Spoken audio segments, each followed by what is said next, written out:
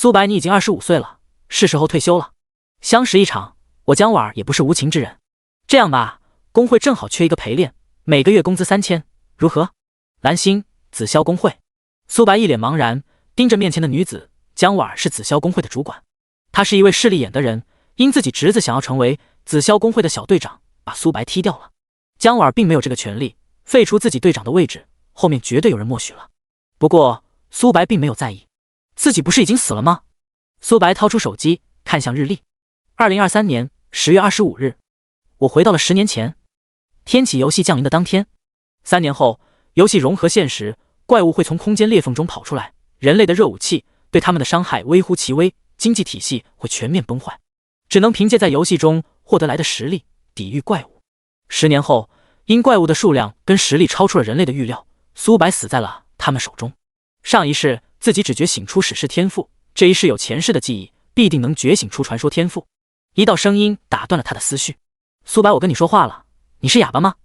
姜婉儿，前世他浪费了大把的时间在工会上面，耽误了前期最宝贵的时间。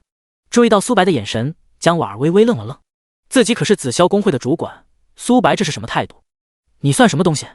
苏白戏谑一笑。姜婉儿人都傻了，面前的苏白还是自己认识的苏白吗？自己长到这么大，还是第一次被别人羞辱。苏白，你给我站住，只要你现在求我，或许我能考虑让你继续担任队长。呵呵，苏白冷笑了一声。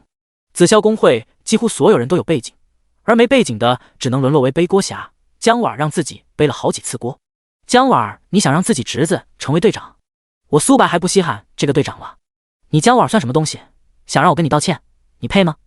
你姜婉被气得恼羞成怒。苏白不再理会姜婉，距离天启开启还有1个小时的时间。商店内，苏白花费了5万蓝星币购买了游戏仓，这是他1年的积蓄。不过他不在乎，能在天启中变强才是王道。苏白返回久违的小屋，这是他父母留给他的，在幼年时期父母就离他而去了。房屋并不大，只有几十平米。苏白打开老式的灯泡，躺在游戏仓。1个月前，天启公之于众，所有人都认为这只是一款普通的游戏，实际天启是谁开发出来的，苏白也不知道，反正不是现在的人类能开发出来的。11点59分，全球通告：天启还有1分钟即将开服，请所有玩家待在游戏舱内，等待进入天启游戏。一道冰冷的声音回荡在苏白耳旁。很快，1分钟到了。嗡！苏白来到了黑漆的空间，半空中漂浮着星光，前方有一个大转盘。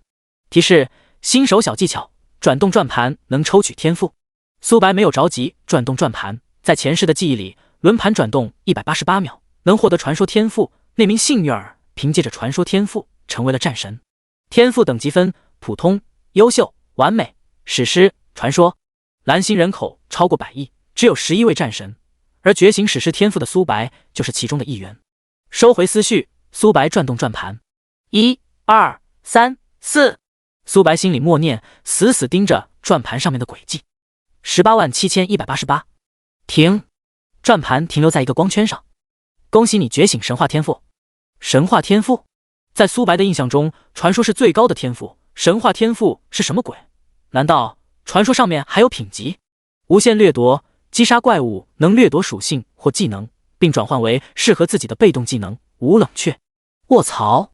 即使是神明，只要自己掠夺的增幅被动足够多，也能够一剑秒杀。史诗天赋跟神话天赋一比，连提鞋都不配。不，即使是传说天赋也不够看。请选择自己的职业跟姓名。睚眦，弓箭手。苏白果断选择了前世的姓名跟职业，为了不浪费宝贵的战斗技巧。姓名：睚眦，职业：弓箭手，未转职，等级 LV1 0100，天赋：无限掠夺，神话，生命值100，法力值50%，力量11，体质9，敏捷11，精神9，魅力10，正常人6，攻击力22，力量乘2，攻速 0.67s， 护甲9，法抗5。无限掠夺，击杀怪物能掠夺属性或技能，转换为适合自己的被动技能。被动技能：质感，视野提升 5%。主动技能：重建，造成20+10百分耗成力量，冷却时间10秒。除了第一个技能无限掠夺，后面的2个技能是弓箭手自带的。拥有神话级天赋，苏白的成就不可限量。他看向前面的光幕，迈了进去。这一世由我改变结局。2章获得特殊物品。10086号新手村，街道上人流涌动，汇聚着许多人，每一个新手村都能容纳1万人，可想而知天启的火爆。我去，天启游戏这触感也是绝了。可不是嘛，我都怀疑这不是游戏，而是现实。你们觉醒出什么天赋？我觉醒出普通天赋。我也是。我觉醒出优秀天赋。哇，优秀级恐怖如斯。哎，要我能觉醒出优秀级天赋就好了。他是蔡坤，身价上亿。妈的，出身差就算了，天赋还不如他，人比人气死人。被称为蔡坤的人，他抬起头颅，很享受这种被人万众瞩目的感觉。苏白没理会这些人。新手村有一个小乞丐，只要给他10枚铜币，就能获得一份神秘大礼。每名新手玩家刚进入游戏都能获得10枚铜币。苏白打算给小乞丐10枚铜币，获得这份机缘。小巷内，一名邋遢的身影坐在角落处，他的对面有一个破碗。我已经3天没有吃饭了，各位好心人，能否给我1枚铜币？这是1枚铜币。鹰钩鼻男取出铜币，递给了小乞丐。小乞丐拿过铜币后说道：“多谢公子。”然后就没了。鹰钩男面部发黑，跟煤炭一样，自己的隐藏任务了。哈哈，我们还是老实接取新手任务吧。是啊，前期铜币很重要。李三啊，你还是太年轻了。李三听到这些议论声，面色越发的阴沉了。他瞥了一眼小乞丐对面的人，只见青年一次性掏出了10枚铜币。我去，这小子该不会是疯了吧？他好像是弓箭手，没有铜币如何购买箭矢？笑死我了，游戏里什么人都有。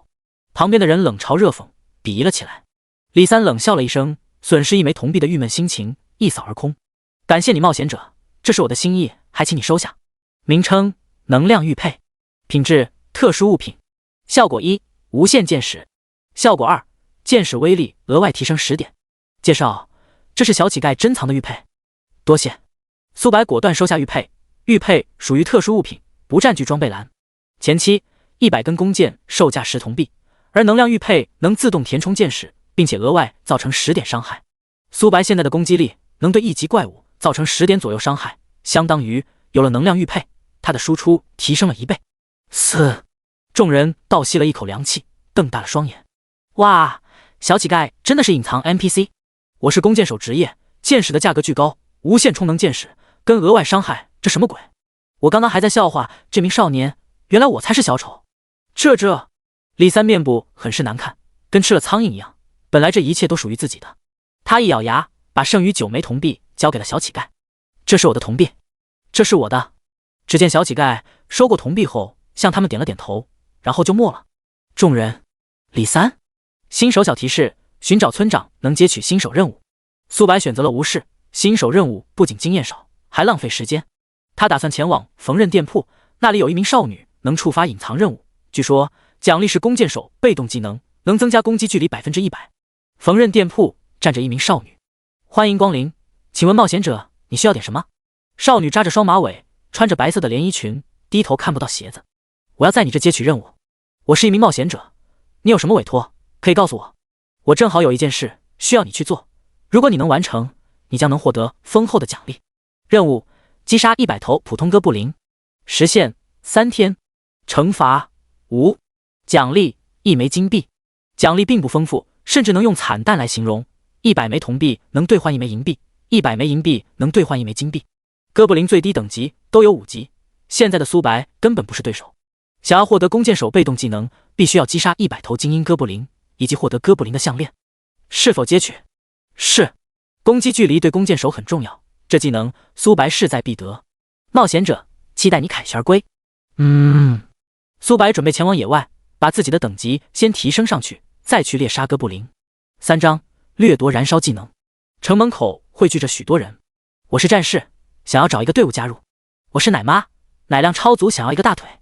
我是法师。散人们寻找起小队，怪物的实力普遍要比寻常人强许多，独自一人前往野外有不小的风险。最关键的是，在天启中死亡惩罚很严重，不仅会下降1级，1个小时内还登入不了游戏。在前期阶段，1个小时足够拉开差距。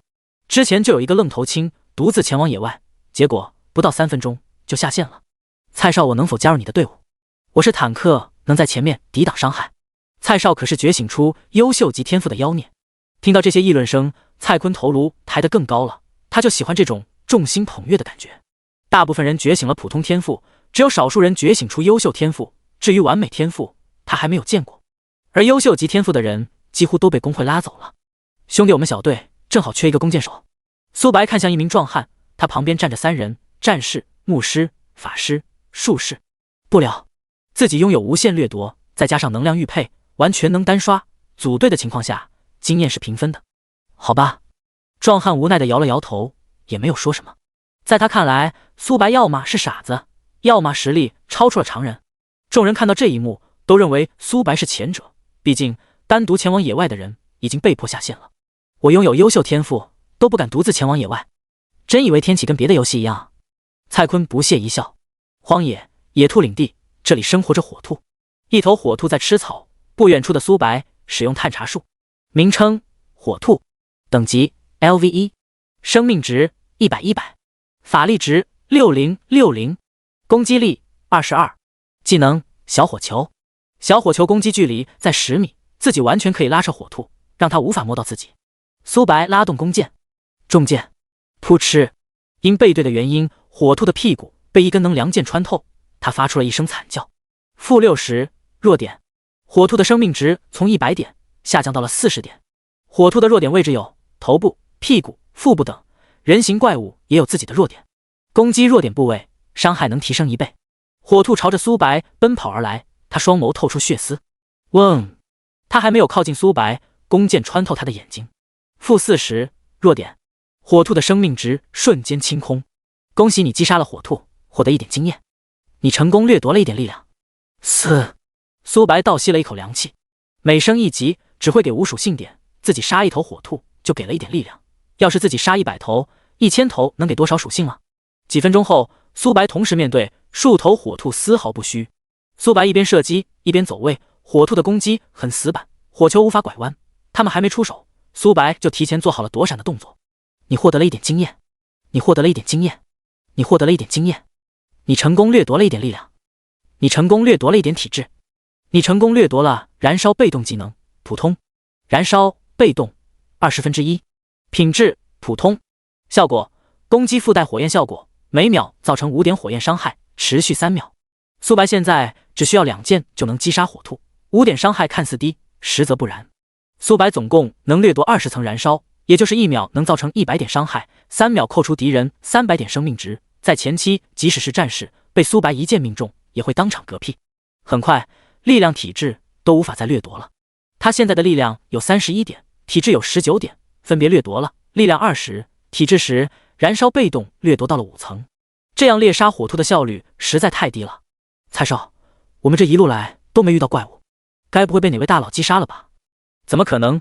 即使是蔡少拥有优秀级天赋，也不能独自面对数头火兔。这是火兔的尸体。众人看向声源的方向，只见地面有一头火兔的尸体，它的屁股、眼睛被2根箭矢穿过，死相极其难看。2箭击杀了火兔，此人的实力究竟有多强？蔡坤同样是被震惊的不轻，他转职的职业就是弓箭手，拥有优秀级天赋的他，别说2箭射杀火兔了，能否是这只火兔的对手都是未知数。继续前行。是。很快，他们来到了火兔的据点。蔡少，那小子胆子未免也太大了，敢独自来火兔的领地，该不会他就是那位神秘大佬吧？怎么可能？苏白拉动弓箭，扑哧，-100，-100，-100，燃烧技能还没有触发，火兔就被苏白一箭击杀了。火兔看向苏白的方向，双眸透出血丝。嗡嗡嗡，密集的小火球发射而来，苏白一边射击一边走位，火兔的数量在以肉眼可见的速度减少着，反观苏白连一根毛都没有掉。众人倒吸了一口凉气，一箭秒杀同等级的怪物，我该不会在做梦吧？我昨天奖励了自己一发，眼花了。同为弓箭手，为何差距这么大？我只能造成2位数的伤害。蔡坤看苏白的眼神都变了，尼玛，同时面对几十头火兔，没落入下风就算了，还在屠杀，他都怀疑苏白该不会是开挂了吧？自己的优秀级天赋跟苏白一比，连提鞋都不配。蔡少，你不是一直想加入工会吗？我们10086号新手村据说有紫霄工会的人。鹰钩男开口道。你的意思是？紫霄工会分精英成员跟专门打金的，蔡坤自然想加入精英成员。紫霄公会收人最低标准是优秀级天赋。嘿嘿，蔡少，此子天赋不凡，要是能引荐他加入紫霄公会。蔡坤嘴角翘起一抹弧度，他打开了录制功能，苏白屠杀火兔的全过程被录了下来。4张。风摇丝，攻速拉满，这伤害未免也太高了吧？江川看到蔡坤发来的视频，整个人愣在原地。队长，你怎么了？在他们的印象中，江川还是第一次失态。他们伸出脑袋看向苏白击杀火兔的过程，众人彼此对视，能看到对方眼中的惊愕。他该不会开挂了吧？一剑秒杀火兔，最恐怖的不是他的伤害，而是他的战斗意识。你们看，火兔的攻击连他的毛都没有摸到。要知道，天启游戏是100%模拟现实，他是如何做到的？江川分析道。他瞥了一眼黄发少年，开口道：“你多久能练到这种技术？不好说，或许3年、5年、一辈子也无法练到，也说不定。队长，正如你说的，天启是虚拟游戏，能做到这步的人恐怖如斯。”众人面面相觑，少年在他们中绝对是天赋最顶尖的，不管付出任何代价，一定要拉拢此人。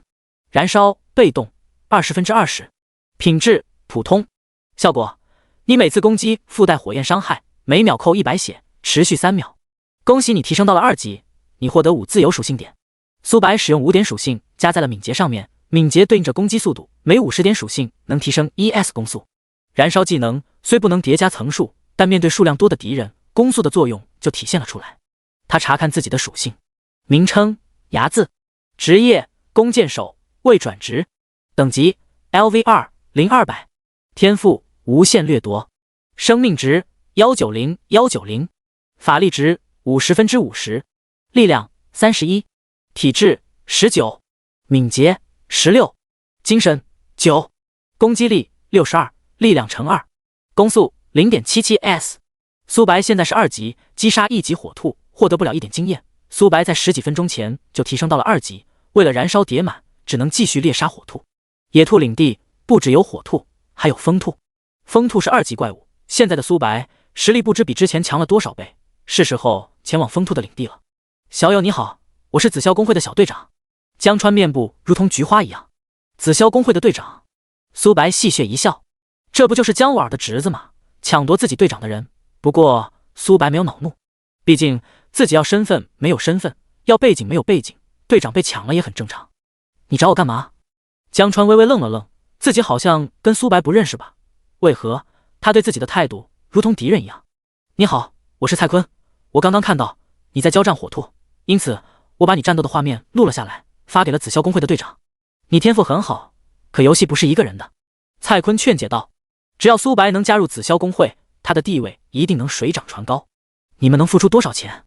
哈哈，爽快，只要你加入紫霄公会，我们愿意支付100万的年薪。众人倒吸了一口凉气。他们身为公会的精英成员，每个月也就1-2W，江川的工资比他们高一些，但离100万年薪还有不短的距离。江川相信苏白一定会加入紫霄公会，毕竟100万的年薪实在太诱人了。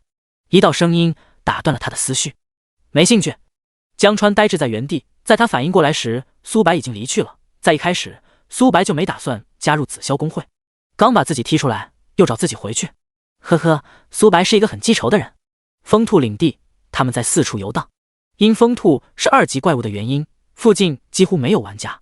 名称风兔，等级 LV2，生命值150，法力值100，攻击力32，技能风球。风兔的实力要比火兔强得多。-100，弱点-90。前面的是弓箭伤害，后面是燃烧伤害。即使风兔不会被苏白一箭射死，也会被燃烧烧死。你击杀了风兔，获得2点经验。你击杀了风兔，获得2点经验。你击杀了风兔，获得2点经验。你成功掠夺了1点敏捷。你成功掠夺了1点力量。你成功掠夺了风摇丝被动技能。风摇丝被动1%，品质普通，效果你每次攻击敏捷+1，持续1秒，不可叠加。苏白倒吸了一口凉气，叠到100层，能提升100点敏捷，那岂不是自己的攻速能提升好几倍？因风兔的数量太多的缘故，再加上风兔的速度要比火兔快许多，他们没一会儿就追上了苏白。嗡嗡嗡，密集的风球发射而来，苏白的身影如同鬼魅。-100，-90，一根箭矢穿透风兔，触发了风摇丝，它的攻速提升了 0.02。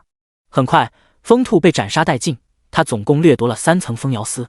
苏白穿梭在风兔领地，凡是遇到他的风兔都被击杀殆尽。恭喜你提升到3级，获得5点自由属性。风摇丝被动100，品质普通，效果你每次攻击敏捷加100，持续1秒不可叠加。苏白总共掠夺了10力量、20敏捷，他现在的力量达到41，敏捷36，攻速达到 1.17s。触发风摇丝，攻速 3.17s。苏白现在只是3级而已。苏白使用自由属性点提升到敏捷上面，敏捷41，攻速 1.27。警告：因你大量击杀风兔，风兔战士对你产生仇恨，5分钟后他即将抵达战场。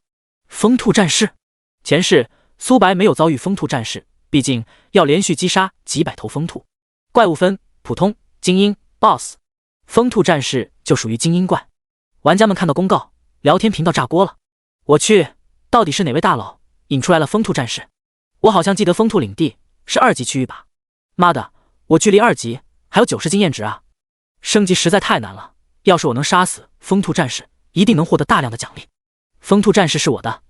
另一处交战地点，江川等人击杀了最后一头风兔。风兔战士有点意思。精英怪，我们紫霄公会要定了。5章引部成员，各位散人朋友，不如我们联合在一起。紫霄公会不仅人数多，整体实力也很强，只要我们联手，精英怪首杀，势在必得。其中一人开口道，众人彼此对视点了点头。他们散人的整体实力虽不如紫霄公会的人，但他们人数多。江川看到这一幕，面部越发的阴沉。精英成员本就不多，他们这只有10几人，而散人的数量高达100人。队长，现在该怎么办？一群乌合之众，真以为我们紫霄公会就这点人？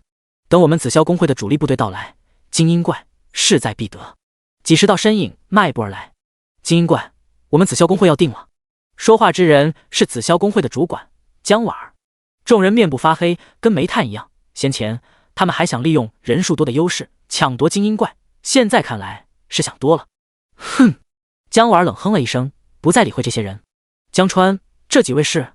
他是蔡坤，觉醒出优秀级天赋。他发现了一位妖孽，实力很强，可惜我没有招募成功。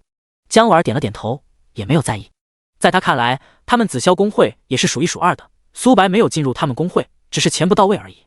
这样吧，精英怪一出现，你们就冲上去吸引火力，每死亡1次，抚恤金1万蓝星币，以及你们能成为紫霄公会的预备役。至于你蔡坤，你能成为紫霄公会的人。众人倒吸了一口凉气。对于绝大多数的人，1万蓝星币绝非是一个小数目，放在其他游戏里绝对没有这么丰厚的报酬。多谢。蔡坤并不缺钱，但能加入紫霄公会对自己有利。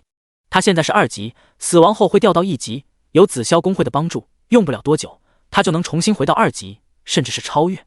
提示：精英怪抵达战场，名称：风兔战士，单位：精英怪，等级 LV5， 生命值30000，30000，法力值400，攻击力144，技能：震荡、龙卷风、生命源泉。描述：风兔战士实力强悍无比。风兔战士体型高达2米多，他身上穿戴着铠甲，双手握着锤子，给人一种压迫感。这血量未免也太可怕了吧！我去，1级怪也才100血而已啊！不要慌，我们这么多人，必定能杀死这头风兔。哈哈，精英怪越强，我们击杀后获得的奖励也会越丰厚。散人们双眸透出贪婪，死1次会掉1级，但跟击杀风兔战士获得的奖励相比，根本不在一个量级。密集的攻击发射而来，如同雨点。-1，-1，-1，强制伤害，他们连风兔战士的防御都无法破开。风兔双眸闪过寒芒，他发动了冲撞技能，数十名玩家被顶飞。-100，-100，-100，他们的血条瞬间清零。临时组队的缘故，散人们彻底慌张了。他们的攻击连风兔战士的皮毛都没有伤到，反观他们被风兔命中会当场嗝屁。紫霄公会也没有闲着，他们从不同角度攻击风兔，即使风兔战士发动技能，也只会损失几人而已，对战局取不到太大的帮助。风兔的生命值疯狂下降 80%、70%、60%、50%，刚下降到 50%，风兔战士发动了龙卷风技能，几十名玩家被龙卷风淹没，他们的生命值瞬间清零。全力攻击，只要我们拿下首杀，每个人都能获得2万块奖金。姜瓦尔开口道。众人越发卖力攻击着风兔战士，很快他的生命值不足 10%。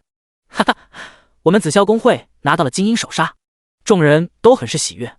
突然一根弓箭射中风兔战士，负32，负90。前面是弓箭造成的伤害，后面是燃烧技能造成的伤害。紫霄公会的人瞬间傻眼了，尼玛，他们只能造成强制伤害，结果苏白一剑打掉了风兔战士100多血，这差距未免也太大了吧。风摇丝发动，苏白的身影如同一道闪电，风兔在苏白背后追击。我靠，精英怪被抢走了！尼玛，我们辛辛苦苦打这么久，风兔战士跑了！追，别让这杀千刀的抢走我们的精英怪！我们紫霄公会何时沦落为打工人的命运？江川面部很是难看，跟吃了苍蝇一样，能打出这么高伤害的只有一人，那就是睚眦。注意到江川的眼神，姜瓦尔询问道：“这人你认识？”江川点了点头，又摇了摇头。他叫睚眦，我邀请的那位，敢抢我们紫霄公会的东西，他找死！所有人听令，不要让他跑了。是。苏白一边攻击风兔战士，一边赶路。风摇丝全程都没有断过，他的敏捷高达141，攻速 3.27s， 1秒钟能造成200加。风兔战士血量再下降到 50%， 瞬间提升了 20% 最大生命值。不过苏白并没有慌张，他的输出很高，用不了多久就能击杀风兔。苏白来到山谷，不断拉弓射箭，负32，负32，负32，负90。风兔的生命值在持续下降着，反观他连苏白的衣角都没有触碰到。很快风兔的生命值下降到了200，只要苏白再射几箭，他就会暴毙。突然苏白眉头略微上扬，他没有犹豫，果断朝着空气的方向射了一箭。当，金属碰撞的声响，匕首掉落地面。出来吧，你是怎么发现我的？柳树上站着一名黑袍男子，他一脸狐疑盯着苏白。潜行能力吗？苏白唏嘘一笑，他的精神力并不高，黑袍男在潜行状态时苏白没有察觉到，但黑袍男刚出手的一瞬间，苏白就感应到了不对。哈哈，不错，你实力很强，不过我是刺客，你只是弓箭手，这头精英怪归我，你现在离去我不阻止，不然。黑袍男威胁道。影七，影部的成员，你知道影部？影七瞪大了双眼，微微愣了愣，除了影部的人，没有人知道他们。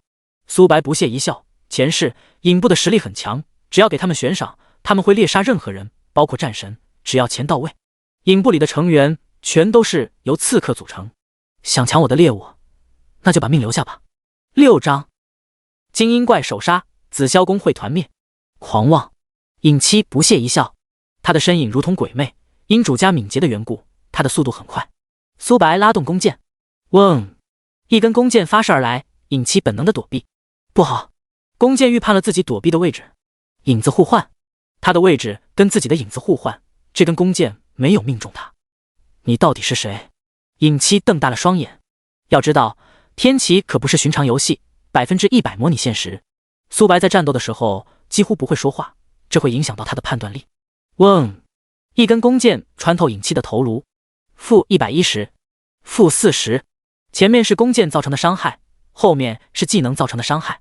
影七的生命值瞬间清空。白色品质的上衣映入眼帘，名称白色卫衣，品质白色，效果佩戴后生命值提升50。苏白果断换上白色卫衣，生命值从190提升到了240。苏白瞥了一眼风兔战士，他已经逃之夭夭了。因他受伤的缘故，速度下降了一大截。苏白没一会儿就追到了他。你成功击杀风兔战士，获得500经验值。你获得了1枚黑铁宝箱。你获得了1金币。你升级为4级，获得5自由属性。全服通告是否隐藏？否。全服通告：睚眦首杀精英怪，风兔战士。系统奖励10自由属性点，1枚金币，望玩家们学习。你成功掠夺了20点体质。你成功掠夺了生命源泉。接连不断的公告响了3次才消失。500经验，黑铁宝箱。按理来说，一头经验怪能获得200经验值，都算是幸运的了。因自己首杀的缘故，经验翻了1倍不止。黑铁宝箱只有击杀黑铁 BOSS 才能爆出来。他现在总共有2枚金币，82枚铜币。击杀普通风兔、火兔，爆率并不高，他只获得了82枚铜币。生命源泉被动1，品质普通，效果生命值提升1000，每秒回复5点血量。苏白倒吸了一口凉气，他现在的生命值也就几百而已，生命源泉增加了自己好几倍血。苏白果断使用新获得来的15点自由属性加在了敏捷上面。苏白查看属性面板，名称睚眦，职业弓箭手，未转职，等级 LV4 01000，天赋无限掠夺，生命值1440，法力值50%，力量41，体质39，敏捷56，精神9，魅力10，攻击力82，攻速 1.57s， 护甲39，魔抗20，1440血量。即使苏白站在原地不动，同等级玩家都要打半天。杀杀杀！几道身影从草丛中走了出来。睚眦，精英怪是我们紫霄公会的，现在交出精英怪爆出的物品，此事既往不咎。姜婉咬牙道：“他们损失了近20名精英成员，才把风兔战士打到残血，结果苏白抢夺了他们的首杀。要不是顾及苏白实力很强，他们不想彻底得罪，早就翻脸了。”江川双眸闪过寒芒。先前苏白拒绝加入紫霄公会，他本就不爽，如今苏白还抢夺了精英怪，你们想要这个？苏白晃动手中的黑铁宝箱，姜婉儿双眸透出渴望，损失了这么多人，即使他是主管也不好交代，黑铁宝箱也能弥补1、2，算你识相。姜婉儿话还没说完，苏白就把黑铁宝箱收入进系统空间。你什么意思？想要宝箱你们做吗？你找死！杀了他！几十道身影朝着苏白冲来，密集的攻击发射而来。苏白拉动弓箭，嗡！一名玩家头颅被洞穿，负120，负100，他的生命值瞬间被清空。苏白的速度暴涨了一大截。该死！苏白的身影如同鬼魅，手中的动作没有停止，即使是战士被他一剑命中，也会被秒杀。负120，负120，负120，负100。动用锁定技能，我就不相信了，一个弓箭手能杀死我们这么多人。弓箭手再厉害，也只是一个脆皮。姜婉儿很是憋屈，他的职业是牧师，能给队友加血，但苏白的伤害实在太高了，一剑就能秒杀一人，治疗还没有到，人就没了。江川同样是被震惊的不轻，他也是弓箭手，可跟苏白一比，两者根本不在一个量级。攻击速度快就算了，伤害还高的可怕。他该不会开挂了吧？数十道锁定技能锁定了苏白，苏白没有避让的打算，而是拉动弓箭，砰！两股力量碰撞在一起，大多数攻击被化解。锁定技能并不是100%命中的，只要自己的攻击能打断锁定技能，就能化解。但因人数太多的缘故，即使是苏白也无法躲开所有的攻击。负3，负2，负5，巨大的数字在苏白头顶生成。江川的伤害最高，打了自己5点血量，足足掉了0.3%生命值。众人倒吸了一口凉气，尼玛，苏白该不会是开挂了吧？血条只下降了一丝，不仔细看还注意不到，他真的是弓箭手吗？睚眦，我们之间可能有些误会，这样吧，你放过我们，此事既往不咎，如何？姜婉挤出笑容，既然来了，就永远的留下吧。你，姜婉被气得哑口无言，即使是死，我们也要咬下你一层皮。1分钟后，紫霄公会的人全部陨落。苏白的生命值从1440下降到了1300，打掉了我近10%血量，好烦啊！因紫霄公会挑衅在先的缘故，苏白并没有获得红名值。42件白装，紫霄公会真是好人，不仅帮自己打精英怪，还主动送装备。苏白查看这些装备的属性，除了一双鞋子自己能穿戴，其余的装备自己都无法使用。苏白的敏捷从56提升到了57。7章紫霄公会吃瘪，是否开启黑铁宝箱？是。你获得了3枚金币，你获得了黑狐长弓，你获得了黑狐上衣，名称黑狐长弓，类型主武器，品质黑铁级，职业需求弓箭手，等级需求4级，力量加10，体质加10，效果攻速加 0.1。 苏白换上黑狐长弓，力量体质各提升了10点，攻速达到 1.67s， 触发风摇丝的情况下1秒4件左右。名称黑狐上衣，类型上衣，品质黑铁级，职业需求战士，等级需求4级，力量加10，体质加10，效果防御力加5，2件黑铁装备。正常情况下，黑铁宝箱只能开出1件黑铁装备，因苏白手杀精英怪的缘故，奖励直接翻倍。不过黑狐上衣自己无法穿戴，只有青铜以上品质的装备才有套装效果。苏白现在有5金币，82铜币，他打算把黑狐上衣卖掉，赚取一些金币。在苏白的印象中，交易行有1件基础被动卷轴，所谓的基础被动卷轴能提升4维属性的百分比，因前期加的并不多，再加上玩家们不知道基础被动卷轴上限有多高，前期阶段基础被动卷轴并不珍贵，等到后期即使是有钱也无法购买到基础被动卷轴。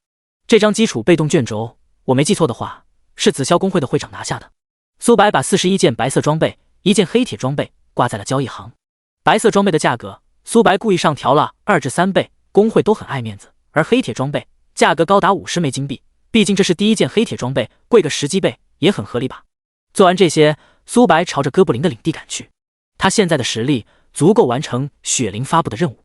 聊天频道彻底炸锅了，我去，精英怪被杀了。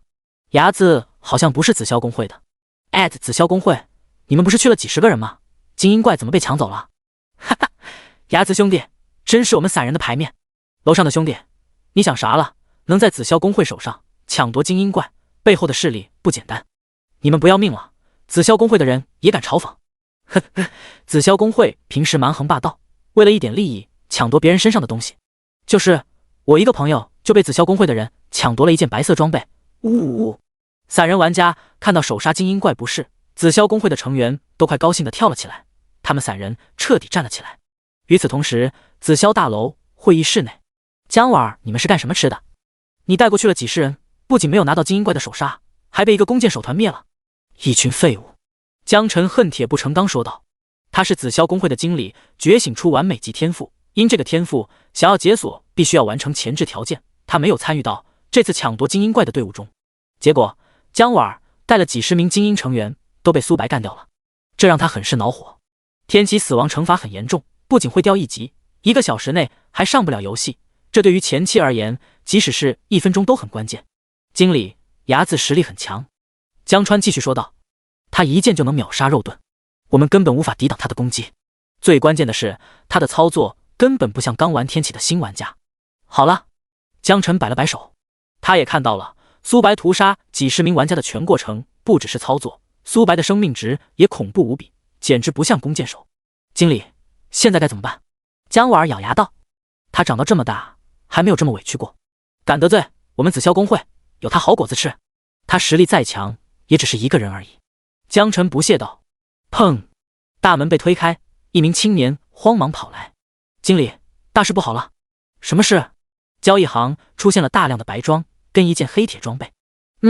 黑铁装备吗？等等，什么？江辰面部发黑，跟煤炭一样。天启才刚刚开服，拥有黑铁装备的只有1个人，那就是牙子。至于这些白色装备，肯定是牙子击杀他们爆出来的。牙子，你给我等着！所有白色装备跟黑铁装备，我们紫霄公会有了。可是白色装备的价格翻了3倍，黑铁装备高达50枚金币。你说什么？江辰要不是顾及自己的身份，都差点爆粗口了。尼玛，杀了他们的人就算了，还故意来恶心他们。经理，不管付出什么代价，这些装备我们紫霄公会必须要买下。你挂售在交易行的41件白色装备成功出售，你挂售在交易行的黑铁装备成功出售。紫霄公会效率未免也太高了。他现在总共有55枚金币，82枚铜币，交易行会扣除10%的手续费。苏白点开交易行，看到了基础被动卷轴，售价100枚金币。苏白犹豫了片刻，给对方发送了消息：我愿意支付10枚金币。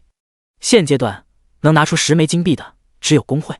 紫霄公会花费了大代价，在自己手中买下了黑铁装备跟白色装备，现在还筹不到这么多金币。老大，有人出价了。被称为老大的人戴着圆框眼镜，他出多少钱？10枚金币。才10枚金币，打发要饭的了。老大，这人出价已经是最高的了，不用理他，会有人出价更高的。这可是基础卷轴，未来提升180点属性，简直是轻轻松松。是，不理我了。苏白也没有在意，上一世紫霄工会出价100枚金币才购买到卷轴，苏白有信心用这60枚金币购买到基础被动卷轴。至于坑人，苏白才不在意了，因为出售这张卷轴的人最后加入了紫霄工会。8张基础被动卷轴，哥布林领地周围围绕着许多人，5级哥布林实力未免也太强了吧？可不是嘛，我们10几人联手都要打半天。你们还别说，越级战斗给的经验实在太丰厚了。苏白瞥了一眼他们的身影，大多数是2级玩家，少数1级玩家，他们配合很默契，哥布林还没近他们身就被活活耗死了。不过杀怪的效率很低，再加上10几人平分经验远没自己独自击杀怪物获得的收益高。哥布林一类的怪物，不管是玩家还是土著民都很讨厌，凡是女性被他们抓到，他们就会深入的交流，而男性抓到都会残忍的杀害。因此有不少玩家实力变强后都会来屠杀哥布林。呀呀呀！一头哥布林从灌木丛中跑了出来，名称哥布林，等级 LV5， 血量400-400，攻击力60，技能投石。描述：哥布林很凶残，切勿大意。这头哥布林拿着狼牙棒朝着苏白冲来，咻！负154，弱点负92。哥布林的眼睛被一根箭矢洞穿，伤害提升了1倍。哥布林发出了一声惨叫声，风摇丝发动，苏白的攻速瞬间拉满。biu biu biu，负154。哥布林另一只眼睛被洞穿，血条瞬间清零。你击杀哥布林，获得5点经验。你成功掠夺了1点力量。嘶！众人倒吸了一口凉气。我去，2剑秒杀哥布林，这人该不会是开挂了吧？尼玛，同为弓箭手，为何差距这么大？我的伤害是个位数，他的伤害达到了3位数。有时候人比人比狗，差距都大。这个小哥哥好帅，嘿嘿。莉莉，这位小哥不仅实力强，技术也强到可怕。苏白没有理会这些议论声，他朝着哥布林深处走去。潮湿的树林，凡是被苏白遇到的哥布林都被射成了筛子。你成功击杀一头哥布林，获得5点经验。你成功掠夺了1点体质。你成功掠夺了投石技能。接连不断的提示音震耳欲聋。投石被动1/20，品质普通，效果每次攻击附带5点延时伤害。苏白触发风摇丝的情况下，1秒能射4箭，4舍5入。投石技能叠加到20层，每箭附带100点延时伤害，也就是说苏白1秒能造成400延时伤害。普通一头哥布林的血量只有400至500点。对面回信息了吗？没。眼镜男彻底慌张了。10枚金币对于他们而言绝对是一笔巨款，可他想要赚的更多。老大，现在该怎么办？继续等，现在谁先开口，谁就陷入到了劣势。5分钟后，眼镜男叹了口气，缓缓说道：你私信对方90枚金币，这是我们的底线。好。苏白看向自己的私信，他没有立刻回复。很快，苏白的属性已经掠夺到上限，力量加20，体质加10，5层投石被动。这样吧，我愿意支付30枚金币，如何？苏白发送信息。老大，那边愿意支付30枚金币，90枚金币，少1分都不行。10分钟后，其他人坐不住了。这张卷轴属于他们小队的物品，要是苏白不买了，他们就亏大了。50枚金币，手续费他出。50枚金币吗？苏白嘴角翘起一抹弧度，算上手续费，他总共要出55枚金币，能够买到基础卷轴已经赚到了。是否支付50枚金币购买基础被动卷轴？是。你花费了55枚金币购买到基础被动卷轴。名称：基础被动卷轴敏，等级 LV1，品质白色特殊物品，效果敏捷属性永久正1%。卧槽，敏捷卷轴！前世苏白只获得了力量基础卷轴，可想而知这张卷轴珍贵程度。1%看似不多，但这张卷轴只是1级而已，等级提升上去，起码提升自己好几倍敏捷属性。是否学习基础被动敏？是。被动技能敏捷属性永久正1%。老大，50枚金币到手了。有了这些钱，我们在游戏中一定能进入 T1 行列。我们这支小队只有5人，跟紫霄工会一比，两者根本不在一个量级。要是我们能加入紫霄工会，实力必定能水涨船高。眼镜男听到这些议论声，他也很是喜悦。他万万没想到，自己随手击杀的1级怪，竟然爆出了基础被动卷轴，还卖出了50金币的天价。我运气未免也太好了。至于加入紫霄工会的事，还不着急。这50枚金币能让我们实力提升好几个台阶。等到那时，我们再加入紫霄工会，他们一定会重视我们的。你成功掠夺投石技能，投石被动20%，品质普通，效果每次攻击附带100点岩石伤害。苏白现在只需要一剑就能秒杀哥布林，我现在的实力足够对付精英哥布林了。几分钟后，苏白来到了哥布林领地的内围区域，名称哥布林法师，单位精英，等级 LV5， 血量800-800，攻击力92，技能冰霜蔓延。描述：哥布林法师实力强悍无比，建议多人组队的情况下猎杀。哥布林法师附近还有哥布林战士，他们的血量要比哥布林法师多好几倍。名称哥布林战士，单位精英，等级 LV5， 血量2000-2000，攻击力83，技能冰霜蔓延。战斗现在才刚刚开始。9章击杀黑铁 BOSS。 呀呀呀！哥布林法师汇聚能量，密集的冰球发射而来。因精英哥布林是群居的缘故，苏白也不敢大意。biu biu biu， -187， -85，巨大的数字从哥布林战士头顶上冒了出来，他们用盾牌挡在哥布林法师面前。风摇丝发动，苏白的攻速瞬间被拉满，敏捷高达156点，轻松避开了冰球。密集的箭矢射中哥布林战士的四肢。苏白现在的攻速高达 3.67s， 每射一箭额外造成100岩石伤害，1秒钟能造成500加，不到4秒就有一头哥布林战士被击杀。你成功击杀了哥布林战士，获得10点经验。你成功掠夺了2点体质。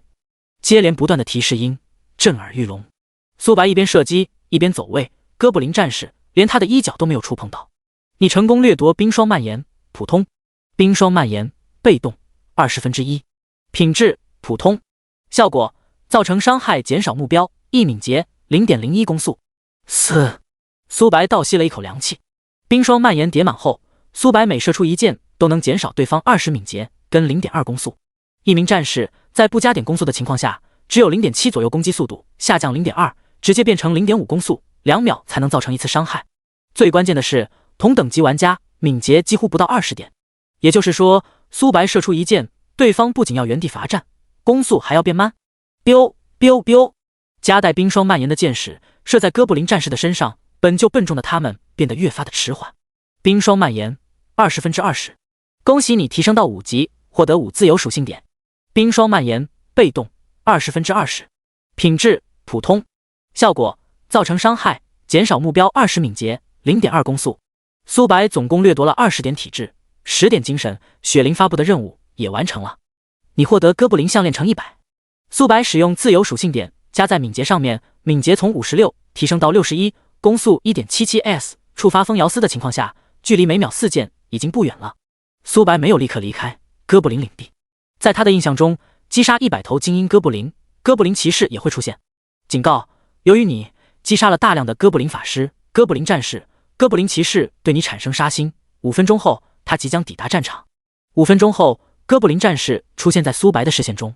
名称：哥布林骑士，单位黑铁 BOSS， 等级 LV5， 血量 8W8W， 攻击力161，技能超震荡，连续挥锤，绝对防御。描述：哥布林骑士属于一代哥布林，实力强悍无比，建议多人组队的情况下猎杀。哥布林骑士的血量高达 8W， 精英疯兔也就 3W 血量。疯兔战士虽是精英单位，但他是疯兔中实力最强的，相当于黑铁 BOSS。 入侵者死。黑铁 BOSS 已经拥有了一些智慧，他抡动着大锤朝着苏白冲来，地面的碎石疯狂颤抖，给人一种压迫感。biu biu biu， -132， -80，巨大的数字从哥布林骑士头顶冒了出来，风摇丝触发，苏白每秒能造成500加伤害，哥布林骑士只有 8W 血，200秒内哥布林骑士必死无疑。苏白射出的箭矢附带着冰霜，他的速度下降一大截。该死的人类！超震荡，不好！哥布林骑士发动技能-480，警告：你受到超震荡，血量下降480，原地眩晕1秒。苏白的血量下降了 30% 左右，哥布林骑士冲到苏白面前，连续挥锤-230， -230，苏白的血量下降到 50% 以下，哥布林骑士还想攻击，但眩晕效果已经结束。biu biu biu，负132，负80。风摇丝发动，苏白瞬间拉开距离。苏白利用手长的优势，不断放风筝，哥布林骑士无法靠近苏白。+5，+5，+5，苏白的血量缓慢提升着，哥布林骑士的血量下降到 80%、70%、60%、50%时，他的体表出现一层护盾，数根箭矢射在护盾上面，不到2秒，护盾破碎开来。很快，哥布林骑士摔倒在地，血量被清空。你击杀了哥布林骑士，获得200点经验。你获得了5枚金币。你成功掠夺了20点力量。你成功掠夺绝对防御。你获得了1枚黑铁宝箱。全球通告是否隐藏？否。恭喜玩家牙子击杀黑铁 BOSS 哥布林骑士，奖励5枚金币，10自由属性点，还请各位玩家踊跃学习。接连不断的系统公告响了3次才停止。绝对防御，被动，品质优秀，效果脱离战斗后每10秒生成一层护盾，该护盾能抵挡1000伤害，防御力加20。苏白倒吸了一口冷气，他现在的生命值高达1640，再多一层护盾，站在原地，同等级玩家都要打上半天。新获得来的属性加在了敏捷上面。苏白查看自己的属性，名称牙字，职业弓箭手，未转职，等级 LV5 200-2000，天赋无限掠夺，生命值1640，法力值150，力量81加10，体质69加10，敏捷71加1，精神19，魅力10，攻击力162加20，攻速 1.97s， 护甲99，魔抗40，略3属性距离100点，已经不远了，唯独精神太偏科了，只有19点。冒险者，你是来救我的吗？10张。击杀青铜 BOSS。冒险者，你是来救我的吗？女人。苏白呢喃道。哥布林大多数都是男性，怎么会有女人的声音了？苏白看向声源方向，那是一栋城堡，女子的声音就是从里面传来的。前世苏白并没有听说过哥布林部落还有女子。聊天频道炸锅了。哇，牙子大佬击杀了黑铁 BOSS， 我该不会是眼花了吧？牙子大佬背后一定有强大的势力。这还不到1天，牙子就全服公告2次了。我现在才2级，连 BOSS 长什么样都不知道，牙子大佬就已经击杀了 BOSS。唉，有时候人比狗差距还要大。紫霄公会看到全服公告，面部越发的阴沉，跟煤炭一样。牙子，你给我等着！姜婉咬牙切齿。牙子不仅抢夺了他们公会的精英怪，还让自己被经理骂了。最关键的是，牙子明明就一人，他如何击杀的黑铁 BOSS？ 牙子猖狂不了多久。江川恶狠狠道：他们精英小队现在的等级跟普通玩家相差无几。牙子，我跟你势不两立。蔡坤双眸透出血丝，他在围攻精英疯兔的过程中死在了他的手中，结果精英疯兔的首杀却被牙子抢走了。这次死亡可谓是白死，实在太憋屈了。哥布林城堡豪华的宫殿，一名美妇被锁链捆绑，她面色苍白无比，给人一种征服欲望。丹尼斯青铜 BOSS， 等级 LV5， 血量 15W， 攻击力246，技能冰霜风暴、冰霜锁链、冰雾。描述：丹尼斯被哥布林囚禁在此地。丹尼斯？苏白呢喃道。在前世的记忆中，丹尼斯可不是善茬，她是哥布林骑士以及哥布林法师等人的母亲，结果被自己的孩儿困在了此地。那时的玩家还很单纯，看到丹尼斯的描述后，他们果断把丹尼斯解救了出来。后来丹尼斯没有丝毫的犹豫，把这些玩家都送到泉水了。一道声音打断了他的思绪：冒险者，只要你能把我救出来，我保证给你一份大礼。丹尼斯开口道，他双眸闪过一抹不易察觉的寒芒，就是眼前的人类把自己的孩儿给杀死了，只要自己挣脱枷锁，一定要把他杀了。女士，实在抱歉，我只是一名弱小的冒险者，没有能力把你救出去。苏白无奈地摇了摇头，因天道的束缚，即使苏白把丹尼斯杀了，只会爆出部分东西。苏白打算吭吭嗨嗨，好好跟丹尼斯谈谈。贪婪的人类。丹尼斯不屑一笑，像苏白这种人类最好利用，只要给他们好处，就能为自己办事。我叫丹尼斯，这是我身上最珍贵的宝物。丹尼斯取出一件白色装备，苏白看都没看，转身就走。哎，丹尼斯微微愣了愣，旋即反应了过来，等等，我记错了，这件才是。丹尼斯一咬牙，取出了黑铁装备，名称黑灵护臂，品质黑铁，职业需求战士，等级需求 LV3，力量加10，体质加10，效果生命值加100。丹尼斯，我不喜欢拐弯抹角，你身上一定有青铜装备。苏白戏谑一笑，白色装备、黑铁装备被收入系统空间。丹尼斯身为青铜 BOSS， 身上不可能只有黑铁物品。你，丹尼斯嘴角不由得抽了抽。冒险者，我身上的确有青铜装备，但你如何保证收过青铜装备后不救我出去？丹尼斯内心已经把苏白的祖宗18代问候了一遍了，但他被囚禁了多年，还是第一次看到人类。虽然苏白很贪婪，但只要自己能出去，先前交出的物品还能回来。我能对天道发誓。所谓的对天道发誓，如果违背就会受到严重的惩罚。好，我伢子在此发誓，只要丹尼斯女士愿意再给我一件青铜装备，我愿意帮你挣脱枷锁。丹尼斯也对天道发誓，无形的能量包裹两人。这是青铜装备，冒险者还请你遵守承诺。名称古旧的戒指，类型戒指，品质青铜，职业需求无，等级需求5级，力量加20，体质加20，敏捷加20，效果攻速加 0.2。 描述：这枚戒指尘封了多年，苏白佩戴古旧戒指，3属性各提升了20点，攻速 2.37s。 放心，我苏白一言九鼎，说过的话还是会执行的。冒险者全力攻击锁链，话还没说完，一根箭矢射来，-213，弱点-87。丹尼斯头顶冒出一个巨大的伤害数字。冒险者，你敢违背天道的契约？丹尼斯双眸透出血丝。违背？你好像记错了一点。我承诺过帮你挣脱锁链，可没有承诺过不能杀死你，再帮你挣脱锁链。你！丹尼斯被气得面部扭曲，人类实在太卑鄙了。人类，只要你肯放我出去，我什么都答应你。苏白没有理会丹尼斯求饶的话语，能在他手上骗到一件白色装备、黑铁装备跟青铜装备，已经是赚到了。丹尼斯血量高达 15W， 现在的苏白还不是对手，要是把他放出去了，自己必死无疑。-213，弱点-213，-213。触发风摇丝的情况下，苏白的攻速高达 4.37s， 1秒钟能造成900加的伤害，1分钟能造成54000，3分钟不到就能杀死丹尼斯。丹尼斯看到自己下降的生命值，他彻底慌张了。他尝试催动技能，但因被锁链束缚的缘故，技能还没有出现就被泯灭了。很快，丹尼斯的生命值清零。你击杀丹尼斯，获得800点经验值，你获得10枚金币，你获得1枚青铜宝箱，你成功掠夺20精神力，你成功掠夺冰雾，优秀。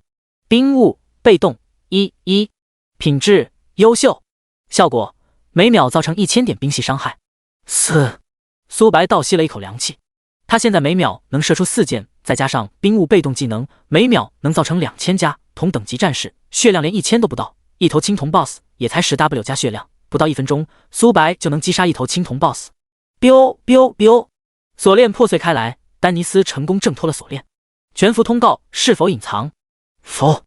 恭喜玩家牙子击杀青铜 BOSS 丹尼斯，奖励20点自由属性，20枚金币，还请广大玩家踊跃学习。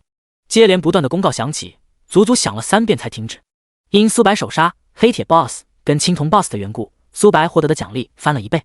新获得来的属性点加在了敏捷上面，敏捷91加21，敏捷高达112，触发风摇丝的情况下，攻速 4.77s。 十几分钟后，哥布林城堡被逛了一遍，他总共获得了43件白色装备，加上之前击杀普通哥布林跟精英哥布林爆出的装备，他现在总共有88件白色装备，1件黑铁装备。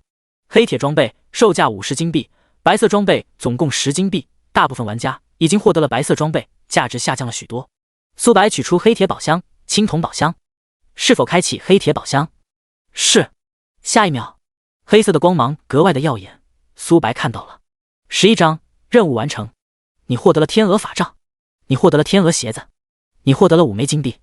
名称天鹅法杖，品质黑铁级，类型武器，职业需求法师，等级需求5级，敏捷加10，精神加10，效果每秒回复1点蓝量。天鹅法杖跟天鹅鞋子都是法师的装备，苏白无法穿戴。苏白果断把2件物品放在了交易行上，设置了每件装备50金币的优惠价。苏白看向最后一枚青铜宝箱，是否开启青铜宝箱？是。你获得了一本技能书，你获得了15枚金币。名称：闪现，品质：青铜级技能书，效果：激活后即可学习此技能。闪现，苏白大喜不已。技能书的价值远比同品质装备高得多，尤其是位移技能。是否学习闪现？是。技能书化为无数道颗粒物，融入体内。名称：闪现，品质：青铜1星，效果：消耗300点法力值，闪现一段距离10米，挣10%精神力，冷却时间 120s， 熟练度0-100。介绍：每使用一次闪现，增加1点熟练度。苏白现在有350点法力值，能动用一次闪现技能。闪现，苏白出现在14米外，10%精神力加成看似不多，实则不然。苏白现在的精神力只有39点，等精神力提升上去，一次闪现100米、1000米都不是问题。聊天频道玩家议论不止。牙子大佬，全服公告已经响了3次了，真就早中晚各一次呗。呜，那可是青铜 BOSS 啊，我连一头小怪都打不过。哎，要我有牙子大佬的实力就好了。楼上的兄弟，你怕不是在想屁吃？我要求不高，只要让我击杀一头精英怪，就心满意足了。与此同时，紫霄公会的人都麻木了，尼玛1天不到就上了3次公告，这还让不让人玩？姜婉看你干的好事，要是能把牙子拉到我们阵营，我们紫霄公会必定能水涨船高。还有你江川，你身为小队长，没有一点脑子吗？像牙子这种人，起码要开1000万年薪。可是江川欲言又止，即使是江晨，年薪也不过是100万而已。哼！江晨冷哼了一声。先前他认为自己的天赋要比牙子好得多，但连续2条全服公告，让他知道双方的差距有多大。经理，现在该怎么办？姜婉询问道。真是一群没用的废物。牙子抢夺了我们紫霄公会的首杀，双方已经是不死不休的关系。牙子再强也只是一个人，而我们……江晨面部露出残忍的笑容。苏白离开哥布林领地，数十道身影映入眼帘。注意到苏白，这些人双眸透出贪婪。老大，他就一个人，还是弓箭手，我们……阴沟男在魁梧的男子小声说道。这支小队专门挑散人下手，击杀怪物获得的装备实在太慢了，因此他们10几人联手，只要看到散人就会掠夺一番。可惜他们这次踢在铁板上了。小子，把你身上所有的东西交出来，就可以滚了。阴沟男双手搓动，双眸透出贪婪。你们想抢我的东西？苏白面部露出和善的笑容。小子，我劝你识相一点，我们这么多人，你只是一个弓箭手。见苏白没理会自己，阴沟男面部有一丝不悦，自己可是拳法家，只要近身，弓箭手还不随便拿捏。小子，你找死！阴沟男冲向苏白，他的速度快到无比，但在苏白面前实在太慢了，跟只苍蝇一样。苏白没有躲避的打算，主动向玩家攻击会产生红名，只要有红名，死亡后会爆出身上价值最高的物品。砰！阴沟男的拳头打在苏白身上。-1，巨大的数字从苏白头顶冒了出来，苏白的血量下降了 0.1% 不到。这怎么可能？阴沟男傻眼了，他这一拳即使秒杀不了苏白，也不可能只掉一滴血啊！面前的青年真的是弓箭手吗？你对玩家牙子造成1点伤害，罪恶值+1。牙子？阴沟男瞪大了双眼。因苏白之前隐藏 ID 的缘故，阴沟男不知道苏白就是牙子。面前的青年可是连续上全服公告3次的狠人啊！牙子大佬，我们之间可能有些误会。阴沟男额头滑落豆大的汗珠。是吗？苏白拉弓射箭。-343，-91，-991，巨大的数字从阴沟男头顶上冒了出来，他的血条瞬间清空，不，准确来说还欠1000多血量。嘶！众人倒吸了一口凉气。同为弓箭手，为何差距如此大？我只能打出2位数的伤害。快跑！被他击杀，我们不仅会掉1级，还要等待1个小时才能上线。阴沟男的尸体上出现了一件白色装备，真是垃圾。苏白一脸嫌弃，丢到了交易行。至于其他人，biu biu biu，弓箭如同雨点，不到3秒，这些人都被苏白击杀。哎，我真是好人啊，免费送你们去泉水。苏白总共获得了3件白色的装备，是时候回去提交任务了。冒险者，你回来了。雪灵开口道。这是100个哥布林项链，感谢你冒险者，这是你应有的奖励。叮，任务击杀100头哥布林已完成。奖励：弓箭手被动技能书。名称：弓箭手被动。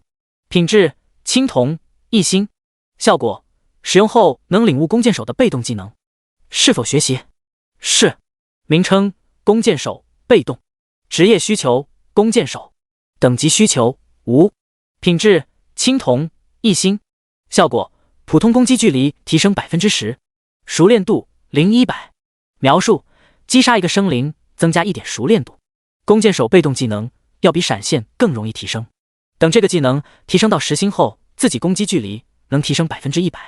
闪现跟这本技能书虽是青铜品质，但即使是黄金品质的技能，都未必有他们价值高。雪灵见苏白没有离开的打算，疑惑道：“冒险者，你还有什么事吗？”雪灵女士，你跟铁匠的事。12章，小乞丐的隐藏任务。冒险者，你怎么知道的？雪灵面色煞白无比。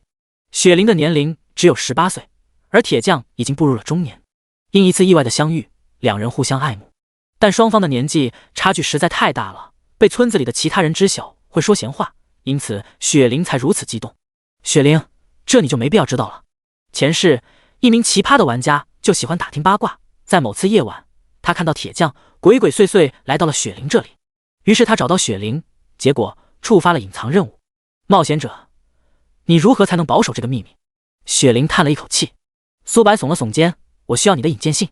哎，雪灵微微愣了愣，先前他还以为苏白会为了此事揪着自己小辫子不放了。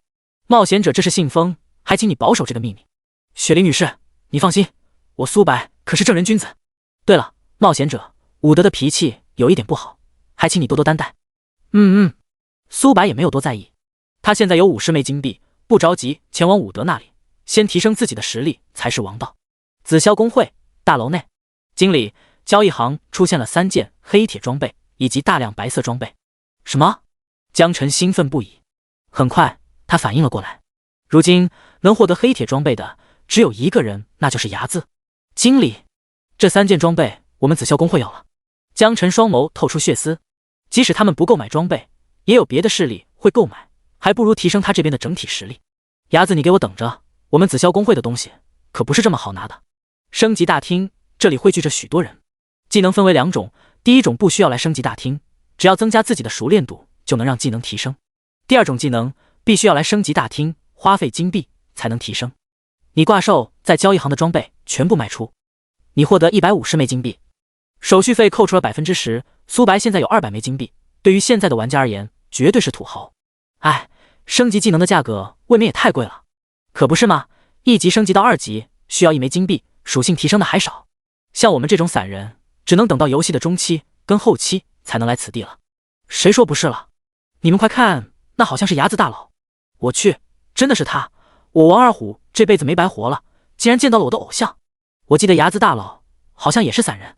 兄弟，你没看交易行吗？出现了3件黑铁装备，天启才刚刚开服，拥有3件黑铁装备的只有1人，那就是睚眦大佬。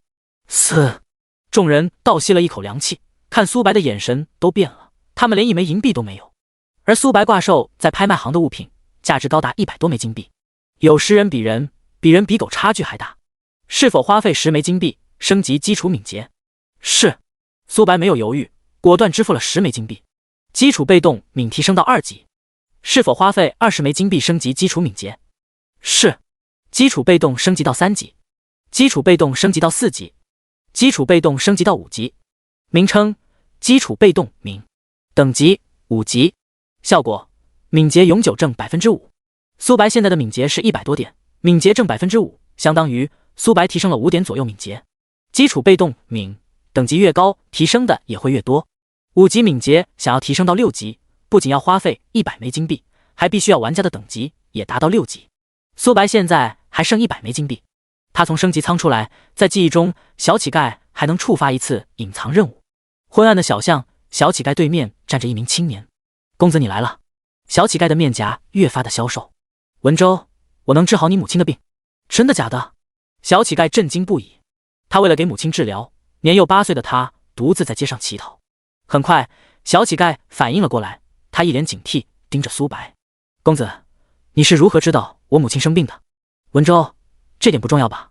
我能保证的是，我能治疗好你的母亲，这就足够了。况且，你现在有治疗你母亲的办法吗？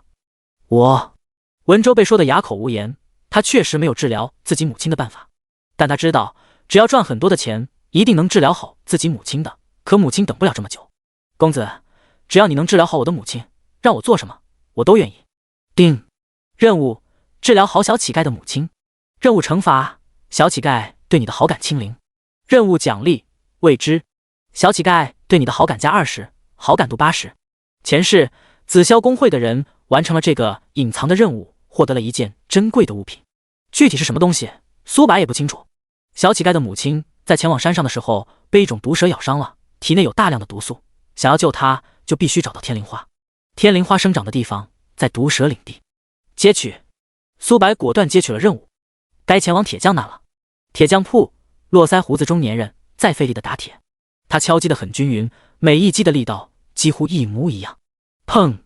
大门被推开，几名玩家走了进来。铁匠大师，我们是冒险者，能打扰你几分钟吗？出去。伍德连看都没有看，语气冰冷。他打造武器时最讨厌别人打扰。老大，现在该怎么办？还能怎么办？等铁匠大师打造好武器再说。提示：伍德铁匠对你们的好感大幅度下降，目前好感0。这几人瞪大了双眼，即使是路人，好感都有20，结果伍德对他们的好感直接变成了0。瘦小男子幸灾乐祸说道：“老大，有好戏看了，有人跟我们一样，直接闯进去了，嘿嘿。”13章樱花国，老羞成怒。出去。铁匠停止了敲打的动作，他冰冷地注视着面前的青年。伍德大师，别这么大的火气。苏白取出一份信封，当看到信封后，伍德瞬间萎了。你为何有小雪的引荐信？伍德大师，能找你聊聊吗？当然可以。伍德面部如同菊花一样。冒险者随我来。伍德带领着苏白朝着小院走去，看到这一幕，其余人都傻眼了。我该不会是眼花了吧？伍德大师未免也太客气了吧？为何我们打扰伍德大师锻造武器，他会很生气，而他打扰伍德锻造武器，反而对他很是客气？难道是开启的方式不同？有时人比人，比人比狗差距还大。小院内，伍德看向信封写的内容，他老脸通红。冒险者，你如何才能保守这个秘密？伍德大师，你需要什么？伍德明白了苏白想要什么，想要在自己这接取到任务。这样吧，冒险者，只要你给我一份 BOSS 的材料，我给你一件黄金装备如何？定。任务：伍德给你发布了一条任务，给一份 BOSS 材料。奖励：黄金装备。时限3天。苏白双眸大亮，所谓的 BOSS 材料只有青铜 BOSS 才能爆出来。苏白之前击杀的青铜 BOSS 并没有爆出 BOSS 材料，因为他被封印的缘故。最让苏白在意的是黄金装备，他现在身上品质最高的也不过是一件青铜品质的古戒，让自己3维属性增加了20，黄金装备最起码都能增加50以上属性。我记得这个任务击杀的 BOSS 越多，给予的奖励也就远丰厚。不过上限只能击杀10头 BOSS， 会给予一套黄金装备。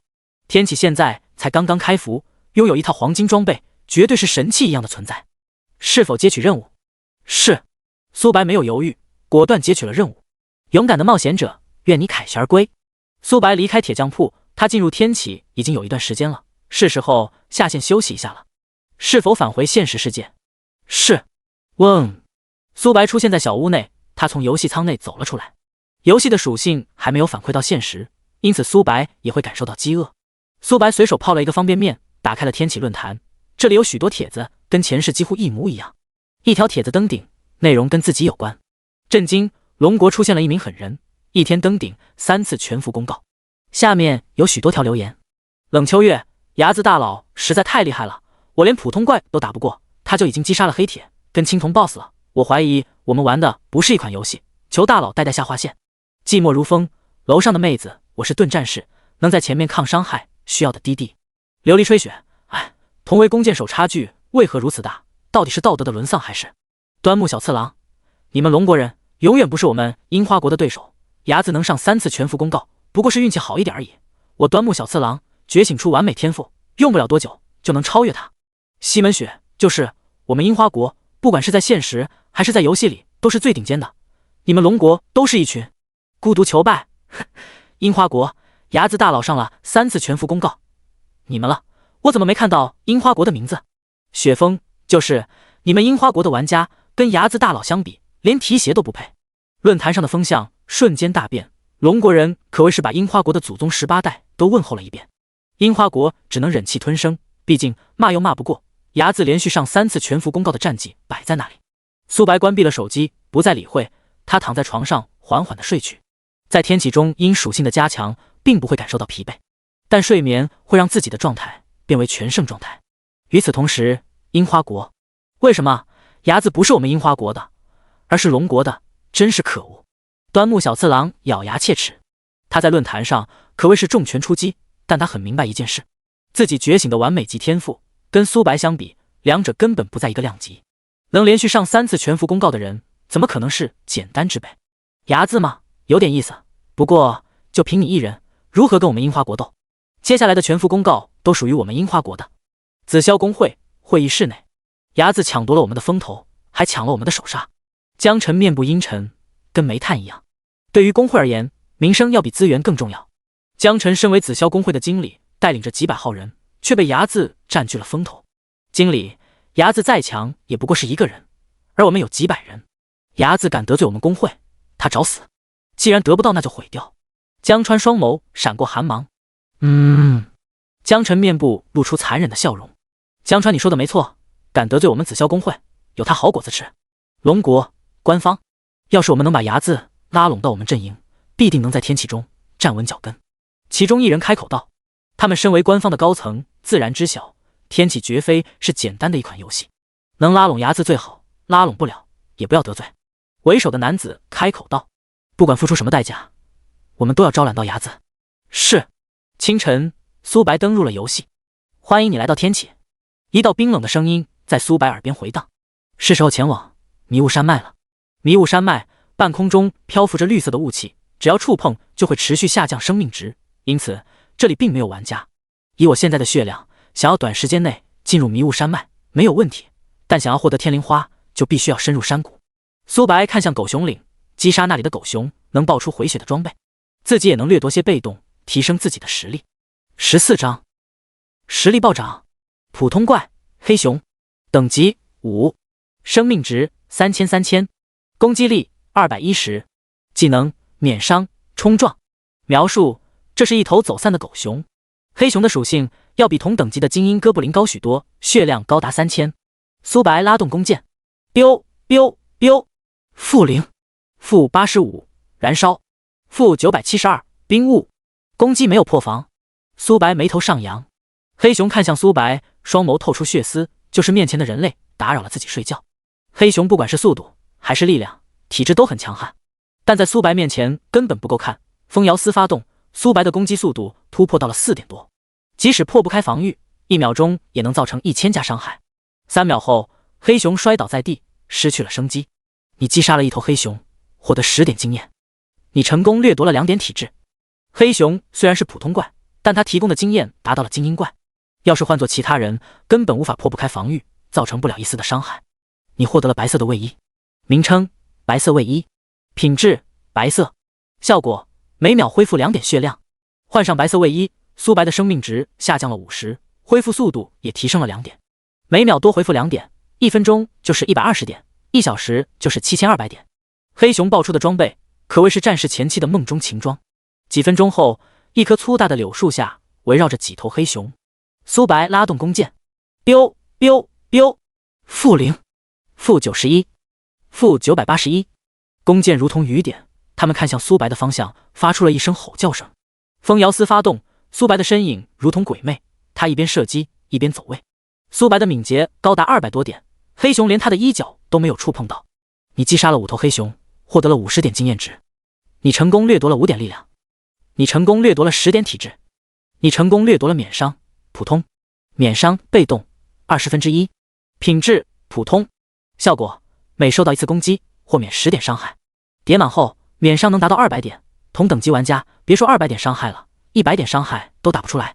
苏白穿梭在灌木丛中，凡是被他遇到的黑熊都被击杀。免伤被动20/20，品质普通，效果每受到1次攻击或免200点伤害。苏白倒吸了一口凉气，他现在站在原地给那些玩家打都打不死。现在的自己可谓是又有输出又肉，就很耐撕。苏白总共获得了20点体质， 10点力量，免伤被动被拉满。警告：因你大量击杀黑熊，黑熊一族对你产生敌视，附近100米内，黑熊的好感度下降20。苏白听着耳边的声音，他并没有畏惧，反而露出了和善的笑容。找黑熊的下落实在太麻烦了，还不如一锅端了。吼！一道咆哮声响彻云霄。黑熊精英，等级 LV6， 血量10000，10000，攻击力310，技能泰山压顶，冲锋，反伤。1W 血量足足比普通黑熊高了3倍多。不过苏白并没有畏惧。biu biu biu， 负0 87973，负000。黑熊头顶上冒出了一个巨大的伤害数字，苏白头顶上同样冒出了一堆的数字。反伤！苏白大喜不已，要是自己能掠夺到反伤技能，绝对是现阶段的神器技能。玩家的攻击不仅造成不了伤害，还会遭到反伤。试想一下，几十名玩家全力一击没有破苏白的防御，自己的血量还掉了许多，那时他们的心情是什么样的？风摇丝发动，苏白的敏捷提升了100点，黑熊的距离不断拉大。很快，黑熊战士摔倒在地，活活被苏白拉扯而死。临死之前，连苏白的衣角都没有触碰到。你击杀了黑熊战士，获得20点经验值。你成功掠夺了反伤，优秀。反伤被动1/20，品质优秀。效果：每次受到1次攻击，反伤对手5点伤害。叠满后，反伤能达到100点血量。几十分钟后，苏白掠夺了20点体质，20点力量，反伤被动也拉满了。你的等级提升到6级，获得5自由属性点。弓箭手被动提升到2星，接连不断的提示音震耳欲聋。反伤被动20%，品质优秀。效果：每次受到伤害，反伤敌人100点血量。苏白现在比战士还要肉，站在人群，他们的攻击不仅不能对自己造成伤害，还要被反伤给折磨。弓箭手被动，品质青铜2星。效果：普通攻击距离提升20%，熟练度01000。描述：击杀一个生灵，增加1点熟练度。苏白现在的攻击距离提升了20%，青铜2星提升到青铜3星，需要击杀1000头生灵。苏白使用新获得来的属性加在了敏捷上面。名称：睚眦。职业：弓箭手，未转职。等级 LV6 500-4000。天赋：无限掠夺。生命值2190。法力值350。力量111+30，体质109+30，敏捷96+25，精神39，魅力10，攻击力222+60，攻速2.77s， 正5%，护甲159，魔抗80。装备：黑狐长弓、古旧戒指、白色帽子、白色披风、白色耳环 X2， 白色项链、白色卫衣、白色裤子、白色鞋子、白色戒指、白色护臂 X2。 技能：无限掠夺、直感、重剑、燃烧、风摇丝、生命源泉、敏捷增幅、投石、冰霜蔓延、绝对防御、冰雾、免伤、反伤、闪现、弓箭手被动。15章掠夺之凡叶帽。苏白现在的攻击速度高达 2.9s， 触发风摇丝的情况下，距离1秒5件已经不远了。天启游戏每名玩家能佩戴13件装备，除了武器、一个戒指，其余11件装备都是击杀黑熊爆出来的，让自己血量恢复速度提升了一大截。每件装备能提升每秒2点血量回复，11件装备就是22点，再加上生命源泉被动，每秒回复5点血量，以及人物自带的回血，苏白1秒能回进30血，1分钟就是1800，1小时10800。难怪黑熊爆出的回血装备对于现如今的战士而言是梦中情装，1秒回复20多点的血量，同等级玩家1秒都未必能打出这个伤害，可谓是站在原地让别人打，还没有自己回得多，就是玩。我记得狗熊岭还有一头 BOSS， 正好铁匠给我发布了一条任务。苏白呢喃道。他来到了灌木丛，这里有许多树木。苏白拉动弓箭，对准一棵粗大的柳树。biu biu biu， 负156，负93，燃烧，负983，冰雾。巨大的数字从这棵树的头顶上冒了出来。大树睁开浑浊的双眼，它的样貌跟其余树没有太大的差别，要没有前世的记忆，苏白也无法判断出这是一头 BOSS。 名称：扭曲丛林。单位：青铜 BOSS。 等级 LV7。 血量29860030000，攻击力457。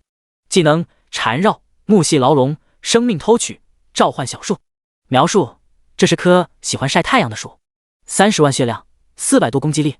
苏白瞳孔微缩，同为青铜 BOSS， 丹尼斯根本不够看，不管是血量还是攻击力，扭曲丛林是他的2倍。再加上丹尼斯之前被束缚的缘故，想要击杀扭曲丛林很难。密集的树枝缠绕而来，风摇丝发动，苏白的敏捷瞬间突破200大关，并且手速拉满。扭曲丛林的头顶上不停出现伤害数字，不好！精神力39的缘故，苏白对周围的事物很是敏感。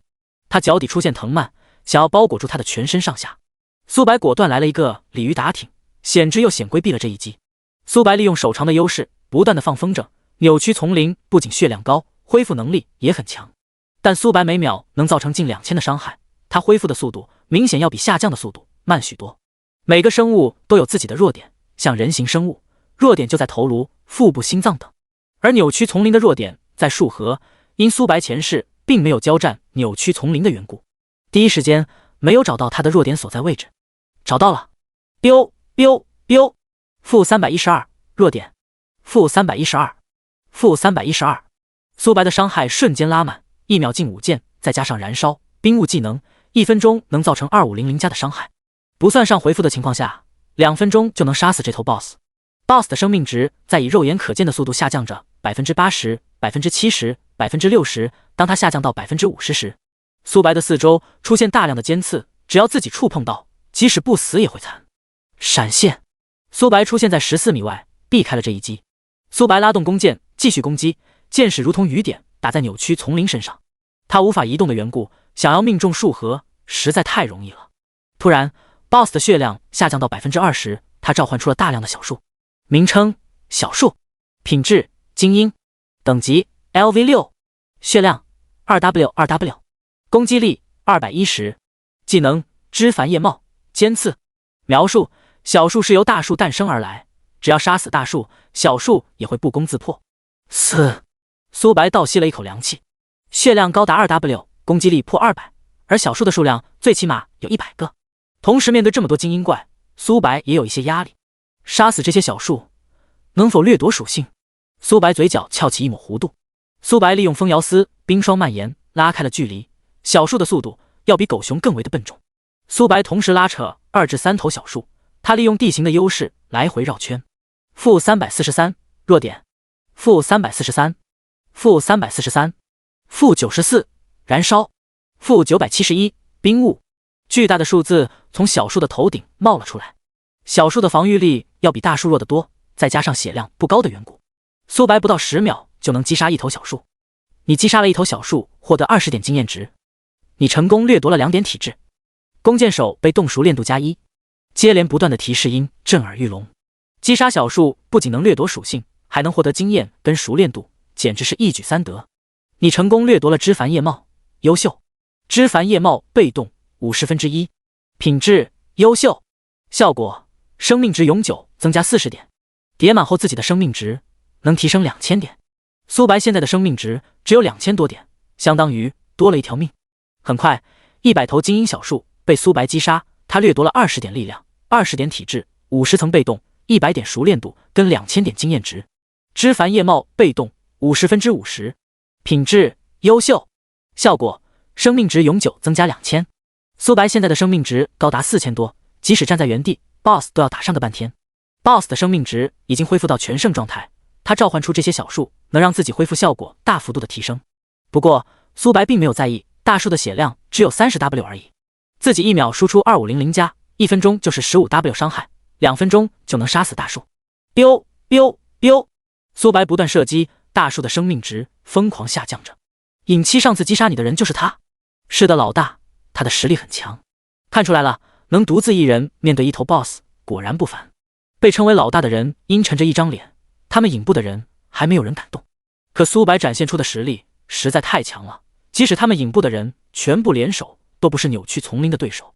而苏白一人面对数百头精英小树跟 BOSS， 竟然在屠杀，尼玛，人比人气死人。要不是顾及自己的身份，他真想冲到尹七面前给他一个大巴掌。你招惹了什么变态？一道声音打断了他的思绪。老大，他再强也只是一个弓箭手，要是被我们近身，他必死无疑。只要我们能杀了他 ，BOSS 就是我们的了。尹一心动了 ，BOSS 的价值远不是普通怪能够比拟的。兄弟们干的！他们死死盯着扭曲丛林的血量，当它下降到10%时，苏白停止了手中的动作。各位偷看我击杀 BOSS 不好吧？16章，击杀影部成员。咯噔，尹七等人倒吸了一口凉气。先前苏白能发现自己，是因为自己主动出手了。如今他们还没有动手，苏白是如何发现的他们？除非苏白的精神力高达了30点以上，可苏白的弓箭手怎么可能会把属性点用在精神上面？老大，他一定在虚张声势。BOSS 还有近3万血，我们现在出去明显是不明智的选择。其余人彼此对视，点了点头。这小子不管是实力还是技术都很强，但同时面对我们数十位刺客，只有死路一条。我们就不出去，等他把 BOSS 打残后再抢夺。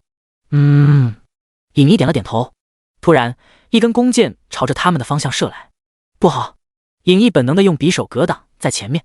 当，金属碰撞的声响。我们暴露了。数十道身影从树上跳了下来。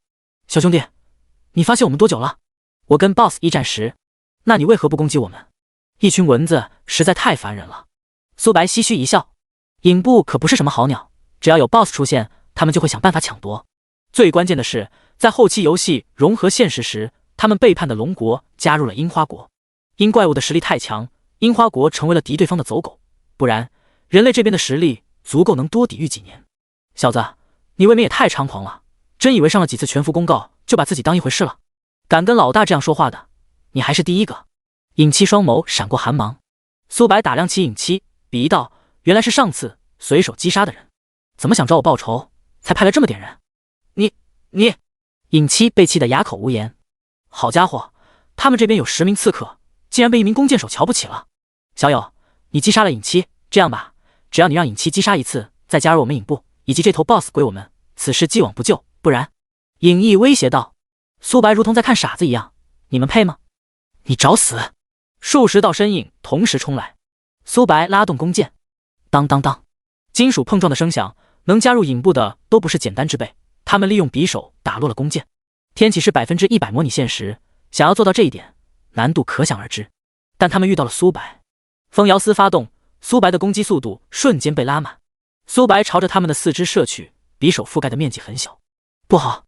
噗呲，其中一人身体瞬间被洞穿，头顶上出现一个巨大的伤害数字，血条被清空。其余人看到这一幕，也是倒吸了一口凉气。能做到这一步的人，绝非是等闲之辈。之前苏白跟 BOSS 的战斗，不管是走位还是弓箭的精准度，绝非是新人。你到底是谁？尹七咬牙道。苏白没有回复他，弓箭不断的射来，不到10秒，已经有5名玩家被他杀死了。因他们主动挑衅在先，苏白并不会获得红名值。该死！尹七双眸透出血丝。苏白的攻击速度实在太快了，再加上200多点的敏捷速度，他们如同狗一样在后面不停追击着，愣是连一根毛都没有摸到，就很憋屈。瞬影杀术，尹七突然消失在原地。苏白感受到背后传来的冷意，他并没有躲避的打算，总算被我带住了。小子，给我去死！锋利的匕首刺向苏白的腰子。当，金属碰撞的声响。-000，-100，10万零100。上面是尹七造成的伤害，下面是尹七遭受的伤害。尹七瞪大了双眼，如同在看怪物一样。这一招相当于3刀，结果不仅没有对苏白造成伤害，自己还扣了300血。这怎么可能？尹七的血量被清空，瞬间暴毙而亡。死！众人倒吸了一口凉气。尹七就这么死了？尼玛，牙子真的是弓箭手吗？为何老七的攻击连防御都没有破开？该死，我们被老七坑了。牙子根本不是人，而是怪物。快跑！想跑，我允许了吗？苏白面部露出和善的笑容。牙子，我们之间可能有误会，只要你肯放过我们，此事既往不咎。尹一开口道。苏白已经击杀了6位尹部的成员了，还是精英，尹部可谓是损失惨重。尤其是尹七已经死在了苏白手上2次，连续掉了2级。想要抢夺我的 BOSS， 跟杀我！我牙子把话放在这里，下次我见到尹部的人，见一个杀一个。等等，话还没说完，弓箭如同雨点一样收割了他们的性命。地面掉落了许多件装备，苏白收入进系统空间。他看向 BOSS， 他的生命值已经恢复到 20%。1分钟后 ，BOSS 被击杀。你击杀了扭曲丛林，获得1500经验值。你提升到7级，获得5自由属性点。你成功掠夺了20点体质。你成功掠夺生命偷取，优秀。你获得了一枚青铜宝箱。接连不断的提示音在耳边回荡。生命偷取被动1，品质优秀。效果每次普通攻击回复100点生命值。17章击杀巨灵毒蛇，掠夺敏捷属性。苏白现在的攻击速度是每秒3箭左右，触发风摇丝的情况下，每秒能射5箭，相当于每秒能回复500血量，10秒钟就是回复5000。苏白现在的生命值在4000加，不到10秒，他就能从残血恢复到满血。再加上苏白击杀暴熊获得来的技能，苏白现在的坦度要比10级战士还要肉得多。苏白看向青铜宝箱，是否开启青铜宝箱？是。下一秒，绿色的光芒格外的耀眼。你获得了20枚金币。你获得了扭曲上衣，名称扭曲上衣，品质青铜，职业需求无，等级需求7级，体质加20，效果每秒回复50点血量。提示攻击无法打断回复效果。描述这是由扭曲丛林的树皮打造的衣服。苏白倒吸了一口凉气。扭曲上衣虽然只有一个词条，体质加20点，但它的效果格外的强大。苏白现在的回复速度是每秒30点，穿戴扭曲上衣后，每秒能回进80的血量。不到1分钟，苏白就能从残血恢复到全胜状态。有时候自动回血比吸血更为的变态。新获得来的属性点加在了敏捷上面。苏白查看自己的属性，名称睚眦，职业弓箭手，等级 LV7010000，天赋无限掠夺，生命值47904790，法力值80350，力量131加30，体质149加50，敏捷101加26，精神39，魅力10，攻击力262加60，攻速2.87正5%，护甲219，魔抗99，略199体质。苏白嘴角不由得抽了抽，自己可是弓箭手，血量高达近5000，加上1000护盾值，他相当于有6000血。现如今的战士能到1000血都是凤毛麟角了，而自己是他们的6倍。最关键的是，自己的敏捷、精神属实是拉胯，即使升级获得来的自由属性点都加在了敏捷上面，跟力量、体质相比也有不小的差距。迷雾山脉半空中漂浮着绿色的液体，苏白刚踏入迷雾的一瞬间，一道冰冷的机械音传入耳旁，警告玩家踏入迷雾山脉，周围漂浮的毒物每秒将持续的掉血，负10，每秒掉10点血，但苏白每秒回复的速度实在太快了，刚掉的血瞬间被回满。免伤技能能免疫低于200的伤害，但剧毒的伤害无法豁免，不仅是剧毒的伤害，还有诅咒等，要不然免伤就不是普通技能了。魔抗能减少普通的魔法伤害，剧毒必须要有毒抗才能减少伤害。突然，一道黑影朝着苏白扑来，苏白来了一个鲤鱼打挺，躲避了这一击。看清楚来人后，苏白瞳孔微缩，这是一条毒蛇，因它埋伏在灌木丛中，再加上它的皮肤为绿色，被草丛覆盖。苏白拉动弓箭，负611，弱点，负91，燃烧，负911，冰雾。一根弓箭穿透毒蛇的眼睛，近2000点的伤害从他头顶上冒了出来。名称巨灵毒蛇，单位普通，等级 LV7， 血量23874千，攻击力280，技能猛袭、缠绕、毒素抗性。描述巨灵毒蛇喜欢生活在灌木丛林，利用自己的肤色迷惑对手。没死。巨灵毒蛇的生命值高达4000，苏白需要3箭才能射死。巨灵毒蛇发出一声惨叫声，它朝着苏白奔跑而来，不管是速度还是血量，它都要比暴熊强大得多。不过在苏白面前根本不够看。biu biu biu， 负611，负611，负91，负911，巨大的伤害数字从巨灵毒蛇头顶冒了出来，它的生命值瞬间清空。你击杀了巨灵毒蛇，获得20点经验值。你成功掠夺2点敏捷。接连不断的提示音传入耳旁。敏捷，苏白大喜不已。除了击杀疯兔，苏白获得过敏捷属性，其余的生物就没再获得敏捷了。对于苏白而言，敏捷要比力量、体质重要的多。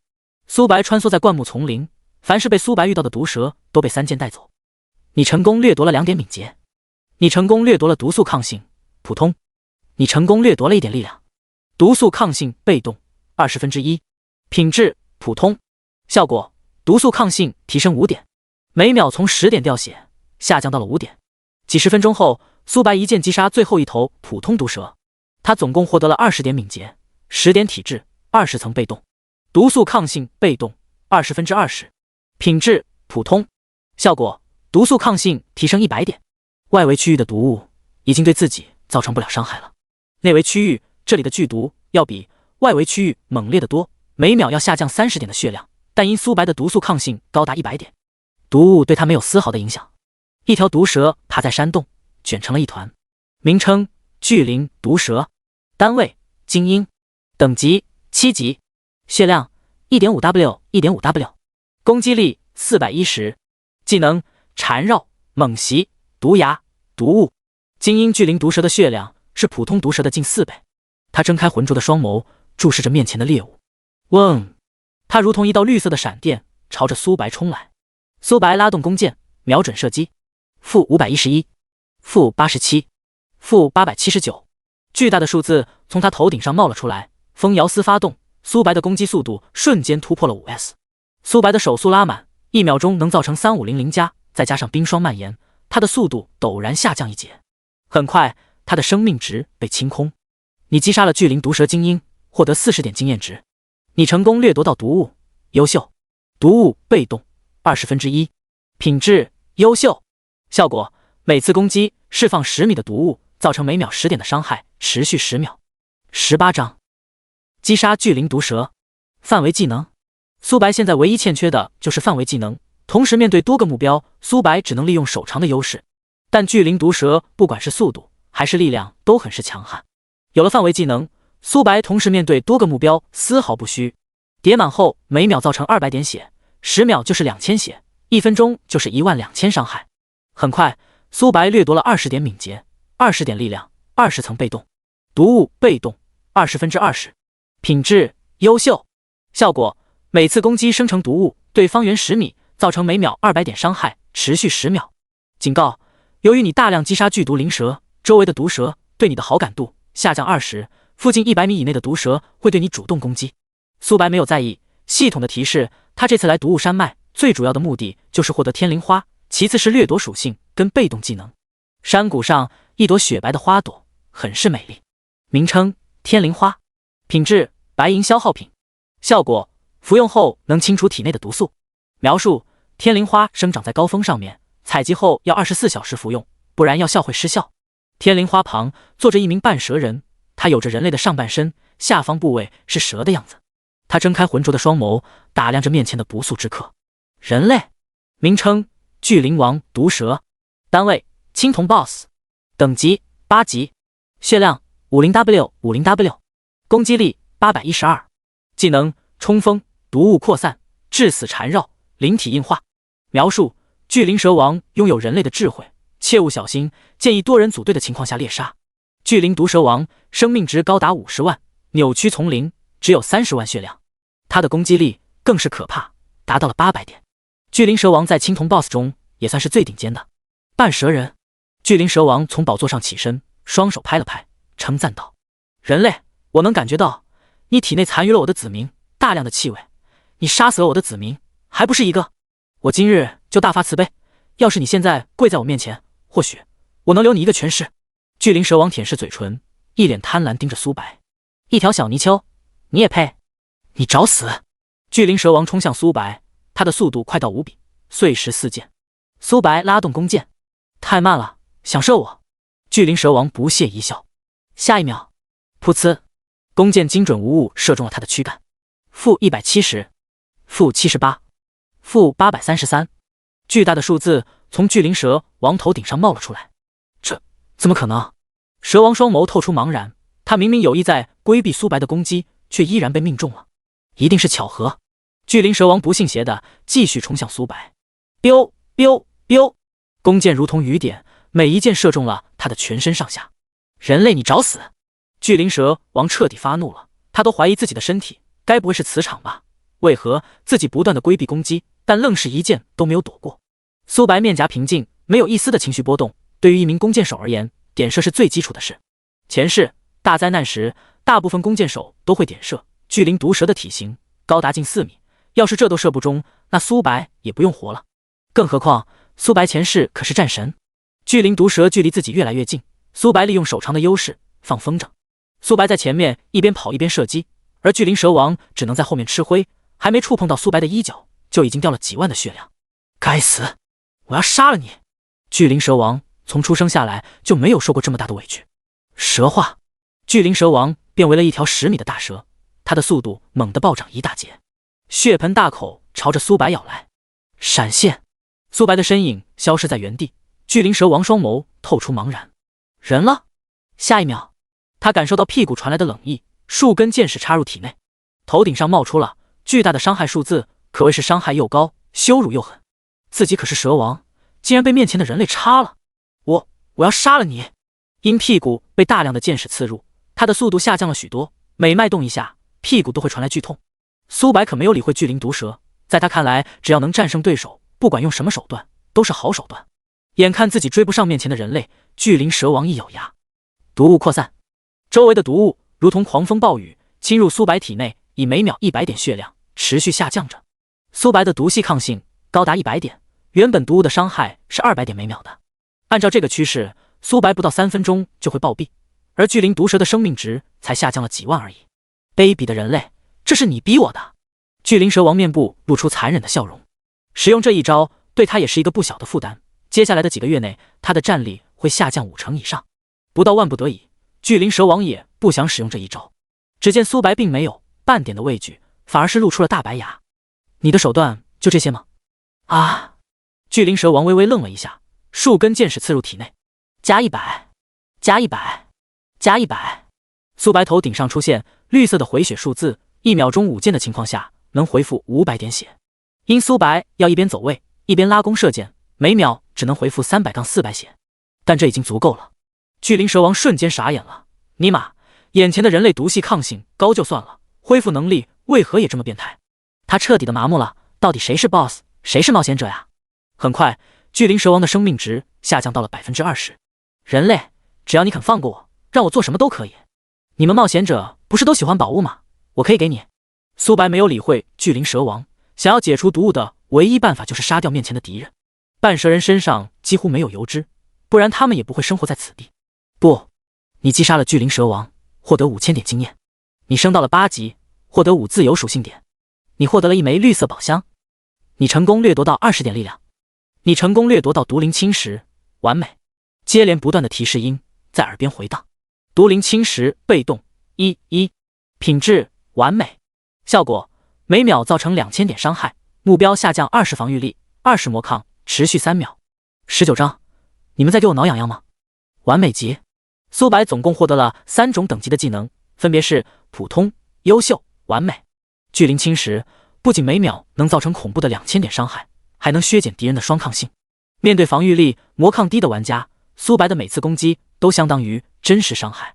苏白采集天灵花，这朵花是白银品质的，只要是低于黄金 BOSS 释放出的毒物就能化解，售价高达几百枚金币，但比起完成小乞丐发布的任务，简直是微不足道。苏白看向获得来的青铜宝箱，是否开启青铜宝箱？是。下一秒，绿色的光芒格外的耀眼。你获得20枚金币。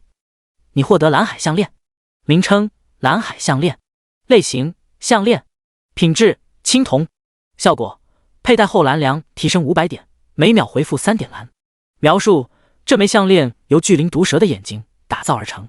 苏白倒吸了一口凉气，蓝海项链虽不会加属性，但自己的蓝量从350点直接提升到了850点，每秒还能回复3点的蓝，1分钟就是180点。闪现技能有2分钟的冷却时间，有了蓝海项链，只要冷却时间一到，苏白就能催动闪现，增加自己的熟练度。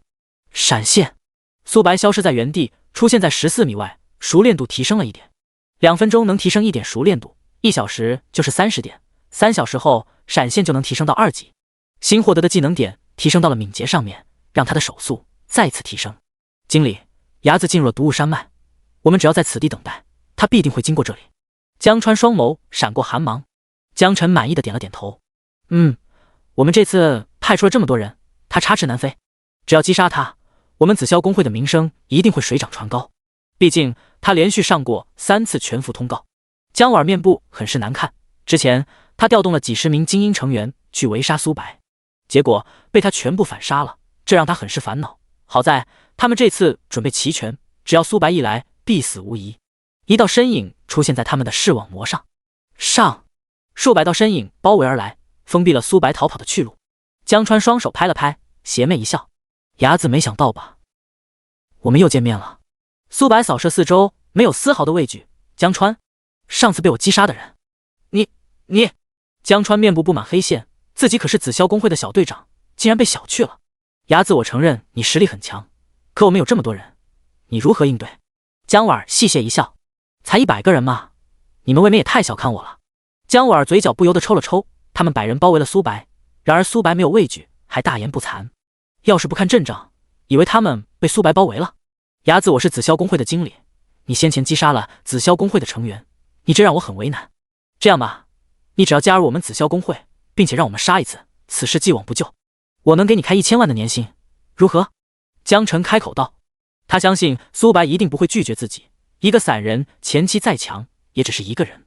苏白微微愣了愣，好家伙，自己跟紫霄公会已经是水火不容的关系了，江晨竟然要挖他，1000万年薪确实挺诱人的。苏白随口说道：“3年后游戏融合现实，到那时经济体系会全面崩坏，1000万跟一堆废纸没有任何的区别。”江川、江婉双眸透出错愕，他们这次不是来围杀苏白的吗？为何江晨要拉拢苏白？不过他们也没有反驳什么，毕竟江晨是经理。伢子，你同意了？不，你们紫霄公会不配。你找死！江晨恶狠狠盯着苏白，冷声道：“杀了他！”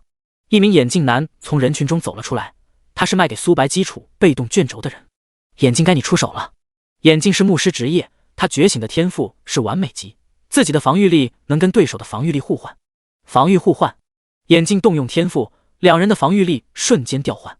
他的神情从喜悦转变为茫然，最终是震惊。219护甲。眼镜瞪大了双眼，即使是坦克玩家，防御力也才30-40，219是什么鬼？眼镜怎么了？江晨眉头动了动。先前苏白能抵挡几十道攻击，只受到强制伤害，防御力绝对不低，起码有50点。他的防御力有219点。219点啊？你说什么？江晨嘴巴张得老大，下巴都快脱落了。他的职业是盾战士，还觉醒了完美天赋，但防御力也才刚刚突破40大关。苏白的防御力是自己的5倍多，这是弓箭手。江婉开口道：“经理，伢子的防御虽强，但现在的他防御力变为了眼镜。”对啊，江晨点了点头。苏白防御力再高又有什么用？眼镜的防御力只有9点，一个照面他们就能秒杀苏白。动手！密集的攻击发射而来，见苏白没有躲闪的打算，江晨嗤之以鼻。这是打算放弃了吗？下一秒，巨大的数字从苏白头顶上冒了出来，0，还是0？江晨都怀疑自己眼花了。苏白现在的防御力不是只有9点吗？为何没掉血？他瞥了一眼出手的人，只见他们头顶出现了一个巨大的数字-100。蔡坤拥有一个技能能造成2次伤害，因此他掉了200点血，血量瞬间被清空。众人倒吸了一口凉气，如同在看怪物一样。你们在给我挠痒痒吗？苏白戏谑一笑，因他们主动攻击的缘故，已经产生了罪恶值，只要自己击杀他们，就能爆出一件最珍贵的物品。苏白拉动弓箭对准了他们，咻！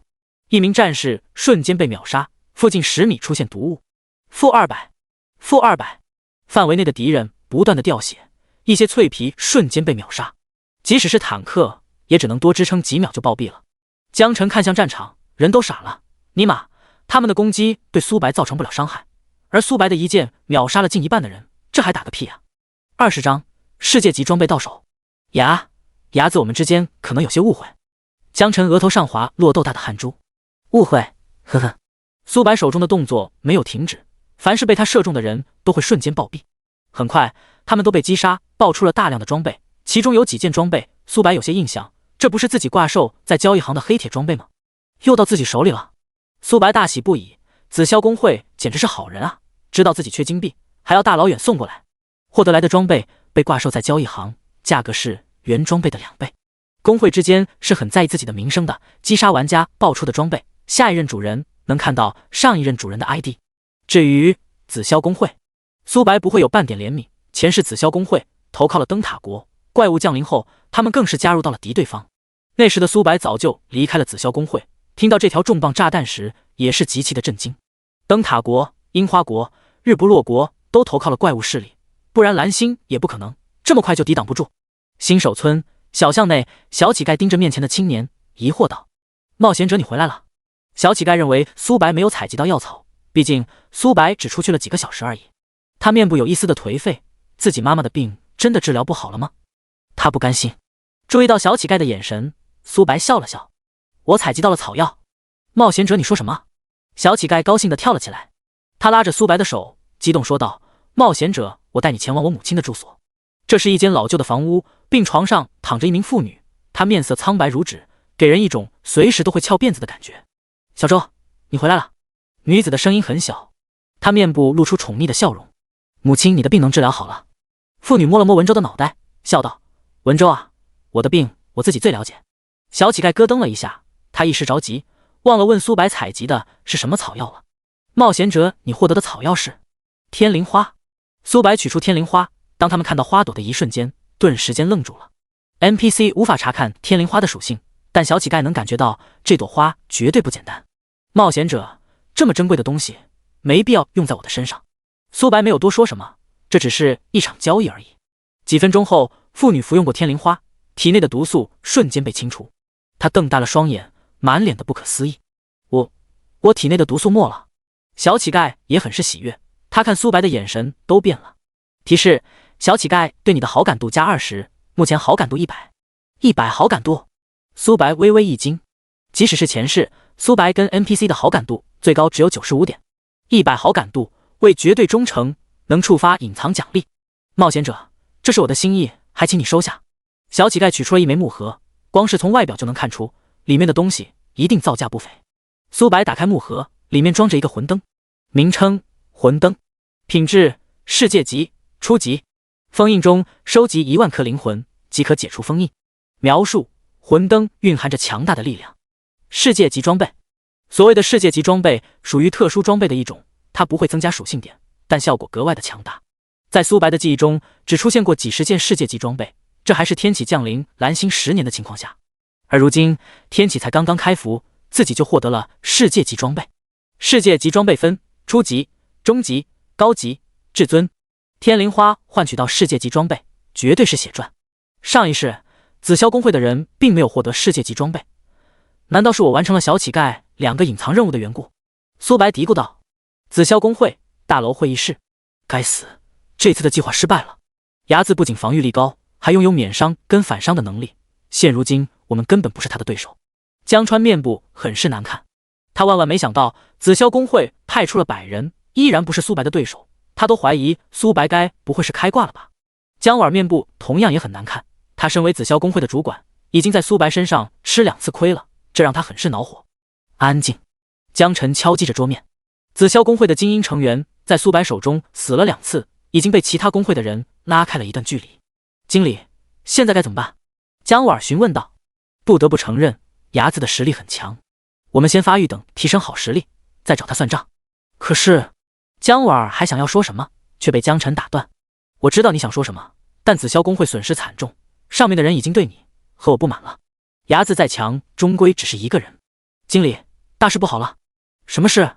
交易行出现了4件黑铁级装备，那4件装备是我们紫霄工会成员阵亡后爆出来的，最关键的是价格提升了2倍，睚眦妥妥的想宰我们啊！睚眦，江晨双眸透出血丝。呼，江晨大口喘息，平复躁动的情绪。经理，这些装备……江川欲言又止。江晨也是一个头2个大，有气无力道：买下来。睚眦，我跟你势不两立，你给我等着。苏白看向自己的余额，金币从300上涨到了700。紫霄工会的人简直是我的福星啊！苏白打开交易行，他发现了一本技能书，火语主动技能，品质白色技能书，职业需求弓箭手，效果释放火语，箭矢的数量10+10百分耗精神力，消耗300点法力值，冷却时间1小时。21章迷失副本即将开启。这本技能书对于寻常弓箭手很是鸡肋，毕竟正常弓箭手哪会把属性点加在精神力上面啊？可苏白不同，他拥有无限掠夺的能力，只要遇到法师一类的怪物，就能掠夺精神力。售价1000枚金币，苏白嘴角不由得抽了抽。我愿意支付50枚金币购买这本技能书。苏白发送消息，很快对方回复了信息：朋友，我这本技能书挂售1000金币，你只支付50枚金币，未免不妥吧？你这本技能书只是白色品质的，其二，只有弓箭手才能使用，最关键的是，想要提升箭矢的数量，就必须要提升精神力。苏白把火雨的缺点说了一遍，对方没有立刻回复，苏白也没有着急。50枚金币对于绝大多数人绝对是巨款，现如今的黑铁装备也才50枚金币而已。苏白现在有700枚金币，但他也不想当冤大头。几分钟后，对面开口了：兄弟，50枚金币的确太低了，这本技能书是我跟我的队友获得的。你是睚眦大佬吧？这本技能书可以送给你。苏白眉头微微上扬，对方知道自己的身份，他并没有感觉到意外。交易的过程中，自己能看到对方的 ID， 对方同样能看到自己的 ID。免费就不用了，100枚金币是我的极限，要是你不愿意就算了。苏白发送完这条消息后，关闭了聊天框。火雨能否触发自己的被动技能，还是一个未知数。100金币是苏白的底线。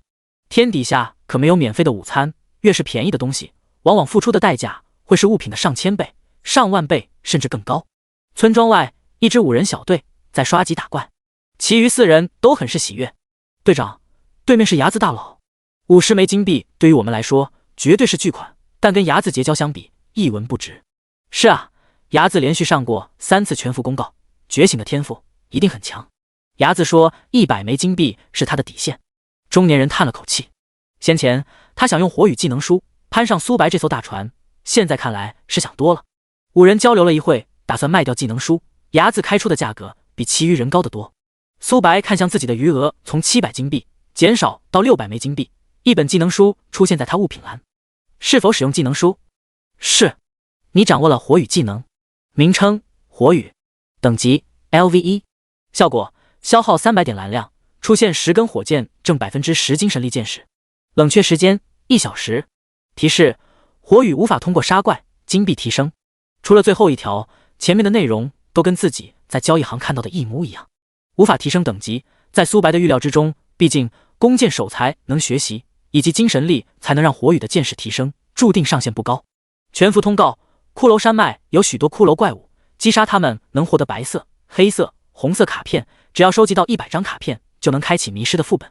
全服通告：骷髅山脉有许多骷髅怪物，击杀他们能获得白色、黑色、红色卡片，只要收集到100张卡片，就能开启迷失的副本。系统公告足足响了6次才结束。副本，只要通关副本会获得大量的奖励，不过副本的难度也很高，即使是苏白，前世也不敢一个人闯副本。但他现在的实力不是同等级玩家能够比拟的，不知道首通副本再加上一个人的情况下能获得何等奖励。苏白期待了起来，聊天频道彻底炸锅了。我去，天启开服到现在还是第一次全服通告。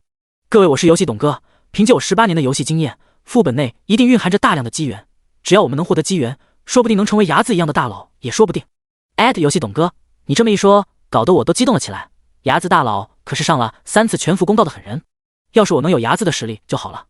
我愿意让自己室友少活10年，我愿意他少活20年。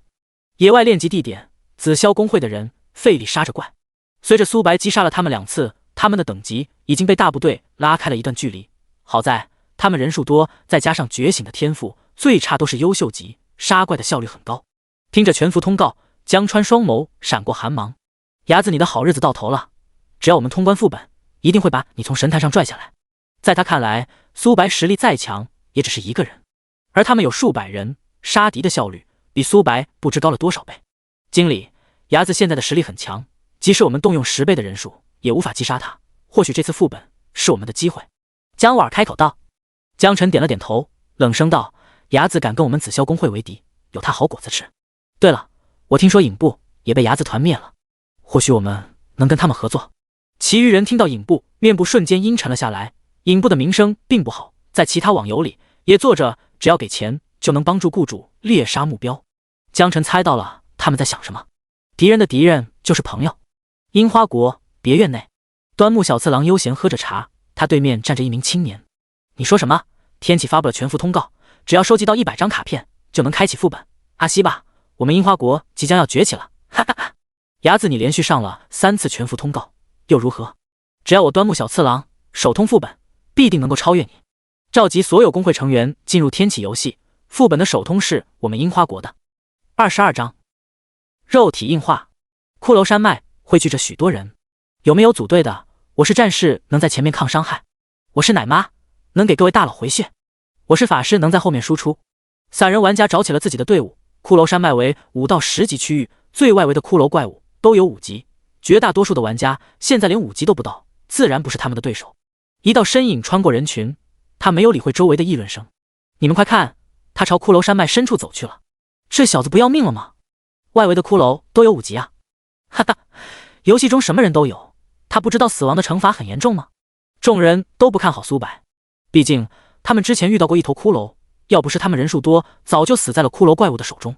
突然，一道残影出现在那名青年的面前，名称：骷髅士兵，等级 LV6， 血量2000-2000，攻击力188，技能连续劈砍、冲锋。描述：这头骷髅游荡在山谷的外围，像是在等待什么。我去，这头骷髅达到了6级，一个弓箭手被骷髅士兵近身，可想而知下场。即使我是战士，在骷髅士兵面前，连3刀都抵挡不住。骷髅士兵挥舞手中的大刀，砍向苏白。-0、-100，苏白头顶上出现数字0，而骷髅士兵生命值下降了5%。我去，我该不会是眼花了吧？这名弓箭手竟然没死！兄弟，你没有看错，他不仅没死，还没有掉血，骷髅士兵却掉血了。尼玛，我该不会是假的战士吧？家人们谁懂啊？一个弓箭手比战士还肉。苏白拉动弓箭，对准了骷髅战士的头颅，巨大的伤害数字从他头顶上冒了出来，这一击造成了近4000的伤害。众人倒吸了一口凉气，如同看怪物一样。4位数的伤害，同为弓箭手，为何差距如此大？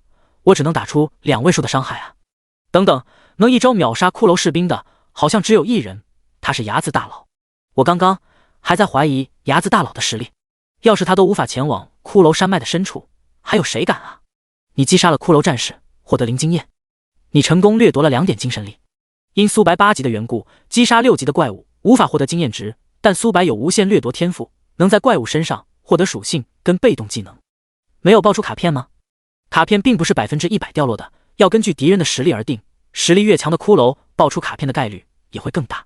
苏白来到骷髅山脉的外围区域，先前大量散人所在的地点，准确来说并不属于外围区域，那里不仅怪物少，等级还很低。几十头骷髅士兵看向苏白，等级最低的都有8级，他们拉着砍刀朝着苏白冲来，正好拿你们来试验一下我的新技能火雨。苏白拉动弓箭变为了15根火箭，-677、-921、-1934，大量的伤害数字从他们的头顶上冒了出来。火雨能触发自己的被动技能，每根火箭造成了近4000点的伤害，就很奈斯，他们的血量下降了1大截。毒雾扩散开来，每秒掉200点的血量，他们还没冲到苏白面前就暴毙了。你击杀18头8级骷髅士兵，获得720经验；你击杀5头9级骷髅士兵，获得500经验。你成功掠夺2点精神，你成功掠夺1点体质，你成功掠夺肉体硬化，优秀。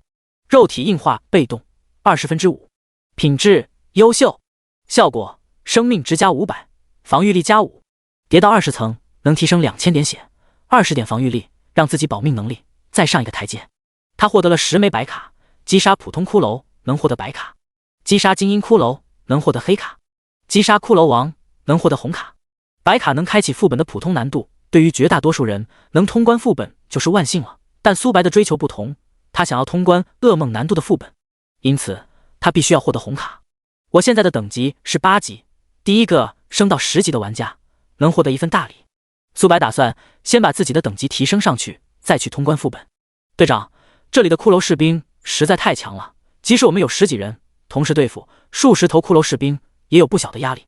骷髅士兵实力虽强，但获得的经验同样也丰厚，我已经升到5级了。老王你真是该死啊，竟然比我先升到5级。被称为队长的人一剑砍死了一头骷髅，他们是官方的人，因1086号新手村人数不多的缘故，击杀骷髅士兵的效率并不高。兄弟们打起精神，只要我们能通关副本，一定能超越那些歪国人。其余人彼此对视，能看到对方眼中的战意，不管是配合还是技术，他们都是最顶尖的。是谁？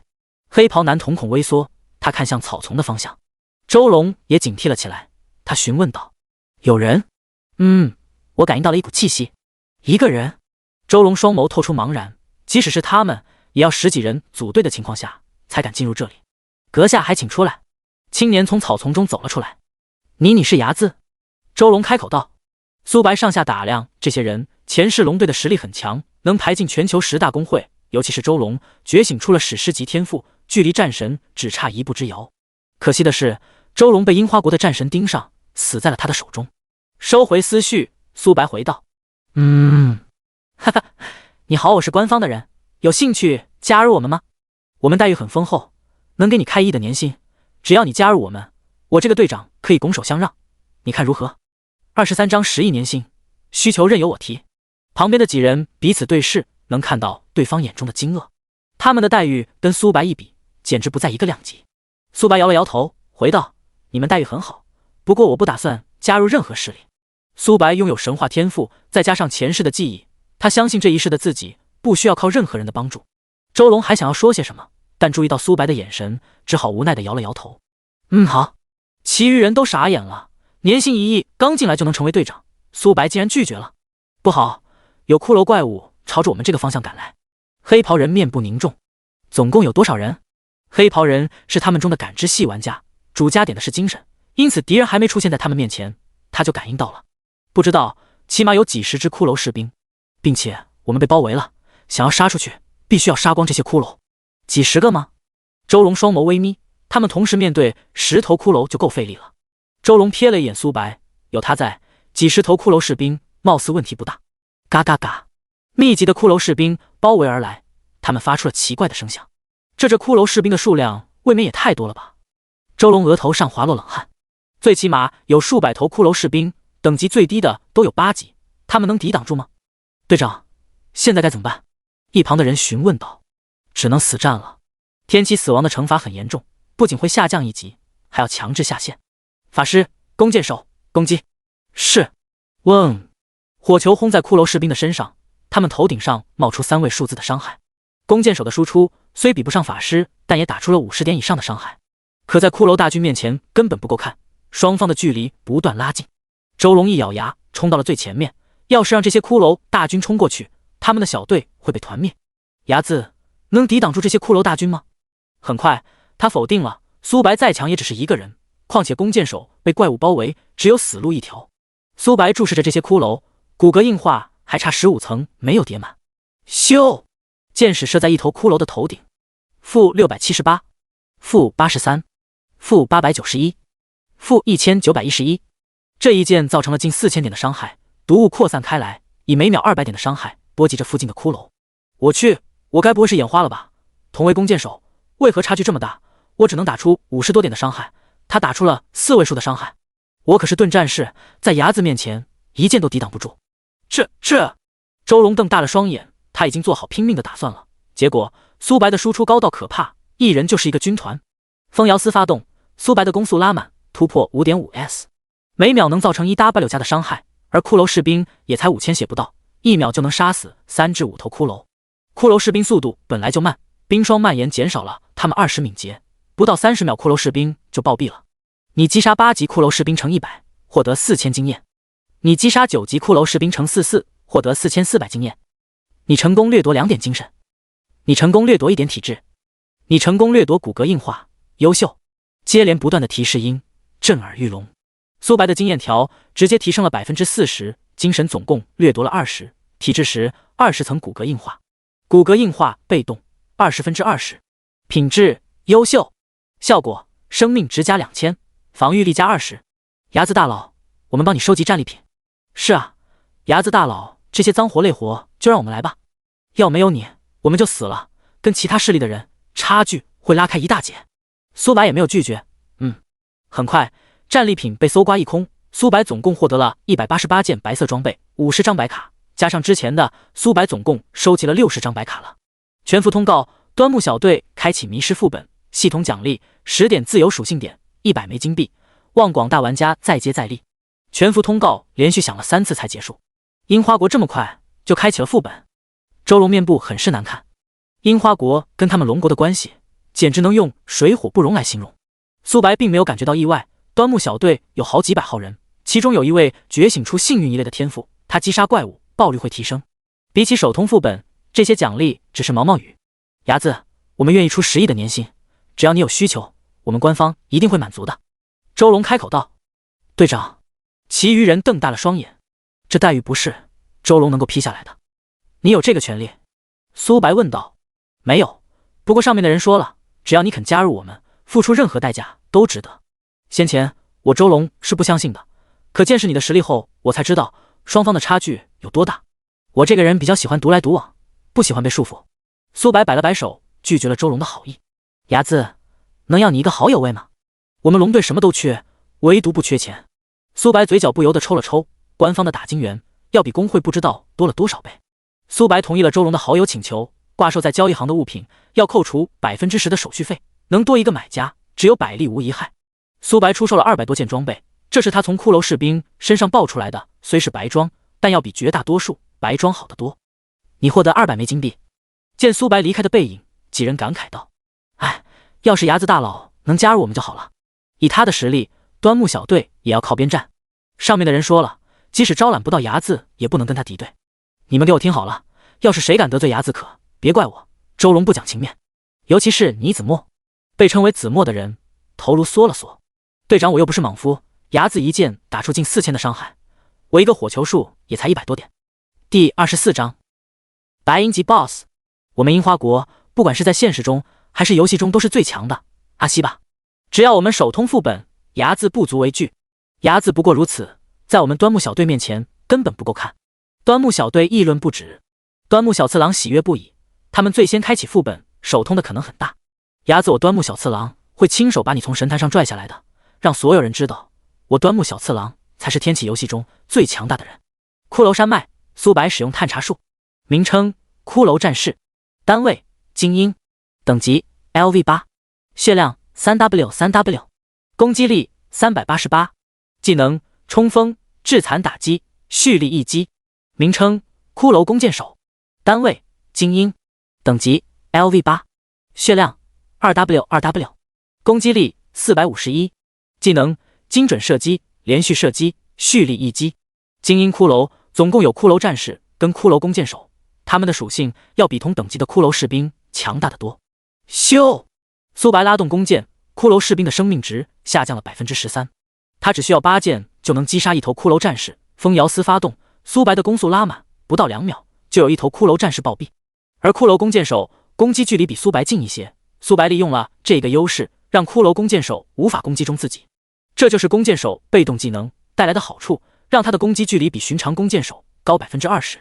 你击杀了骷髅战士城时获得2000经验值，你击杀了骷髅弓箭手城时获得2000经验值，你成功掠夺2点精神，你成功掠夺2点体质，你成功掠夺蓄力一剑，完美。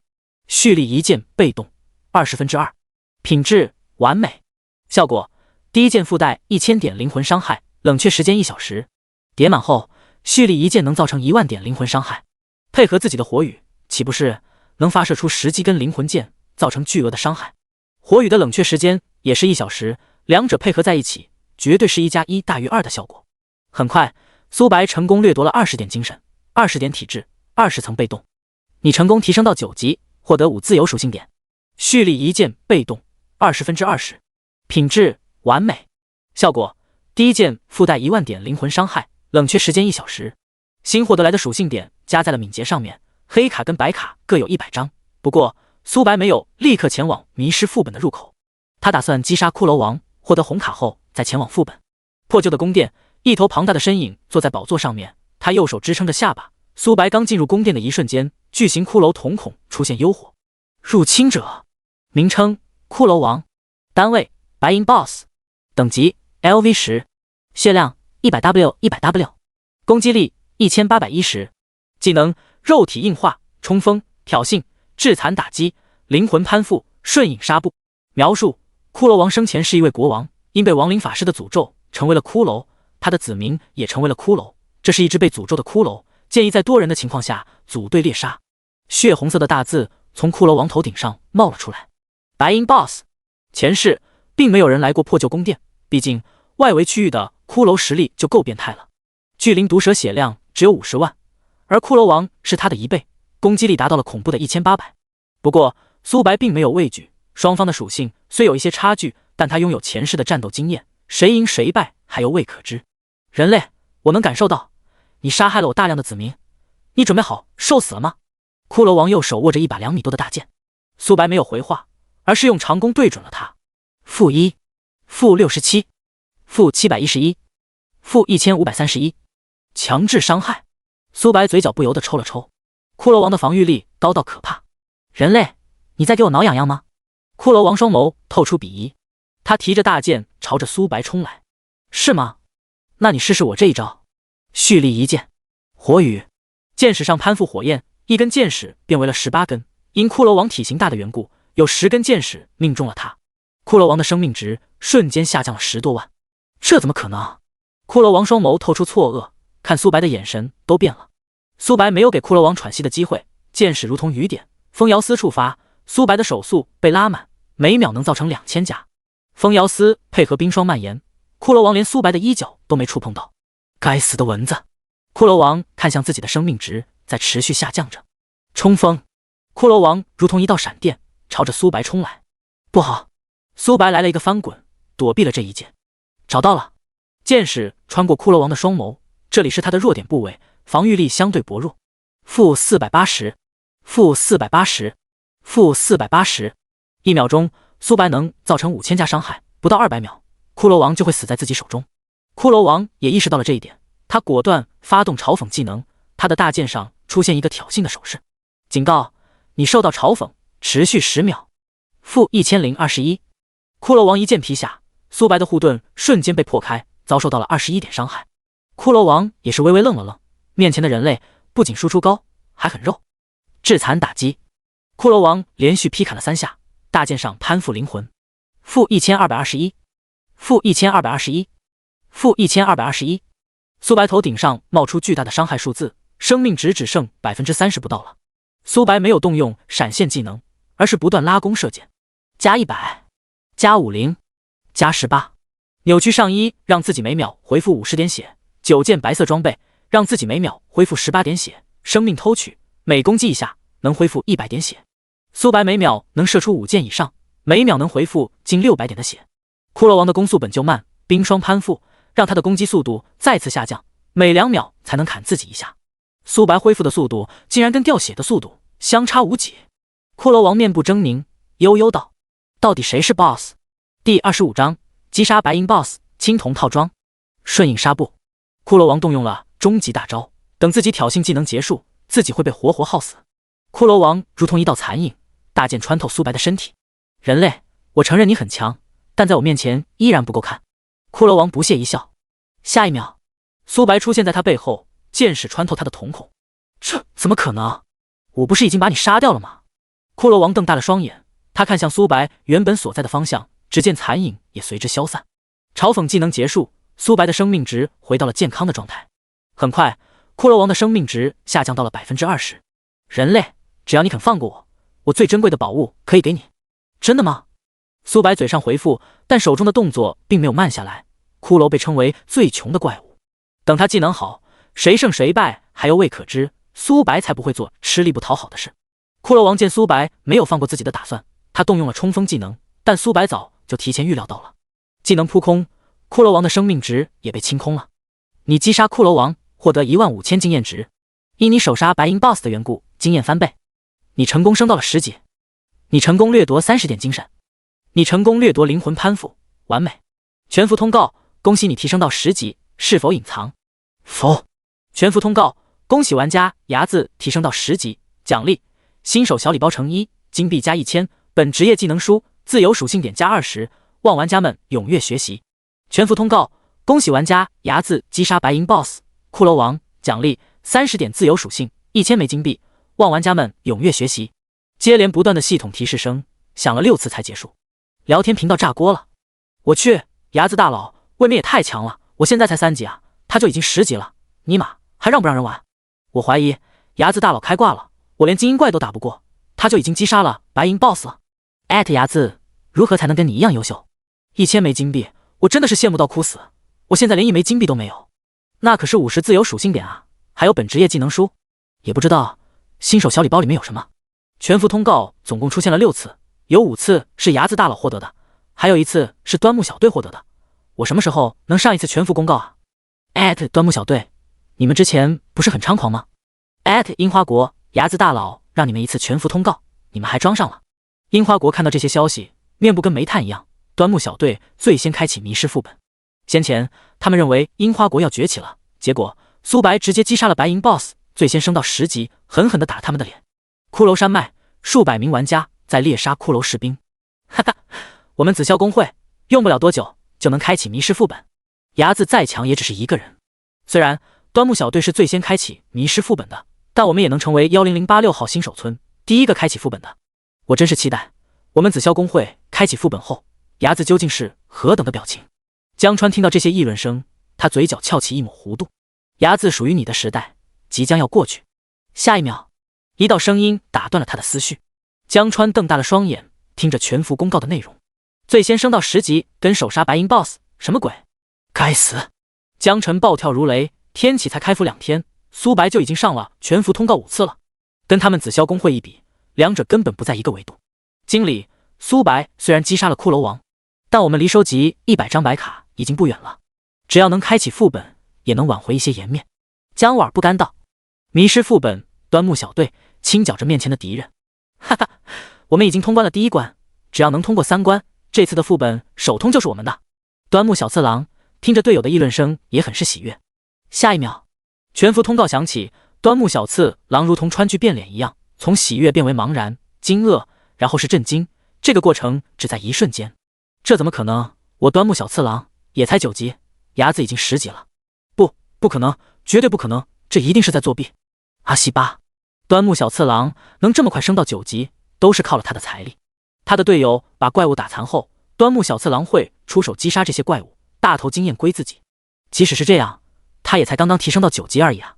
牙子，我端木小次郎跟你是不为敌，这次的首通副本是我们端木小队的。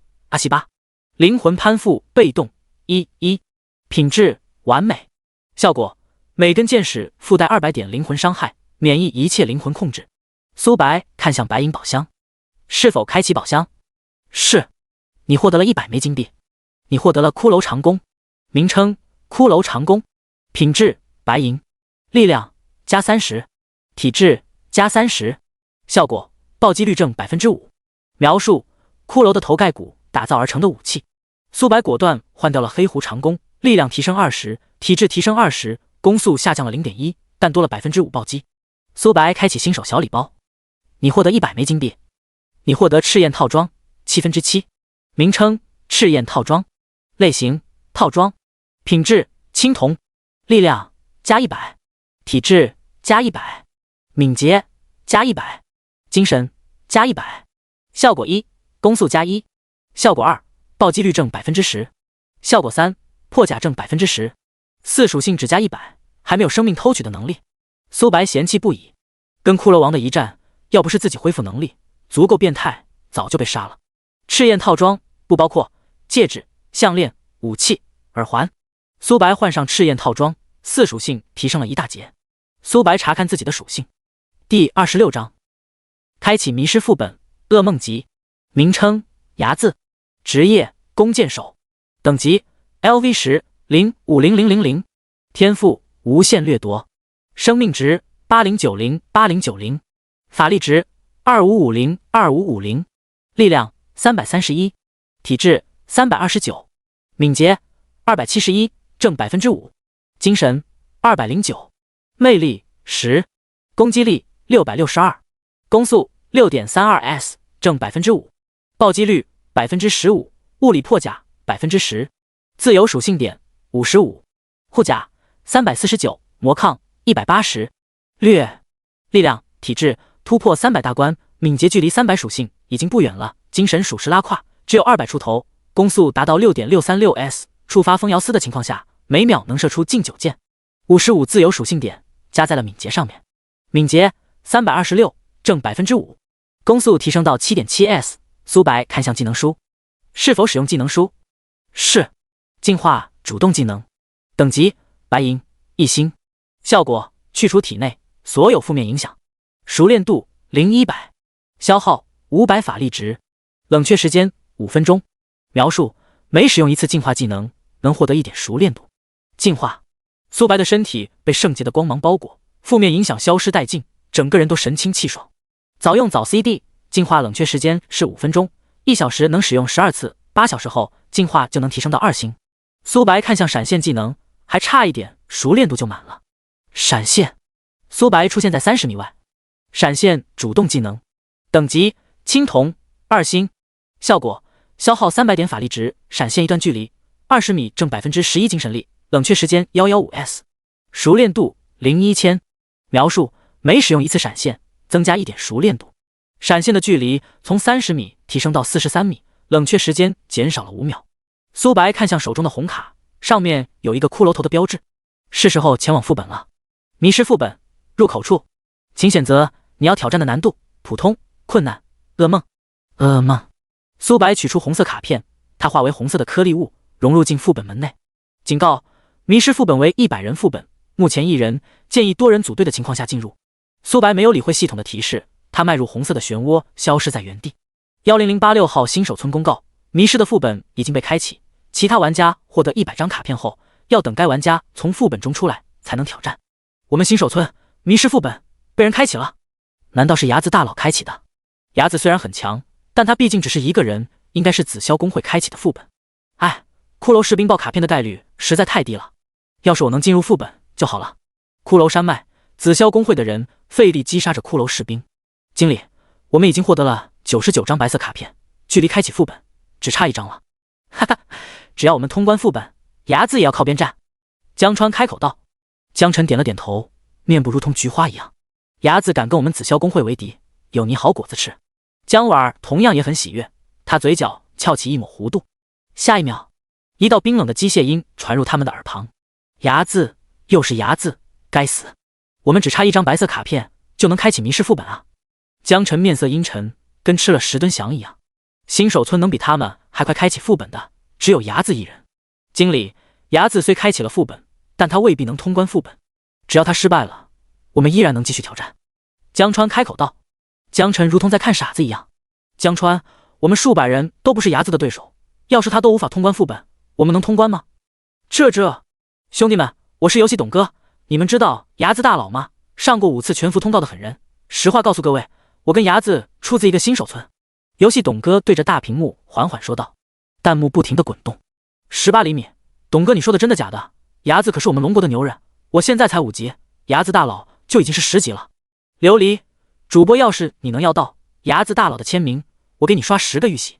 北川，我听说睚眦大佬也是弓箭手，真想见识一下他的实力。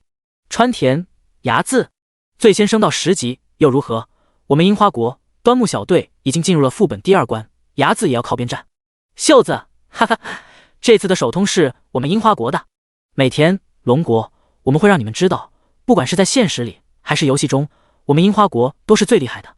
游戏董哥看着聊天频道，嘴角翘起一抹弧度。他万万没想到自己直播间能出现歪国人。各位，我带大家去看看我们新手村是谁开启了副本。游戏董哥看向副本入口，上面有一个骷髅头的标志，副本门上有一个数字1的标志，这代表着里面只有1个人。游戏董哥倒吸了一口凉气，因直播画面是背对着副本的缘故，直播间的玩家并没有看到副本的状况。18厘米，主播怎么了？游戏董哥大口喘息，平复躁动的情绪。噩梦副本还是1个人？难道是睚眦大佬？他把录像功能对准了副本入口，直播间彻底炸锅了。我去，我记得端木小队挑战的是普通难度吧？睚眦大佬上来就是噩梦级，这未免也太自信了吧！我承认睚眦很强，但想要1个人通关副本简直是痴心妄想，况且这还是噩梦级。看来这次的首通非我们樱花国莫属了。睚眦能上公告5次，不过是运气好。龙国玩家跟樱花国玩家骂了起来，因龙国玩家这边人数多的缘故，樱花国瞬间被击溃。但他们也很清楚，苏白想通关噩梦级副本，几乎不可能。第27章第1关腐尸王。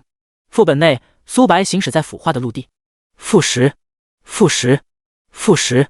苏白头顶上不断掉血，每秒要扣10点血，但跟自己的回复相比，根本不在一个量级。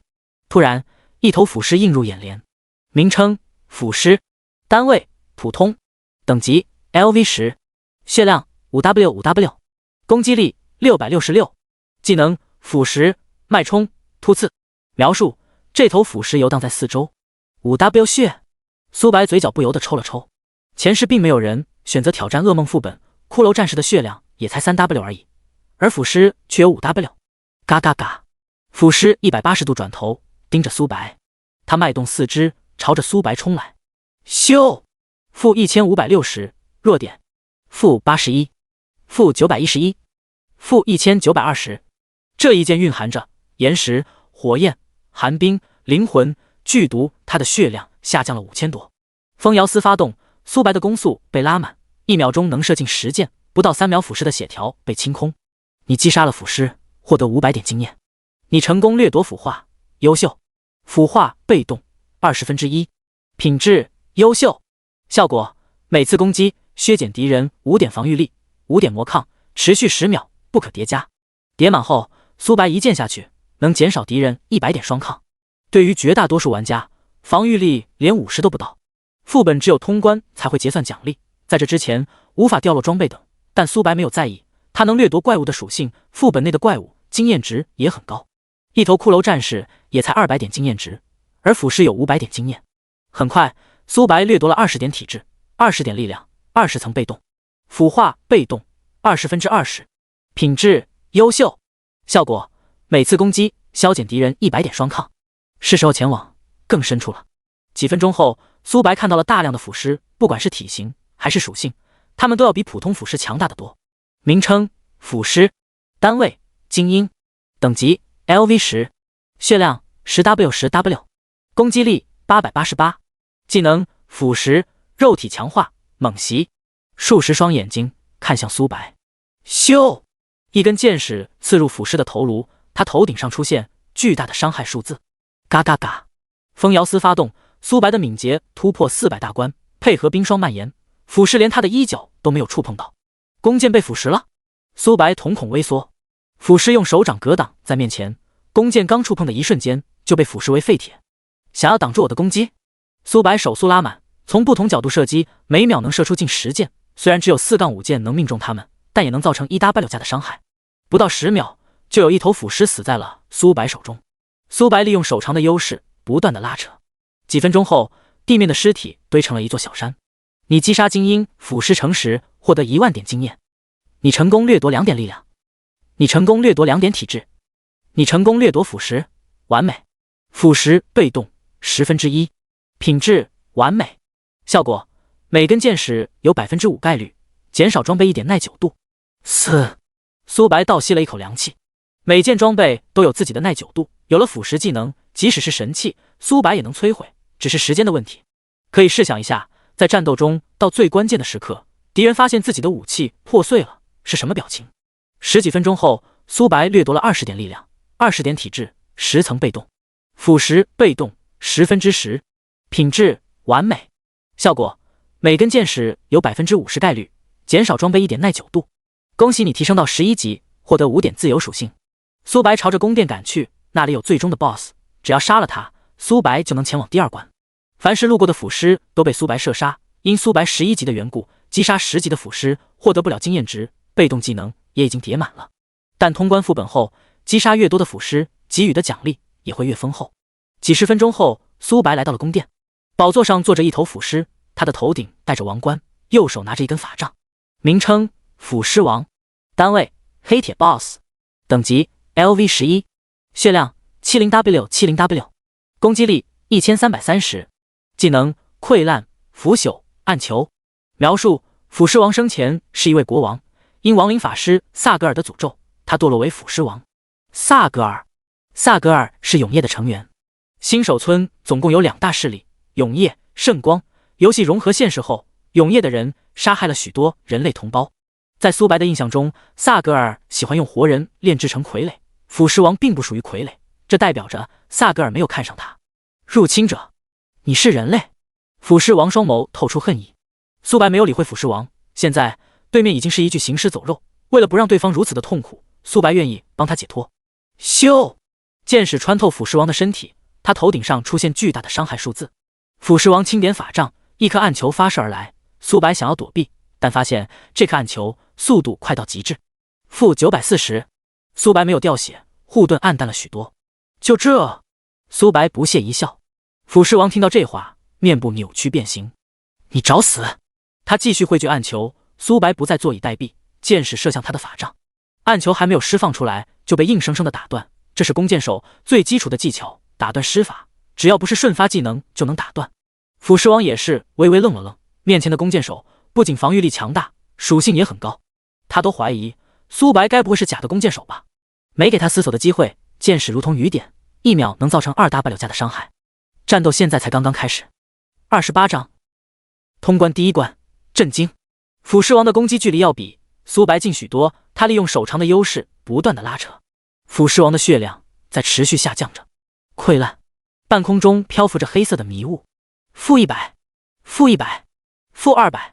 苏白的血量在以肉眼可见的速度下降着，但苏白每攻击一下能回复100点的血量，1分钟进10剑，相当于能回复1000点血。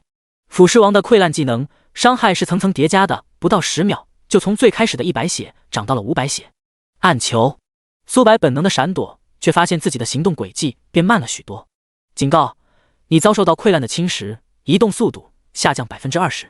负996，一个巨大的伤害数字从苏白头顶上冒了出来。腐尸王一边使用溃烂技能，一边使用暗球，苏白恢复能力要远比扣血少许多。很快，苏白的生命值下降到 20%， 而腐尸王的血量也不足20万了。腐尸王面部露出残忍的笑容，他已经预料到苏白被自己击杀的画面了。下一秒，进化，蓄力一剑，火雨。苏白体表浮现一道圣洁的光芒，负面影响被清扫一空。他现在的精神力高达209点，能多分裂20道火焰剑。咻！31根火焰剑发射而来，双方的距离并不远。腐尸王想要躲避，但已经太晚了，他的血量瞬间被清空。加3100，苏白的生命值瞬间回复一大截。恭喜你击杀腐尸王，获得5万经验。你成功掠夺了20点精神。你成功掠夺溃烂，完美。溃烂被动，完美。品质，完美。效果，每根箭矢附带重伤效果，敌人恢复能力减少 99%， 持续3秒。卧槽！苏白瞪大了双眼，重伤在前期几乎无法获得，大部分 BOSS 都有回血的能力，只是多和少的问题。而苏白现在拥有溃烂能力，每根箭矢能减少敌人 99% 恢复手段，相当于敌人能恢复1万血的技能变成100血。试想一下 ，BOSS 在临死之前开启最终大招，结果就回复了几百血，他是何等表情？一道光芒出现在苏白面前，他踏入镜里面。外界，游戏董哥看向副本入口，怀疑自己眼花了。睚眦大佬通关了第一关，外面虽看不到里面的情况，但能看到苏白现在所在的关卡。苏白进去到通关第一关，连1个小时都不到，直播间彻底炸锅了。雪花琉璃，我去，睚眦大佬跟我们玩的是同一款游戏吗？这可是100人副本啊！见红，对面的端木小队花了2个小时才通关第一关，还是100人的情况下。最关键的是，他们挑战的是普通难度的副本，而睚眦大佬闯的是噩梦级啊！张三，哈哈，樱花国的人，你们刚刚不是很嚣张吗？我张三把话放在这，你们端木小队跟睚眦大佬一比，连提鞋都不配。韩露支持楼上的兄弟，睚眦大佬可是上过5次全服通告的狠人。佐佐木，端木小队已经通关了第2关，即使睚眦再强，也无法回天乏术。恩佐，就是这次的首通副本必定是我们樱花国的。江川，你在看什么？江婉面部有一丝不悦，他们紫霄公会处处碰壁，让他很是不爽。而江川还在刷怪中看起了直播。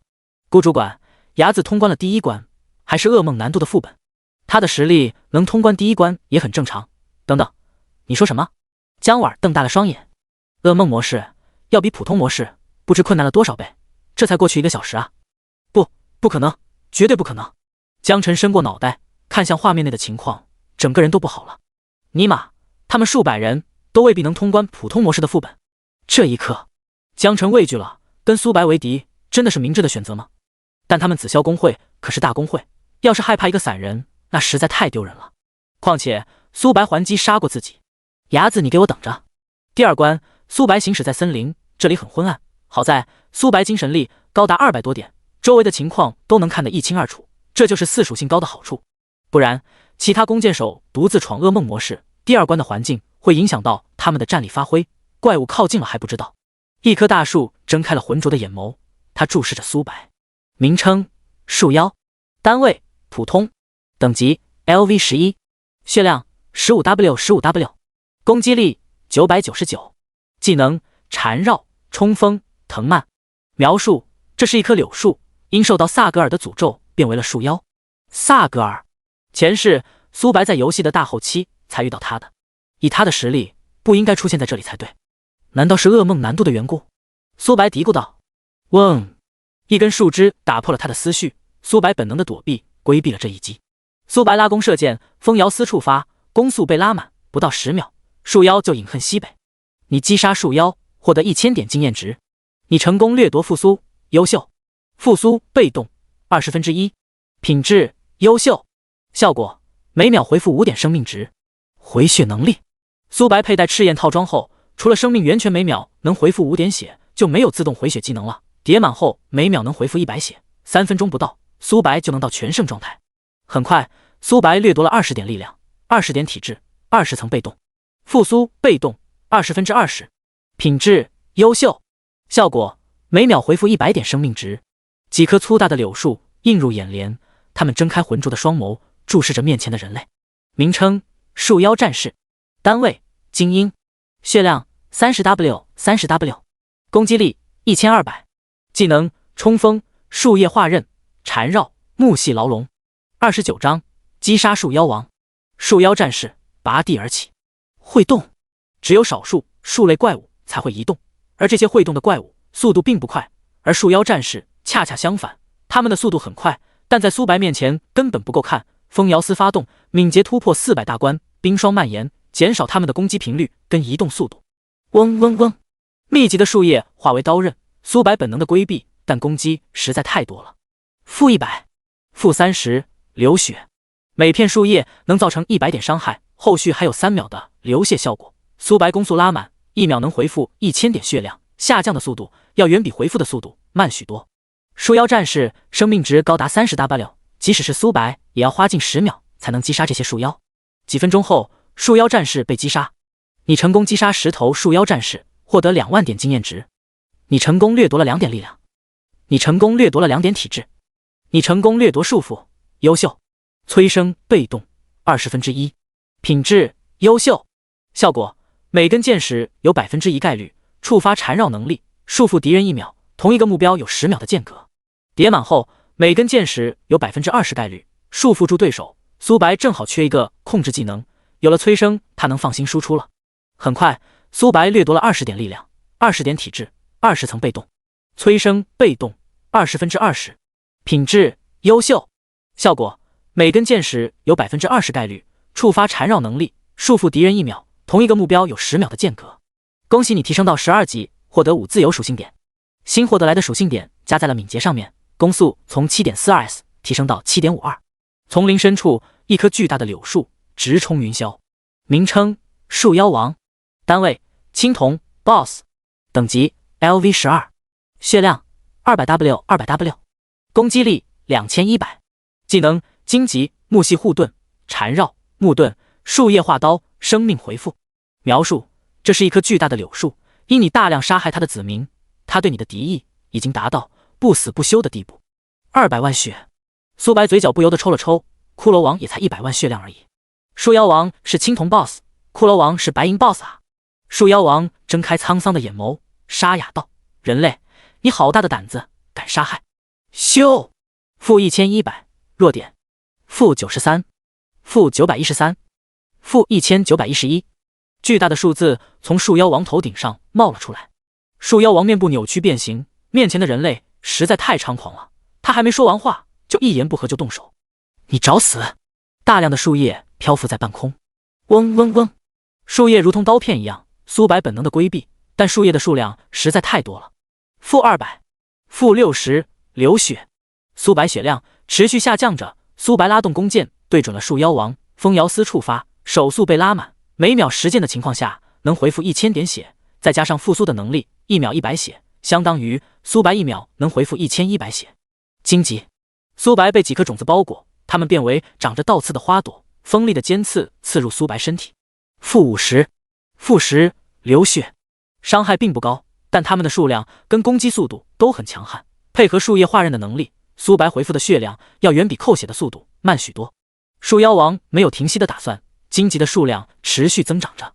苏白瞳孔微缩，树妖王不仅防御力强，血量也很高，想要短时间内击杀他几乎不可能。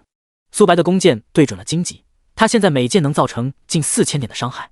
荆棘并不肉，被射一箭就枯萎了，毒雾蔓延开来，在每秒以200点的伤害波及着四周。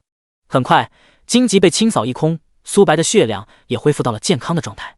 树妖王拔地而起，几根箭矢穿透树核，催生技能发动，他被束缚在原地，苏白的身影如同鬼魅，不断的拉扯。木盾，树妖王被巨型木盾包裹，箭矢攻击在上面，不仅造成不了伤害，连恢复效果都没有了。苏白改变了攻击的方式，箭矢如同活过来一样，四处拐弯，绕开了木盾波及的范围。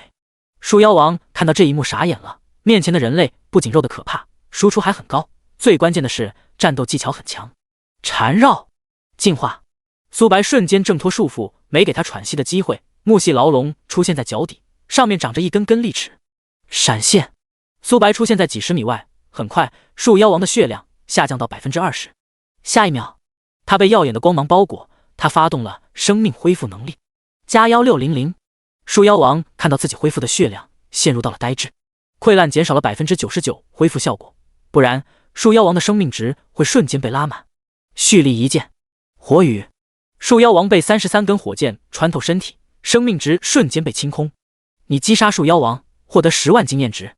你成功掠夺20点体质。你成功掠夺木系护盾，完美。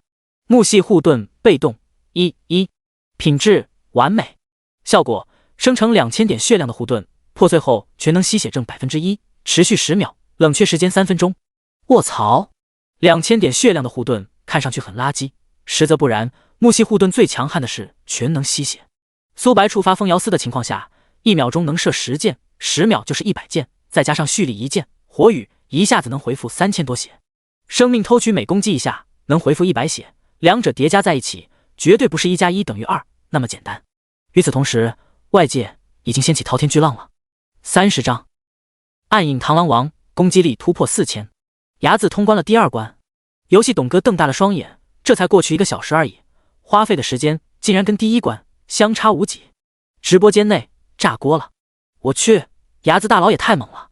说来也惭愧，我之前还怀疑牙子大佬的实力，现在看来是我目光短浅了。可不是嘛，我都怀疑我们玩的根本不是一个游戏，这可是噩梦模式的副本啊，怎么跟闹着玩一样？我要是能有牙子大佬的实力就好了，即使让我住别墅开豪车我也愿意。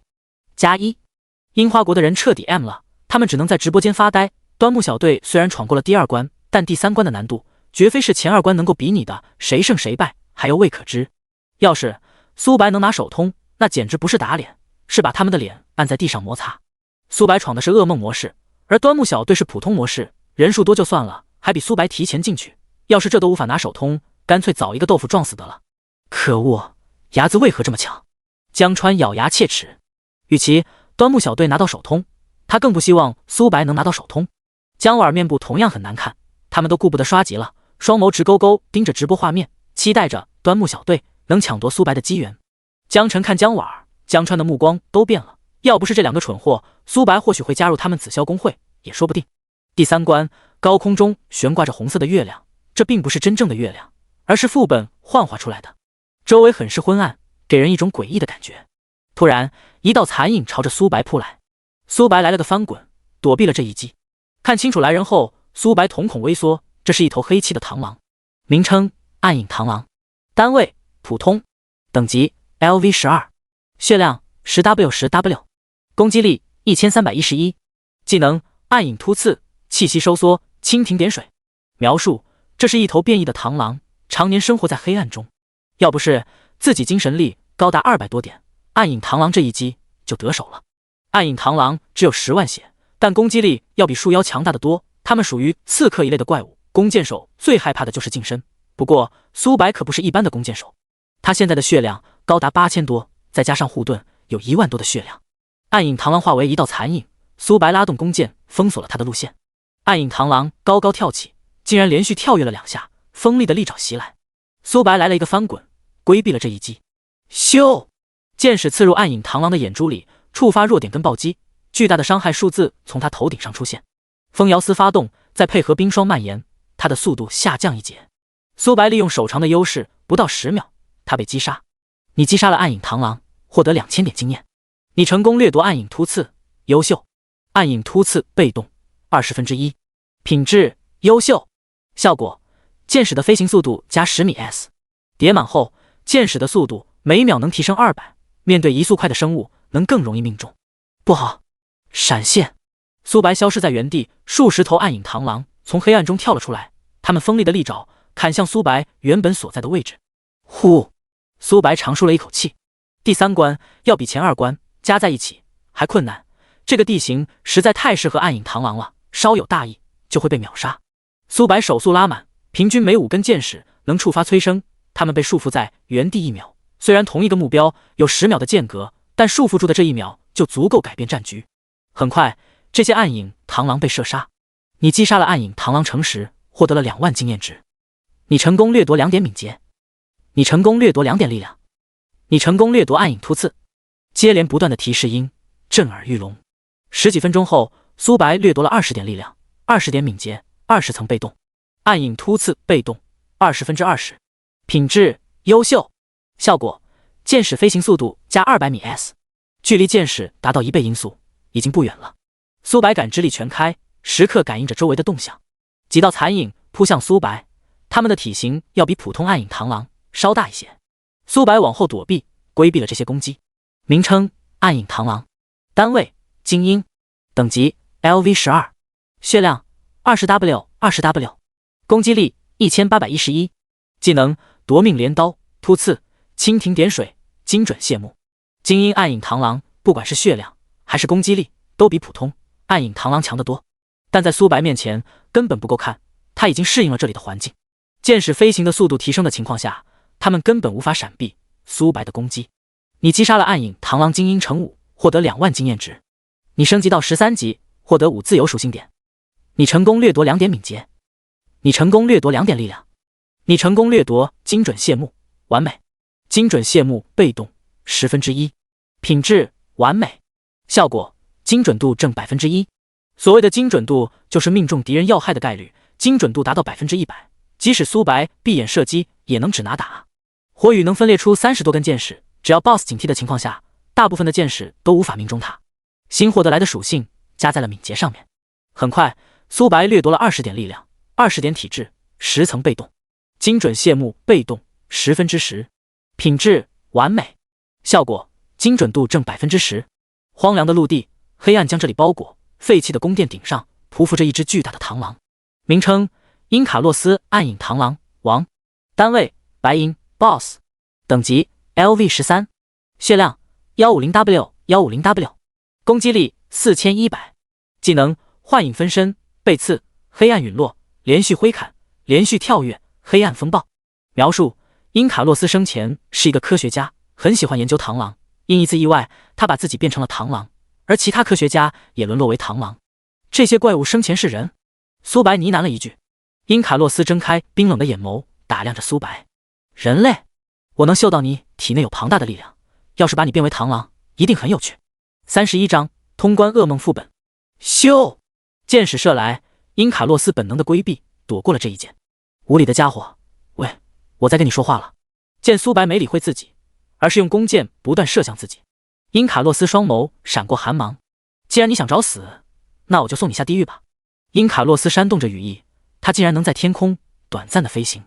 在游戏的前期几乎遇不到飞行的生物，像战士那种职业，要是遇到因卡洛斯，只能等待死亡。毕竟因卡洛斯不仅能短暂飞行，速度还很快，即使苏白触发风摇丝的情况下，也无法甩开他。因卡洛斯躲避飞来的羽箭，但精准谢幕的缘故，这些箭矢如同子弹一样快到无比，他只能躲避部分的箭矢。砰！因卡洛斯从天空中掉了下来，很是狼狈。小子，你彻底惹怒我了。苏白没有理会因卡洛斯，除非在必要的情况下，苏白才会在战斗中说话。因卡洛斯实力很强，即使是苏白也不敢大意。幻影分身，3道跟因卡洛斯一模一样的分身朝着苏白冲来。苏白没有犹豫，果断朝着一道分身射箭。他的腹部被箭矢洞穿，巨大的伤害数字从他头顶上冒了出来。你是如何发现我本体的？猜的。噗嗤，因卡洛斯吐出一口淤血，属实是被气得不轻。自己使用幻影分身，苏白没有一丝的愣神。实则苏白压根不是瞎猜的，前世他也遇到过拥有幻影分身的敌人。幻影分身能自由改变分身所在的位置，必须要命中本体的要害部位才能摧毁幻影分身。本体的位置要比分身慢一个身位，这是无法改变的。苏白就是捕捉了这个时机，射中了本体。背刺，因卡洛斯消失在原地，苏白没有犹豫，果断使用闪现，出现在自己原本所在的位置3步的距离。因卡洛斯扑空，数根箭矢穿透他的肌肤。该死！黑暗风暴，中心处出现一颗黑球，苏白被一股吸力拖拽，连续劈砍。进化，苏白挣脱束缚，避开了因卡洛斯的攻击。因卡洛斯血量持续下降着，箭矢如同磁场一样，不管他如何躲避，都无法躲过苏白的攻击。因卡洛斯煽动羽翼，连续跳跃了9次。黑暗陨落，寒冷的刀芒砍来，苏白想要躲避，但刀芒覆盖的范围实在太大了。负1000，负1000，负1000，负100，流血，9段伤害加流血效果，这一击造成了近1万的伤害。好在苏白有2层护盾，只扣了6000多点血。因卡洛斯出现在苏白5米的距离，蓄力一剑，火雨，20多根火箭穿透他的肌肤，其余的火箭没能命中，但也让苏白恢复了5000多血，恢复到健康的状态。因卡洛斯傻眼了，尼玛，面前的真的是弓箭手吗？不仅肉，输出也强到可怕，吸血能力更是变态，这还不到1秒就满血了。苏白利用手长的优势，不断的射击，每秒能造成2W 加的伤害。因卡洛斯的攻击，苏白大部分都能规避，只有少数命中自己。不到几秒，苏白的生命值就回满了。很快，因卡洛斯的血量清空。你击杀了因卡洛斯，获得15万经验值。你成功掠夺30敏捷。你成功掠夺陨星。史诗，陨星被动1品质史诗，效果每3箭造成1次2000点黑暗伤害，无视敌人50%魔法防御。史诗被动，被动等级分：普通、优秀、完美、史诗。陨星让自己输出提升1节，苏白现在能每秒射10箭，能触发3次陨星，1秒6000血，1分钟就是18万血。全服通告：恭喜你通关噩梦模式副本，是否隐藏？否。全服通告：恭喜玩家牙字通关噩梦副本，系统奖励1万枚金币，100自由属性点，本职业技能书，望广大玩家踊跃学习。全服通告：恭喜玩家牙字通关噩梦副本，系统奖励1万枚金币，100自由属性点，本职业技能书，望广大玩家踊跃学习。外界聊天频道彻底炸锅了，我靠，我该不会是眼花了吧？牙字大佬一人通关了副本，还是噩梦级？牙字大佬牛逼！端木小队，你们之前不是很猖狂吗？端木小队就是牙字大佬通关了噩梦级，而你们连普通级都没通关，真的是笑死！哈哈，有时候啊，人比人比狗差距还大。楼上的兄弟，我怀疑你在说我。1万金币，我真的羡慕哭死，我现在连1枚金币都凑不出来。游戏董哥看向直播间，从几万的人气涨到了几百万，并且还在上涨着。孤独求败，主播要是你能要到牙字大佬的签名，我愿意刷100个玉玺。牛美丽，格局小了，主播要是你能要到牙字的好友位，我愿意出1000万购买。坤坤，牙字大佬牛逼，王总送了你1000个玉玺。游戏董哥倒吸了一口凉气，1枚玉玺，可是售价1万，即使平台会抽中50%，他也能拿到500万。起飞！他万万没想到，在副本蹲守了几个小时，就让自己获得了一大笔的钱。要是能拍到牙字大佬的真面目，自己岂不是能拥有一辈子花不光的钱？听着系统公告，紫霄工会的人面部很是难看，跟吃了10吨翔一样。牙字又是牙字，端木小队是废物吗？牙字闯的可是噩梦难度的副本，他们这都没拿到手通。江川咬牙切齿，牙字先前的实力就够强了，获得100属性点，跟通关的奖励能强到何等的地步？姜婉担忧道：经理，现在该怎么办？或许我们能找牙字和谈一下，毕竟我们也没有太大矛盾。姜婉这个任务交给你，不管付出什么代价，都要把这个恩怨化解。可是伢子杀了我们紫霄工会的人2次，这口气我实在吞不下。没有可是，伢子能连续上公告这么多次，必定觉醒出了强大的天赋。32章，攻速突破10点大关，敏捷700。兄弟们，加油！只要把这些怪击杀，我们就能遇到 BOSS 了。伢子再强，也只是一个人，手通属于我们端木小队。端木小次郎开口道，其余人也很是喜悦，他们费力攻击着精英怪。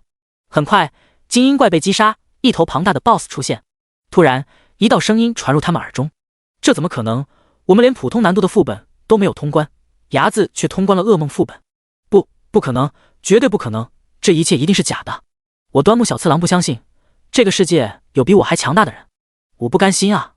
BOSS 释放出一个范围型技能，所有人被秒杀，传送出副本外。该死，伢子都怪你，我端木小次郎跟你势不两立。因他们愣神的功夫，端木小队被团灭了。副本中死亡并不会掉级，也不会被迫上不了游戏，但想要继续挑战，必须要再消耗100枚白色卡片或黑色卡片。队长，现在该怎么办？继续去刷骷髅士兵。这一刻，端木小次郎颓废了许多。副本内，苏白结算着奖励。玩家伢子总共用13小时15分钟获得 SSS 级评分，奖励5万金币，幸运硬币乘1，雷霆戒指乘2，属性点100，白银装备乘5，材料若干。评分由低到高分 E、D、C、B、A、S、SS、SSS。名称：幸运硬币。品质：白色特殊物品，为1。效果：幸运加1。效果2：无敌金身， 0.5秒内处于无敌状态，冷却时间24小时。描述：这枚硬币蕴含了幸运女神的加持。卧槽！卧槽！卧槽！苏白震惊不已。所谓的幸运，只有后期才有希望获得，无敌 0.5秒，看似少，实则不然，这只是白色装备而已，提升到更高的品质，幸运值跟无敌的时间也会提升。在苏白的印象中，铁匠有一个宝贝，售价100万金币，能让白色装备提升到黑铁级。前世玩家都认为没有人会做这么脑残的事，毕竟一件白色装备连1枚金币都不到，谁会愿意花100万枚金币购买提升品质的东西啊？可幸运硬币不同，这可是唯一，除了自己拥有幸运硬币，其余人都无法获得。苏白看着自己可怜的6万多枚金币，无奈地摇了摇头。距离购买到升级卷轴还有93万多，看来我还需要继续努力啊。幸运高的人，即使是 5% 的暴击，攻击10次也能暴击3至5次，而幸运低的人，暴击率 10%， 攻击10次都未必能暴击1次，这就是幸运带来的好处。还有打怪时掉落的装备等，那些能触发隐藏任务的人，普遍都要比正常人幸运高许多，不然也无法触发隐藏任务。名称：雷霆戒指左。品质：黄金。力量：加50。体质：加50。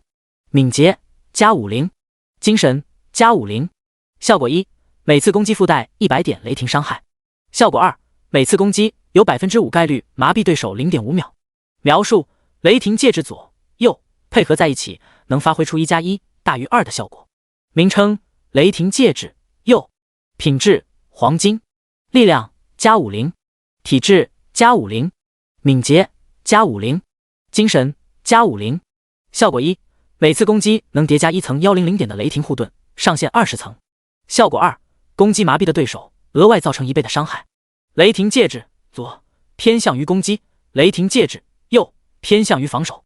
古旧戒指被取下，苏白换上了2枚戒指，提升了80力量、80体质、80敏捷、100精神，攻速下降 0.2。苏白看向白银装备，只有战士才能穿戴，等离开副本后再出售掉。本职业技能书。名称：鹰眼。品质：黄金。职业需求：弓箭手。等级需求：无。等级 LV1。效果：视野提升100米。效果2：洞穿阴影。描述：伙计，你躲在黑暗中，以为我看不到你了吗？技能：创世人凯文·尼古拉斯。弓箭手在昏暗的地形战斗，想要找到目标就很艰难了，更何况要命中目标，而鹰眼就避免了这一点。即使苏白的精神力要远比普通人高许多，但也只能感应到方圆10几米。苏白查看自己的面板。名称：牙字。职业：弓箭手。等级 LV13 15000030000。天赋：无限掠夺。生命值98909890。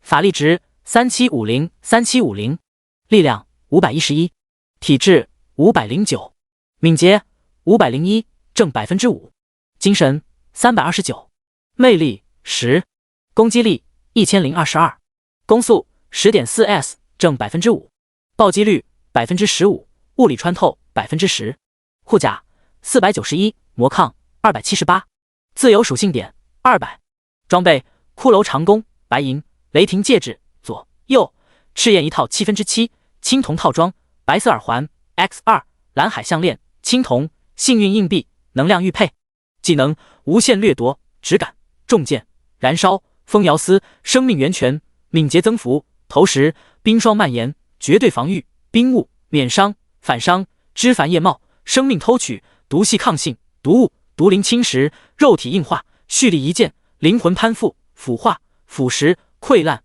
复苏，木系护盾，暗影突刺，精准谢幕，陨星，鹰眼，1级，闪现2星，弓箭手被动3星，火雨，净化1星，幸运硬币，能量玉佩都属于特殊物品，不需要占用装备栏。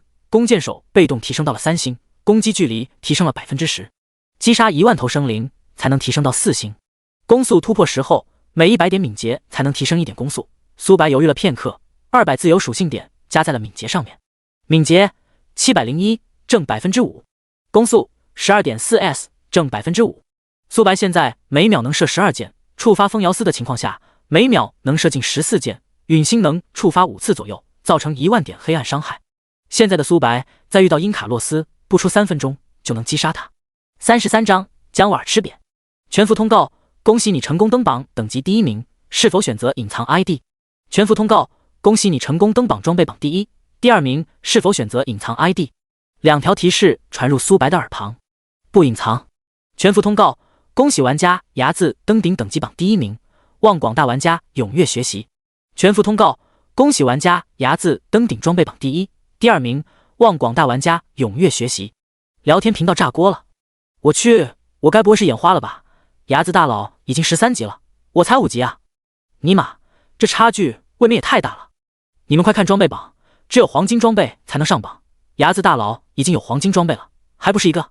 我现在穿戴的装备还只是白装啊！有时候人比狗差距还大，可不是吗？我都怀疑我们玩的不是一款游戏。等级榜第1名牙字13级50%，装备榜第1名雷霆戒指右，第2名雷霆戒指左。等级榜只有11级以上的玩家才能上榜，装备榜除了自己就没有其他人了。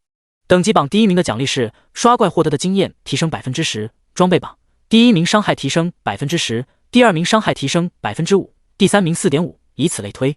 副本外汇聚着许多人，他们都在等待苏白出来，想看看他的真面目。白色的光幕亮起，一道身影映入眼帘。牙子大佬出来了。牙子大佬，我是你的粉丝，能否给我签一下名？牙子大佬不仅实力强，长得也风流倜傥。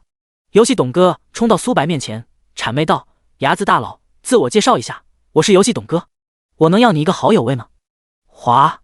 全场哗然一片，他们意识到了一个问题，要是能要到牙子大佬的好友位，崛起岂不是在一瞬间？这一刻，在场所有人双眸透出火热，甚至有些胆大的女生已经上手去摸了。天启游戏能改变自己的样貌，比如苏白，她的样貌本就不差，不然也不可能魅力比正常人高4分。改变的样貌是，长得丑的人只能变成长得丑的人，长得帅的人只能变成长得帅的人。苏白看着这个阵仗，也是微微愣了愣。尼玛，每个新手村有1万人，而这里的人少说都有1000人，他们不去练级的吗？不少男性双眸透出羡慕，他们还是第一次看到女生也会这么主动。难道长得帅就能为所欲为吗？苏白没有理会这些人，他还有很多事要去做。闪现，苏白消失在众人的视线中，他现在的精神力已经能穿梭几十米了，再加上700多点的敏捷，远远甩开了人群。周龙，我要出售装备，你收吗？苏白发送了一个信息，对方秒回：收，只要是牙子大佬出售的东西，我们龙队就收。牙子刚通关噩梦难度的副本，身上一定有很多好东西。苏白返回新手村，一道身影映入眼帘，他不管是样貌还是身材都很出色，低头看不到脚底。紫霄月，这是姜瓦尔的游戏名称。牙子，我能找你聊一聊吗？姜瓦尔生怕苏白拒绝，他继续开口道：“伢子，先前的事是我们紫霄公会考虑不周，野外 BOSS 有能力者得知，你能获得精英怪的首杀，是你的实力。”苏白微微愣了愣，在他的印象中，姜武儿是一个蛮横无理的人，如今的他已经不能用客气来形容了，甚至是有一点卑微。苏白也想看看姜武儿究竟想干嘛。行，姜武儿松了口气，他生怕苏白会拒绝自己。小屋内，姜武儿给苏白倒了半杯茶，苏白并没有喝，而是开门见山问道：“紫霄月，有什么事就直说吧。”是这样的，我们之前有些闹得不愉快，我们紫霄公会愿意支付1000枚金币，化解双方的矛盾，你看如何？苏白差点要笑出声，好家伙，自己杀姜武儿等人2次，他们这是害怕了，想用金钱化解仇恨。紫霄月，你就是为了这个来的吗？伢子，你通关了噩梦副本，身上一定有很多好东西，我们紫霄公会愿意支付金币购买。你放心，我们出售的金币包你满意。你们紫霄公会怕是吃不下吧？姜武儿眉头一挑，他们紫霄公会有几千名打金员，要是苏白出售黄金装备或数件白银装备，他们还真吃不下。毕竟现在连黑铁装备都很少，更何况白银、黄金装备。伢子，我们能出售现实货币购买。紫霄月，你好像搞错了一点，要是我想赚钱的话，会困难吗？是啊，伢子现在身上有大量的宝物，随手出售一些东西都能拥有一辈子花不光的钱。那伢子，你的打算是什么？我已经找好买家了。你说什么？你跟我说这么多是在耍我？姜武儿面部有一丝恼怒，自己可是紫霄公会的主管，代表着紫霄公会的脸面，伢子就一个散人，却敢戏耍自己。伢子，我警告你，得罪我们紫霄公会，没有你好果子吃。你是在威胁我？是又如何？苏白从凳子上起身，来到姜武儿面前，拍了拍他的肩膀。我伢子最不怕的就是别人的威胁，我今天就把话放在这里，你们紫霄公会想玩，那我伢子随时奉陪，只要你们紫霄公会敢离开新手村，我遇到一个杀一个。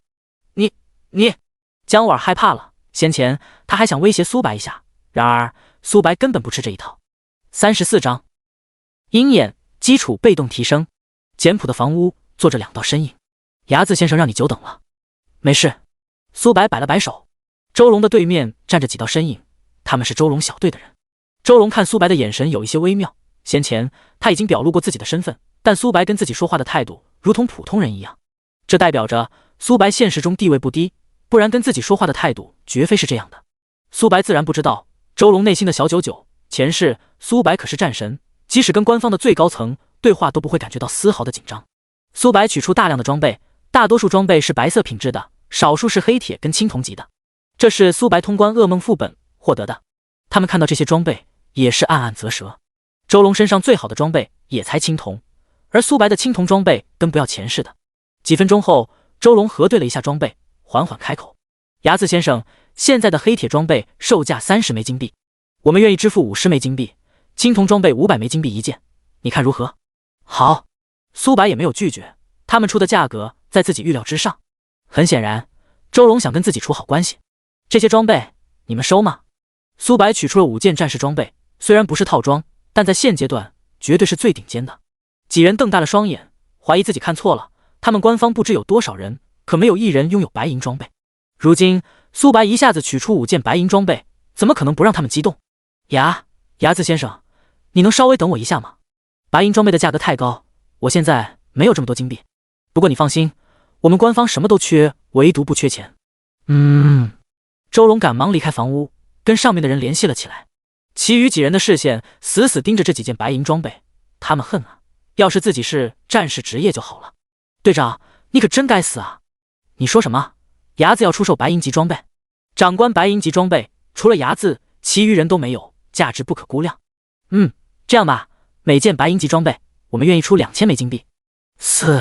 周龙倒吸了一口凉气，白银级装备的属性比青铜装备强出50%左右。正常情况下，白银级装备顶多1000枚金币一件。好，很快，周龙回到房屋。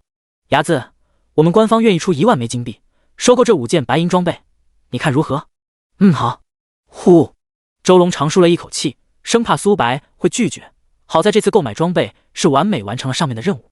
对了，周龙，这些卡片你们要吗？要，当然要。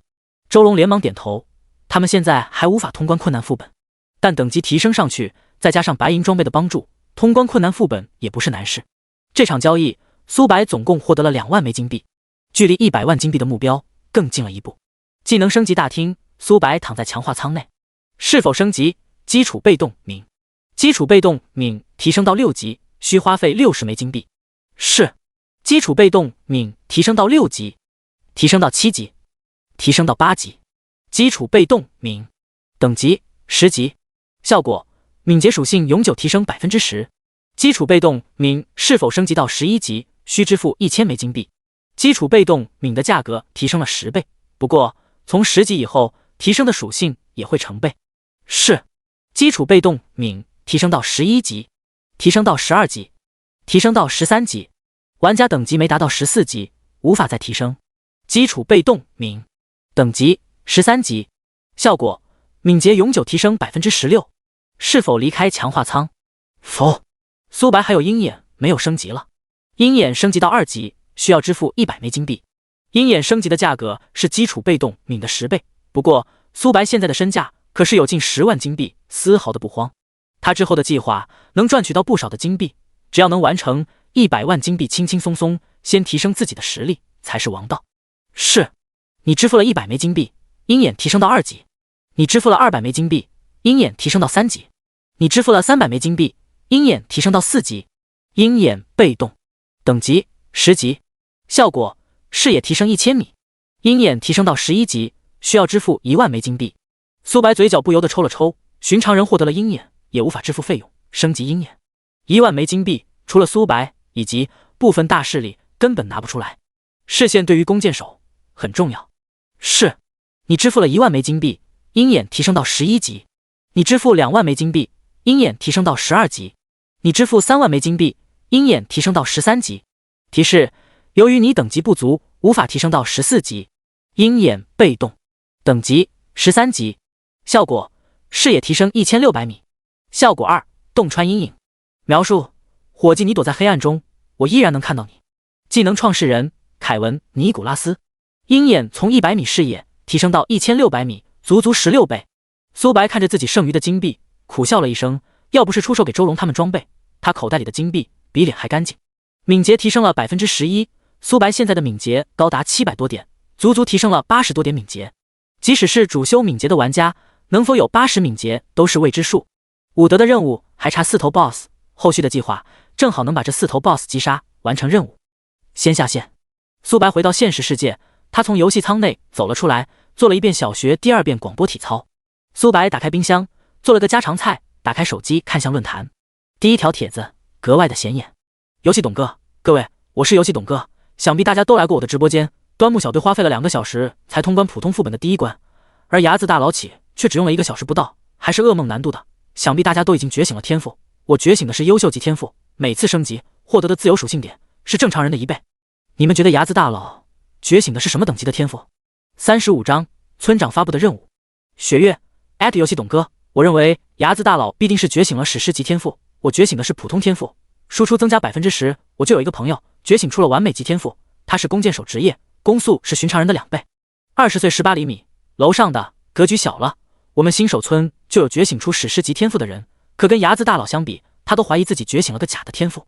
孤独，牙子大佬该不会觉醒出了传说级天赋吧？上星，很有可能，不然他也不可能通关噩梦难度的副本。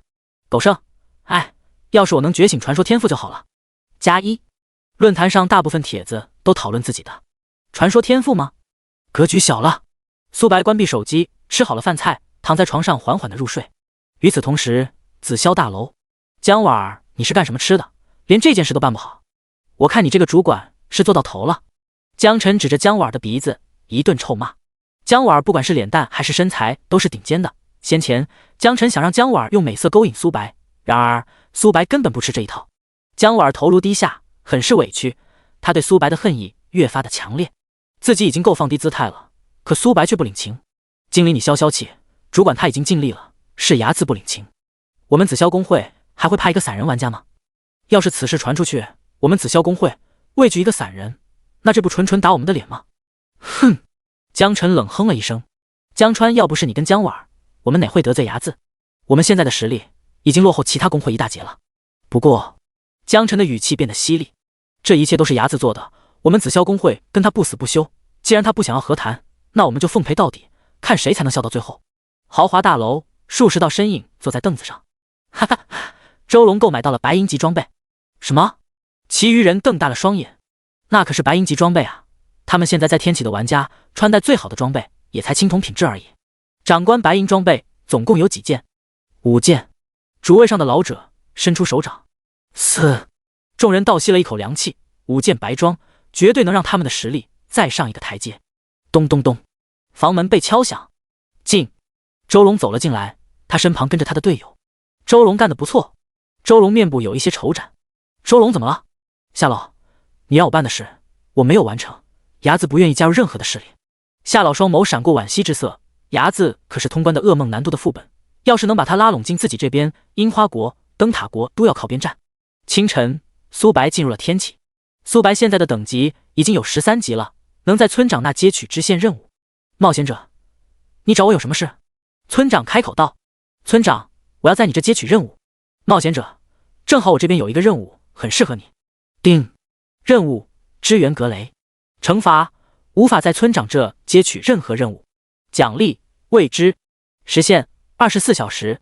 描述：格雷是圣光教廷的预备骑士，在野外遭遇到了永夜的人。坐标：2123.122。是否接取任务？营救任务。苏白微微愣了愣，极少数人接取的是跑腿任务，大多数人连圣光教廷的任务都无法接取。营救任务要比跑腿任务难得多，自然奖励也会很丰厚。苏白没有犹豫，果断接取了任务。冒险者，期待你凯旋而归。山谷内，2个小队在厮杀，5名骑士，他们身上的衣物已经被鲜血染成了红色，而对面的人穿着黑色的帽子，他身旁跟随着许多骷髅士兵。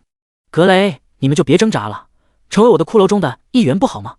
放心，我不会亏待你们的，只要你们能成为骷髅大军的一员，我会让你们去亲手猎杀你们的同胞。黑袍男笑容有几分的病态。沙卡兹，即使是死，我们也不会屈服的。谁死谁活还犹未可知。圣光庇护，一层金色的护盾覆盖他的全身上下，骷髅士兵的攻击无法穿透光幕。圣光斩击，噗呲，数头骷髅战士被切为2半。掩护我。是。骷髅士兵的数量在以肉眼可见的速度减少着。沙卡兹面色阴沉无比，这些骷髅他花费了很多心血，如今却被格雷击杀了这么多。既然你们想找死，那我就成全你。冰霜风暴，山谷内的温度陡然下降一大截，半空中飘落着雪花，无数根冰针刺入他们的肌肤。格雷，你们这又是何必了？苏白看到这一幕，没有立刻出手的打算，他很明白一个道理，雪中送炭，锦上添花，苏白偏向于前者。果不其然，格雷被一层圣洁的光芒包裹，他的伤势缓慢恢复着。沙卡兹，你很强，但我格雷即使是死，也会把你拖下地狱的。疯子。沙卡兹额头滑落豆大的汗珠。冰霜锁链，冰霜牢笼，冰球。沙卡兹同时动用数种技能，打算格杀格雷等人，他们抵挡得很是狼狈，一层护盾早就破碎开来了。格雷用尽全力轰击着牢笼，却无计可施。我格雷就要死在这里了吗？沙卡兹面部露出残忍的笑容，已经预料到格雷等人惨死的画面了。突然，一道身影出现在他们面前。咻！剑矢抵挡住了沙卡兹的攻击，苏白右拳轰出，冰系牢笼瞬间破碎开来。沙卡兹傻眼了，尼玛，眼前之人真的是弓箭手吗？为何力量比战士还要大？冒险者，多谢出手相救。提示：格雷对你的好感度增加20，目前好感60。提示：尼特对你的好感度增加20，目前好感60。提示：剩余对你的好感度增加40，目前好感度80。苏白瞥了一眼，一名冰山女子，她穿着厚重的铠甲，给人一种不可亵渎的感觉。除了这名女子，其余人对自己的好感度都是60，为何她是80？36章。击杀沙卡兹。冒险者，你好，我叫圣鱼，沙卡兹实力很强，你速速离去，把此事汇报给圣光教廷的人，他们会给你应有的奖励的。圣鱼开口道。苏白的年纪跟他们相仿，他不认为苏白能解决沙卡兹。走。苏白的话语很是冷漠，没有一丝的情绪波动。圣鱼很漂亮，但在苏白面前跟普通人一般无二。女人只会影响他拔刀的速度，要不是想刷一点好感度，他早就把沙卡兹击杀了。名称：沙卡兹。单位：青铜 BOSS。等级：15。血量：70W 70W。攻击力：3412。技能：骷髅召唤、冰霜风暴、冰雾、冰语，冰系锁链。描述：沙卡兹是永夜的预备役，信仰者萨格尔。沙卡兹只有70万血，还只是青铜 BOSS， 只是等级高一点，更能召唤骷髅以及冰系法师。剩余还想要说些什么，却被格雷打断。冒险者，你切勿要小心，保重。格雷拉着几人朝着外面跑去。他很清楚，苏白能破碎冰系牢笼，他们留在这里不仅不会帮助苏白，还会成为拖累。想跑，我允许了吗？沙卡兹右手出现冰系锁链，上面攀附寒霜。啪！冰系锁链抽打而来，苏白右手成爪状，竟然抓住了锁链。这怎么可能？沙卡兹瞪大了双眼。苏白瞥了一眼格雷等人，他们已经离开山谷了。小子，你敢破坏我的好事！我要让你知道我的厉害！小子们，给我杀了他！数百头骷髅冲来，咻！苏白射出一箭，一头骷髅的头颅被洞穿，多种伤害从他头顶上冒了出来。附近10米内以每秒200点血量下降着。你击杀骷髅士兵，获得0点经验值。击杀这些骷髅不仅无法获得经验，还无法掠夺被动。苏白瞥了一眼沙卡兹，击杀他能获得什么东西了？注意到这个目光，沙卡兹被吓了一跳。你找死！冰系锁链，冰系牢笼，冰系风暴。苏白头顶上出现一个玄奥的法阵，一颗颗冰霜砸来。苏白一边射击一边走位，但冰霜波及的范围实在太大了，再加上冰霜的数量，苏白也无法躲过所有的冰霜。-000，-100，-100，-100。苏白头顶上出现伤害0的数字，而施展冰霜风暴的沙卡兹头顶上不停出现伤害100的数字。不可能，你绝对不是弓箭手！沙卡兹不解道。面前的弓箭手力量大就算了，还肉得可怕。见冰霜风暴连自己的防御都无法破开，苏白也没有躲避的打算。很快，骷髅被清剿一空，沙卡兹被自己的冰霜风暴足足打了1万多点的血量。要是此事被传出去，他就没有脸见人了。自己的技能打自己，这未免也太憋屈了。冒险者，我们之间没有仇怨。这样吧，你放我离去，此事既往不咎，如何？不如何？数根箭矢刺入他的身体，苏白手速被拉满的情况下，1秒能射近14箭，即使沙卡兹能用冰墙防御，也有7至8根箭矢命中他。不到1分钟，他就要死在苏白的手中。冒险者，或许我们能坐下来谈一谈。沙卡兹彻底的慌张了。蓄力一箭，火雨。苏白现在的精神力高达300多点，能多分裂30多根箭矢，总共有43根火箭。-1万，-1万，-1万。大部分箭矢命中，他的血量掉了40多万，只剩下可怜的几千。苏白没有理会沙卡兹，他的生命值下降到200多点，苏白才没有继续攻击。沙卡兹原本已经打算拼命了，然而苏白不攻击了。你想活命吗？想。沙卡兹点头如捣蒜。冒险者，我是永夜的预备役，认识萨格尔，只要你肯放过我，我一定不会找你的麻烦的。苏白翻了个白眼，沙卡兹现在卑微的求饶，但只要放了他，他一定会报复自己。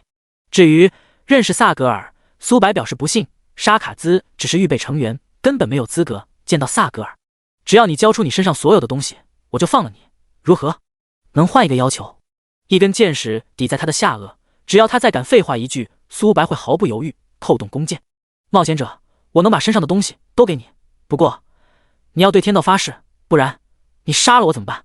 你放心，我牙子是正人君子，我牙子在此发誓，只要沙卡兹给我他身上所有的宝物，我不会主动对他出手。2道无形的规则之力包裹两人。沙卡兹松了口气，他把身上所有的东西都交给了苏白，除了一条裤衩。你获得了亡灵法杖，你获得了亡灵戒指，你获得了亡灵披风，你获得亡灵套装。名称：亡灵套装。职业需求：亡灵法师。等级需求：15级。品质：青铜套装。体质：加200。精神：加200。效果1：每秒回复5点蓝。效果2：精神加50。效果3：施法速度提升10%。描述：这件套装原主人是沙卡兹。亡灵套装不比赤焰套装弱，唯一可惜的是，只有亡灵法师才能穿戴，还需要15级。苏白把亡灵法师套装的信息发给了周龙。这件套装你们要吗？我看看，我去，15级的青铜套装，牙子大佬，我们连10级都没有。不过，等我们到达15级也能穿戴，我出价2万枚金币。好，青铜套装的价值比白银散件还要珍贵，唯一的缺点就是他们要过几天才能装备，这就导致了价格直线下降。最关键的是，必须要转职亡灵法师，玩家等到15级就能转职职业。收回思绪，苏白看沙卡兹的目光都变了，面前的人简直是自己的宝库啊！2万金币就这么轻松到手了。注意到这个眼神，沙卡兹被吓了一跳。牙子先生，现在可以让我走了吧？可以。苏白点了点头。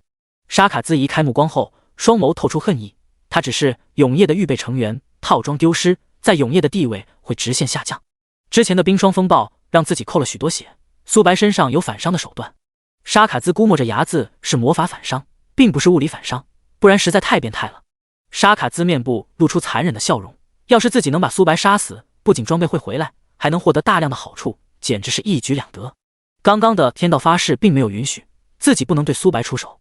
小子，这是你逼我的，给我去死！沙卡兹没有犹豫，拳头轰来。负888 888 888，负100 你骗我！你击杀了沙卡兹，获得15万经验值。你成功掠夺了20精神。你成功掠夺冰霜覆盖，完美！恭喜你升级到14级，获得5自由属性点。你获得1枚青铜宝箱。37张魔法项链。碰瓷！苏白面部露出无辜，他可没有出手，是沙卡兹自己被自己杀死的。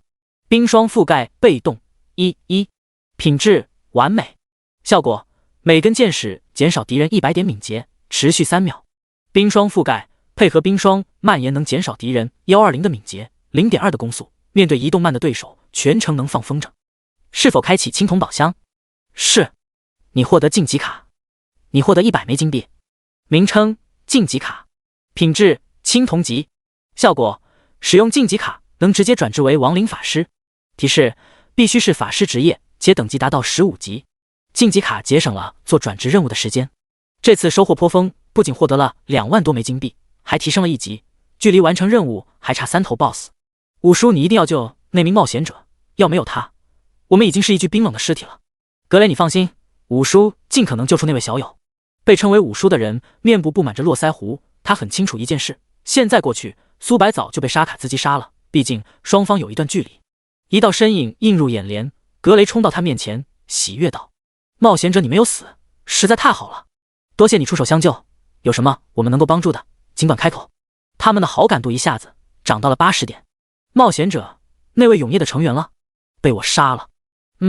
被你杀了呀？等等，你说什么？五叔瞪大了双眼，格雷再年轻1倍，绝对是佼佼者，没想到面前的人比格雷还强大得多。提示：菲利·科恩，对你的好感度加20，目前60。菲利·科恩继续说道：这是一封信封，你可以凭借此信封来我们圣光教廷。苏白大喜不已，果然刷好感度还是有用的，要是能完成圣光教廷发布的任务，不仅能获得大量的金币，还能获得声望。苏白跟几人闲聊了几句，告辞离去。剩余看苏白离开的背影，美眸有些动容，他一直坚信着没有同龄人能入自己的法眼。苏白回到新手村，村长开口道：勇敢的冒险者，你这么快就完成了任务？苏白取出信封，村长瞥了一眼，满意的点了点头。看来菲利·科恩对你很看重，跟我来挑选你的奖励。村长带苏白来到古朴的房屋内，里面装着一件件装备。名称：赤龙战衣。职业需求无，等级需求10级，品质黄金级，体质加100，防御加100，效果每60秒获得1000点的护盾，不可叠加。描述：这件上衣是由赤龙的鳞片打造而成，拥有强悍的防御力。名称：赤龙鞋子。职业需求无，等级需求10级，品质黄金级，敏捷加100，效果疾风踏行，移动速度提升 10%， 持续60秒，冷却时间24小时。赤龙上衣跟赤龙鞋子都不属于装备，只要自己再猎杀3头 BOSS 就能获得1套装备。冒险者，你能在这里面挑选一件装备？村长的声音在他耳边回荡着。好。几分钟后，苏白看向一件装备，名称：魔法项链。职业需求无，等级需求10级，品质黄金级，精神加100，蓝量加1000，效果1，每秒回复10点法力值。描述：这是一枚蕴含着魔法的项链。村长，这枚项链我要了。好。苏白换掉蓝海项链，精神力提升100点，法力值提升1500点，一精神力能增加10点法力值，每秒回复从3增加到了10。苏白现在并不缺蓝，但等到自己学的技能越来越多，需要蓝量的地方有很多。况且火雨、闪现等技能是根据精神强度而定的。是时候前往圣光教廷了。圣光教廷站着2名护卫，他们右手握着长枪，屹立不动，给人一种威严的感觉。来者何人？其中一名护卫开口道。苏白取出信封，这是菲利·科恩给我的信封。2名护卫核对了一番，面部的威严一扫而空。哈哈，原来是科恩大人邀请的冒险者。你跟我来，我带你去找他。好。2人穿过宫殿，路过的人看苏白的眼神有茫然不解，更多的是羡慕。我还是第一次看到有护卫对一名年轻人如此客气的。可不是嘛，我真的是羡慕哭死。要是我能有他的地位就好了。苏白没有理会周围的目光，很快他们来到了一个小屋外。护卫敲了敲房门，开口道：科恩大人有人找你，让他进来。好。护卫推开房门，示意苏白进入。见到来人，菲利·科恩哈哈大笑。哈哈，冒险者你来了。见过科恩大人。你客气了，我是格雷的五叔，要没有你，他们现在已经是死人了。冒险者请坐。菲利·科恩很是客气，他亲自给苏白泡茶。见到这一幕的护卫傻眼了。我在哪？我是谁？科恩可是骑士长，竟然为一位年轻人泡茶，此人究竟是何等来历？我还有事要跟伢子商讨，没什么事就下去吧。是。伢子你知道永夜吗？不知道。苏白自然是知道的，永夜跟圣光教廷是敌对关系，两者水火不容。以及游戏融合现实后，永夜可没少杀人类同胞。永夜就是一群臭虫。我有一个任务需要交给你。永夜最近在计划一件大事，我需要你摧毁复活祭坛，不然里面的生物危害到新手村跟圣光教廷。叮！提示：菲利·科恩给你发布了一条任务，摧毁祭坛，坐标 4312.2388， 惩罚无，奖励未知，时限7天。38章亡灵之王。同意。苏白来圣光教廷的目的就是为了接取任务，自然没有拒绝的道理。哈哈，伢子我就知道，我没有看错你。这样吧，格雷这次可以跟着你一起行动。科恩大人，我擅长一个人行动。菲利·科恩并没有意外，他双手拍了拍。格雷进来吧。你应该还不知道格雷的能力。格雷展现一下你的能力。是。格雷双手握着大剑。圣光祝福，圣光洗礼。你受到格雷的增幅，伤害提升 10%。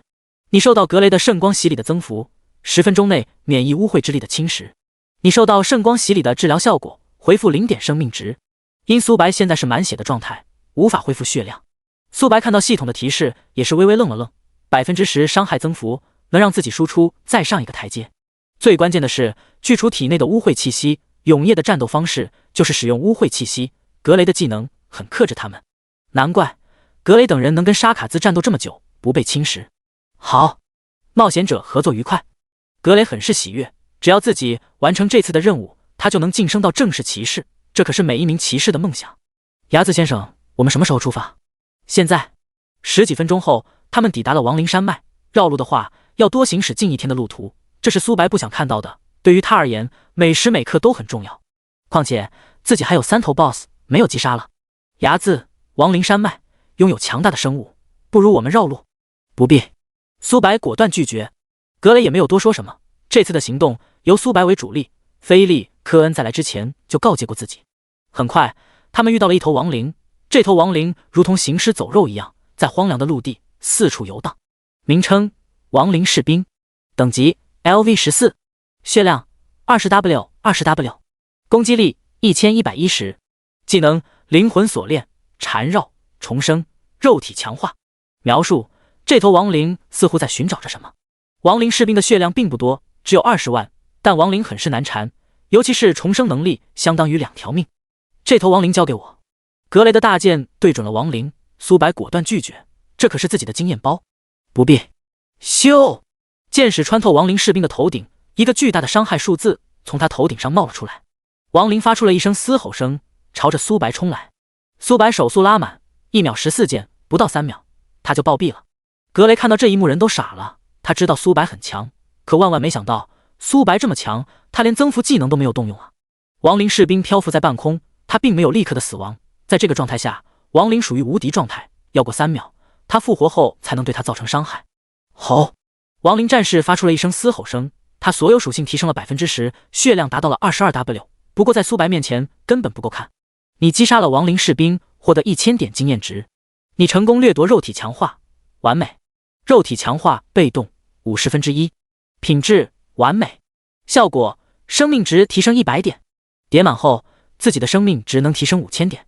亡灵士兵的经验要比同等级怪物少许多，但他们的能力对于苏白帮助很大，让自己离真正的战士又靠近了一步。很快，苏白掠夺了20点精神，20点体质，50层被动，肉体强化被动50/50，品质完美，效果生命值永久增加5000。溃烂能力只能减少恢复效果，重生并不属于这一行列。格雷都麻木了，他只要给苏白增加伤害，在旁边站着就好了。刚开始，苏白还会说：“格雷，你的作用很大，不然我也无法击杀这么多亡灵。”格雷刚听到这话时很是喜悦，直到后来他彻底的麻木了。突然，几十头亡灵包围而来，名称：亡灵战士，单位：精英黑铁级，等级 LV14，血量 50W，攻击力1512，技能挑衅，连续劈砍，火爆术，名称：亡灵法师，单位：精英黑铁级，等级 LV14，血量 30W，攻击力2311，技能火苗，火焰锁链，火焰牢笼，火爆术，名称：亡灵弓箭手，单位：精英黑铁级，等级 LV14，血量 30W，攻击力1888，技能连续射击，迅猛射击，火爆术。精英亡灵总共有3种：弓箭手、战士、法师。弓箭手的攻击力要弱于法师，法师的攻击速度要比弓箭手弱，战士的攻击力偏弱。三者配合在一起，绝对不是1+2=3那么简单。牙子，看来有一场硬战要打了。格雷大口喘息，亡灵山脉的怪物要比他想象中的还要强。格雷，你在后面给我套状态就好了。好，咻！羽箭穿透亡灵战士的头颅，他头顶上出现巨大的伤害数字。吼！亡灵大军朝着苏白冲来，苏白的手速被拉满，1秒能射14箭。提示：你受到格雷的增幅，伤害提升10%，持续3分钟。冰霜蔓延，冰霜覆盖，双重减速下，他们的速度下降了1大截。亡灵的速度要比同等级怪物慢许多。苏白利用手长的优势不断的拉扯，他们还没有靠近苏白就消耗了大量的血量。警告：亡灵战士对你发动嘲讽技能，持续10秒。警告：亡灵战士对你发动嘲讽技能，持续10秒。数十头亡灵战士同时发动嘲讽技能，一下子就嘲讽了几分钟。轰！密集的火球轰来。进化。苏白的体表出现圣洁的光芒，负面效果陡然消失不见。闪现。苏白消失在原地。火球轰在苏白原本所在的位置，出现了一个大坑。蓄力一剑，火雨。一根羽箭分裂为50多根，瞬间一头亡灵战士的血条被清空。火雨技能也能触发陨星。这头亡灵战士漂浮在半空，正在复活。苏白的身影如同鬼魅，能避开的苏白就躲，避不开的苏白就用身体硬扛，反正自己恢复能力很出色，1秒能1500加血量。木系护盾破碎的一瞬间，苏白获得了全能吸血症1%，每次攻击都能造成巨额的伤害，附近10米内持续下降200血。苏白不清楚亡灵战士的嘲讽技能冷却时间有多久，但他知道进化要5分钟的时间。他每秒能造成3万加的伤害，1分钟就是180万。亡灵战士有10头，总共500万血，复活后生命值提升20%。10头亡灵战士总血量高达1100万，即使是苏白全力输出的情况下，也无法做到5分钟内击杀10头亡灵战士。不过苏白也没有着急，在刚刚的战斗中，苏白也判断出了亡灵战士的嘲讽范围要比自己攻击距离短一些，比寻常弓箭手攻击距离长一些，这就是弓箭手被动技能带来的好处。果不其然，苏白利用手长的优势，亡灵战士刚举起盾牌就放了下来，这代表着他的嘲讽技能无法波及到苏白。他们利用盾牌格挡在前面，羽箭如同活过来一样，四处的拐弯，从不同角度命中了亡灵战士。格雷瞳孔收缩，苏白输出高他能理解，可一个弓箭手不仅输出高，还很肉，最关键的是战斗技巧十分的丰富，自己在他面前根本不够看。很快，亡灵战士被击杀，剩余的亡灵法师、亡灵弓箭手跑又跑不过，攻击又命中不了苏白，就很憋屈。你击杀了亡灵战士 X 时，获得4万经验值。你击杀了亡灵法师 X 时，获得4万经验值。你击杀了亡灵弓箭手，获得4万经验值。你成功掠夺30点精神。你成功掠夺30点体质。你成功掠夺火爆术，完美。火爆术被动10%，品质完美。效果每秒造成2500点伤害，被挂上火爆术的敌人每秒下降250点血，持续10秒。叠满后，火爆术每秒能造成5000点血，并且会附加一个燃烧的效果，每秒减500血，相当于1秒扣5500血。30头精英亡灵，苏白获得了几十件黑铁装备。精英亡灵的实力很强，但收获同样也丰厚。这些黑铁装备能卖给周龙他们，让自己赚一笔金币。苏白查看自己的面板，名称牙字，职业弓箭手，等级 LV14-15000040000，天赋无限掠夺，生命值15290，法力值5750，力量511，体质559，敏捷706，正16%，精神499，魅力10，攻击力1022，攻速12.45s，正16%，暴击率15%，物理破甲10%，护甲541，魔抗308。略，苏白现在的生命值高达14000多，加上护盾自带的能抗17000多伤害，雷霆戒指攻击20下能生成2000点伤害的护盾，相当于苏白现在有2万血量。精神力接近500，火羽能额外分裂50根羽箭，每根羽箭都能触发被动效果，全部命中的情况下，伤害高达70万加。牙子，你实在太强了，没想到这么多亡灵都不是你的对手。格雷崇拜道。先前他认为自己在同辈中绝对是最顶尖的，不惧任何人，可现在他才知道自己只是井底之蛙，这可是30头精英亡灵，还是黑铁级的，比寻常黑铁 BOSS 甚至还要强一些。还行。格雷看苏白的目光都变了，苏白不仅实力强，还很谦虚。很快，苏白掠夺了20层被动，火爆术被动20%，品质完美。效果每秒造成5000点火焰伤害，被挂上火爆术的人持续掉血10秒，每秒500血。荒凉的陆地，破旧的小屋，一道庞大的身影坐在古朴的石凳上，他右手支撑的下巴瞳孔闪烁着幽火。人类，你来了。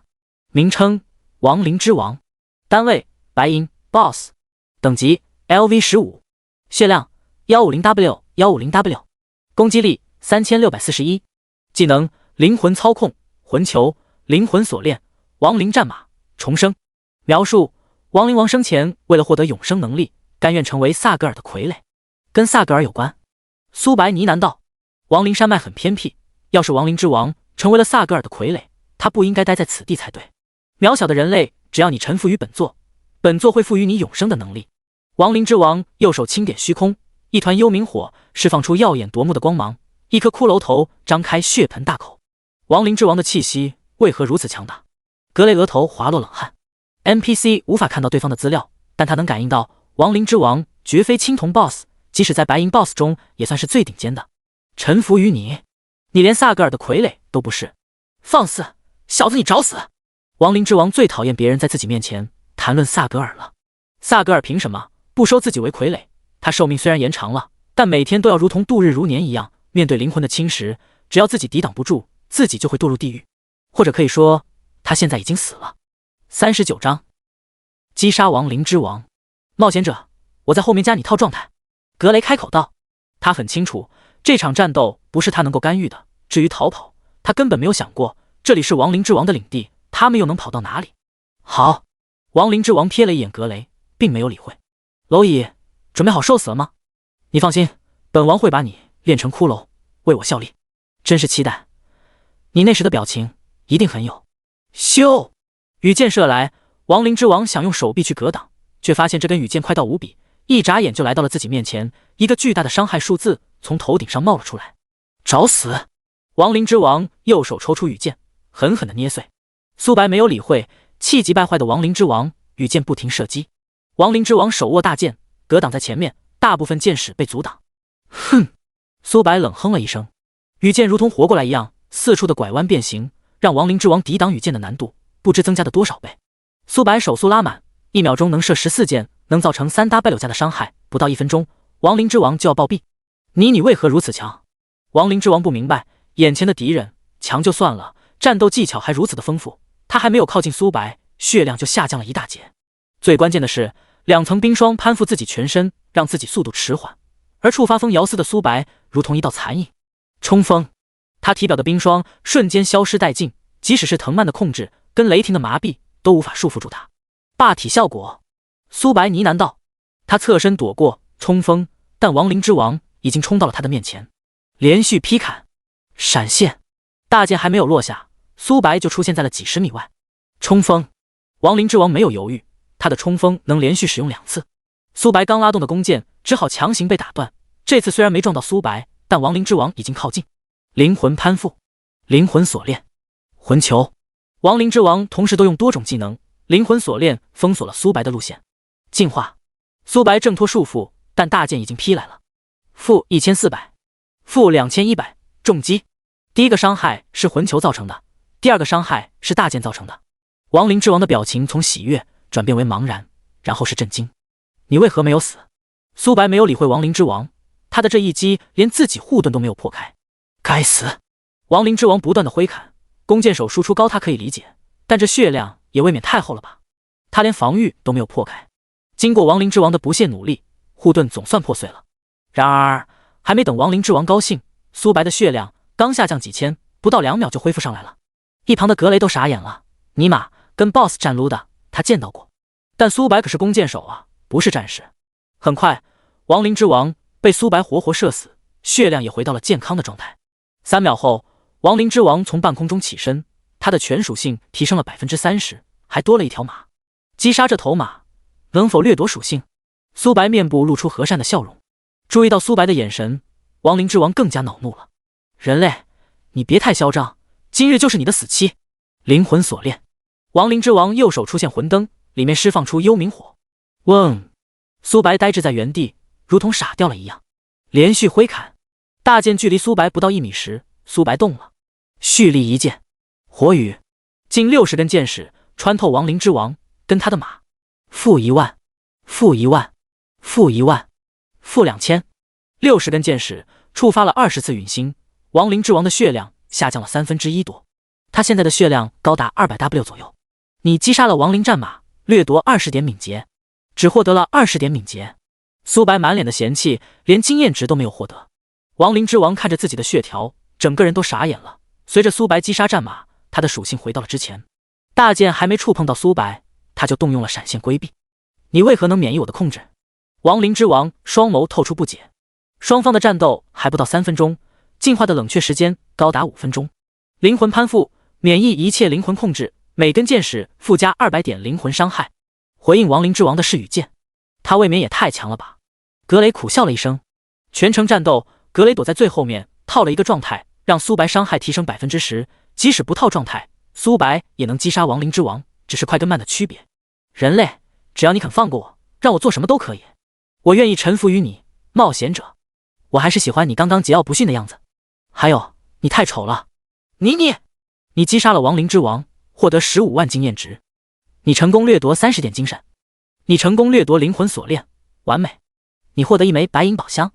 灵魂锁链被动1，品质完美。效果：绑定一名友方，为自己承受 30% 伤害。效果2，被绑定的人获得自己全属性 10% 加成效果。卧槽！灵魂锁链拥有2种效果，用得好甚至比史诗级被动还要出色。冒险者，恭喜你击杀亡灵之王。格雷，要没有你，我也无法击杀他，多谢。苏白拍了拍他的肩膀。格雷嘴角不由得抽了抽，他已经麻木了。对了，格雷，我新学会了一种能力。提示：牙子邀请你为他的绑定目标，是否接受？格雷没有犹豫，果断选择了同意。要是苏白想要害自己，根本不用等到现在。下一秒，格雷看着自己属性，以为自己眼花了。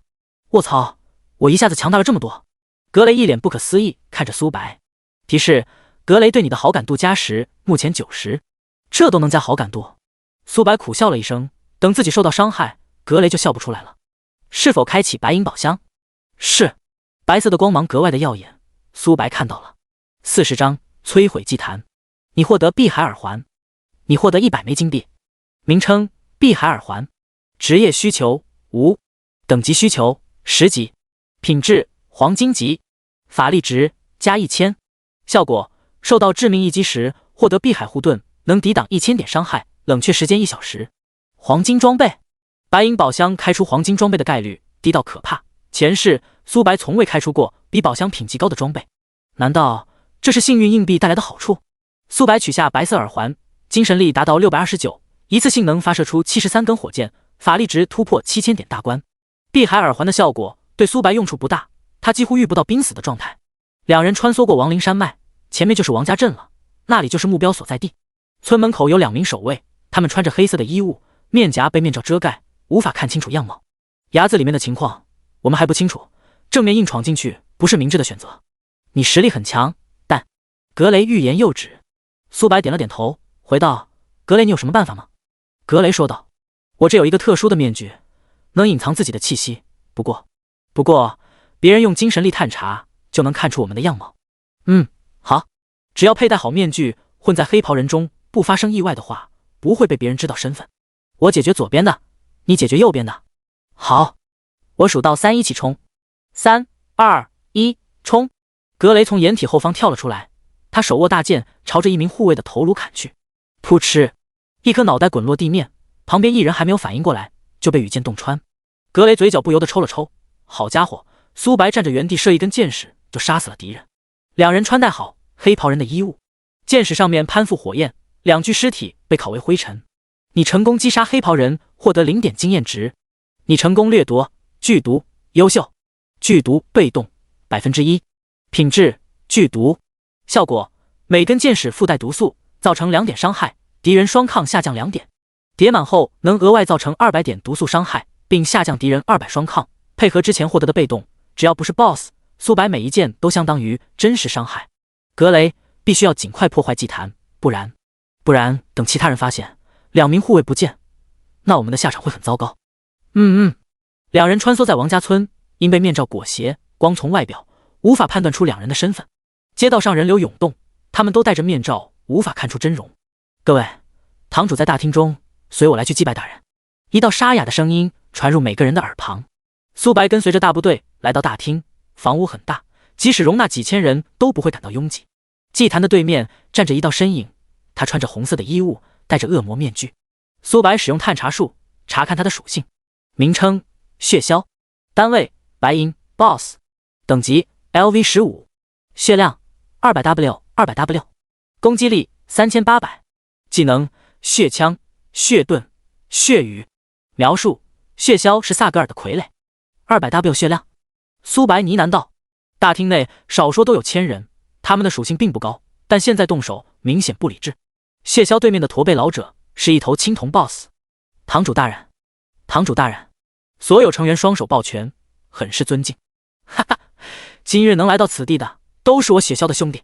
各位，只要能复活血煞大人，圣光教廷根本无法跟我们抗衡。血枭仰天长啸。血煞，前世苏白可记得这1号人物。血煞在萨格尔傀儡中都算是比较出名的。你们放心，圣光教廷覆灭后，在座的人都有丰厚的奖励。来人，端上来新鲜的血液。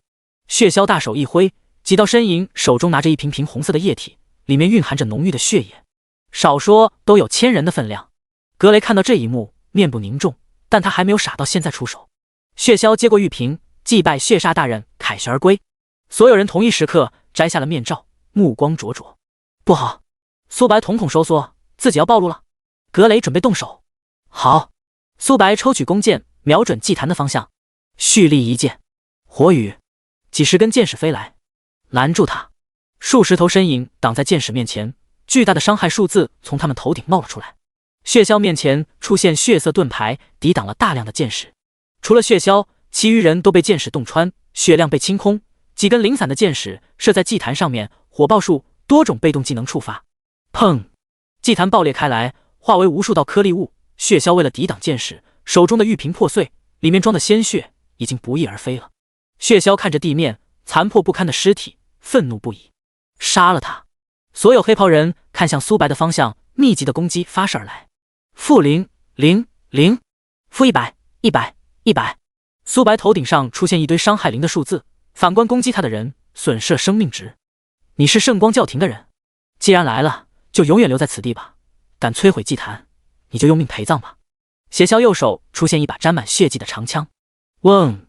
长枪洞穿虚空，苏白侧身规避了这一击，格雷早在之前就混入了人群中，躲在了一处安全的地点，为苏白套状态。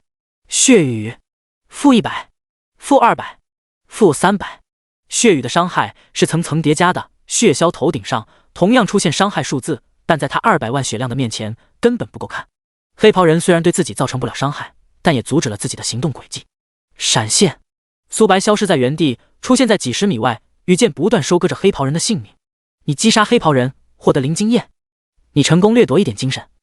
你成功掠夺1点体质。你成功掠夺剧毒被动。接连不断的提示音震耳欲聋。苏白手速拉满，1秒能射14箭，1分钟就是840箭。黑袍人的属性并不强，凡是被羽箭命中都会殒命。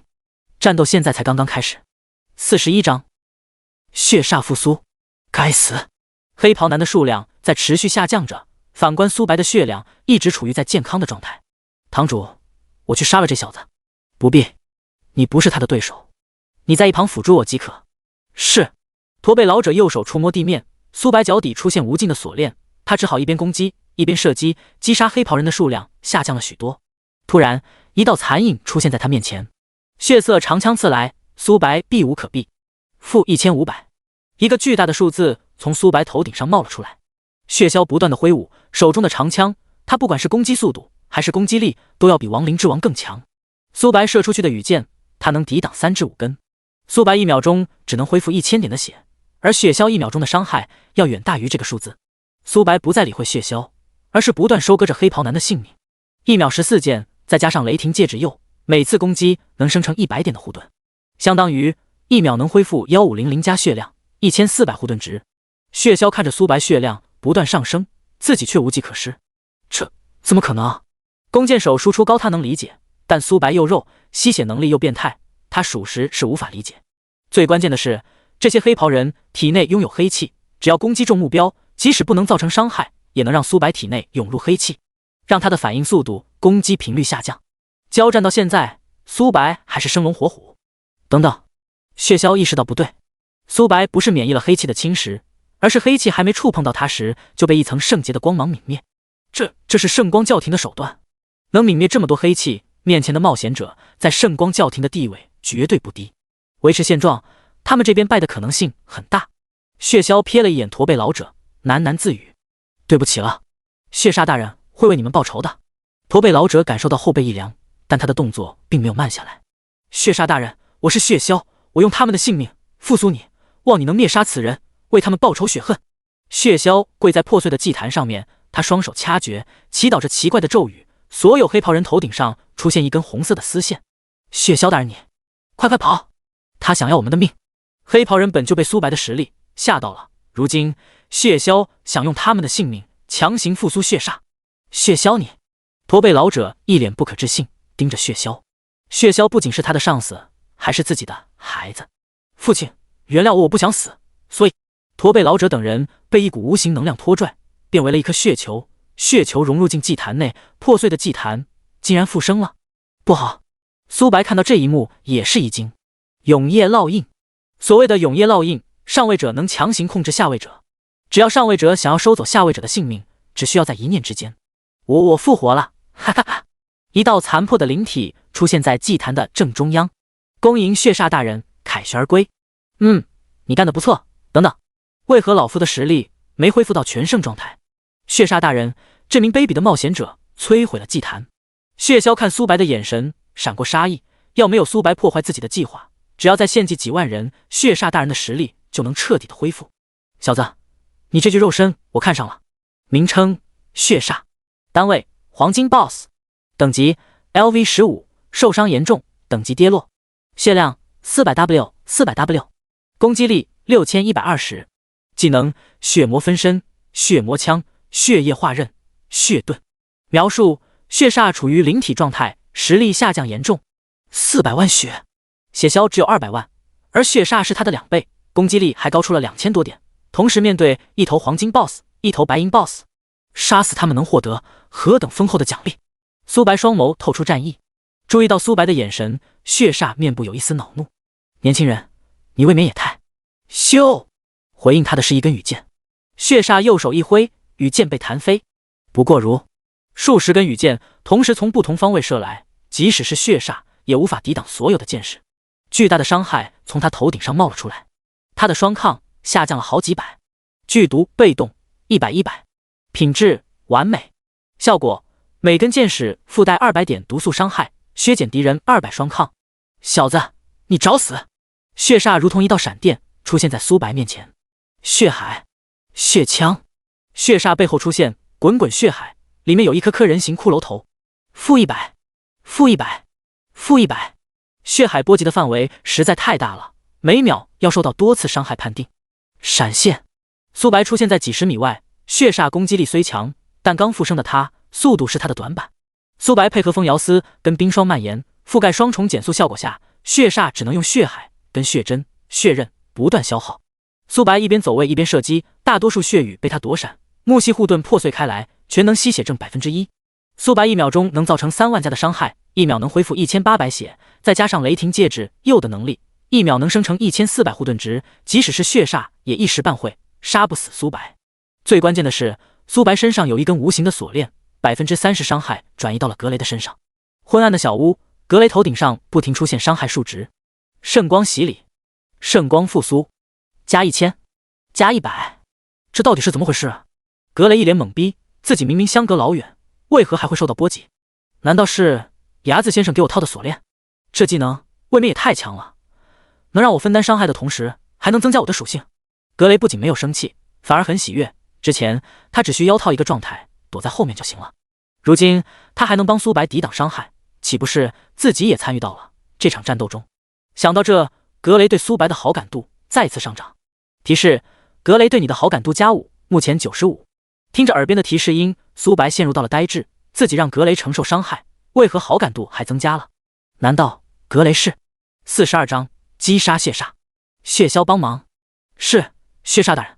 先前血煞认为自己即使是灵体状态也能独自杀死苏白，可交手后他才知道面前的压根不是弓箭手，而是比战士还弱的坦克。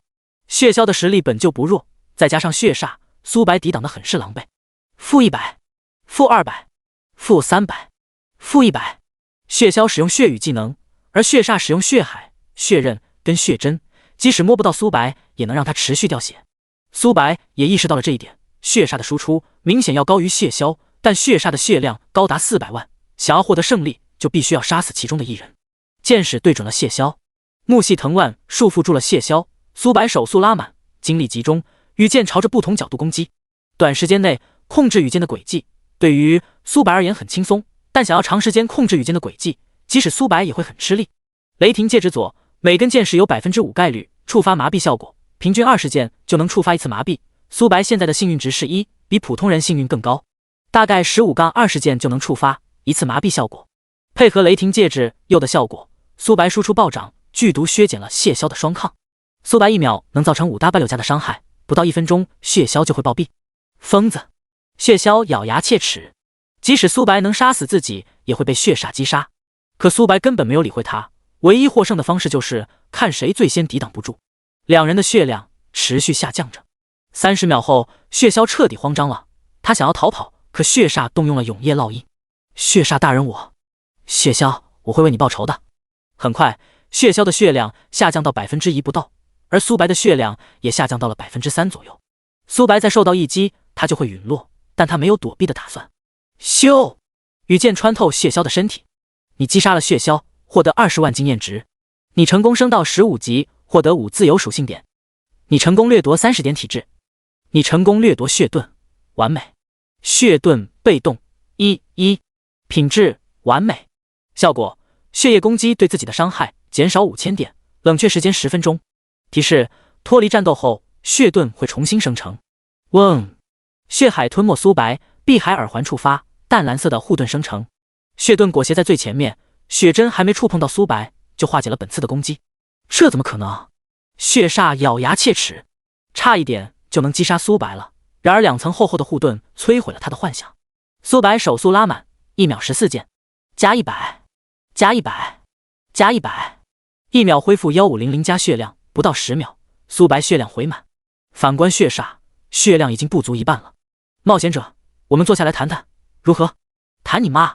冒险者，你要是杀了我，萨格尔大人不会放过你的。萨格尔妈，确实有一点麻烦。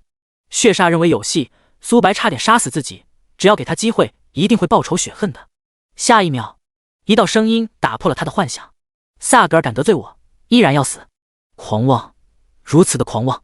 没给血煞思索的机会，羽箭不断射来。血枭、血煞两人都无法击杀苏白，更何况只有血煞一人。很快，血煞的生命值清空。你击杀血煞，获得40万经验值；你升级到16级，获得5自由属性点；你成功掠夺40点精神；你成功掠夺血色魔瞳史诗级；你获得1枚黄金宝箱。血色魔瞳被动1品质史诗级，效果免疫任何幻术控制，对自己使用幻术有概率陷入到反噬。苏白现在能免疫灵魂、幻术一类的控制，并且对自己施展幻术的人有概率被自己的幻术影响，就很耐撕。等自己掠夺的被动足够多时，甚至能免疫所有的控制，相当于真正的霸体。苏白现在的血量高达15000多点，加上血盾等护盾叠满的情况下，苏白拥有1万多血的护盾。灵魂锁链能让队友帮自己抗 30% 伤害，相当于苏白现在有3万多血，每秒还能恢复1500加血。全服通告：恭喜玩家击杀黄金 BOSS， 即将进行全服通告，是否隐藏？不隐藏。全服通告：恭喜玩家牙子击杀黄金 BOSS， 奖励50自由属性点，1万枚金币，望广大玩家踊跃学习。聊天频道炸锅了，我去，牙子大佬击杀了黄金 BOSS， 我该不会是昨天奖励了自己一发，眼花了吧？这可是黄金 BOSS 啊，我连精英怪都打不过，为什么我就不能击杀黄金 BOSS 了？我可是觉醒完美级天赋的妖孽。唉，人比人气死人。新获得来的属性点加在了敏捷上面，基础敏捷高达786，增幅的情况下达到911，攻速突破 15.37， 触发风摇丝的情况下每秒能射16箭。这一战收获颇丰，不仅获得了大量的属性，还获得了2枚高品质的宝箱，白银、黄金。先拿白银宝箱试试水，是否开启白银宝箱？是。你获得了血色披风，你获得100枚金币。名称：血色披风。职业需求无，等级需求15，品质白银，体质+50，防御力+50，效果5米以上浮空时能短暂的翱翔。效果我会飞了，不过不能太高，不然会摔死。血色披风被收入储物空间。赤焰套装虽是青铜装备，但血色披风换上青铜套装的效果就会消失，完全不划算。苏白看向最后1枚黄金宝箱，是否开启黄金宝箱？是。苏白看向宝箱内的物品，他看到了43张猎魔套装到手。恭喜你获得1000枚金币，恭喜你获得冰霜耳环。名称：冰霜耳环，品质黄金级，精神力+100，法力值+1000。效果1：冰霜护盾，受到伤害获得1000点的护盾，敌人攻击护盾攻击速度下降 5%， 持续10秒，冷却时间24小时。冰霜耳环的效果要比碧海耳环更为的强大，但冷却时间很长，1天才能触发一次。苏白现在的精神力高达789点，除了敏捷，在所有属性中最高，能分裂87根火箭，造成成吨伤害。警告：玩家牙子，因你摧毁了祭坛，永夜对你已经是血海深仇，声望下降9999，目前9999。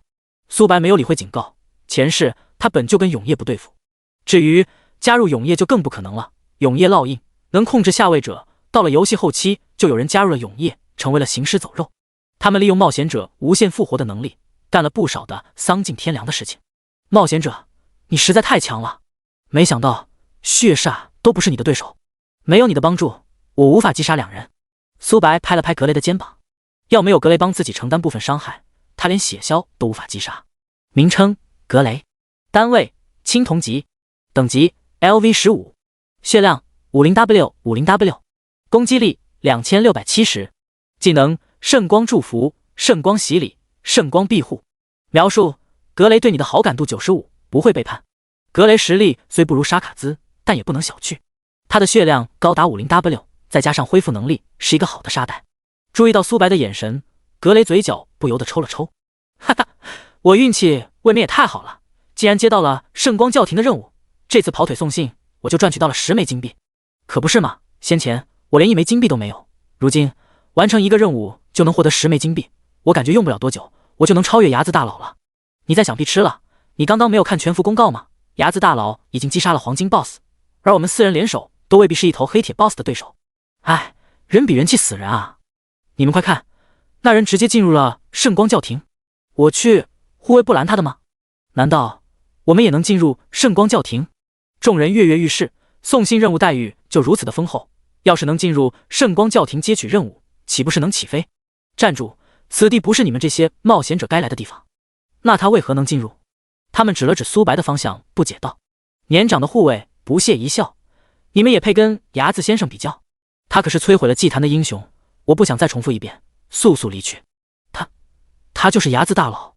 众人双眸透出喜悦、震惊，更多的是羡慕，这差距未免也太大了吧。护卫不把他们当人，而苏白来圣光教廷跟来自己家一样。圣光教廷大厅，菲利科恩已经等候在此地。勇敢的冒险者，恭喜你摧毁了祭坛，完成了这次的任务。叮，任务摧毁祭坛已完成，奖励天青长弓1000声望10万枚金币，名称天青长弓，品质黄金级，力量+50，体质+50，敏捷+50，精神+50，效果暴击率正10%。换上天青长弓，力量提升20%，体质提升20%，敏捷+50，精神+50，暴击率提升5%。苏白现在的暴击率高达20%，平均5剑能触发1次暴击。牙子，我有一个任务要交给你。格雷开口道。叮，任务：格雷需要魔音之核，时限72小时，惩罚无，奖励秘银钥匙。秘银钥匙？前世苏白听说过秘银钥匙，但具体如何获得他并不知晓。秘银钥匙能打开某处转职职业的通道。苏白现在的等级是16级，刚好能前往转职之地进行转职。好，苏白果断接下了任务。是时候回去提交任务了。苏白已经猎杀了10头 BOSS， 他现在的身上除了青铜套装、白色帽子不是黄金品质的装备，其余都更换成了黄金级，因此装备榜上前5都是自己的装备，为自己增加了27%伤害。铁匠铺，伍德躺在躺椅上，今日不接待客人。伍德头也没有抬，冷漠道：伍德大师，好久不见。一道熟悉的声音在伍德耳边回荡。伍德扭过头看到了苏白。冒险者，你可算是回来了，材料到手了吗？苏白取出了10份材料，伍德看到这些材料很是满意。叮，你完成了伍德发布的任务。提示：因你超额完成任务，奖励1套黄金装备。冒险者随我来，有了这些材料，我能打造更多的装备。苏白跟在伍德的后面，他带着苏白来到了一间仓库。冒险者，这里的套装你可以任选1套。柜台上摆放着许多套装，有战士、牧师、法师、刺客等等。苏白的视线停留在弓箭手套装上面，名称猎魔套装，职业需求弓箭手，等级需求15级，品质黄金级，力量+400，体质+400，敏捷+400，精神+400。效果1：攻速+3，效果2：暴击率正30%，效果3：破甲正30%，效果4：生命值+10000，效果5：每命中法师单位1次，造成100点伤害，泯灭对方100点法力值。描述：法师们接受我的审判了吗？效果4对自己而言是锦上添花，不算上护盾，苏白都有15000多血。伍德大师，这件套装我要了。好。苏白换上猎魔套装，赤焰套装被取了下来，4属性增加300点，暴击率突破40大关。苏白查看自己的属性，44张，全属性暴涨。名称：牙子，职业弓箭手，等级 LV16 0600000，天赋无限掠夺，血量28790，法力14150，力量831，体质929，敏捷1136，正16%，精神1139，魅力10，攻击力1662，攻速18.75s，正16%，暴击率40%，物理穿透30%，护甲901，魔抗508，装备天青长弓黄金，雷霆戒指左右，猎魔套装黄金，碧海耳环黄金，冰霜耳环黄金，魔法项链黄金，白色帽子白色。技能无限掠夺，直感重剑燃烧，风摇丝，生命源泉，敏捷增幅，投石，冰霜蔓延，绝对防御，冰雾免疫，反伤，枝繁叶茂，生命偷取，毒素抗性，毒物，毒灵侵蚀，肉体硬化，蓄力一剑，灵魂攀附，腐化，腐蚀，溃烂，复苏，催生，木系护盾，暗影突刺，精准泄木，陨星，冰霜覆盖，肉体强化，火爆术，灵魂锁链，剧毒，血盾，血色魔瞳，鹰眼，13级，闪现2星，弓箭手被动3星，火雨，净化1星，敏捷，精神突破1000大关，力量，体质有一些偏科，只有800点跟900多点，火雨的数量突破到了100根，全部命中的情况下，能造成100万加的伤害。猎魔套装唯一美中不足的就是没有全能吸血，不然苏白使用火雨能从残血状态瞬间恢复到全胜状态。攻击速度突破了20大关，每秒能射20多箭，1秒能造成成吨的伤害。是时候前往天青丛林了。天青丛林这里的怪物普遍在10级以上，因此苏白没有看到玩家的踪迹。魔鹰之核是魔鹰的心脏，它是一头白银级 BOSS， 以苏白现在的实力对付白银 BOSS 能按在地上摩擦。但魔鹰之王是会飞行的生物，再加上天青丛林广阔无比，想要寻找魔鹰之王的下落很难。魔鹰之王对血果很感兴趣，而黑猿暴熊就有一颗血果。黑猿暴熊、魔鹰之王属于这片领地的霸主，双方不时就会爆发出摩擦。黑猿暴熊有自己的领地，很容易就能找到。很快，苏白遇到了一头黑猿，名称黑猿，单位精英黑铁级，等级 LV10， 血量20W，攻击力1120，技能大地熔岩，投石，冲撞，连续拍打，才20万血。苏白手速拉满，黑猿还没冲到自己面前就暴毙。你击杀了黑猿，获得0点经验值。你成功掠夺大地熔岩，优秀。大地熔岩被动 1%， 品质优秀。效果生命值永久加50，防御力加1，叠满后血量能增加5000，防御力加100。对于现在的苏白算是锦上添花。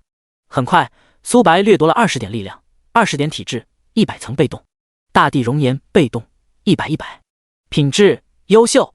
效果生命值永久加5000，防御力加100。巨型山洞映入眼帘，里面生活着黑猿暴熊王。滴答滴答，水滴滴落点声响。苏白刚踏入山洞，数双血红的眼睛扫视而来。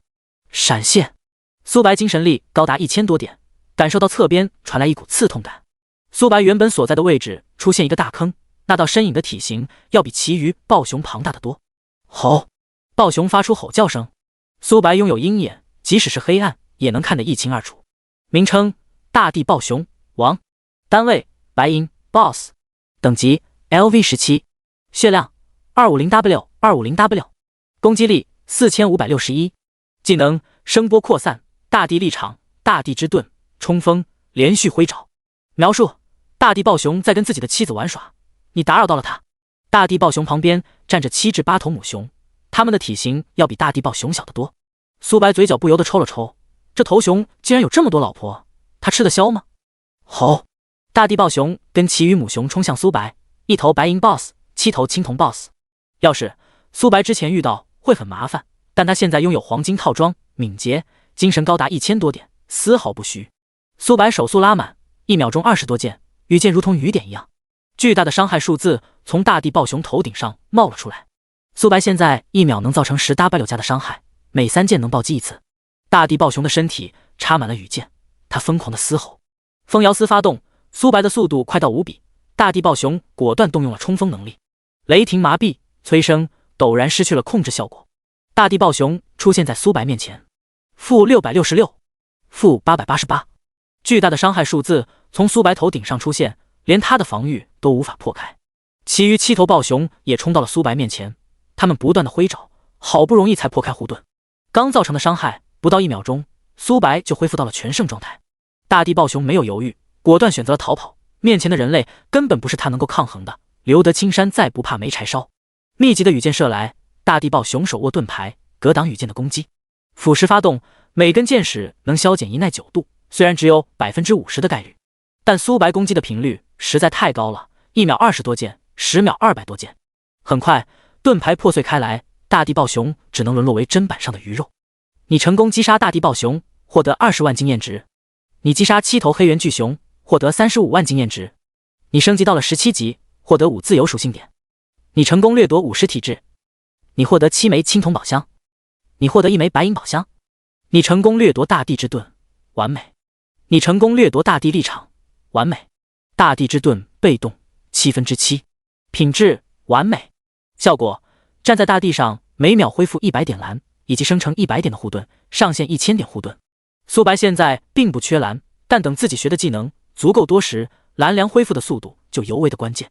大地立场被动1/1，品质完美。效果：站在大地上每秒恢复1000点血，攻击无法打断。45章，杀手来袭。苏白开启白银、青铜宝箱，开出了一堆战士装备，能卖给周龙等人。大地之盾让自己回蓝的速度以及保命能力更上一个台阶，而大地立场让自己每秒能恢复1000血，并且无法打断。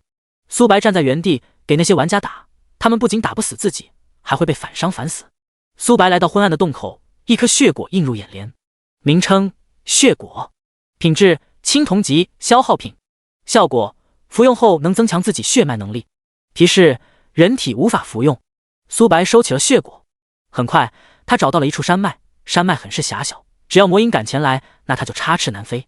苏白把血果放在尽可能显眼的地方，淡淡的血腥味道弥漫开来。动物的嗅觉是人类的几十倍，而魔影王的嗅觉比寻常动物强大了无数倍。苏白躲在掩体后方等待了起来。几分钟后，密集的魔音遮挡了视线，他们发出了欢快的声响，想要把血果吞噬掉。突然，一道庞大的身影煽动着羽翼，其余魔音纷纷退避。名称：魔音王，单位：白银 ，BOSS， 等级 LV17， 血量 180W， 攻击力5300，技能：撕咬、冲锋、狩猎时刻、利爪、猛袭、魔音风暴。描述：魔音王极其喜欢吃血果。魔音王落地，他没有立刻靠近血果，而是打量起了四周，发现周围没有人后，再让自己的小弟小心翼翼把血果叼过来。魔音王刚想服用血果，突然一根羽箭射来。魔音王虽然血量要比大地暴熊少 70W， 但他的反应速度绝对不是大地暴熊能够比拟的。羽箭擦过他的发丝，没给他喘息的机会，数十根羽箭射来，即使他速度再快，也无法避开所有的羽箭。零散的羽箭射在了他的翅膀上面，让他短时间内无法在高空飞行。一道身影从岩石后方跳了出来，魔音王双眸透出血丝，他意识到自己被算计了。魔音王仰天长啸，所有魔音包围而来，其中有几道强大的气息，他们都是青铜级精英怪。苏白手速拉满，1秒20多箭，羽箭如同活过来一样，他们的翅膀被箭矢穿透，魔音如同下饺子一样砸落地面。你击杀了魔音，获得0经验值。你成功掠夺2点敏捷。你成功掠夺2点力量。你成功掠夺精准，完美。精准被动1/10，品质完美。效果：命中率提升1%。又是一个命中率技能。精准跟谢幕一样，都能提升自己的命中率，叠满后命中率能提升10%，加上先前的技能，苏白命中率提升了20%，距离100%命中率只差80%了。魔音王看着苏白屠杀自己的子民，他很是愤怒。他冲到苏白面前，不断挥舞利爪，但苏白根本没有躲避的打算。他现在的护盾高达1万多点，血量更是有3万多。最关键的是，苏白站在大地上，每秒能恢复1000血，再加上吸血效果。魔音王的攻击如同刮痧，反观魔音王头顶上出现一堆的100伤害数字。很快，苏白掠夺了40敏捷、20力量、10层被动，精准被动10%，品质完美。效果：命中率提升10%。魔音风暴-100、-200、-300。风暴的伤害是层层叠加的，但苏白没有多在意，风暴最多叠加10层，每秒会扣1000血。木系护盾破碎开来，苏白获得全能吸血症1%。苏白每秒能射20多箭，能造成10万加的伤害，加上自动恢复，1秒能恢复4000加。魔音的数量持续下降着，反观苏白几乎一直处于满血状态。他为何能这么强？看来是我之前小觑他了，难怪能上永夜的必杀名单。他实力再强，在我们面前根本不够看。哈哈，就是老大可是白银杀手，被称为老大的人戴着狐狸面具，看不到真容，但他的身材能判断出此女一定很美。这小子不简单，你们别大意了，这次能杀死他，你们也能晋升为白银杀手。是。很快，魔音王附近的魔音已经被击杀，他的血量下降到了10万不到。突然，苏白停止了手中的动作，而是箭矢对准了一个方向。咻！羽箭跟匕首碰撞在一起，冲击力消失，掉落地面。出来吧，我很好奇，你是如何发现我们的？戴着狐狸面具的女子开口道。我跟魔鹰王刚交手时，女子美眸微微一动，弓箭手，按理来说不可能有这么强的感知力才对。他们可是刺客，即使是法师，主修精神力的都未必能察觉他们。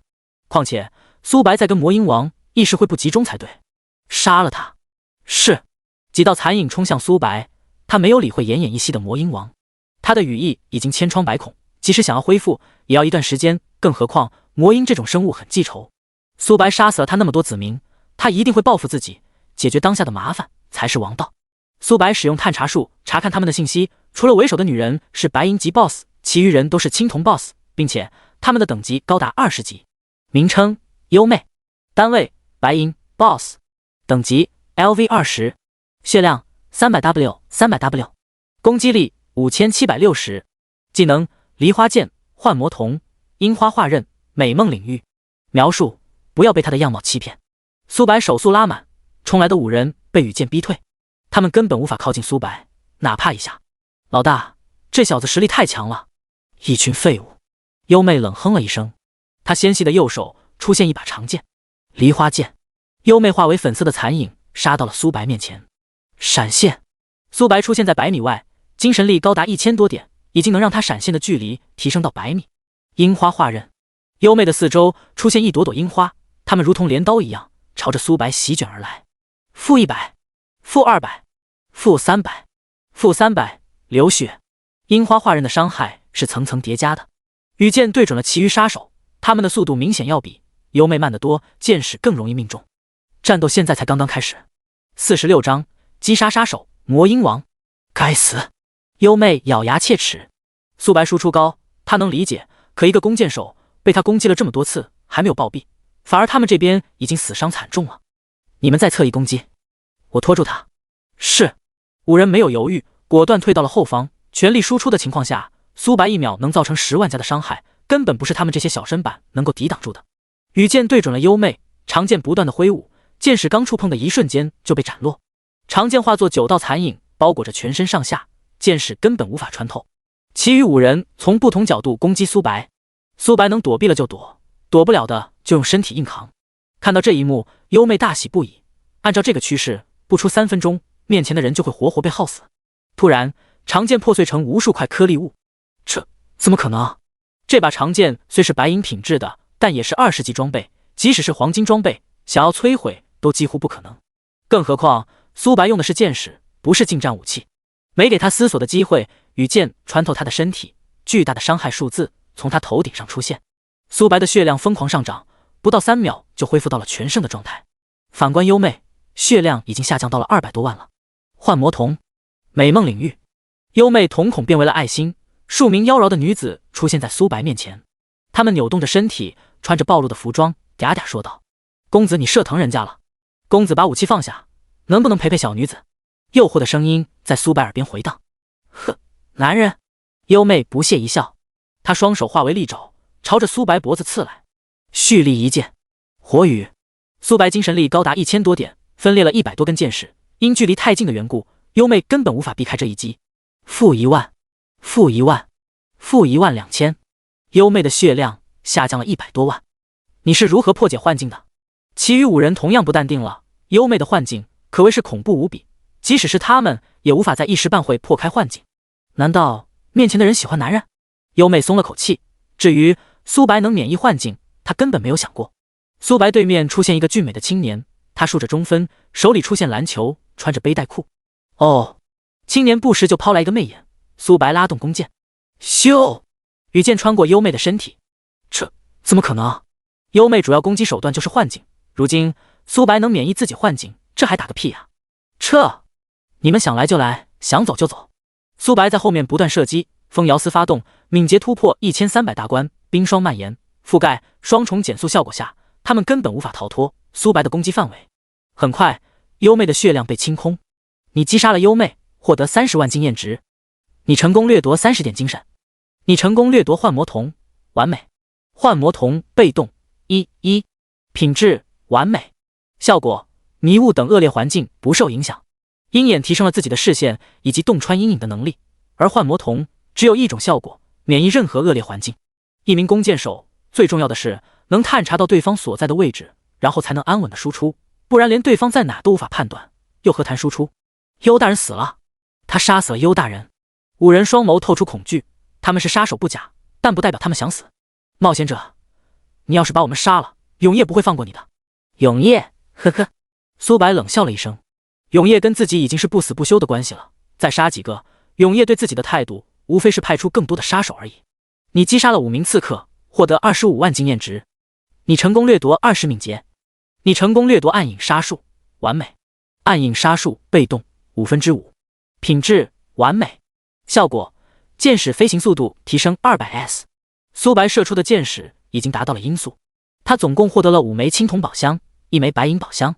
他没有立刻开启，魔鹰王已经逃之夭夭了。他跟6人的交手并不久，魔鹰王逃不了多远。他看向地面的血迹，沿着血迹进发着。山洞内，魔鹰王躺在大石上，他已经奄奄一息了。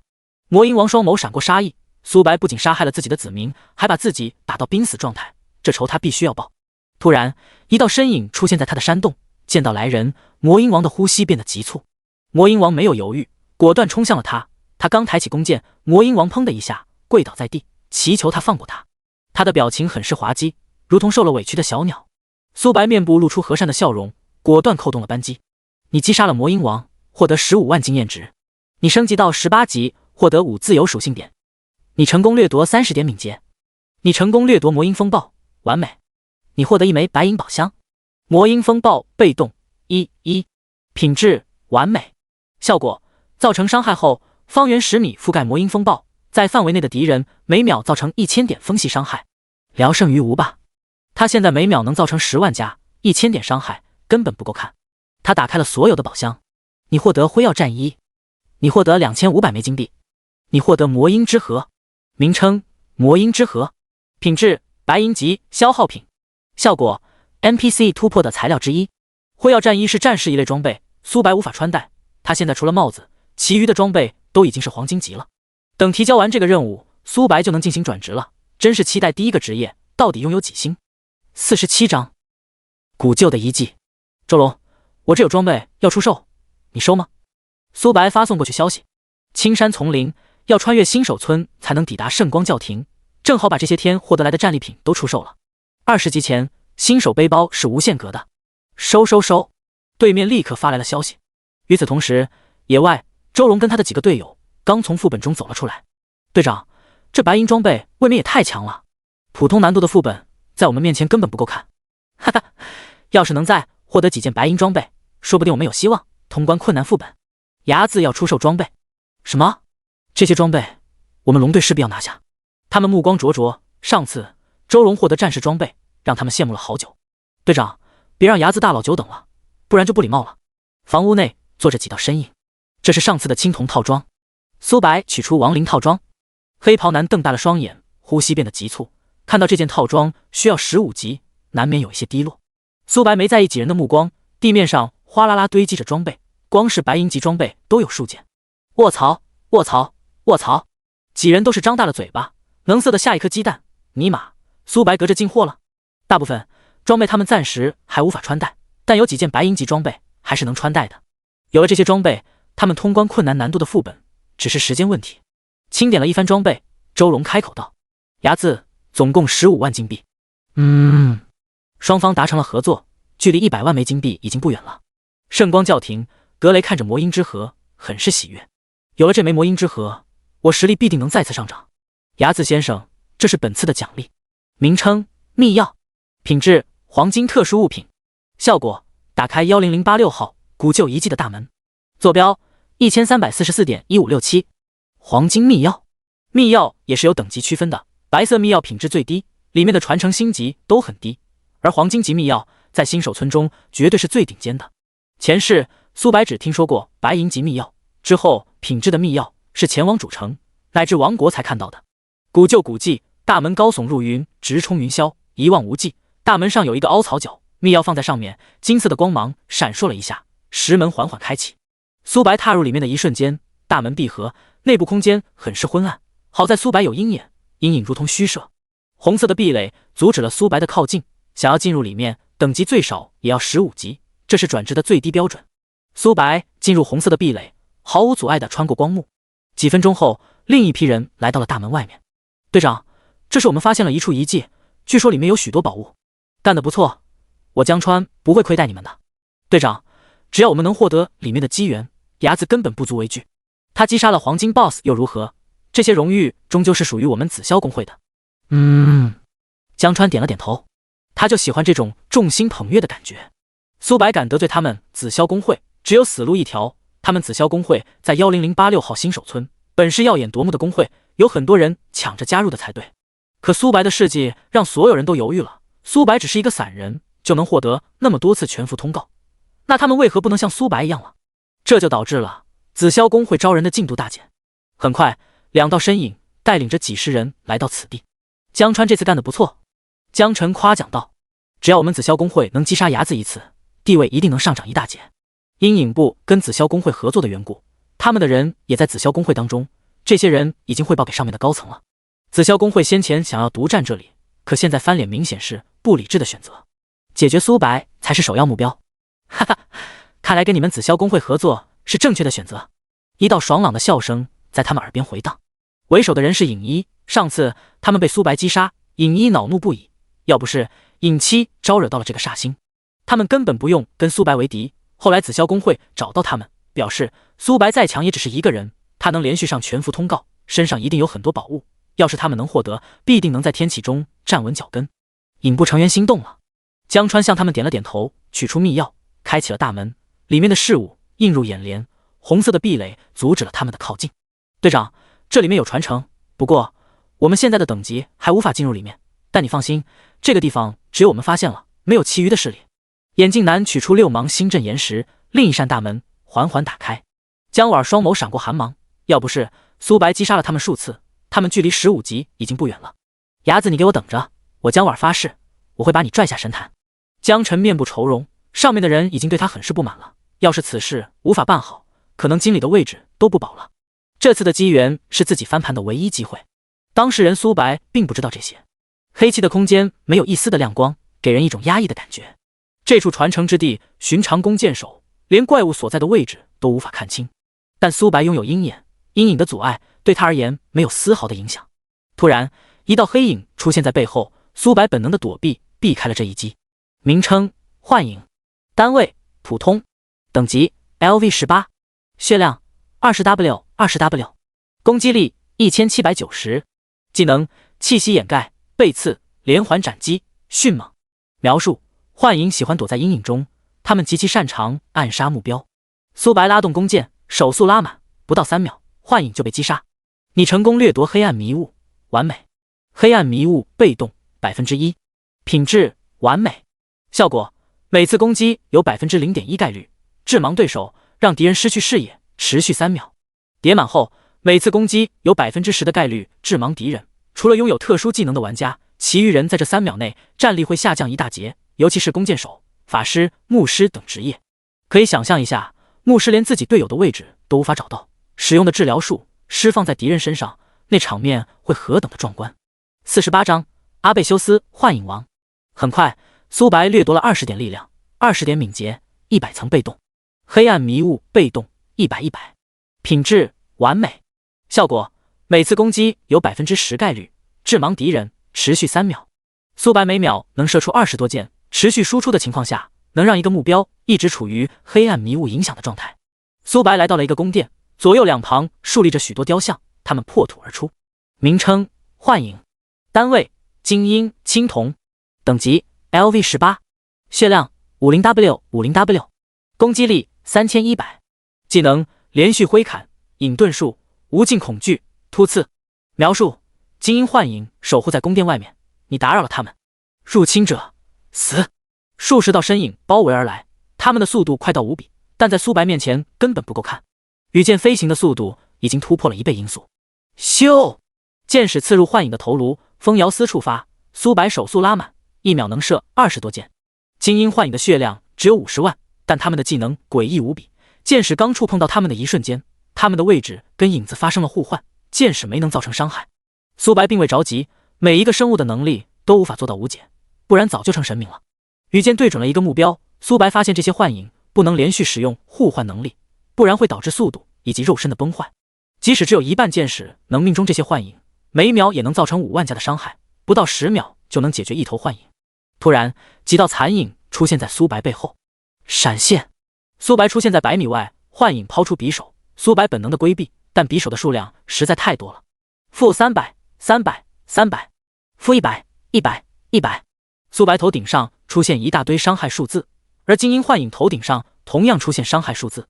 苏白站在原地，每秒都能恢复1000多血，更何况木系护盾破碎后全能吸血症1%，加上生命偷取能力，不到1秒，苏白就恢复到健康状态。雷霆戒指右催生不断的触发，凡是被禁锢的幻影，血量都会掉上一大截。幻影的攻击无法对苏白造成伤害，而苏白不到10秒就能杀死一头幻影。很快，幻影被击杀殆尽。你成功击杀10头精英幻影，获得0经验值。你成功掠夺2点力量。你成功掠夺2点敏捷。你成功掠夺无尽恐惧，完美。无尽恐惧被动3%，品质完美。效果：对一名敌人造成伤害后，对方会陷入恐惧状态，在这个过程中无法释放技能以及攻击，持续1秒，无冷却。提示：同一个目标有70秒的间隔。无尽恐惧属于强空效果，凡是苏白造成了伤害，目标就会被控制1秒。叠满后，每10秒能对相同的目标造成1次恐惧效果，再配合雷霆戒指右催生的能力，只要对方韧性不高，会活活被控死。击杀幻影无法获得经验，掉落装备，但苏白能掠夺属性跟被动能力。宫殿内有许多的幻影，苏白的手速拉满，凡是被他遇到的幻影都活不过3分钟。很快，苏白掠夺了20点敏捷、20点力量、10层被动。无尽恐惧被动10%，品质完美。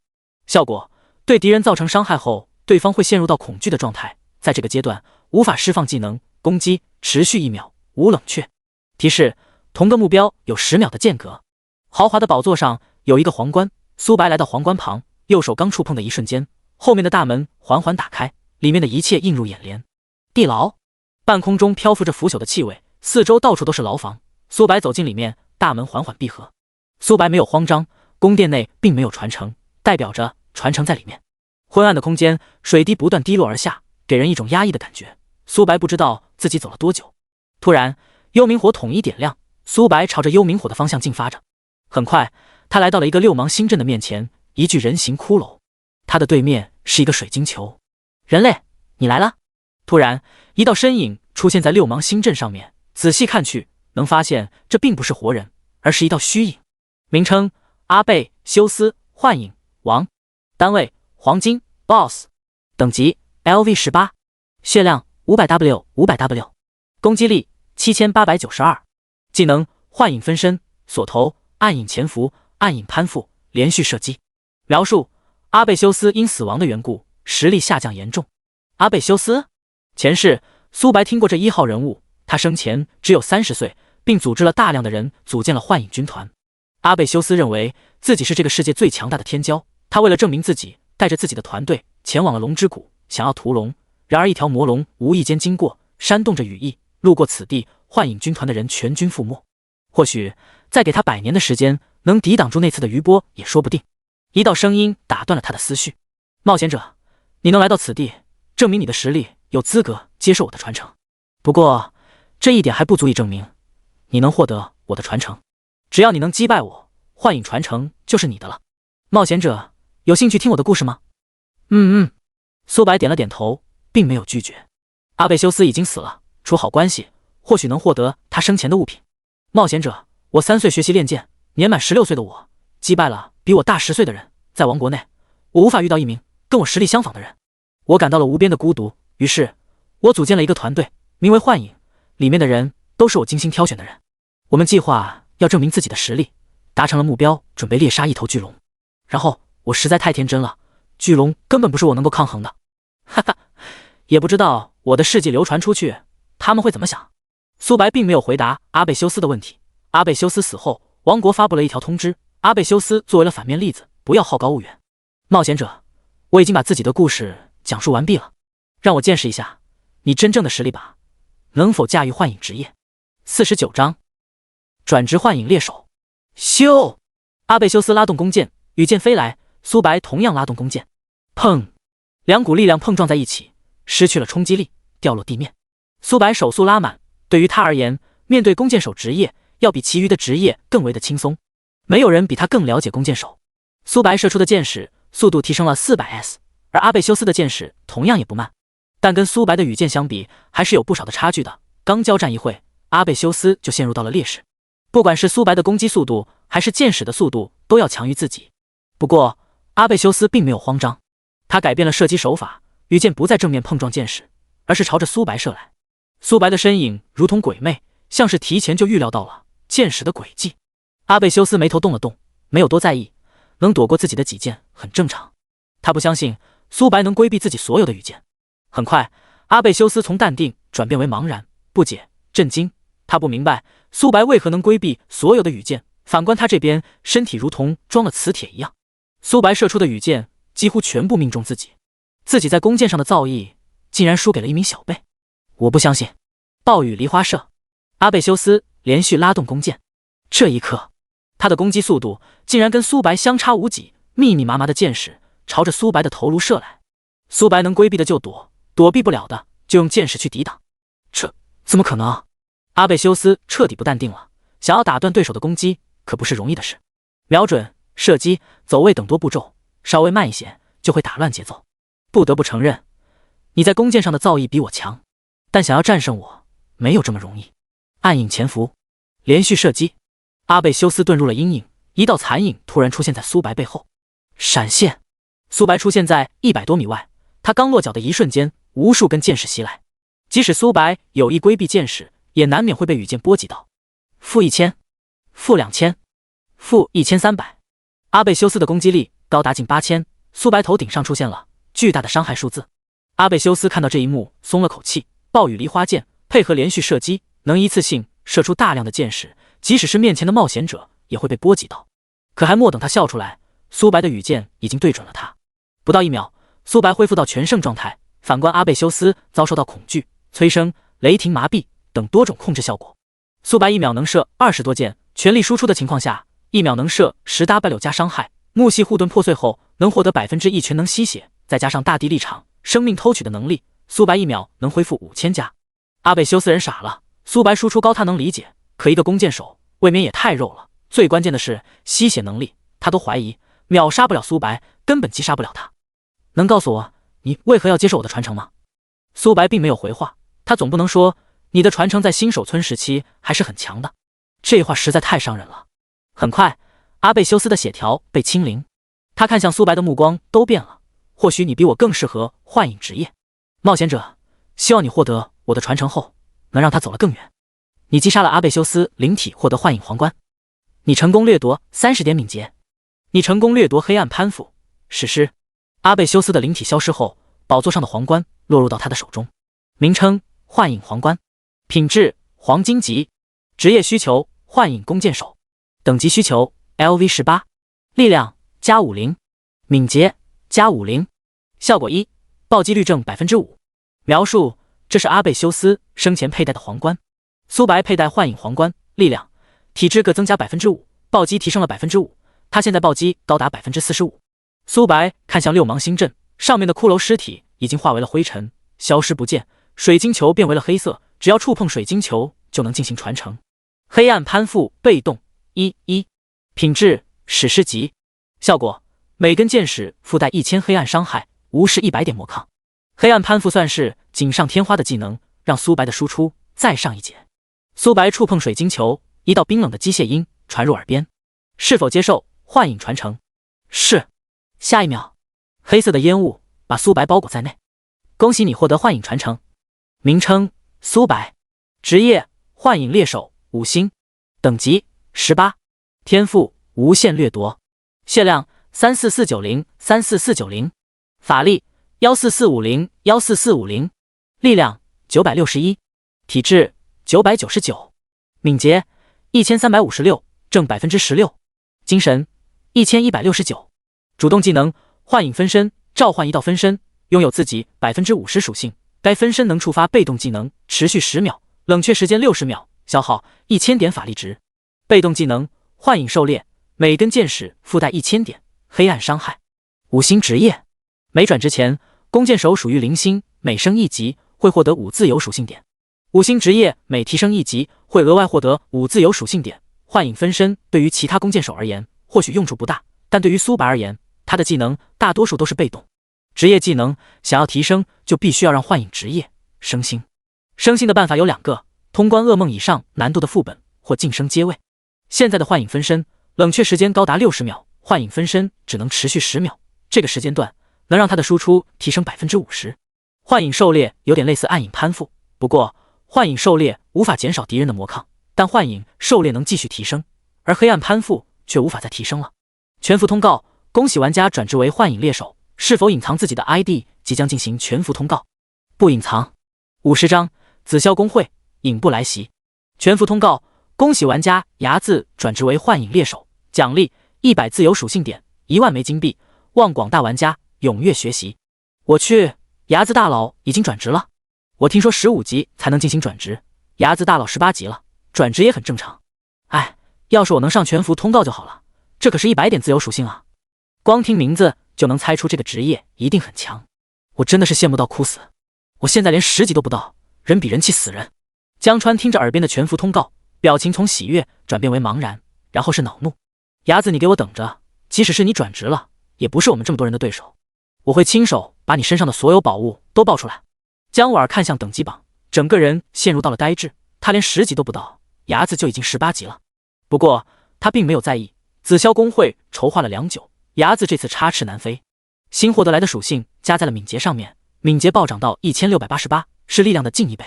苏白离开宫殿，刚穿过光幕的一瞬间，他看到了几道熟悉的身影。对面的人看到来人后也是微微愣了愣，随即大喜不已。牙子，没想到能在这碰到你，哈哈。江川嘴角翘起一抹弧度。先前他们还在商议解决苏白，结果让他们在这碰巧遇到了。他们未免也太幸运了，刚获得来的宝物正好拿苏白身上实验一下。江婉恶狠狠道：牙子敢得罪我们紫霄公会，有你好果子吃。牙子乖乖交出身上的宝物，不然我们就不客气了。你现在的等级高达18级，只要我们猎杀你一次，你的等级就会下降到17级。江晨威胁道。苏白双眸眯起，在他的印象中，紫霄公会前世并没有发现这个古朴的遗迹，难道是自己重生的缘故产生了蝴蝶效应？牙子，你敢杀我们影部的人，今日我必定斩了你！几道身影走了过来，开口之人是影七，他死在了苏白手中2次，连续掉了2级，并且耽误了2个小时的发育时间。影部跟紫霄公会合作了。苏白呢喃道。前世影部跟紫霄公会并没有波及，一个是加入了樱花国，另一个是加入了灯塔国。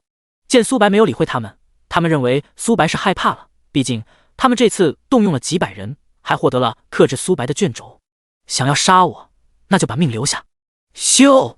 羽箭破空，影七想要躲避，但发现这根羽箭快到无比，如同子弹一样。负3877，弱点。后续的伤害还没有出现，影七就被秒杀。看到巨大的伤害数字，其余人也是被吓了一跳。别慌，他就一个人。牙子的防御力很高，输出也很强，不要大意。卷轴起，红色的卷轴化围到无数道颗粒物，苏白跟紫霄公会影部的成员被包裹在内。警告：真实世界，在本世界，敌方的所有攻击均为真实伤害，并且杀死你后，你身上最宝贵的3件物品会100%掉落。提示：只有另一方被团灭的情况下，才能离开真实世界。敌方全军溃败时，他们身上所有的物品都会掉落。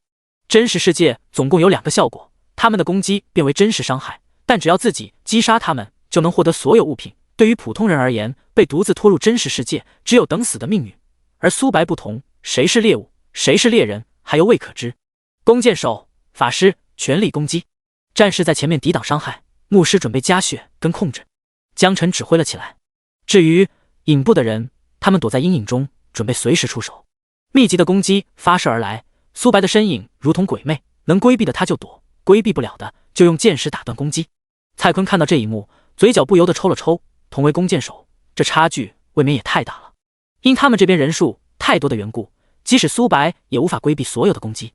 负120、130、141，大量的伤害从苏白头顶上冒了出来。因真实伤害的缘故，苏白的反伤能力也无法催动。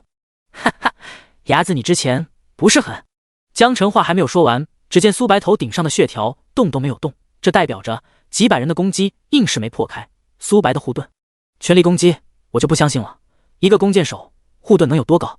很快，他麻木了。苏白的护盾比战士的血量还多得多，他们这边已经损失了数十人，才勉强破开防御。还莫等江晨松一口气，只见苏白的血条跟不要钱似的，厚的不行，1000点伤害打在身上，只下降了一丝。尼玛，苏白该不会是假的弓箭手吧？战士都不带这么肉的。牧师准备动手。之前江晨打算让牧师到关键时刻再动手的，但苏白的坦度强出了他的预料。无数道攻击从苏白角度下出现，闪现。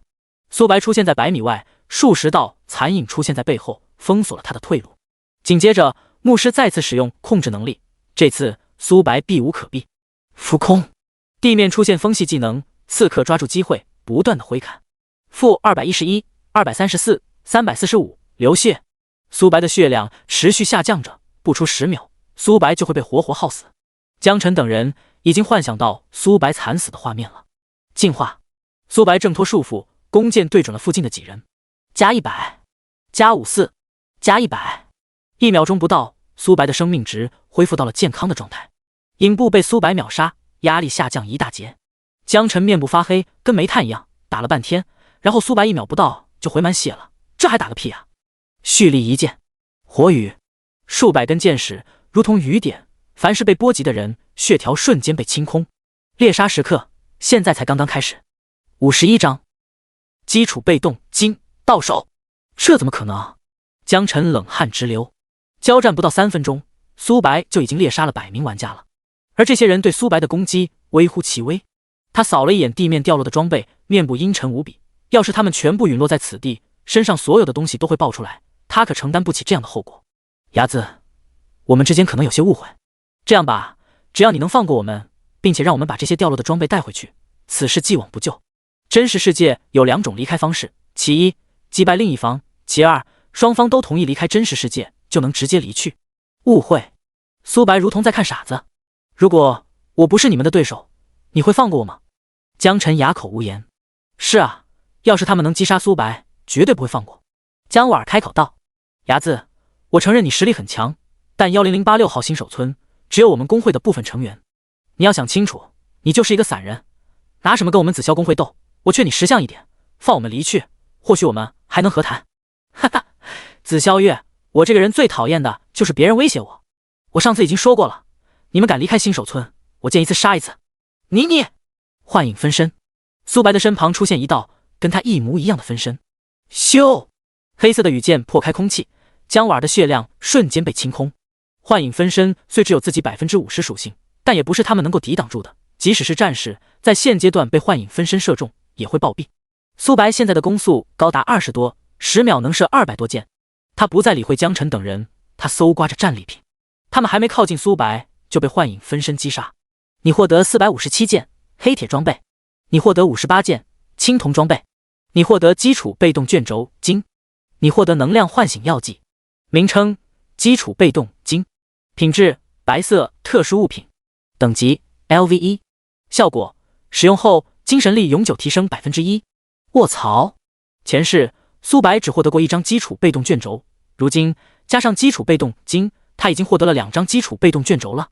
他瞥了一眼卷轴掉落的方向，苏白记得那是一名术士，戴着眼镜。因交易双方能看到对方的 ID， 苏白得知了这名眼镜男就是出售给自己基础被动敏的家伙。天启才刚刚开服，他就获得了2张基础被动卷轴，这运气未免也太好了吧。苏白都怀疑这古旧的遗迹是他发现的，看来以后要多留意他一下。苏白面部露出和善的笑容，要是能让此人找到大量的宝物，然后再取而代之，那画面想想就爽。是否使用基础被动金？是。卷轴化为颗粒物融入体内，精神力提升了10几点。名称：唤醒药剂，品质：黄金级特殊物品，效果：服用后精神力提升20点。提示：精神大于200点才能服用。苏白果断服用唤醒药剂，精神力增加20点。光这2件物品，苏白收获就颇丰。苏白扫射战场，幻影分身已经消失不见了，紫霄工会的人也阵亡了。周龙，我要出售装备。苏白发送过去消息，对面并没有立刻回复，苏白也没有多在意，战利品被收入储物空间。全服通告：凡是满10级的玩家可以参与主线任务，获得丰厚的奖励。提示：主线任务为通关噩梦难度的副本，副本将在2个小时后开启，请所有玩家提前做好准备。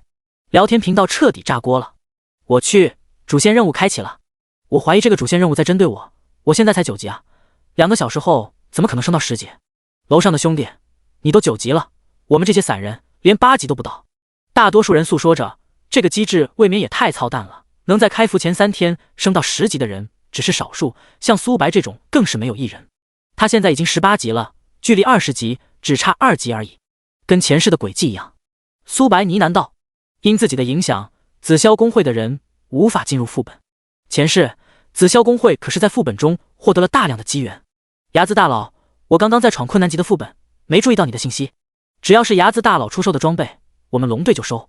好，苏白约定了一个见面的地点，很快2人在小屋中会面。睚眦大佬，你出售的装备实在太强了，我周龙万万没想到我们竟然能通关困难副本。周龙面部如同菊花一样，想必是通关困难副本给予了不少的奖励。这是装备。苏白取出上千件白色装备，几百件黑铁装备，几十件青铜装备。周龙并没有多在意，当查看这些装备的属性后，整个人都傻眼了。这些装备是紫霄公会的。周龙吞咽了一口唾沫。紫霄公会也是最顶尖的公会之一，虽不如他们官方，但10086号新手村紫霄公会的人要比他们多得多。还有影部成员的。周龙瞪大了眼睛。影部在其他网游中分评并不好。周龙苦笑了一声，影部跟紫霄公会敢招惹苏白，这妥妥送死行为，在他看来，在天启中睚眦绝对是最强战力，没有之一。你害怕了？苏白调侃道。怕？睚眦你误会了，这些装备我收了。交易达成，苏白获得了近10万枚金币。周龙看向苏白离开的背影，嘴角翘起一抹弧度。新手村有睚眦大佬，他们这次主线任务的收益绝对要比其他新手村多得多。52章，姜婉被辞去主管职位。升级大厅，苏白躺在升级舱内。是否升级基础被动名？是。基础被动名升级到14级，升级到15级、16级。基础被动名等级 LV18， 效果敏捷永久提升 26%。是否升级？鹰眼。鹰眼13级提升到14级，需要支付3万金币。是。3万金币对于现在的苏白而言简直是9牛1毛。鹰眼升级到14级，鹰眼升级到15级，鹰眼升级到16级。鹰眼被动等级 LV18， 效果视野提升2600米。鹰眼从13级提升到18级，足足花费了25万金币，即使是大集团一次性掏出25万金币也会肉疼。是否升级？基础被动金。是。基础被动金的费用跟基础被动名一模一样，比鹰眼便宜10倍。基础被动金等级 LV18， 效果精神力永久提升 26%， 精神属性提升了近300点，能多分裂20多根火箭。是时候下线休息了，距离主线任务开启还有一段时间，正好调整一下自己的状态，在通关副本时让自己在全胜状态。现实世界，苏白随手做了一个家常菜，吃好饭后定了一个闹钟，躺在床上缓缓的睡去。豪华的大楼，数十道身影正在开着会。你们听说了吗？天启游戏主线任务即将开启。老夏，当然听说了，不过这次的任务只能10级以上的玩家才能参与，即使是我们官方也只有少数人升到了10级。咚咚咚，敲门声响起。请进。周龙走了进来，老夏从座位上起身，开口介绍道。想必大家对周龙有一些印象，他跟睚眦是一个新手村的，并且他在睚眦手中购买了大量的装备，让我们龙国的实力暴涨一大截。睚眦，其余人面部凝重，他们自然知道睚眦那可是击杀了黄金 BOSS 的狠人，即使他们官方也无法做到。周龙，你跟你的小队都满10级了吧？是的，长官。进入副本后听从睚眦的安排，要是你们敢违抗命令，有你们好果子吃。夏老拍了拍他的肩膀。周龙额头滑落几滴冷汗，面前的人虽已经垂垂老矣，但那股霸道的气息依然存在。夏老你放心，睚眦让我们往东，我们不敢往西。紫霄大楼会议室内，所有人面色很是难看，跟吃了苍蝇一样。天启开服到现在，他们除了等级提升了一些，装备全爆了，瞬间回到了解放前，成为了工会中的笑柄。江川、姜婉、江晨，你们在新手村开发的进度让我很不满意，尤其是江晨，你身为紫霄工会的经理，你手底下的人没有一个达到了10级。一名戴着金丝眼镜的男人来到正中央，严肃说道：“副会长，你怎么来了？”江晨一脸忐忑不安道：“我要是不来，你江晨还想让你的团队送死多少次？”江川、江婉、江晨，你们3人在天启中的表现让我很失望。你们现在的职位沦落为普通成员，你们可有异议？副会长，你好像没有这个权利吧？江婉开口道。他花费了多年的时间才成为紫霄工会的主管，他可不想失去这个职位。男人推了推眼镜，把一封信封甩在桌子上。这是会长大人的决定。这！3人面部很是难看，不解、震惊，然后是不甘。他们万万没想到这件事竟然能惊动会长大人，即使他们再不甘，也无法回天乏术。以前讨好他们的人都会幸灾乐祸。一群废物，你们这么多人，连一个人都解决不了，真是丢了我们紫霄工会的脸面。男人不屑一笑。江晨想说牙子可不是普通人，但最后还是没说出去。他已经沦落为了普通员工，忙碌了半辈子的家业就毁于在自己的手中了。樱花国别院内，哈哈，我们樱花国崛起指日可待。牙子我端木小次郎承认你很强，但这次的主线任务第1名必然是我们端木家族的。端木小次郎喜悦不已。端木小次郎所在的新手村有大部分人都到达了10级，他们的人数是苏白那边不知多少倍。苏白再强也不可能是上百人乃至是上千人的对手。灯塔国豪华的宫殿，约翰翘着2郎腿躺在了沙发上，他拿起一杯红酒品尝了起来。牙子，龙国的家伙，我们灯塔国才是这个世界上最强大的国家，不管是在游戏中还是现实里，你们龙国都是一群 loser。 我约翰会让你知道我们灯塔国的厉害。与此同时，日不落国会长牙子连续上了多次公告，让我们日不落国被比了下去。这个牙子不过运气好一点罢了。就是会长可是觉醒了传说级天赋，牙子再强也只是一个人。齐奥利维听着这些议论声，他面部如同菊花一样，他就喜欢这种众星捧月的感觉。家族已经对他产生了不满，牙子上了好多次全服公告，而他齐奥利维却一次都没有上，这让他很是不爽。自己可是拥有传说天赋的妖孽。我齐奥利维发誓，这次的主线任务第1名必然是我们太阳工会的。嗡嗡嗡，苏白被闹钟吵醒，本能的他还想再睡一会，但想到主线任务就要开启了，困意陡然消失不见。他返回天启游戏，出现在一间简朴的住所，这是他花费10铜币设置的复活点，距离开启的副本很近。全服通告：妖女副本将在5分钟开启，坐标 3451.1431。53章妖女副本。妖女副本入口围绕着许多人，我们新手村有牙子大佬坐镇，或许我们也能上一次全服通告。哈哈，有时候啊，运气也是实力的一部分。可不是嘛，我室友知道我跟牙子大佬一个新手村，他们嘴里一直嘀咕着你真是该死啊。你们快看，牙子大佬他来了。苏白的身旁跟着周龙等人，见到来人，所有人都让出了一条通道。周龙环顾四周，发现所有人都很痴迷，甚至他们队伍中的女性玩家视线根本没有离开过牙子的身影。周龙嘴角不由得抽了抽，这待遇未免差距也太大了。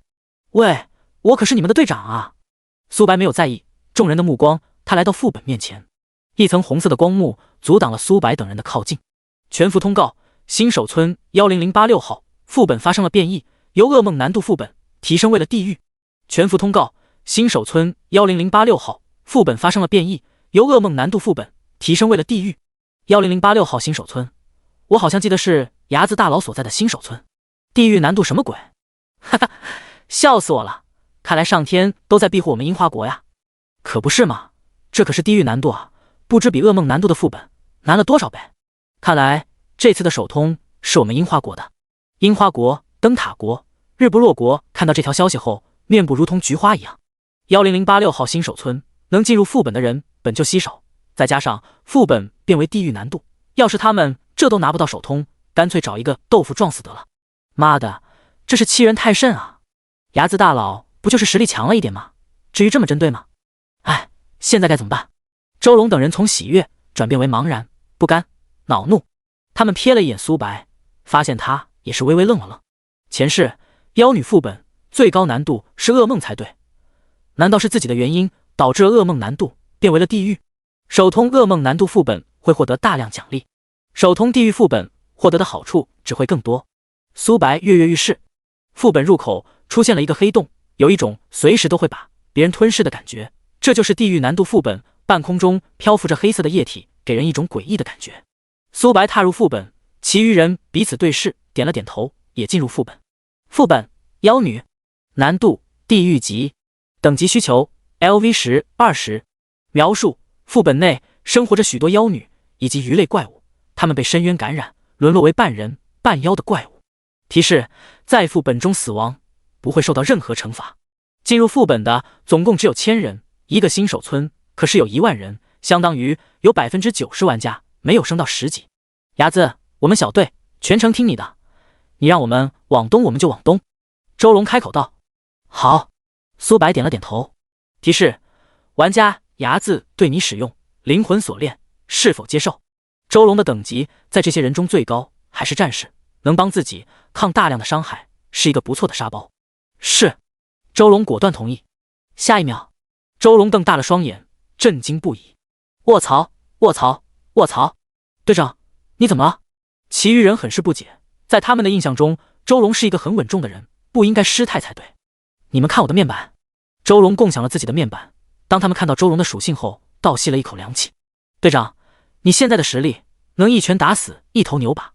队长，你真是该死啊！我也想体验一下这100多点力量跟3000多点血量，我承认我羡慕了。弓箭手们羡慕不已。周龙表面平静无波，但内心里已经掀起了滔天海浪，自己的战力提升了好几倍，在副本中的评价也会提升许多。他看苏白的目光都变了。伢子大佬，你对我实在太好了，我真的是哭死。注意到周龙的目光，苏白无奈一笑，等后面让他分担伤害时，他就笑不出来了。海滩上有一头美人鱼迈步而来，不，准确来说是长着人类的腿，鱼的上半身，它脑袋还冒着泡。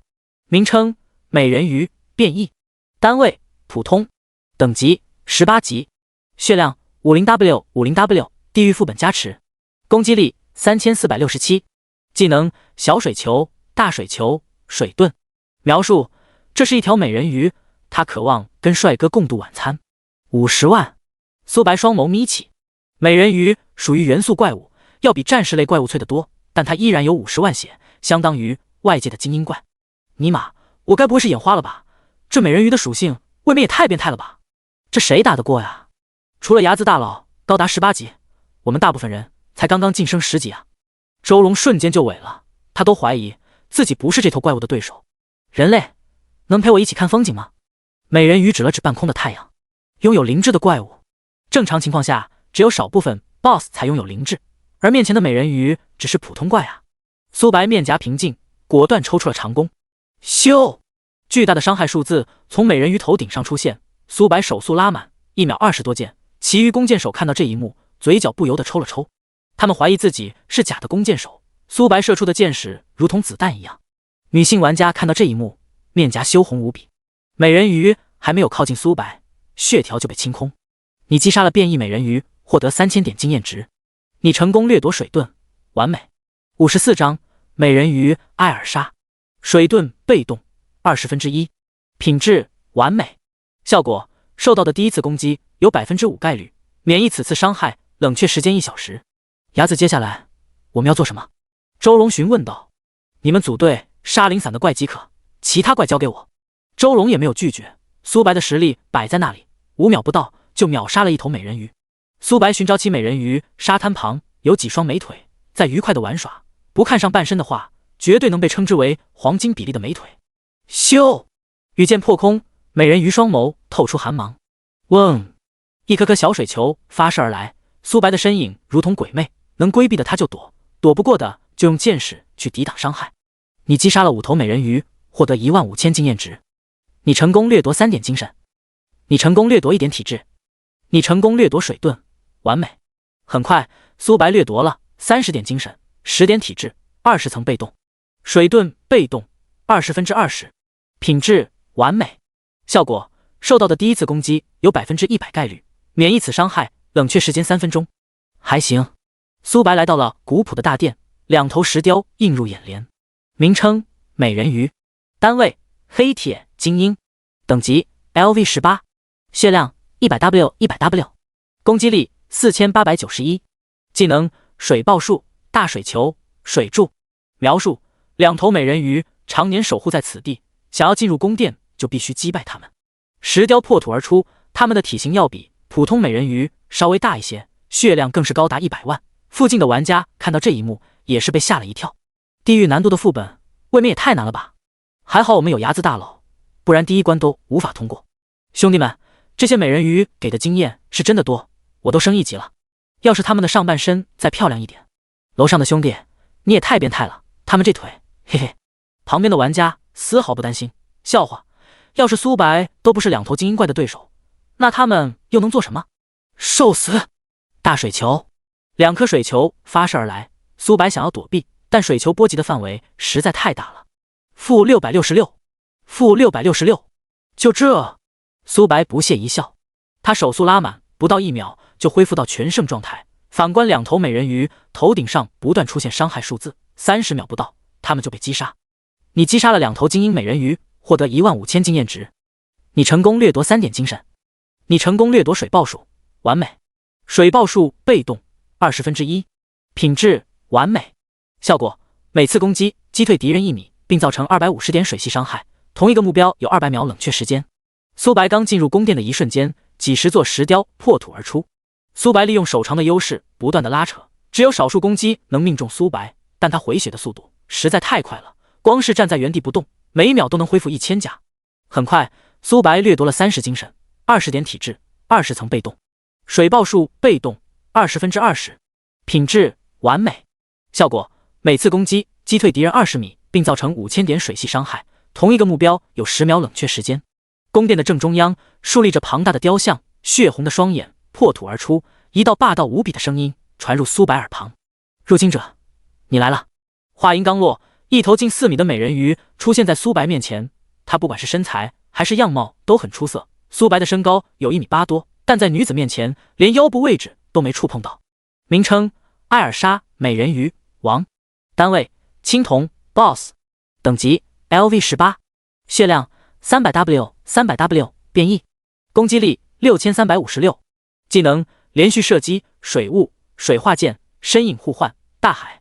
描述：艾尔莎以及他的族人被深渊侵蚀，沦落为不人不妖的怪物。因艾尔莎信奉着萨格尔，样貌没有变丑，反而变得越发的漂亮。只要艾尔莎献祭的人类足够多，她会成为这个世界最漂亮的女人。她看上了你，不，准确来说是想要献祭你。伟大的萨格尔大人，艾尔莎会杀了这个人类，献祭给你。艾尔莎像是在祈祷什么。咻！一根羽箭破空而来，艾尔莎想要躲避，但她的速度实在太慢了。巨大的伤害数字从她头顶上出现。你找死！艾尔莎面部扭曲。苏白可不会有半点的怜香惜玉。艾尔莎能变得这么漂亮，想必是献祭了许多人，甚至她的同胞也被她献祭了。水系化攻，艾尔莎双手出现弓箭，水花流转，一根箭矢被生成。咻咻咻！双方不断对射，苏白不管是手速还是反应能力，都要比艾尔莎强大的多。在苏白面前使用弓箭，简直是班门弄斧。很快，艾尔莎身体被命中数箭，而苏白的衣角都没有被水箭触碰到。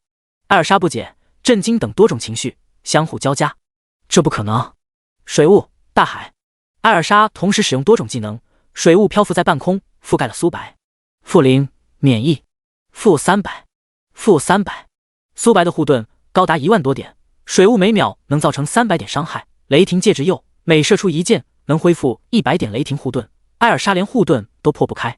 很快，艾尔莎血量被清空，临死前都无法破开苏白的一层护盾。你击杀了艾尔莎，获得20万经验值。你升到了19级，获得10自由属性点。你成功掠夺30点精神。你成功掠夺水化剑，完美。水化剑被动1/1，品质完美。效果：每根箭矢覆盖500点水系伤害。55章击杀冰女王。新获得来的属性点加在了敏捷上面，让自己的手速再次提升。富婆见到会狂喜不已。哇，睚眦大佬未免也太变态了，这可是 BOSS 啊，就这么被单挑击杀了。我都怀疑我们玩的根本不是同一款游戏。可不是嘛，看到睚眦大佬的输出，我感觉自己是一个假的弓箭手。周龙喜悦不已，他们新手村有睚眦坐镇，即使是地狱难度的副本也有希望通关。想到通关副本能获得丰厚的奖励，周龙差点没忍住笑出了猪叫声。苏白没有在意众人的目光，随着自己击杀美人鱼王，一道蓝色的光幕出现在面前，只要踏入里面就会被传送到第2关。寒冷刺骨的天气，半空中漂浮着雪花。警告，检测到该玩家处于寒冷天气的影响，每秒持续掉血。-0、-0、-0。因苏白魔抗高达几百点的缘故，恶劣天气对他没有丝毫的影响。他没有影响，不代表别人没有。一些脆皮在以每秒近100点的伤害持续下降着。战士一类的玩家稍微好一点，每秒只会受到几十点伤害。好在千人团体中有不少牧师职业，他们持续给队友套状态。玩家们掏出恢复药剂，让自己处于健康的状态。周龙瞥了一眼苏白，整个人愣在了原地。只见苏白头顶上出现了一堆伤害0的数字。好家伙，自己可是战士，每秒也要扣进10点的血，苏白可是弓箭手啊！突然，雪地里爬出了一名女子，她的皮肤为蓝色，有着海蓝色的瞳孔，名称冰女，单位普通，等级 LV19， 血量 70W70W， 攻击力3120，技能小冰球、大冰球、冰盾。描述：冰女生活在寒冷的地方，她们喜欢躲在雪堆里偷袭敌人。嗡！一颗小冰球射来，苏白已经预料到了冰女的攻击，他本能的躲避，躲过了这一击。咻！箭矢刺入冰女的头顶，触发了弱点效果，水爆术发动，冰女还没有靠近自己，就被击退了20米，并受到了5000水系伤害。苏白手速拉满，70万血量，在他面前跟纸糊的一样，不到10秒，冰女就被击杀。你击杀了冰女，获得5000经验值。你成功掠夺冰盾，完美。冰盾被动1/10，品质完美。效果：遭受到1万点伤害后，附近1米被冰封，范围内的敌人被控制 0.5秒。苏白现在的血量高达3万多点，加上护盾的数值将近5万，能触发5次冰盾。唯一可惜的是，冰盾波及的范围实在太小了，只能克制战士、刺客等职业、弓箭手、法师等远程，冰盾就没有任何作用了。很快，苏白掠夺了20点精神、20点体质、10层被动。冰盾被动10/10，品质完美。效果：受到1万点伤害后，附近10米被冰封，范围内的敌人冻结 0.5秒。其余的玩家都组队的起来猎杀零散的冰女。冰女的血量虽然高达70万，但他们拥有自己的战术，大量的控制锁定冰女。这些冰女会活活被耗死，只是用时的问题。数十道身影从湖泊中跳了出来，她们有着冰蓝色的头发。名称冰女，单位精英青铜，等级 LV19， 血量 140W140W， 攻击力4233，技能冰雪化刃、寒冰风暴、冰爆术。咻！苏白攻速拉满，同时面对数十头冰女，还都是精英怪，苏白也不敢大意。触发风摇丝的情况下，苏白的攻速已经突破了25点，每秒能造成15万加的伤害，并且水爆术能击退敌人，再加上冰霜蔓延、冰霜覆盖的双重减速效果下，他们还没有靠近自己就被活活耗死。你击杀了10头精英冰女，获得10万经验值。你成功掠夺了3点精神。你成功掠夺了2点体质。你成功掠夺冰爆术，完美。冰爆术被动1/10，品质完美。效果：每击杀一个目标，附近10米受到1000点伤害，敏捷下降20点，叠满后能造成1万点伤害，减少200敏捷。冰爆术适合群体作战，面对 BOSS 时作用并不大。几分钟后，苏白掠夺了30点敏捷、20点体质、10层被动。冰爆术被动10/10，品质完美。效果：每击杀一名目标，附近10米受到1万点伤害，敏捷下降200点。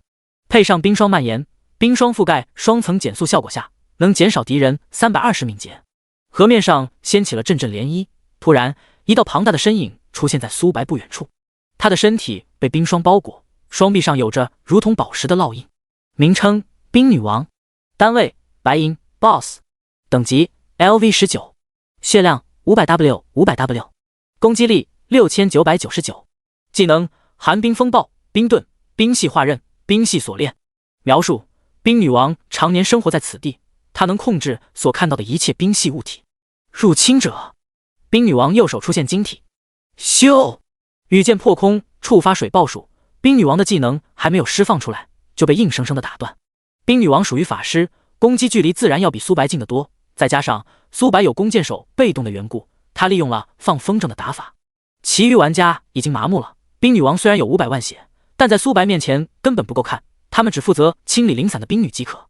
黑暗迷雾持续触发着，因冰女王的抗性要比寻常怪强大的多，黑暗迷雾连 0.1 秒都没有持续到。雷霆戒指釉催生2种控制，数据面板上写着麻痹 0.5 秒跟1秒，但实际战斗控制的时间要比这个短得多。毕竟怪物是有抗性的，越强的怪物抗性也会越高。-500，-500，-500。冰女王释放的寒冰风暴虽不能叠加伤害，但能每秒触发多次。护盾很快就抵挡不住冰女王的攻击了。苏白刚掉的血量不到1秒就恢复上来了。冰系化刃，冰系锁链。冰女王连续使用了数个技能，可依然拿苏白没有半点办法。很快，冰女王的血量被清空。你击杀了冰女王，获得30万经验值。你升到了20级，获得了10自由属性点。提示：你必须要进行阶位晋升，才能继续升级。你成功掠夺30点精神。你成功掠夺冰系化剑。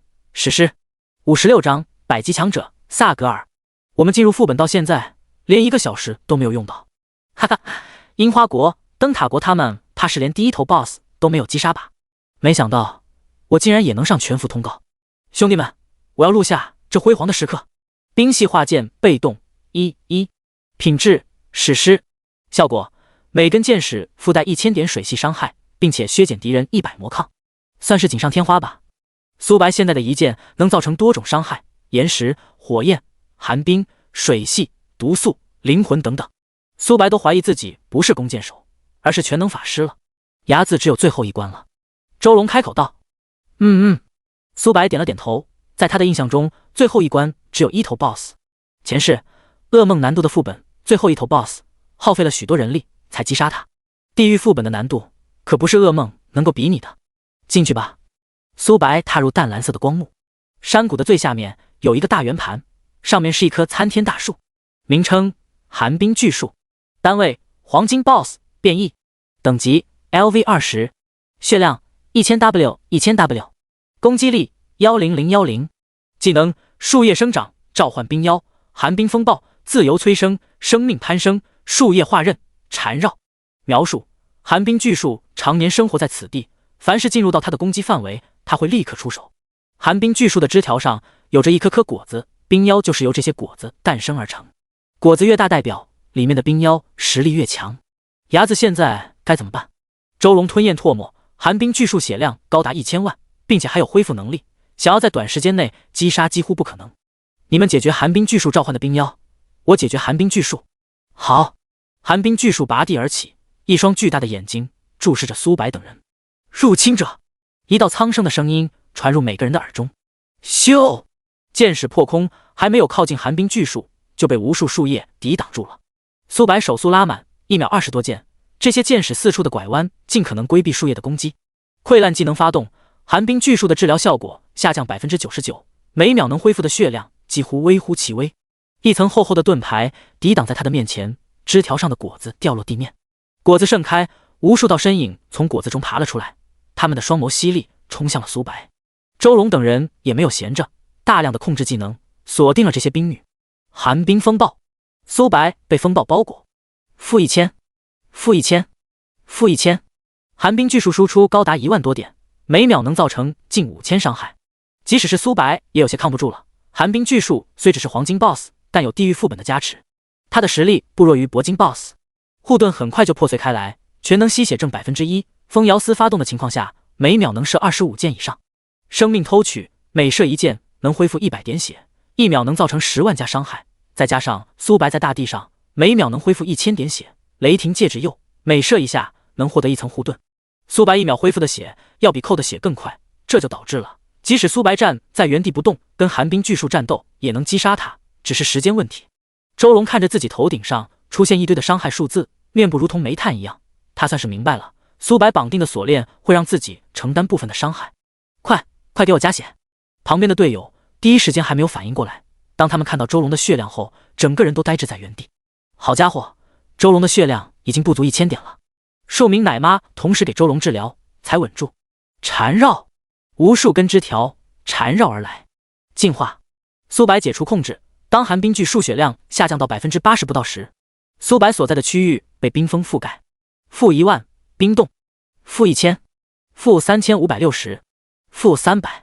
苏白头顶上出现巨大的伤害数字，他变为了冰雕。1秒后，苏白挣脱束缚，他的血量已经下降到了1万多点了。苏白不断拉弓射箭，3秒不到就恢复到了健康的状态。苏白发现了一个问题，当寒冰巨树血量下降 20% 时，就会使用冰封的能力，下降 10% 就会使用缠绕的能力。自己闪现的 CD 高达115秒，进化的 CD 更是有5分钟。苏白打算用闪现躲避缠绕，进化解除冻结的控制。苏白有意控制寒冰巨树的血量，当他血量掉到 7%， 使用了缠绕能力。闪现，苏白出现在100米外。没一会儿，寒冰巨树下降到了 60% 血，苏白使用进化解除了控制，不出半个小时，自己就能击杀寒冰巨树。50%、40%、30%，直到下降到 20%， 寒冰巨树不停地摇摆。伟大的萨格尔，我愿意献祭自己的灵魂，只求你击杀此人。寒冰巨树在虚空中一拜，哈哈，本王收下了你的灵魂。虚空中走来一道虚影，不，准确来说是一个投影。他右手轻点虚空，寒冰巨树被一团黑气包裹。很快，寒冰巨树失去了意识，而萨格尔也融入体内。寒冰巨树再次睁开眼眸时，整个人的气息已经发生了翻天覆地的变化。名称：萨格尔投影，单位：等级100，血量，攻击力，技能。描述：萨格尔属于投影状态，他体内的能量并不多。冒险者，你就是伢子吧？你摧毁了祭坛，我现在给你一个机会，只要臣服于老夫，本王能饶你一命。萨格尔变为了一名人形老者的模样，他右手拿着一个冰晶法杖。萨格尔虽然是亡灵法师，但100级的他，即使是寒冰能力，也不是现在的苏白能够抗衡的。周龙等人看到这一幕，面部都很是难看。这地狱级副本未免超纲了吧？尼玛，我该不会是眼花了吧？这可是100级 BOSS 啊！你们觉得牙子大佬能击杀他吗？牙子大佬实力很强，但萨格尔可是100级强者。哎，天要亡我们啊！周龙叹了口气，先前他认为手通是他们新手村的，如今出了这一个变故，想要获得手通难了。臣服于你，你配吗？57章，击杀萨格尔。牙子大佬也太帅了吧！你们有没有感觉到，光是相隔很远，我就感受到一股压迫感？牙子大佬可是正面对萨格尔的呀！萨格尔面色瞬间垮了下来，自己可是高高在上的存在，面前的蝼蚁怎么敢的呀？竟然，你想死，那老夫就送你一程。噩梦世界。下一秒，一个骷髅头张开了血盆大口，把苏白吞没，消失在众人的视线中。黑漆的空间没有一丝的光芒，地面不时就冒出黑漆的手臂，给人一种诡异的感觉。噩梦世界。苏白面色凝重，在该世界死亡会受到惩罚，并且死亡一次相当于连续死1000次。苏白的等级会直接下降到1级，以及有1000个小时的防沉迷，无法登入到游戏。萨格尔身为传奇亡灵法师，自然知道杀死冒险者后不会彻底死亡。冒险者，现在害怕已经晚了。萨格尔发出残忍的笑声。我的孩儿们，杀了这可恶的人类！突然，数百道身影出现在苏白面前，他们的样貌很是奇特。苏白面颊平静，没有一丝的情绪波动。在噩梦世界内，越是恐惧，敌人也会越发的强大。反观不畏惧敌人的话，他们的战力连一个普通人也无法杀死。无数道触手缠绕而来，苏白右脚一蹬，砰！触手炸裂开来。苏白拉动弓箭，咻！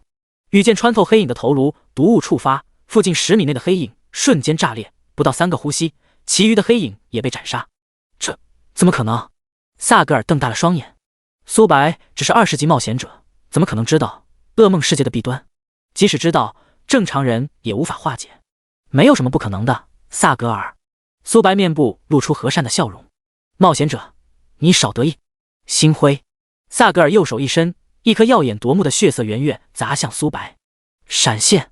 苏白出现在100米外，但血色月圆波及的范围实在太大了，水遁无法抵挡这一击。萨格尔毕竟是100级强者，而水遁只是完美级被动。不过苏白并没有慌张，他还有一张底牌没有动用。萨格尔已经幻想到苏白惨死的画面了。突然，苏白背后出现一道女人的身影，她有着金色的头发，面颊美丽，给人一种不可亵渎的感觉。她双手合十，像是在祈祷什么。砰！血色圆月撞击在苏白身上，烟尘四起。几秒后，苏白的身影从血色圆月中走了出来，他身上没有一点的伤痕。这怎么可能？萨格尔人都傻了。自己虽只是投影，但那也是100级强者啊，面前的冒险者才20级。无敌类装备虽然很罕见，但不是没有，即使无敌装备在等级差距过大时，取到的效果也微乎其微。萨格尔，看来是我赢了。萨格尔能投影在此地，就动用了大量的能量。他释放的那一招就已经动用了所有的力量。苏白拉动弓箭，对准了他。咻！巨大的伤害数字从他头顶出现，本就脆弱的萨格尔受了这一箭，身影变得越发的暗淡。该死的人类！我萨格尔发誓，总有一天会亲手杀了你的。你成功击杀萨格尔的投影，获得死亡雕像。你成功掠夺狂暴传说，名称死亡雕像，品质世界级终极，效果你的被动技能跟主动技能能触发暴击。苏白倒吸了一口凉气，他万万没想到自己能获得世界级道具。死亡雕像对自己帮助很大，等自己暴击达到 100%， 伤害能提升1倍。前世没有人在噩梦世界中战胜另一方，苏白自然不知道，在本世界击杀对方能获得丰厚的奖励。幸运硬币虽只是白色品质的装备，但这枚硬币中蕴含着神力。萨格尔即使是本体来了，在 0.5 秒内也无法伤到苏白哪怕一丝。狂暴被动1品质传说，效果连续攻击100次能开启嗜血状态，该状态的攻击速度提升 50%， 每攻击一次能恢复500点血，每秒消耗500点法力值。效果2，连续攻击200次能开启狂暴状态，该状态的攻速提升 100%， 每次攻击一次能恢复1000点血，每秒消耗1000点法力值。被动等级分普通、优秀、完美、史诗、传说叠加到200层后，苏白的攻速能提升 100%。 他现在的攻速已经超过了 25S， 开启狂暴形态能达到 50S 以上，并且每攻击对手一次能恢复1000血。他现在的血量也才3万多点，一秒能射50多箭的情况下，不到1秒就能恢复到全胜状态。即使没有狂暴也能恢复25000加，唯一的缺点是法力值消耗实在太严重了。还算凑合。睚眦大佬已经进去了半个小时了，寒冰巨树消失不见了，那我们该如何通关？毕竟那是100级的强者，睚眦大佬不敌也很正常。我连10多级的怪物都不是对手，睚眦大佬就跟100级强者较量了。有时候人比人，比人比狗差距还大。突然一道身影凭空出现，当看到来人后，所有人都陷入了短暂的呆滞。100级强者了，该不会被睚眦大佬杀了吧？不应该啊，那可是100级强者啊！尼玛，我该不会是眼花了吧？哈哈，睚眦大佬牛逼！众人喜悦不已。虽然耽误了半个小时，但别的国家顶多通关了第1关，距离他们还有不少的差距。睚眦，你没事吧？没事。苏白摆了摆手。随着自己击杀萨格尔的投影，噩梦世界也彻底的瓦解。寒冰巨树血量已经不足100多万，意识已经被泯灭。火雨，蓄力一剑，数百根火雨刺入他的体内，出现了巨大的伤害数字。我去，一个技能能造成100万伤害！妈的，我该不会是假的弓箭手吧？我连4位数的伤害都无法达到，难怪睚眦大佬能连续上公告这么多次。幻影分身，一道跟苏白一模一样的身影出现，他拉动弓箭对准了寒冰巨树。他的输出虽不如苏白，但也不是其他人能够比拟的。很快，寒冰巨树被击杀。你击杀了寒冰巨树，获得100万经验值。提示：因你没有进行阶位晋升，无法突破20级，请尽快完成阶位晋升任务。你成功掠夺40点精神。你成功掠夺生命强化史诗58章通关副本。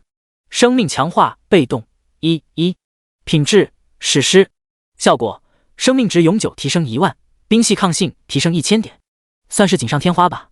苏白查看自己的属性，名称睚眦，职业幻影猎手5星，等级 LV20， 天赋无限掠夺，血量44790，法力15250，正 26%， 力量961，体质1059，敏捷1466，正 26%， 精神1389，正 26%， 魅力10，攻击力1922，攻速 21.65S， 正 26%， 暴击率 45%， 物理穿透 30%， 护甲1149，魔抗547。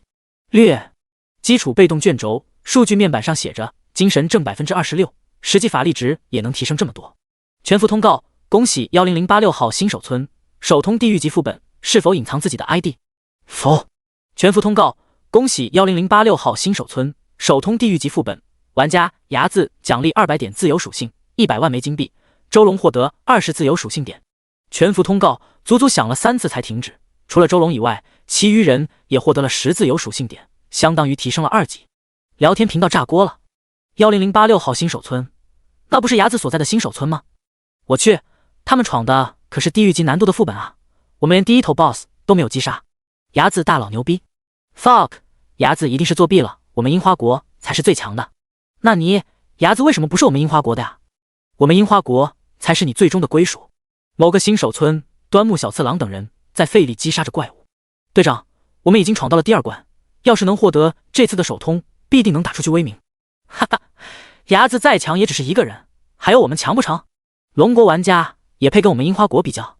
听到这些议论声，端木小次郎满意的点了点头，他就喜欢这种被众星捧月的感觉。突然，一道全服通告传入他的耳旁，这怎么可能？我们连第2头 BOSS 都没有击杀，牙子就通关了。端木小次郎面色布满黑线，跟煤炭一样。其余人张大了嘴巴，能色的下一颗鸡蛋。这差距未免也太大了吧？同一时间，其余国家的高层也得知了这个消息，他们的表情从自信转变为茫然，然后是震惊。又是这个牙子，该死，我们灯塔国才是最强的，可恶！全服通告，龙国最先通关副本，全体奖励5自由属性点，1件青铜装备，新手村10086号，奖励10自由属性点，2件青铜装备。牙子大佬牛逼！哈哈，我现在穿的还只是白色装备啊，有了这个青铜装备，我还不起飞？牙子大佬，我家有一小女，年仅18，长得貌美如花。楼上的兄弟，你是老张吧？我记得你女儿好像是150150，正方形妹妹就不要推给牙子大佬了。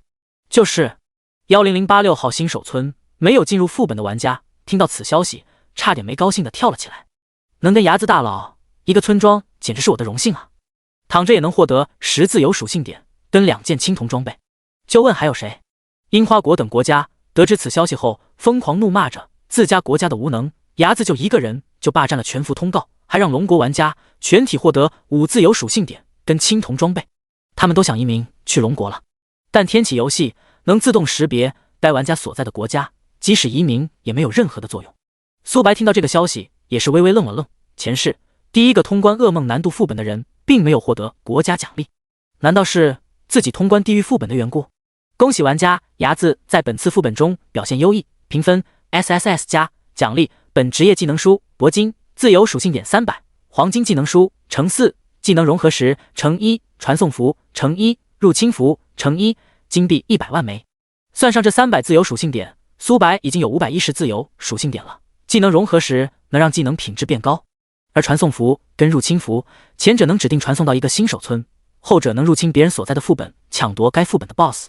新获得来的属性点加在了敏捷上面，敏捷1976正 26%， 攻速 26.75s 正 26%， 敏捷高达2489，攻速突破到 33.7s， 触发风摇丝的情况下近35的攻速，狂暴开启后能提升到每秒70件。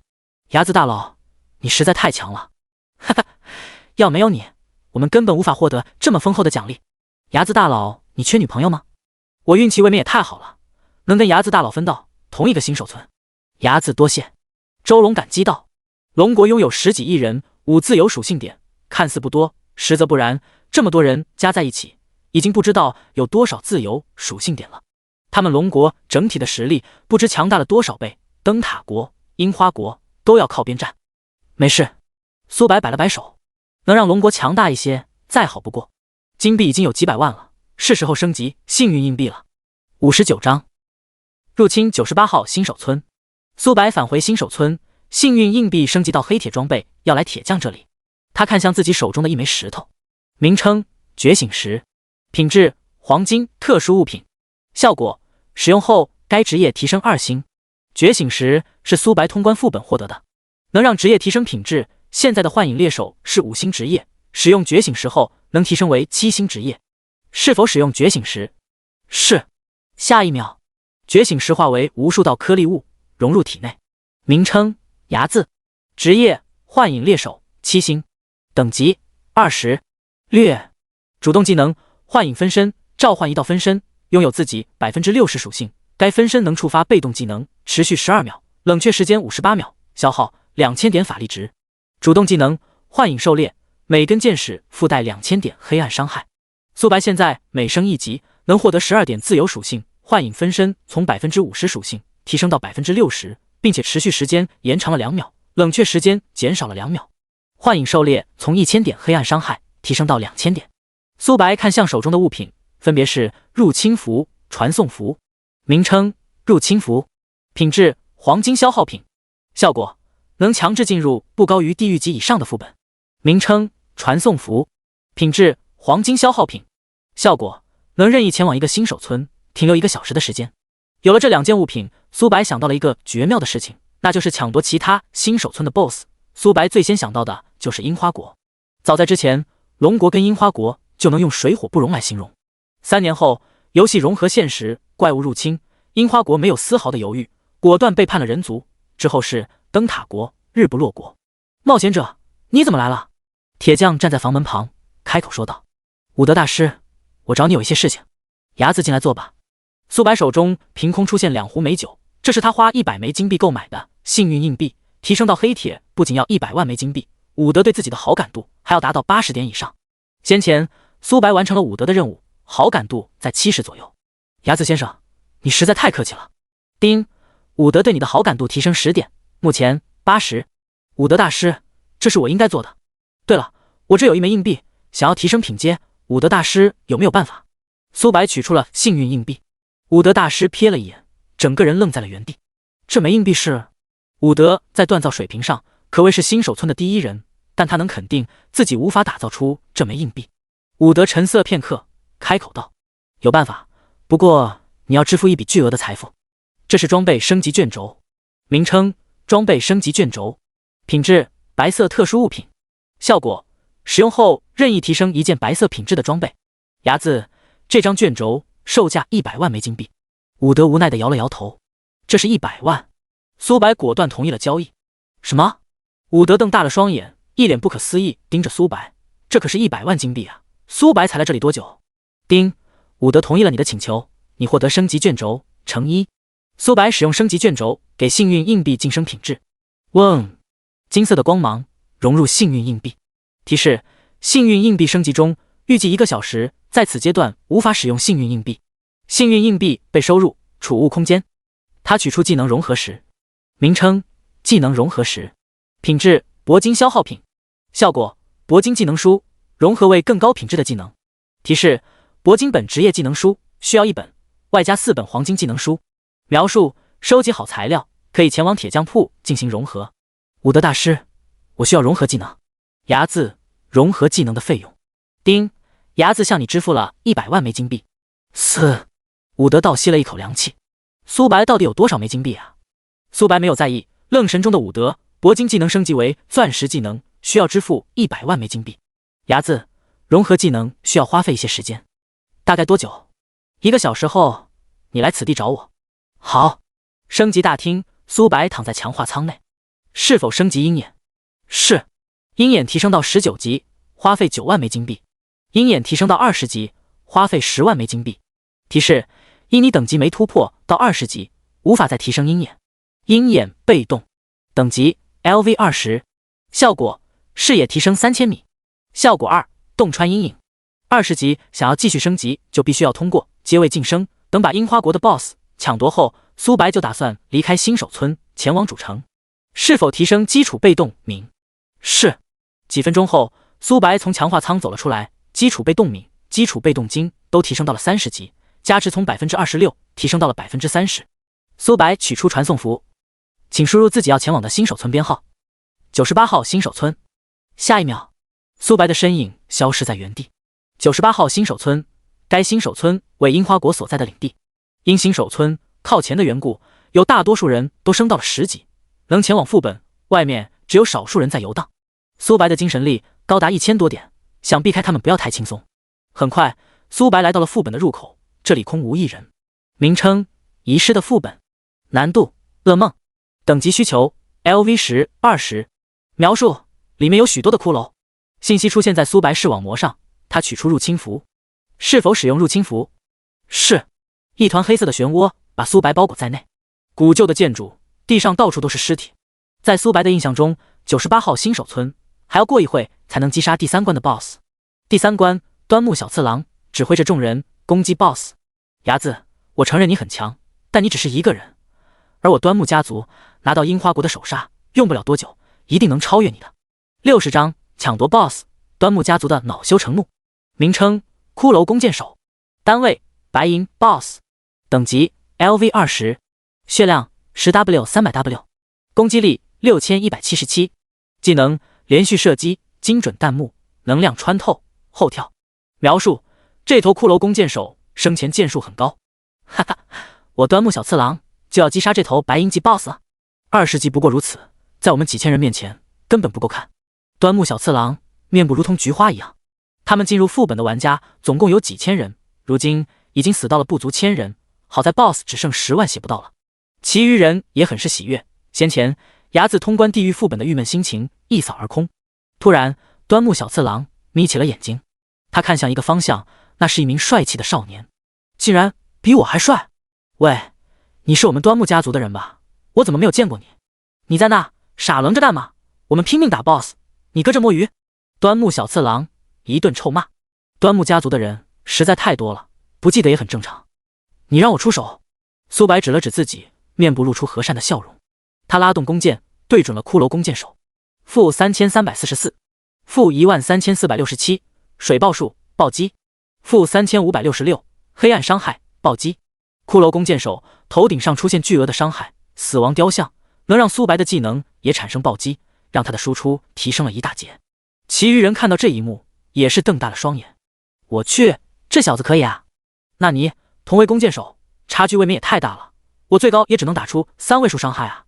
哈哈，我们端木家族要崛起了！会长英明+1。众人都认为苏白这1号杀手锏是端木小次郎找来的，毕竟他们对苏白没有一丝的印象。端木小次郎呆滞在原地。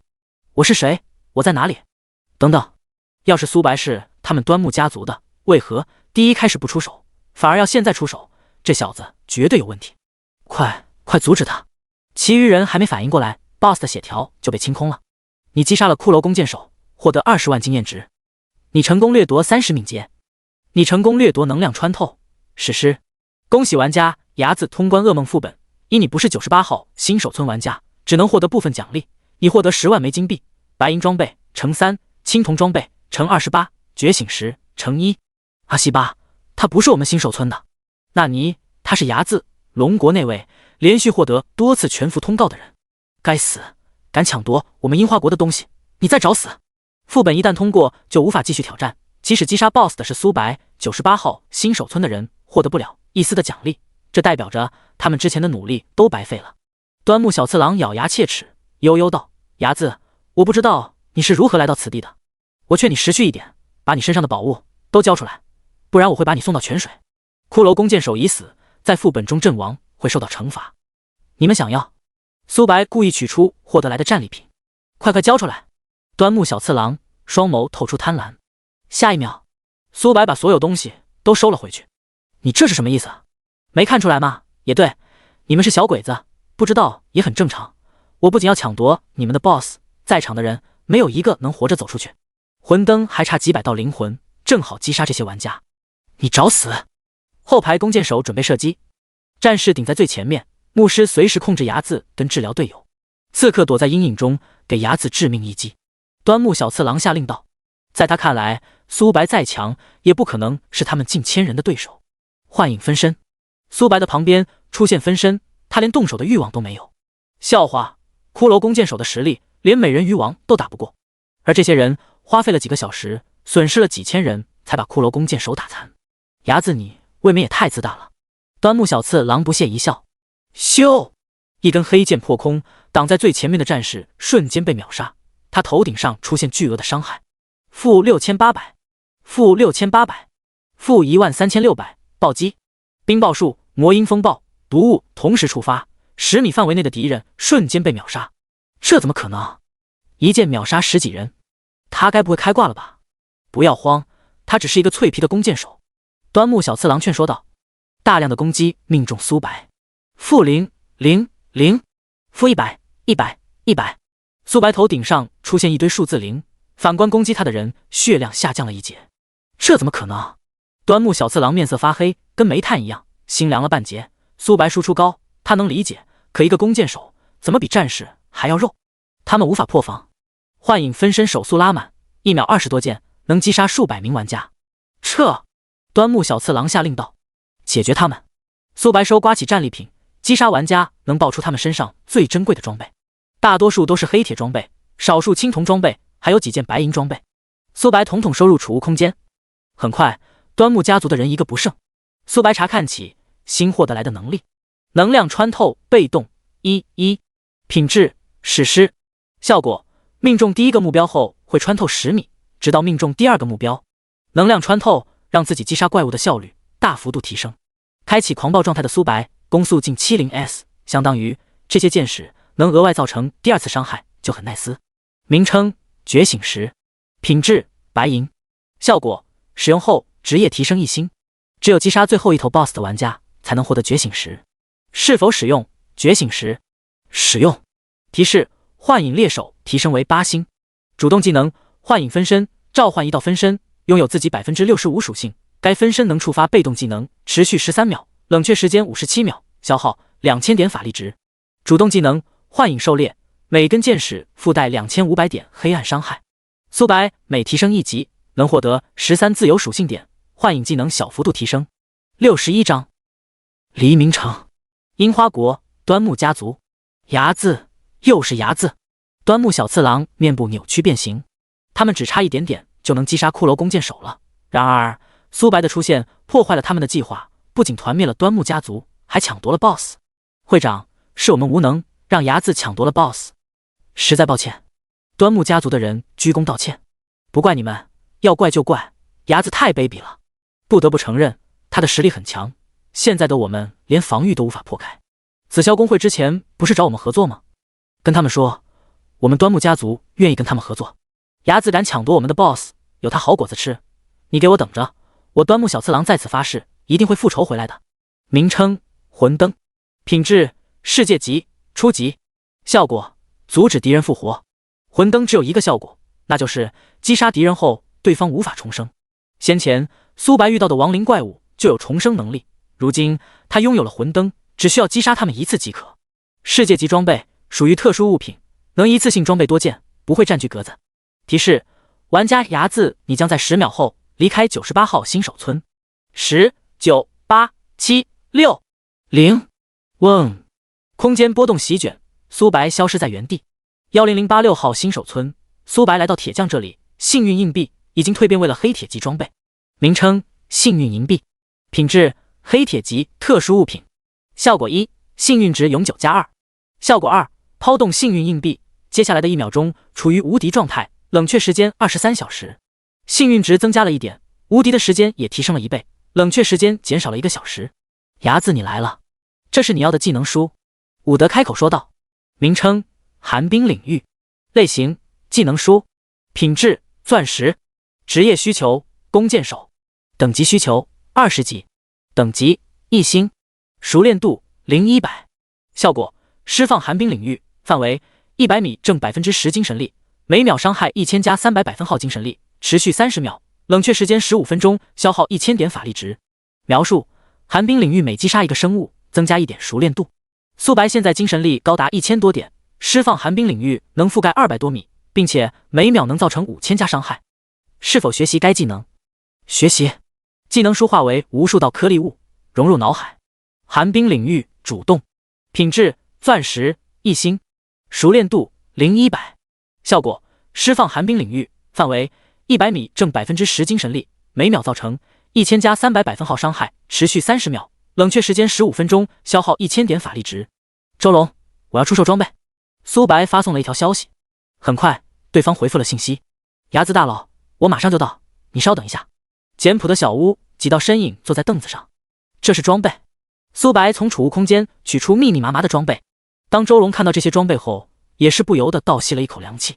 苏白通关地狱级副本时，获得了不少低品质的装备。最关键的是，这些装备中大部分是端木家族的。睚眦，你前往了樱花国所在的新手村。好家伙，他们跟睚眦的差距未免也太大了。这些装备我们要了。交易达成，苏白获得了20多万枚金币，短时间还是够用的。睚眦，你准备前往主城？周荣询问道。是的。周荣并没有意外，苏白已经20级了，继续停留在新手村只有百害无一利。伢子期待下一次的合作。主城见。苏白摆了摆手。周荣看向苏白的背影，喃喃自语，要是能把他招收到龙队就好了。队长，那你为何不跟苏白提招募的事？旁边一人不解道。周荣没好气瞪了他一眼，你是白痴吗？上次我已经招揽了他，要是继续招揽，不仅不会在他面前留下好印象，还会适得其反。伢子不喜欢被束缚，我们只要跟他处好关系即可。苏白朝着村长的家中走去，想要离开新手村，其一必须到达20级，其二要获得一枚传送符才能前往主城。冒险者，你来了。村长，我要离开此地，前往黎明城。伢子，这里已经不适合你了，拿上它离开这里吧。丁，村长赠送了你一枚传送符。苏白微微愣了愣，在他的印象中，前往主城的传送符售价100枚金币，如今村长竟然免费送给自己，多谢。苏白向村长点了点头。哈哈，伢子你客气了，要没有你，格雷已经是死人了。对了，格雷让我转告给你，他已经成为正式骑士了，希望以后再见面时你能变得更加的强大。一定。苏白双手抱拳。告别村长后，苏白使用了传送符。嗡，他的身影消失在原地。街道上人流涌动，复活祭坛，苏白突然出现。尊敬的冒险者，欢迎你来到黎明城。一道悦耳的声音在苏白耳边回荡。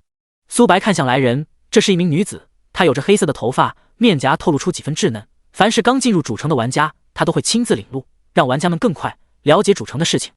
你好，冒险者，随我来，我带你去晋升阶位的地点。好。全服通告，玩家伢子，你是第一位进入主城的玩家，即将进行全服通告，是否隐藏 ID？ 不隐藏。62章进阶任务。全服通告，恭喜玩家伢子前往黎明城，奖励50点自由属性，10000枚金币，望广大玩家踊跃学习。我去，伢子大佬已经前往主城了，我连10级还不到啊！伢子大佬牛逼！哈哈，小鬼子们，你们看到了吗？伢子大佬已经前往了主城，你们之前不是很嚣张吗？伢子大佬简直是我们的福星，青铜装备实在太强了，我杀怪的效率都提升了1倍不止。樱花国端木小次郎听到这些议论声，面部跟煤炭一样。骷髅弓箭手被苏白抢夺，导致98号新手村内所有玩家都无法获得奖励，再加上他们掉了1级，跟龙国的差距越来越大。龙国每名玩家都拥有1件青铜装备，还额外获得了5自由属性点，本就领先他们。伢子，你给我等着。圣殿中央处有一个圆台，站在上面即可接取进阶任务。伢子先生，进阶任务总共分简单、普通、困难、噩梦、地狱、深渊，选择的难度不同，获得的奖励也有所不同。每名冒险者能选择3次晋升任务，如果3次机会都无法完成任务的话，将会永远无法突破20级。我知道。苏白点了点头。前世苏白觉醒出史诗级天赋，选择了噩梦难度，这一世他想选择深渊难度。请选择你要挑战的难度。深渊。工作人员怀疑自己听错了。深渊？女子消化这2个字的含金量。她在此地工作了许久，还是第一次见有人挑战深渊的，不，即使是地狱难度都没有人敢挑战。毕竟晋升的机会只有3次而已，她不认为苏白能完成任务。随着苏白选择完难度，他的身影也随着消散。提示：晋级任务为猎杀亡灵弓箭手阿米西亚。目前参战选手为4人，等人数达到10人后，即将开启该任务。苏白的对面有着3道身影，无法看到他们的样貌，但能看到他们所穿的服饰。精灵族、兽人族、暗影族。前者在天启中也是老牌强者了，天启游戏降临精灵族已有100年，而后面2个种族天启刚降临不久。没想到这次的进阶试炼有精灵族参与。苏白呢喃道：阿米西亚只有1个，代表着10人中最多只有1个能晋级，其余人只能成为陪衬。很快10人已经到齐，各位玩家，10秒后本次试炼将会开启，请提前做好准备。10、9、8、7、6、0。苏白出现在冰天雪地中，他看向右手戴着的手环，每一名玩家都能定位对方的坐标，现在有10颗红点，距离自己最近的玩家有一段距离。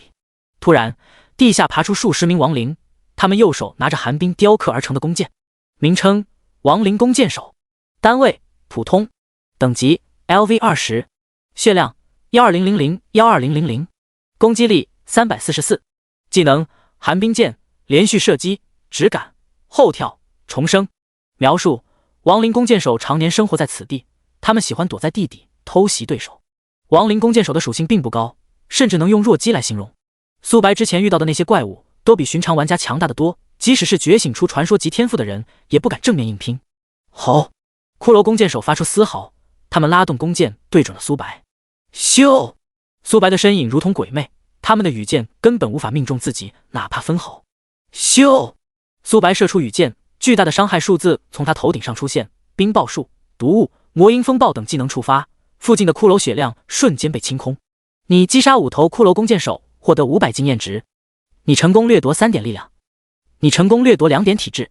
你成功掠夺直感，完美。直感被动 1%， 品质完美。效果：预测敌人下一步的动作 1% 概率，冷却时间3秒钟，算是锦上添花吧。苏白的战斗经验何其的丰厚，对手还没有攻击，他就能判断出他要攻击的位置以及具体动向。直感能让他更容易捕捉这一点。提示：玩家蛮熊阵亡，目前玩家数量9人。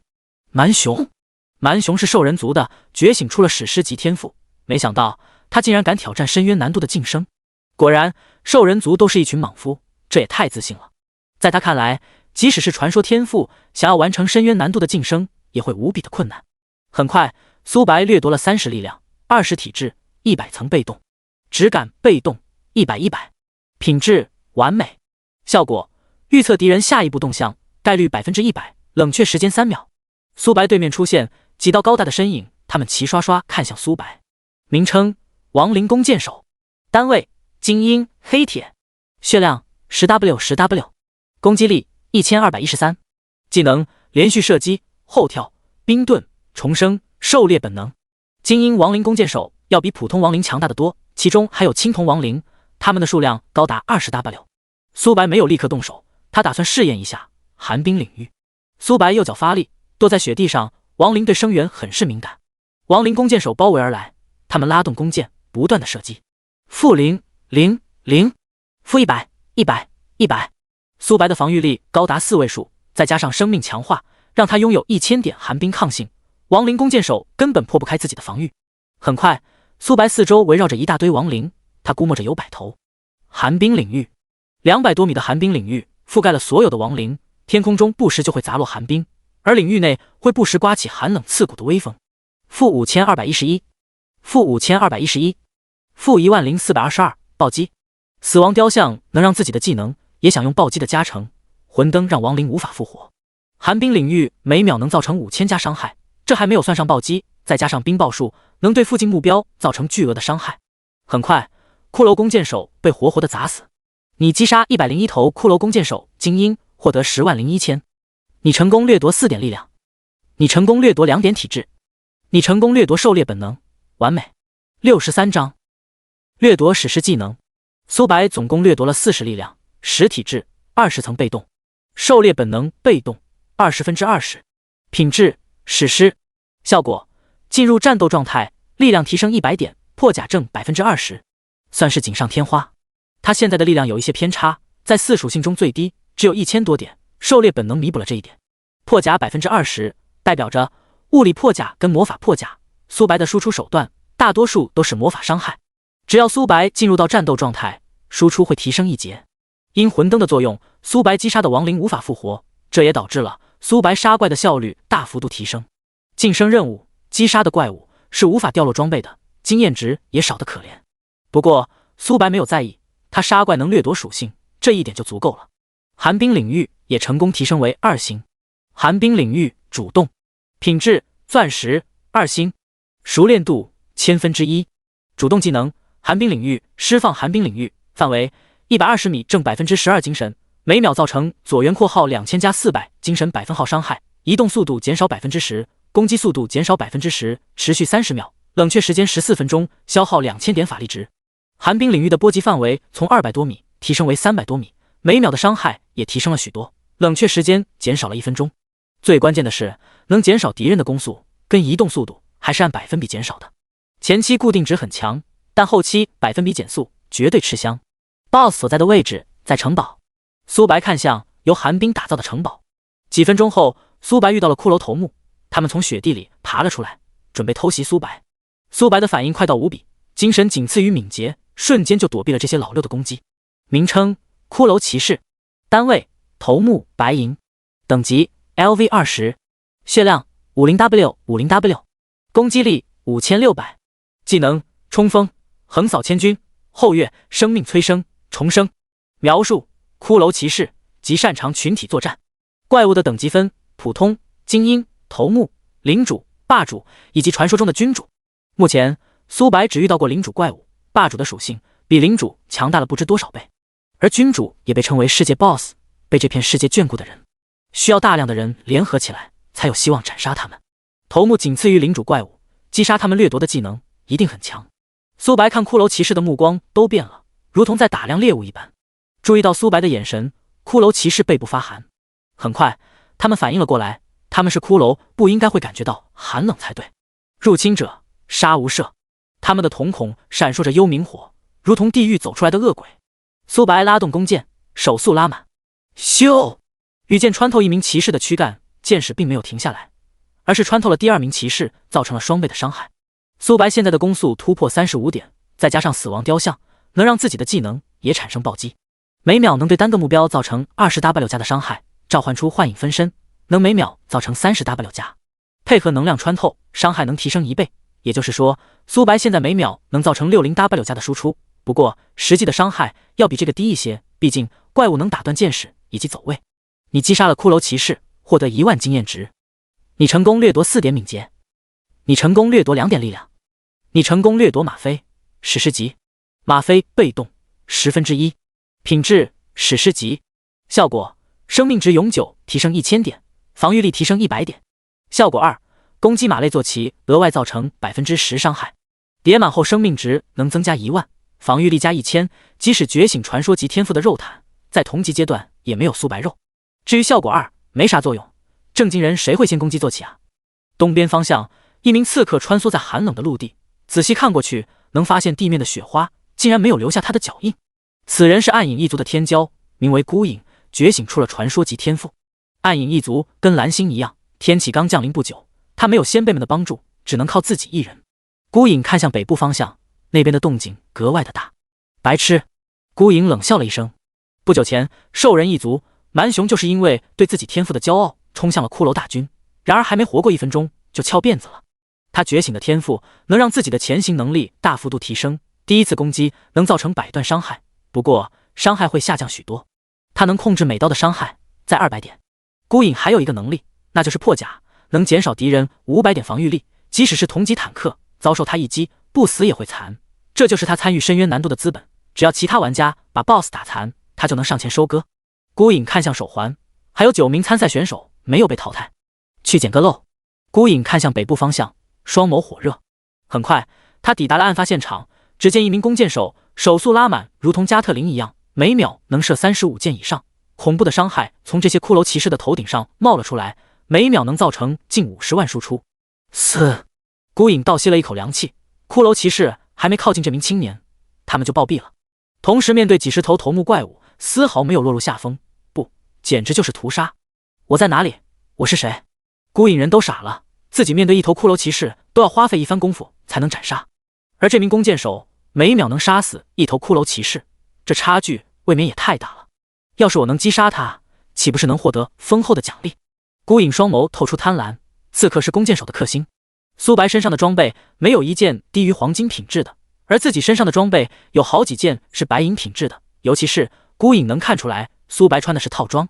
这一刻，孤影呼吸变得急促，面部露出残忍的笑容。你身上的装备归我了。64章骷髅将军。孤影如同一道闪电，锋利的小刀穿透苏白的肌肤。去死吧，你的装备现在都是我的了。-000-100-100-100，这怎么可能？孤影震惊无比，面前的弓箭手输出高，他能理解，可这防御力未免也太恐怖了。他可是能减少敌人500护甲，如今连防御都没有破，代表着面前的人防御力最起码在700以上。苏白歪过头，面无表情，好像在说哪来的蚊子。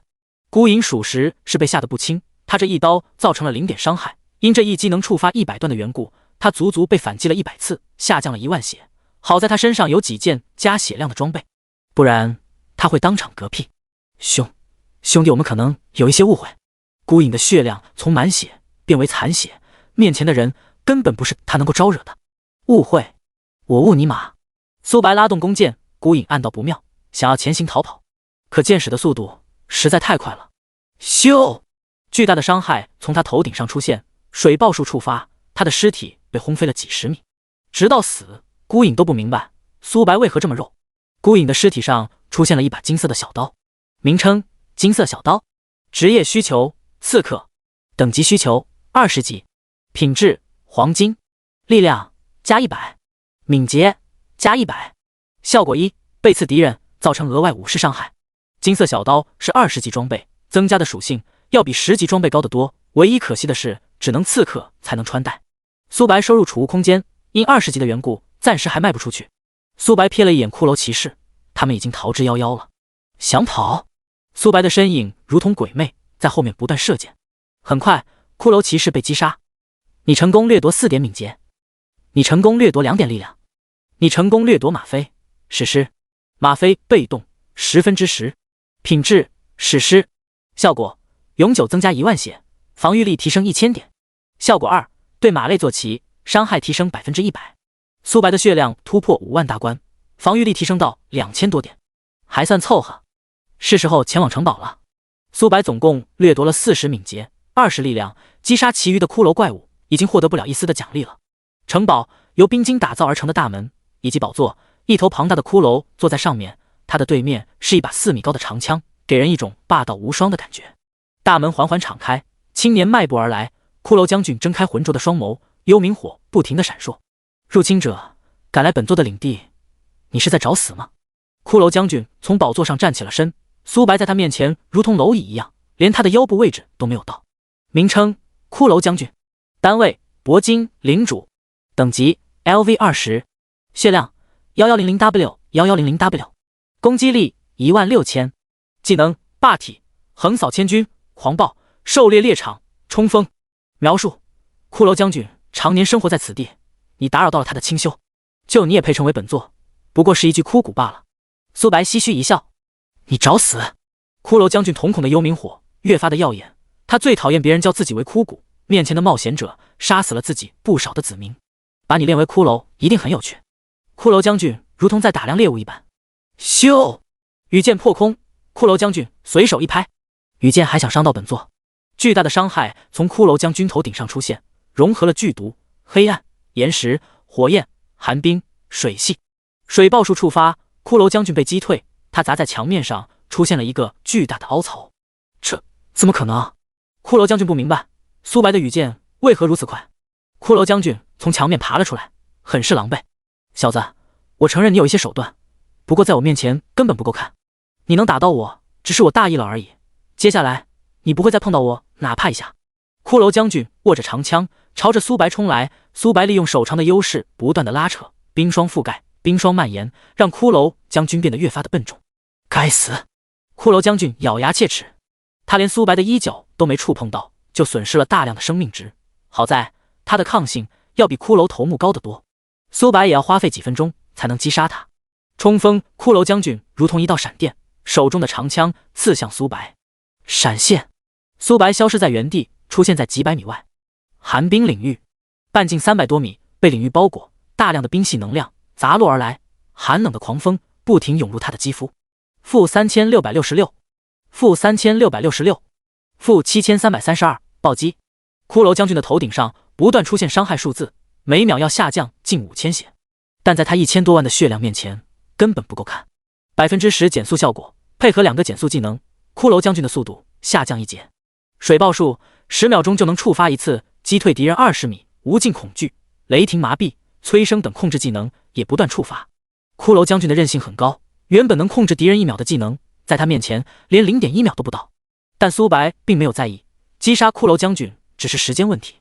冰盾！骷髅将军被冰晶包裹，大量的箭矢打在上面，造成不了一丝的伤害。霸体！骷髅将军体表浮现血芒，冰霜覆盖、冰霜蔓延等减速技能失去了效果，即使是控制技能也被霸体给直接免疫。冲锋！骷髅将军再次使用冲锋技能而这一次苏白的闪现 CD 还没有好。该死的蚊子，给我去死！骷髅将军已经预料到面前的冒险者死在自己手中了，自己可是铂金 BOSS， 被苏白不断的戏耍，这让他很是恼怒。苏白侧身躲过了冲锋，但骷髅将军已经来到了面前，长枪刺入苏白躯干。负12300，负1000，流血。巨大的伤害数字从苏白头顶上出现，骷髅将军的攻击高达16000点，随手的一次攻击就造成了1万多的伤害。可在苏白面前，连自己的护盾都没有破开。看到这一幕，骷髅将军呆滞在原地。我是谁？我在哪里？究竟谁才是 BOSS？65章，精灵一族。苏白输出高，他能理解，可一个弓箭手未免也太肉了吧？自己的全力一击，竟然破不开防御。冰盾触发，因骷髅将军有霸体的缘故，免疫了本次的控制，但也造成了几千点的冰系伤害。本座要看看你能抗住我多少次攻击。横扫千军，骷髅将军握着手中的长枪，空气发出音爆声。负31400，苏白的护盾瞬间破碎，他的血量下降了 50%。骷髅将军从喜悦转变为茫然，然后是震惊。横扫千军是他的杀手锏，而面前的人却抵挡住了攻击。苏白没有在意骷髅将军的表情，战斗到现在，他已经连续射击了200箭了。狂暴，战斗提示：你开启狂暴，接下来你的攻速提升 100%， 每次普攻能恢复1000点血，法力值消耗 1000S。 苏白有近2万点蓝量，能开启20秒左右。加1000，加1000，加1000。苏白头顶上疯狂出现回血数值，他现在的攻速高达 71.37， 每秒能射71箭，加上生命偷取，1秒能恢复近 8W 血。骷髅将军的攻击如同刮痧一样，苏白站在原地不动，骷髅将军都无法击杀自己。骷髅将军彻底麻木了，苏白的攻速快到无比，他的血量在疯狂下降着，反观苏白几乎处于全胜状态。骷髅将军想要逃跑，但霸体效果已经结束，苏白在后面不断射击。不远处潜伏着一道身影，他是精灵一族的玩家，名叫露娜，觉醒了传说级天赋，攻速提升10倍，移动速度提升2倍。苏白现在的攻速高达 71.37S， 可在他面前根本不够看，让他在意的是苏白的输出跟坦度，尤其是生命偷取能力比绝大多数觉醒生命偷取传说天赋的人还要强大的多。露娜在精灵一族也是最顶尖的天骄之一，但在这一刻，他有一种错觉，自己不如眼前的青年。很快他打消了这种不切实际的幻想，自己觉醒出传说天赋不弱于任何人。况且我们精灵一族进入天启游戏已有100年之久，之前根本没听过牙子这1号人物。人类吗？刚进入天启游戏的低级星球，有点意思。骷髅将军因有冰晶攀附，让自己的身体处于在冰晶内部，想要伤到他就必须要打破冰晶。冰晶的材料为铂金级装备，即使是钻石武器，想要短时间摧毁冰晶几乎不可能。而苏白用的是弓箭，更不可能摧毁自己的冰晶覆盖了。人类，你给本座等着，敢羞辱我，迟早有你好果子吃。骷髅将军暗暗发誓，他已经想好了弄死苏白的100种手段了。突然，冰晶破碎开来，化为无数道颗粒物。冰晶被摧毁了？这怎么可能？这可是铂金装备啊！苏白没有在意惊讶中的骷髅将军，腐蚀技能，每攻击一下能削减敌人装备一耐久度，概率高达 50%。苏白1秒能射70多箭，相当于1秒能削减敌人35耐久度。铂金级装备耐久度顶多几百点而已，不到10秒就能摧毁。骷髅将军已经准备认命了。下一秒，苏白停止了攻击的动作，而是弓箭对准了一个位置。咻！羽箭破空，露娜嘴角不由得抽了抽，她使用了铂金级道具，让自己隐藏能力大幅度增加。只要精神力不高于自己800点，就无法发现自己。露娜虽不是主修精神，但1000点精神以下的人根本发现不了自己。苏白是弓箭手，怎么可能会精神力高达1000多点？即使是法师，在这个阶段也不可能突破1000点精神力。露娜已经没有时间想这么多了，她同样射出去羽箭，砰！2股力量碰撞在一起，自己箭矢竟然被弹飞了。不管是箭矢飞行的速度，还是力量，都要比露娜强大得多。想要抵挡住羽箭，就必须要射更多的箭矢。露娜手速拉满，足足射了10箭，才化解苏白的攻击。你是如何发现我的？露娜从黑暗中走了出来。苏白并没有理会她的问题，而是反问道，想要在暗处抢夺 BOSS。露娜不管是身材还是样貌都极为的出色，精灵一族普遍颜值都很高，当代的明星跟露娜一比都毫不起眼。但苏白没有半点怜香惜玉，既然是敌人，那就统统杀掉。至于那些见到美女就走不动路的人，苏白只会冷笑一声，这种人往往死得最快。露娜双眸有一些闪躲，自己可是精灵一族的绝世天骄，却被眼前之人污蔑了。不，准确来说，苏白说的没错，他想要在暗中查看两人的状况。当骷髅将军的血量不多时，他能顺利抢夺怪物，但自己身为精灵一族的公主，自然不会承认这么卑劣的手段。人类，我露娜不会做这种事。人类，我劝你赶快离去，不然死了的话，可是会掉一级的。露娜威胁道。在他看来，苏白顶多肉一点，伤害高一点，但这一切都能用战斗技巧来弥补。你在威胁我？是又如何？我伢子最讨厌的就是别人威胁我。你们这些精灵可真不要脸啊！想要抢夺我的 boss， 还把话说得这么完美，真是虚伪。你……露娜面部有一丝不悦，自己长到这么大，还没有人敢在自己面前如此放肆，还是一名人类。看到这一幕，骷髅将军松了口气。先前他认为露娜是苏白的帮手，现在看来两人根本不认识。愚蠢的精灵跟人类！骷髅将军大喜不已，两人斗得越狠，对自己这边越有利。咻！露娜拉动弓箭，苏白没有躲避的打算，罪恶值增加，对手掉落装备的概率-0，-100，真伤。第一个伤害是露娜的箭矢造成的，第二个伤害是宝石赋予的。这怎么可能？我为何没能破开面前人的防御？他不是弓箭手吗？66张，对付你们，我的分身足矣。露娜有些接受不了，自己穿戴的装备可是铂金套装，能减少敌人1000点防御力，而苏白却没有受到任何伤害，这代表着面前的敌人起码有1500护甲。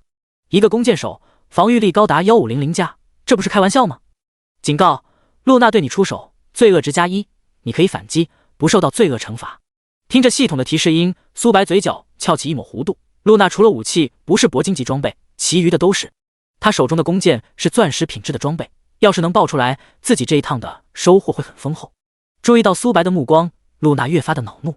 我承认你很强，但我依然能杀了你。100伤害不高，但要是我能1秒攻击100箭，你又如何应对？露娜咬牙切齿。幻影分身。苏白不再理会露娜，而是召唤出来分身。小觑我会让你付出代价的。露娜跟幻影分身交手，另一边看戏中的骷髅将军回过神来，他注视着面前的人类。苏白根本没有放过自己的打算。苏白不断射箭，骷髅将军没有冰晶保护全身，大量的伤害数字从他头顶上出现。狂暴状态已经结束，苏白每秒能射35箭，生命偷取能恢复3500血，大地立场能自动恢复1000的血，再加上杂七杂八的东西，苏白1秒能恢复5000血，只要规避骷髅将军的杀手锏，还是能一战的。幻影分身射出黑箭，露娜想要抵挡幻影分身的箭，就必须射6至7根箭。苏白的攻速本就不慢，幻影分身继承了苏白65%属性，1秒也能射20多箭。幻影分身这边已经压制了露娜。突然，一根黑漆的羽箭射来，露娜并没有慌张。想要射中我，你还不够。羽箭的飞行速度快到无比，露娜想要化为绿精灵避开这一击，但还是太慢了。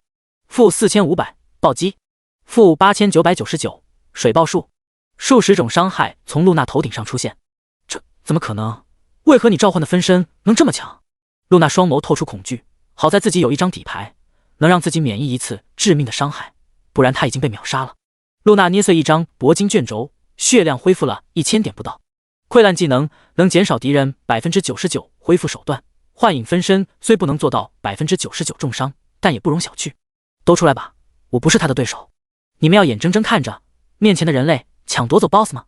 哈哈，精灵一族的人竟然会承认自己不如人，我还是第一次见到。说话之人是一名巫师，他戴着黑色的兜帽，给人一种诡异的感觉。巫族跟精灵族一样，在天启游戏中已经闯荡了100年之久。黑袍男拥有传说天赋，能泯灭敌人80%防御力，并受到诅咒，攻击力同样下降80%。因此，有大量的种族都很讨厌巫族，他们不仅能力诡异，技能也很恶心。黑袍男身旁站着5道身影，他们拥有的天赋都是传说级。同时面对7位传说天赋拥有者，在他们看来，苏白必败无疑。少废话，尼姑杀了他，他身上的东西我都不要。不过这次的晋升任务归我，如何？巫师尼姑看着露娜手中的物品，这是一件世界级装备，击杀敌人后掉落装备的概率提升100倍。苏白交战露娜的画面，他们可历历在目。好，晋升阶位虽然很诱人，但晋升的次数每个人总共有3次。战士挡在前面，抵挡住他的攻击。法师、弓箭手在后面输出，牧师准备治疗。被称战士的总共有2位，他们手中拿着盾牌，给人一种压迫感。诅咒！巫师尼姑双手合十，做了一个祈祷的动作。警告，你受到诅咒效果，防御力、攻击力下降 80%， 持续3分钟。听着耳边的系统提示声，苏白并没有在意，因他的属性下降，幻影分身也跟着下降了。咻！羽箭射在苏白身上，终于破防了，造成了4位数的伤害。露娜喜悦不已，她每秒能射100箭，全命中的情况下，苏白1秒不到就会暴毙。但她低估了苏白的战斗技巧，跟自己射出的羽箭相比，露娜射出的箭矢如同蜗牛一样。只感苏白预测到了露娜下一步的动作，提前规避了起来。之后的箭矢根本无法触碰到苏白，能躲过的就躲，躲不过的就用箭矢去抵挡。骷髅将军不时就攻击苏白，可谓是2面包抄。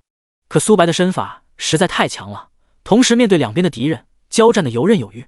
巫师尼姑这边就难受了，幻影分身攻击力、防御力瞬间下降了 80%， 但丝毫不影响他的强大。苏白大多数技能都是魔法伤害。前面2名坦克拥有黄金级盾牌，但腐蚀能力触发，每秒能减少敌人35耐久度。即使幻影分身只能继承 65% 全属性，也能下降20多耐久度。不到5秒，盾牌破碎，坦克玩家身体被洞穿，血量下降一大截。牧师的治疗笼罩在他们身上，几百的数字从他们头顶上冒了出来。2人差点就要爆粗口了。尼玛，牧师的治疗该不会是假的吧？才加几百血。幻影分身没有给他们喘息的机会，箭矢穿透一人的身体，弹射到另一名战士。2人血量被清空，掉落了2件黄金装备。其余人看到这一幕，人都傻了。2名战士撑不住5秒，那他们又能撑多久了？果不其然，随着战士的倒下，其余人也抵挡不住羽箭。法师、牧师、巫师、尼姑被幻影分身带走，只剩下露娜。在最后一刻，幻影分射击杀了露娜。叮，你掉落寒冰长弓、钻石。叮，你掉落圣杯、世界级物品。2件物品闪烁着耀眼的光芒。67章，通关深渊晋升。精灵族复活祭坛。露娜的身影出现在众多精灵的面前。她拥有一件道具，能免疫死亡的惩罚，是一次性的。其余精灵窃窃私语了起来。露娜公主回来了，难道她完成了深渊难度的阶位突破？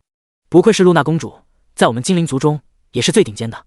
等等，你们有没有注意到露娜公主刚刚的面板黑了？难道她被人击杀了？这怎么可能？谁能击杀她？就是露娜公主可是拥有传说天赋的妖孽。露娜听到这些议论声，面色越发的阴沉了。她查看起自己的装备，瞳孔收缩。我的钻石长弓掉落了，还有世界级物品。露娜全身上下最宝贵的2件物品竟然都掉落了，对于她而言也是巨大的损失。钻石长弓跟世界级物品是她成年礼时老祖送给自己的。伢子，我露娜再次发誓，我跟你势不两立。苏白大喜不已，收起了钻石武器跟世界物品。他笑眯眯看向骷髅将军的方向，骷髅将军被吓了一跳。面前的冒险者同时面对数名敌人，不仅没落入下风，还把他们都杀了。骷髅将军不再坐以待毙，长枪横扫而来。苏白利用手长的优势不断的拉扯，骷髅将军以及那几名拥有传说天赋的玩家都不是自己的对手，更何况只剩一个的骷髅将军。很快，骷髅将军的血量达到了垫背的狂暴。骷髅将军发动了狂暴技能，即使是死，他也要拉一个叠背的火雨蓄力一剑。苏白现在的精神力高达1500以上，分裂了100根火箭，因距离太近的缘故，有近100根火箭命中他。巨额的伤害从他头顶上出现，他的血量瞬间被清空。你击杀了骷髅将军，通关本次阶位晋升。你成功掠夺30点力量。你成功掠夺无双传说幻影猎手职业，提升3星。主动技能幻影分身，召唤一道分身，拥有自己 80% 属性，该分身能触发被动技能，持续16秒，冷却时间54秒，消耗3000点法力值。主动技能幻影狩猎，每根箭矢附带4000点黑暗伤害。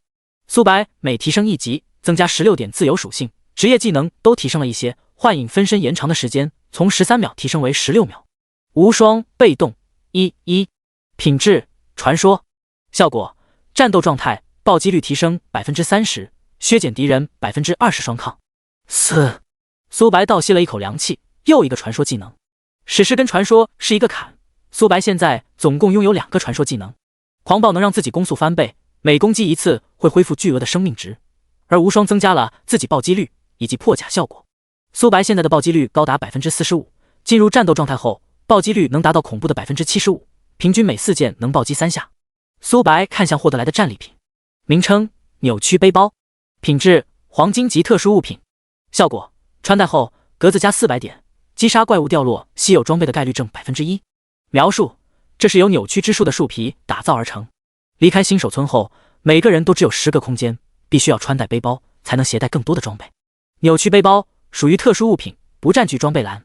穿戴扭曲背包，苏白的格子从10提升为410，并且击杀怪物掉落稀有装备的概率提升了 1%。苏白看向一本技能书，名称：捕猎夹子，职业需求：无，等级需求：20级，品质：金色技能书。是否学习该技能？是。技能书化为无数道颗粒物，名称：捕猎夹子，品质：黄金1星，熟练度0-100，效果：布置一个陷阱，进入隐匿状态，造成100加300百分耗精神力，持续流血10秒，每秒扣100血，控制敌人 0.5 至3秒，根据敌人的体质而定，持续时间3分钟，冷却时间15秒，消耗1000点法力值。描述：每使用捕猎夹子，命中一个单位，增加1点熟练度。提示：同一个目标最多增加3点熟练度。捕猎夹子有点类似于提莫的蘑菇，不过捕猎夹子能控制敌人，同等级玩家踩中即使不死也会被控制3秒钟。在这个过程中，苏白能干许多事。苏白看向最后2件物品，名称：寒冰长弓，职业需求：弓箭手，等级需求20级，品质：钻石武器，力量加200，体质加200，敏捷加200，精神加200，效果：暴击率提升 20%。效果2：造成伤害减少敌人 5% 攻速跟移速。苏白换上寒冰长弓，天青长弓被取了下来，它4为属性，各增加了150点，暴击率提升 10%， 每次攻击附带 5% 减速效果。精灵一族实在太富有了。苏白面部露出笑容，他全身上下都只是黄金品质的装备，而这把长弓竟然是钻石品质的。名称：圣杯，品质：世界级初级，效果：击杀玩家掉落率提升100倍。描述：这个杯子拥有1丝的胜利，唯一可惜的是必须要猎杀玩家掉落才会提升100倍，不然的话这杯子的阶位绝对是至尊级。清点完战利品，苏白看向光幕，一步踏了出去。外界，女子百无聊赖跟另一名工作人员闲聊了起来。他们是圣殿的工作人员，每个月都能获得一些金币。小慧，我之前接应了一个冒险者，他完成了1阶的晋升任务，并且选择的难度是困难级的。吴姐，你发达了呀！一旁的小慧羡慕不已。冒险者完成了晋升任务，他们也会获得一些奖励，尤其是困难以上的晋升任务，要是能混一个眼熟的话，甚至还能攀上关系。被称为吴姐的人是一名妇女，她就喜欢这种感觉。小慧，你才刚来不久，只要你努力，一定能跟吴姐一样的。真的吗？那当然。突然，一道光幕出现在他们的视网膜上，青年穿着白色的衣物，给人一种温文尔雅的感觉。他的对面有一颗水晶球，里面映照出恶魔的虚影，代表着此人通关了深渊难度的晋升。这怎么可能？68章，实力暴涨。吴姐在这工作了10几年，别说通关深渊难度的晋升了，连地狱晋升都没有见到过。这位冒险者竟然通关了深渊难度晋升任务。小慧张大了嘴巴，能装的下一颗鸡蛋显然是被震惊的不轻。小慧，你认识他？吴姐羡慕不已。圣殿今日几乎没什么人，只有他跟小慧。不认识。小慧摇了摇头。先前他不认为苏白能通关深渊晋升，然而苏白不仅通关了，还只用了1个小时不到。要不是他亲眼目睹，他万万不敢相信。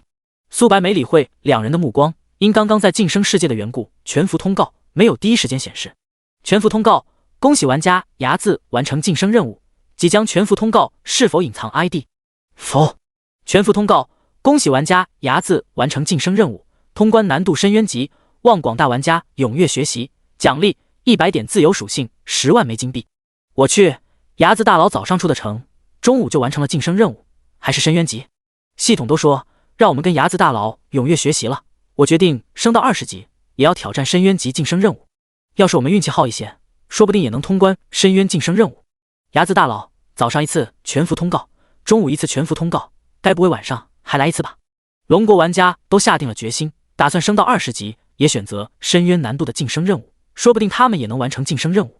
而外国玩家这边已经炸锅了。fuck， 又是牙子！我为了不听到这个龙国人的消息，已经中午上线了，结果他通关了晋升任务，而我连10级都不到啊！该死的牙子！龙国人玩家获得青铜装备后，升级的速度大幅度提升。牙子，我们樱花国跟你势不两立，我要投诉！为什么不能屏蔽全服通告？我不想看到有关这个龙国玩家的一切事情。恭喜你升到了21级，获得16自由属性点。听着耳边的悦耳提示音，苏白嘴角翘起一抹弧度。新获得来的116属性点加在了敏捷上面。他点开自己的面板，名称牙子，职业幻影猎手11星，等级21 5%，天赋无限掠夺，血量56490，法力值16750，正30%，力量1201，体质1259，敏捷2312，正30%，精神1539，正30%，攻击力2402，攻速30.07s，正30%，暴击率55%，物理穿透50%，护甲2241，魔抗899，略攻速突破39每秒，开启狂暴状态，每秒能射78箭。力量在4属性中最弱，属实是丢了弓箭手的脸面了，只有1000多点。在苏白的印象中，黎明城主有一项任务，完成后能获得隐藏职业，品质是传说级的。具体是什么职业，苏白就不知道了。这个任务是紫霄公会完成的，因此紫霄公会再后来也排进了世界公会的前10名。或许我完成任务后获得的不是传说职业，毕竟我抽取天赋后觉醒的是神话职业。苏白呢喃道，要是能再觉醒一个神话职业，自己的实力能再次暴涨一大截。苏白没有立刻前往城主府，他已经在游戏中待了很长时间了，属实是疲惫不已。苏白找了个旅店，以每天1枚硬币的价格设置了复活点。下线后，苏白随手给自己做了一个简单的饭菜。吃完饭后，苏白躺在床上，缓缓地进入到梦乡。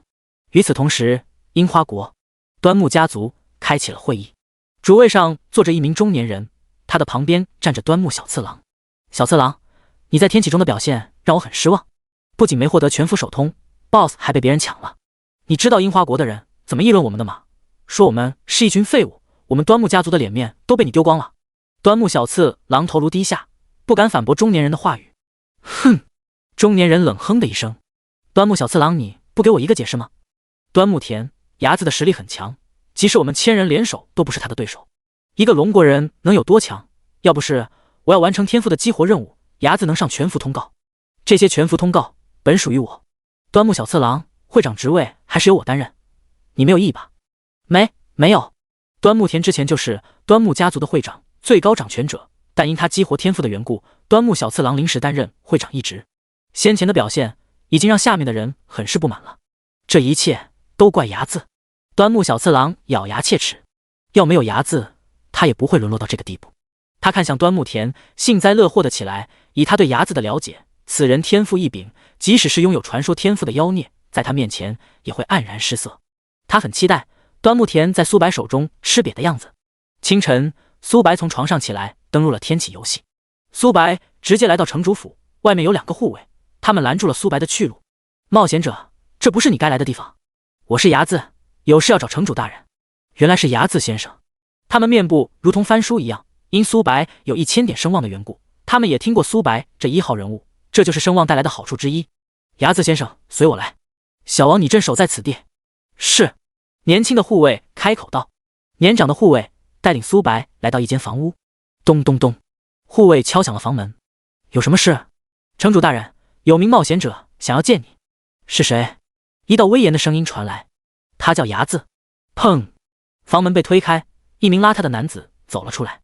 他穿着黄色的大衣，胡子已经有许久没有清理过来，要不知道他的身份，很难想象他是一位城主。城主马丁开口道：牙子先生，骑士长科恩说过你，欢迎你来到黎明城。一旁的护卫傻眼了，在他的印象中，城主马丁从未对过一名冒险者如此客气。你没有事的话，就下去吧。是。见护卫离去后，城主马丁继续说道：牙子先生，我有一件重要的事情要交代给你。城主大人，我身为黎明城的人，有什么事尽管跟我说，只要我能帮到您，义不容辞。丁，城主马丁对你的好感度加10，目前60。陈卫军路过一处山寨时，遇到了山匪，他们很不幸，100人的小队只有几人生还。他们押运的货物遗留在山寨，你能把那件物品拿回来吗？任务：拿回蒲公英的羽毛，时限7天，奖励铂金级装备，坐标6789.3214。奖励并不丰厚，甚至能用惨淡来形容。东边方向的山寨距离黎明城有5天的路程，即使全力赶路都要花费3天的时间，来返需要7天。为了一件铂金装备，在苏白看来很不值得。但苏白记得拿回蒲公英的羽毛以及剿灭山寨，能获得城主宝库中的一件物品，那是一份传说级隐藏职业。是否接取任务？是。69章掠夺1万点毒抗。离开城主府后，苏白没有立刻前往任务的地点，因没有传送阵的缘故，往返的时间实在太久了。苏白需要一个坐骑，方便自己赶路。苏白来到了牧场，这里有许多坐骑，只要完成任务，就有希望获得坐骑。牧场入口站着2名中年人。这里是牧场，你是何人？我是伢子，要见你们的牧场主。伢子，两人瞬间变得客气了起来。你在这稍等一下，我们去就回。很快，男子带领牧场主来到了苏白的面前。牧场主上下打量起苏白，缓缓开口：冒险者，我这有一个任务要交给你。我们牧场需要马勒、脚灯、镀带等材料。定。任务：收集材料，时限3天。任务惩罚：牧场主乔尔曼的好感度清零，你将无法在这接取到任何任务。任务奖励根据表现而定，坐骑分普通、精英、头目、领主、霸主乃至传说中的君主。苏白记得，只要获得上好的材料，不仅能让乘坐骑的人感受到舒服，一些特殊的物品还能让坐骑获得一些加成。只要收集100件材料，就能获得最普通的坐骑。对苏白而言，普通的坐骑没啥用，他自身的速度就高达1000多米节。他想要的是头目坐骑，普通坐骑的行驶速度并不快，而精英坐骑不管是行驶速度还是耐力都要比普通坐骑强大的多。而头目坐骑能辅助自己的战斗，还能在天空中短暂的飞行，遇到飞行的怪物能弥补自己的不足，而遇到手短的敌人还能克制一番。苏白果断接下了此任务。迷雾山脉，这里生活着许多怪物，等级最低的怪物都有20级，因半空中漂浮的迷雾会影响人的视线，以及每秒都会下降生命值，几乎没有人在此地出没。迷雾山脉的王是一头黄金 BOSS， 用他的皮打造出来的装备质量很好。但苏白这次来此地，真正的目的并不是用它去提交任务。迷雾山脉对面是巨蜥沙漠，那里有一尊上古蜥蜴神，最巅峰时期战力高达伪神，距离半神只差1步之遥。蜥蜴神跟半蛇人并不对付，两者不时就会爆发战争。那场大战，两族的最顶尖力量打得昏天暗地，他们大战了7天7夜才落幕。据说2名伪神强者就此陨落，但苏白知道蜥蜴神并没有死，他在沉眠等实力恢复之时，会带领蜥蜴一族重新杀回来。而迷雾山脉的霸主就是蜥蜴神的附庸之一，只要杀了他，就能引出蜥蜴神，然后再把他杀掉。想必这份材料，牧场主乔尔曼会给自己一份丰厚的奖励。收回思绪，苏白进入了迷雾山脉。刚踏入的一瞬间，苏白头顶上出现巨额的伤害，-500，-500，-500。苏白拥有剧毒抗性，但依然要每秒下降500血。但苏白并没有慌张，大地立场，每秒恢复1000血，这点伤害对他而言还没有自己恢复的速度快。一条黑漆的蛇映入眼帘，名称毒化蛇，单位黑铁普通，等级 LV20，血量23000-23000，攻击力890，技能毒雾弥漫、小毒球、毒素抗性、大毒球。描述：毒化蛇常年生活在迷雾山脉，它们不会被半空中的迷雾影响。迷雾的缘故遮挡了毒化蛇的样貌，但苏白拥有洞穿任何负面影响的能力，迷雾的遮挡根本不足为惧。毒化蛇扭动的身体朝苏白扑咬而来，咻！一根箭矢精准无误命中了他的躯干，10几种伤害从他头顶上出现，毒化蛇瞬间被秒杀。你击杀毒化蛇，获得0经验值。你成功掠夺毒素抗性，完美。毒素抗性被动 1%， 品质完美。效果：毒素抗性加100。叠满后，苏白拥有1万点的毒素抗性，只要毒系伤害小于1万点伤害，苏白就能免疫。毒化蛇跟苏白之前遇到的怪物相比，简直弱爆，一剑就能秒杀。苏白穿梭在迷雾山脉，凡是被他遇到的毒蛇都被射杀。很快，苏白掠夺了40点精神， 100层被动，毒素抗性被动100，品质完美，效果毒素抗性加10000，受到毒素伤害免疫10000点伤害。苏白之前也获得过毒素抗性，但没有这次增加的多。苏白现在的毒素抗性已经高达1万多点了，面对觉醒剧毒职业的玩家，站在原地不动，他们都要打半天。70章25级黄金 BOSS， 名称毒化螳螂，单位青铜精英，等级 LV21， 血量 30W， 攻击力2670，技能暗影潜伏、瞬闪、背刺、连续跳跃。描述：毒化螳螂速度快到无比。毒化螳螂身为精英怪，只有可怜的30W 血。突然，毒化螳螂的身影变为了残影，苏白避无可避。-000，-100。前面的伤害是毒化螳螂造成的，后面的伤害是毒化螳螂被反伤到的。毒化螳螂不仅速度快，每次攻击还会附带剧毒伤害。好快！苏白不得不承认，毒化螳螂的速度比暗影螳螂快了不知多少倍，击杀他们掠夺的技能一定很适合自己。咻！羽箭破空，毒化螳螂想要躲避，但箭矢也不是吃素的。苏白射出的箭矢额外增加400米 S， 毒化螳螂刚动用技能无法再动用，凭借它基础的速度根本无法规避羽箭的攻击。-6777，弱点暴击-9230，水爆术-3444，黑暗。数十种伤害从他头顶上出现，他的血量下降了一大截。苏白进入战斗状态后，暴击率能提升 30%， 加上原本的暴击高达 85%， 平均10箭有8-9箭会暴击。冰霜蔓延，冰霜攀附，减少了毒化螳螂的速度。苏白的手速拉满，1秒能射39箭，不到1秒，毒化螳螂就暴毙了。你击杀毒化螳螂，获得3412经验值。你成功掠夺瞬闪、史诗。瞬闪被动 1%， 品质史诗，效果攻击距离加1米，箭矢飞行速度加 5S。 叠满后，苏白的攻击距离能提升100米，箭矢的飞行速度能提升500米。苏白现在射出的箭矢就比绝大多数子弹还要快，箭矢再快 500S， 光是想想就可怕。很快，苏白掠夺了30敏捷、20力量、100层被动。瞬闪被动100，品质史诗，效果攻击距离提升100米，箭矢飞行速度加 500S。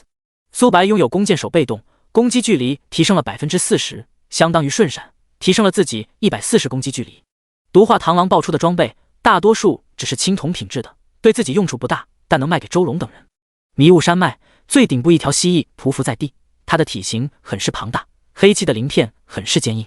苏白刚出现的一瞬间，巨型蜥蜴就睁开了双眸，它注视着面前的人类，吐出舌头，地面的石头被腐蚀殆尽。名称巨蜥，单位黄金领主，等级25级，血量 800W， 攻击力14312，技能毒蛇、肉体硬化、连续抽打、猛袭、突刺、毒素攀附。描述：巨蜥拥有一丝蜥蜴神的血脉。巨蜥的血量并不高，只有800万而已，他的攻击力要弱于骷髅将军，但也不容小觑。巨蜥拥有蜥蜴神的血脉，即使蜥蜴神实力下降严重，但那也是神明。巨蜥扭动着四肢扑向苏白，苏白提前就预料到他的下一步动作，本能的规避，躲开了他的攻击。苏白原本所在的位置出现了一个巨大的凹坑。巨蜥的每一个部位都拥有毒液，即使是武器也能被腐化掉。近战玩家最讨厌的生物就是巨蜥，他们不仅速度快，还能腐蚀自己的装备，就很蛋疼。苏白拉动弓箭，巨蜥还没来得及躲避，一只眼睛就被箭矢洞穿。巨蜥的血量下降了一截，苏白每秒能射进40箭，对单个目标能造成近30万的血，即使巨蜥的防御力要强于其他怪物，也能造成10万左右的伤害。幻影分身，幻影分身被召唤了出来，他现在拥有自己 80% 属性，并且能停留16秒，两面夹击的情况下，1秒能造成18万伤害。尤其是控制能力不断的触发，巨蜥看着自己的血量不断下降，他发动了猛袭技能、恐惧等控制技能，失去了效果。闪现，苏白出现在100米外，突刺巨蜥的身影如同一道黑色的闪电，瞬间杀向了苏白。苏白侧身规避了这一击，突破庞大的尾巴抽打在苏白的身上。-3890，-100，-100。苏白头顶上出现巨额的伤害，巨蜥每一击都是造成毒素伤害，1万点毒抗减少了大部分的伤害。苏白不再闪躲，自己每秒都能自动恢复1000多血，再加上吸血能力，1秒起码能恢复5000血。巨蜥的这一击，连自己的护盾都没有摧毁。苏白站在原地不停射击，他的血量不断攀升。很快，苏白连续射了200多箭，狂暴技能能使用了。狂暴，苏白的手速拉满，每秒能射80箭。幻影分身也拥有狂暴技能，但它只能存在16秒，刚触发狂暴没多久就消散了。加1100，加1100，加1000。苏白每秒能恢复8万加血量，而巨蜥的每次攻击顶多造成4位数的伤害。苏白恢复的速度要远强于巨蜥。很快，巨蜥的血量下降到了20%不到。火雨，蓄力一剑，一根箭矢分裂成数百根，巨蜥的生命值瞬间被清零。你击杀了巨蜥，获得30万经验值。你升到22级，获得16点自由属性。你成功掠夺30力量。你成功掠夺毒素攀附史诗。你成功获得1枚黄金宝箱。71章。巨蜥沙漠，毒素攀附被动1，品质史诗级，效果每根箭矢附带100%精神毒素伤害。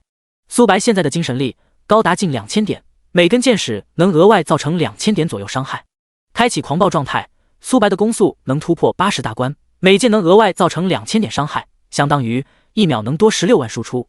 新获得来的属性点加在了敏捷上面，让他的手速再次提升。富婆见了都会流下眼泪。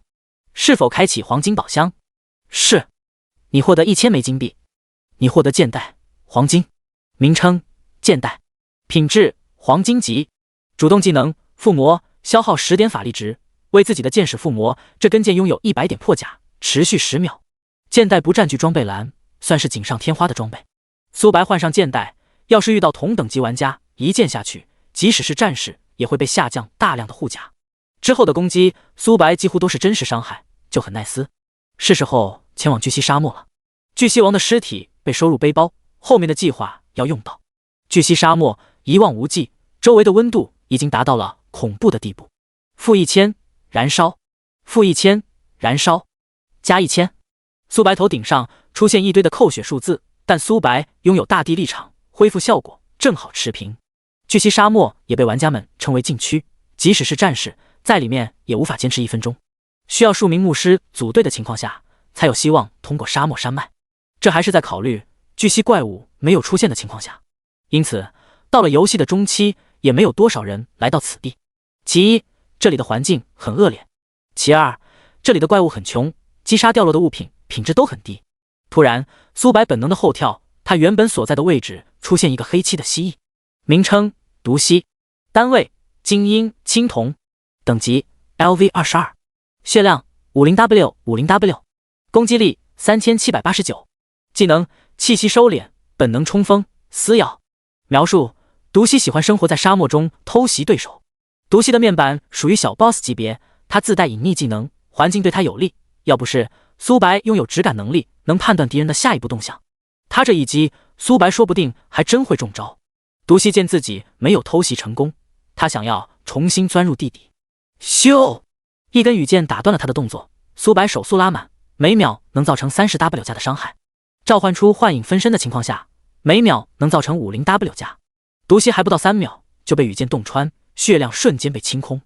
你击杀了毒蜥，获得1万经验值。你成功掠夺智慧光环，完美。智慧光环被动 1%， 品质史诗级，效果法力值永久提升100点，每秒恢复10点蓝。苏白倒吸了一口凉气，开启狂暴状态，每秒要下降1000点蓝。叠满智慧光环后，苏白每秒就能恢复1000点蓝，代表着只要苏白一直处于战斗状态，狂暴就不会消失。人类，你不该来到此地。一道沙哑的声音传入耳旁。苏白瞳孔微缩，巨蜥没有化形之前不会说话，想要化形最起码要达到黄金领主。苏白看向来人，一名老者迈步而来，他的旁边跟着几头巨蜥，他们是双腿走路的，跟其余的巨蜥截然不同。苏白使用探查术，发现这些双腿走路的巨蜥竟然是白银精英怪，而这名老者更是黄金 BOSS， 名称巨蜥族长陀飞，单位黄金领主，等级 LV25， 血量 1200W， 攻击力18030，技能撕咬、突刺、兽化、毒液入侵。描述：陀飞是蜥蜴一族的族长，他能控制所有的子民为自己战斗。陀飞，苏白听过这1号人物。陀飞是引来蜥蜴神的一个关键，同为25级黄金领主。陀飞的实力要远强于蜥蜴王，再加上陀飞身旁有许多蜥蜴，即使是苏白也不敢大意。既然来了，就永远留在此地吧。巨蜥族长冷笑道。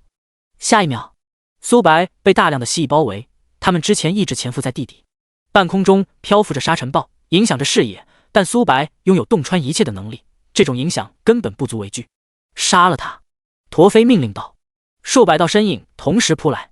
幻影分身，幻影分身拥有自己80%属性，苏白手速拉满的情况下，每秒能造成 50W 加的伤害。巨蜥的血量也就 50W 而已，苏白每秒能击杀1头巨蜥，再加上能量穿透能力，能波及到第2个目标，造成双倍伤害，相当于苏白1秒能造成 100W 伤害。巨蜥的攻击已经到来，苏白的身影如同鬼魅，但攻击实在太多了，即使是他也无法全部规避。负000负100 100 100。巨蜥一族用剧毒的缘故，他们每次攻击都是剧毒伤害，而苏白拥有10000点毒抗，他们攻击连破防都无法做到。那我还躲个屁啊！苏白不断扫射，很快苏白连续射了100箭，已经能开启狂暴了。但苏白没有立刻开启，而是打算射够200箭后再开启终极形态。蜥蜴族长看到这一幕也是微微一惊，苏白平均每秒能杀死2头巨蜥，即使他们蜥蜴一族多也不能这么消耗。所有子民退后，交给我！蜥蜴族长的身影消失在原地，他出现在苏白面前。蜥蜴族长双手攀附毒液，轰！巨掌拍来，苏白成功规避了这一击。兽化，蜥蜴族长变为一头庞大的巨蜥，尾巴抽打而来。苏白想要试验一下蜥蜴族长的伤害到底有多高。砰！苏白被抽飞了出去，砸在地面。负21318，负0。巨大的伤害数字从苏白头顶上出现，要没有毒素抗性，蜥蜴族长能造成近4万的伤害。他的攻击附带着毒液，后续还会持续掉血。因苏白有护盾的缘故，这一击只掉了1万血不到。你怎么没死？巨蜥族长震惊不已。苏白输出高他能理解，可硬抗自己全力一击，只下降了不到20%血不到，还是一名弓箭手，他有一些接受不了。想要我死，你还不够资格！羽箭破空，巨蜥族长想要躲避，但发现这些羽箭快到无比，自己根本无法规避。现在的羽箭每秒能飞行1000米 s， 达到了3倍音速，即使是几公里外，对手想要躲过也很困难。木系护盾破碎后，苏白全能吸血症 1%， 巨蜥族长的抗性要比其他蜥蜴强大得多。苏白只能造成10万伤害而已，加上幻影分身，每秒也就18万伤害。苏白每秒能恢复5000加的血量，不到5秒，他就恢复到了全盛状态。蜥蜴族长彻底麻木了，而接下来的战斗会颠覆他的三观。72章蜥蜴神。蜥蜴族长的攻击很高，每次攻击都能造成5位数的伤害，再加上地形的缘故，苏白陷入了短暂的劣势。苏白看向逃窜的巨蜥一族，他还差一些被动层数，即可让自己一直处于狂暴状态。闪现，苏白的身影出现100米外。糟糕！巨蜥族长使用了冲锋技能，苏白侧身规避了这一击。他已经靠近了其他巨蜥，箭矢不断破空，巨额的伤害从他们头顶上出现。很快，苏白达到了200连击。狂暴！苏白的攻速突破了80大关，每根箭矢能恢复1100点血。他如同永动机一样，每秒能恢复近10万的血。巨蜥族长的输出在巨额的恢复效果面前根本不够看。巨蜥族长人傻了，尼玛，刚刚还有希望杀死苏白，如今这还打个屁啊！平均每秒有4头蜥蜴暴毙。你成功击杀了巨蜥，获得1万经验值。你成功掠夺2点力量。你成功掠夺3点敏捷。你成功掠夺智慧光环。史诗。智慧光环被动100。品质史诗。效果永久增加1万法力值，每秒恢复1000点蓝。接下来的战斗，苏白全程保持全胜状态。蜥蜴族如同见到煞星一样，他们想要躲入地底。羽箭不断破空，地底出现一个大凹槽，这些蜥蜴被活活的炸了出来。你升级到23级，获得16自由属性点，新获得来的属性点加在了敏捷上面。击杀这些蜥蜴获得不了任何收益了，但苏白并没有放过他们的打算。接下来的计划必须要让这些蜥蜴死掉，不然巨蜥族长可不会乖乖的办事。巨蜥族长见自己伤不到苏白，他想要逃跑。幻影分身。幻影分身的 CD 已经好了，一道跟苏白一模一样的身影挡住了他的去路。虽然幻影分身只有苏白的80%属性，还无法动用主动技能，但也不容小觑。巨蜥族长想要短时间内杀出去几乎不可能。很快，巨蜥一族被全部击杀，只剩下巨蜥族长一个光杆司令。你到底要干嘛？巨蜥族长咬牙切齿，他的子民都死在了苏白手中，他恨不得杀死他。苏白没有理会巨蜥族长，而是不断攻击。看着自己疯狂下降的生命值，巨蜥族长彻底慌张了。我还不想死，冒险者，请你住手！只要你肯放过我，我愿意交出我身上所有的东西。苏白不屑一笑，巨蜥一族可谓是穷得叮当响，没有敲诈的必要。很快，巨蜥族长的生命值下降到了几万，苏白才停手。巨蜥族长都打算认命了，结果苏白不攻击了。你想让我做什么？巨蜥族长一脸警惕盯着苏白。很简单，你召唤蜥蜴神。不可能，冒险者，我是巨蜥一族的族长，蜥蜴神是我们一族最至高无上的存在。是吗？苏白抬起弓箭对准了他。我不想再重复第二遍。可嗨，冒险者，有话好好说，想要召唤蜥蜴神就必须要有贡品。实话跟你说，我们蜥蜴一族已经没落了许久，拿不出蜥蜴神感兴趣的东西了。巨蜥族长摆了摆手，很是无奈。苏白从背包取出蜥蜴王的尸体，拿它献祭给蜥蜴神。你蜥蜴王凯威实力仅次于自己，面前的人类是魔鬼吗？用蜥蜴王的尸体召唤蜥蜴神？巨蜥族长看苏白的目光都变了，惊恐、畏惧等多种情绪交加。冒险者，我能帮你召唤出蜥蜴神，但你必须要对天道发誓，不然我召唤出蜥蜴神，你杀死了我怎么办？驼飞，你放心，我牙子从来不会说谎。我牙子对天道发誓，只要巨蜥族长驼飞召唤出蜥蜴神，我绝对不会对他主动出手。嗡！无形的力量包裹两人，苏白要是敢违背契约，就会遭受到惨痛的惩罚。蜥蜴王松了一口气，面前的人类虽然杀死了大量蜥蜴族，但跟自己的性命相比，他还是想要活命。蜥蜴神，我驼飞只想活着，所以请让你去死吧，我可不想招惹这个煞星。驼飞嘀咕道。冒险者，跟我来。驼飞带领苏白来到一个祭坛，冒险者把蜥蜴王凯威的尸体放在上面，就能召唤蜥蜴神了。好。巨蜥族长单膝下跪，双眸闭上，念动着奇怪的咒语。捕猎夹子。苏白在驼飞的四周布置了陷阱。驼飞在召唤蜥蜴神的缘故，外界的状况并不知晓。苏白很清楚一件事，要么不得罪，要得罪的话就把所有敌人都杀掉。苏白足足布置了好几个捕猎夹子才停手。驼飞被火爆术、毒物等技能下降到了1万血不到，只要被夹子命中会当场嗝屁。在契约里，苏白只说过自己不会主动攻击驼飞，可没有说过间接性攻击驼飞。驼飞还不知道自己已经被苏白归立在必杀名单了。与此同时，山谷内，一名青年盘膝而坐，他的瞳孔为黑色，身上的伤势很重，呼吸都变得无比的困难。该死！我蜥蜴神伊恩再次发誓，只要我恢复实力，一定会把你们半蛇人一族都灭了。嗡！一团光幕出现在伊恩面前。祭品。伊恩很是不解，在他的印象中，巨蜥一族已经有许多年没有给自己供奉物品了，他还以为巨蜥一族已经被灭了。当伊恩看到献祭的物品后，整个人呆滞在原地。是谁杀了凯威？伊恩双眸透出寒芒。凯威是他的一枚棋子，负责侦查半蛇一族的情况。然而凯威却死了。能杀死凯威的人本就少，而能打开献祭阵法的人更少。好你个驼飞，敢杀害凯威！伊恩大口喘息，平复躁动的情绪。他现在的实力连凯威都不是对手，更别说驼飞了。他看了一眼凯威的尸体，一咬牙，一口吞掉。他感觉自己的力量回来了一点，但这一些还不足够。伊恩右手一点，半空中出现一幅画面，那是驼飞沟通献祭大阵。驼飞，你破坏了本座的计划，就用你尸体来提升我的实力吧。嗡！白色的光幕格外的耀眼，一名青年出现在祭坛上，他的衣服破破烂烂。尊敬的蜥蜴神。驼飞很是恭敬。蜥蜴神扫了一眼驼飞，冷声开口：驼飞，你敢杀害凯威？蜥蜴神大人，你误会了，是这名冒险者杀害的凯威。巨蜥族长指了指苏白，在他看来，不管是蜥蜴神能否杀死苏白，对他而言只有好处。如果蜥蜴神杀死了苏白，那这仇也就报了，而苏白杀死蜥蜴神，他也不能对自己出手，不然会被天道反噬。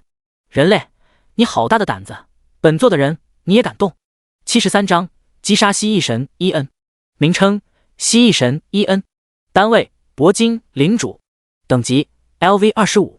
血量 1400W，1400W，攻击力21200，技能毒海、毒雨、毒系弥漫、毒盾。描述：伊恩受伤严重，实力大减。伊恩吞噬完凯威后，实力暴涨，即使是蜥蜴族长也不是他的对手。不过苏白并没有在意，击杀铂金 BOSS 收获会很丰厚。哈哈，一头蜥蜴也称自己为本王。苏白唏嘘一笑：“你找死！”蜥蜴神双眸闪过寒芒，自己可是高高在上的神，面前之人未免也太嚣张了吧？蜥蜴神握着攀附毒液的长枪，嗡，长枪破空，苏白本能的规避，侧身躲避了这一击。突然，蜥蜴神的身影跟长枪互换，他出现在苏白的背后，直感能力触发，苏白使用了闪现能力，避开了这一击。咻！羽箭破空，蜥蜴神比一道，看我如何躲！噗呲！巨大的伤害数字从他头顶上出现，他还没有反应过来，箭矢就洞穿了身体。水爆术等技能发动，伊恩被击退几十米，没给伊恩喘息的机会。苏白手速拉满，每秒能造成近10W 加的伤害。不得不承认，伊恩的抗性很高，麻痹等控制技能连0.1秒都无法控制到。苏白利用手长的优势，不断的拉扯。陀飞看到这一幕，陷入了呆滞。蜥蜴神竟然被一名冒险者吊打了。蜥蜴神伊恩很是恼怒。毒盾伊恩面前出现盾牌，遮挡了大部分部位，羽箭射在上面被溶解。苏白改变了攻击方式，羽箭如同活过来一样，在空中拐弯，命中了伊恩躯干等部位。伊恩再次抛出长枪，身影出现在苏白的后面。这一次闪现 CD 还没有冷却好。-0、-100，苏白头顶上出现伤害0的数字，反观伊恩被反伤了100血。水遁帮自己避免了本次的攻击。该死！伊恩咬牙切齿，他挥舞着长枪，疯狂的进攻。-11274，-0、0、-100、100、100。苏白头顶上出现5位数的伤害，后续的毒素侵蚀没造成丝毫的伤害。因有护盾的缘故，本次的攻击并没有扣血。伊恩都麻木了，面前的人类输出高就算了，还如此的肉，这他妈的是弓箭手。很快，伊恩破开了苏白的护盾，苏白的血量下降了1截。不到3秒，苏白硬生生的吸了上来。幻影分身，苏白召唤出分身，两面交加，每秒能造成18W 加伤害。苏白每秒能恢复5000加，再加上雷霆戒指，每攻击一下会生成一层100点的护盾。大地护盾每秒护盾增加100，相当于苏白1秒能恢复5000血，4000多点护盾。而伊恩的输出远低于这个数值。很快，苏白连续射击了200箭，已经能开启狂暴状态了。狂暴！苏白的手速突破80大关，即使没有幻影分身的帮助，他每秒也能造成20W 加输出。苏白现在的暴击率高达 85%， 每射8-9箭就会暴击一次。伊恩彻底麻木了，他的血量疯狂下降，不到3分钟自己就会死。蜥蜴神要抵挡不住了。陀飞有几分落寞，但想到自己不用死后，心中也是松了口气。尊敬的蜥蜴神，不要怪老夫，我也只是想活着。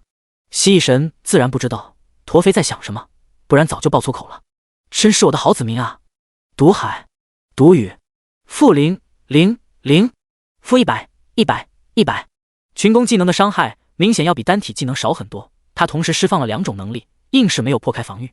人类，我们之间可能有些误会，只要你肯放过我，我愿意满足你一切需求。杀了你，你身上的东西依然是我的。你，伊恩被气得哑口无言。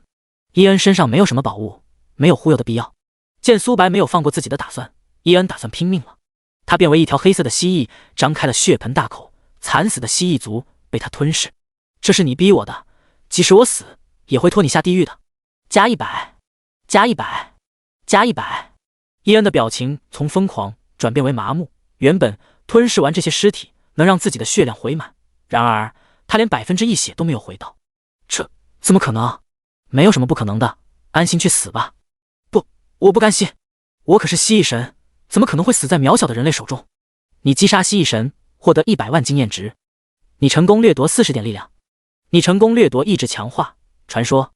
你获得1枚铂金宝箱。你获得凶兽项圈世界级。意志强化被动1。品质传说。效果免疫任何精神一类的控制。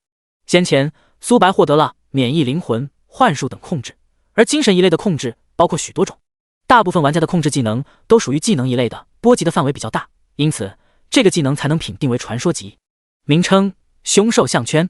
品质：世界级初级。效果：激发凶兽的血脉，目前能激发次数0次。描述：通过使用高阶位的血脉激发凶兽原本的血脉。所谓的凶兽属于坐骑跟怪物，它们生性残暴，被人类驯服后才能成为坐骑。蜥蜴神的血脉阶位很高，毕竟他最顶尖时是伪神。凶兽项圈吸收完他的血脉后，次数从0变为了1。冒险者，我可以走了吧？陀飞忐忑不安道。当然可以。苏白面部露出和善的笑容。陀飞后背一凉，想到苏白已经对天道发誓无法违背，才松了口气。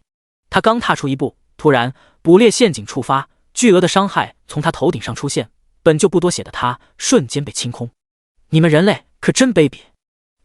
你骗我！74章幽冥虎白虎血脉，你击杀蜥蜴族长陀飞，获得50万经验值。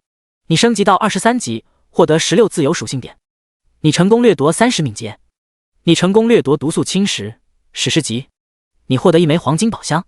毒素侵蚀被动1品质史诗级。效果：韧性提升时对敌人造成伤害减少敌人10点韧性。苏白倒吸了一口凉气。韧性高能让敌人控制的时间缩短，自己增加10点韧性，对手下降10点韧性，相当于苏白多出了20点韧性，还不错。苏白开启了2枚宝箱。你获得15000枚金币。你获得锁子甲黄金。你获得蜥蜴皇冠。名称：蜥蜴皇冠。等级需求23级。职业需求：弓箭手。品质：铂金级。力量加100。敏捷加100。效果：暴击率正 8%。描述：这是由蜥蜴皮打造而成的皇冠。苏白换上蜥蜴皇冠，幻影皇冠被取了下来，他增加了50力量、50敏捷、3%暴击。触发无双的情况下，苏白暴击高达 88%， 再加上2点幸运的情况下，只要不是太背，攻击10次，最起码都能暴击9次。死亡雕像让他的技能也拥有暴击，相当于苏白的输出高了2倍左右。新获得来的属性点加在了敏捷上面。蜥蜴神蜥蜴族长的尸体被收入背包。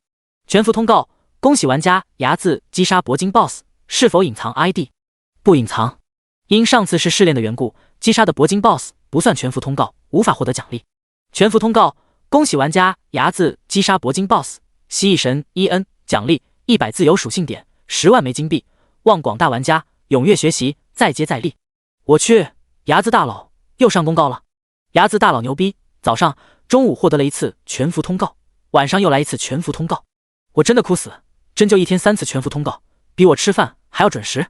龙国玩家已经习惯了，甚至没有听到牙字上全服通告都会有一些不适应。而此刻的外国玩家彻底不淡定了，尤其是灯塔国跟樱花国。fuck， 又是牙字，他这个挂壁就不能消停消停吗？考虑一下我们的感受。那我要举报牙字开挂。该死的牙字，这一切应该属于我们樱花国的才对。新获得来的属性点加在了敏捷上面。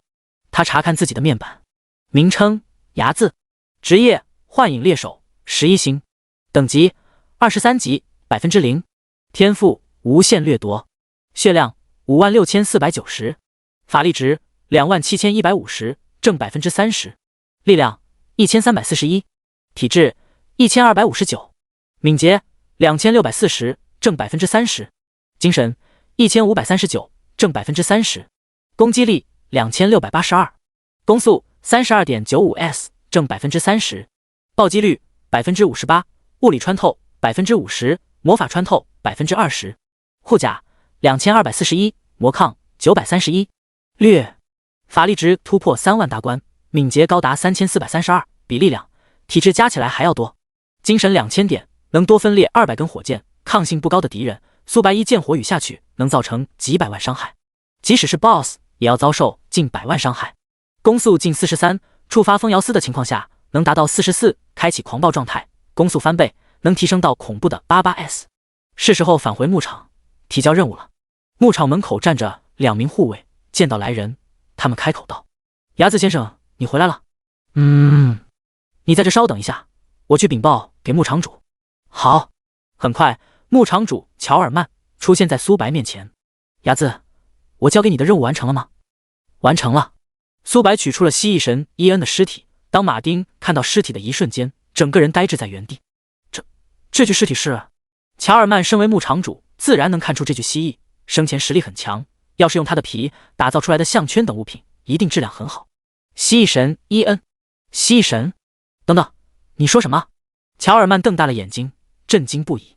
好家伙，面前的冒险者竟然杀死了一尊神！虽然这尊神实力不足巅峰时期的1/1000，但这也是神啊，可不是阿猫阿狗。哈哈，多谢你牙子先生，我乔尔曼还没有用过神的皮肉去打造项圈等物品的。小王，带牙子去挑选一个坐骑，只要他看上的能任选一个。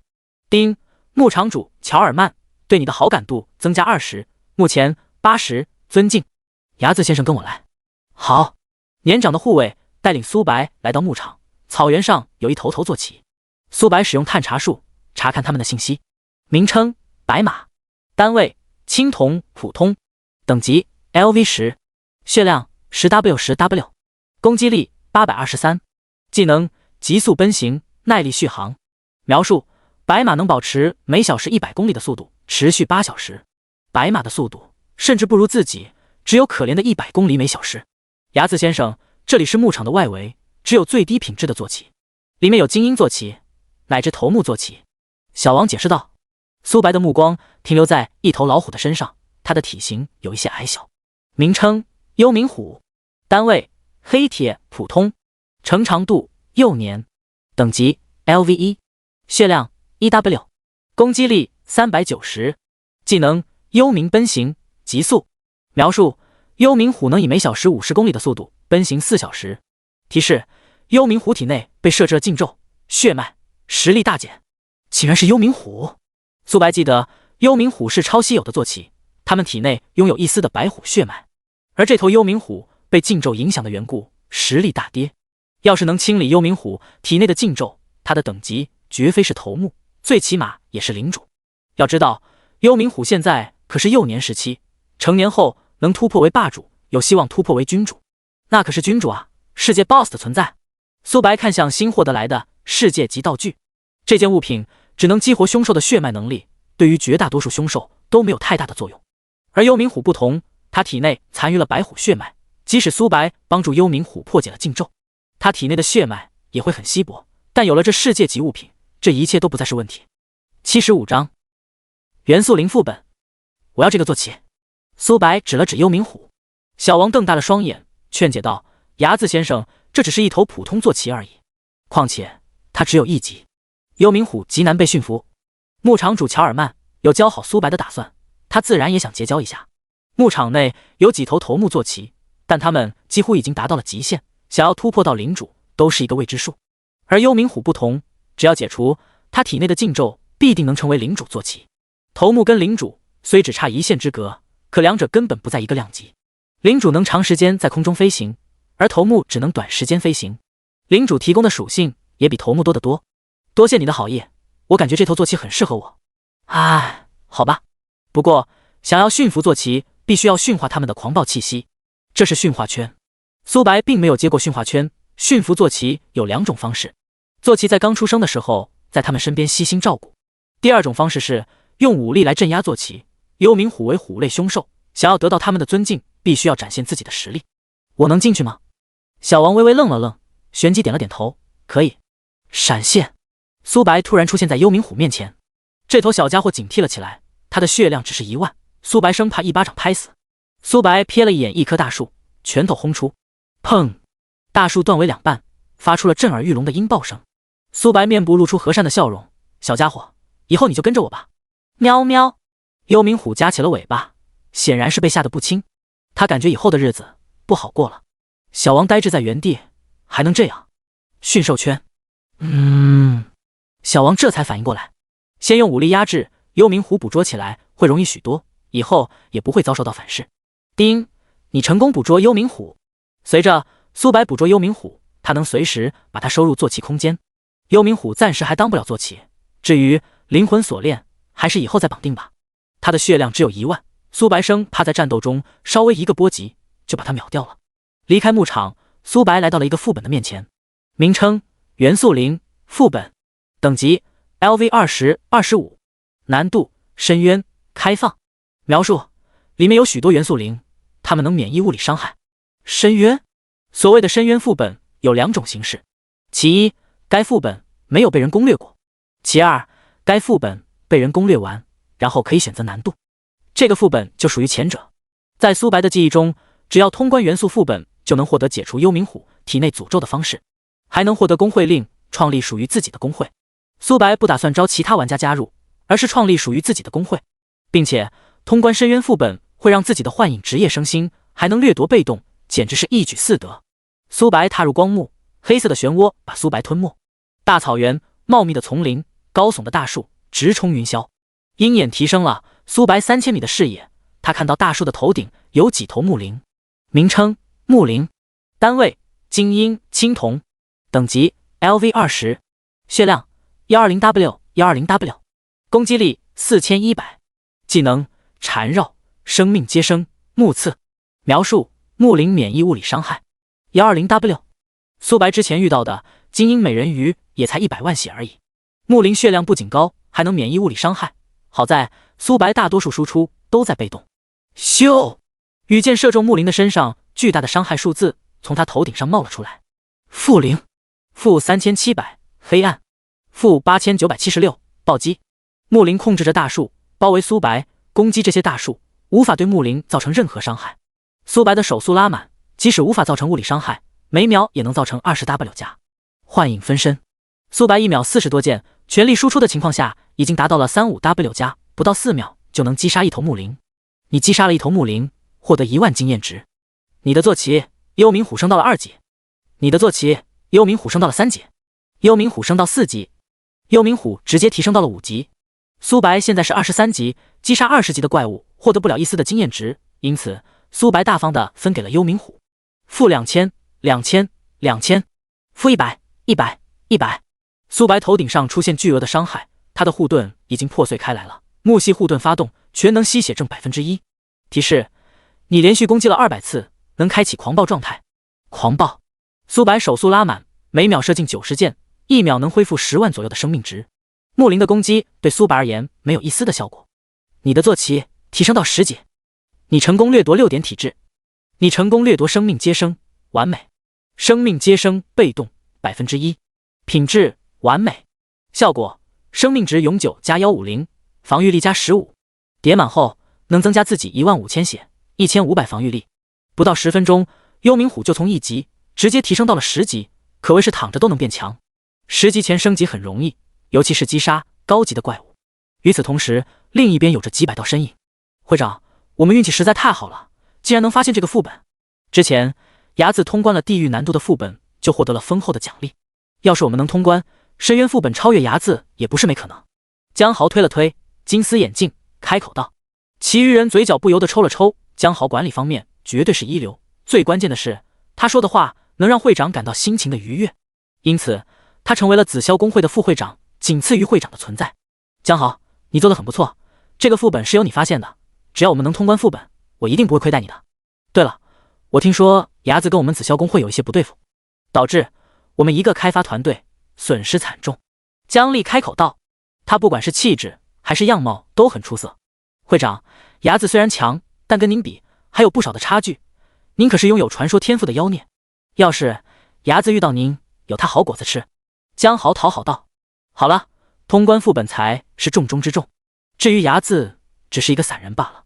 副本内的怪物很强，大家小心一点，不要同时拉数个目标，一个个打。76章掠夺超级复苏。很快，苏白掠夺了60点体质，100层被动，幽冥虎也跟着提升到了12级。生命接生被动100，品质完美，效果永久加15000生命值，防御力加1500。苏白血量突破了7万大关，防御力也提升到了3800点。玩家想要破开自己的防御，简直是痴心妄想。还不错，警告：由于你大量击杀木灵，木灵领主对你产生仇恨。苏白没理会系统提示声，击杀 BOSS 获得的好处只会更多。轰隆隆，地面颤抖不已。所有的大树齐刷刷看向苏白，他们睁开浑浊的双眸，如同在打量猎物一样。木灵领主能操控范围内的所有大树，密集的树叶席卷而来。负0、0、0，负100、100、100，他们连自己的防御都无法破开。苏白没理会这些大树，击杀大树，掠夺不了属性以及获得经验值。鹰眼让自己的视野提升了3000米，只要自己站在高处，方圆几公里都能看得一清二楚。苏白拉弓射箭，羽箭穿过大树的躯干，苏白双腿发力，跳在了羽箭上面。他现在的敏捷高达3000多点，速度快到极致，反复这种操作，不到3秒就来到了大树的头顶。他通过这个大树看到了一棵小树，不仔细看过去，无法辨认。找到你了！木林领主躲在小树上面，想要混入其中，误导苏白的判断。很快，苏白找到了这棵小树，名称木林，单位领主黄金，等级23，血量 1500W，1500W， 攻击力23700，技能树叶化刃、缠绕、超级复苏、操控大树。描述：木林能免疫一切物理伤害。木林的血量比蜥蜴神还要多，还能免疫物理伤害。蜥蜴神可谓是最弱的铂金 BOSS， 没有之一。幻影分身，寒冰领域，两面夹击，1秒能造成 18W 加。木林的速度很慢，冰霜蔓延、冰霜攀附、寒冰领域等减速技能，让他只能站在原地罚站，其余的树人无法破开自己的防御。木林领主控制的树人每一次攻击只能造成1万多点伤害。苏白每秒能恢复6000加血，再加上雷霆戒指鼬，每射一下能叠加100点护盾，相当于苏白每秒能多1万血，他造成的伤害还没有自己恢复的快。苏白现在的攻速高达40多，5秒就能叠加到200层。即使树人能使用木盾抵挡部分羽箭，10秒内苏白也能开启狂暴状态。战斗提示：你连续攻击200次，能开启狂暴状态。狂暴状态，苏白的手速拉满，1秒能造成 20W 加。幻影分身消失后，依然能造成可观的伤害。木系怪物普遍恢复能力都很强，但苏白有溃烂能力，能让他的恢复效果减少 99%， 原本能恢复1万的血，只能恢复100血。BOSS 的血量持续下降着 80%、70%、60%， 直到下降到 10%。木林 BOSS 发动超级复苏的能力，让自己恢复了1%不到的血量。火雨，蓄力一箭，几百根火箭分裂开来，全部命中了木林 BOSS， 他的血量瞬间被清空。随着木林领主的死亡，其余的大树也停止了进攻。你成功击杀木林领主，获得50万经验值。你成功掠夺40点体质。你成功掠夺超级复苏。史诗副本结算只有通关副本后才会给予奖励，因此苏白击杀怪物只会获得经验值。在击杀 BOSS 前，苏白分配经验的规则就变了，他甚至能独享经验，主要是怕幽冥虎无法把握这么多经验值。幽冥虎下划线，超级复苏被动1，品质史诗，效果低于 10% 生命值，恢复 10% 最大生命值，冷却时间1小时，每秒恢复2000血。还行，苏白现在的血量高达7万多点，加上护盾能力将近9万多血，能把他打残的人还真没有多少。大地立场能让自己每秒恢复1000血，加上超级复苏，1秒能恢复3000血。苏白站在原地不动，30秒不到就能从残血恢复到满血。副会长，我们这一路来都没有看到木灵，难道这些木灵都被杀了？不可能。江豪摇了摇头，他推了推眼镜框。木灵的血量高达120万，还是能免疫物理伤害，谁能击杀他们？况且即使能击杀，也不可能灭掉所有的木灵，一定是我们运气不好。副会长，会长不好了，你们快看这边！一名青年开口道。众人看向青年所在的地方，只见地面到处都是残破的树木。小李，查看这里的痕迹。姜丽开口道。被称为小李的人，他匍匐在地，猛地在地上嗅了一下。他觉醒的天赋，嗅觉很敏感，能判断出交战中有多少种气息。总共有多少人？姜丽询问道。1道气息。什么？姜丽瞪大了美眸。元素灵副本属于开放副本，里面有诸天万界的各个种族。这怎么可能？自己可是拥有传说天赋的妖孽，姜丽认为即使是苏白，自己也不会弱于他。可这战斗的痕迹，最起码击杀了10头木灵，那可是10头精英怪啊，血量高达100多万。谁能做到？人族跟万族的差距未免也太大了吧？姜丽不甘道。这一刻，他的骄傲在慢慢的被摧毁。江豪还想说些什么，可看到案发现场，还是无奈的摇了摇头。这差距实在太大了。突然，草丛传来一声声响。什么人？77章。紫霄工会装备曝光。苏白从草丛中走了出来，见到来人，他并没有感觉到意外。前世就是紫霄工会发现的这个副本，因诸天万族的实力太强，他们把这个消息传播了出去。睚眦是你？江豪警惕了起来。你跟踪我们？苏白并没有回答江豪的问题，而是冷声道：就带这么点人，想要通关深渊副本？不是苏白看不起他们，即使紫霄公会再派出10倍的人，也无法通关深渊副本。伢子，你怎么在此地？江豪双眸眯起，苏白的实力有目共睹，但这些树林强到可怕，光凭他一人怎么可能击杀这么多树林？况且江丽都无法做到，我应该要问你才对。江丽从人群中走了出来，威胁道：伢子，你击杀了我们紫霄公会的人数次，这仇我江丽记下了。既然遇到了，那就送你去复活泉水吧。战士挡在前面，伢子的输出很高，尽可能分开站位。弓箭手在后面输出，刺客时刻准备给伢子致命一击。江丽下令道：苏白能成长到这个地步，身上一定有很多宝物，要是能爆出来，自己的实力会再上一个台阶。密集的攻击发射而来，苏白根本没有规避的打算。负000-负100、100、100。苏白头顶上出现一堆零的数字，反观他们头顶上出现大量的反伤。提示：玩家紫霄红对你发动了攻击，罪恶值+1，爆率翻倍。这怎么可能？江丽瞪大了双眼。苏白的输出高，他能理解，可这个防御力未免也太变态了，数百人的攻击愣是连防御都没有破开。伢子，这样吧，我们紫霄公会不会再找你的麻烦，你放我们离去如何？江丽已经想好了，只要回去就收集大量的卷轴，针对伢子，把他身上的东西都爆出来，取而代之。紫霄雪，你们紫霄公会都是傻子吗？对我主动出手，还想让我放过你们？今后我伢子见你们紫霄公会一次，杀一次。我说的。圣杯，寒冰领域。苏白现在的精神力高达2000多点，能波及300多米的范围。负11000，暴击。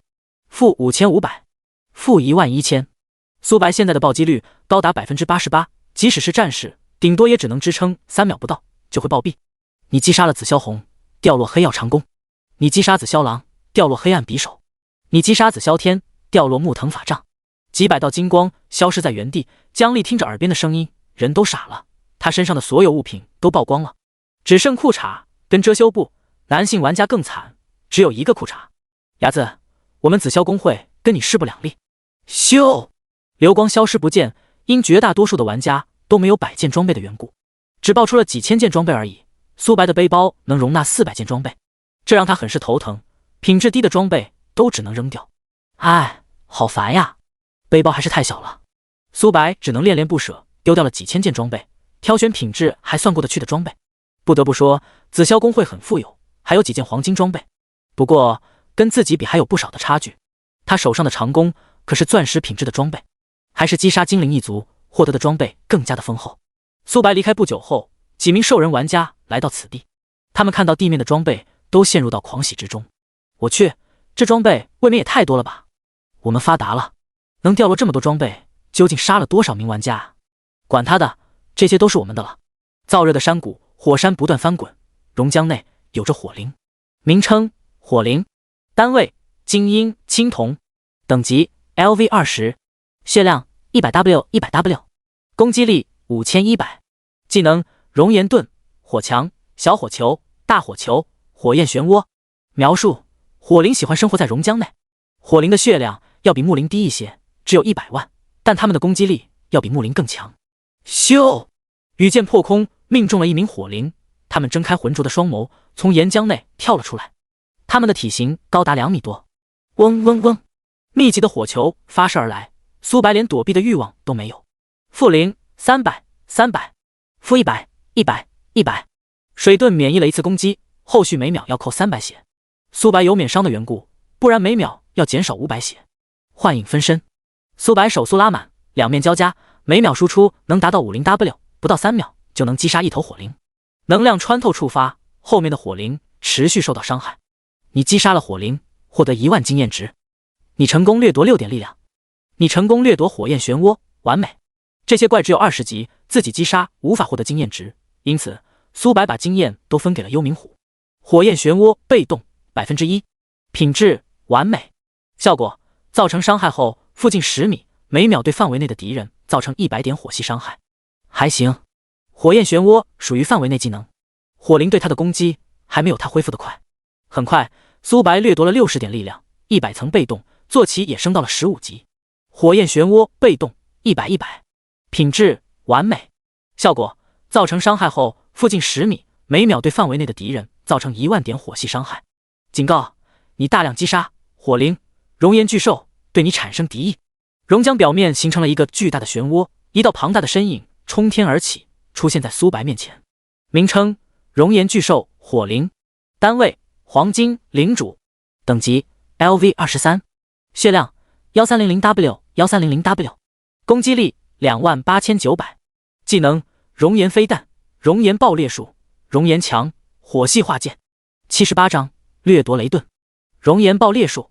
轰！苏白被熔岩包裹，头顶上持续掉血。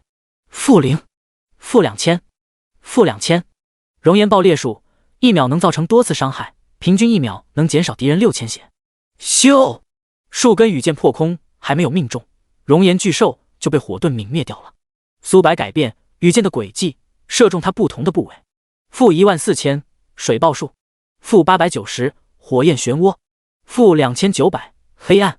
熔岩巨兽抗性很高，火系技能打在他身上造成的伤害微乎其微，连1/10都不到。反观水爆术这一类的技能造成的伤害要比绝大多数技能伤害更高。苏白利用手长的优势不断的拉扯，很快护盾被摧毁，全能吸血挣 1%。苏白每秒能恢复6000加，再加上护盾，抵挡熔岩爆裂术不要太轻松。战斗提示：你连续攻击了200次，能开启狂暴状态。狂暴！苏白以每秒10万恢复效果，不断攻击熔岩巨兽。即使苏白站在熔岩巨兽面前，他都打不死自己。智慧光环让自己每秒能恢复1000蓝，只要自己攻击不断，就能一直保持狂暴模式。距离1秒100剑已经不远了。不到3分钟，熔岩巨兽的血量被清空。你击杀了熔岩巨兽，获得50万经验值。你成功掠夺40点力量。你成功掠夺火系化剑史诗。火系化剑被动1/1，品质史诗，效果每根箭矢附带2000点火焰伤害，还行。苏白现在一剑总共融合了火焰、水系、冰系、灵魂、毒系等等。该副本总共有4个区域：丛林、岩浆、雷山和雷系山谷。只有穿梭过雷山才能抵达做好的地点。在苏白的印象中，重 BOSS 还要一段时间才会被人击杀。他现在还不着急，还有雷山的怪物没有掠夺属性。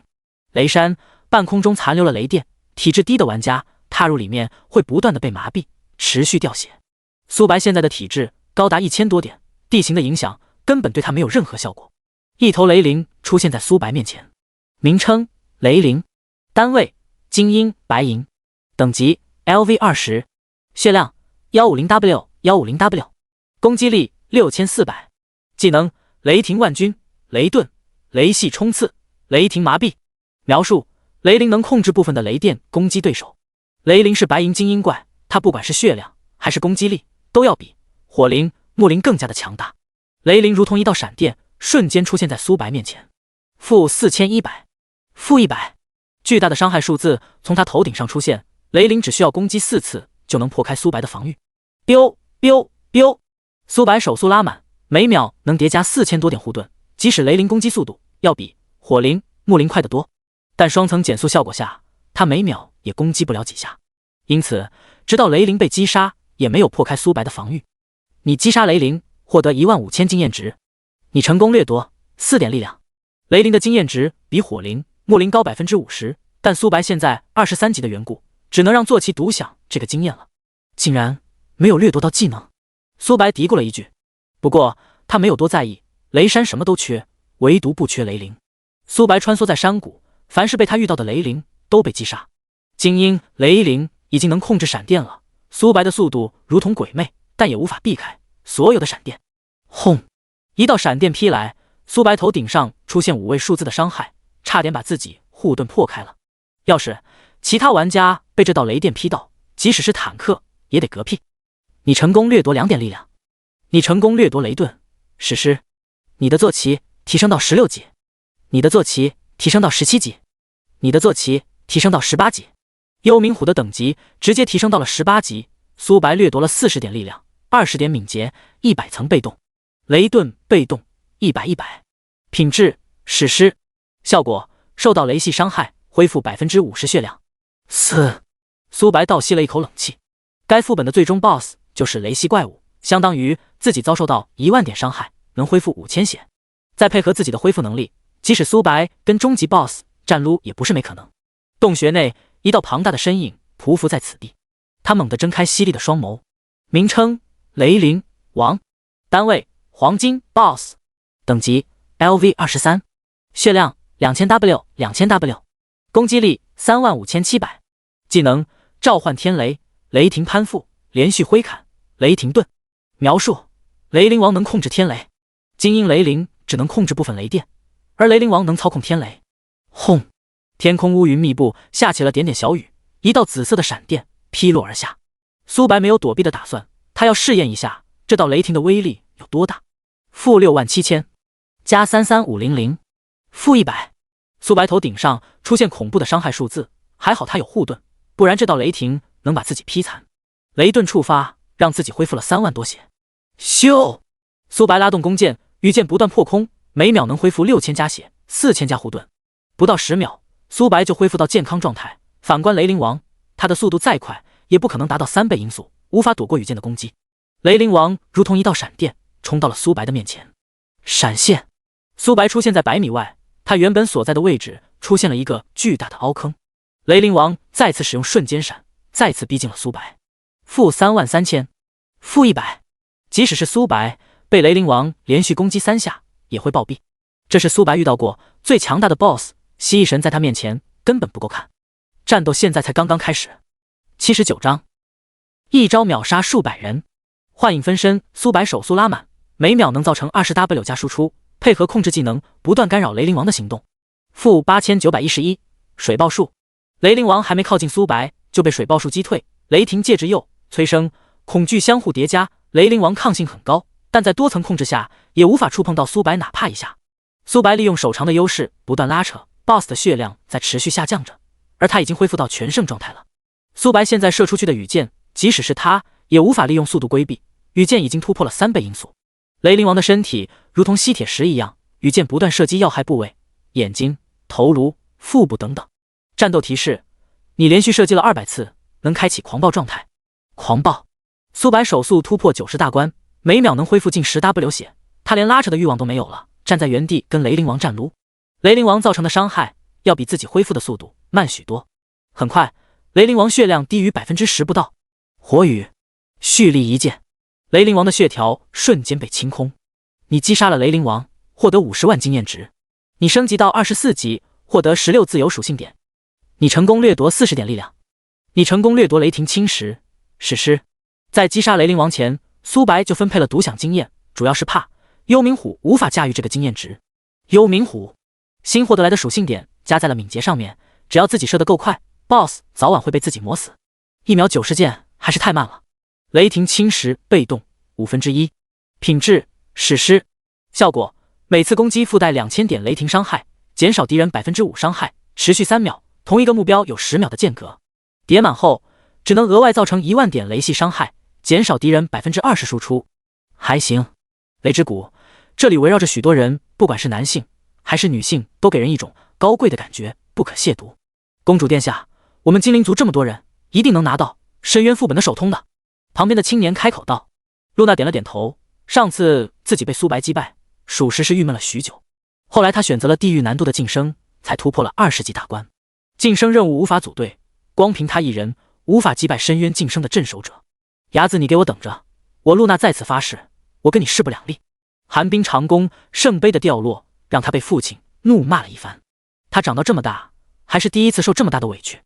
这里不是你们该来的领地。青年抬起弓箭，对准了兽人一族。凭什么？兽人一族还想要说点什么，数根羽箭射来，他们的血条瞬间被清空。精灵一族在四周清场，凡是其他种族都被击杀。一道身影迈步而来，他没有理会精灵一族，而是大摇大摆朝着最终 BOSS 所在的区域走去。小子，你给我站住！这是我们精灵族的地盘，速速离去，不然！青年威胁道。露娜见到来人后，整个人呆滞在原地，这不就是击杀自己的人吗？咻！羽箭破空，说话之人还没有反应过来，就被射杀。他化为一道光点，消失在原地，留下了一地的装备。没想到在这都能遇到精灵一族，真是有趣。苏白面部露出和善的笑容。他身上只有一件钻石武器跟铂金装备，其余的都是黄金品质的。精灵一族极其的富有，要是把他们都杀了，一定能收获高品质装备。小子，你找死！我们精灵一族的人，你也敢动？他射出的箭矢很快，大家不要大意了。切，就一个弓箭手，我们这么多人会怕他？洛娜扫了一眼周围的人，他们总共派出了数百人，要是这都无法拿下苏白，那实在太丢人了。伢子，我们又见面了。我露娜在此发誓，今日你必死无疑。露娜咬牙道。其余人反应了过来，难道击杀露娜公主的人是这小子？这怎么可能？是你？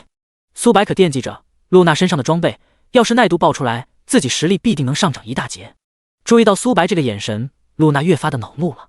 我承认你很强，但我们有这么多人，你如何应对？弓箭手在一旁消耗，伢子血量很高，牧师随时做好加血跟复活，坦克在前面干扰他的行动。注意他的输出很高，即使是坦克也会被一剑秒杀。法师在一旁火力支援。所有人听到露娜下达的命令，也不敢大意。密集的攻击打在苏白身上，除了部分真伤都无法破开自己的防御。反观攻击他的人，头顶上出现了一堆的反伤。你们在给我挠痒痒吗？你！露娜被气得哑口无言。寒冰领域，幻影分身，方圆几百米被领域包裹在内。-18000暴击，-18000暴击，-18000暴击。苏白暴击率高达 88%， 平均10次攻击能造成8至9次暴击。即使是坦克，最多支撑2秒。牧师施展复活技能，但他们发现无法复活队友。这怎么可能？洛娜稍微好一点，她拥有保命的物品，能抵挡致命一击，足足支撑了3秒才暴毙。叮，你已死亡。你掉落星月套装7/7，你掉落耀眼智慧黄金。听着系统的提示音，露娜面色发黑，跟煤炭一样。她足足掉落了200件装备，其余人也没好到哪去。大丰收。苏白清点战利品，查看这些物品的属性，他看到了80张星月套装雷霆巨树，名称星月套装，职业需求弓箭手，等级需求20级，品质黄金级，力量加600，体质加600，敏捷加600，精神加600，效果攻速加4，效果2暴击率正 40%， 效果3破甲正 40%， 效果4生命值加15000，效果5夜晚4维属性加100。苏白取下猎魔套装，换上星月套装，4维属性增加200，攻速加1，暴击率正 10%， 破甲正 10%， 生命值加5000，攻击敌人无法泯灭敌人法力值。但到夜晚4维属性能够提升100点。元素零副本，只有黑天没有白天，因此苏白4维属性比之前多了300点。苏白触发无双的情况下，暴击率高达 98%， 距离满爆已经不远了。攻速突破了45大关，风摇丝狂暴开启的情况下突破了90每秒，还行。除了露娜爆出的装备，还爆出了几件黄金套装，牧师、法师、战士、刺客等等。唯一可惜的是没有爆出装备。露娜身上的东西实在太多了，即使爆了200件也还有许多，可惜了。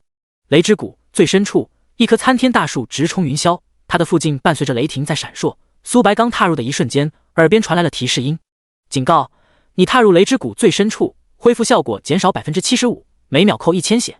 苏白开启狂暴状态时，1秒能恢复近10万血，如今只能恢复25000血了，足足要3秒才能以残血的状态恢复到全盛状态。还好自己有10点韧性，不然起码要减少 80% 恢复效果。至于1秒扣1000点血也很致命。苏白有大地立场跟超级复苏，每秒能恢复3000血，但在这里只能恢复750血每秒，相当于苏白每秒要扣250血。很快苏白找到了最终 BOSS， 他扣了25000血，因有护盾的缘故，他只扣了1万多血。名称雷霆巨树，单位铂金领主，等级 LV25， 血量 3500W 3500W， 攻击力48900，技能雷海雷霆万钧，召唤雷灵雷电球，雷系锁链，树叶化雷。描述攻击雷霆巨树的眼睛能额外造成 100% 伤害。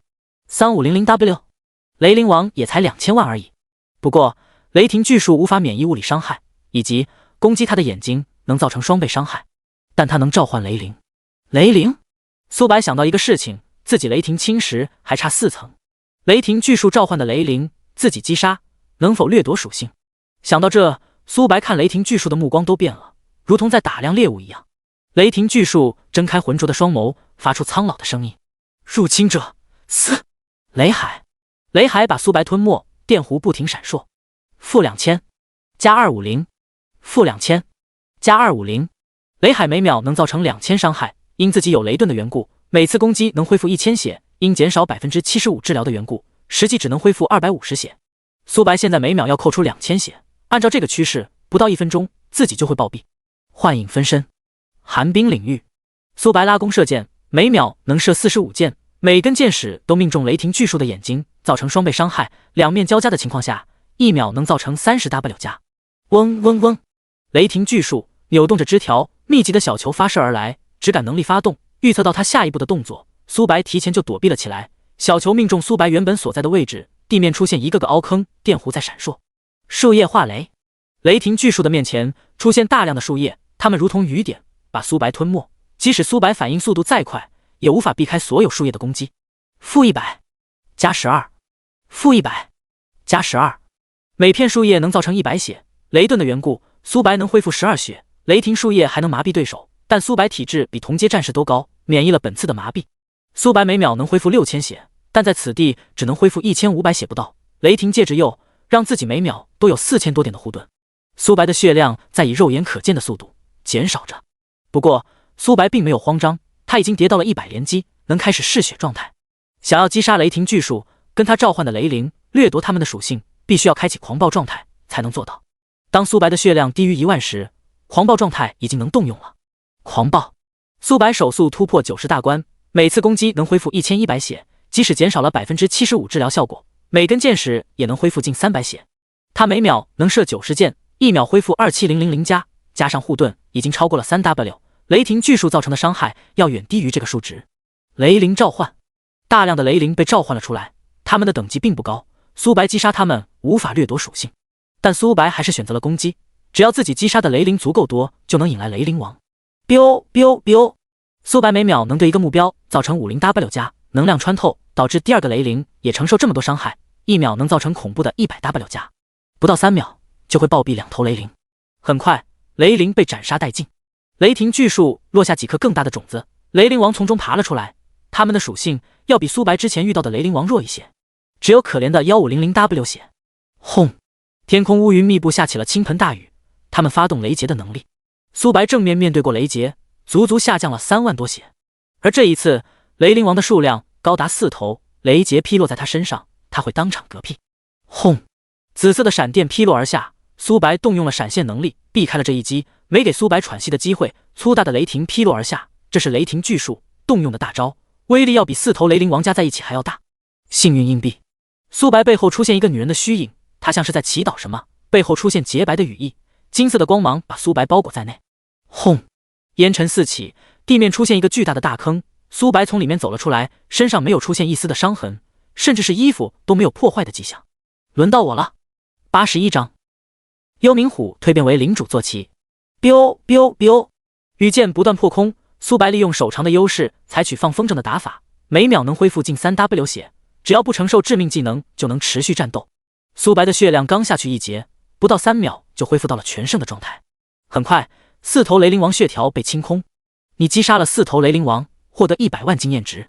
你成功掠夺雷霆侵蚀史诗，雷霆侵蚀被动5%，品质史诗，效果每根箭矢附带1万点雷霆伤害，减少敌人20%伤害，持续3秒，同一个目标有10秒的间隔。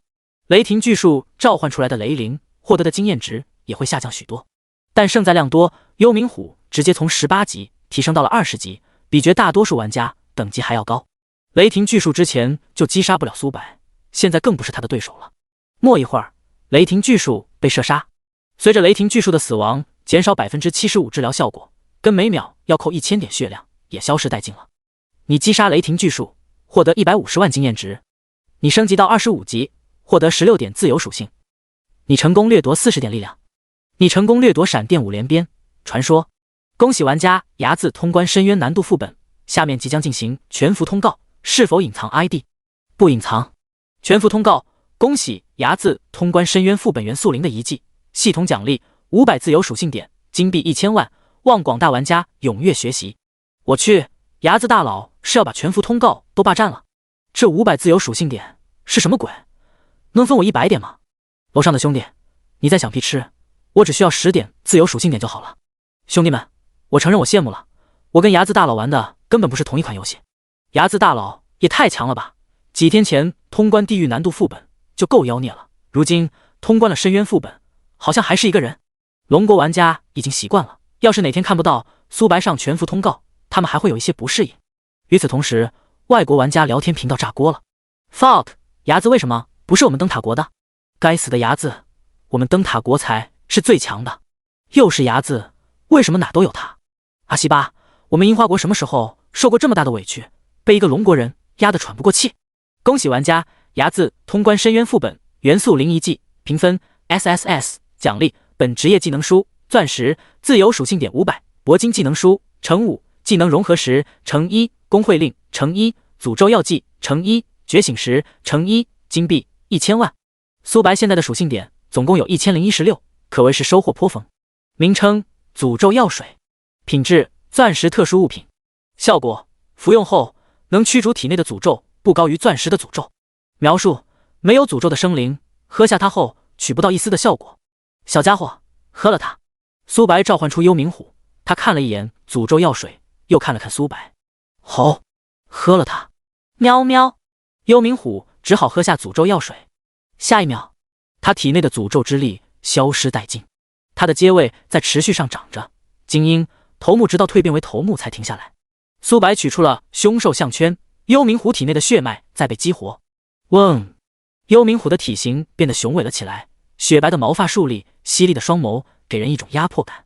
名称：幽冥虎，单位：铂金领主，成长度：少年，等级 LV20，血量4000W 4000W， 攻击力12000，羁绊效果：乘坐幽冥虎，4维属性加100，攻速加10，血量正 20%， 每秒恢复1万血，法力值恢复1000S。羁绊效果2，幽冥虎拥有宿主的 1000% 移动速度。技能：风王盾，极速，风系眷顾，风系翅膀，风龙卷。描述：幽冥虎能长时间赶路。苏白倒吸了一口冷气。雷霆巨树，血量也才3500W 而已，幽冥虎现在只有20级，但血量已经高达4000W 了，等提升到25级，血量能达到何等的地步？幽冥虎现在只是少年，等达到成年，最起码也能提升到霸主，甚至有希望蜕变为君主。白虎血脉果然强大，唯一可惜的是幽冥虎不擅长战斗，只有可怜的12000攻击力，简直弱爆。吼！幽冥虎仰天长啸，好像在说本王现在实力很强，已经不是以前的我了。当他看到苏白面部露出的和善的笑容，幽冥虎夹起了尾巴。喵喵喵！苏白揉了揉幽冥虎柔顺的头颅，小家伙，以后跟着我，保证你一餐有3顿。喵喵！幽冥虎很想拒绝，但想到苏白之前的实力，只能发出了不甘的吼叫声。苏白把幽冥虎收入坐骑空间，查看起新获得来的属性：闪电5连鞭1/10，品质：传说，效果：每次攻击附带1000点真实伤害。卧槽！真实伤害，除了不能对无敌状态的人造成伤害，即使是神明，苏白也能造成伤害，只是多跟少的问题。1000点真伤，看似不多，实则不然。雷霆侵蚀能对敌人造成1万点雷系伤害，但面对雷霆巨树时，连4位数的伤害都无法造成，但真实伤害不同。叠满后，苏白每根箭矢能附带1万真伤。苏白开启狂暴状态，距离1秒100箭已经不远了，相当于1秒能造成100万真伤。还有谁？苏白总共遇到了2头巨树类 BOSS， 寒冰巨树并没有掠夺此技能，代表着要么 BOSS 最低都要铂金级，要么只有雷霆巨树才能爆出此技能。名称：技能融合石，品质：星耀，效果：使用2本钻石技能书跟10本铂金技能书，能融合为1本星耀技能书，该技能书为本职业的技能。星耀技能，钻石跟星耀是一道分水岭，苏白现在有1本钻石技能书，5本铂金技能书，还差一半。工会另能创立属于自己的工会，工会的模式总共有2种，单人工会跟多人工会。前者能让自己的坐骑、宠物获得加成，后者能对工会里的成员获得加成。是否使用工会令？是。请为你的工会创立工会名。孤狼。82章，创立工会，实力暴涨。工会孤狼，等级1级0100，嘉诚，易公素。会长：睚眦。副会长：幽冥虎。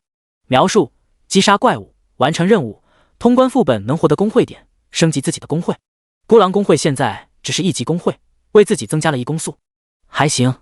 恭喜玩家睚眦创立工会，下面进行全服通告，是否隐藏 ID？ 不隐藏。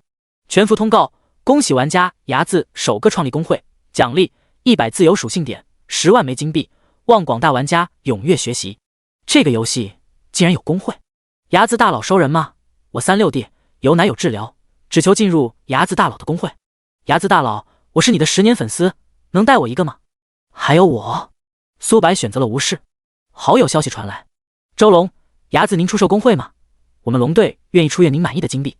睚眦，工会不出售。周龙，好吧。睚眦，不过我这次获得了一些装备，你们要购买吗？周龙，只要是睚眦大佬出售的装备，我们龙队都要了。关掉聊天频道。苏白现在总共有1116自由属性点，闪电五雷鞭能造成真实伤害，显然加敏捷的收益最大。1116属性点加在了敏捷上面。苏白查看面板，名称睚眦，职业幻影猎手11星，工会孤狼1级，等级25 10%，天赋无限掠夺神话，血量79090正 20%， 法力值29150正 30%， 力量1701加200，体质1519加200，敏捷3192正 30%， 精神1939正 30%， 攻击力3802，攻速 58.47s 正 30%， 暴击率 68%， 物理穿透 60%， 护甲4111，魔抗1604，装备寒冰长弓、钻石、雷霆戒指、左右星月套装7/7，碧海耳环黄金，冰霜耳环黄金，魔法项链黄金，蜥蜴皇冠铂金。特殊物品：能量玉佩、剑带、魂灯、死亡雕像、圣杯、凶兽项圈、幸运硬币、扭曲背包黄金。职业技能：无限掠夺、直感、重剑、幻影分身、暗影狩猎。主动技能：捕猎夹子1星，净化3星，寒冰领域3星，闪现3星，火雨无法升级。被动技能：燃烧、风摇丝、生命源泉、敏捷增幅、投石、冰霜蔓延、弓箭手被动、绝对防御、冰雾、免伤、反伤、枝繁叶茂、生命偷取、毒素抗性、毒物、毒灵侵蚀、肉体硬化、蓄力一剑、灵魂攀附、腐化、腐蚀、溃烂、复苏、催生、木系护盾、暗影突刺、精准谢幕、陨星、冰霜覆盖、肉体强化、火爆术、灵魂锁链、剧毒、血盾、血色魔瞳、大地熔岩、大地之盾、大地立场、精准、幻魔瞳、暗影杀术、魔影风暴、黑暗迷雾、无尽恐惧、黑暗攀附、水盾、水爆术、水系化剑、冰盾、冰爆术、冰化剑、精神增幅、鹰眼、狂暴、生命强化、能量穿透、毒素攀附、毒素抗性、意志强化、超级复苏、火焰漩涡、水化剑、吗啡、无双、瞬闪、质感、智慧光环、毒素侵蚀、生命接生、雷盾、雷霆侵蚀、闪电五雷鞭、狩猎本能。坐骑精神突破4000大关，攻速 76s， 触发风摇丝能达到 77s， 开启狂暴状态，攻速能达到恐怖的154每秒。是时候返回黎明城了。苏白准备先升级自己的技能，再下线休息一下，让自己保持在全胜状态。他坐在幽冥虎的背上，幽冥虎背部出现风系羽翼，周围的狂风呼啸，幽冥虎如同一道绿色的闪电消失在天际。黎明城这里聚集着许多玩家，兄弟们，是男人就选择深渊难度的晋升。各位兄弟，不要相信这人的鬼话，深渊难度不是我们能挑战的，一个精英怪就把我秒了。一名好心人开口道，他很清楚深渊难度的晋升任务有多难，还没进去1分钟就遇到了精英怪，结果被别人一下秒了。你们快看，那个坐骑好帅，竟然会飞！等等，那不是睚眦大佬吗？我去，他拥有坐骑了，还是会飞的坐骑。人跟人的差距为何这么大了？睚眦大佬，我是你的粉丝，能让我在前面坐坐吗？众多玩家羡慕不已，他们只能徒步赶路，苏白就已经有会飞的坐骑了。苏白直接来到一家旅馆，这是周龙跟他见面的地点。他现在虽有2000多万金币，但没有人会嫌弃，金币太多，融合技能费用实在太高了。周龙看到幽冥虎，羡慕不已，这实在太帅了，没有哪个男人不爱。幽冥虎被灵魂锁链捆绑，只要苏白召唤出幽冥虎，就能帮自己分担30%伤害。幽冥虎被收入坐骑空间。牙子先生，你来了。苏白点了点头。在他的印象中，周龙抵达主城起码还需要1天的时间，看来是自己的缘故，让周龙等人提前抵达了主城。周龙看向幽冥虎的背影，他很想说：牙子大佬，这座骑卖吗？但他没有开口，没有主人的允许，无法探查幽冥虎的信息。周龙估摸着，这起码是头目坐骑，那可是头目坐骑啊，距离领主只差1步之遥。要是自己能拥有，那逼格绝对是杠杠的。83章，幻影猎手提升到14星。这是装备。苏白从背包里取出数百件黄金装备跟几百件白银装备，至于青铜装备、黑铁装备一件都没有，属实是品质太低了，苏白看不上。周龙看到装备后，整个人呆滞在原地。我是谁？我在哪里？好家伙，他全身上下也才几件白银装备，而苏白一次性就掏出了几百件，其中还有100件是黄金品质的。队长，这里面有弓箭手套装，还是黄金品质的。青年羡慕不已，他的职业就是弓箭手，看到这套装备的属性后，差点没高兴的跳了起来。只要自己穿戴这套装，实力必定能暴涨一大截。呼，周龙长舒了一口气。先前他认为苏白顶多出售几件黄金装备，然而苏白出售了数百件，其中还有几套套装。牙子，你出售弓箭手套装，你穿。周龙话还没有说完，只见苏白的体表释放出青色的光幕，这代表着苏白有铂金品质的套装，最关键的是他手中的长弓散发着紫色的光幕，钻石武器。众人倒吸了一口凉气。尼玛，他们身上品质最高的也才白银级，苏白就已经有钻石武器了，这差距未免也太大了吧。牙子先生，这些装备的价值很高，我要跟上面的人商议一下，你稍等一下。苏白点了点头。黄金装备的价值在1万金币，而黄金套装的价值要比散件贵10倍不止。很快，周龙返回。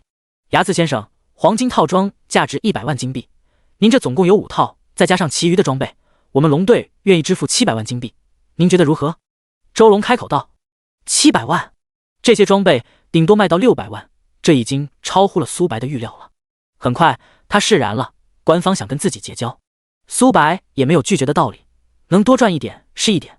好，周龙支付好700万金币，苏白的背包终于被清空了。400个背包实在太小了，不然他这次的收获起码要翻几倍。等获得隐藏天赋后，再把自己背包更换一下。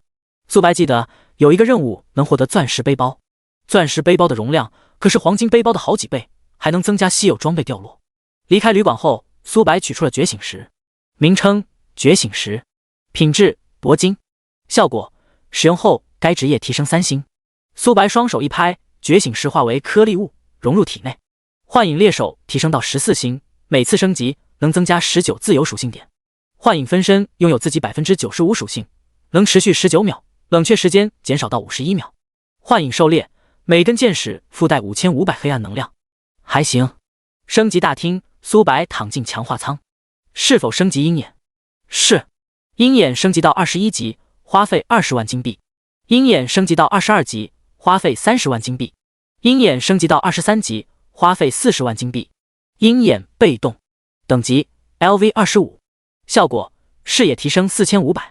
效果2，洞穿阴影，视野范围从3000米提升到了4500米，还不错。几分钟后，苏白从升级大厅走了出来。基础被动敏跟基础被动金都提升到了25级，增加了 45% 属性。牙子，周龙，有基础被动卷轴的话，可以随时联系我，价格好商量。图片。苏白发送了消息。要是能获得基础被动体、基础被动力，他的实力会再上一个台阶。周龙，牙子大佬，你放心，我们官方的人只要获得这个卷轴，一定会第一时间联系你的。好。基础被动掉落的规则很坑爹，只有击杀普通怪才有希望掉落，而且不能高于20级的怪物，这就是最操蛋的地方。玩家越级杀怪是不会获得经验值的，没有人会专门找低级的怪去杀，掉落的概率也很感人。前世苏白为了获得基础被动敏，击杀了不知多少头怪物，硬是没有爆出来。结果这一世再交一行，花费了50金币就获得了基础被动卷轴。有机会的话，可以去找一下眼镜男。天启刚开服不久，就获得了2张基础被动卷轴，此人一定不简单。苏白来到一间简朴的房屋，花费了10枚硬币，在此地设置了一个复活点。苏白回到现实世界，给自己随便做了一个家常菜。论坛上谈论的话题大多数都是自己，因自己的缘故，导致了龙国玩家领先外国玩家。帖子的第一条，浩然是游戏董哥。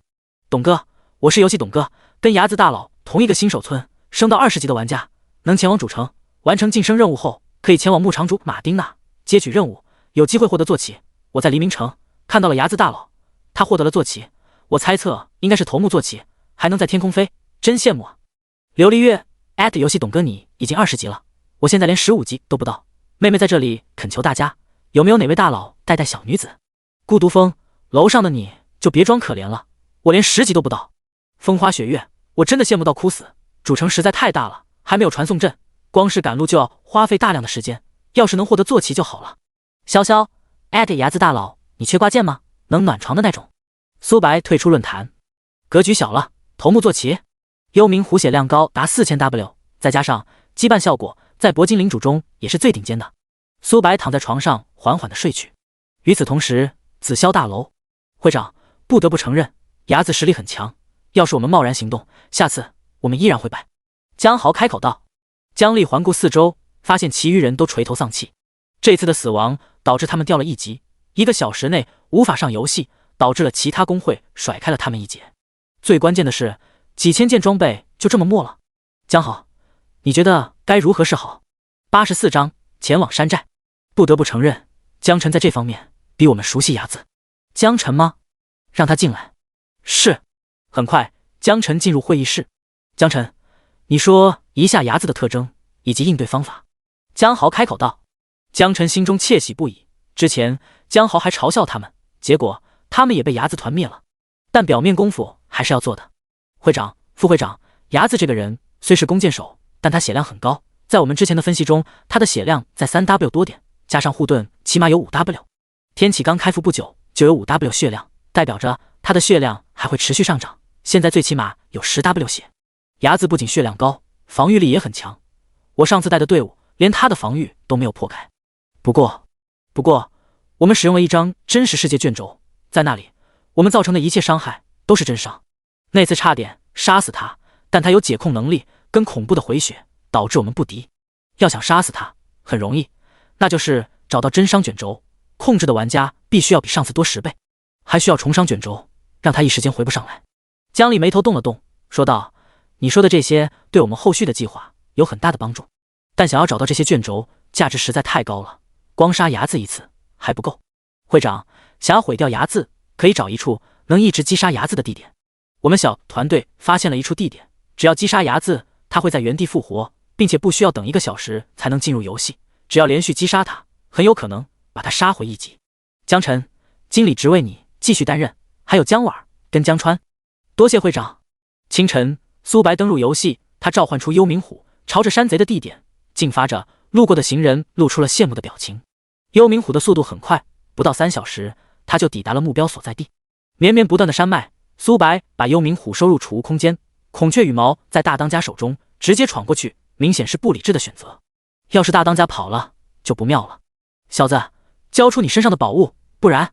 几名山贼朝苏白包围而来，为首的是一名刀疤男。要是我不交了……苏白戏谑一笑，小子，你知道你在跟谁说话吗？他可是王正，手底下管辖着数百名山贼，得罪我们没好果子吃。就是王哥让你交出身上的东西，是看得起你。一旁的狗腿子开口道。苏白差点被气笑了，这什么脑回路？王正见面前的人不理会自己，他面部有一丝恼怒，杀了他！敢来我们的地盘，他在找死！好也王哥，我一人足矣。阴沟男谄媚道，他右手提起大刀，朝着苏白迈步而来。咻！羽箭破空，阴沟男的右眼被射爆，巨额的伤害从他头顶上冒了出来，他的血量瞬间被清空。你击杀了普通山贼，幽冥虎获得1000点经验，你成功掠夺2点力量。因山贼的等级太低，只有20级的缘故，只能便宜小家伙了。你杀死了李三！王正双眸透出血丝，其余人警惕了起来，一剑能秒杀李三，此人的实力不简单。少侠，我们可能有什么误会，这样吧，我们井水不犯河水，如何？王正谄媚道。他打算等苏白一走，就把此事汇报给当家们，让他们出手击杀此人。误会，呵呵。苏白冷笑了一声，羽箭如同雨点，他们还没反应过来，就被羽箭洞穿。你击杀了5名普通山贼，获得5000经验值。你成功掠夺2点力量。你成功掠夺2点体质。因王正的血量比其余山贼高一些，他没有立刻暴毙。少侠，你杀了我，当家的不会放过你的。只要……他话还没说完，羽箭就收割了他最后的生命。你成功掠夺迅猛，完美。迅猛被动1%，品质完美。效果：每次受到伤害，反弹敌人20点伤害，叠满后能反弹2000点伤害，还行。苏白穿梭在丛林中，凡是被他遇到的山贼都没有活过3分钟。很快，苏白掠夺了20点力量，20点体质，100层被动。迅猛被动100，品质完美。效果：每次受到伤害，反弹敌人2000点伤害，加在直接的反伤被动，苏白只要受到伤害就能反弹对方2100点伤害。玩家们攻击自己时，发现自己的血量疯狂在掉，可以想象一下他们当时的表情是有多滑稽。古朴的房屋坐着10道身影，为首的男子高大无比。砰！大门被推开，一名中年人慌忙跑来。出什么事情了？当家的，不好了，出去的弟兄都没有回来。什么？大当家猛地从座位上站起身，一脸不可思议。难道是官府的人？快叫上所有兄弟，收拾家伙，赶快逃跑！大哥，我们可是山贼，至于这么害怕官府的人吗？你懂个屁！老三，你上次带人把官府的人灭了，他们一定是来报复我们。留得青山在，不怕没柴烧。其余人还想说些什么，但注意到大当家的眼神，只好把后续的话憋了回去。他们刚离开房屋的一瞬间，一道身影迈步而来。你们这是要去哪里？苏白面部露出和善的笑容。前世他就记得这个大当家极为的怕死，现在看来果然如此。自己击杀了几名山贼，他就想要逃跑。大当家环顾四周，发现没有其他人，旋即松了口气。小子，就你一个人？我们山寨的人你也敢动？85章孔雀羽毛到手。名称：王彪，山贼。单位：黄金 BOSS。等级： LV30。血量2000W。攻击力33400。技能：抛杀，连续挥砍，冲锋，背刺，横扫千军，超级防御。描述：王彪是山贼中的领袖。2000万血，这未免也太弱了吧。苏白之前遇到的雷霆巨树有3500W 血，但他没有立刻动手。王彪身上有孔雀羽毛，要是自己杀了他，无法爆出来就不妙了。我这次来是想要跟你合作。合作？阁下，你杀了我的人，还想跟我合作？你未免太小觑我了吧。王彪见苏白就一个人，瞬间硬气了起来。其余的当家也有几分恼怒，他们的实力仅次于王彪。小子，想要跟我合作，看你够不够资格。王彪提起大刀，出现在苏白面前，大刀距离苏白还有一个小拇指距离时停了下来，倒是挺稳重的。你想跟我们这么合作？在王彪看来，除了几名当家，其余山贼即使全都死了都没有太大的关系，反而面前的人杀了他们山贼的人能敲诈一番，然后再杀掉，树立自己的威望。你身上有孔雀羽毛吧？我愿意出100万金币购买。王彪掏出一根羽毛，吞咽了一口唾沫。100万金币对于他而言绝对是一笔天文数字，要是他有钱也不可能当山贼了，但他想要更多。小子，你杀了我的人，100万金币未免太少了吧。苏白装作很恼怒的样子，他自然不会掏金币。你想要多少？我也不要多，只需要1000万金币即可。王彪伸出了10根手指，不慌不忙说道。1000万金币吗？可以。山贼们倒吸了一口凉气，那可是1000万金币啊，有了这些金币，他们就能逍遥快活了。不过，我要先检验一下这根羽毛。可以。王彪交出羽毛。至于苏白拿过东西不给钱，他倒是没有想过，毕竟他们这么多人，怎么可能会怕一名青年？王当家，这羽毛确实是真的，不过吗？我现在不想给钱，这根羽毛我还想要，你说该如何是好？苏白把羽毛收入背包。你想白嫖？王彪提起大刀就要砍苏白的头颅。苏白已经召唤出幽冥虎，骑在他背上了。这一刀没能砍中，在地面留下了一个深深的痕迹。小子，你敢骗我！小子们，给我把这个人射下来。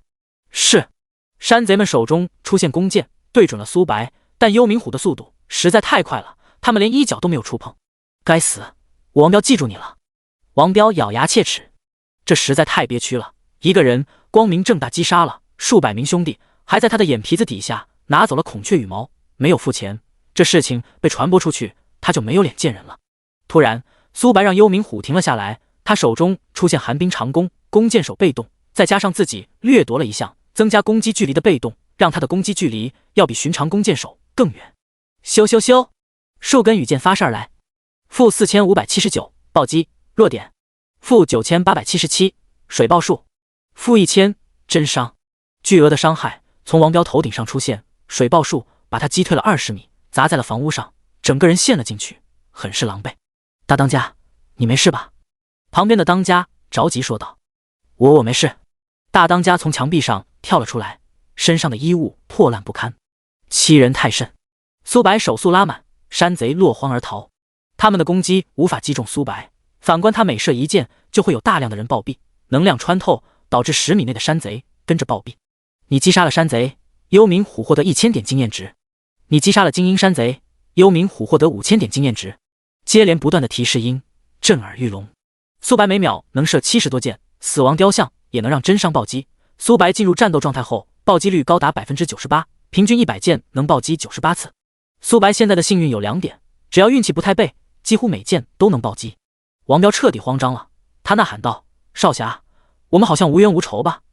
王彪朝着山洞跑去，那里的地形狭窄，只要苏白敢追上来，有他好果子吃。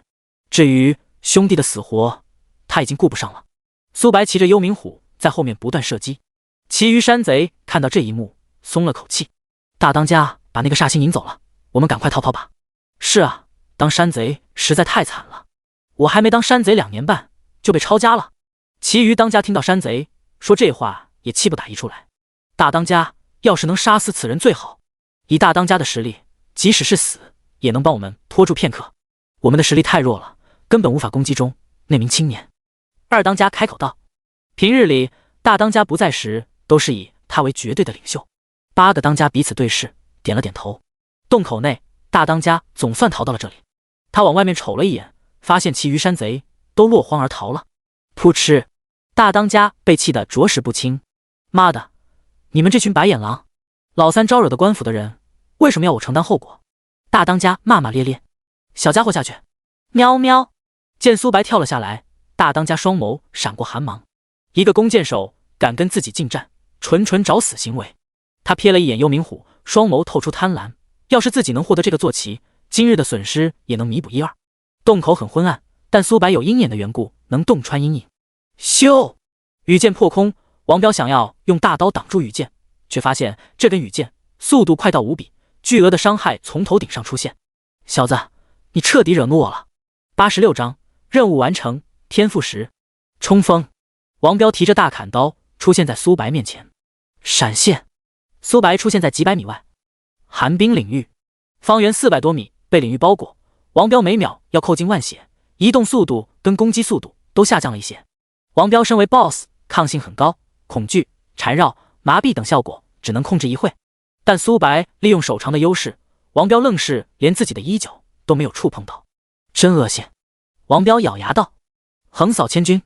嗡，刀芒扩散开来。负25400。巨额的伤害从苏白头顶上出现，因有护盾的缘故，苏白只扣了1万多血。大地立场超级复苏，即使苏白站在原地不动，每秒都能恢复3000血。苏白每秒能射70多箭，不到1秒就恢复到了健康的状态。王彪看到这一幕，人都傻了。面前的人真的是弓箭手吗？为何这血量比坦克还要肉？最关键的是回血能力。战斗提示：你连续攻击200次，能开启狂暴状态。狂暴！苏白的手速突破140大关，羽箭疯狂射击，他连躲避的欲望都没有了。反正王彪的攻击如同刮痧一样，还没有自己恢复的多。王彪彻底绝望了。少侠有话好好说，只要你肯放过我，我身上的所有宝物都可以给你。是吗？我不信。苏白不屑一笑。王彪身上的东西他压根看不上，没有勒索的必要。很快，王彪的血量被清空。你击杀了王彪，获得60万经验值。你成功掠夺40点力量。你成功掠夺超级防御传说。你获得1枚黄金宝箱。超级防御被动1/10。品质传说。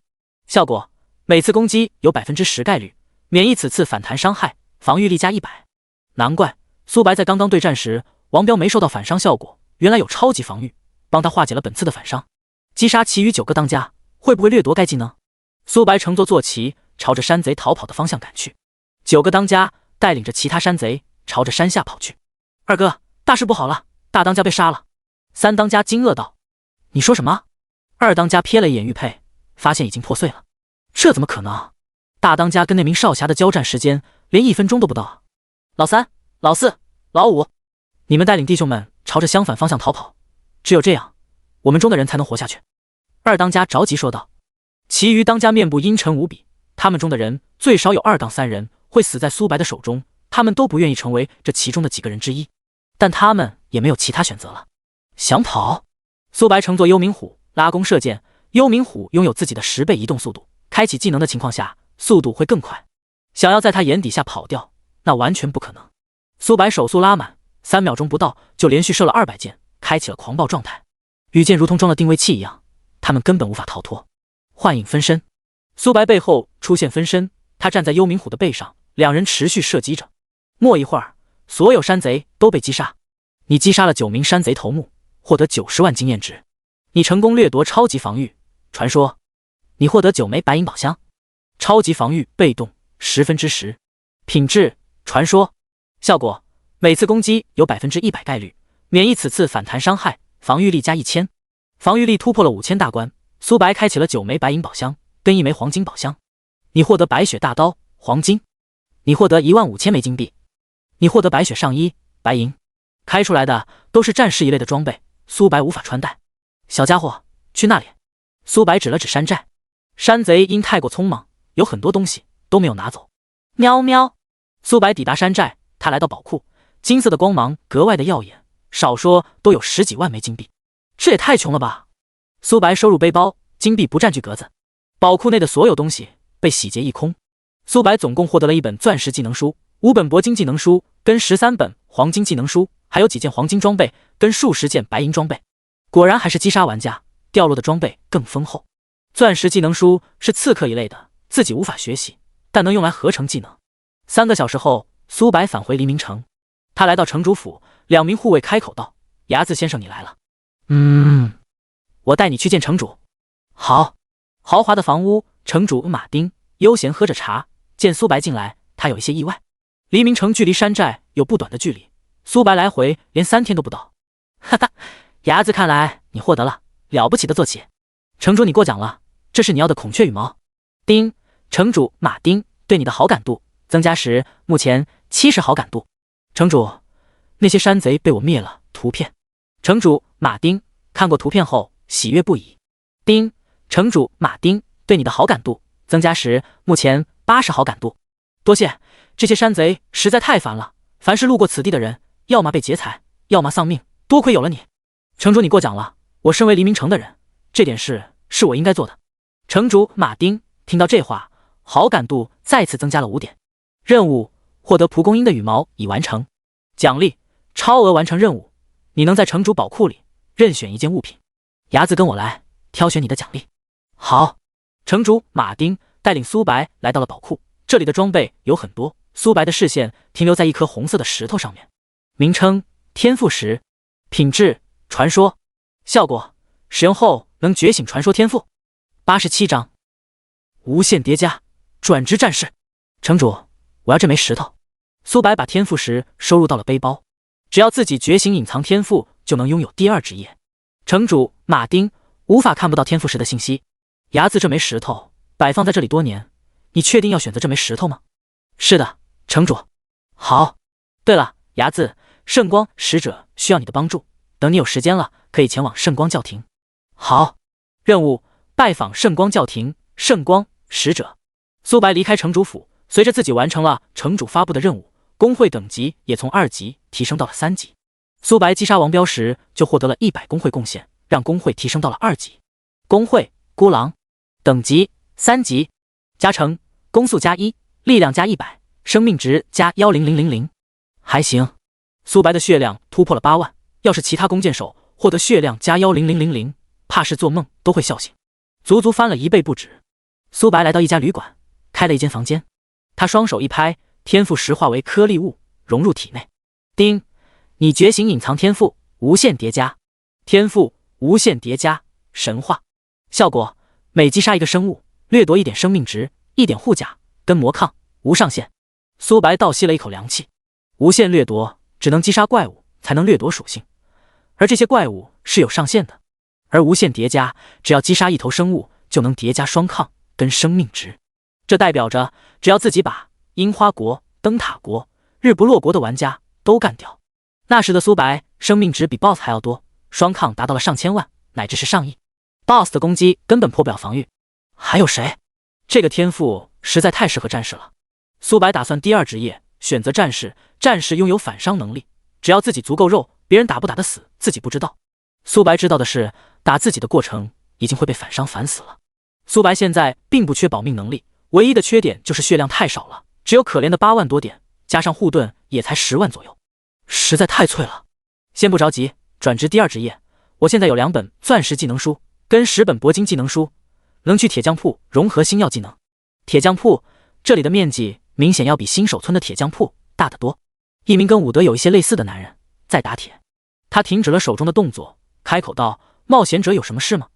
你好，我是牙子，想要在你这融合1本技能书。你是牙子？你认识我？哈哈，我听伍德说过你。对了，忘了自我介绍了，我是伍德的哥哥伍雷。你要融合的技能书给我看看。好。苏白点了点头。伍德跟伍雷有一些相似，除了头发以外，其余就没有相似的地方了。苏白取出了2本钻石技能书、10本铂金技能书跟融合技能石。当伍雷看到技能书后，也是微微愣了愣。你要融合星耀技能书？是的，牙子，融合星耀技能书的价格可不低，总共要1000万金币。苏白爽快地掏出了1000万枚金币。伍雷傻眼了。伍德跟自己说过，苏白才刚离开新手村不久而已，他如何赚到的这么多钱？牙子，星耀技能书合成的时间稍微久一点，需要8个小时。8个小时后，你再来我这取技能书。好。告别伍雷后，苏白来到了职业大厅，能在这转职第2职业。苏白来到了战士导师的面前，他是一名高大的男子，有着络腮胡子。冒险者，你已经转职了弓箭手职业，无法进行战士的转职。前辈，我想试试。也罢。战士导师取出了一颗魔法球，双手按在上面即可进行转职。好。苏白刚触碰魔法球的一瞬间，白色的光芒格外的耀眼。叮，恭喜玩家牙子转职第2个职业战士，你是首位转职的玩家，是否隐藏自己的 ID？ 不隐藏。全服通告，恭喜玩家牙子转职第2职业，奖励100点自由属性，10万枚金币，望广大玩家踊跃学习，再接再厉。我去，牙子大佬已经转职第2职业了，我连新手村都没有出去啊。各位大佬，是升到20级就能转职第2职业吗？楼上的兄弟，你在想屁吃？我刚来到主城时就前往了职业大厅，想要转职第2职业，却发现无法进行转职。导师告诉我，要觉醒隐藏天赋才能进行转职。什么？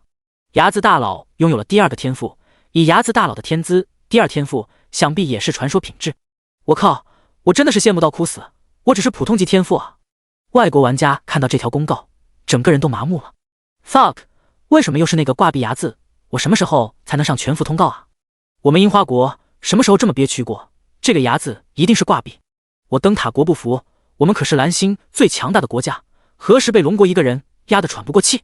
新获得来的属性点加在了敏捷上面，无限叠加让自己的坦度提升1节，只要自己击杀的生灵足够多，就能掠夺大量的血量跟双抗。他现在的手速，富婆见到都会流下羡慕的泪水。冒险者，你觉醒了第2个职业。战士导师呼吸变得急促。前辈，这不是有手就行吗？苏白下意识回道。战士导师面部布满黑线。苏白查看起战士职业的技能，被动技能重装，生命值永久提升50点，护甲魔抗提升2点。主动技能重斩，挥出重斩造成20加10百分耗力量，冷却时间3秒。这是转职战士自带的技能，战士在1级的时候拥有150点血，双抗还比寻常人高一些。重斩跟自己的重剑有一些类似，不过冷却时间少了许多。初期战士绝对是在职业中最强大的，没有之一。因此，有许多操作不好的玩家都喜欢选择战士，冲上去无脑砍就行了。战士职业对我现在没有太大的帮助，等进行职业晋升后，无限叠加跟战士职业配合在一起，效果绝对是1+1大于2。88章兽人山脉。苏白来到了曙光教廷，他现在的黄金背包只有400格，加上玩家自带的格子，只有410格。圣杯击杀敌人，拥有100倍掉落，410格完全不够用。完成曙光教廷发布的任务，能获得丰厚的奖励。冒险者，欢迎你来到曙光教廷。老者开口道，他是曙光教廷的主教莱恩。我要接取任务。莱恩主教听到苏白要接取任务，双眸放出绿光，如同看到猎物一样。冒险者，在我们曙光教廷接取任务，完成后能获得丰厚的奖励，但要是无法完成，保证金是不会退的。我知道。曙光教廷发布的任务都极为的苛刻，不仅任务的地点没有标注，还需要巨额的定金。但只要完成任务，获得的好处要比杀怪获得的多得多。因此，前世有不少玩家被曙光教廷坑了一大笔的定金。冒险者，随我来接取你的任务。根据任务的难度不同，定金的价格也会越贵。任务：找到遗失的皇冠图片。线索：在黎明城。定金100万金币。时限3天。奖励：钻石背包。描述：遗失的皇冠是上一任教皇的物品。黎明城实在太大了，即使乘坐幽冥湖赶路，都要花不少的时间。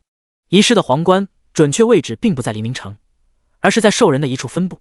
玩家们不知道接取了这个任务多少次，才最终找到了那个皇冠。光是定金100万，就吓退了绝大多数的玩家。曙光教廷就是用这种方式发家致富的。定金高到可怕，无法完成任务，定金概不退还。我要接取这个任务。莱恩主教看到苏白接取的任务，差点笑出了猪叫声。3天后，这100万枚金币就是他们教廷的了。期待你凯旋而归。莱恩主教在胸口上一阵比划。任务：找到遗失的皇冠。时限3天。惩罚：付出的定金概不退还。奖励：钻石背包。苏白不再理会莱恩，直接走出了曙光教廷。要是能多来一点这种人就好了，我莱恩就能发财了，哈哈哈。苏白乘坐幽冥虎来到了兽人山脉，幽冥虎被收入到坐骑空间。兽人山脉很是偏僻，很快苏白遇到了一头兽人。成年后的兽人体型要比人类高大得多。名称：野蛮兽人。单位：普通。等级：LV25。血量10W10W。攻击力2130。技能：野蛮冲撞，战斗本能，连续挥砍。描述：兽人的吼叫声能吸引其他兽人。兽人的血量并不高，只有10W， 因兽人的领地为25到30级区域，几乎没有玩家在这里刷怪。兽人见到苏白的第一眼就提起大斧冲锋而来。人类，咻！羽箭破空，兽人的一个眼睛被洞穿，巨额的伤害从头顶上出现。苏白连躲避的欲望都没有。-0，-2100。苏白头顶上出现伤害0的数字，反观兽人被反伤了2100血。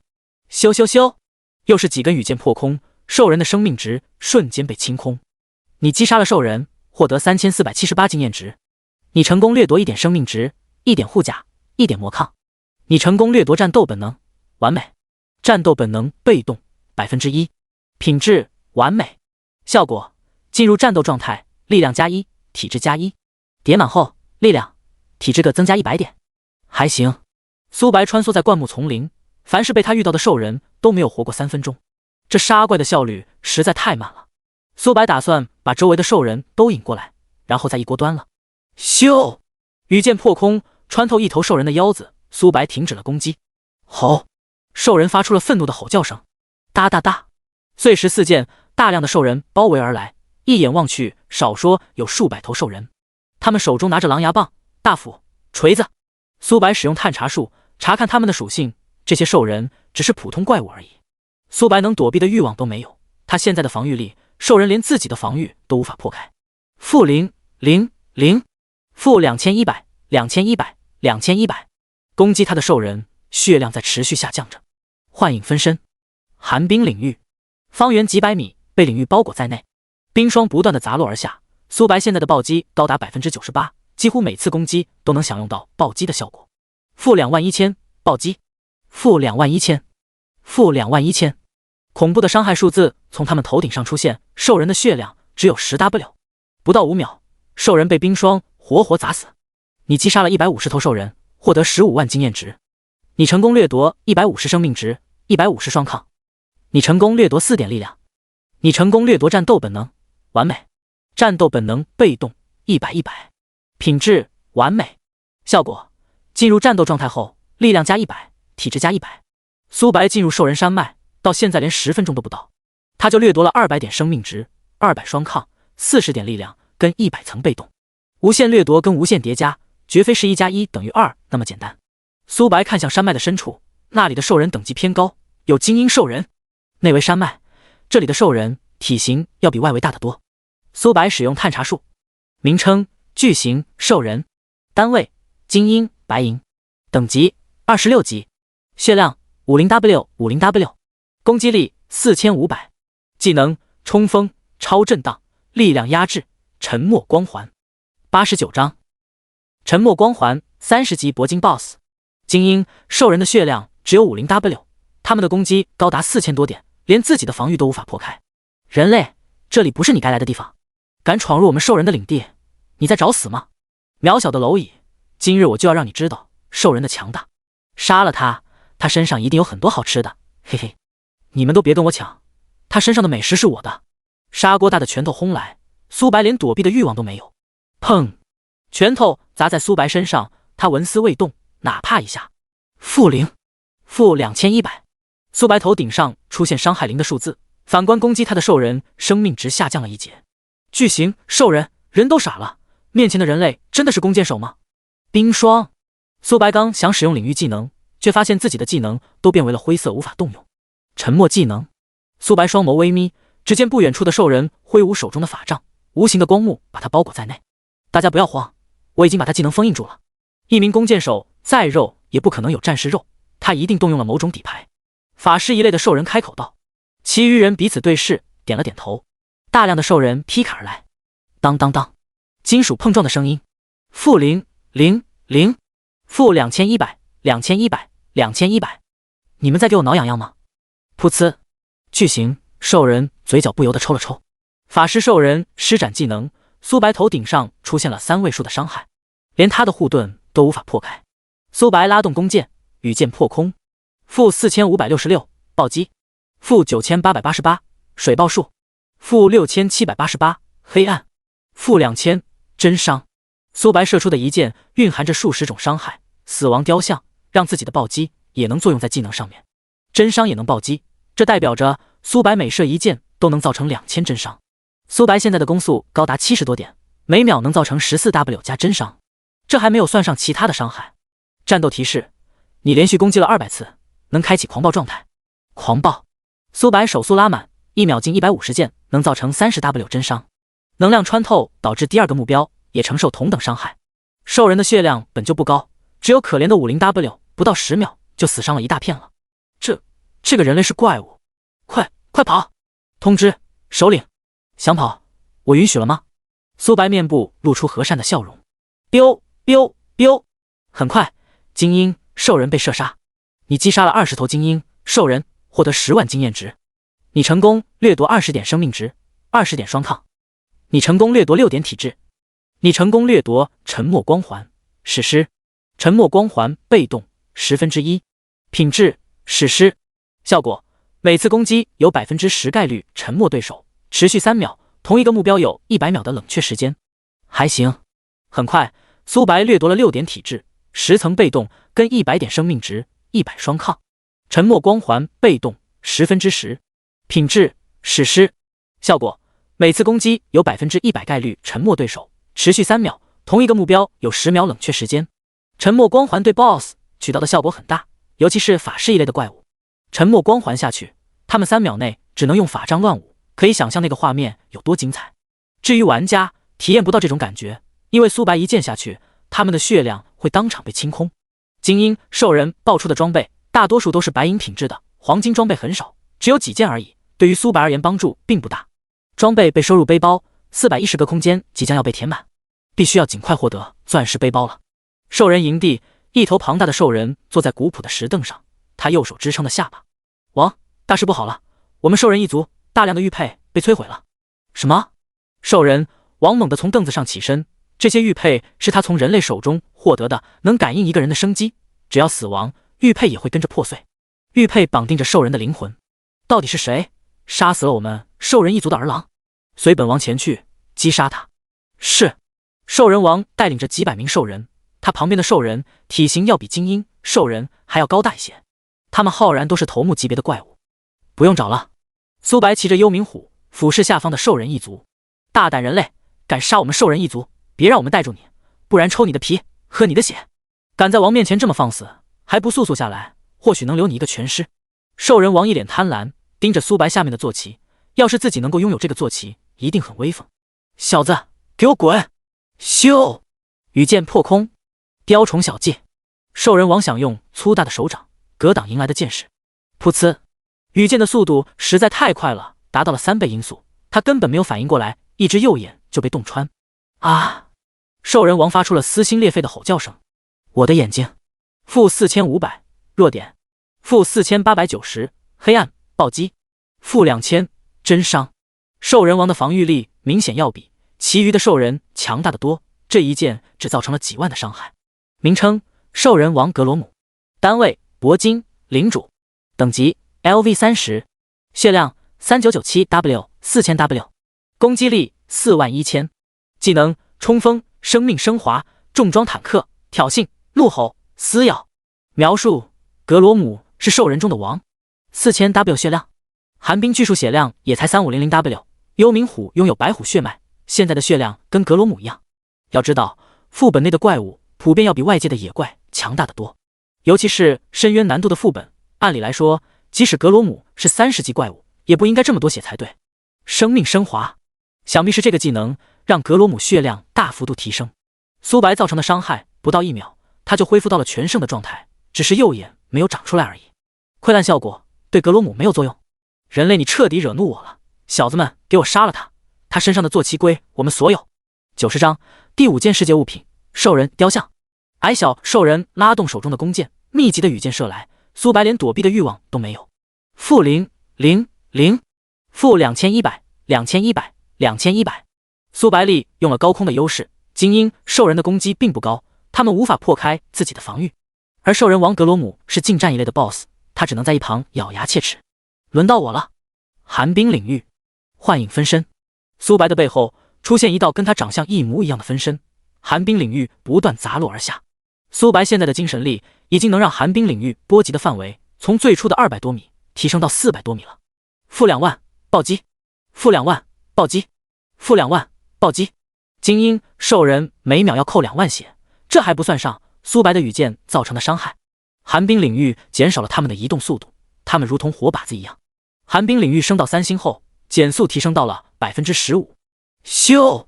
一根羽箭清空了一头兽人的血量，冰爆术发动，附近10米内的兽人被冻结在原地 0.5 秒，并造成巨额的伤害。沉默光环发动，苏白每攻击一个目标，他们的技能栏就会变成灰色，无法动用技能。王，现在该怎么办？一旁的兽人开口道。他们是头目兽人，血量要比精英兽人高得多，但拿苏白没有一点办法。可恶的人类，有种你下来跟我一战，本座会让你知道我的厉害。苏白压根没有理会兽人王格罗姆，他急了，距离自己获胜已经不远了。苏白的手速拉满，1秒能射70多箭，不到3秒他就叠加到了200层，能开启狂暴状态了。狂暴，每秒能射进150箭，羽箭如同雨点一样封锁了他们的退路。尤其是苏白射出的羽箭比其他弓箭手快得多，他们连躲避都无法躲过，这就导致了他们身上如同装了吸铁石一样，跑到哪射到。你击杀精英兽人，获得5000经验值。你升级到26级，获得19自由属性点。你成功掠夺1点生命值，1点双抗。接连不断的提示音震耳欲聋。新获得来的属性点加在了敏捷上面，让自己手速再次提升1节。无限掠夺已经无法再掠夺到属性，但无限叠加能掠夺生命值跟双抗，以及每击杀一头兽人能获得5000经验值。这也就导致了苏白刚升到26级，经验值即将填满。撤！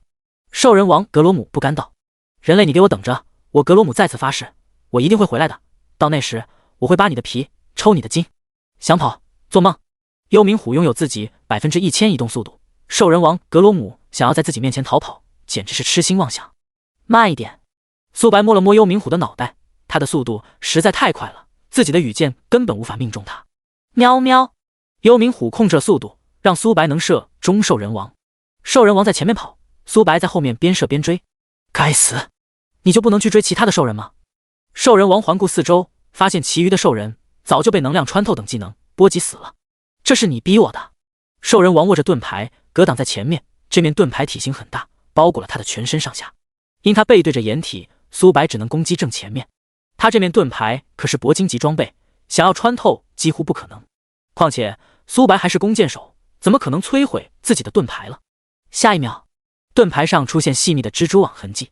这怎么可能？没给他反应的机会，盾牌就彻底破碎开来，化为无数道颗粒物。盾牌碎了，这可是铂金盾牌啊！即使是钻石武器，想要在短时间摧毁，都几乎不可能。羽箭疯狂穿透他的身体，头顶上出现巨额的伤害。人类，只要你肯放过我，我愿意臣服于你。臣服于我？你太丑了。苏白唏嘘一笑，他嘴上说着话，但手中的动作并没有慢下来。兽人王一咬牙，开口道：我身上有很多宝物，只要你肯放过我，我愿意交出身上所有的东西。苏白依然没有回话，等兽人王血量下降到10万不到时，他才停止了攻击。宝物？可以，把你身上的宝物交出来吧。人类，你必须要对天道发誓，不然我交出宝物，你再把我杀了，那我跟谁说理？你放心，我睚眦是正人君子，我睚眦对天道发誓，只要兽人王格罗姆交出身上所有的宝物，我绝对不对他出手。轰！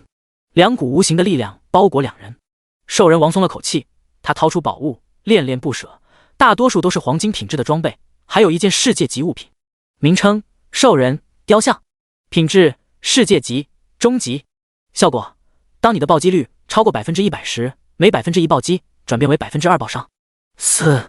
苏白倒吸了一口凉气。苏白现在的暴击率高达98%，距离100%暴击已经不远了。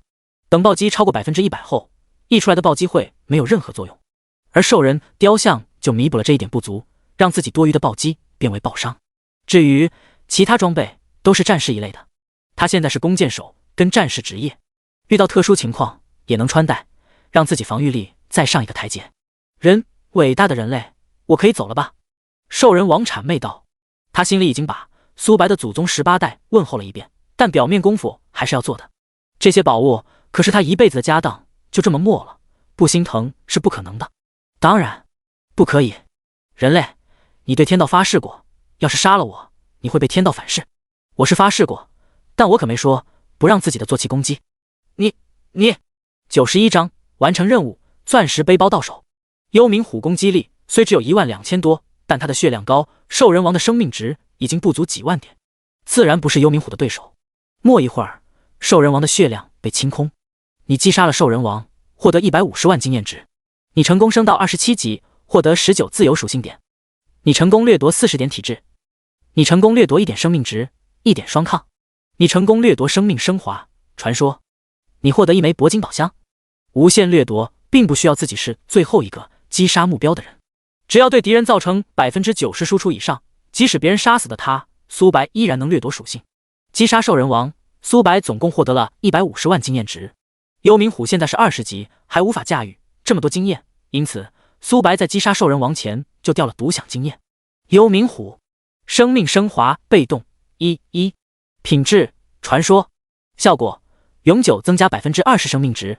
坐骑让自己生命值提升了20%，加上掠夺来的生命生化，他每击杀一个生物，生命值就能提升 1.4。 这一战他总共掠夺了1000多点生命值，1000点双抗。苏白现在血量高达127913，防御力突破6000大关，还行。苏白开启了铂金宝箱，你获得辉耀大剑铂金，你获得5000枚金币。名称：辉耀大剑。职业需求：战士。等级需求：26级。力量加300，体质加300。效果1，近战伤害提升20%。描述：辉耀大剑是由星光铁杆打造而成。苏白双眸眯起，这大剑未免也太垃圾了吧？他一个弓箭手，怎么可能跟别人近战了？他现在的攻速高达70多点，开启狂暴状态能突破 150S。 苏白的隐藏职业虽然是战士，但他佩戴辉耀大剑后，攻速也会跟着下降。毕竟大剑挥砍的频率跟弓箭肯定不一样。苏白把辉耀大剑收入到背包，回去能后卖掉。新获得来的属性点加在了敏捷上面，让自己手速再次提升。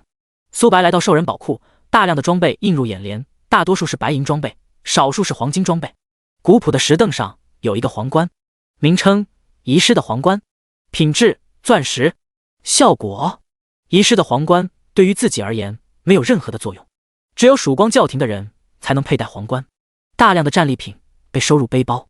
睚眦，周龙，我这有装备要出售。苏白发送了一条信息。山谷，周龙跟自己的小队在猎杀着怪物。自从在苏白那获得了大量的高品质装备，他们小队的整体实力在蓝星绝对是最顶尖的，没有之一。现阶段，除了睚眦穿戴着铂金套装，其余的玩家能获得黄金装备都是万幸的了。而他们人手一件套装。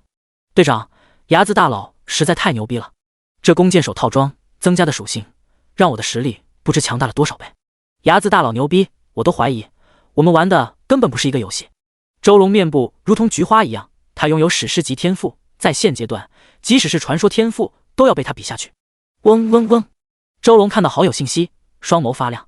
周龙，睚眦大佬，你出售的装备，我们官方都要了。队长，怎么了？睚眦大佬要出售装备？什么？其余人喜悦不已。他们属于龙队的精英成员，还有许多人没有白银装备跟黄金装备的。周龙，你这就有一点不厚道了。我们虎队也是官方的人，睚眦大佬要出售装备，我们也想分一杯羹。王虎笑眯眯走来。王虎，你怎么来了？周龙不解道。周龙，要是我不来的话，这次的装备又是你们龙队的。王虎的职业是战士，也拥有史诗级天赋，可两者的实力根本不在一个量级。他恨啊，为什么自己没跟睚眦大佬分配到同一个新手村？周龙思索了片刻，点了点头。同为官方的人，互相之间也是有比较的，但虎队能变强一点，对龙国只有百利无一害。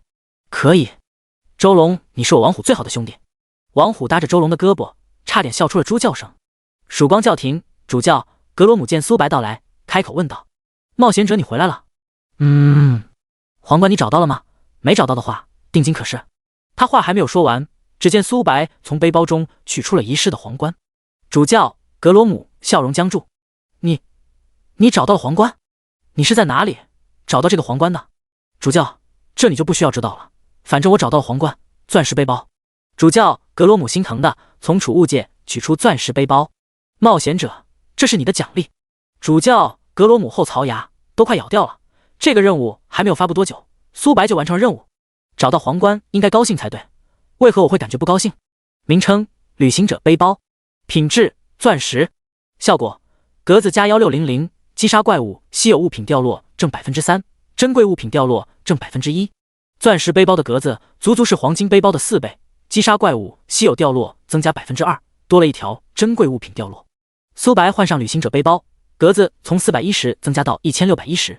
冒险者，我们曙光教廷还有许多任务，你可以接取一下，奖励都很丰厚。主教格罗姆诱惑道。好。苏白来到任务大厅，他的视线看向了最上面。任务：找到遗失的命运球，时限1个月，惩罚1000万枚金币，奖励未知。因苏白完成了寻找遗失的皇冠的任务，之前的100万枚金币重新回到自己的手中。遗失的命运球，前世有人完成这个任务，获得了一张装备升级卷轴。幸运硬币是黑铁级装备，要是能升级到青铜装备，持续的时间跟幸运值会再次提升。是否接取任务？是。提示：玩家睚眦接取了寻找遗失的命运球，1000万枚金币，暂时寄存在此地。主教格罗姆看到金币后，面部如同菊花一样。白痴，真以为自己找到了遗失的皇冠，就能找到命运球了？格罗姆不屑一笑。命运球遗失了100年，他们不知道花费了多少的心力，始终没有找到命运球的下落。1个月的时间，苏白怎么可能找到命运球？92章主线任务：曙光大比。小屋内坐着几道身影。睚眦先生，给你介绍一下，这是虎队的队长，名叫王虎。苏白瞥了一眼壮汉。龙国总共有5个军队：青龙、白虎、玄武、朱雀跟麒麟。周龙属于青龙队的队长，而王虎属于白虎队的队长。等游戏到了后期，青龙队跟白虎队是龙国最顶尖的力量之一。至于麒麟队的队长拥有传说级天赋，实力强悍无比。但苏白也没有多在意，自己拥有神话级天赋，还有前世的记忆。同辈之中，他说第2，没有人敢说第1。睚眦先生你好，我是王虎，很荣幸见到你。你好。这是装备。苏白把黄金背包扔在了桌子上，周龙等人嘴角不由得抽了抽。黄金背包在同品质装备中绝对是最珍贵的，没有之一。周龙咽了口唾沫。周龙，你刚刚可是跟我说过，这次的装备归我们虎队，你可不要出尔反尔。王虎，你把我当什么人了？我周龙说过的话，可没有反悔的道理。那就好，牙子先生，这背包里的东西，我虎队要了。好，能让我清点一下装备吗？可以。王虎取出背包里的一件物品，瞳孔从期待转变为震惊。这背包里的东西，品质最低的都是白银级。他瞥了一眼自己身上穿的装备，还有几件青铜品质的，面颊潮红无比。他感觉自己跟乞丐一样。当他看到辉耀大剑后，整个人呆滞在原地。铂金大剑，王虎现在虽然无法佩戴装备，但用不了多久，他就能升到26级，装备此武器。铂金装备，王虎吞咽了口唾沫。他手中的武器是白银品质的，辉耀大剑对他的吸引力实在太大了。牙子先生，我们龙队愿意出100万枚金币。你！王虎被气得哑口无言。周龙不是跟自己说好了，不竞拍装备吗？注意到王虎的眼神，周龙笑了笑。王虎，这装备实在太香了。哼！王虎冷哼了一声。我们龙队出110万枚金币，120万枚金币，130万枚金币。苏白傻眼了，两个官方的人竟然互相竞价。最后周龙以150万枚金币购买到辉耀大剑。王虎气得脸都绿了。周龙，你真该死啊！龙队之前跟苏白经常合作，经费自然要比他们多得多。这一笔交易，苏白赚了500万枚金币，还是击杀玩家获得的装备好。苏白感慨了一句，他现在有钻石背包，能有1610个格子，储备的装备提升了许多。牙子先生，我能加你一个好友吗？以后你出售装备可以随时联系我。好，能让龙国变强一些再好不过，况且两人较价的话，自己也能赚更多的金币。全服通告，主线任务1：曙光教廷大比。凡是进入主城的玩家都能参与本次的比赛，取得名次能获得丰厚的奖励。提示：明天中午12点比赛正式开始。聊天频道炸锅了，我靠，我现在只有15级，一天怎么可能升到20级，前往主城啊？我真的哭死，我现在连15级都不到，主线任务要离我而去了。哈哈，我也太幸运了，刚进入主城就收到了这个任务。我们龙国有牙子大佬坐镇，一定比其他国家更强。外国玩家看到这条消息，大多数人面部跟煤炭一样。该死的牙子，龙国所有玩家比我们多2件青铜装备跟自由属性点，他们前往主城的人比我们灯塔国的人还要多。fuck， 我们樱花国虽然进入主城的人数不多，但这次的魁首非我们樱花国的。阿西巴，我们大韩国必定能在这次比赛中获得第一。新手村野外，一支小队在费力杀着怪。全服通告，江晨等人听到耳边的系统提示音，喜悦的心情一扫而空。因他们被苏白击杀了数次的缘故，到现在都没有出新手村。明天的12点，他们根本无法升到20级。牙子，你给我等着，我江晨在此发誓，一定会让你好看的。樱花国端木家族会长，龙国玩家前往主城的人是我们国家的好几倍，恐怕。端木小次郎，我知道你想要说什么，不得不承认，我们樱花国想要获得第一很难。联系灯塔国、日不落国、大韩国一起联手针对龙国，不然这次的魁首又是龙国的了。是，端木田会长。端木小次郎鞠躬道。日不落国豪华的宫殿，乔奥里维冷声道。龙国的牙子连续上全服通告多次，这次的主线任务，我们日不落国即使获得不了第一，也不能让龙国再获得第一。是，灯塔国月亮公会会长，龙国的那名玩家实在太强大了，独自一人就通关了深渊难度的副本。牙子再强也只是一个人，我约翰不相信他能同时面对数万人，乃至是数十万人。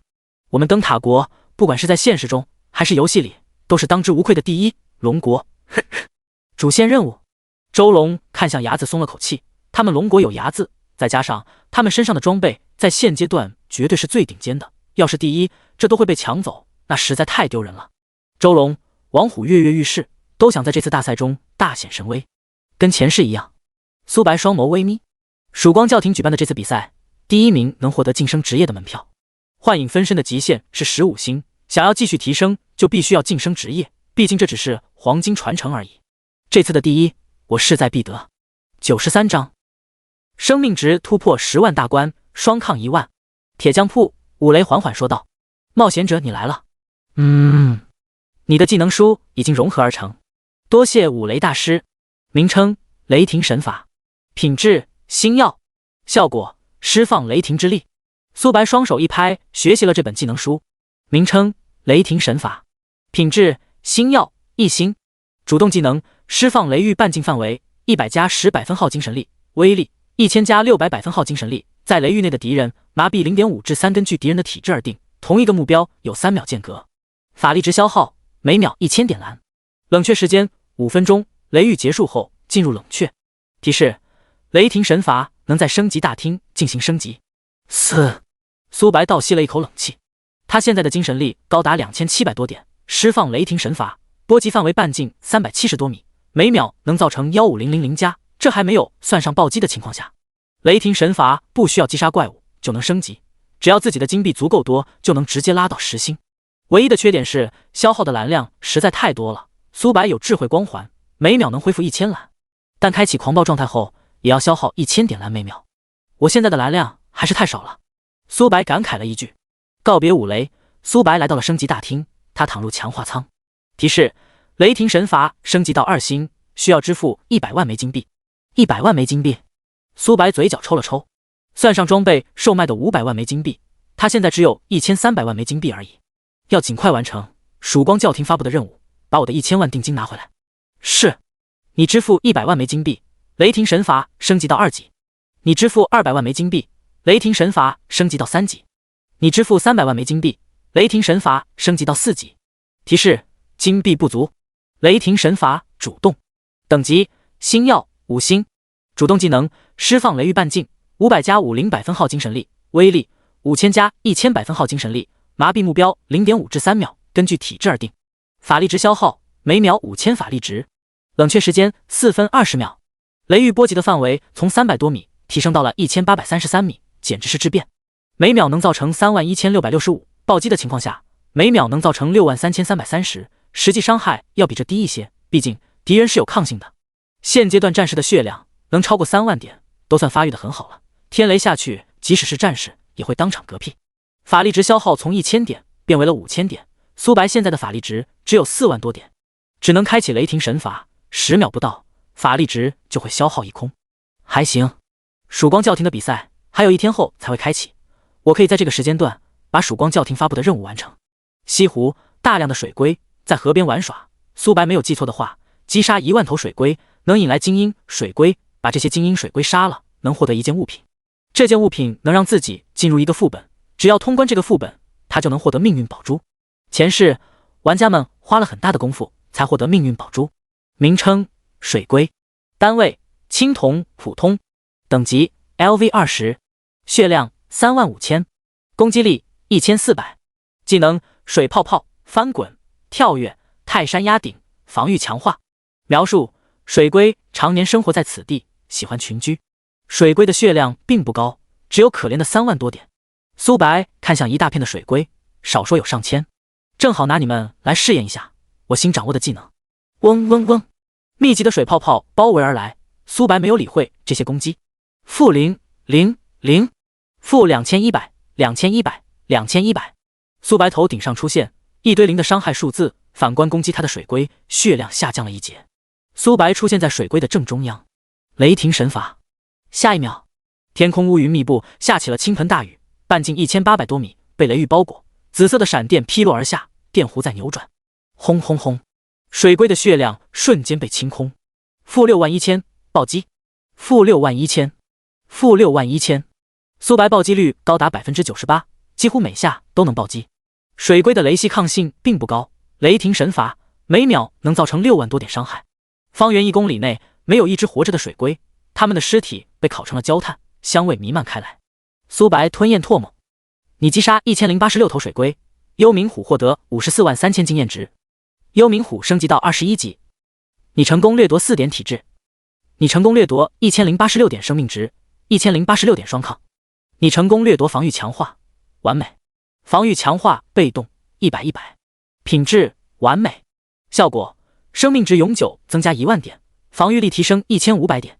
还行。苏白总共掠夺了40点体质，11086生命值。因生命升华跟坐骑提供的羁绊的缘故，他掠夺了近15000生命值。苏白取消了雷域，只要自己法力值恢复得快，就能一直开启雷域。雷域变为了白色，4分20秒后能再次使用。幻影分身，苏白召唤出分身，他拥有自己95%属性，凡是路过的水龟都被击杀殆尽。寒冰领域，半径400多米被领域包裹，冰霜不断的砸落而下。-22000暴击，-22000，-22000。寒冰领域威力虽然不如雷霆神罚，但水龟也无法坚持2秒就嗝屁了。雷霆神罚刚好，他再次动用，苏白的手速拉满。10几分钟后，苏白击杀了1万头水龟。你的坐骑提升到24级。无限掠夺虽然无法再掠夺属性，但无限叠加能一直提升自己的生命值。他总共叠加了14000生命值，10000点双抗，加上防御强化，他掠夺了28000生命值，跟11500护甲，10000魔抗。警告：由于你大量击杀水龟，精英水龟将在3分钟后抵达战场。94章水龟王。精英水龟的体型要比普通水龟大得多。名称：精英水龟。单位：白银精英。等级：25级。血量：30W。攻击力4120。技能：水系漩涡、大泡泡、能量吸取、冲撞。精英水龟总共有100头，它们的血量高达30万。雷霆神罚。轰！半径1800多米被雷霆神罚包裹，紫色的闪电劈落而下。-60100暴击。-60100。-60100。水龟在雷霆神罚内顶多坚持7至8秒。苏白的法力值疯狂下降着，密集的水泡泡发射而来，他连躲避的欲望都没有。双抗突破万点，他们无法破开自己的防御。-000。-2100。2100。几秒后，水龟的血量被清空。你击杀了100头精英水龟，幽冥虎获得10万经验值。你的坐骑升到25级。你成功掠夺60点体质。你成功掠夺能量吸收，完美。能量吸收被动10%，品质完美。效果：受到水系伤害恢复50%生命值。苏白受到雷系伤害跟水系伤害都能恢复1半的血。同阶情况下，即使觉醒传说级天赋的战士玩家都要靠边站。他现在的血量高达10多万，双抗突破万点，除非特殊技能能对自己造成伤害，其余的攻击都是挂杀。攻击自己的人还要被反伤2000多点血。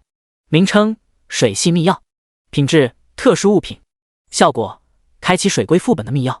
苏白捡起密钥，来到副本的面前。名称：水龟副本。难度：深渊。等级：20到30级。建议多人组队的情况下进入。描述：水龟副本无法携带坐骑一起进入。警告：检测到该玩家只有1人，建议在多人组队的情况下进入。苏白直接无视了这条提示，想要获得命运宝珠，就必须要通关深渊副本。轰！副本的大门缓缓开启，黑色的漩涡把苏白吞没。小岛上天梯直冲云霄，一层光幕阻止了苏白靠近。想要踏上天梯，就必须要解决第一关所有的水龟。水龟漂浮在大海的表面，阳光打在它们的龟壳上。名称：水龟。单位：白银普通。等级：LV27。血量：100W。副本加持。攻击力5780。技能：冲撞、翻滚、水泡泡。描述：水龟喜欢生活在大海中。100万血。副本内的水龟足足比外面的水龟血量的几10倍，它们的等级竟然都是27级。水龟睁开米豆大小的双眼，嗡嗡嗡，密集的水球发射而来，苏白连躲避的欲望都没有。-000。-2100。一大堆伤害0的数字从苏白头顶上出现，攻击他的水龟反而血量下降了1截。雷霆神罚。寒冰领域。幻影分身。水龟每秒要下降80000加血，苏白的手速拉满，每秒能射70多箭。幻影分身拥有自己95%属性，能量穿透让他们杀怪的效率大幅度提升，每秒能造成100万伤害，不到3秒，苏白已经连续射击了200下。战斗小提示：你连续射击了200次，能开启狂暴状态。狂暴。苏白的手速突破150大关，每秒都能击杀好几头水龟。很快，水龟的尸体已经能堆成一座小山了。你击杀了600头水龟，获得300万经验值。你升级到28级，获得19自由属性点。你成功掠夺600点生命值，600点双抗。接连不断的提示音震耳欲聋。无限掠夺已经无法在水龟身上掠夺到属性，但无限叠加让自己生命值提升了600点，跟600点双抗。实际苏白掠夺了840点生命值，新获得来的属性点提升到敏捷上面。随着苏白击杀普通水龟，无形的光幕也消失殆尽。他踏上台阶，前往第2关。很快，他遇到了精英水龟，他们的血量高达200万，但在苏白面前根本不够看。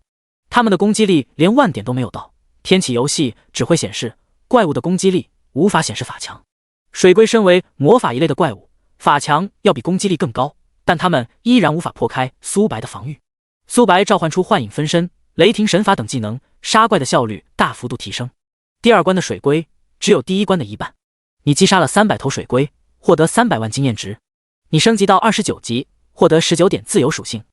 你成功掠夺300点生命值，300点双抗，获得来的属性加在了敏捷上面。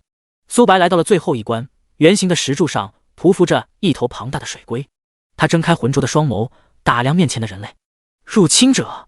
水龟王缓慢地站起身，地面都为之颤抖了一下。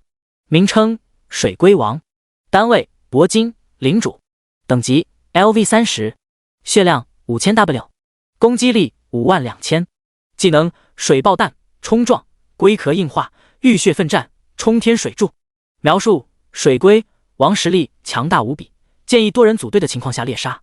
水龟王血量高达5000W，寒冰巨树的生命值也才3500万而已。轰！水爆弹发射而来，只感能力触发，苏白提前就预料到了这一击，但水爆弹波及的范围实在太广了。轰！水爆弹炸裂开来，苏白头顶上出现巨额的伤害数字：-47000，加23500。苏白的护盾瞬间破碎开来，能量吸收让自己恢复了23500血，他的生命值恢复到健康的状态。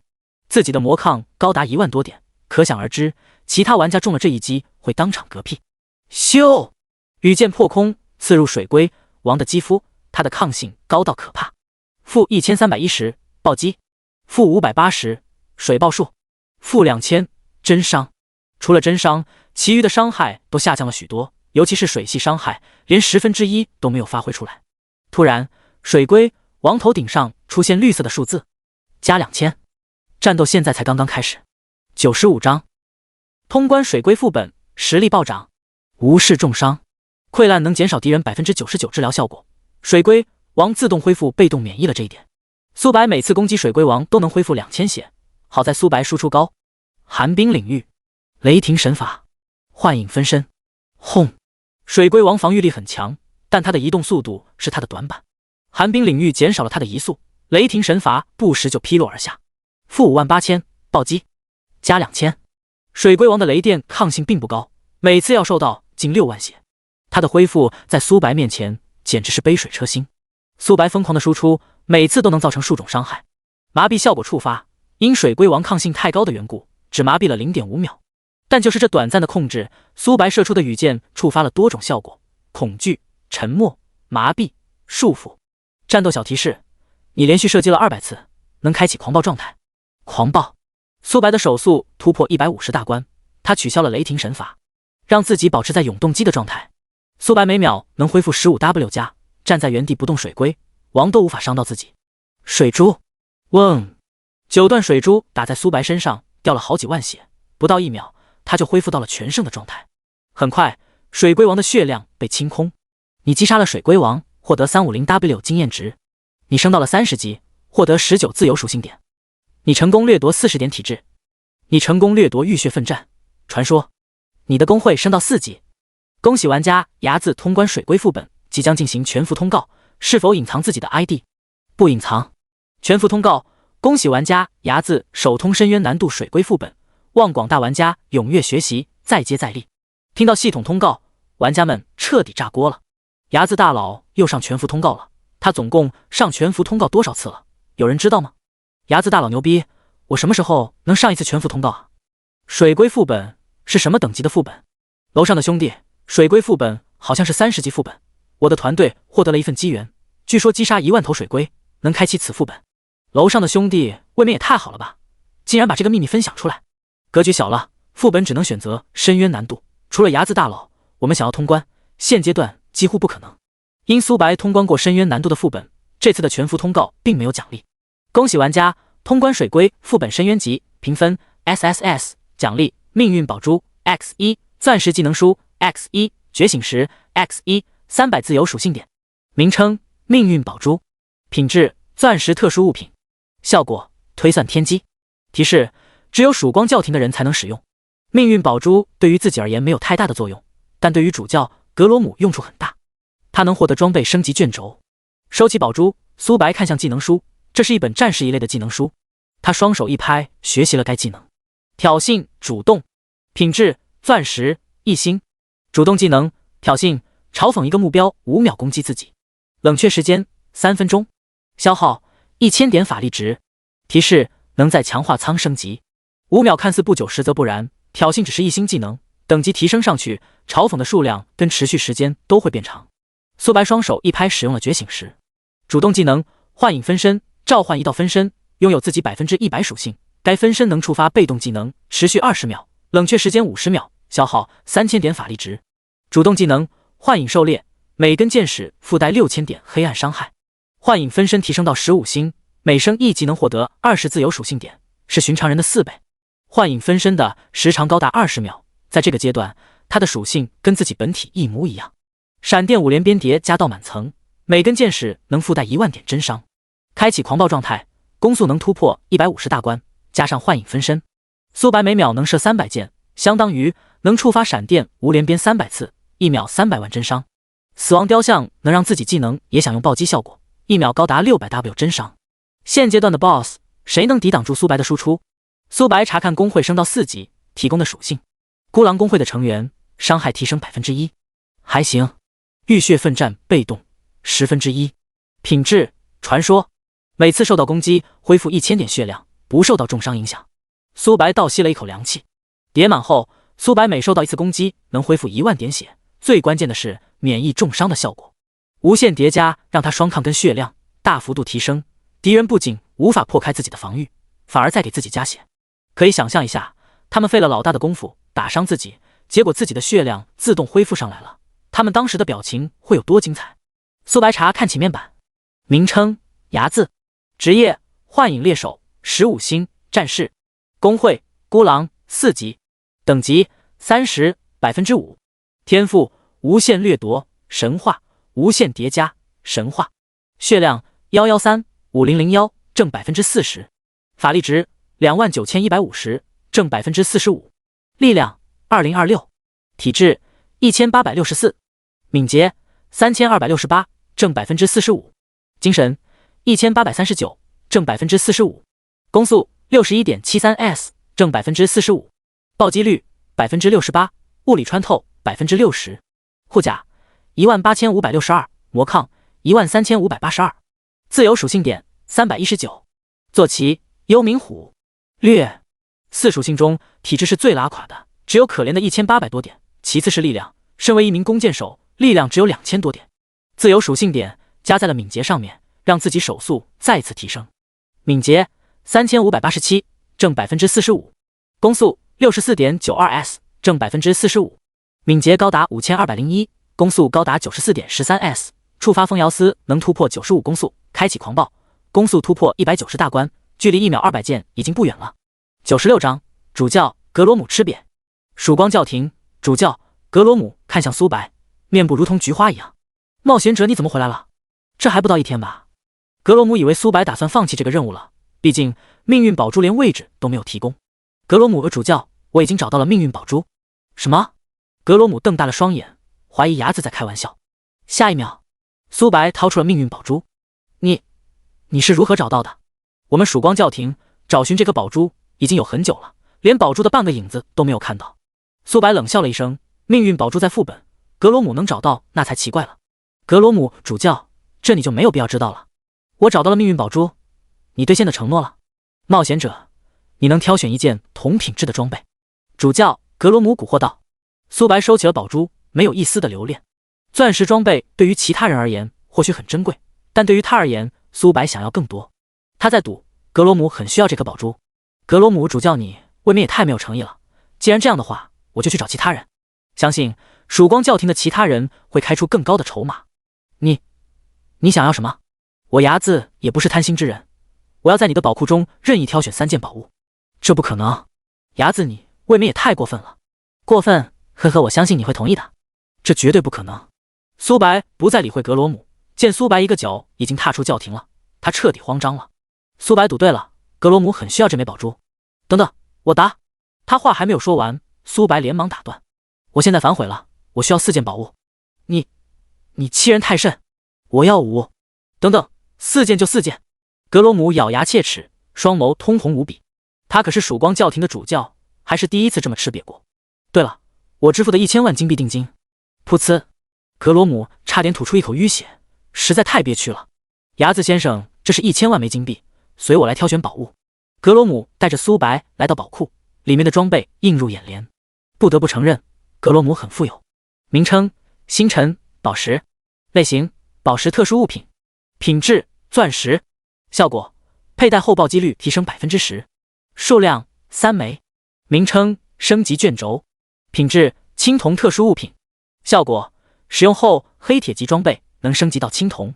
同等级的情况下，宝石的价值要远超装备。露娜就有1枚钻石宝石，但苏白一直没有爆出来。而升级卷轴不能用金钱来衡量，实在太稀有了。格罗姆主教，我要这4件物品。牙子，我宝库的东西有很多，我感觉这4件物品很适合我。噗呲，格罗姆嘴角不由得抽了抽，这4件物品价值在宝库中最高。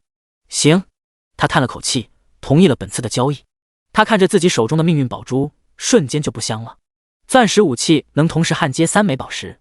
苏白来到铁匠铺，支付了3万枚金币，让五雷大师帮自己焊接宝石。牙子，焊接宝石会减少宝石的耐久度。每一颗宝石总共有10点耐久度，焊接上去会减少1点耐久度，取下来也会减少1点耐久度。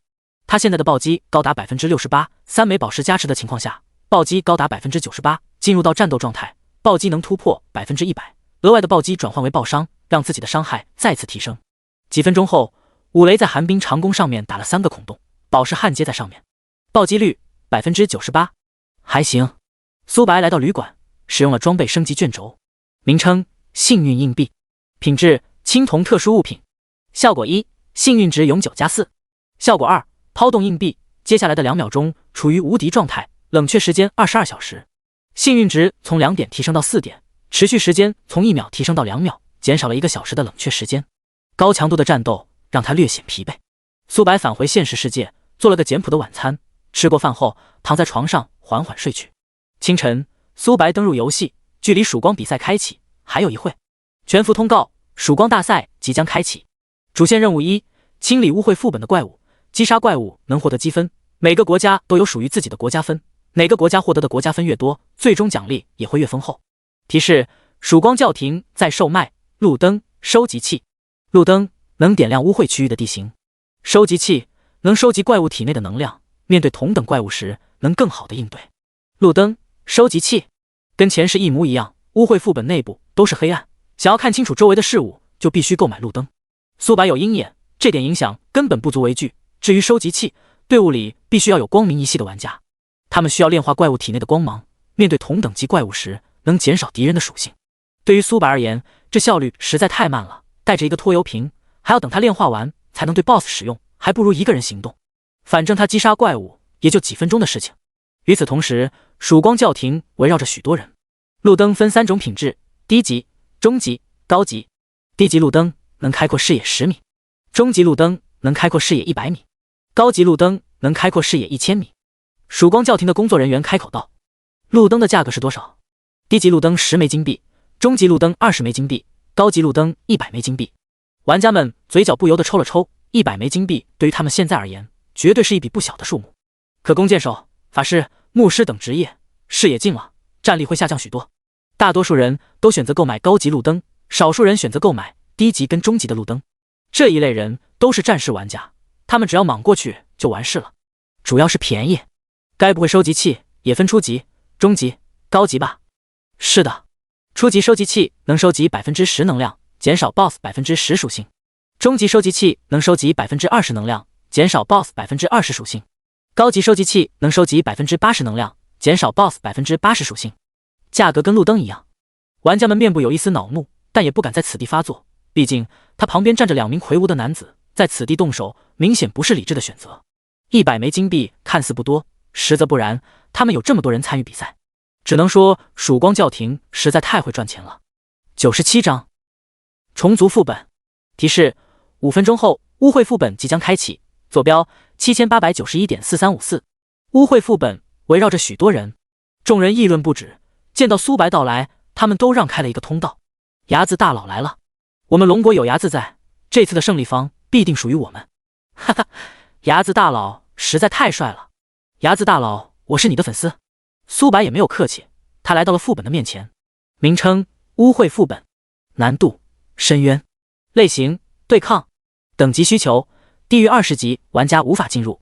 描述：该副本内拥有大量的虫族。10、9、8、7、0，无形的能量包裹所有人，黑色的漩涡把他们吞没。黑漆的空间没有一丝的亮光。我去，是谁踩到我脚了？妈的，有人摸我的屁股，我他妈是男的呀！你们这群流氓可真不要脸，怎么上手了？路灯被点亮，周围的事物一览无余。荒凉的陆地给人一种压迫感，半空中漂浮着腐朽的味道。还好购买了路灯，不然周围的情况都不知道。牙子大佬，接下来该怎么办？我们需要做什么？牙子大佬，我拥有光系天赋，能收集能量，削弱 BOSS 的属性。牙子大佬，我不仅是光系，你让我做什么都可以。本人36D，求一夫带飞。男性同胞傻眼了，以往高高在上的女神级人物，在牙子大佬面前如此的卑微。你们随意。苏白摆了摆手，不再理会这些人。他召唤出幽冥虎，坐在他的背上，双翼展开，消失在众人的视线中。苏白有鹰眼的缘故，即使是几公里外都能看得一清二楚。路灯最大的范围在半径1公里，跟自己的鹰眼相比，两者根本不在一个维度。幽冥虎飞行在几千米以上的高空，苏白能捕捉下面的一举一动，即使是一头蚂蚁都能看得一清二楚。苏白发现了一条蛇虫，它隐藏在绿色的掩体里面，准备给敌人致命一击。小家伙，飞低一点！喵喵！苏白甩了一个探查术过去。名称：蛇虫，单位：黑铁普通，等级 LV20，血量13000，攻击力911，技能：缠绕、毒针、拍打、隐蔽、扑杀。描述：蛇虫喜欢用掩体迷糊对手，给敌人致命一击。咻！羽箭破空，蛇虫还没有反应过来，就被箭矢洞穿，血量瞬间被清空。你击杀了蛇虫，获得0点经验值。你成功掠夺1点生命值，1点双抗。你成功掠夺2点精神力，竟然没有掠夺到属性。苏白有一些遗憾，手环上的数字从0变为了1。继续寻找怪物。因蛇虫等级太低的缘故，小家伙跟苏白都无法获得经验。苏白乘坐幽冥虎，凡是被他看到的虫族都被击杀殆尽。你成功掠夺2点精神。你成功掠夺毒针，完美。毒针被动1%，品质完美。效果：箭矢飞行速度提升10米/s。苏白倒吸了一口冷气。叠满后，箭矢的飞行速度能达到1000米/s。最关键的是，苏白之前就掠夺过箭矢变快的能力。很快，苏白掠夺了40点精神，100层被动。毒针被动100，品质完美。效果：箭矢飞行速度提升1000米/s。几分钟后，苏白来到了一个巢穴，里面有许多的虫族，数百道血光扫视而来。名称：金甲螳螂，单位：黑铁精英，等级 LV25，血量 20W，攻击力3100，技能：金甲突刺、背刺、锁头射线、连续跳跃。描述：金甲螳螂喜欢群居，才20万血，这未免也太弱了吧！数百头金甲螳螂突刺而来，苏白连躲避的欲望都没有。负000，负2100，加0。金甲螳螂连自己的防御都无法破开，反而他们的攻击让苏白的头顶不断出现绿色的回血数字。雷霆神法，寒冰风暴，幻影分身，轰！雷霆劈落而下，恐怖的伤害数字从他们头顶上出现。金甲螳螂连4秒钟都没有撑到，就嗝屁了。你成功掠夺4点敏捷。你成功掠夺120点生命值，120点双抗。你成功掠夺锁头射线，完美。锁头射线被动10%，品质完美。效果：命中率提升10%。苏白现在的命中率高达30%，命中率上限是40%，但自己拥有无限掠夺，或许能达到100%。命中率高达100%后，直拿打啊！还行。击杀普通怪跟精英怪获得的积分并不多，他现在只获得了677分而已。手环上有10颗红点， 1个小时会刷新一次他们的坐标位置，击败玩家能获得他50%的积分。等他们积分多了，我再去收割。苏白拥有幽冥虎，赶路很快，养肥了再杀。吼！一声吼叫声传来，打断了苏白的思绪。直感能力触发，苏白感受到大地在震动。闪现！苏白消失在原地，出现在几百米外。他原本所在的地方出现一道庞然大物，名称：巨型包子，单位：白银领主，等级 LV25，血量 1000W，攻击力6700，技能：吞噬生物、巨盾、钻地、冲锋，肉体皆为+1。描述：巨型豹子为虫族的运输怪物，战斗能力并不强。巨型豹子除了体型大一点，速度并不快，它们能运输比自己体型大8倍的东西。巨型豹子运输的东西越多，速度反而会越慢。巨型豹子张开血盆大口，一堆虫族士兵从里面走了出来，大多数是普通虫族，少数是精英虫族。战斗现在才刚刚开始。98章瞬秒100人。苏白面部露出和善的笑容。巨型豹子给自己运来了一堆好东西。轰轰轰！密集的攻击发射而来，苏白头顶上出现伤害0的数字，攻击他的敌人反而掉了一大堆血。幻影分身。苏白手速拉满，两面夹击下，虫族士兵持续下降着。3秒后，幻影分身跟苏白都开启了狂暴状态。每根羽箭穿透敌人后，紧接着继续穿透另一名虫族的肌肤。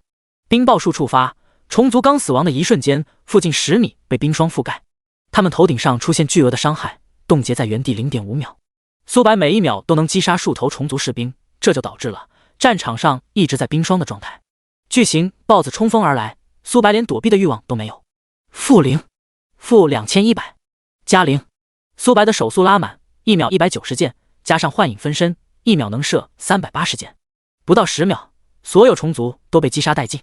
你的坐骑成功升到26级，你成功掠夺肉体阶位+1，传说，肉体阶位+1，被动1/10，品质传说，效果生命值永久提升 4%， 每秒恢复1000点生命值。叠满后，苏白能额外获得 40% 血量，每秒能恢复1万血。加上坐骑的羁绊，苏白不到10秒就能从残血状态恢复到全胜状态。最关键的是无限叠加，每击杀一个生物能掠夺1点生命值，跟双抗，相当于苏白击杀一个生物就能掠夺 1.8 生命值，掠夺1000万血量，乃至是1亿，那就是多出了8000万血。巨型豹子总共运输了近1000头虫族士兵，苏白掠夺了1000多点生命值，跟双抗。他手环上的分数也从3位数变为了5位数，直接冲到了第1名。另一边，数百道身影在围攻一头 BOSS， 一名觉醒光系天赋的玩家，他手中拿着收集器，对面的 BOSS 属性下降了一大截。名称：冰霜巨虫，单位：白银领主，等级25级，血量 280W700W， 攻击力3122，技能：冰霜风暴，能量强化，冰盾，冰系龙卷，冰系锁链，全属性减少 60%。 所有人给我攻击这头 BOSS。 端木小次郎面部如同菊花一样，他跟端木田分为了2组，要是自己能杀死这头 BOSS， 也能证明自己1、2。数百人有序地攻击着 BOSS， 战士挡在最前面，不要让这个畜生过来。牧师随时给战士治疗，弓箭手在一旁持续射击，法师尽量打断他的技能。刺客，别让这畜生跑了！端木小次郎下令道。 BOSS 的血量持续下降着，因属性降低了 60% 的缘故，他无法秒杀面前的玩家。坦克血量不足时，他们就会躲在后面，后一排的战士补充上去，等血量恢复后再互换位置。反复进行下， BOSS 的血量已经不足10万了。端木小次郎面部如同菊花一样。端木田，你拥有传说天赋，但在我面前依然不够看。我端木小次郎是这个世界上最有智慧的人类，哈哈哈！突然，一根羽箭破空，命中了冰霜巨虫。-7888，暴击。-8111，水爆术。-11300，黑暗。-2000，真伤。一大堆伤害数字从冰霜巨虫头顶上出现，他的血量瞬间被清空。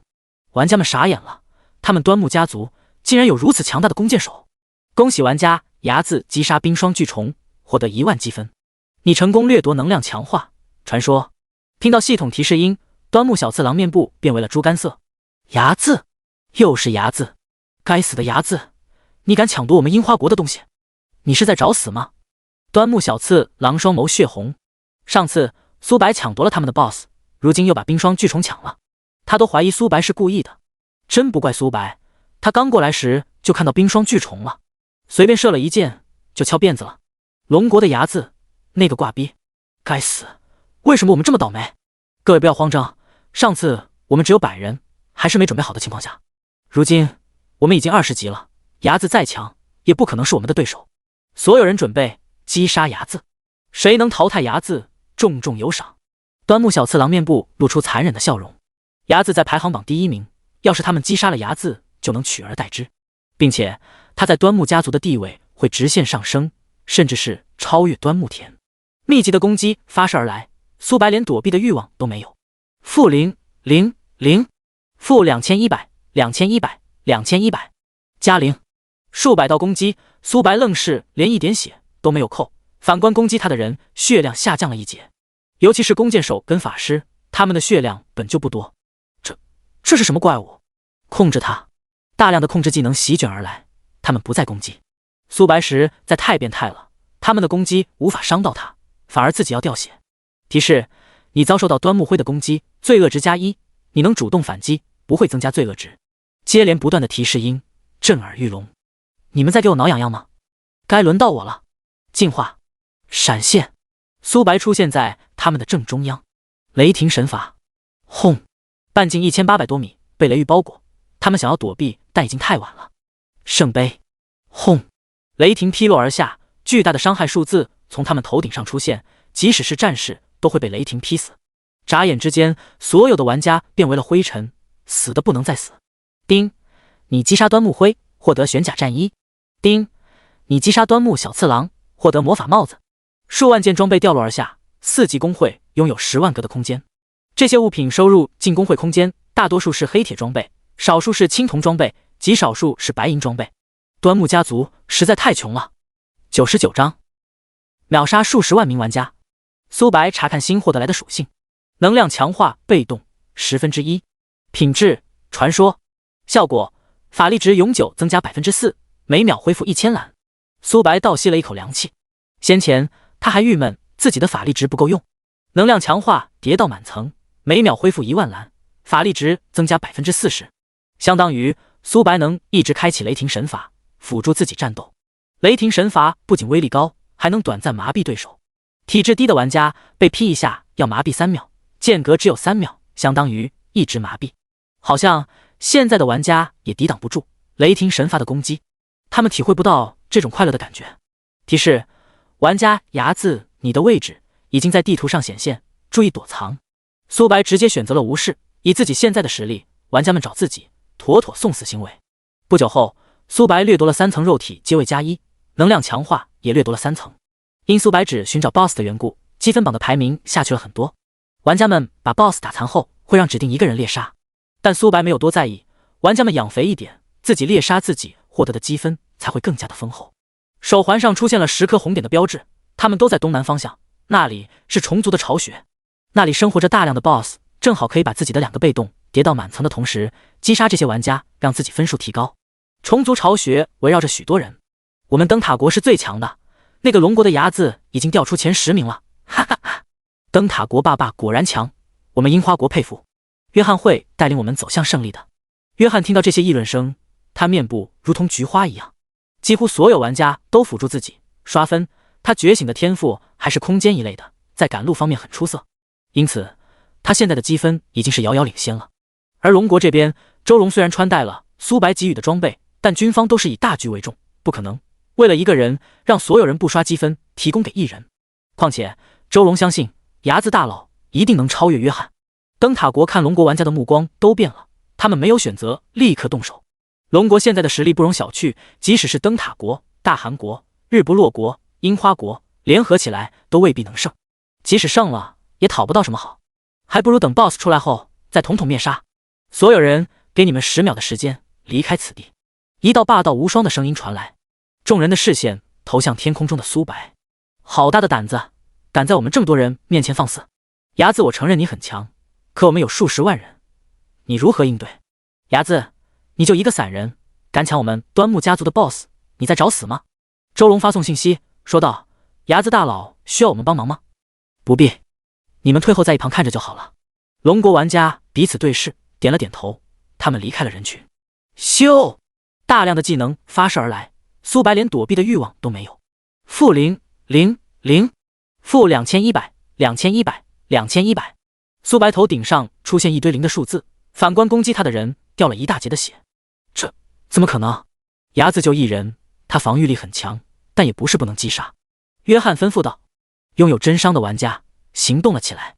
就这，小家伙，下去一点。喵喵！幽冥虎如同一道绿色的闪电，瞬间出现在人群中。圣杯，圣杯悬浮在半空，笼罩所有人。闪现，苏白出现在他们的正中央。雷霆神罚，轰！方圆半径1800多米被雷霆神罚包裹在内。轰！闪电劈落而下，范围内的敌人瞬间被秒杀，他们变为了灰尘。大量的装备从他们身上爆了出来。哗啦啦！幸存的玩家瞪大了双眼，如同在看怪物一样。伢子的实力未免也太强了，一招秒杀几万人。该死，我们10万人都无法击杀他吗？大家不要慌张，他的终极大招已经用了，我们还有胜利的希望。龙国玩家议论不止。哇，伢子大佬牛逼！哈哈，我们龙国能出伢子，简直是我们龙国的福星啊！他们之前不是很嚣张吗？伢子大佬出手，他们瞬间被秒了。伢子大佬，你缺挂件吗？我是你的粉丝。周龙吞咽了一口唾沫，伢子该不会开挂了吧？王虎已经下定决心了，一定要抱住伢子大佬的腿。光是伢子看不上的装备，他们穿戴后都能起飞。幻影分身，寒冰领域。苏白的身影如同鬼魅，重新回到坐骑上，他在天空中翱翔。幽冥虎拥有自己10击倍的移速，有意规避的情况下，外国玩家很难攻击中。冰爆术不断触发，每击杀一人，他附近10米内会遭受到1万点伤害。大多数玩家现阶段连1万血都没有。苏白的血量跟双抗不断提升，苏白每射出一箭就会有2人暴毙，能量穿透导致了第2人的血量也被清空。战斗提示：你连续攻击了200次，能开启狂暴状态。狂暴！苏白攻速突破190大关，加上幻影分身，每秒能射380箭，每秒能杀死1000名玩家。怪物！外国玩家已经没有一丝的战意了，他们连苏白都无法攻击中。反观苏白射出的箭矢，秒杀了一大片。很快，外国玩家被全部击杀，地面的装备已经能堆成一座小山了。好烦啊！我的格子只有10万格。苏白很是无奈。外国玩家的数量高达10万以上，他的分数突破了8位数。第一名，伢子获得1300万分。第二名，周破军获得103182分。周破军是麒麟队的队长，能获得10多万积分也不稀奇。100章击杀虫族女王。这一战不仅让苏白获得了1000万积分，还获得了几百万件装备，以及他的生命值提升了10几万，双抗也提升了6位数。即使是 BOSS 也无法破开自己的防御。工会的格子只有10万格，装备实在太多了，无法装下。苏白思索了一会，开口道：麻烦各位帮我把装备收起来，这些装备我可以出市场最低价。所谓的市场最低价，就是比普遍装备便宜2至3倍，在游戏大后期的价格。众人听到这话，面部如同菊花一样。伢子大佬未免也太好了吧？因苏白击杀这些玩家的缘故，想要拾取装备，必须要得到苏白的同意。至于不想付钱的玩家，还真没有。毕竟苏白秒杀10万人的画面摆在那里，况且苏白出售的价格已经很低了，甚至一些玩家能二手卖掉，也能赚上一笔。苏白看着自己金币到账的悦耳提示音，也是微微笑了笑。一件黑铁装备只能卖几枚金币，但胜在量足够多。苏白这次的收获突破了9位数，等离开副本后，能让雷霆神法等技能等级提升上去。清点完战利品，苏白看向虫族巢穴的方向，击杀虫族母体。这次的任务就算完成了。您好，伢子先生，我是麒麟队的队长周破军，很高兴能见到您。周破军开口道，他身旁站着周龙、王虎，他们都很是恭敬。前世周破军身为龙国的战神，苏白自然有一些印象的。游戏融合现实后，强大的怪物来袭，周破军为了掩护人族的撤退，一人面对数头强大的怪物，最终死在了他们的手中。苏白对于这种人还是很佩服的。伢子，接下来我们要做什么？周破军询问道。他虽是官方的最高掌权者之一，但他很明白苏白的实力要远强于在座的所有人。你们击杀虫族的零散怪物即可，让自己的分数高一点，结算奖励会更加丰厚。好，周破军没有问虫族母体该怎么办，因为苏白要是解决不了母体，那他们也没有任何的办法。调整了一番，苏白乘坐幽冥虎朝着虫族堡垒飞去，城门上站着几名虫族护卫。咻！羽箭破空，虫族护卫的血量瞬间被清空。嗡嗡嗡！虫族士兵拉动了警报装置，大量的虫族奔跑而来，大门缓缓敞开。闪现，雷霆神罚，幻影分身。苏白出现在虫族大军正中央，他无视了周围的攻击，他现在的防御力高达6位数，即使是 BOSS 也破不开自己的防御。轰！雷霆神罚劈落而下，数万头虫族瞬间被秒杀。幽冥虎的等级直接提升到了27级。众人看到这一幕都麻木了。苏白不仅伤害高到可怕，还很肉，虫族战士的攻击连他的防御都无法破开。苏白不断射击，每秒都能杀死数百头虫族，生命值跟双抗不断上涨。哒哒哒，地面的碎石四溅，几头巨型豹子围绕住苏白，它们张开血盆大口，大量的虫族从里面爬了出来。苏白不断射击，冰爆术疯狂触发，附近10米内的敌人被冻结在原地。苏白每秒的输出已经高达100万以上，即使是巨型豹子也无法支持10秒钟。很快，苏白掠夺了10层被动，肉体阶位+1，被动10%，品质传说，效果永久增加40%生命值，每秒恢复1万点血。苏白击杀一个生物，相当于能掠夺1.8生命。寒冰巨虫喷出冰霜，想要冻结苏白。进化，苏白挣脱束缚，寒冰巨虫的血量要比巨型豹子少一些。很快，他们被苏白射杀。能量强化被动10%，品质传说，效果法力值永久挣40%，每秒恢复1万点蓝。苏白站在原地不动，10秒不到就能回满蓝。雷霆神罚处于一直开启的状态，凡是进入范围内的敌人，除了领主级单位，都会被瞬间秒杀。虫族的数量快速下降着。苏白没有立刻前往虫族大本营击杀这些虫族，能掠夺大量的生命值跟双抗。以后想要遇到这种机会可不容易，每秒能叠加近1000点生命值跟双抗，实在太爽了。几分钟后，虫族士兵连半个影子都无法再看到了。苏白乘坐幽冥虎来到了虫族大本营，他找到了虫族母体，她的样貌很出色，跟人族女子一般无二。名称虫族女王，单位铂金，领主，等级30级，血量1000W，攻击力3477，技能控制虫族，孕育虫族，精神操控。描述：击杀虫族女王，她孕育出的虫族也会立刻死亡。虫族只有母体才有思维，他们的实力并不强，甚至能用弱鸡来形容。只有1000W 血，攻击力连5位数都不到。人类，你来了。虫族母体右手摸着红唇，只要你肯放过我，让小女子做什么都可以。她的瞳孔变为了爱心的形状。虫族母体缓慢靠近苏白，苏白都能闻到她身上散发着迷人的香气。去死吧，人类！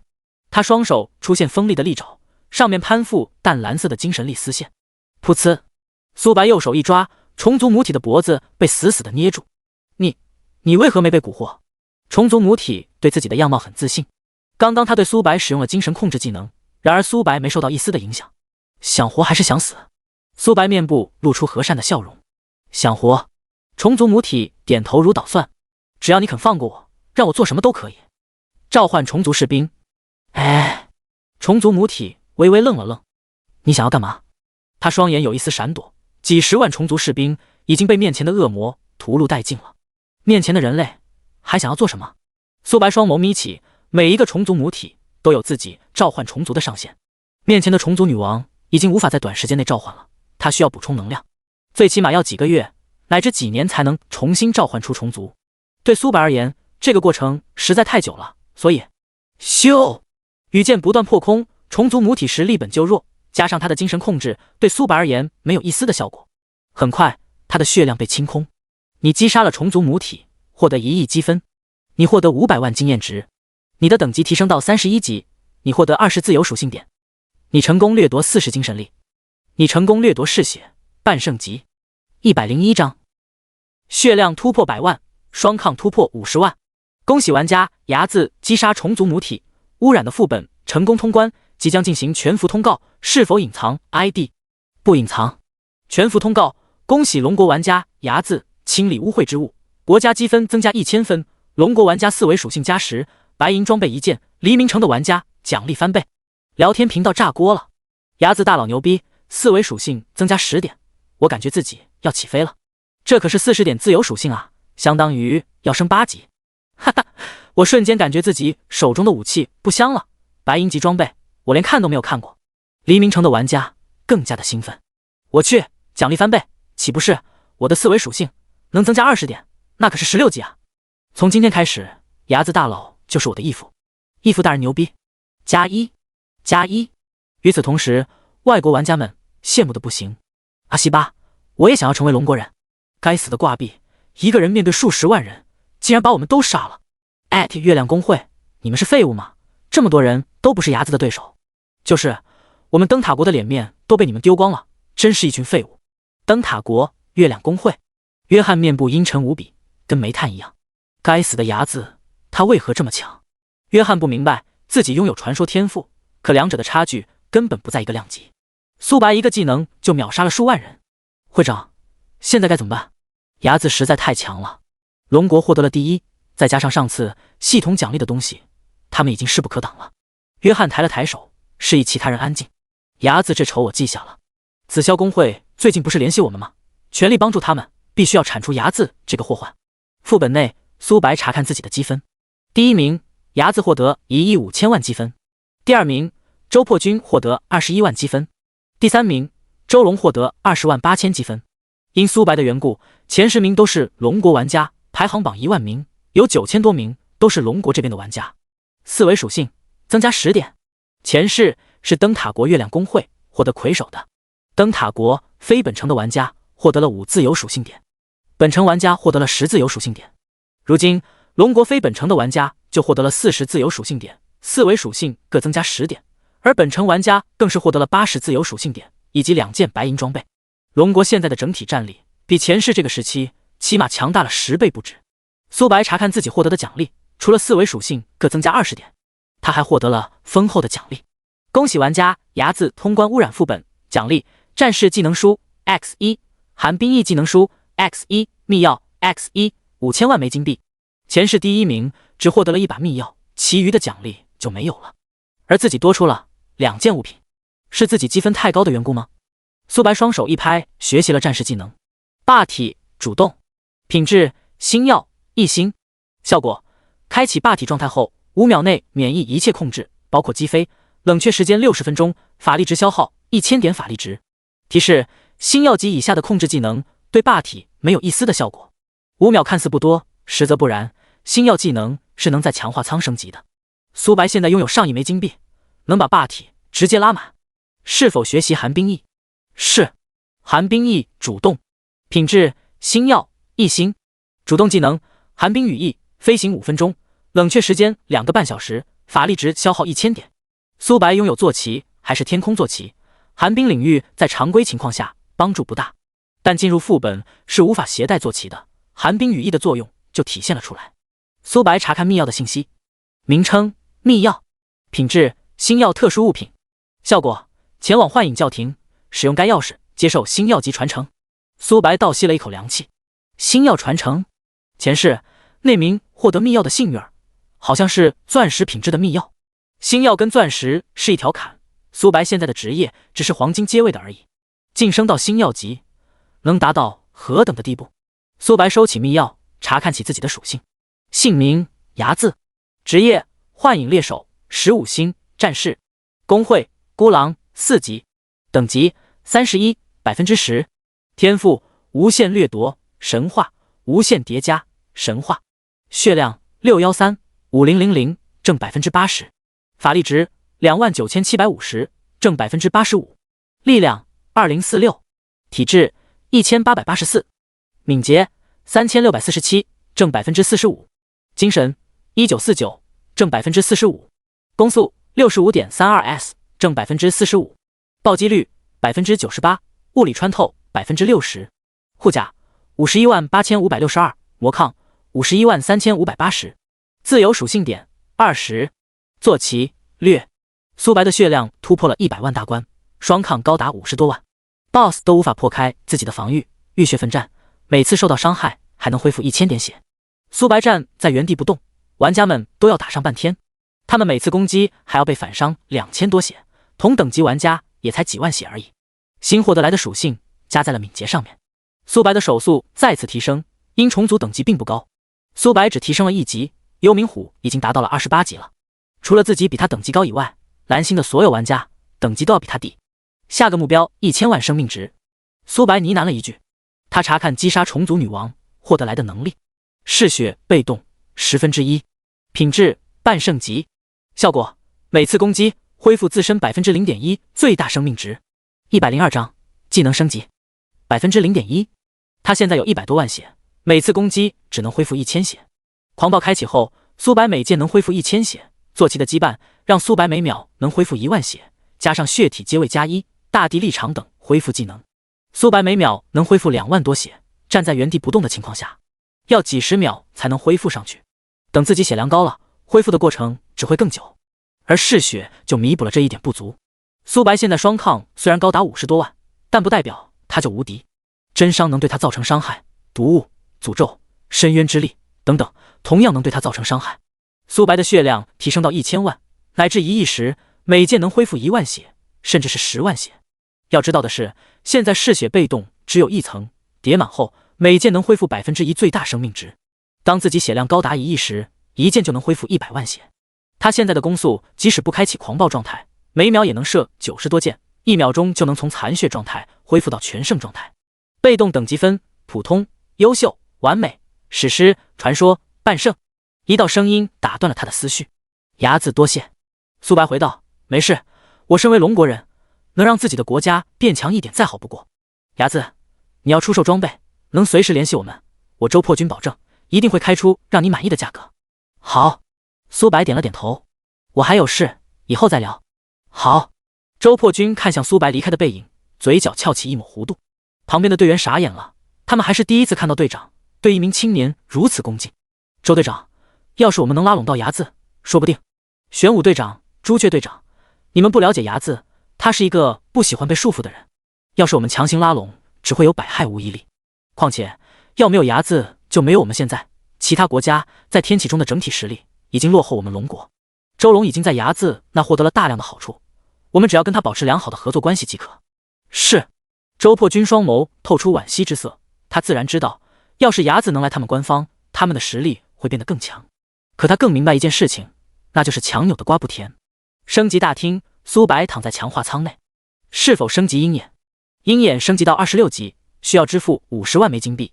是。鹰眼升级到26级。鹰眼升级到27级。鹰眼升级到28级。鹰眼被动，等级 LV31， 效果视野提升6400米。效果2，洞穿阴影，视野距离从4500米提升到了6400米。30级的鹰眼每提升1级，视野都会提升400米。苏白对周围的事物一清二楚，即使是地面上的一只蚂蚁都能看清楚。视野对于弓箭手而言极为的重要。是否升级基础被动敏？是。基础被动敏升到26级。基础被动敏升到27级。基础被动敏升到28级。基础被动敏，等级31级。效果敏捷属性永久提升 64%， 敏捷从 45% 增加到了 64%， 足足提升了 19%。 苏白现在的敏捷高达5000多点，直接提升了几百点的敏捷。很快基础被动精也提升到31级，分裂出来的火雨以及雷霆神罚的距离跟威力都提升了1阶。是否升级雷霆神罚？雷霆神罚升到6级，需要支付500万枚金币。苏白看着自己的余额不屑一笑，他现在有9位数的金币，升级技能还是轻轻松松的。雷霆神罚升到6级，支付500万枚金币。雷霆神罚升到7级，支付600万枚金币。雷霆神罚升到8级，支付700万枚金币中。雷霆神罚主动，品质星耀10星。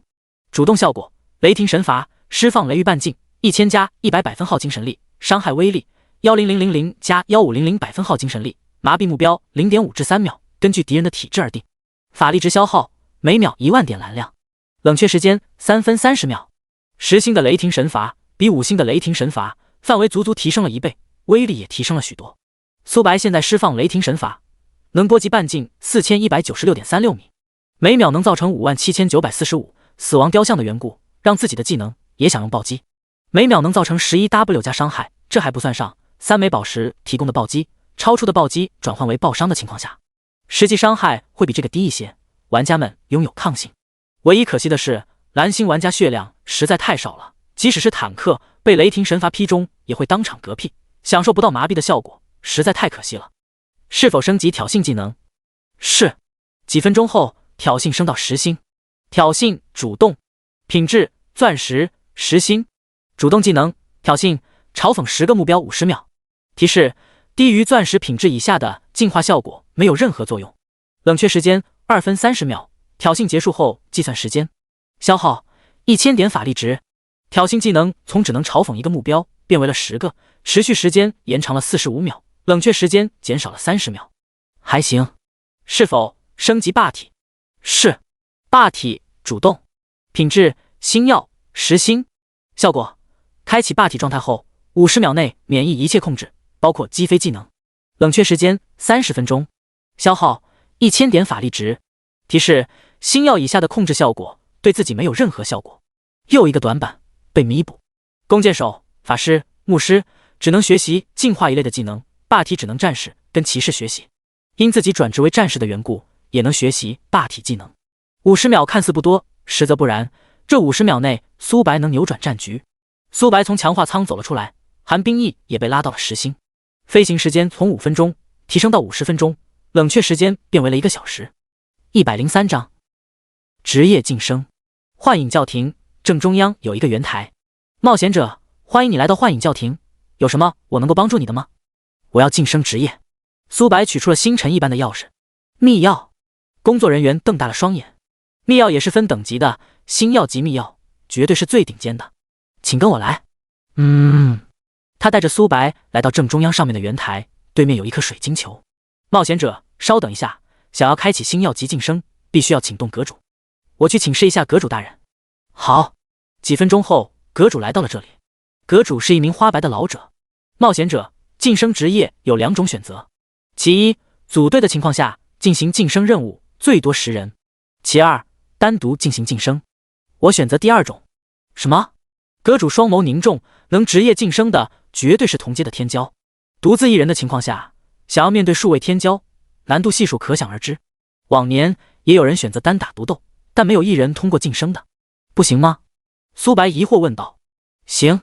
冒险者双手触碰小球，使用秘钥即可进行晋升任务。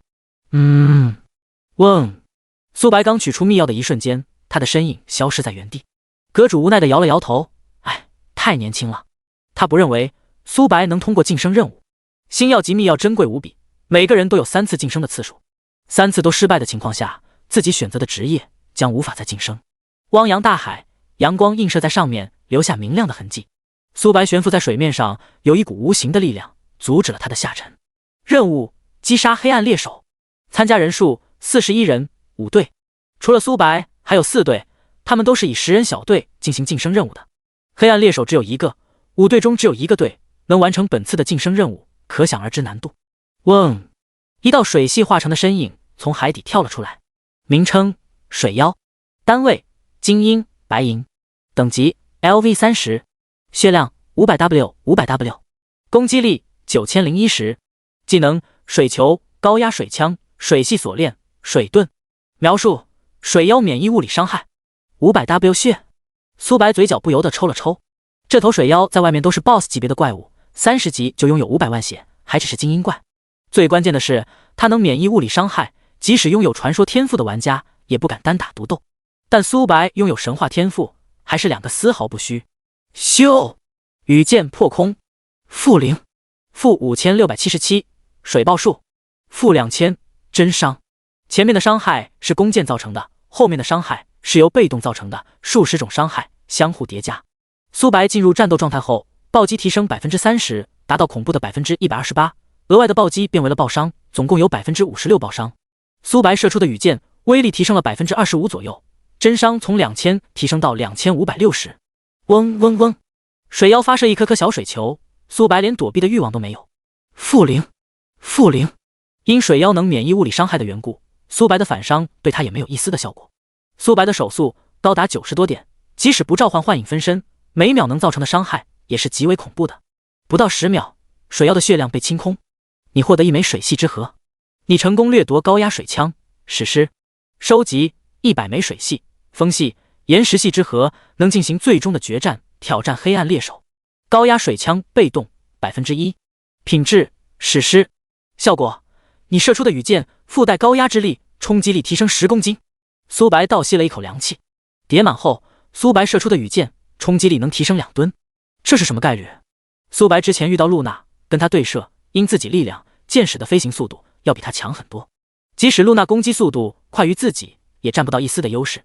他需要7-8箭才能抵挡住苏白射出的羽箭，而高压水枪让自己的羽箭拥有了冲击力，露娜需要使用的羽箭只会更多。最重要的是，近战玩家想要盾牌或大剑等武器格挡住羽箭也会困难许多，甚至是面对体型较小的敌人还能起到短暂的击退的效果。苏白对水妖感兴趣了起来。很快，苏白掠夺了40精神、100层被动。高压水枪被动100，品质史诗级。效果，你射出的羽箭附带高压之力，冲击力提升1000公斤。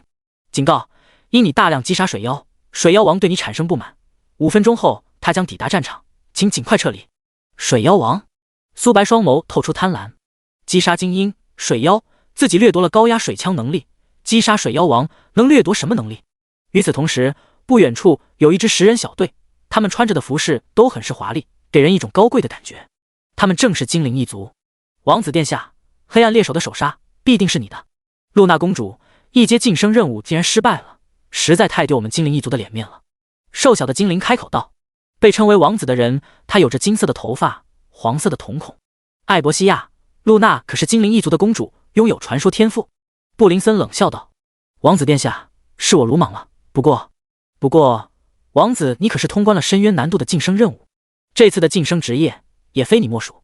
好了，布林森面部有一丝恼怒，可他心里却喜悦的不行。露娜身为精灵一族的公主，跟她的地位相差无几，可自己通关了深渊难度的晋升，而露娜却没有完成晋升任务。据说露娜是被一个刚进入天启游戏的势力击败了，好像是人族低级星球的种族。布林森拥有传说天赋，还是空间一类的，他能让自己的箭矢改变轨迹，出现在敌人的四周，并且他还能使用空间系逃跑跟追击，速度上的不足也就被弥补了。104章秒杀精灵族王子。其余8名壮汉嘴角不由得抽了抽，他们花了老大的功夫才攀上布林森，而艾伯西亚才来没多久，布林森就很看好他。他们恨啊，为什么？他们就没有这个口才？明明艾伯西亚是一个牧师职业，而他们是战士，能在前面抵挡伤害，备受重视的是他们才对。我布林森只要能完成晋升，所有人都能获得丰厚的资源，并且有人表现好的话，我能收他为我的手下。此话一出，所有人彼此对视，都能看到对方眼中的火热。精灵一族也是分等级区分的，布林森身为精灵一族的王子，资源自然不缺，但他们不同。多谢王子殿下。名称水妖王，品质黄金领主，等级 LV30， 血量 3500W 3500W， 攻击力21000，技能高级水球、水珠、连续射击、浴血奋战。描述：水妖王免疫一切物理伤害，水系伤害减少 90%。 水妖王的血量高达 3500W， 雷霆巨树的血量也才 3500W 而已。要知道的是，雷霆巨树是终极 BOSS， 而水妖王只是黄金领主。星耀级晋升果然难，不过区2万多攻击力还无法破开我的防御。苏白拉动弓箭不断的射击，他每秒都能造成恐怖的伤害。雷霆神法，寒冰领域，幻影分身。副本内坐骑空间会被封印，无法召唤，但他没有在意。幻影分身拥有自己的100%全属性，每秒能造成恐怖的伤害。水妖王血量疯狂下降着。嗡！水珠从地底下冲了出来，苏白的身影浮空。负零，前面的是苏白被水珠冲击的伤害，后面的是反伤的伤害。水妖王没有停止的打算，第2道水珠袭来，苏白能感觉到水珠的威力提升了 10% 左右，但苏白的双抗高达50多万，他根本无法破开防御。进化闪现，虽然无法破开自己的防御，但也会影响自己的进度。水妖王的体型很大，这也就导致了他们动作很迟缓。水妖王血量下降到 80% 时，他飞在了半空，扇动着羽翼，数十头精英水妖身影出现在面前，密集的攻击发射而来。苏白不闪不避，击杀水妖王，这些水妖也会不攻自破。70%、60%、50%。几分钟后，水妖王的血量被清空。你击杀了水妖王，成功掠夺40点精神。你成功掠夺浴血奋战，传说。浴血奋战被动2/10。品质传说。效果：你每受到一次攻击，能恢复2000点血。还行。因苏白有浴血奋战的缘故，掠夺了一层被动。距离满层还有8层。100枚水系之核收集完毕，是时候前往风系领地了。风之谷周围不时就有狂风，每秒都要受到风系伤害。因苏白拥有50多万魔抗，这点伤害连他的防御都无法破开。突然有数十道身影映入眼帘。人类！布林森双眸眯起。王子殿下，这小子只有1人，而我们有10人。王子殿下，您不出手，我们都能轻易击杀他。艾博西亚不可大意。布林森认真打量起苏白，突然瞳孔放大。睚眦，这1号人物他听说过。是你？你击杀了露娜？哦，精灵一族，有趣。苏白面部露出和善的笑容。击杀玩家，自己能获得100倍掉落，精灵一族还都很富裕，想要找我麻烦？苏白唏嘘一笑。布林森耸了耸肩，本王子倒是要见识一下你的实力，能击败露娜的人到底有多强？王子殿下，需要我们出手吗？不必。布林森摇了摇头，自信道：你们都不要出手，我会亲手击败他。是。9人自动退后，躲在了不远处。你们觉得谁会获胜？肯定是王子殿下。可露娜公主败给了他，听说这个人类的实力很强。露娜能跟王子殿下比吗？就是一个刚进入天启游戏的种族，还想跟我们高贵的精灵族比较。人类，准备好了吗？苏白没有理会他，而是射出了羽箭。看我如何躲！布林森瞳孔瞪大，羽箭的速度实在太快了。好，好快！咻！布林森同样射出羽箭。砰！两股力量碰撞在一起，苏白射出的羽箭并未减慢，反观布林森射出的箭矢直接掉落地面了。这怎么可能？布林森出现在5米外，躲避了苏白射来的羽箭。他每射出一箭，都能穿梭一次空间。有趣！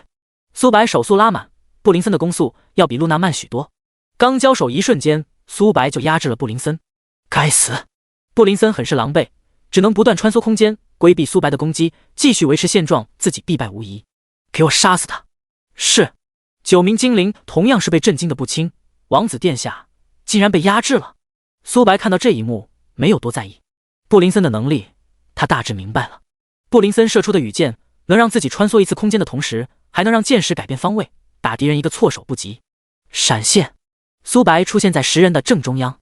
这小子疯了，一个弓箭手敢跟我们近身？哈哈，杀了他！小子，我承认你实力很强，但你未免也太自大了。寒冰领域，雷霆神法，轰！方圆几公里被雷域覆盖，天空劈落雷电，战士玩家瞬间被秒杀，头顶出现巨额的伤害数字。布林森想要躲避雷霆的波及，但他闪现的距离实在太近了。叮！你击杀布林森，你获得精灵戒指。右！叮！你击杀布林森，你获得精灵戒指。左！听着耳边的提示声，布林森整个人都麻木了。我是谁？我在哪里？105章。风妖王，精灵一族复活祭坛。几道身影出现在复活祭坛，因他们有免受死亡惩罚的物品，本次死亡，只掉落了装备，没有损失经验值，以及1个小时禁止登入游戏。哇，艾米西亚，他们阵亡了？这怎么可能？我记得艾米西亚他们不是跟着精灵王子吗？难道精灵王子也阵亡了？不可能，绝对不可能！精灵王子可是拥有传说天赋的妖孽，即使是露娜公主都未必是他的对手。更何况精灵王子通关了深渊难度的晋升，谁能杀死他啊？艾米西亚听到这些议论声，面部越发的阴沉了。那名人类强到可怕，他的治疗光环还没有落下，他的队友跟自己就嗝屁了，难怪露娜公主会败在那名人类的手中。等等，我怎么感觉身上凉飕飕的？他瞥了一眼下方，只见自己穿着一个白色的大裤衩，其他东西都被爆出来了。我的装备了。旁边8人跟他的表情一模一样，一脸懵逼。因他们背包里物品比较多的缘故，并没有艾米西亚这么狼狈，但也没好到哪去。警告：精灵主城出现污秽之人，护卫队正在赶过来，请广大玩家不必慌张。卧槽！卧槽！卧槽！艾米西亚想要溜走，数十道身影挡住了他的去路。跟我们走一趟。艾米西亚委屈巴巴说道：“各位有话好好说。”护卫的体型都很魁梧，光是站在那里就给人一种压迫感。反观艾米西亚，很是矮小。女性精灵看到这一幕，也是蒙住了双眼，流出了一条缝隙，咂了咂嘴。好小！艾米西亚被护卫扛走。精灵一族对自己的形象格外的看重，在主城内如此的伤风败俗，起码要关半个月的禁闭。很快，复活祭坛又出现一个光幕，他正是精灵一族的王子。精灵王子被别人击杀了，我记得他好像参加了职业晋升任务。到底是谁杀了精灵王子？难道是那些强大的种族？听着周边的流言蜚语，布林森拳头握着咔咔作响。他身上的物品掉落了数百件，其中还有2件钻石物品。最可气的是，自己败给了一名弱小的人类。我不甘心啊！苏白茶看戒指的属性，名称：星空戒指，左；品质：钻石；职业需求：弓箭手；等级需求：30级；力量加200；体质加200；敏捷加200；精神加200。效果1：攻速加1。套装效果：攻速加3。提示：星空戒指右，星空戒指左，同时穿戴才能触发该效果。星空戒指右跟星空戒指左效果一样。黄金戒指已经跟不上他的步伐了，麻痹效果看似好，但实则不然。他现在遇到的怪物抗性很高，黄金戒指想要控制敌人很是艰难。苏白换上2枚戒指，雷霆戒指左又被取了下来。他4维属性各增加了300点，攻速加5。苏白的攻速达到恐怖的 120S， 触发风摇丝能达到 121S， 开启狂暴能突破240攻速，1秒240件，光是想想就可怕。除了2枚钻石戒指，他还获得了许多的装备，自己虽然用不上，但能卖给周龙。升级技能的费用实在太高了，尤其是星耀技能，1星升到10星，足足要4500万枚金币。苏白现在的余额已经不足9位数了，连5000万枚金币都不到了，还是太穷了。苏白双眸大亮，这次参加试炼的不止精灵一族，还有其他种族。有些种族在天启中摸爬滚打了多年，击杀他们爆出的物品一定很珍贵。风之谷外围区域，天空中翱翔着风妖，近战玩家遇到这些风妖会很头疼，他们速度不仅快，还会飞行。苏白的弓箭对准了一个风妖，咻！羽箭破空，风妖如同下饺子似的从天空中砸落而下，砰！地面出现一个蜘蛛网的裂痕，掀起了阵阵涟漪。苏白手中的动作并没有停止，一头头风妖摔落而下。名称：风妖，单位：精英白银，等级30级，血量500W 500W， 攻击力10010，技能：风刃、风系漩涡、风球、风系锁链、连续挥砍、风盾。描述：风妖免疫物理伤害，他们的速度跟攻击力很强。苏白射出的羽箭，风妖根本无法规避，反观他们的攻击，连自己的防御都无法破开。-000，-000，-000，一堆伤害0点的数字从苏白头顶上出现，风妖也遭受到反伤，因他们免疫物理伤害的缘故，并没有遭受到伤害。很快，这些风妖被击杀。你成功掠夺4点敏捷，你成功掠夺风盾、史诗。风盾被动100，品质史诗。效果：你受到的风系伤害 50% 转变为治疗，还行。100枚风系之核到手，只差100枚炎系之核了。苏白没有立刻前往石妖的领地，水妖领地生活着领主单位，那风之谷自然也有他们的王，击杀他们能掠夺被动技能。风之谷最内围一个柱子直冲云霄，没有飞行能力，根本无法攀爬上去。上面生活着风妖王。寒冰羽翼，苏白背后出现淡蓝色的羽翼，嗡！苏白消失在原地，朝着上面飞去，大概飞行了几分钟才到达最顶部。风妖王睁开浑浊的双眸，羽翼张开。名称：风妖王，单位：黄金，领主，等级30级，血量 3500W 3500W， 攻击力26700，技能：风刃、风系风暴、风之眷顾、冲锋、背刺、风系化形。描述：风妖王免疫物理伤害，能利用风的能力战斗。106张，美杜莎石化。风妖王扇动羽翼，杀向苏白。他的速度很快，苏白避无可避，锋利的爪子拍向他的胸膛。-0，风妖王攻击高达27000多点，但苏白的双抗更是恐怖，他连自己的防御都没有破开。风妖王跟水妖王血量一样，但风妖王更加难以对付，他能在天空战斗，速度、攻击是他的优势。最关键的是，他能利用狂风影响对手，但在苏白面前根本不够看。狂风打在他身上，就跟挠痒痒一样。苏白不断射击，风妖王的羽翼已经被箭矢洞穿。雷霆神法，幻影分身，寒冰领域。苏白每秒能恢复1万多点蓝，雷霆神法能一直使用。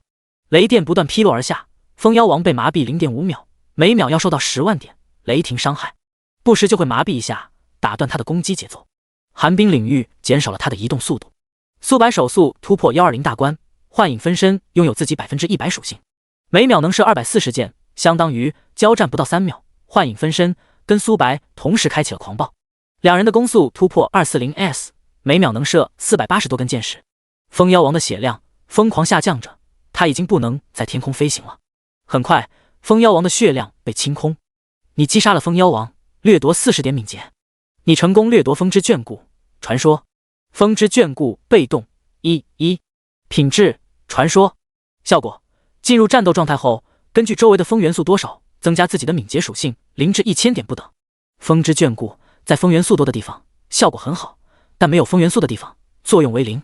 跟自己的狂暴相比，两者根本不在一个量级。狂暴能增加自己双倍攻速的同时，射出的羽箭能恢复1000血。风之谷拥有许多风元素，苏白现在的敏捷提升了1000点，因基础被动敏的缘故，它相当于攻速提升了 16.4， 还凑合。荒凉的山峰，这里的石头都很大，苏白在他们面前就像一个蝼蚁。有寒冰羽翼的缘故，他赶路的效率大幅度提升。嗡！岩石破土而出，一头庞然大物出现在面前。名称：石妖，单位：金英、白银，等级30级，血量600W，攻击力8900，技能：岩石攀附、岩石护盾、投石、冲撞。描述：石妖免疫一切物理伤害。精英石妖血量高达600W，比风妖、水妖都多，他们的防御力也很强悍，但他们的速度是他们的短板。苏白利用手长的优势，疯狂拉扯，1秒能造成成吨的伤害。雷霆神法，寒冰领域，幻影分身。石妖还没有靠近苏白，就被射成了筛子。石妖用岩石格挡在前面，但苏白有腐蚀的缘故，每攻击一次有 50% 概率减少敌人1点耐久度，每秒能减少60多耐久度，加上幻影分身，每秒能减少100多。开启狂暴状态后，每秒能削减200多耐久度，因能量穿透的缘故，后面的敌人也会削减200多耐久度。不到3秒，石妖的护盾就破碎了，恐怖的伤害从他们头顶上出现。很快，石妖被屠戮殆尽。你成功掠夺4点体质。你成功掠夺岩石护盾，完美。岩石护盾被动100，品质史诗。效果：溢出来的血量转变为岩石护盾，上限护盾的总量不超过最大生命值的 50%。苏白现在的血量高达110多万，岩石护盾能让自己拥有50多万的护盾，相当于半条命。还行。岩石领地的最核心有一座古朴的宫殿，宝座上坐着一尊庞大的雕像。苏白刚进入宫殿的一瞬间，雕像破土而出，发出了雄厚的声音：入侵者，杀无赦！雕像睁开血红色的双眼。名称：石妖王，单位：黄金、领主，等级30级，血量4000W，攻击力23400，技能：岩石操控、岩石墙壁、岩石囚笼、岩爆术、美杜莎石化。描述：石妖王常年生活在此地，物理攻击对他没有一丝的伤害。嗡！苏白所在的区域发生了崩塌的现象，岩石包围住他，宫殿的顶部掉落大量的岩石。-000，苏白头顶出现一堆伤害0的数字。闪现，苏白出现在几百米外，面对面注视着岩石王。雷霆神法，寒冰领域，幻影分身。岩石王的防御力强到可怕，但苏白的输出也不容小觑。召唤出幻影分身，他每秒能造成100万伤害，尤其是开启狂暴状态后，伤害提升了1倍。石妖王的攻击连自己的防御都无法破开，反观他的血量已经下降了1大截了。石妖王双手按在地面，宫殿内的所有雕像冲向苏白，他们手中拿着长枪等武器，连续的击飞技能让苏白一时半会落不到地面。进化，苏白刚使用进化，石雕继续使用控制技能。苏白一直处于浮空的状态，他们虽然破不开自己的防御，但能恶心自己。狂暴，苏白开启了狂暴，击飞技能失去了效果，苏白手速拉满，每秒能造成巨额的伤害。石雕的攻击被无视，只要击杀石妖王，这些石雕也会不攻自破。石妖王利用幻化出来的盾牌，想要抵挡住苏白的攻击，但羽箭附带腐蚀效果，他召唤的盾牌没一会就破碎开来了。几分钟后，石妖王的血量被清空，随着他阵亡，其余的石雕也破碎成漫天石块，消失在半空中。你击杀了石妖王，成功掠夺40点体质。你成功掠夺美杜莎石化传说。美杜莎石化被动1品质传说效果：敌人生命值低于 20%， 你射出的羽箭拥有石化效果，凡是被石化的敌人，你下次攻击拥有秒杀属性。107章。恶魔一族贝里克。卧槽卧槽卧槽！苏白瞪大了双眼，竟然是秒杀能力。石妖王的血量高达 4000W， 20% 生命值就是 800W， 只要石妖王低于 800W 生命值，他就能秒杀。这他妈是传说技能，他感觉比半圣技能还要强。要知道，有一些 BOSS 血量越低，实力越强，他们爆发出的实力甚至强大了数倍乃至数十倍不止，这是什么概念？而苏白现在拥有美杜莎的石化，这一点不足也被迎刃而解。昏暗的空间没有一丝的亮光，光系职业的玩家双手合十，范围几公里被光芒点亮。少组长，玩家的数量只剩21人了，除了我们小队以外，还有3支小队，分别是一个10人的小队跟一个散人。散人被称为少组长的人面部变得凝重，即使是他也不敢独自接受晋级任务。他拥有传说级天赋，还是恶魔一族，在天启游戏中已经有几百代了。贝里克是恶魔一族中的浴血一族，被称为疯子，极其好战，有点意思。贝里克舔舐了一下嘴唇。少组长，我们可是高高在上的恶魔一族，这名独行的人一定是疯了。少组长，有人来了。他们的对面出现数十头庞大的生物，巨人一族。巨人一族在天启游戏中也有好几代了，但跟恶魔一族相比还有不少的差距。恶魔一族。巨人双眸瞪大，畏惧不已。他们实在太倒霉了，不仅遇到了恶魔一族，还是浴血恶魔，被称为疯子。撤！他们没有半分的战意，转身就想逃跑。想跑，我允许了吗？一群鼠辈。嗡！贝里克如同一个弹簧一样出现在10头巨人面前，他的体型要比巨人矮小得多，但巨人没有一丝的战意，反而是无尽的恐惧。贝里克右拳轰出，一头巨人的血量瞬间被清空。他每提升1级会获得常人10倍自由属性点，相当于他每升1级能获得50自由属性点。不到1分钟，10头巨人的血量就被清空，化作一道流光消失在原地。无趣。贝里克有几分落寞。打开阵法。是。恶魔一族。苏白从草丛中走了出来。贝里克双眸微眯。人类。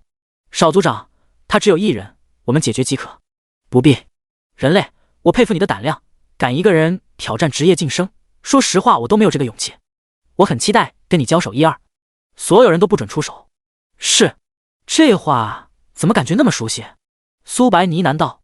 我贝里克不欺负人，我是格斗家，克制你。你先出手，不然就没机会了。咻！羽箭破空，没有半分的言语。好快！冰墙。贝里克握着冰墙，格挡住了箭矢。他的瞳孔放大，这一根羽箭的冲击力很强，地面已经出现蜘蛛网痕迹了，有点意思。回应贝里克的是羽箭，苏白的攻速突破120，冰墙不到1秒就炸裂开来了。9重分身，贝里克变为了10道影子，他们同时朝苏白杀来。羽箭破空，这些影子被洞穿，却没有攻击中贝里克。贝里克突然出现在苏白的背后，只感能力触发，但苏白并没有躲避的打算。贝里克是他遇到过最强的玩家没有之一，他身上一定有很多好东西。负23000，深渊。负1000，负1000，加2000，加500，加500。贝里克伤害很高，打出了5位数的伤害。因他是恶魔一族的缘故，施展的攻击都是以深渊之力加持了。魔抗无法免疫深渊的伤害，只有深渊抗性才能减少贝里克的输出。苏白的护盾瞬间破碎开来，因有坐骑羁绊跟恢复技能的缘故，他每秒能恢复2万多血。即使幽冥虎不在副本内，也能提供羁绊效果。苏白的血量掉了一丝，瞬间就回满了。贝里克看到这一幕，也是微微一惊，自己全力一击，苏白只掉了一丝丝血。最关键的是，苏白恢复能力高到可怕。我就不相信了。格斗家攻击距离并不远，但他们的伤害很高，只要靠近弓箭手就能无限连击。黑魔印。贝里克不断使用技能，苏白一直处于浮空的状态。因苏白每秒能恢复2万多血的缘故，他愣是没打掉苏白多少血，甚至是他造成的伤害要远低于苏白的恢复能力。贝里克已经麻木了，面前的人真的是弓箭手吗？该结束了。进化，闪现，苏白出现在几百米外，羽箭不断破空。这一次，贝里克无法再规避羽箭的攻击。负3500暴击，负6700水爆术，负2670黑暗，负2580真伤。数十种伤害从贝里克头顶上出现，格斗家的血量要比弓箭手、法师稍微肉一点，但苏白的输出实在太高了，即使贝里克拥有传说天赋也无计可施，他的血量瞬间被清空。叮，你掉落深渊拳套，叮，你掉落魔弓，接连不断的系统提示音传入贝里克的脑海，他整个人都愣住了，自己几百件装备就这么没了。其余9人看到这一幕也是震惊不已，少族长竟然败了，他好像是人族，我记得天启游戏之前没有人族，难道人族刚进入天启？这怎么可能？低级星球怎么可能击杀少族长？人族一定很强大，只是我们不知道罢了。他们并没有放弃抵抗。几秒后，9道光幕消失在原地，地面足足有上千件物品。108张转职黑暗猎手，名称魔弓，品质星耀特殊物品，学习需求一片深渊树叶，效果暂无。提示：魔弓法修炼会遭受到反噬。魔弓法属于邪魔弓法，除了恶魔一族，其他人想要修炼就必须要获得深渊树叶，不然就会遭受到反噬效果。深渊树叶所在的地方在深渊，他现在暂时还无法前往。贝里克身上有很多好东西，但圣杯只能增加自己100倍掉落物品的概率，无法把他身上的东西都爆出来，不然苏白就发达了。可惜了。收起弓法，苏白来到了破旧的宫殿。深渊拳套需要格斗家才能装备，出去后能卖掉。六芒星阵上面站着一道身影，他被黑气掩盖。苏白取出100枚风系之核，100枚水系之核，100枚炎系之核，无形的壁垒被打开。入侵者杀无赦，黑暗猎手双眸闪烁着红芒，名称黑暗猎手，单位铂金领主黑暗，等级 LV35， 血量 6500W 6500W， 攻击力48900，技能黑暗重剑，黑暗射线，黑暗攀附，虚无后跳。描述：黑暗猎手免疫一切物理伤害。6500W 血，苏白遇到的最强的 BOSS 连5000W 血都不到，而黑暗猎手拥有恐怖的6500W。不过苏白没有畏惧，击杀黑暗猎手获得的好处一定会很丰厚。咻咻咻，苏白跟黑暗猎手同时射出羽箭，砰，两股力量碰撞在一起，黑暗猎手的羽箭炸裂开来，化作无数道颗粒物。反观苏白的攻击没有受到一丝的影响。有点，黑暗猎手想要躲避，但他发现这根箭矢速度快到无比。负0，负6700水爆术，负1021黑暗，负2580真伤。第一个伤害是由箭矢造成的，因黑暗猎手黑暗抗性很高，伤害大幅度下降。水爆术触发，黑暗猎手砸在墙面，掀起了阵阵涟漪。苏白没有停止的打算，而是不断射击。黑暗猎手的血量在以肉眼可见的速度减少着。雷霆神法，寒冰领域，火雨，蓄力一剑，幻影分身。苏白一次性用了数种技能，雷雨把黑暗猎手包裹在内。10W 10W 10W， 苏白暴击率高达 128%， 额外的暴击转变为了 56% 爆伤。雷霆神法每秒能造成 10W 加伤害，寒冰领域虽不如雷霆神法，每秒也能造成几万输出。火雨分裂出几百根羽箭，黑暗猎手被麻痹，这一击毙无可避。恐怖的伤害数字从他头顶上出现，足足掉了几百万的血量。幻影分身拥有自己 100% 属性，输出丝毫不弱于自己。苏白攻速120每秒，加上幻影分身，每秒能射240箭，2秒不到，狂暴状态能开启了。狂暴！苏白跟幻影分身的手速突破 240S， 加在一起就是 480S， 每秒能造成100万伤害以上。黑暗猎手血量疯狂下降，控制技能相互叠加， 80%、70%、60%， 直到黑暗猎手血量低于 50% 时，他射出数根羽箭。突然，这些黑色的羽箭消失在原地。质感能力触发，苏白动用了闪现技能，规避了这些羽箭。虚无，这些羽箭并不是消失了，而是躲藏在虚无空间，类似于布林森的能力。苏白双眼大亮，要是能掠夺这个技能，自己射出的羽箭能打敌人一个措手不及。黑暗射线，大量的羽箭把苏白包裹在内，即使苏白有意规避的情况下，也中了数箭。负13000，黑暗。负13000，负13000，每根箭矢能造成5位数的伤害。岩石护盾让苏白多出了50多万的护盾值，黑暗射线连护盾都无法破开，这怎么可能？黑暗猎手3观都要被颠覆了。面前的人类不仅实力强，对于羽箭的掌控也很娴熟。最关键的是，苏白很肉，肉到可怕，这真的是弓箭手吗？他有一些接受不了。很快，黑暗猎手的血量被清空。恭喜你，击杀黑暗猎手，成功掠夺60敏捷。你成功掠夺虚无半圣。你完成本次晋升任务，检测到玩家牙字为幻影猎手，进化为黑暗猎手，星级由15星提升到30星。你每提升1级，都能获得35自由属性点。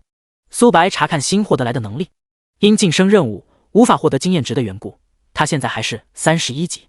虚无被动1品质半圣，效果你射出去的羽箭能躲藏在虚无空间 0.1s 瞬移10米。苏白倒吸了一口凉气。不要认为 0.1秒很短，在生死厮杀时足够改变战局。苏白每秒能射120箭，召唤幻影分身能射240箭，开启狂暴状态，每秒能射480箭，每一箭都能触发虚无，打敌人一个措手不及。格斗家等职业是能打飞箭矢的。之前苏白遇到的贝里克就抵挡住了自己很多根箭矢，但他现在拥有虚无能力，除非贝里克把自己全身都包裹，不然虚无都能攻击他的四肢。腐蚀技能能减少敌人武器的耐久度，即使把全身包裹，破开也只是时间问题。唯一的缺点是每秒要使用100次虚无，对心理影响很大，毕竟要开辟在敌人的四周。苏白查看新晋升的职业属性，主动技能黑暗分身，召唤3道分身，拥有自己 50% 属性，能触发被动技能跟主动技能，持续20秒，冷却时间50秒，消耗5000点法力值。主动技能黑暗狩猎，你射出的箭矢附带1万点黑暗伤害，1道分身变为了3道，但属性下降了许多，只能拥有自己 50% 属性。除了职业技能，他们能动用自己的一切手段。可以想象一下，苏白召唤出3道分身，他们都使用雷霆神法、寒冰领域、火雨、蓄力一剑的场景。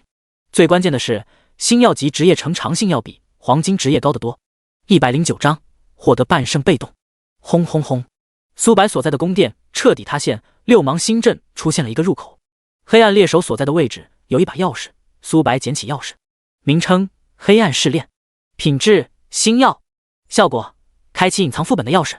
苏白倒吸了一口冷气，晋升任务竟然不只有一个传承，而是有2个，这个概率实在太低了。前世苏白也听说过一个副本内有2个副本的，但这实在太少了，反正他是没有遇到过。要是星耀级的，代表这里面的传承最低也是星耀级。要是能让自己的战士职业也晋升为星耀级，他的战力绝对能翻一番。是否进入副本？是。钥匙化为无数道颗粒物，融入地底，黑色的漩涡把它彻底吞没。昏暗的空间没有一丝的亮光，因苏白有鹰眼的缘故，这一点影响不足为惧。负10000，加2000，加10000。半空中漂浮着黑暗能量，每秒要侵蚀苏白1万血。苏白每秒能恢复2万多血。第2个是浴血奋战恢复的血量，只要受到伤害就能回血。入侵者，一道雄厚的声音传入苏白耳旁。苏白沿着声源的方向进发，他看到一名骑士，他被锁链牢牢捆绑。名称恶魔骑士，单位铂金领主，等级35级，血量1亿，攻击力53000，技能生命源泉超级回复，恶魔契约超震荡，绝对防御。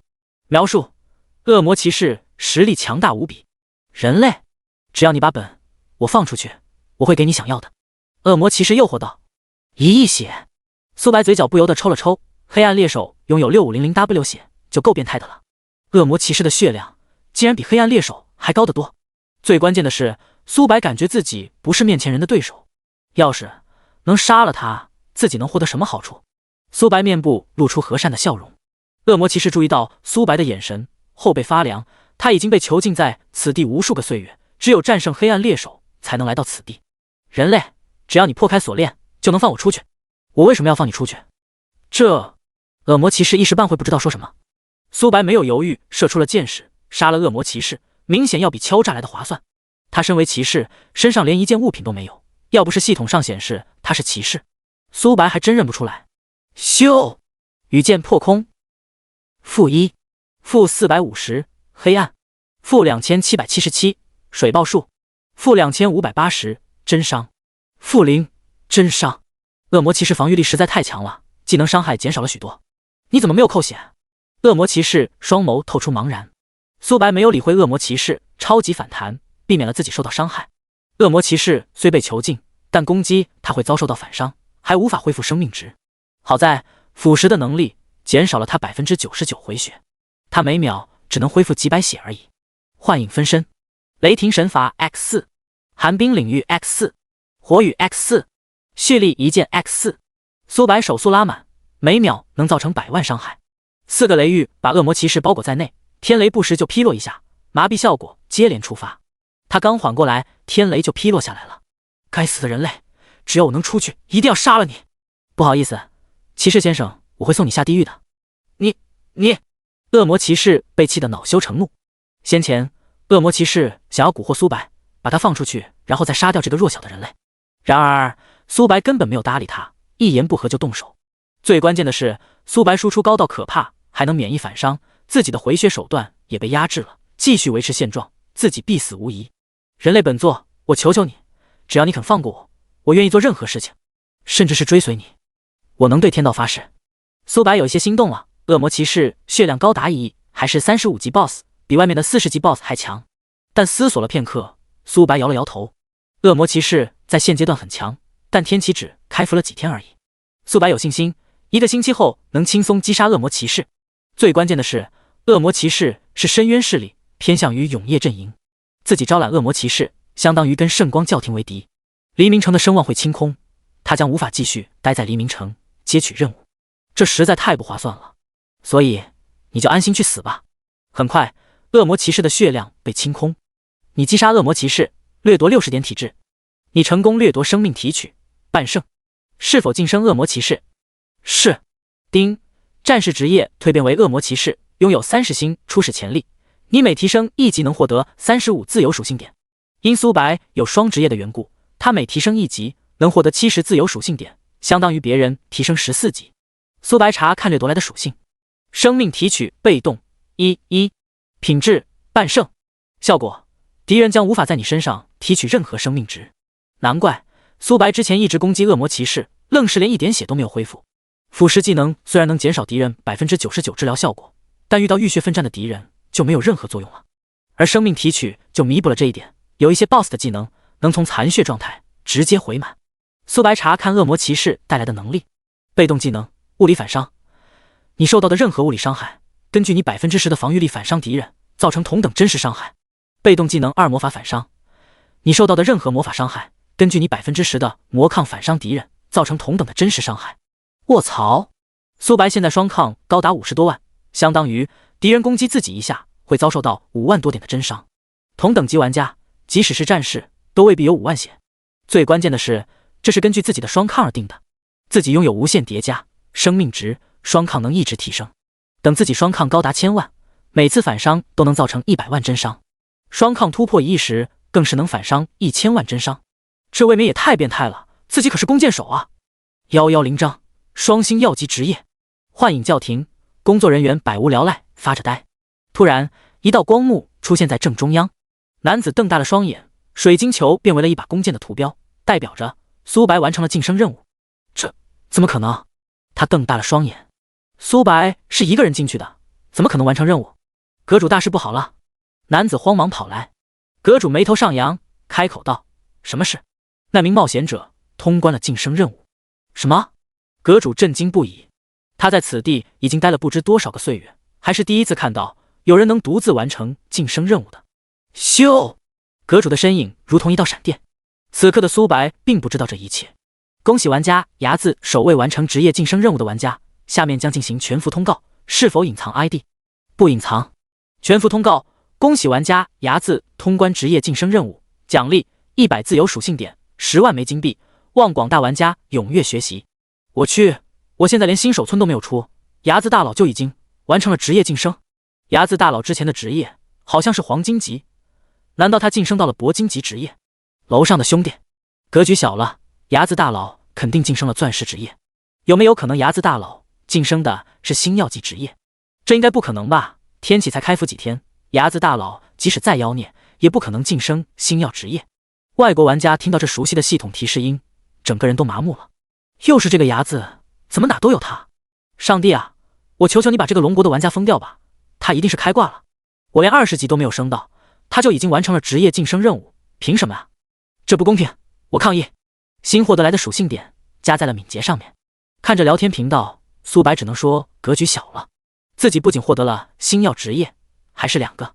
苏白查看起自己的属性，名称睚眦，职业黑暗猎手30星，恶魔骑士30星，工会孤狼4级，等级31%， 10%，天赋无限掠夺神话，无限叠加神话，血量1108620，法力值61506，力量2346，体质2294，敏捷6899，精神3753，攻速124.5s， 暴击率98%，物理穿透60%，护甲519612，魔抗514640，坐骑略，法力只有1点偏科，只有可怜的61506，力量跟体质都只有2000出头，敏捷即将突破7000大关，攻速高达124.5s， 触发风摇丝的情况下，每秒能射125箭，开启狂暴，每秒能射250箭，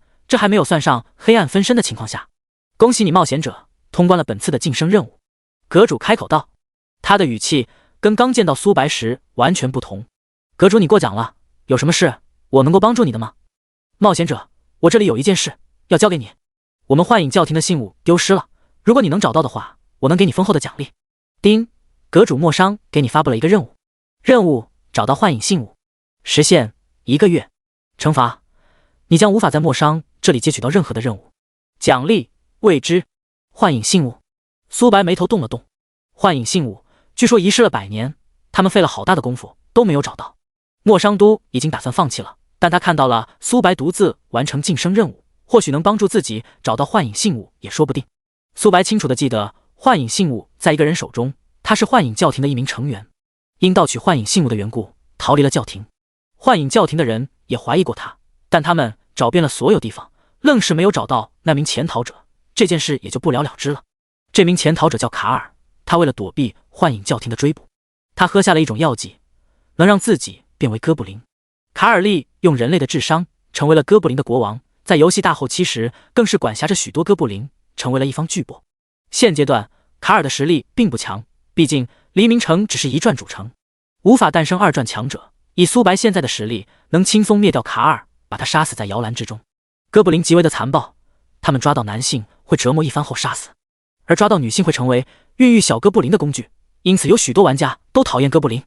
接取，苏白接取了任务，冒险者期待你凯旋而归。好。苏白刚离开教廷的一瞬间，一道身影映入眼帘。睚眦先生你好，自我介绍一下，我是国防部部长顾北。国防部，所谓的国防部就是管辖现实世界的事，等游戏融合现实后，有些极端的玩家会凭借获得来的能力干犯罪的事，类似于前世的警察。找我有什么事？苏白询问道。是这样的，睚眦先生，我们国防部想要在你身上购买一些装备，请你放心，我们国防部会出令你满意的价格的。顾北一脸担忧盯着苏白，他生怕苏白会拒绝。可以，能让龙国变强一点再好不过。睚眦，周龙我要出售物品，你要过来吗？周龙，睚眦大佬出售装备，我自然要来，您稍等我一下，我马上就到。顾北听到这话，面颊平静，可内心已经狂喜不已了。他可记得周龙获得了睚眦大佬的装备，可是在主线任务中扬名了一把，要是他们国防部能分一杯羹，实力一定会暴涨许多。要不是顾及自己的身份，顾北都想要叫义父了，希望义父大人能卖他们多一点装备。111章竞拍装备。房屋内，周龙一脸警惕看着苏白旁边的顾北。睚眦先生，这位是？他是国防部的部长顾北。国防部也属于官方的组织，但他们互相也有竞争。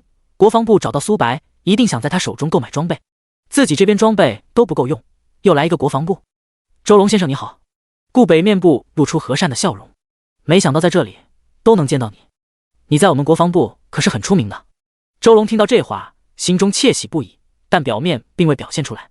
顾北，你虽然是国防部的部长，但我不会退让分毫，就看谁出的价格高了。理解，毕竟我也不想让牙子大佬为难。两人友好的握手在了一起。苏白开门见山说道：“两位这是装备。”苏白从背包取出了大量的物品，因这次击杀的玩家并不多的缘故，装备的数量要远少于之前，但品质根本不在一个量级。顾北看到装备后，整个人都愣在了原地。品质最低的都是白银级，还有大量黄金级装备。他咽了口唾沫，自己全身上下就有几件白银级装备，还有2件是上次龙国获得第1奖励的。牙子先生，这不怪顾北不稳重，属实是装备太诱人了。他这辈子都没亲眼见过黄金级装备，况且这里面还有铂金装备。周龙冷笑了一声，顾北实在太不稳重了，他跟牙子大佬已经交易过几次，这种场面已经习惯了。下一秒，当他看到有技能书后，嘴巴张成了鹅蛋大小，竟然是技能书，品质还很高。装备会被淘汰，但技能或许能用一辈子。这些物品中，技能书都有数十个，其中品质最低的都是黄金级。苏白属实是看不上，他现在拥有数个星耀技能，黄金、铂金技能连提鞋都不配。牙子大佬，这些装备我们官方要了。周龙面部如同菊花一样。周龙，你未免口气太大了。顾北面色凝重，你想跟我们军方争抢？周龙，你少拿这个压我，我们都是官方的人，只是服务的对象不同罢了。准确来说，周龙所在的势力要比国防部强得多，毕竟一个是军方的人，一个是管辖群众的人。但顾北不想退让，这些物品对他很有用，里面可是有黄金装备跟铂金级，他们现在虽穿戴不了，但用不了多久就能使用。最关键的是技能书，这可是能伴随玩家一生的东西，即使得罪周龙，他也要竞争1、2。顾北，我要购买装备，国防部的资金暂时都用在这上面。顾北虽是国防部的部长，但他不能擅自做决定。秋红，部长，你要购买什么东西？明月，需要这么多金币吗？红，难道是黄金级装备？顾北，图片。顾北把这些属性发在了好友聊天框。秋红，我去，部长我该不会眼花了吧？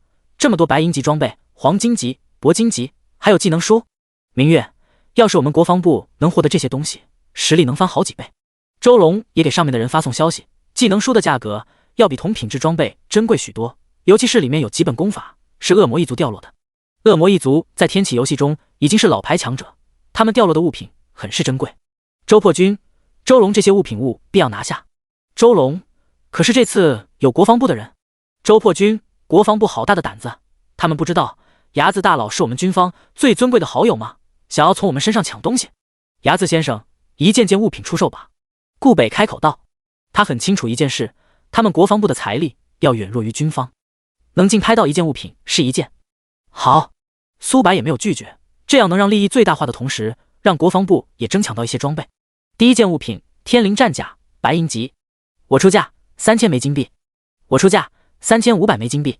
天灵战甲是20级装备，购买后能立刻穿戴。顾北虽不是战士，但他的队伍中拥有战士玩家，而周龙拥有黄金级套装，这件白银装备对他没有用，但不代表他下面的人用不上。最终，顾北以5000枚金币的价格获得这件战甲，后面还有许多物品，现在把钱花在白银级装备身上，对于周龙而言不是明智的决定。两人竞拍得很激烈，甚至有大打出手的架势。大部分白银级装备都被国防部这边拿下，等到竞拍黄金级装备后，周龙开出的价格要远比顾北高得多。他们军方打金人员实在太多了。第99件物品，氢化法杖，黄金级。顾北的呼吸变得急促，他是法师，能竞拍到这件装备，他的实力会暴涨许多，以后开荒副本也会容易很多。这件装备我必须要拿下。顾北心里盘算了起来，后面的物品只会更加的珍贵，他们国防部已经竞拍不过军方了。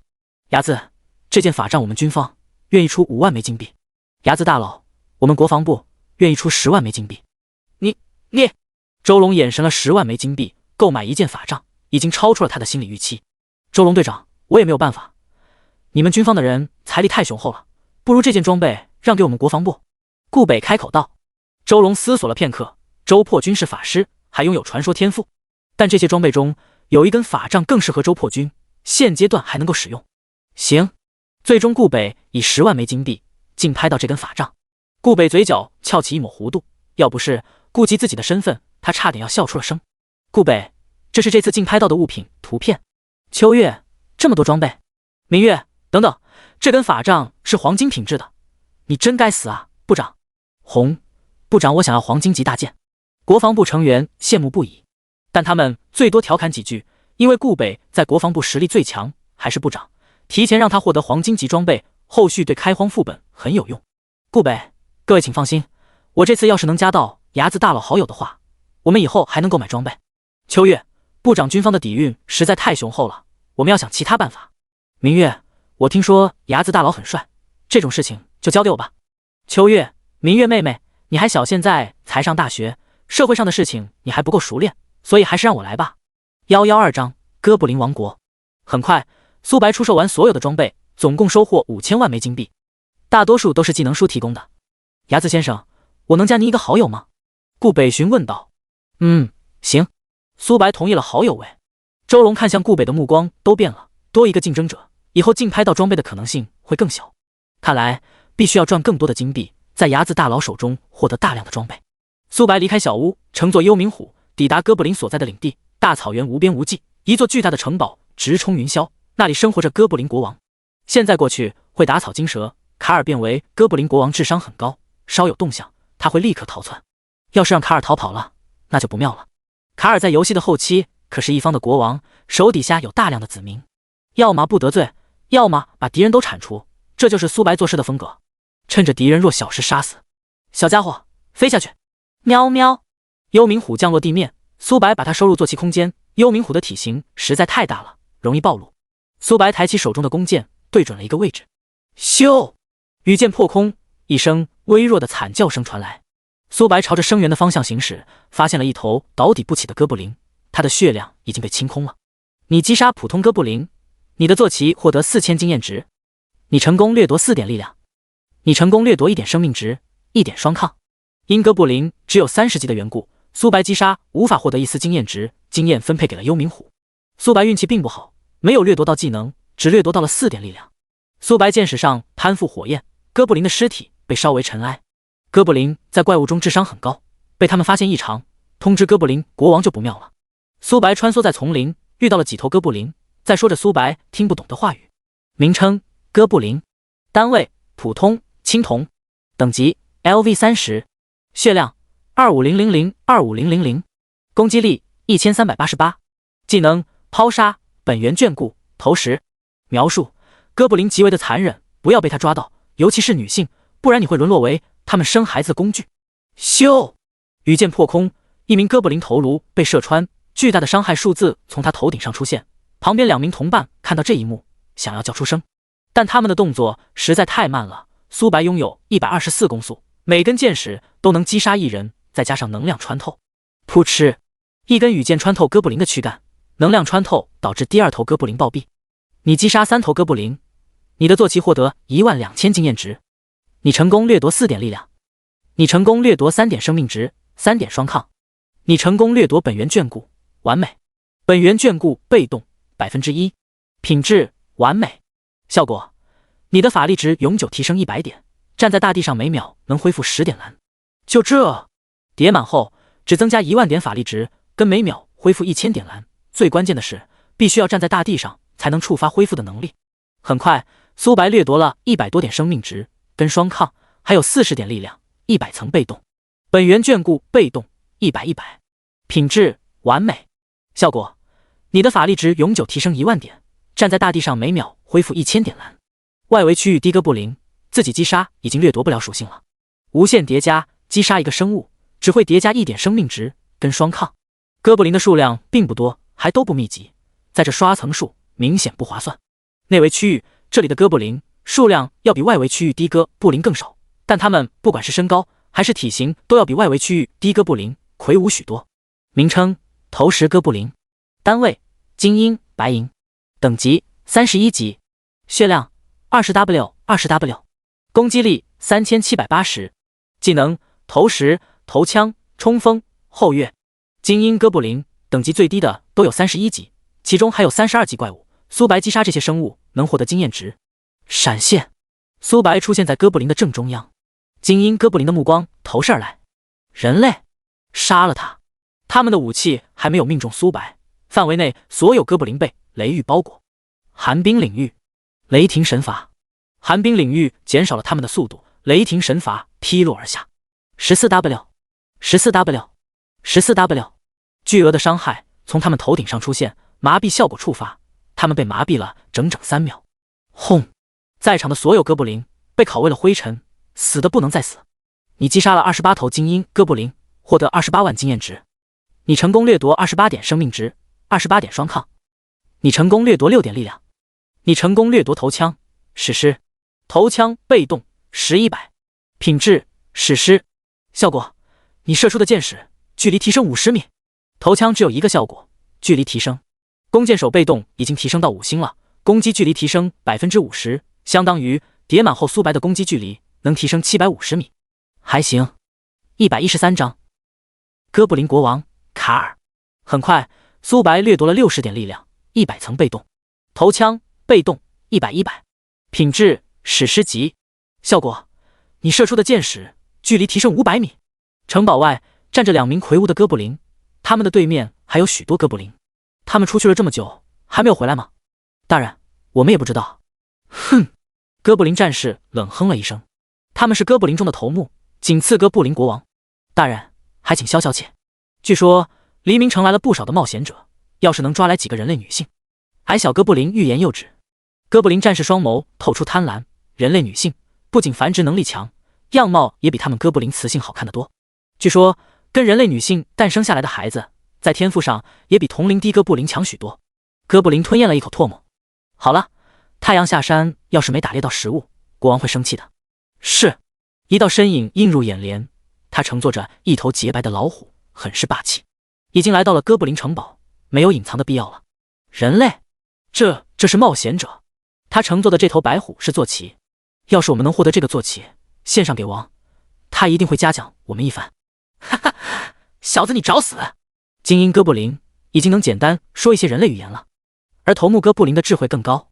大人，这里交给我们即可。不用，老五，我们杀了他。好。2名魁梧低哥布林双眸闪过寒芒。名称：哥布林战士。单位：黄金头目。等级：33级。血量300W。攻击力7890。技能：冲锋、寒霜、挑衅、超震荡波。描述：哥布林头目实力很强，建议多人组队的情况下猎杀。300万血，这未免也太弱了吧。这是苏白遇到过30级多级头目中最弱的怪物，没有之一，只有可怜的300万血。哥布林头目显然听出了苏白的话。小子，你找死！老五把他打下来。好。老五抡动着大锤砸向苏白。羽箭破空。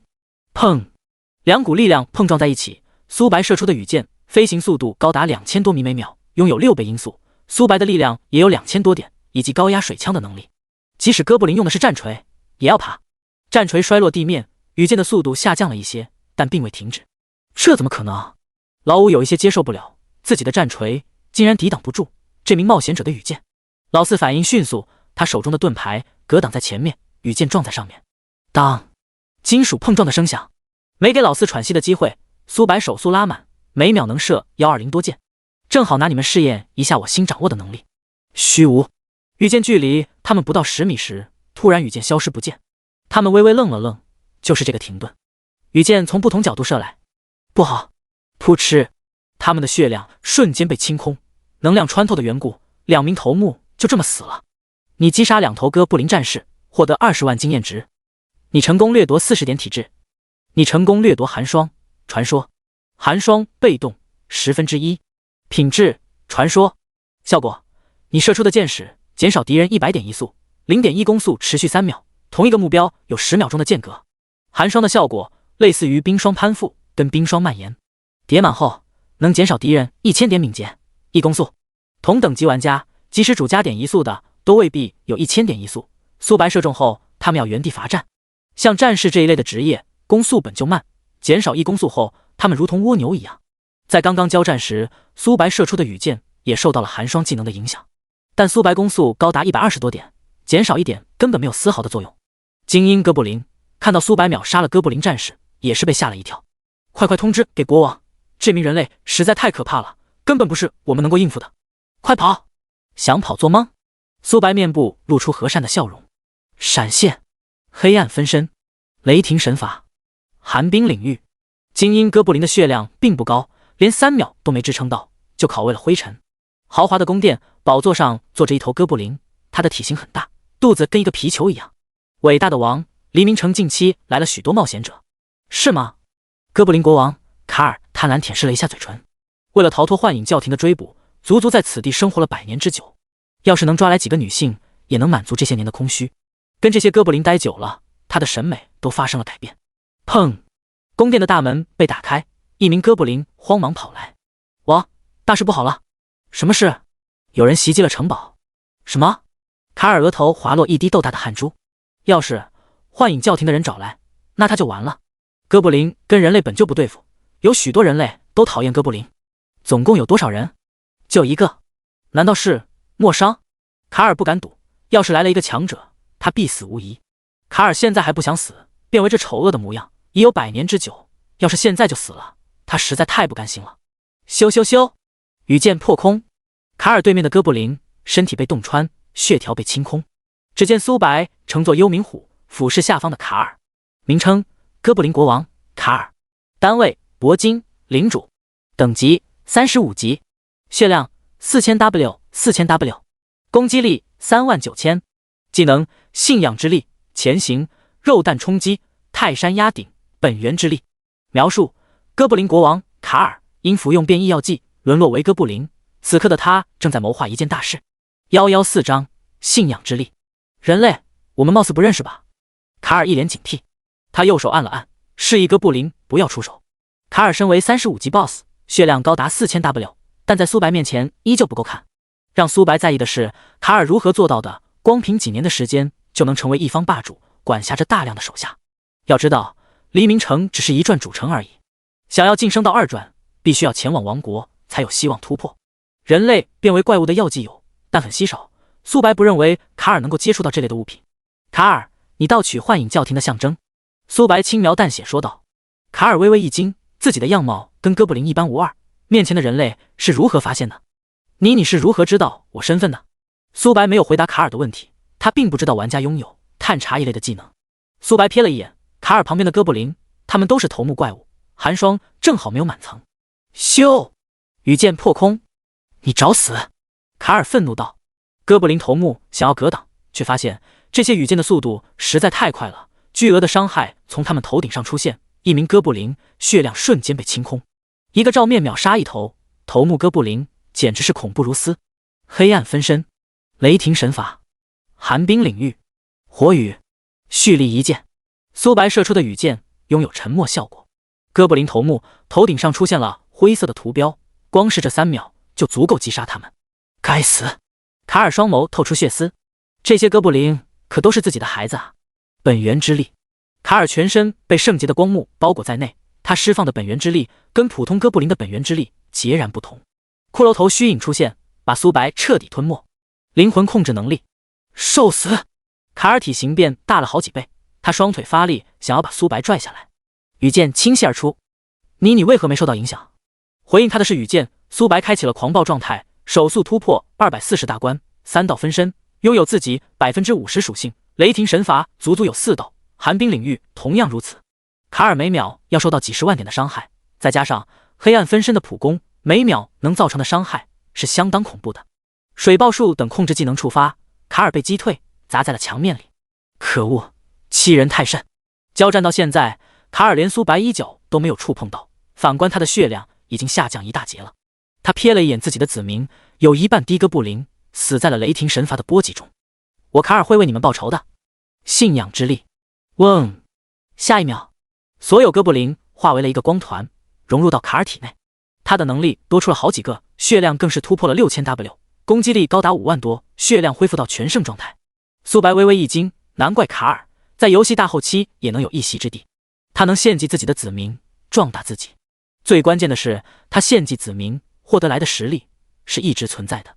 不过，这个技能也有弊端，那就是只能献祭自己的孩儿。只要自己的孩子足够多，他的实力就会超乎想象。苏白手中的动作并未停止。6000W 血，那又如何？黑暗猎手血量高达 6500W， 恶魔骑士有一血，依旧死在了苏白的手中。泰山压顶，卡尔出现在苏白的头顶，咻咻咻，羽箭破空。卡尔施展泰山压顶这个过程中属于霸体状态，无法被束缚跟击退。苏白并没有躲避的打算，他的双抗高达50多万，而卡尔的攻击力也就5万多点。负0，负1500，负52000，真伤。第一个伤害是卡尔造成的，第二个伤害是反伤被动造成的，第三个伤害是恶魔骑士职业赋予的。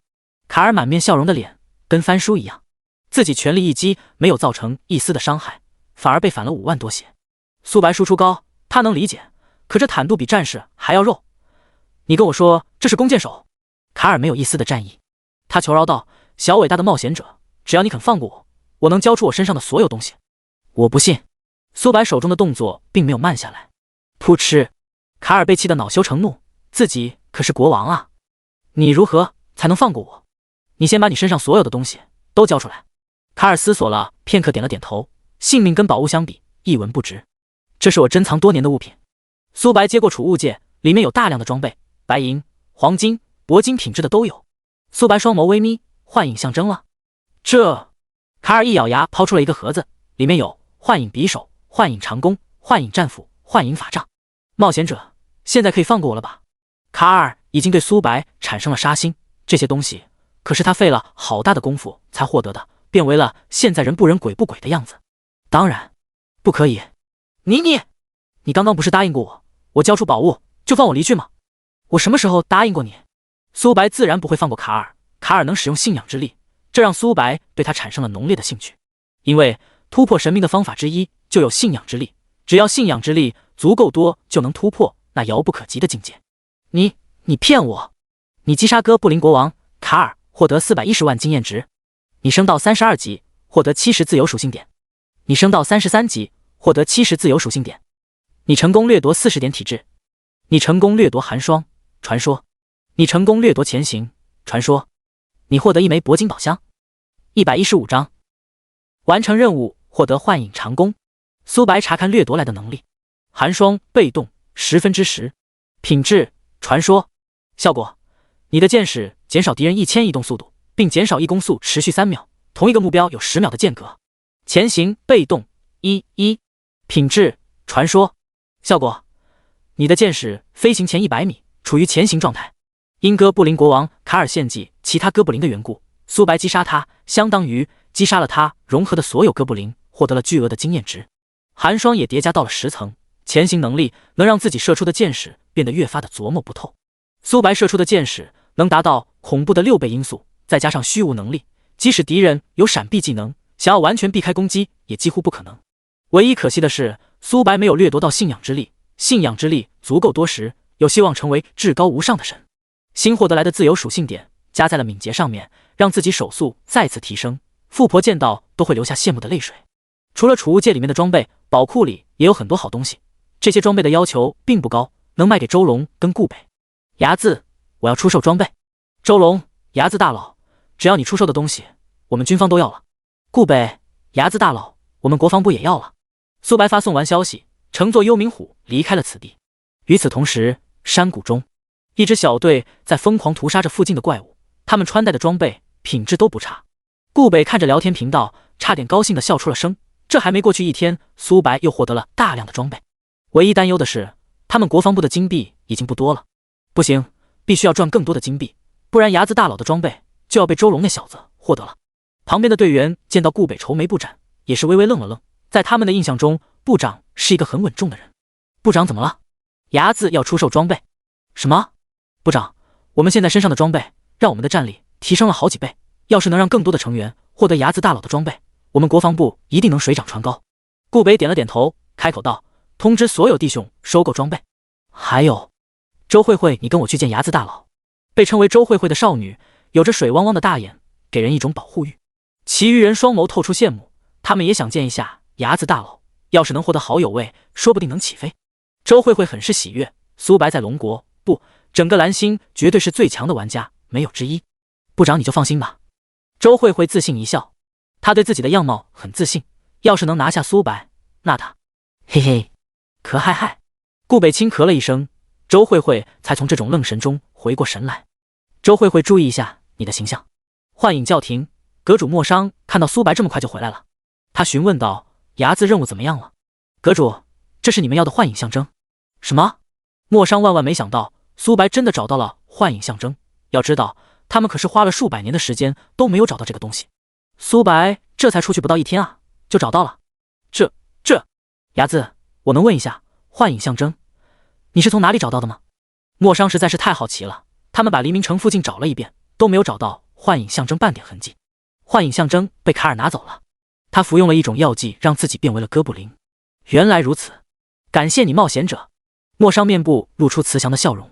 这件事困惑了他100年之久，他双手合十，像是在祈祷什么。丁，阁主莫商对你的好感度增加20点，目前80。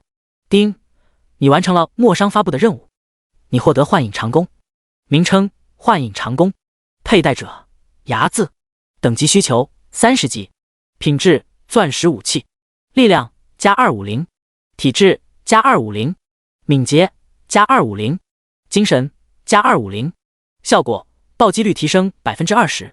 效果2，你召唤出的分身全属性正5%。幻影长弓4属性增加250点，寒冰长弓4属性增加200点。效果1并没有变化，但效果2发生了改变。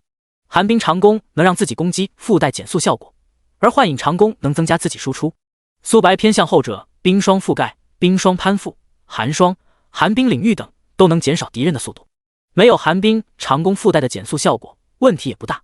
而幻影长弓让自己分身从50%全属性增加到了55%。别小看这5%，幻影长弓现在只是钻石装备而已，要是能提升到星耀乃至更高，效果也会逐渐提升。苏白果断换上了幻影长弓，刚入手的一瞬间，他感觉自己的气质都发生了翻天覆地的变化，如同黑夜里的幽灵。4属性增加50点，其他不变。牙子，我有一个老友需要你的帮助。丁，阁主莫商发布任务，拜见冷眸，时限无，是否解除任务？苏白微微愣了愣，没想到这还有后续任务。接取。苏白接取了任务，离开了幻影教廷。他开启了新获得来的宝箱。恭喜你获得2万枚金币，恭喜你获得星光项链，名称星光项链，佩戴需求全职业，等级需求30级，品质钻石，精神加250，蓝量加10000，效果蓝量提升1万点。描述：愿你如同星光一样璀璨。钻石装备，按理来说铂金宝箱只能开出铂金装备，难道是自己幸运值的缘故？先前他就从白银宝箱中开到过黄金品质的装备。苏白取下魔法项链，换上了星光项链，精神加150，法力值提升19000，减少了每秒恢复10点法力值。对于他现在而言，每秒10点法力值连杯水车薪都算不上。先把获得来的装备卖了，再前往骑士长那里。116章祸患之物。牙子大佬你来了。周龙、顾北异口同声说道。苏白点了点头。牙子给您介绍一下，这是我们国防部的人，他叫周慧慧，是您的粉丝。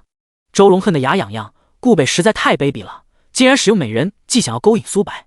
要是成功了，那他们军方的处境就不妙了。苏白的目光停留在周慧慧的身上，不得不承认这个女人很漂亮，但苏白也没有多在意，他又不是下半身思维动物。牙子大佬您好，我是周慧慧，很荣幸见到您。周慧慧恭敬道。你好，这是我要出售的装备。苏白取出大量的物品，周龙、顾北都见识过，苏白拿出的物品自然不会太过的惊讶，但周慧慧是第一次见到这么多装备，其中还有铂金级装备。他的嘴巴张成的 O 型，震惊不已。先从品质低的装备竞拍，两位没有意见吧？当然没有意见。两人连忙摆手，开玩笑，有意见才怪了，这些东西可是苏白的。几分钟后，竞拍结束，国防部的底蕴要远弱于军方这边。他们竞拍到了几件黄金装备，以及几十件白银级装备，而其余的物品都被军方这边竞拍走了。牙子先生，我能加你一个好友位吗？周慧慧询问道。不了。苏白摆了摆手。他现在的好友总共有2人，周龙跟顾北。周慧慧看向苏白的背影，整个人都傻了。他对自己的样貌很自信，但苏白目光很清澈，没有丝毫的杂念。看来是我目光短浅了，牙子大佬能成长到这个地步，岂是我们能够猜测的？顾北感叹了一句。周龙心中窃喜不已，要是被周慧慧他们得逞，他回去后也不好交差。苏白总共获得了3000万枚金币，这次的收获要远比上次少得多。骑士圣殿入口处站着几名玩家，他们头顶上有着暴雨的前缀，他们都是暴雨公会的成员。老大，黎明城除了城主府，骑士圣殿算是最容易触发隐藏任务的地方了。要是我们能接取到隐藏任务，或许能像牙子大佬一样牛逼。暴雨天点了点头。两位，我们是冒险者，能否通融一下，让我们进去？门口的2名护卫神情冷漠，没有特殊的事，不允许进入骑士圣殿。暴雨天还想要说点什么，但注意到2名护卫的眼神，只好把后续的话憋了回去。只见一名青年来到2名护卫面前，有好戏看了。刚吃过瘪的暴雨天期待了起来。您来了。护卫对青年的态度跟他们截然不同，甚至能用恭敬来形容。我该不会是眼花了吧？同为玩家，这待遇差距也太大了吧？这些护卫不把我们当人看，如今他们对一位青年如此恭敬，这暴雨天人都傻了。2人在上一秒还一脸冷漠看着自己，下一秒就跟变了一个人似的。这人到底是谁？你们知道我是谁？苏白已经把自己 ID 隐藏了，按理来说他们不知道自己才对。牙子先生，我们从骑士长口中听说过您，骑士长已经等候您多时了，跟我来。好。见2人离开的背影，众人反应了过来，原来是牙子大佬，难怪2人对他的态度如此恭敬。我们跟牙子大佬玩的根本不是同一款游戏， NPC 对他如此恭敬，对我们却不当人。要是我能有他的待遇就好了。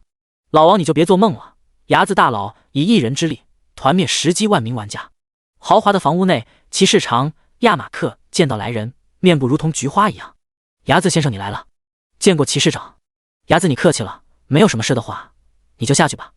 是。护卫离开了房屋。牙子还请喝。骑士长亚马克亲自给苏白泡了一杯茶，开口道：牙子我听格雷说过你。格雷？忘了介绍了，我是格雷的四叔。苏白嘴角抽了抽，好家伙，格雷还是官2代。菲利科恩是格雷的五叔，在圣光教廷中也有一些话语权，而亚马克在骑士圣殿中是最高的掌权者。牙子，我有一件事想要拜托你。骑士长有什么事但说无妨，我身为黎明城的人，有什么能够帮助你的，义不容辞。丁，骑士长亚马克对你的好感度增加10点，目前70。不久前，骑士团的人在经过一处山脉时全员失踪，没有一个人活下来。我们怀疑里面有强大的生物在伺机而动，所以想派遣你去调查一下。如果你能获得有用的情报，我能给予你丰厚的奖励。丁，骑士长亚马克发布任务，前往红雾山脉调查祸患，时限7天，惩罚无，奖励未知。接取。苏白没有犹豫，果断接取了任务。他离开骑士圣殿后，没有立刻前往红雾山脉。他进入游戏已经有一段时间了，实属是有一些疲惫。苏白来到旅馆下线。苏白回到现实世界，做了一遍小学生第2套广播体操。他打开冰箱做了一个简单的饭菜，一边吃饭一边点开论坛看了起来，大多数内容都跟自己有关。第一条帖子是游戏董哥发布的。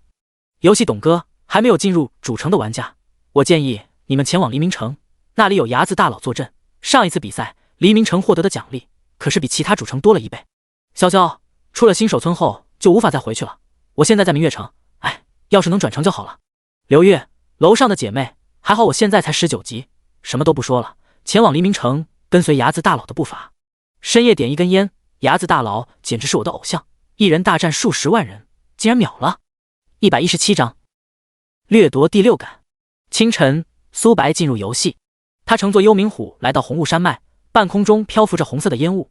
进入里面后，附近几米都无法看清楚，但对于苏白而言没有一丝的影响。最让他在意的是-1000，加10000，每秒以1000的毒素伤害扣血，并且还在层层叠加，达到每秒5000血后才停下来。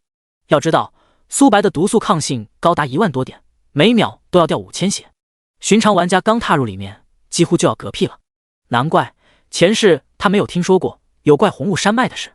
最重要的是，幽冥虎在这些红雾中无法飞行。滋滋滋，奇怪的声音传来，一只绿色的大蜘蛛迈步而来，名称血眼蜘蛛，单位青铜精英，等级35级，血量100W，攻击力3690，技能绿叶炸弹、蛛丝、啃咬、突刺、连续跳跃。描述：血眼蜘蛛是红雾山脉最常见的生物。血眼蜘蛛只有1只眼睛，要是其他玩家遇到血眼蜘蛛会很危险，他们在红雾山脉中不会受到影响。血眼蜘蛛的属性也很强，血量高达100万，能跟副本里面的怪物一较高下了。但在苏白面前还是不够看。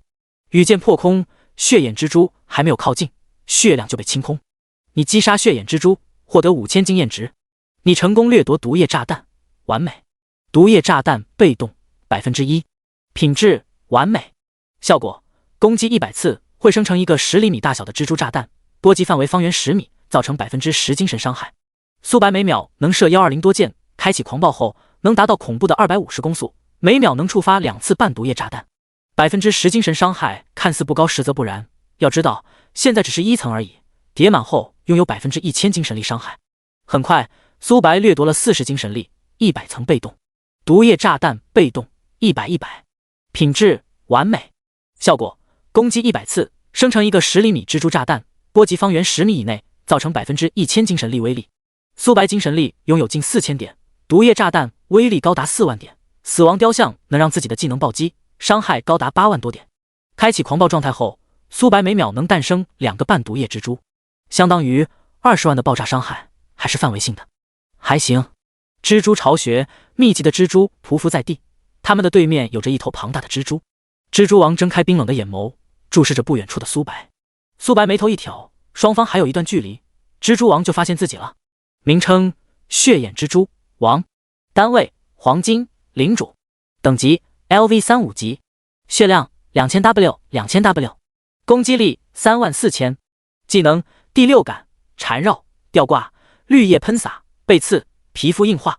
描述：蜘蛛王拥有敏锐的洞察力。蜘蛛王血量并不高，只有2000万血而已。滋滋滋，他命令小蜘蛛包围面前的人类。小蜘蛛还没有靠近，就被雷霆神法烤为了灰尘。现在的雷霆神法波及的范围高达4000多米，每秒还能造成成吨的伤害。即使血眼蜘蛛血量高达100万，也无法支撑5秒。血眼蜘蛛王没有丝毫的犹豫，果断选择了逃跑。蜘蛛一类的怪物，他们会先试探一下敌人的实力，要是没有把握战胜敌人，会毫不犹豫转身就跑。想跑？黑暗分身。苏白的旁边出现3道跟苏白长得一模一样的身影。幻影长弓的加成下，他们拥有自己 55% 全属性。火雨 X4， 蓄力一剑 X4， 寒冰领域 X4。 箭矢分裂成近1000根箭矢，即使蜘蛛王的速度很快，也无法避开所有的箭矢。再加上4道寒冰领域的减速效果下，他的速度被下降了1截。部分箭矢命中了他的血量一瞬间下降了许多。苏白抓住机会拉弓射箭，恐惧束缚等效果控制了他片刻。苏白跟3道黑暗分身在后面不断拉弓射箭。战斗提示：你连续攻击了200次，能开启狂暴状态。狂暴。苏白手速突破250大关，每秒都能生成2个半小蜘蛛。小蜘蛛跑到蜘蛛王的面前，轰然爆炸，巨额的伤害从他头顶上冒了出来。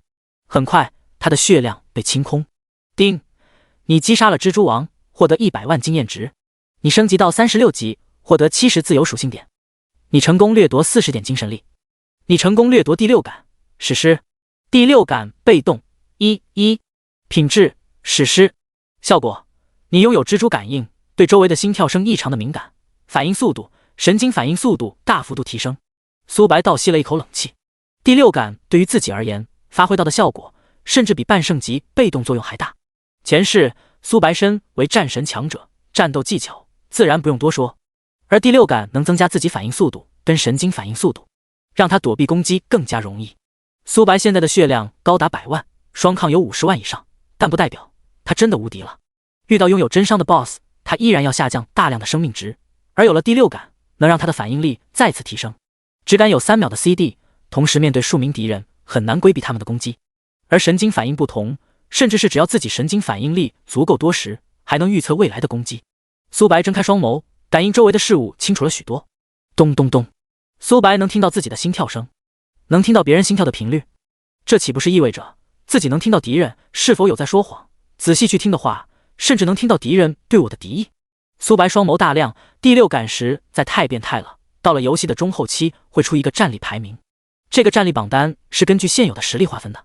比如苏白现在的战力是100分，一些战斗技巧不好的玩家只能发挥出50，甚至更低。而苏白能发挥出150甚至更多的战力，这就是战斗技巧带来的帮助。而第六感让苏白对周围的动向变得越发的敏锐，只要熟悉这种战斗方式，战力会再次提升。118章半蛇人一族，新获得来的属性点加在了敏捷上面，让自己的攻速再次提升一截。小村庄街道上有着许多的行人，叫卖声不绝于耳。苏白行驶在小路上，双眸微眯。红雾山脉为何有行人？苏白使用探查术查看他们的属性。名称：刘仪，单位：普通 NPC， 等级10，血量1000，攻击力40，技能：力量强化、冲撞。描述：刘仪是柳树村庄的村民，你能在他这询问问题。冒险者，欢迎你来到柳树村庄。刘仪解释道。你好。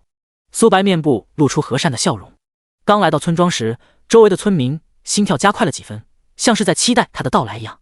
村庄外的怪物实力强悍无比，这些村民的属性并不强，甚至能用弱不禁风来形容。为何怪物不会袭击他们？柳树村庄一定有秘密，或许跟这次的任务有关也说不定。因此苏白不打算贸然行动，他倒是想看看这些村民想要干嘛。我们村庄已经有很久没有来冒险者了，我带你去见灵巫大人，他会带领你走向光明的方向。好。苏白装作很虔诚的模样。丁，刘仪对你发动精神控制技能。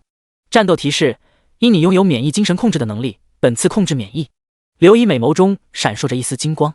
其余的村民跟随在苏白的左右，有说有笑说道：刘仪，外面有许多强大的怪物，你们在这里生活着，不怕被怪物袭击吗？刘仪解释道：我们柳树村庄有老祖宗留下来的东西，怪物不敢靠近我们村庄。这样呀。苏白点了点头。愚蠢的家伙。刘仪心中冷笑了一声。教堂内正中央站着一名老者，他像是在祈祷着什么。砰！大门缓缓打开，老者并未睁开眼睛，而是开口道：冒险者，欢迎你来到柳树村庄。刘仪解释道：灵巫大人，这位冒险者想要询问一些问题。我知道了，你退下吧。是。冒险者，你有什么事要问老夫？灵巫摸着雪白的胡须，悠悠道：尊敬的灵巫大人，近期有骑士团的人进入了红雾山脉，但他们都莫名失踪了。有这事？灵巫意味深长说道。他缓缓靠近苏白，嘴角逐渐露出笑容。当他距离苏白不到1米时，灵巫右手化为一把锋利的爪子，朝着苏白脖子抓来。灵巫已经幻想到苏白惨死的画面了。突然，苏白避开了这一击，像是提前预料到一样。刚进入教堂的一刹那，他就发现了灵巫对自己产生了杀心。为了不打草惊蛇，苏白才迟迟没有出手。灵巫呆滞了片刻，面前的冒险者不是被刘仪精神控制了吗？为何能躲避这一击？砂锅大的拳头打断了他的思绪。砰！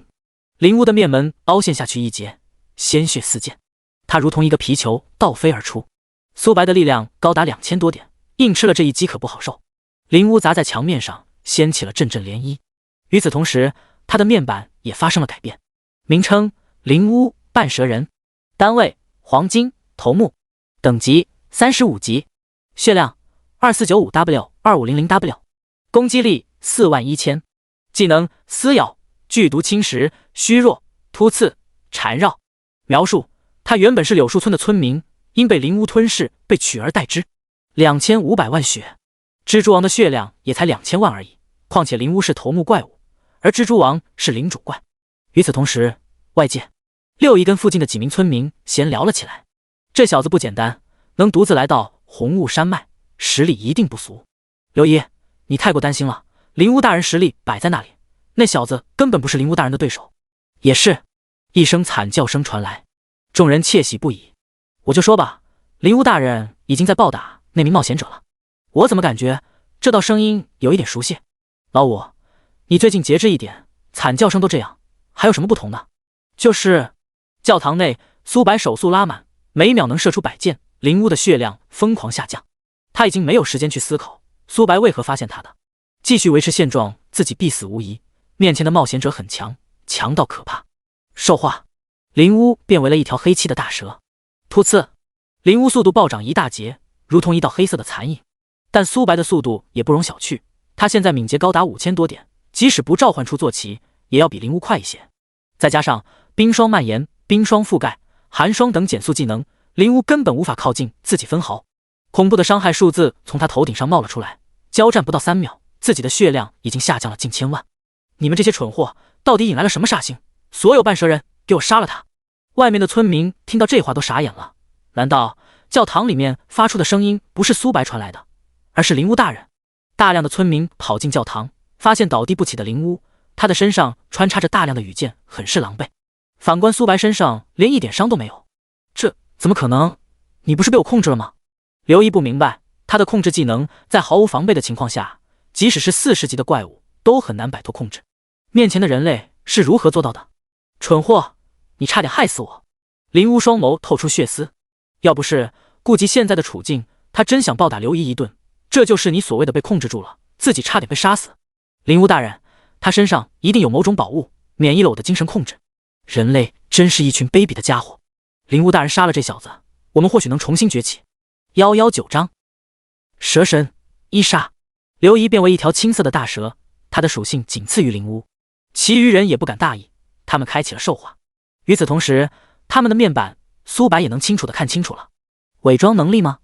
灵巫是黄金 BOSS， 等级更是高达35级，但凭借它还无法做到让所有半蛇人一族伪装数据面板，能做到的只有一人，那就是蛇神伊莎。伊莎跟伊恩一样都是伪神强者，因2人的大战导致双方受伤严重，只能待在黎明城周围区域。如果蛇神伊莎在这里，一切都能解释得清楚了。外界有强大的生物，但他们无法靠近柳树村。血脉压制，苏白面部露出和善的笑容。上次击杀蜥蜴神伊恩，他获得了凶兽项圈，要是自己击杀蛇神伊莎，能获得什么好处？想到这，苏白目光炽热了起来。轰轰轰，大量的毒物喷射而来，苏白连躲避的欲望都没有。负0，负51490，真伤。大多数伤害都无法破开自己的防御，只有少数技能能造成伤害。但苏白拥有50多万的护盾，他们根本无法破开。反观他们头顶上出现巨额的伤害，这怎么可能？刘仪彻底麻木了，面前的人类不是弓箭手吗？为何如此肉？他们的全力一击愣是防御都没有破开，反观他们血量已经下降了一大截了。你到底是谁？灵巫双眸透出幽怨。刘仪这个废物引来了一个煞星，杀你们的人，轮到我了。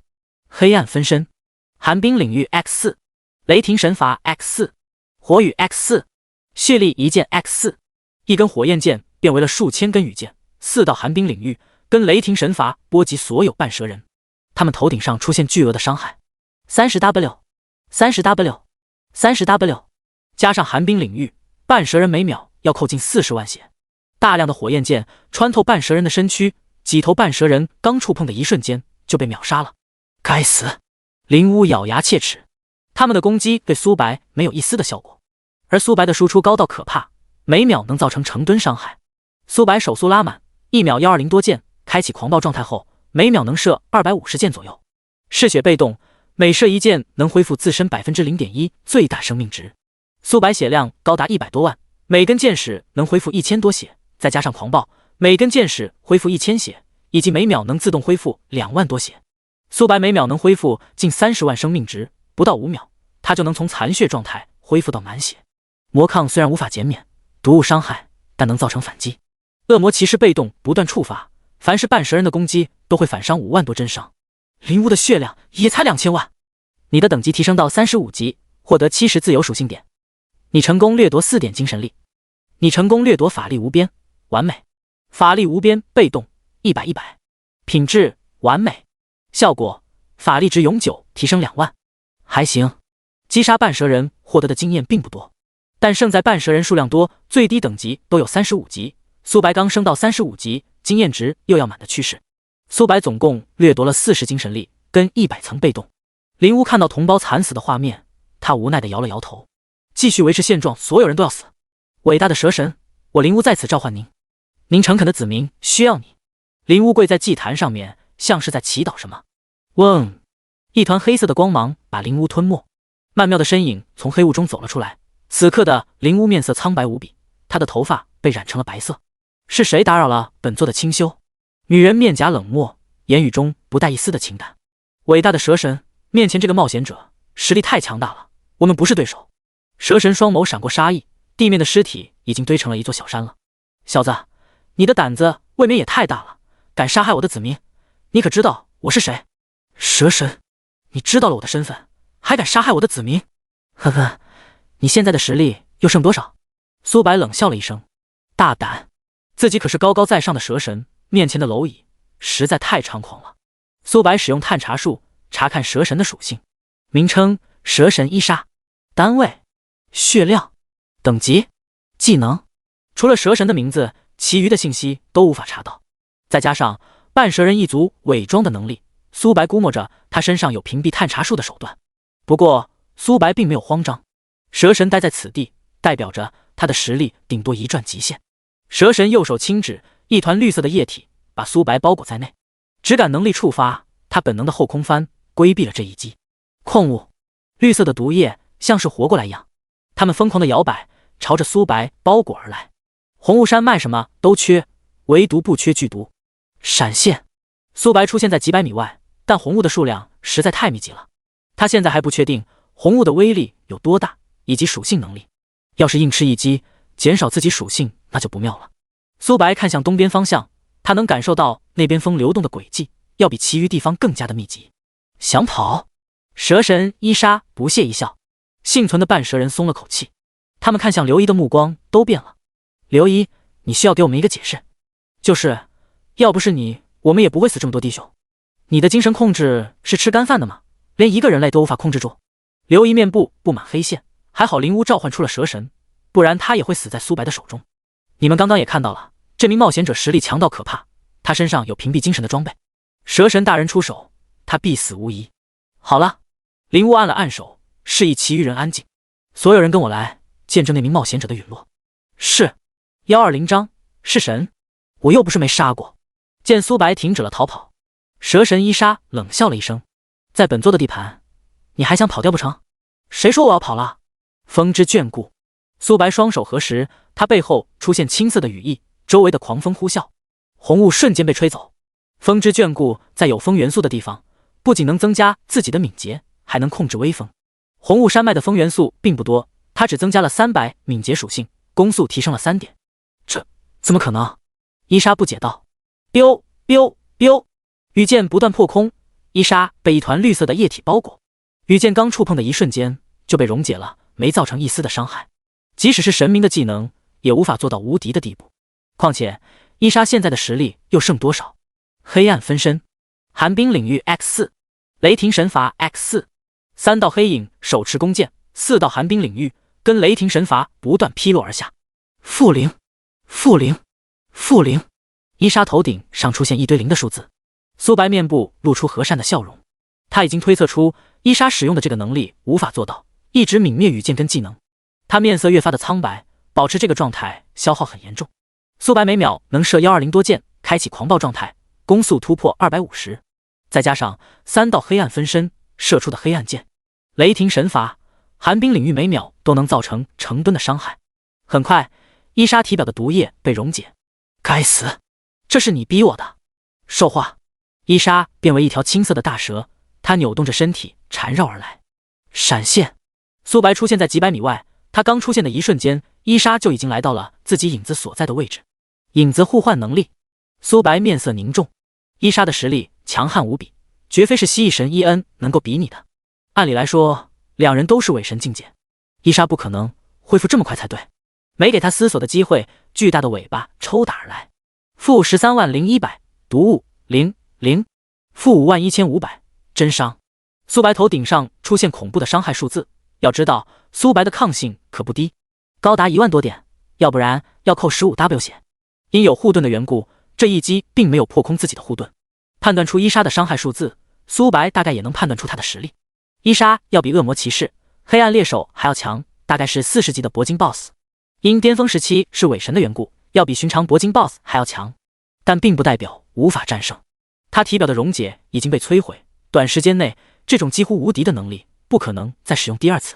雷霆神罚不断劈落而下，寒冰领域减少了他的移动速度，黑暗分身不断的射击。苏白不再躲避，嗜血被动在这一刻体现了出来。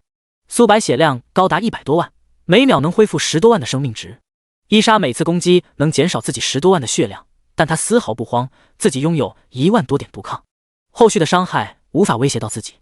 加上苏白每秒能恢复2万多血，自己的生命值在缓慢下降着，反观伊莎没有溶解护盾的保护，血量疯狂下降着。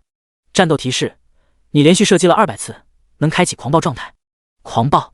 苏白手速拉满每秒250件，1秒就能恢复近30万血，不到5秒就能从残血恢复到满血。伊莎看着苏白生命值不停恢复，而自己的输出要远比苏白恢复慢得多，这就导致了苏白的血量已经回满，护盾也重新刷到50多万。周围的半蛇人一族彻底的麻木了，到底谁是 BOSS， 谁是冒险者呀？伊莎的输出很高，但在苏白这里依然跟刮痧一样。蛇神要败了，不如我们现在就逃跑吧。闭嘴，蛇神是你们能够讨论的吗？区区冒险者怎么可能是伟大的蛇神对手？林乌怒斥道。他表面平静，但内心已经翻天倒海了。蛇神不是苏白的对手。人类，我们之间没有太大的仇怨，只要你肯放过我，我愿意赏赐给你珍贵的宝物。宝物？那你现在给我，你必须要对天道发誓。苏白手中的动作并没有停止，蛇神恢复能力很强，溃烂的作用在他身上竟然没有一丝的效果。你发誓自己10年内不踏入我们红雾山脉，我就给你珍贵的宝物。10年？苏白嗤之以鼻。5年后大灾变降临，游戏融合现实，那时的蛇神一定会找自己的麻烦。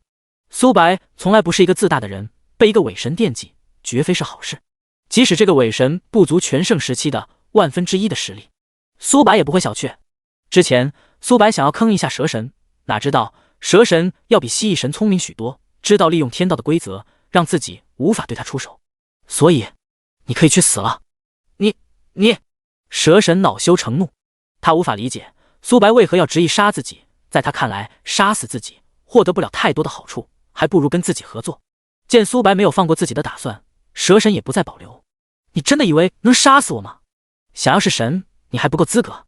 美梦世界，蛇神伊莎变为人类女子的模样，她不管是身材还是样貌都很是美丽。蛇神伊莎迈动修长的美腿走了过来，苏白能闻到她身上释放出的诱人香气。施展这个技能对于他而言也是一个不小的负担。公子，你射痛人家了。蛇神伊莎委屈说道。苏白呆滞在原地，像是傻掉了一样。机会，半蛇人一族已经幻想到苏白惨死的画面了。在幻境内无法攻击，蛇神迟早能杀死这名冒险者。这小子未免也太自以为是了，真以为蛇神大人是好惹的。这个沙胚总算是死了，杀害了我们这么多同胞。蛇神大人威武，杀死这个挨千刀的。哈哈，小子，你刚刚不是很嚣张吗？现在怎么不嘚瑟了？蛇神伊莎距离苏白不到1米时，苏白从背包里取出一把大剑，噗呲！因太近的缘故，伊莎被大剑劈中，他整个人摔倒在地面。苏白立刻换上了弓箭，操作行云流水，羽箭破空，不断射击伊莎的头部。负4500暴击，弱点；负7890水爆术；负11000黑暗；负2560真伤。121章。是神，本就血量不多的蛇神被这一番操作整懵逼了。密集的羽箭每秒都能造成成吨的伤害，很快他的血量被清空。你击杀了蛇神伊莎，获得500万经验值。你的等级提升到36级，获得70自由属性点。你的等级提升到37级，获得70自由属性点。你获得1枚铂金宝箱。你获得蛇神精血。你获得窥视之物，世界级。你成功掠夺40精神力。你成功掠夺蛇神祝福，半圣。你获得蛇神伊莎的日记任务道具。你的工会提升到5级。接连不断的提示音传入脑海，苏白没有立刻查看获得来的战利品，其余的半蛇人在之前已经逃跑了。不过苏白并没有在意，随着自己击杀蛇神伊莎，半空中的红雾也跟着消散。幽冥虎，小家伙追上他们。喵喵！幽冥虎扇动着羽翼，如同一道白色的闪电。不远处，半蛇人一族疯狂逃窜。灵巫大人，我们就这么逃跑了，未免不妥吧？刘姨开口道。灵巫冷漠注视着他。刘姨，你刚刚也看到了，蛇神根本不是那个冒险者的对手，我们留下来都是会送死。刘姨不再言语，他这么说只是随口一说。至于蛇神的死活，他才不在意了，跟自己的性命相比，一文不值。灵巫大人，那名冒险者实力很强，不如我们分开逃跑。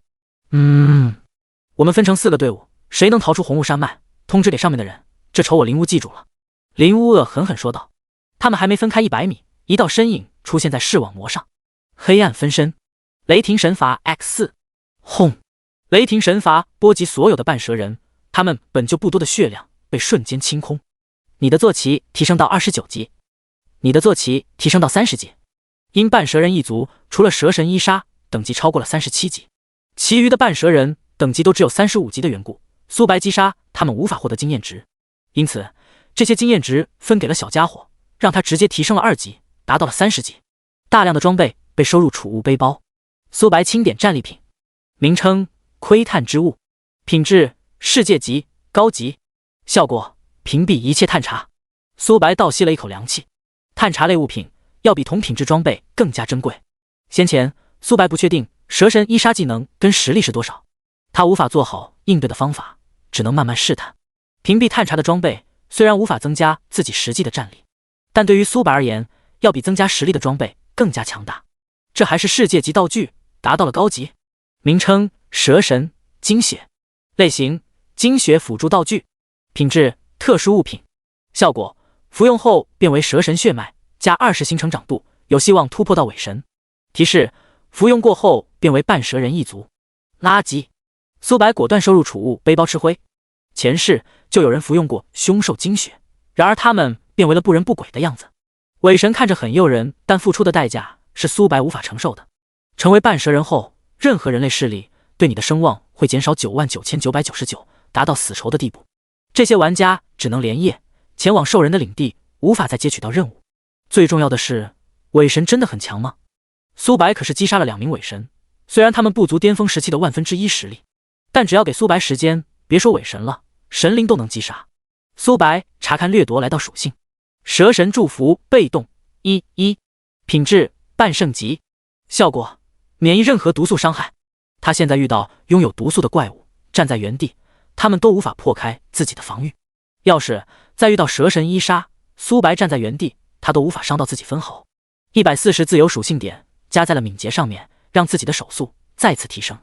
苏白查看属性面板，名称睚眦，职业黑暗猎手30星，恶魔骑士30星，工会孤狼5级，等级37级 5%， 天赋无限掠夺神话，无限叠加神话，血量1110600，法力值154336，力量2436，体质2384，敏捷7251，精神4329，攻速131.06s， 暴击率 98%， 物理穿透 60%， 护甲520300，魔抗515,328，坐骑掠，敏捷高达7000多点，攻速突破130大关，风摇丝触发的情况下高达131攻速。风元素浓郁的地方，敏捷能提升100点的同时，攻速也能提升到141。开启狂暴状态，每秒能射282箭。工会升到5级，移动速度提升了 1%。幽冥虎升到30级后，拥有自己 1500移速，自己提升 1% 移速，相当于幽冥虎提升了 15% 移动速度。苏白开启获得来的宝箱，你获得3万枚金币，你获得魔法法杖，你获得了魔法鞋子。苏白开出了魔法一类的装备，对于他而言没有太大的作用，倒是能卖给周龙他们。最让苏白在意的是蛇神的日记，这上面记录着他的点点滴滴。苏白翻开日记，蛇神伊莎，我今日成为了蛇神，拥有强悍的实力，我的哥哥很是喜悦。我创立了自己的国度，名为半蛇人一族，我要带领自己的子民变得更加强大。蛇神伊莎，我看到了一封有关突破伪神的方法，之前我是嗤之以鼻的，但我停留在伪神境界已经有100年了，始终无法突破到半神境界。古籍上面记载，只要我吞噬掉我的哥哥，我就有希望成为半神。蛇神伊莎，我对我哥哥发动了偷袭，很遗憾，我哥哥看到我攻击他，他并没有感觉到意外，因我跟他的实力相差无几，大战了许久，导致了我本源受损，实力大降。该死的伊恩，我身为你的妹妹，你就不能让我吞噬你吗？蛇神伊莎，这一场大战导致我的实力疯狂下降，我必须要陷入沉眠才能活下去。蛇神伊莎，我不知道自己沉眠了多久，直到一位黑袍人找到我，只要我效忠于他，我就能恢复到巅峰战力，甚至是突破到半神，乃至神灵也不是没有可能。我蛇神伊莎可是伟大的神，怎么可能臣服于凡人？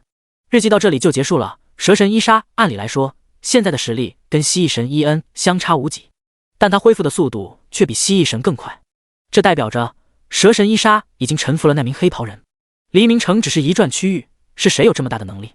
苏白摇了摇头，现在的自己还是太弱了，知道的太多未免是好事，只会给自己增加烦恼。把这封信交给骑士长，亚马克才是王道。122章小恶魔营地。骑士教堂，骑士长亚马克见到来人，询问道：“冒险者，红雾山脉的情况如何？”亚马克大人，红雾山脉的状况很糟糕，那里生活着大量的毒素怪物，最核心区域更是生活着半蛇人一族。那里的村民被半蛇人一族杀害，导致半蛇人占据了他们的身体。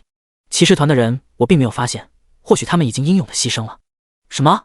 亚马克不是震惊骑士团的人被团灭了，而是震惊苏白知晓的是这么多。在他看来，这还不到1天的时间，苏白就完成了任务，几乎是不可能的。然而苏白不仅完成了任务，对红雾山脉的情况也了如指掌。这……亚马克一时间呆滞在原地，久久回不过神来。亚马克大人，这是我发现的信封，记载着有关蛇神伊莎的全部信息。什么？亚马克嘴巴张得老大，能塞得下一颗鸡蛋。那可是蛇神啊，即使实力不足巅峰时期的1/1000，那也是神。想要击杀神，不仅需要强大的实力，还要莫大的勇气，克服神与凡人之间的障碍。面对一名神，只要稍微对他们产生了一丝遥不可及的想法，那发挥出的实力连全盛时期的1/10都不到，甚至是站在原地等待死亡也不是不可能。苏白要是知道亚马克在想什么，一定会嗤之以鼻。是神很难吗？不好意思，我杀了2个。感谢你冒险者，这份日记让我知道了许多重要的情报。我还有一件事要交给你。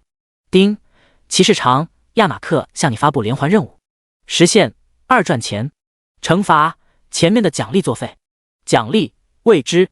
苏白只是犹豫了一会，就接取了任务。连环任务获得的奖励很是丰厚，但苏白对自己的实力很是自信，要是缩手缩脚，跟咸鱼又有什么区别？任务：剿灭小恶魔的营地，实现2赚钱，坐标5461.7311。苏白抵达任务所在的区域，半空中漂浮着黑色的液体，刚踏入里面，大量的伤害数字从头顶上出现：-1万，加10000，-1万。苏白每秒要减少1万血，因自己恢复能力强大的缘故，这些液体无法对自己造成威胁。因自己完成了红雾山脉的任务，骑士长亚马克也判断出自己有强大恢复的能力，不然他根本无法完成红雾山脉的探索任务，更无法做到击杀蛇神伊莎。苏白双眸微眯，不管是红雾山脉还是这里，都不是普通玩家能够踏足的。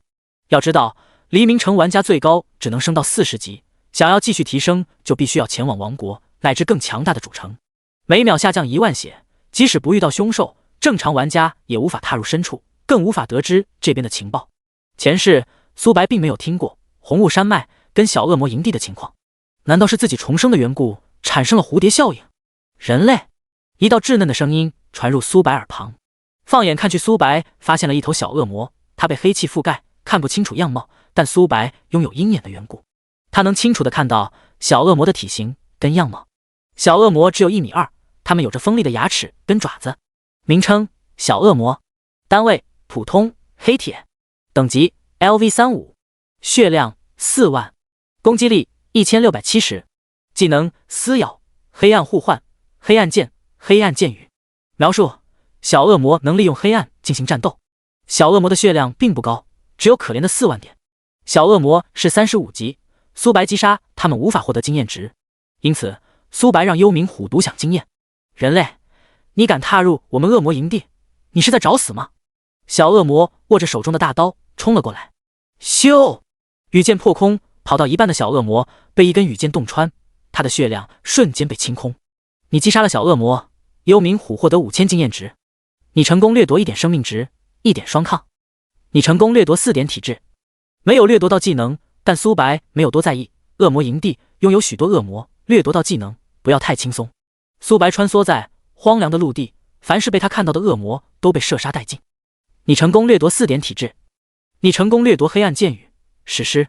黑暗剑雨被动100，品质史诗，效果每100次攻击召唤黑暗剑雨，范围10米内的敌人造成1000精神力黑暗伤害，被命中的敌人10秒内减少敌人50%黑暗抗性。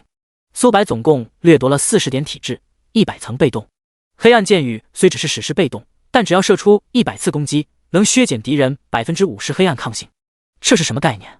苏白拥有数个黑暗技能，减少敌人50%黑暗抗性后，这些黑暗技能伤害也会提升。苏白现在精神力高达4000多点，攻速突破260大关，每秒能射260箭，相当于1秒能触发2.6次黑暗箭雨。配合毒液炸弹取得的效果，绝非是1+1等于2那么简单。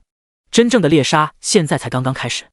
123章，小恶魔营地2，名称：小恶魔精英，单位：白银精英，等级 LV37，血量 50W， 攻击力6788，技能：撕咬、诅咒、冲锋、突刺。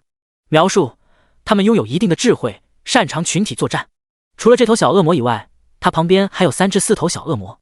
精英小恶魔血量并不高，只有可怜的50万血。最让苏白在意的是诅咒能力。刚开服时，紫霄公会的眼镜男就拥有诅咒能力，能让敌人的防御力跟他进行互换。要知道，苏白现在的防御力高达50多万，互换后敌人的实力有多恐怖。咻！羽箭破空，小恶魔头顶上出现巨额的伤害，能量穿透，导致第2头小恶魔也下降了一大截血量。风摇丝发动，苏白手速拉满，每秒能造成成吨伤害。小恶魔还没靠近苏白，他们的血量就被清空殆尽。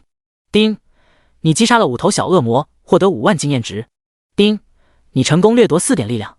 丁，你成功掠夺5点生命值，5点双抗。丁，你成功掠夺诅咒之力，史诗，5万经验值。苏白双眸微眯，按理来说，副本里的怪物要比外面的怪物获得的经验值更多。这5头精英小恶魔实力并不强，只有可怜的50万血，但每头小恶魔却能提供1万点经验值。正常情况下，经验值的代沟跟实力有关。苏白查看新掠夺来的属性：诅咒之力被动 1%， 品质史诗，效果你受到的诅咒之力效果减少 1%。苏白倒吸了一口凉气，叠满后能彻底免疫诅咒之力，这是什么概率？先前眼镜男对自己用过诅咒技能，他拥有的天赋只是完美级而已。苏白进行一转任务时，遇到了一名巫族的玩家，他能削减敌人 80% 双抗。要知道，苏白的双抗高达50多万，削减 80%， 相当于减少了40多万的双抗，这是很恐怖的。但诅咒之力就弥补了这一点的不足。恶魔领地内围区域，这里有许多小恶魔，大多数是普通小恶魔，少数是精英小恶魔。凡是遇到苏白的小恶魔都被击杀殆尽。你的坐骑升到31级，你成功掠夺4点力量。你成功掠夺诅咒之力，史诗，诅咒之力被动100，品质史诗，效果你受到的诅咒之力效果减少 100%。苏白总共掠夺了100层被动40点力量，距离38级已经不远了。小恶魔营地入口处有一头稍大一点的恶魔，名称：小恶魔头目，单位：白银领主，等级37级，血量 500W， 攻击力12000，技能：野蛮冲撞、血量增幅、致残打击、撞击、跳跃、砸击。描述：这是一头小恶魔头目，负责镇守在此地。小恶魔头目的血量高达500W， 是小恶魔精英的10倍，仅次于领主怪。但在苏白面前根本不够看，羽箭破空，1秒130箭，不到3秒，小恶魔头目跟他旁边的恶魔被射杀殆尽。你击杀小恶魔头目，获得10万经验值。恭喜你升到38级，获得70自由属性点。你成功掠夺6点力量。你成功掠夺血量增幅，传说，血量增幅被动1/10，品质传说，效果生命值永久提升1万点，血量永久提升 4%， 还行。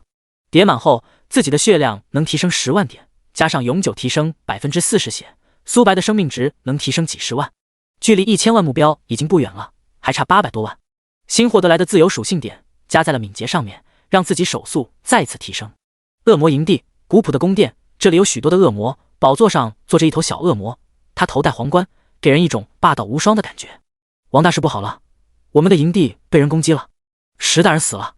什么？小恶魔领主咬牙切齿，被称为石大人的恶魔就是苏白击杀的那名头目怪物，他麾下只有10名头目怪物而已。谁胆子这么大，敢闯我们的领地？他是在找死吗？咻咻咻，羽箭破空，大门被洞穿，坍塌了下去。一道身影映入眼帘，他手持弓箭，穿着一身黑色的风衣。人类，你好大的胆子，敢闯入我的领地！这么多小恶魔！苏白面部露出和善的笑容。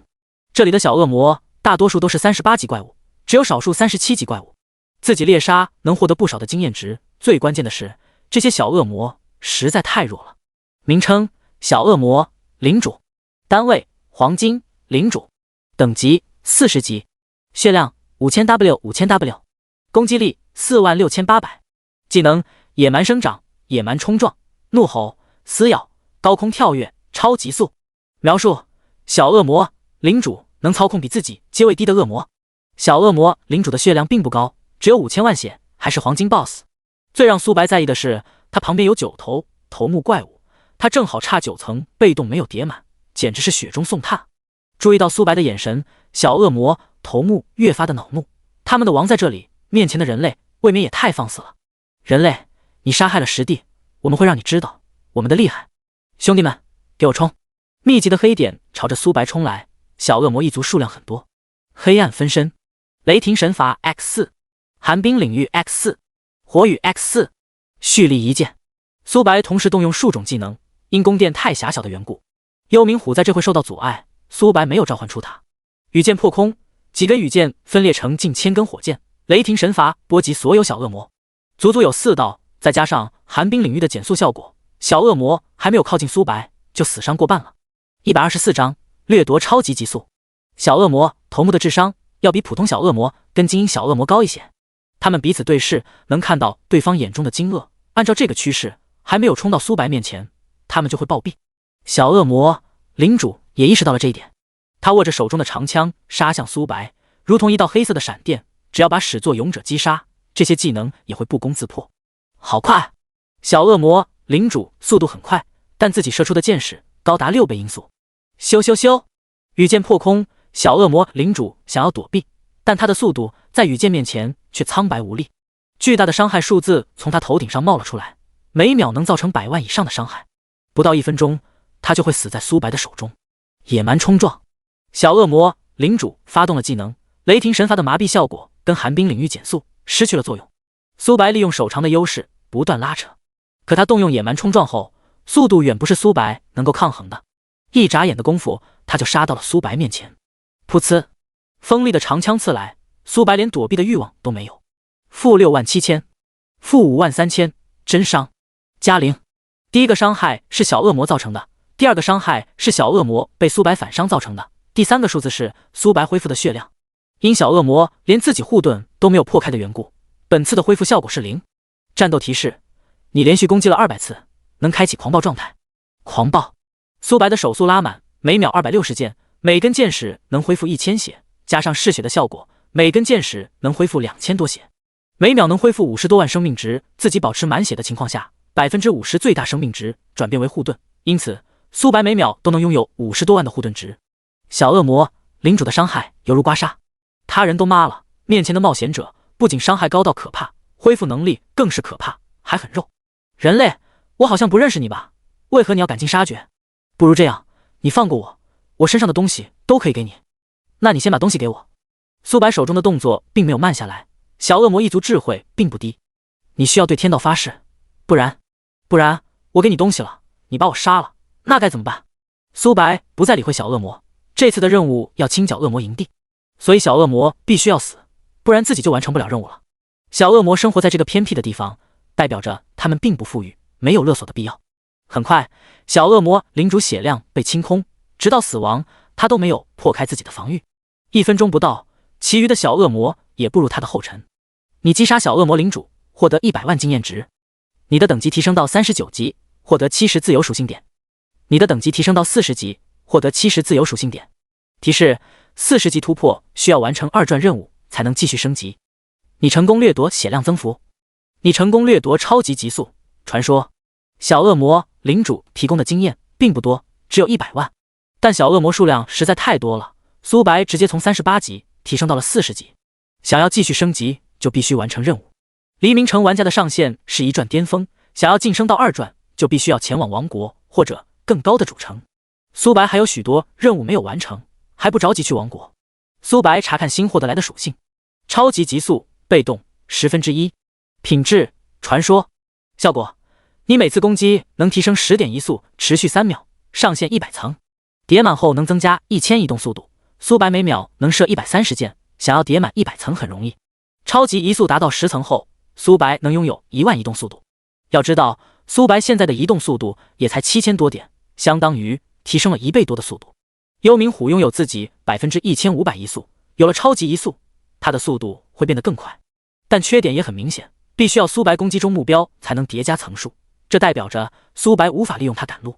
战斗情况下，幽冥虎速度太快，会导致苏白射出的箭矢命中率大大降低。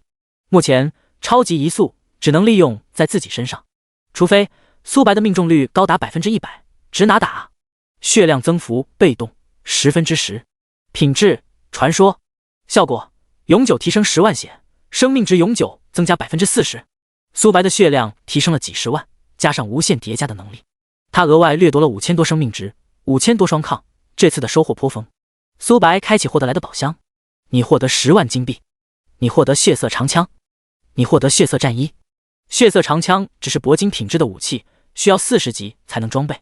血色战衣也是40级装备，小恶魔营地的恶魔等级最低都有35级，周龙他们连30级都不到。上次他们购买武器，那些武器等级都不高，只有25级而已。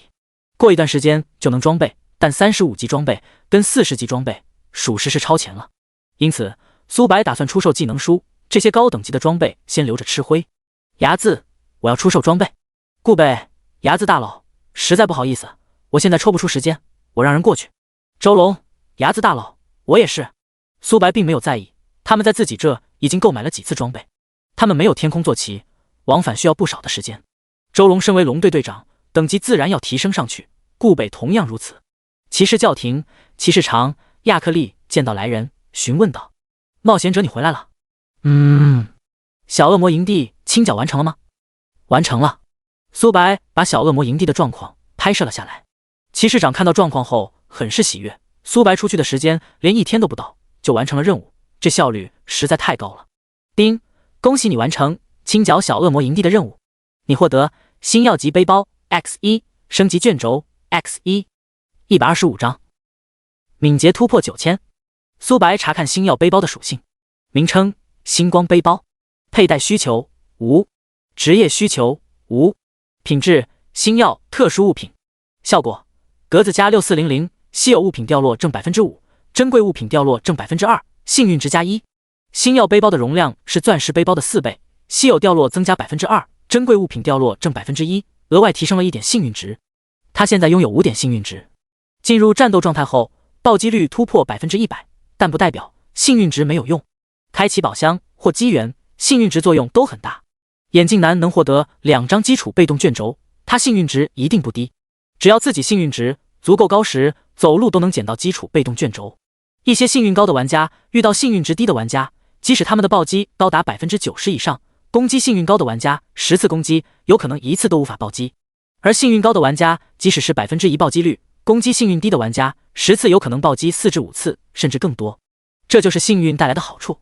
名称进化卷轴，品质钻石，效果钻石以下装备能提升1个品级。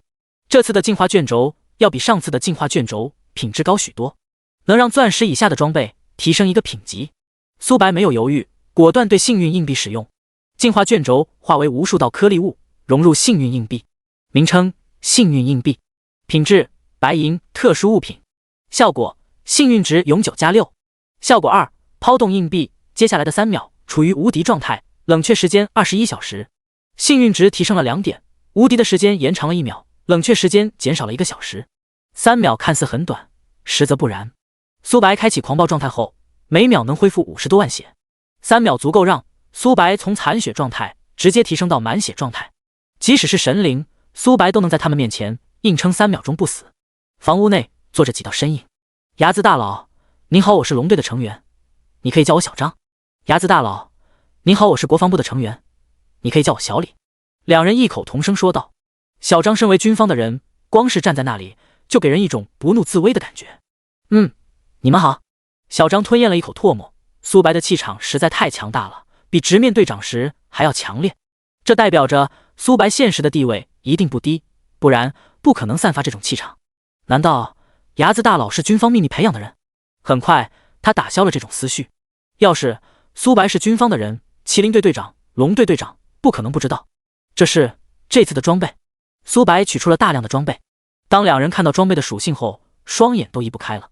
睚眦大佬，这装备需求好像有一点高。小张忐忑不安道：“这些装备需求等级实在太高了，要35级才能装备。即使是周破军跟周龙等级连30级都不到，实在太超前了。尤其是2件40级的装备。”两人看苏白的目光都变了，他们知道苏白很强，可这未免也太强了吧？这可是40级的装备啊！天启才刚刚开服多久，苏白就已经击杀了40级怪物了。睚眦先生，您现在的等级是多少？小张询问道。排行榜第1名跟第2名等级超过10级后，就无法看到第1名的等级了。第2名是周破军，他等级高达29级，距离30级已经不远了。40级，苏白随口说道。两人瞪大了双眼，人都傻了。周破军只有29级，苏白就已经40级了，这差距未免也太大了吧？他们玩的真的是同一款游戏吗？40级，两人震惊不已。40级很难吗？苏白一脸狐疑，像是在说40级有手就行。两人黑着一张脸，久久无言，陷入到了自闭。几分钟后，双方达成了交易。苏白出售了技能书等物品，他获得了2000万枚金币。技能书的价值比装备高得多，但装备的数量要比技能书更容易爆出来。强化舱，苏白躺入里面。是否升级鹰眼？是。鹰眼提升到33级，鹰眼提升到34级。鹰眼被动，等级40级，效果视野提升1万米。效果2，洞穿阴影。鹰眼从31级提升到了40级，视野范围提升了3600米。是否升级基础被动敏？是。基础被动敏，等级40级，效果敏捷永久提升100%。基础被动敏从64%提升到100%。苏白现在的敏捷高达7000多点，足足提升了几千点的敏捷，相当的恐怖。是否提升基础被动精？是。基础被动精，等级40级，效果精神力永久提升100%。火雨分裂出的羽箭提升了许多，以及自己的法力值。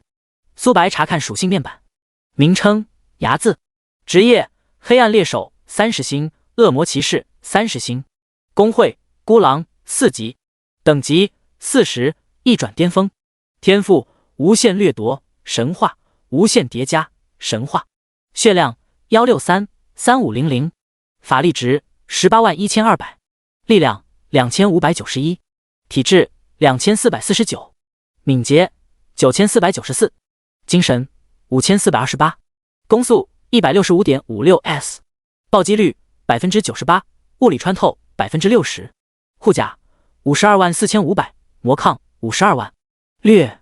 苏白血量高达160多万，双抗有50多万，力量体质只有可怜的2000多点，而敏捷距离1万大关已经不远了。攻速165.56每秒，风摇丝触发的情况下能达到166.56，在风元素密集的区域能突破到176.56，开启狂暴状态后每秒能射350箭以上。这还没有算上自己召唤的黑暗分身，每秒能造成成吨的伤害。126章紫霄工会的阴谋。全服通告：黎明城小恶魔副本开启，所有在黎明城的玩家能进入小恶魔副本。聊天频道炸锅了。黎明城，那不是睚眦大佬所在的城池吗？哈哈，还好我升到20级后，听了游戏董哥的，前往了黎明城。我真的是哭死，我前往的是太阳城。楼上的兄弟跟睚眦大佬在一个主城，有汤喝。上次我4维属性点增加了20点，升级的速度杠杠的，现在已经是23级大佬了。睚眦大佬的等级已经无法显示了，第2名的周破军等级高达29级，这代表着睚眦大佬最少都有39级。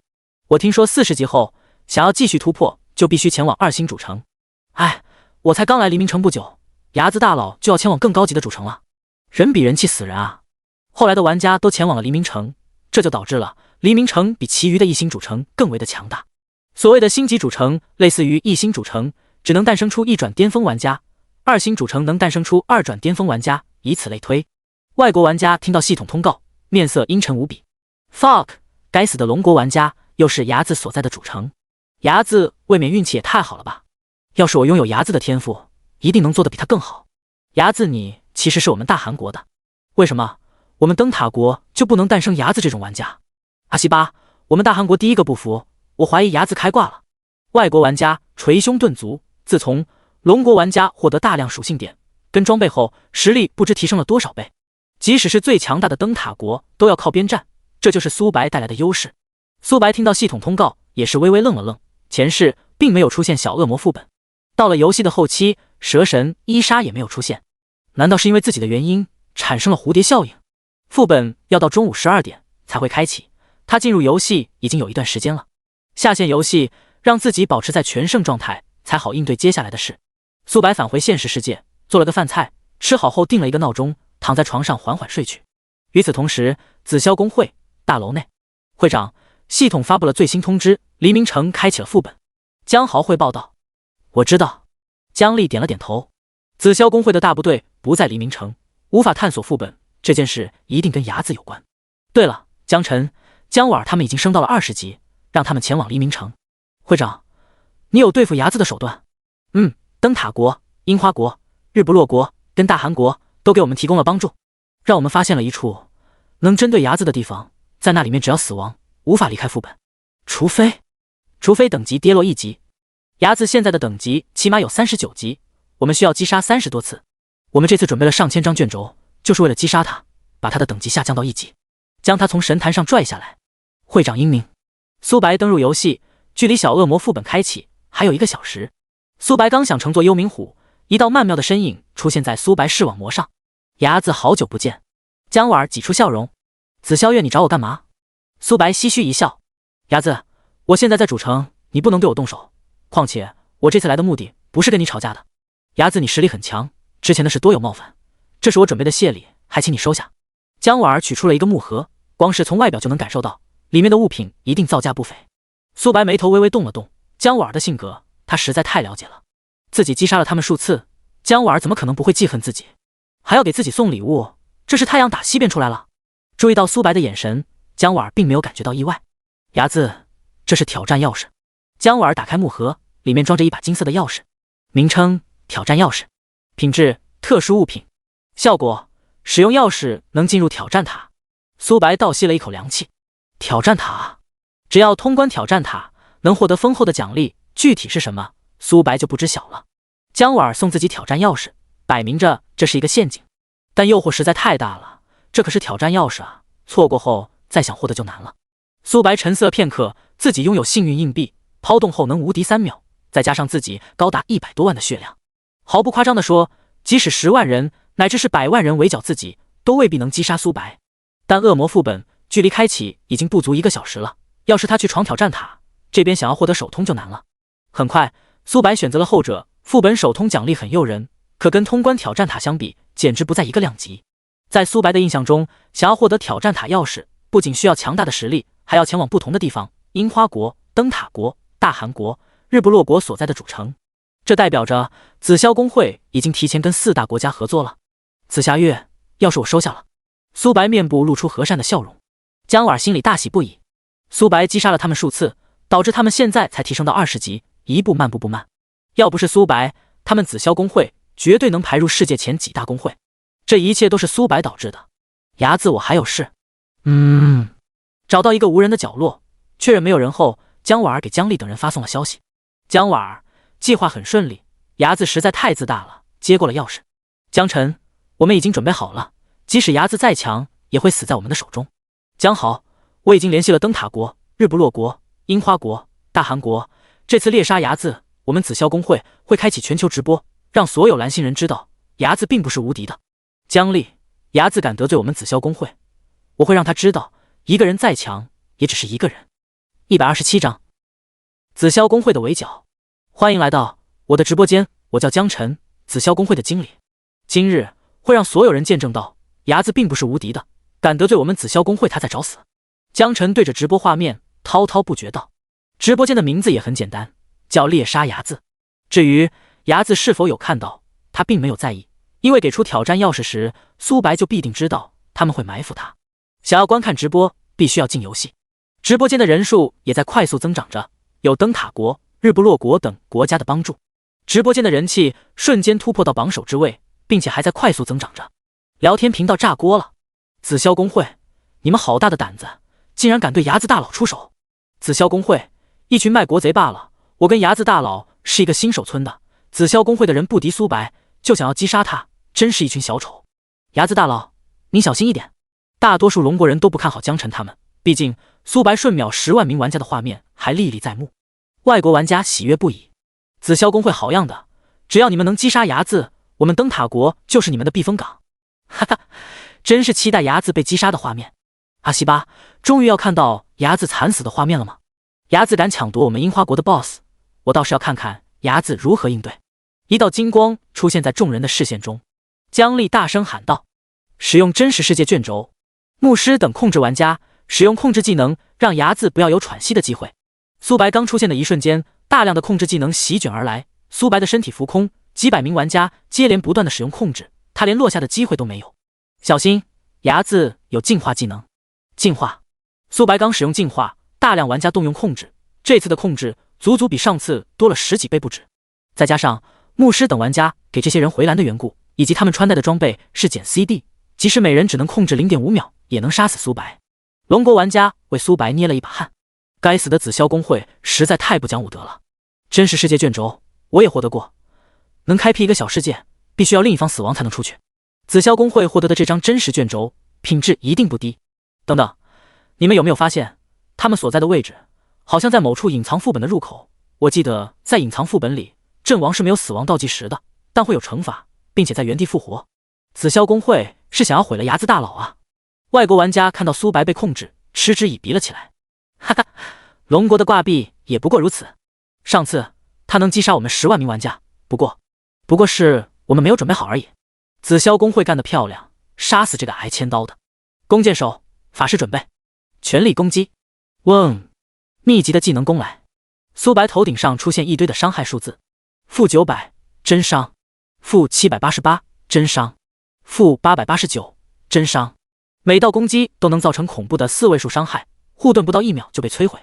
攻击打在苏白身上，他的血量疯狂下降。姜婉看到这一幕，鄙夷道：“睚眦，你之前不是很嚣张吗？在我们这么多人围攻下，你依然要落败。”姜丽等人也很是喜悦，先前苏白秒杀他们的画面还历历在目，但如今苏白就要被他们击杀了。会长，睚眦的血量未免也太高了。姜豪惊愕道：“他们这边拥有上千人，可一轮集火下，并没有秒杀苏白。在他们的设想中，苏白的血量顶多10几万就已经逆天了，可现在连1半血都没有掉到，这代表着苏白的生命值高达100多万。同阶战士连5万血都不到，苏白好像是弓箭手吧？100多万血又如何？依然要死在我们的手中。”姜丽表面平静，可内心已经翻天倒海了。自己拥有传说天赋，但两者差距未免也太大了。眼镜使用诅咒技能，江晨身为紫霄公会的经理也意识到了这一点。经理，我的诅咒之力对睚眦没有一丝的效果。什么？江晨震惊不已。不过他也没有慌张，无法互换苏白的防御力也没事。他们现在在真实世界，他们的一切技能都是真伤，不到3秒，苏白就要被击杀。下一秒，苏白头顶上出现一堆回血的数字，加2000，加2000，加15000。苏白光是站在原地不动，每秒都能恢复2万多血，再加上浴血奋战的效果，每受到1次伤害能恢复2000血。他们的攻击顶多造成1000伤害，少数人突破了1000，其中姜丽输出最高，他的输出比10名法师加在一起还要高，但在苏白面前依然不起眼。恶魔反伤虽然无法对真伤造成伤害，但自己恢复能力实在太快了，大量的攻击打在自己身上，还没有自己恢复的快。苏白的血量从半血瞬间变为了满血，并且衍生出了80多万护盾值。这，众人目瞪口呆。我们的攻击还没有他恢复的快。尼玛，他血量高就算了，为何恢复能力还如此的变态？难道我们千人联手都无法击杀他吗？所有人停止攻击，睚眦恢复能力是有限的。牧师玩家使用重伤能力，让他恢复效果降低。他每受到1次伤害，能恢复2000血。我能慢慢的把他耗死。姜丽身为紫霄公会的会长，瞬间看出了苏白的弊端。苏白的恢复能力是会被重伤影响的。浴血奋战虽不会被重伤影响，但只要自己输出高于2000点，就能慢慢消耗死苏白。果不其然，牧师附加重伤效果后，苏白的恢复能力大减。战斗现在才刚刚开始。128章秒杀千人，负12300真伤，加2000。姜丽拥有传说天赋，再加上牧师的加成，他每次攻击能造成5位数伤害，每发射1颗火球相当于10颗火球，他每秒能造成的伤害将近6位数。苏白每受到1次伤害能恢复2000血，1秒能恢复2万多血。但在姜丽的全力输出下，恢复的效果要远低于他的输出。很快，苏白的护盾破碎开来，姜丽大喜不已。按照这个趋势，不到1分钟，苏白就会活活的被耗死。你们在给我挠痒痒了吗？这就是你们的手段，不过如此。苏白唏嘘一笑。姜婉冰冷说道：“伢子，你少得意，我承认你很强，但那又如何？你依然要死在我们的手中。”姜婉一脸贪婪盯着苏白手中的装备，那可是钻石武器以及大量的高品质装备。真实世界卷轴不仅能让他们的一切攻击拥有真实伤害，还能让对方的掉落大幅度提升。但副作用也很明显，只要自己这边阵亡，他们的装备也会全部掉落。为了确保万无一失，他们还准备了一张免惩罚的卷轴，自己这边的人在真实世界阵亡不会掉落装备。该轮到我了，我要是使用霸体，阁下该如何应对？霸体，苏白体表浮现血红色的气息，控制效果瞬间被泯灭，即使是真实世界卷轴也消失殆尽。这怎么可能？姜丽瞪大了双眼，这张真实卷轴品质可是钻石级的，苏白只是个弓箭手，按理来说只能学习进化一类的技能才对。即使苏白第二职业是战士，想要摆脱真实世界，除非他拥有的霸体品质高于铂金级钻石霸体。不要慌，霸体的时间并不久，只要我们撑住，他依然要死。姜丽劝解道。闪现，黑暗分身，寒冰领域 X4， 雷霆神罚 X4， 火雨 X4， 蓄力一剑。苏白旁边出现3道跟他一模一样的分身，他们拥有自己 55% 全属性。雷霆神罚波及所有人，4道雷霆劈落而下。50W， 50W， 50W， 雷霆神罚加上寒冰领域，每秒能造成成吨的伤害。战士的血量连5万都不到，刚被雷电波击的一瞬间就被秒杀了。紫霄公会的所有人都被秒杀，他们所在的位置掉落了数百件物品，加在一起总共有数十万件装备。直播间彻底炸锅了。我去，牙子大佬刚不是在被压着打吗？一招秒杀数千人，我该不会是眼花了吧？这伤害也太离谱了，秒伤高达 50W， 尼玛，我一个战士连零头的血量都不到啊！牙子大佬牛逼，这些卖国贼活该！哈哈，笑死我了！刚刚这些人还很嚣张。外国玩家面部阴沉无比 ，fuck， 这群废物连一个玩家都无法击杀。龙国那个挂壁为何这么强？一招秒杀1000人，我感觉我们跟他的距离越来越远了。该死的牙子！紫霄公会的人都傻了，刚刚还在压制牙子，下一秒他们全部人就阵亡了。牙子你！姜丽话还没有说完，就被雷霆劈死。因挑战塔的缘故，他们阵亡后不会等待时间，每次阵亡都要掉1级，这还不到10秒，就从20多级掉到了20级了，并且还在持续下降着。因姜豪开着直播的缘故，每次阵亡直播间也会变黑，直播间变成了一会变黑一会有画面的趋势。苏白在地上捡起了战利品，大多数品质都不高，但胜在量多，不得不承认紫霄宫会有一点手段，连钻石卷轴都能弄到。牙子，别以为你真的赢了，我们紫霄宫会准备这么久，怎么可能会被你轻易的杀死？哈哈哈！姜丽面部露出残忍的笑容，他手中的卷轴破碎，竟然在雷霆中撑了几秒才死。黑暗中躲藏着几名黑衣人，他们中拥有一位史诗天赋的拥有者，他的能力能让10名玩家在短时间内伤害提升100倍，并且无视双抗。但弊端也很明显，想要使用此技能，就必须要附近有1万名玩家阵亡，每阵亡1名玩家，他给队友的加成会挣 1%。紫霄公会的人总共只有1000人，但在挑战塔的缘故，阵亡后不会等待时间。献祭也被称为最弱的天赋，使用该技能后，他的天赋会被泯灭，一生中只能使用1次。但他也顾不得了，不击杀牙子，他们影部跟紫霄公会永远抬不起头。影师你放心，只要我们击杀牙子，不会亏待你的。多谢老板。被称为老板的人点了点头。影杀是影部的创始人，拥有传说天赋，谁能杀死牙子，我重重有赏。多谢老板。数十道身影偷袭而来，苏白拥有直感能力，第一时间就判断出了几道气息的轨迹，但敌人的数量实在太多，再加上同时攻击的缘故，他无法判断攻击的位置。第6感应发挥了作用，让他反应速度大幅度提升。苏白现在只要不解除雷霆神罚，就能一直释放，但敌人依然能进入雷霆神罚波及范围内。他们拥有免疫技能的卷轴，能短时间内冲到自己面前。闪现的 CD 还没有好，硬吃这一击，即使苏白血量高达100万，也可能会被秒杀。武器距离自己不到1米了，无法躲避这一击。姜丽看到这一幕，窃喜不已。在之前他们就商议过，让影部的人躲在暗中，有意外情况发生的话，就动用献祭能力。不到万不得已，他们也不想用这张底牌，毕竟献祭的人会彻底毁掉，以及他们的等级也会跟着下降，与大部队拉开差距。幸运硬币129章，紫霄工会影部全员1级。幸运硬币，苏白背后出现一道女人的身影，她双手合十，像是在祈祷什么。她的背部出现洁白的羽翼，苏白被金色的光芒包裹在内。当金属碰撞的声响，刺眼的伤害数字从苏白头顶上出现。-0，-53100，真伤。第一个伤害是他们造成的，第二个伤害是恶魔骑士被动触发的。他们的血量瞬间被清空，化为一道流光。姜婉看到这一幕，呆滞在原地。尼玛，影部的成员该不会在碰瓷吧？一个满血满状态的人就这么死了，连苏白一滴血都没有造成。姜丽原本从容的脸变为了黑炭，他万万没有想到苏白拥有无敌技能。苏白只动用过2次无敌效果，加上这次是第3次。第一次苏白在面对萨格尔用过，第二次苏白交战雷霆巨树用过，前2次并没有目击证人。龙国玩家喜悦不已，哈哈，牙子大佬牛逼！这些刺客该不会是老惯犯了吧？在游戏中竟然也想碰瓷，真的是笑死我了！刺客玩家攻击牙子大佬，竟然被反伤反死了。刺客不是弓箭手的克星吗？为何牙子大佬站在原地，这些刺客就撞死了？外国玩家郁闷不已。fuck， 该死的牙子，他拥有无敌能力。那你，我一个战士血量不如他就算了，连反伤能力都不如他。这5万真实反伤是什么鬼？阿西巴，我大韩国第一个不服，牙子一定是开挂了。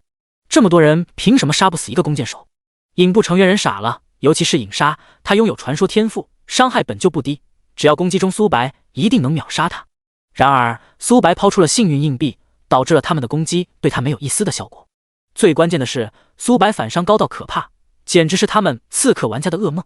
牙子你给我等着！影杀咬牙切齿，急了。苏白面部露出和善的笑容，你们恐怕没有机会了。苏白手速拉满，每秒能射160多箭，再加上冰雹术等技能，每秒能击杀上千人。他们刚复活的一瞬间，还没来得及反应就被击杀了，这就导致了姜豪开的直播间一会黑屏一会有画面。很快他们的等级下降到1级，被一阵强烈的光芒包裹，所有人消失在原地，地面的装备堆成了一座小山。苏白统统收入工会空间，工会升到5级后能容纳50万件物品。紫霄工会影部身上的装备所有都爆出来了，再加上他们现在等级已经被下降到1级的缘故，已经掀不起什么风浪了。唯一可惜的是击杀眼镜男并没有掉落基础被动卷轴。挑战塔第1层，高大的骑士直视苏白。挑战者你准备好了吗？名称圣光骑士，单位黄金领主，等级40级，血量 8500W， 攻击力58900，技能横扫千军，光盾，英勇冲锋，肢残打击，连续挥砍，圣光祝福。描述：圣光骑士的任何伤害多为真伤。苏白倒吸了一口凉气，他拥有50多万的双抗，但依然无法免疫真伤，并且无法触发反伤，这就很头疼。圣光骑士虽只是黄金 BOSS， 但他血量高达 8500W， 仅次于苏白之前遇到的恶魔骑士。要知道挑战塔总共分10层，这只是第1层而已。来吧，咻咻咻！羽箭破空，圣光骑士周围出现一把金色的大剑，箭矢命中在上面，竟然没有受到一丝的伤害。苏白并没有慌张，每一个生物都不是无敌的，只要自己攻击的频率足够快，一定能破解圣光骑士的防御。果不其然，苏白的手速拉满后，他只能抵挡部分的箭矢。苏白射出的羽箭蕴含着多种效果，高压水枪导致箭矢的冲击力增加了2吨。圣光骑士被羽箭击退，无法靠近苏白哪怕一下。苏白利用手长的优势不断拉扯，但地形太过狭小的缘故。英勇冲锋，圣光骑士发动了技能冰霜蔓延，寒霜的技能失去了效果。圣光骑士冲到苏白面前胡乱的挥砍，苏白并没有躲闪的打算，他需要先判断一下圣光骑士的实力，后续的关卡才能更好应对。-130010真伤，加2000，加15000。圣光骑士一次攻击造成了恐怖的6位数伤害，还是真伤。难怪前世苏白没听说过有人能通关挑战塔，这根本不是人能通过的。好在苏白拥有双神话天赋，这不可能的事或许能被打破。黑暗分身，雷霆神罚 X4， 寒冰领域 X4，火雨 X4，蓄力一剑 X4。苏白动用了数种技能，圣光骑士被雷霆包裹，大量的伤害席卷而来，每秒能造成成吨的伤害，再加上箭矢造成的伤害，圣光骑士每秒都要扣100万血以上。最关键的是，苏白恢复能力高到可怕，每秒能射160箭的情况下，能恢复20多万生命值。这还没算狂暴状态的效果。苏白现在拥有160多万生命值，嗜血的效果是每次攻击能恢复自身 0.1% 最大生命值，相当于一剑能恢复1600多血，加上生命偷取能力，能多恢复100血。苏白站在原地，恢复的速度都要远强于圣光骑士造成的伤害。很快，圣光骑士的血量被清空，他化作一道流光消失在原地。你击杀圣光骑士，幽冥虎获得100万经验值。丁，幽冥虎升到32级。你成功掠夺4点力量。你成功掠夺圣光盾。传说，因苏白40级的缘故，击杀怪物无法再获得经验。挑战塔镇守者实力很强，要比野外的 BOSS 强大得多，但提供的经验也很丰厚。光是第一关的镇守者就提供了100万经验值。130章。圣光骑士长。苏白查看新掠夺来的属性：圣光盾，被动1/10。品质：传说。效果：每受到光系伤害，能恢复自身 5% 血量。圣光盾跟火盾、雷盾技能类似，但在挑战塔作用要比前两种大得多。圣光骑士每次攻击都附带着光系伤害。苏白现在还不清楚圣光骑士的真伤能否削减，要是能，那他通关挑战塔的把握会再次提升。最让苏白在意的是，苏白击杀圣光骑士竟然没有掠夺到生命值跟双抗，这代表着挑战塔内的镇守者早就已经死了，他们的残魂留在此地。苏白来到第2层，2名圣光骑士注视着苏白，他们的属性跟第1层的镇守者一样，唯一不同的是数量要比第1关多了1倍。黑暗分身、雷霆神法、寒冰领域、火雨、蓄力一剑。苏白动用了数种技能，圣光骑士每秒能对自己造成数十万的伤害，但在苏白恢复效果面前毫不起眼，尤其是他们攻击还能让自己恢复 5% 血量。很快，2名圣光骑士被击杀。苏白总共掠夺了3层被动18点力量。几十分钟后，苏白来到了第9层，这里的圣光骑士数量已经达到了恐怖的9名，每一名圣光骑士血量高达 8500W， 好在能量穿透的缘故，能对下一个目标造成同等的伤害。以及圣光盾已经掠夺到了满层，每受到1次光系伤害能恢复 50% 血量。圣光骑士的1次攻击能对自己造成 13W 左右的伤害，他能恢复65000加血量。9名圣光骑士同时攻击的情况下，每秒能造成近50万伤害。苏白开启狂暴状态后，手速突破了330大关，每根箭矢恢复1000血，加上嗜血的效果，生命偷取，每根箭矢能恢复2700血，每秒能恢复近100万的生命值。即使站在原地不动，圣光骑士都无法对自己造成伤害。很快，他们的血量被清空。幽冥虎的等级也提升到了40级，升级快也是一种烦恼，好烦啊！苏白总共掠夺了10层被动40点力量。紫霄公会大楼内，会长，我们得罪了睚眦，是不是错误的选择？江豪开口道。江丽咬牙切齿，因这次埋伏苏白的缘故，导致他们紫霄公会所有成员下降到了1级，身上所有东西都爆出来了。他们这次损失巨大，可谓是回到了解放前。蔡坤并不缺钱，加入紫霄公会就是想要找一个靠山，但换来的是他的等级掉落到了1级，身上比脸还要干净。最关键的是，他们招惹到了睚眦，即使现在选择退出，也无计可施，没有公会会收留他们。事到如今，已经没有和谈的机会了。睚眦害我们紫霄公会损失惨重，我们已经不能跟睚眦斗了。不过，我们可以把睚眦的信息告诉灯塔国，让他们出谋划策。对了，我们这次袭杀睚眦，导致我们的声望在龙国一落千丈，继续待在龙国，我们会被万人唾弃。我们现在的等级只有1级，想要继续变强，就必须要拜托灯塔国他们。可是，江豪不甘道：“我知道你想说什么，但天启游戏可不是简单的游戏。”江丽叹了口气，像是老了10几岁一般。他们现在已经没有任何一点利益价值了，唯一的优势就是对睚眦比较了解，拥有上千名成员。前往灯塔国后，说好听一点是他们的盟友，可说难听一点，他们连狗都不如。这一刻，江婉等人已经恨死苏白了，要没有苏白，他们也不会沦落到这样。挑战塔第10层，冰山上，一座由冰晶打造而成的宝座，一名骑士坐在上面，他右手握着一把大剑，光是站在那里就给人一种不怒之威的感觉。名称：圣光骑士长，单位铂金领主，等级40级，血量1.5亿1.5亿，攻击力128900，技能英勇冲锋，连续挥砍，圣光印记，横扫千军，不动明王，剑芒。描述：圣光骑士长拥有强悍的实力，圣光骑士长拥有1.5亿血量，是圣光骑士的近1倍，攻击力更是突破了6位数大关。第9层圣光骑士拥有9名，代表着圣光骑士长比这些骑士加在一起还要强。挑战者，你来了！数百年来，你是第一位闯到第10层的人，让我见识一下你能否击败我。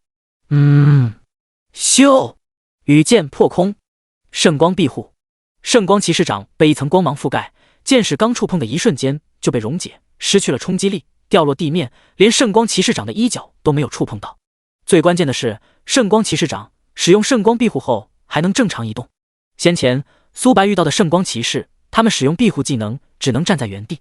英勇冲锋，他出现在苏白面前，闪现，苏白躲避了这一击，出现在几百米外。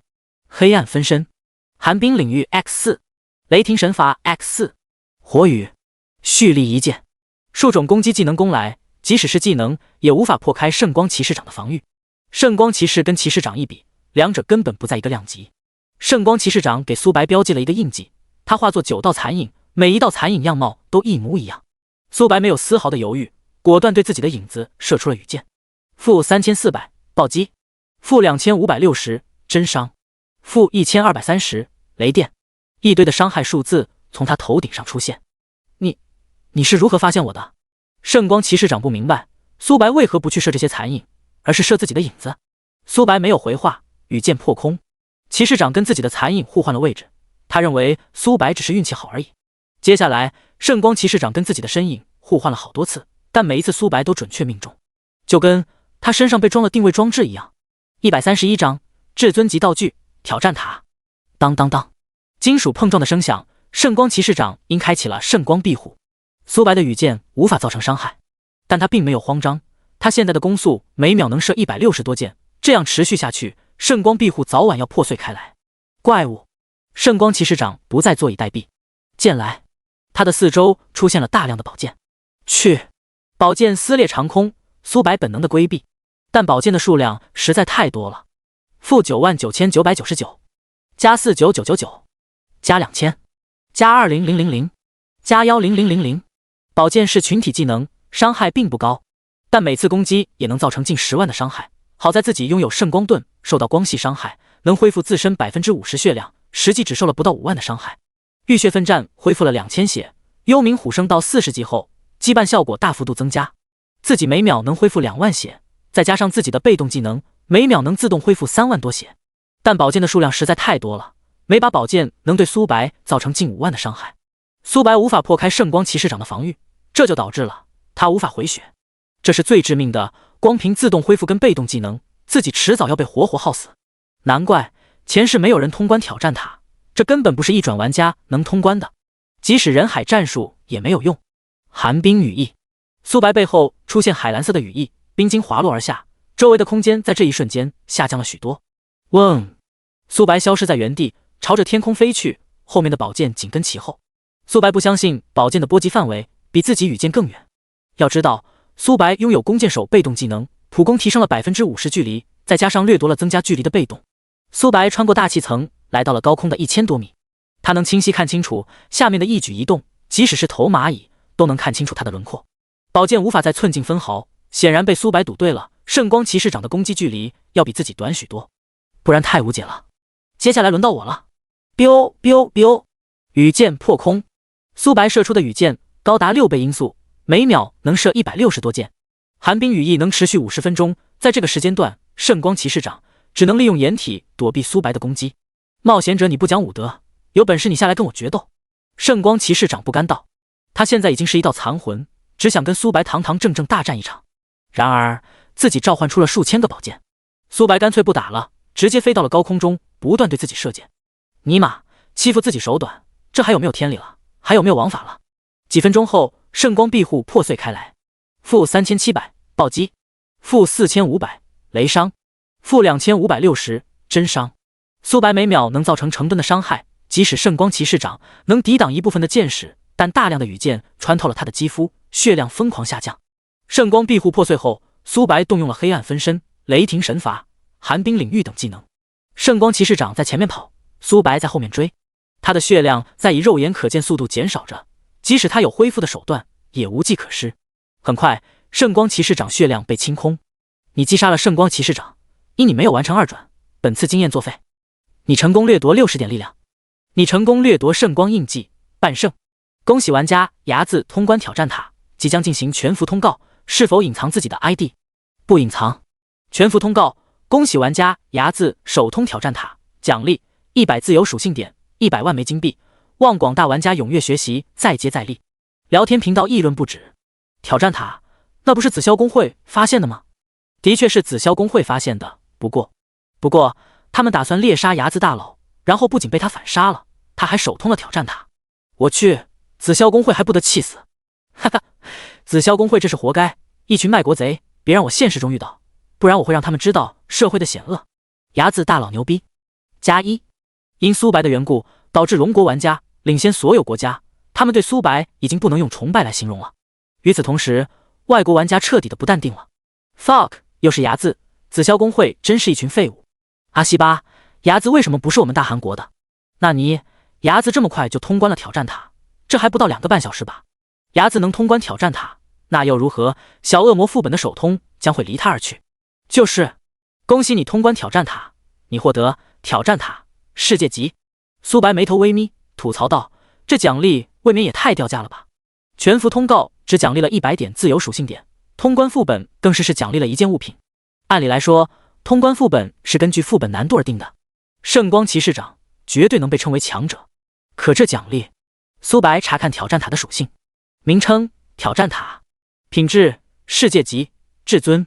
效果：催动挑战塔，一名敌人被收入挑战塔内，持续1个小时，我方能派遣10人，并且我方派遣的人在挑战塔内一切攻击都转变为真实伤害。冷却时间24小时。卧槽！苏白倒吸了一口凉气。他在交战圣光骑士长时，每秒只能造成100万左右的伤害，但只要自己把圣光骑士长收入挑战塔，他在这段时间伤害能翻10倍不止，尤其是面对强大抗性的怪物。美中不足的是，冷却时间太长了，要24个小时，以及只能关押1个人。还行。苏白收入背包，面部露出姨妈笑，爽，太爽了，自己保命底牌又多了一个。132章小恶魔副本。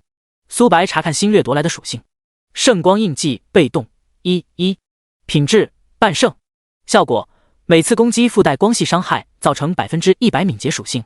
注：攻击黑暗怪物，玩家伤害翻倍。苏白敏捷高达9000多点，未来的敏捷会更高，毕竟他是主加点敏捷的。他每秒能射160多箭，开启狂暴状态后就是330多箭，相当于1秒能附带30万光系伤害，这还没有算上暴击跟爆伤，不然会更高。新获得来的自由属性加在了敏捷上面，是时候前往小恶魔副本了。小恶魔副本出来了一队人，他们很是落寞。这副本未免也太难了吧，只有深渊难度1个选择，我们这些普通玩家怎么可能通关啊？就是这副本根本不是人能通关的，光是一头精英怪就把我秒了，还有没有天理，还有没有王法了？大量的玩家抱怨了起来。小恶魔副本是40级副本，他们连30级都不到。天启游戏是有等级压制的，这不会体现在数据面板上。比如20多级玩家对40级怪物使用控制技能，面板上标注着能控制1秒，实际连0.5秒都不到。反观40级怪物对20多级玩家使用控制技能，技能能控制1秒，实际能控制2至3秒，这就是等级压制。人群中，一名青年迈步而来，他该不会要挑战小恶魔副本吧？应该不可能，他就1个人，我们100人都无法通过第1关。等等，他进去了，这小子该不会疯了吧？在副本中死亡最多被传送出来，不会受到惩罚。之前就有人独自闯小恶魔副本，结果3秒不到他就出来了。这名玩家的样貌好熟悉，我好像在哪里见过。对了，我想起来了，他好像是牙子大佬。什么？之前鄙夷的玩家瞬间堵住了自己的嘴巴。要是牙子大佬的话，他这话不是在放屁吗？要是牙子都无法通关，那还有谁能通关？男子恨自己长了一个嘴，竟然在质疑牙子大佬。其余人恶狠狠盯着青年，在他们的印象中，牙子可是他们的偶像，任何人都不可亵渎。青年注意到他们的眼神，灰溜溜的跑路了。小插曲过后，苏白来到了第一关，名称小恶魔，单位精英青铜，等级40，血量500W，攻击力9800，技能野蛮冲锋、致残打击、怒吼、咆哮、狩猎本能、黑暗盾。描述：小恶魔极为的凶残，他们对鲜血极为的敏感。500万血，外界的小恶魔也才4W 血，即使是精英怪，连100万血都不到。而这头小恶魔拥有500W 血，已经达到了头目怪物的水平了。难怪外面的玩家无法击杀小恶魔。放眼蓝星，除了苏白，还有一伙人有希望通关小恶魔副本。龙队身为官方的人，拥有大量的玩家，小恶魔副本并不限制人数，只要是黎明城的玩家都能进入。再加上苏白提供给他们装备的缘故，他们通关小恶魔副本也不是没可能。要知道，一套黄金装备能提供大量的属性，而龙队在他这边购买了不少的好东西。至于国防部，他压根没有想过。不是苏白看不起他们，他们跟军方比还是有不小的差距的，不管是人数还是装备的品质都有不小的差距。收回思绪，咻，羽箭破空，巨额的伤害从他头顶上出现。苏白手速拉满，精英小恶魔抗性并不高，再加上圣光印记的缘故，光系伤害翻倍，不到3秒，小恶魔血量就被清空。你成功击杀精英小恶魔，因你没有完成2转的缘故，经验值清零。你成功获得4点力量，没掠夺到被动。苏白也没有多在意，小恶魔副本什么都缺，唯独不缺小恶魔。苏白寻找起小恶魔，凡是被他遇到的小恶魔都被击杀殆尽。你成功掠夺4点力量，你成功掠夺黑暗盾传说，黑暗盾被动10%，品质传说，效果受到黑暗伤害恢复自身50%血量，还行。苏白总共掠夺了火盾、水盾、雷盾、圣光盾、黑暗盾，只要自己掠夺所有元素类型的技能，相当于他们能造成1万伤害，自己能恢复5000血，光是站在原地让他们打都要打自己半天，爽。苏白来到第一关的尽头，这里拥有许多小恶魔：黑暗分身、雷霆神罚、寒冰领域。雷霆神罚等技能波及了所有小恶魔，每秒能造成成吨的伤害，再加上自己的输出能量穿透，导致第2头小恶魔暴毙。无限掠夺也发挥了作用，每击杀1头生灵，自己能恢复1点生命值。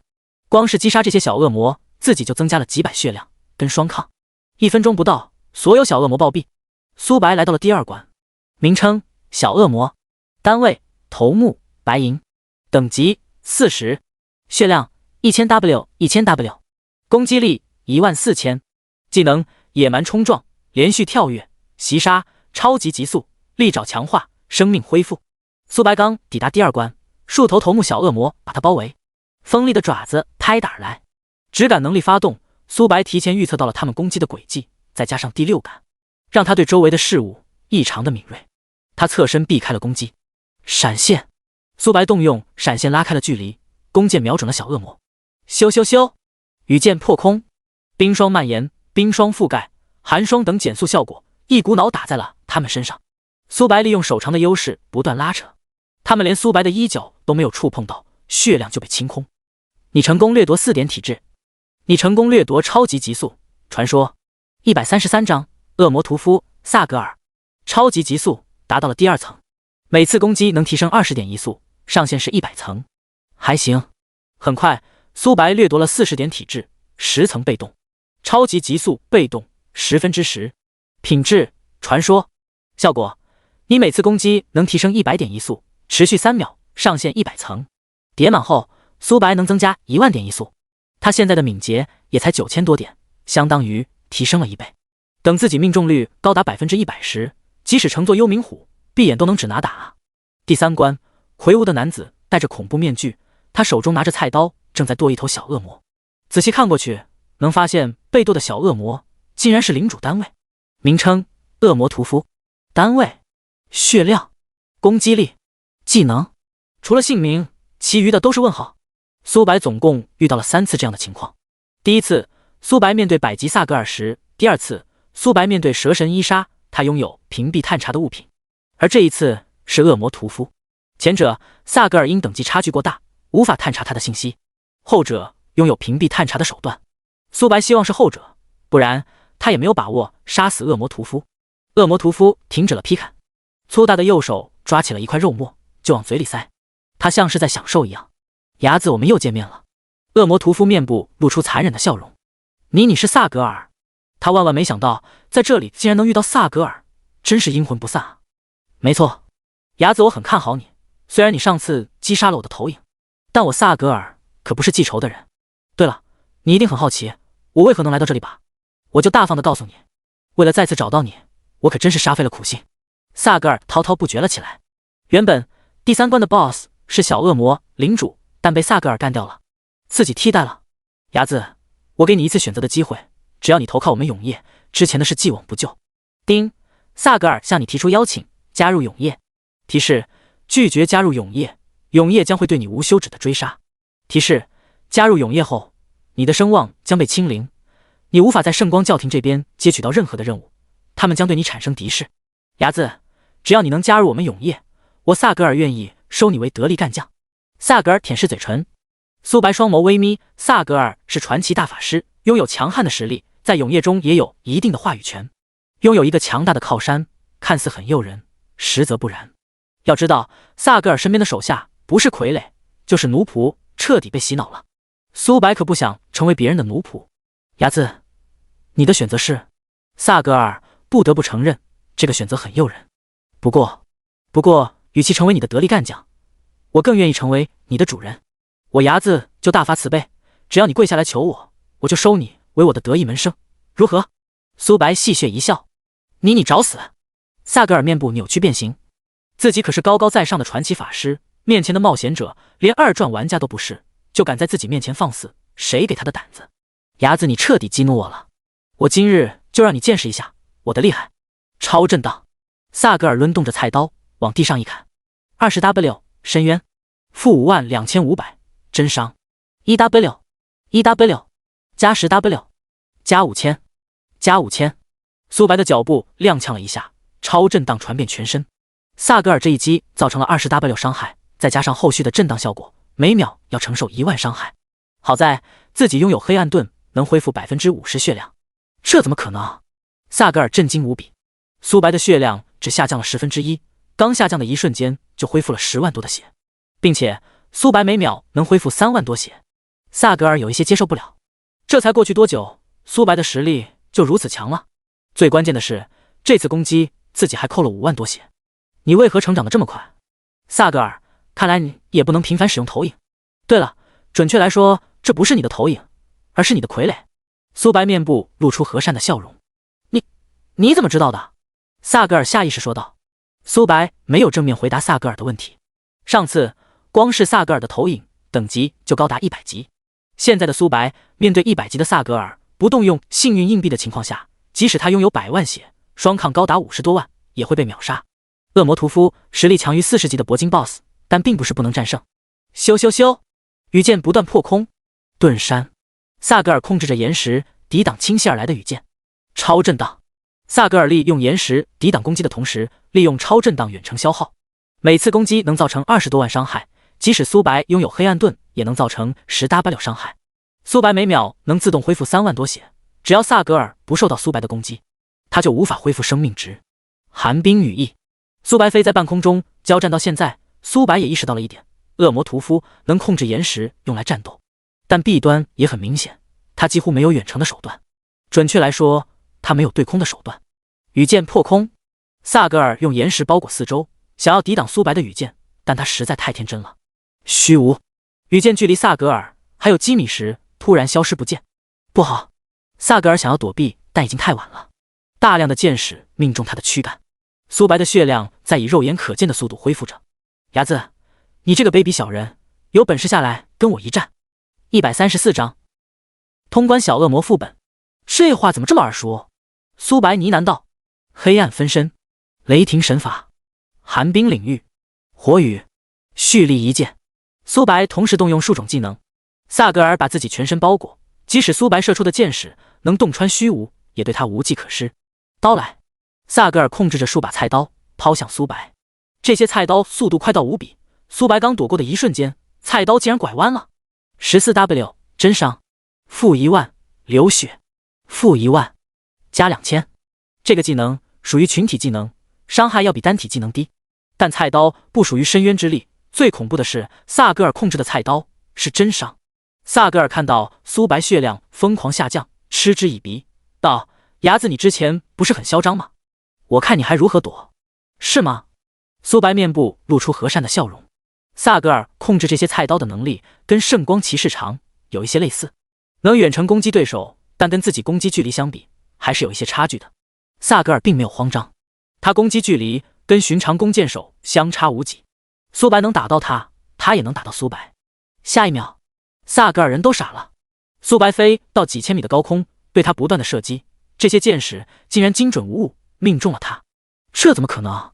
苏白攻速高达160多，腐蚀技能有 50% 概率削减敌人 1.57 耐久度，再加上黑暗分身，拥有自己 55% 属性，每秒能削减近200耐久度。黑暗分身能存在20秒，拥有50秒的冷却时间，但在这个时间内也能削减大量的耐久度了。很快，萨格尔控制的岩石彻底破碎开来。萨格尔重新控制另一套岩石，覆盖全身。苏白并没有慌张，每一个技能都有极限的。他不相信萨格尔能一直操控岩石。果不其然，萨格尔控制的第9块岩石破碎后，他无法再控制岩石了。他现在就是一个活靶子，箭矢飞行速度高达6倍音速，再加上虚无能力，他想要躲避箭矢简直是痴心妄想。萨格尔血量疯狂下降着，伢子，你给我等着，我一定会回来的。莫一会儿，萨格尔的血量被清空。恭喜你击杀恶魔屠夫，因你没有完成2传任务，无法获得经验值。你成功掠夺60点精神。你成功掠夺能量溶解，半圣。能量溶解被动1/10，品质半圣。效果：你能溶解1块岩石，附魔自己的属性。苏白来到恶魔屠夫尸体旁，这里拥有大量的岩石。溶解，岩石消失殆尽。丁，你溶解岩石，永久增加 10% 防御， 10% 魔抗。苏白倒吸了一口凉气，叠满后自己的双抗能翻1倍。要知道，苏白现在的双抗可是高达50多万的啊！翻1倍的情况下，能达到恐怖的100万。苏白试验了一下，发现溶解的岩石越大，双抗提升的也就越多，上限是1块岩石能提升自己 10% 双抗。恭喜玩家牙子手通小恶魔副本，下面即将进行全服通告，是否隐藏 ID？ 不隐藏。全服通告，恭喜玩家牙子手通小恶魔副本，奖励100点自由属性，100万金币，望广大玩家踊跃学习。牙子大佬通关了小恶魔副本，这还不到1个小时，牙子大佬又上全服通告了。我们玩的真的是同一款游戏吗？等等，这个小恶魔副本好像是40级副本，牙子大佬竟然单刷了，尼玛，我连一头精英怪都打不过。你们快看等级榜，牙子大佬40级了，第2名的周破军才31级啊！小恶魔副本，周龙听着耳边的提示音，苦笑了一声。周长官，看来我们是无法拿到手通了，牙子简直就是妖孽。周破军苦笑了一声。先前苏白前往挑战他认为这次的手通是他们军方的，然而并没有。他们才刚抵达第3关，苏白就已经击杀了终极 BOSS， 两者根本不在一个维度。最关键的是，苏白是单刷副本，而他们拥有大量的玩家。灯塔国月亮公会会长牙子不仅通关了挑战塔，还获得了小恶魔副本的手通。我知道，我又不是眼瞎，该死的牙子，又是他！紫霄公会都是一群废物吗？连一个人都搞不定。约翰面部阴沉无比，他们准备好的计划却为苏白做嫁衣。他那个恨啊！会长，紫霄公会的人联系我们，想要投靠我们灯塔国。紫霄公会，我记得他们好像降到1级了。是的，会长，但他们对牙子的信息比我们更了解，想要加入我们灯塔国也不是不可能。不过，他们以后获得的资源90%归我们灯塔国。会长，这会不会不太好？紫霄公会毕竟是大公会，留10%给他们，我们已经够仁慈了。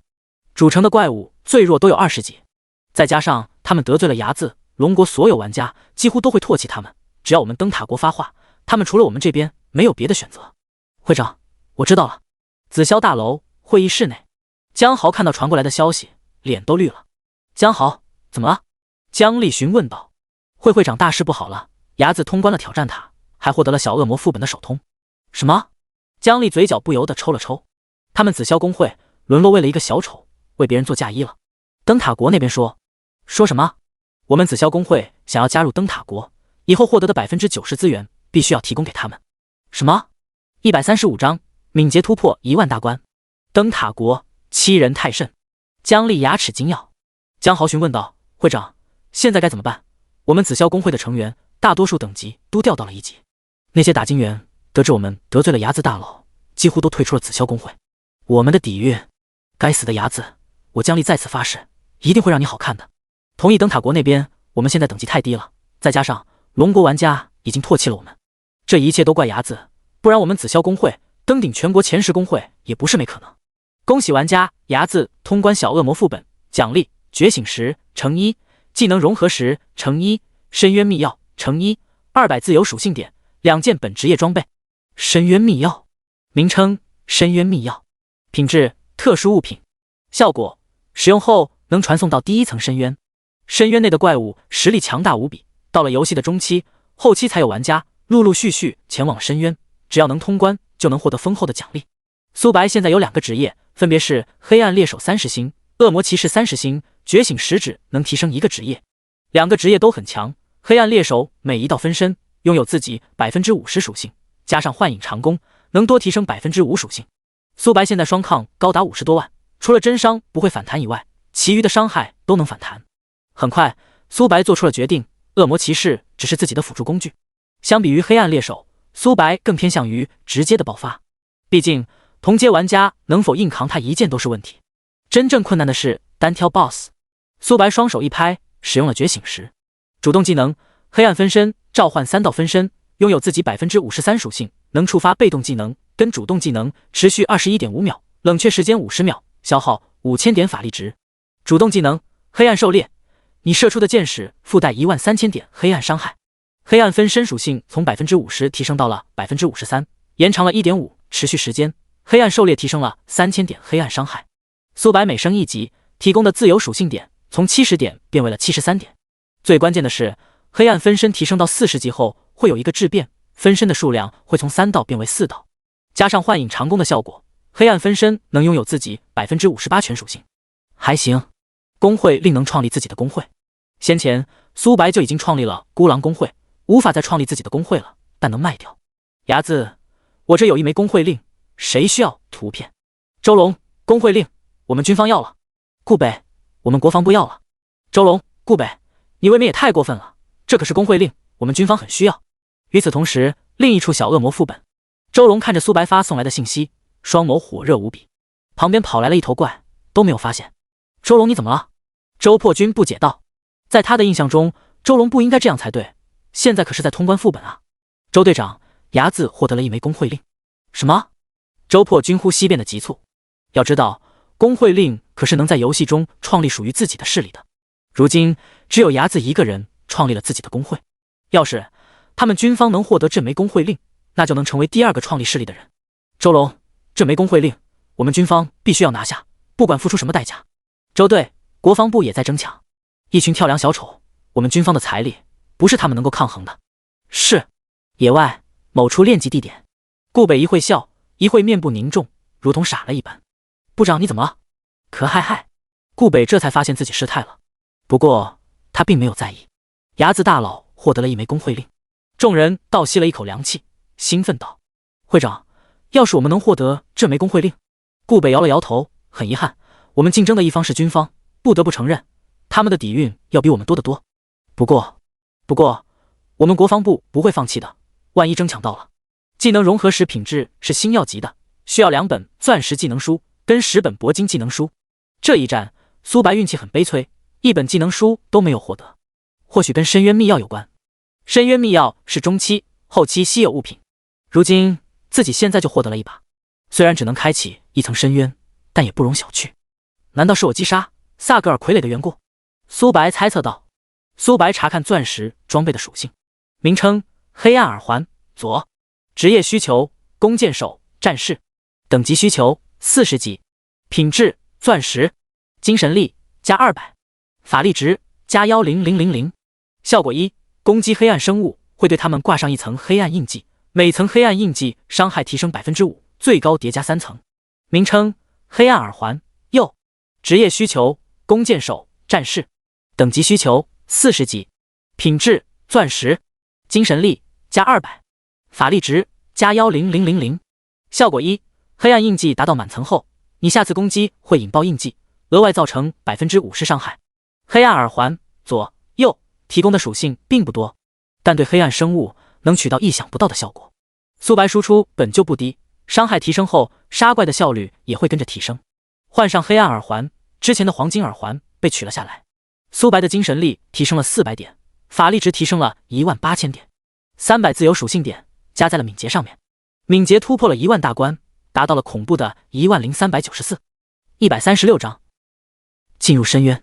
房屋内坐着几道身影。牙子大佬，让你久等了。周龙歉意说道。没事。苏白摆了摆手。顾北一脸忐忑不安，他万万没有想到这次的交易竟然会惊动周破军，那可是麒麟队队长，光是站在那里就给人一种压迫感。但他并没有妥协，万一他们国防部能获得工会令就好了。话不多说，这是这次出售的装备跟技能书。地面出现了一件件物品，能堆成一座小山。这是紫霄工会成员掉落的。苏白解释道。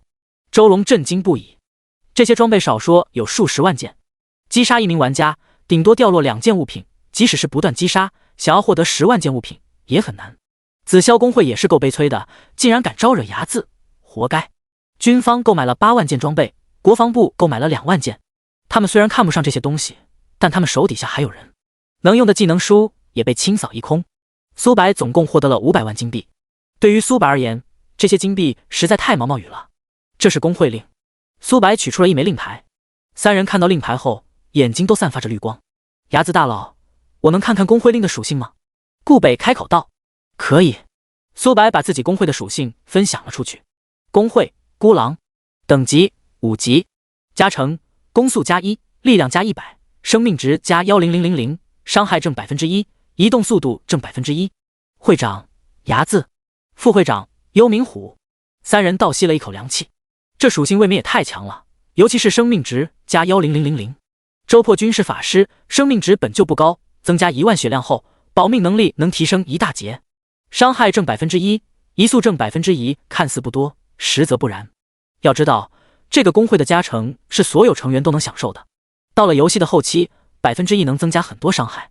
周龙流下了羡慕的泪水。副会长是一头坐骑，是什么鬼？他是战士职业，攻速本就不快，攻速加1后，挥砍的频率能更快。牙子大佬，这工会令我们要了，我们出价1个亿。周破军爽朗笑道。旁边的顾北人都傻了，有钱也不带这么糟蹋的，上来就1个亿，他连参与都没有参与啊。顾北你了？苏白询问道。牙子大佬，你说笑了，即使掏空我们国防部，我们也拿不出1个亿啊，这枚令牌还是让给军方吧。双方达成了交易，苏白总共获得了1亿500万金币。全服通告：麒麟破晓全服第2位创立工会的玩家，奖励50自由属性点，1万枚金币，望广大玩家踊跃学习。麒麟破晓好像是麒麟队的队长。我去，军方的人创立工会的，啥也不说，我要加入军方的工会。楼上的兄弟，你在想屁吃了？你只是普通天赋而已，可惜了，要是能加入牙子大佬的工会就好了。加入军方也不差，据说每个月都能领取几万块钱的补贴，工资不重要，能为国家效力是我的荣幸。外国玩家羡慕的捶胸顿足，他们国家为何就不能出现一个牙子这种玩家了 ？fuck， 一定是牙子干的。我们灯塔国不服，我们在现实中明明是最强大的国家，为什么在天启游戏中比不过龙国人？真是该死啊！为什么不能屏蔽全服通告？麒麟破晓是周破军的游戏 ID， 牙子合作愉快，以后有工会令能随时联系我们军方。好。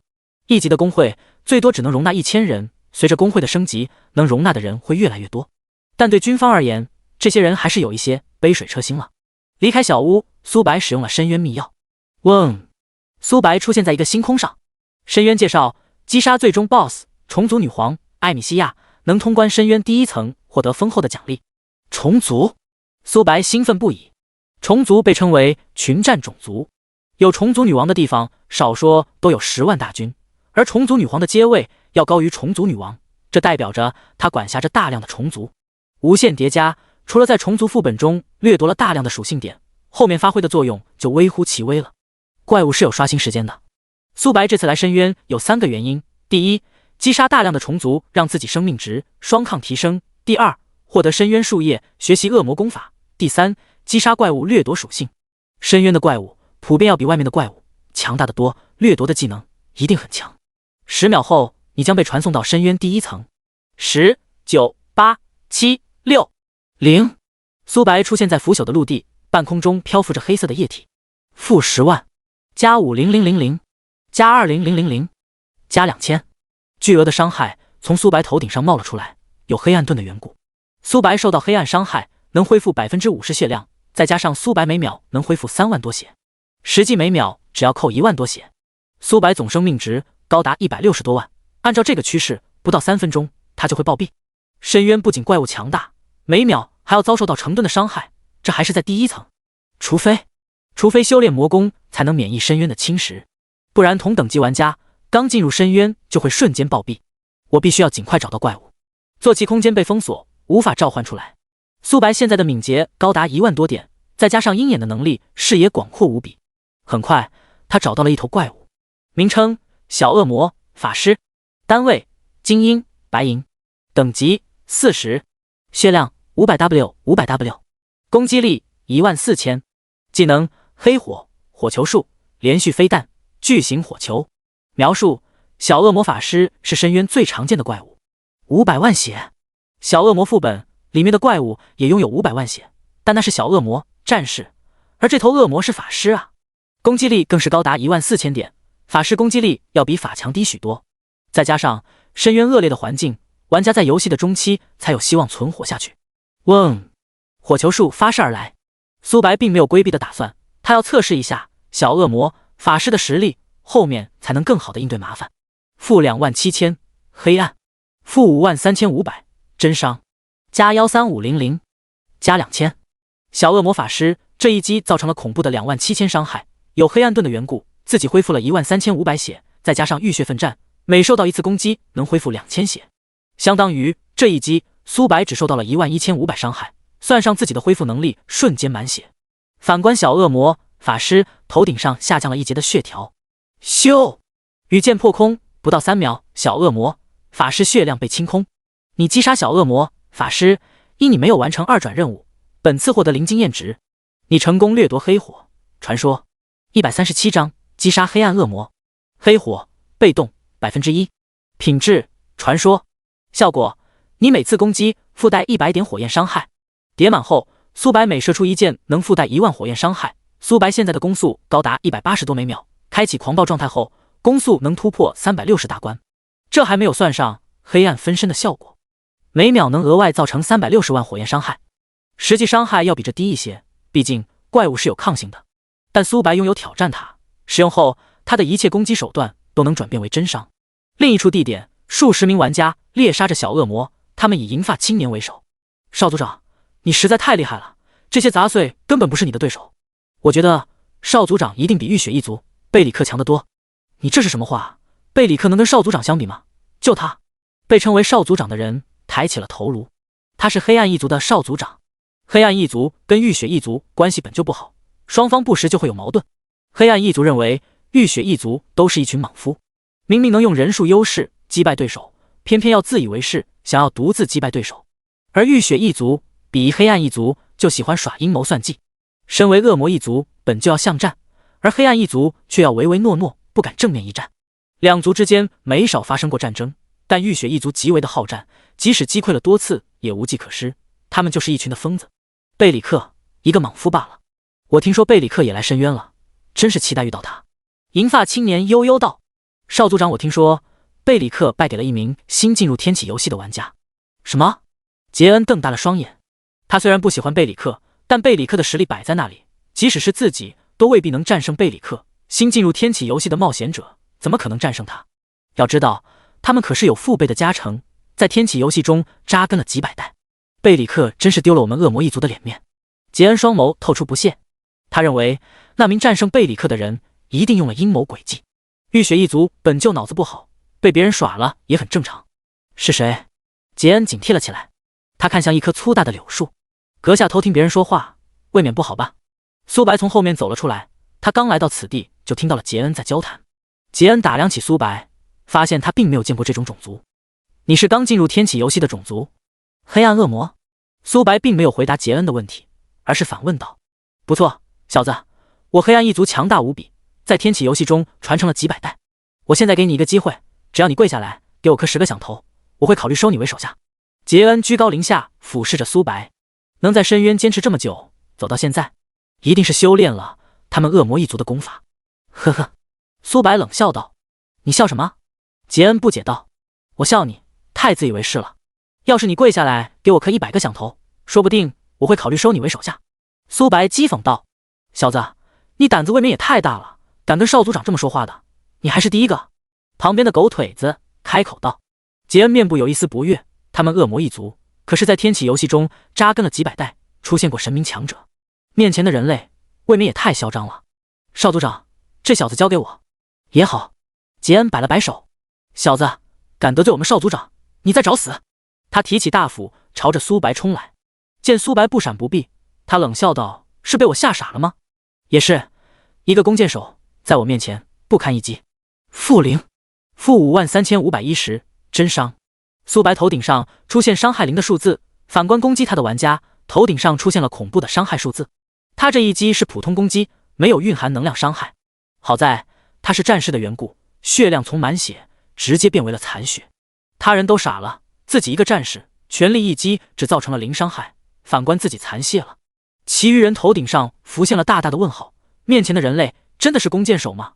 在他们的印象中，弓箭手不是脆皮吗？杰恩也意识到自己踢在铁板上了。你防御力为何这么高？战士一脸畏惧盯着苏白。碰瓷。苏白拉弓射箭，负4100，暴击；负6780，水爆术；负41300，光系。战士头顶上出现10几种伤害数字，本就数量不多的他瞬间被清空。战士原本所在的位置掉落了数百件装备。该轮到你们了。其余人忐忑不安，苏白不仅实力强，还拥有击杀玩家，能增加掉落的物品。尼玛，这真的是新进天启游戏的种族。别怕，他就一个人还是一个弓箭手，我们有这么多人，就不相信不是他的对手。所有人给我上，他防御力很高，使用技能轰杀他。杰恩命令道。杰恩不相信苏白血量会跟防御力一样高。负15010，负16700，负13600，负53510，真伤。加75005。苏白头上出现了一堆伤害数字，恶魔一族实力不俗，一名普通玩家都能打出5位数的伤害。苏白头顶上的血条下降了1/10，攻击他的恶魔都变为了残血。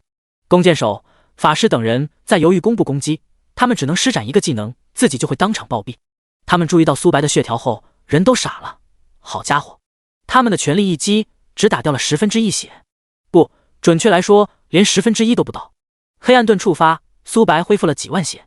杰恩呆滞在原地，苏白输出高他能理解，可这生命值未免也太变态了吧。咻！羽箭破空，攻击苏白的玩家瞬间被秒杀。苏白的血量恢复到全盛状态。杰恩他们想要逃跑，但羽箭飞行的速度实在太快了，但凡被羽箭命中，即使是战士也会被秒杀。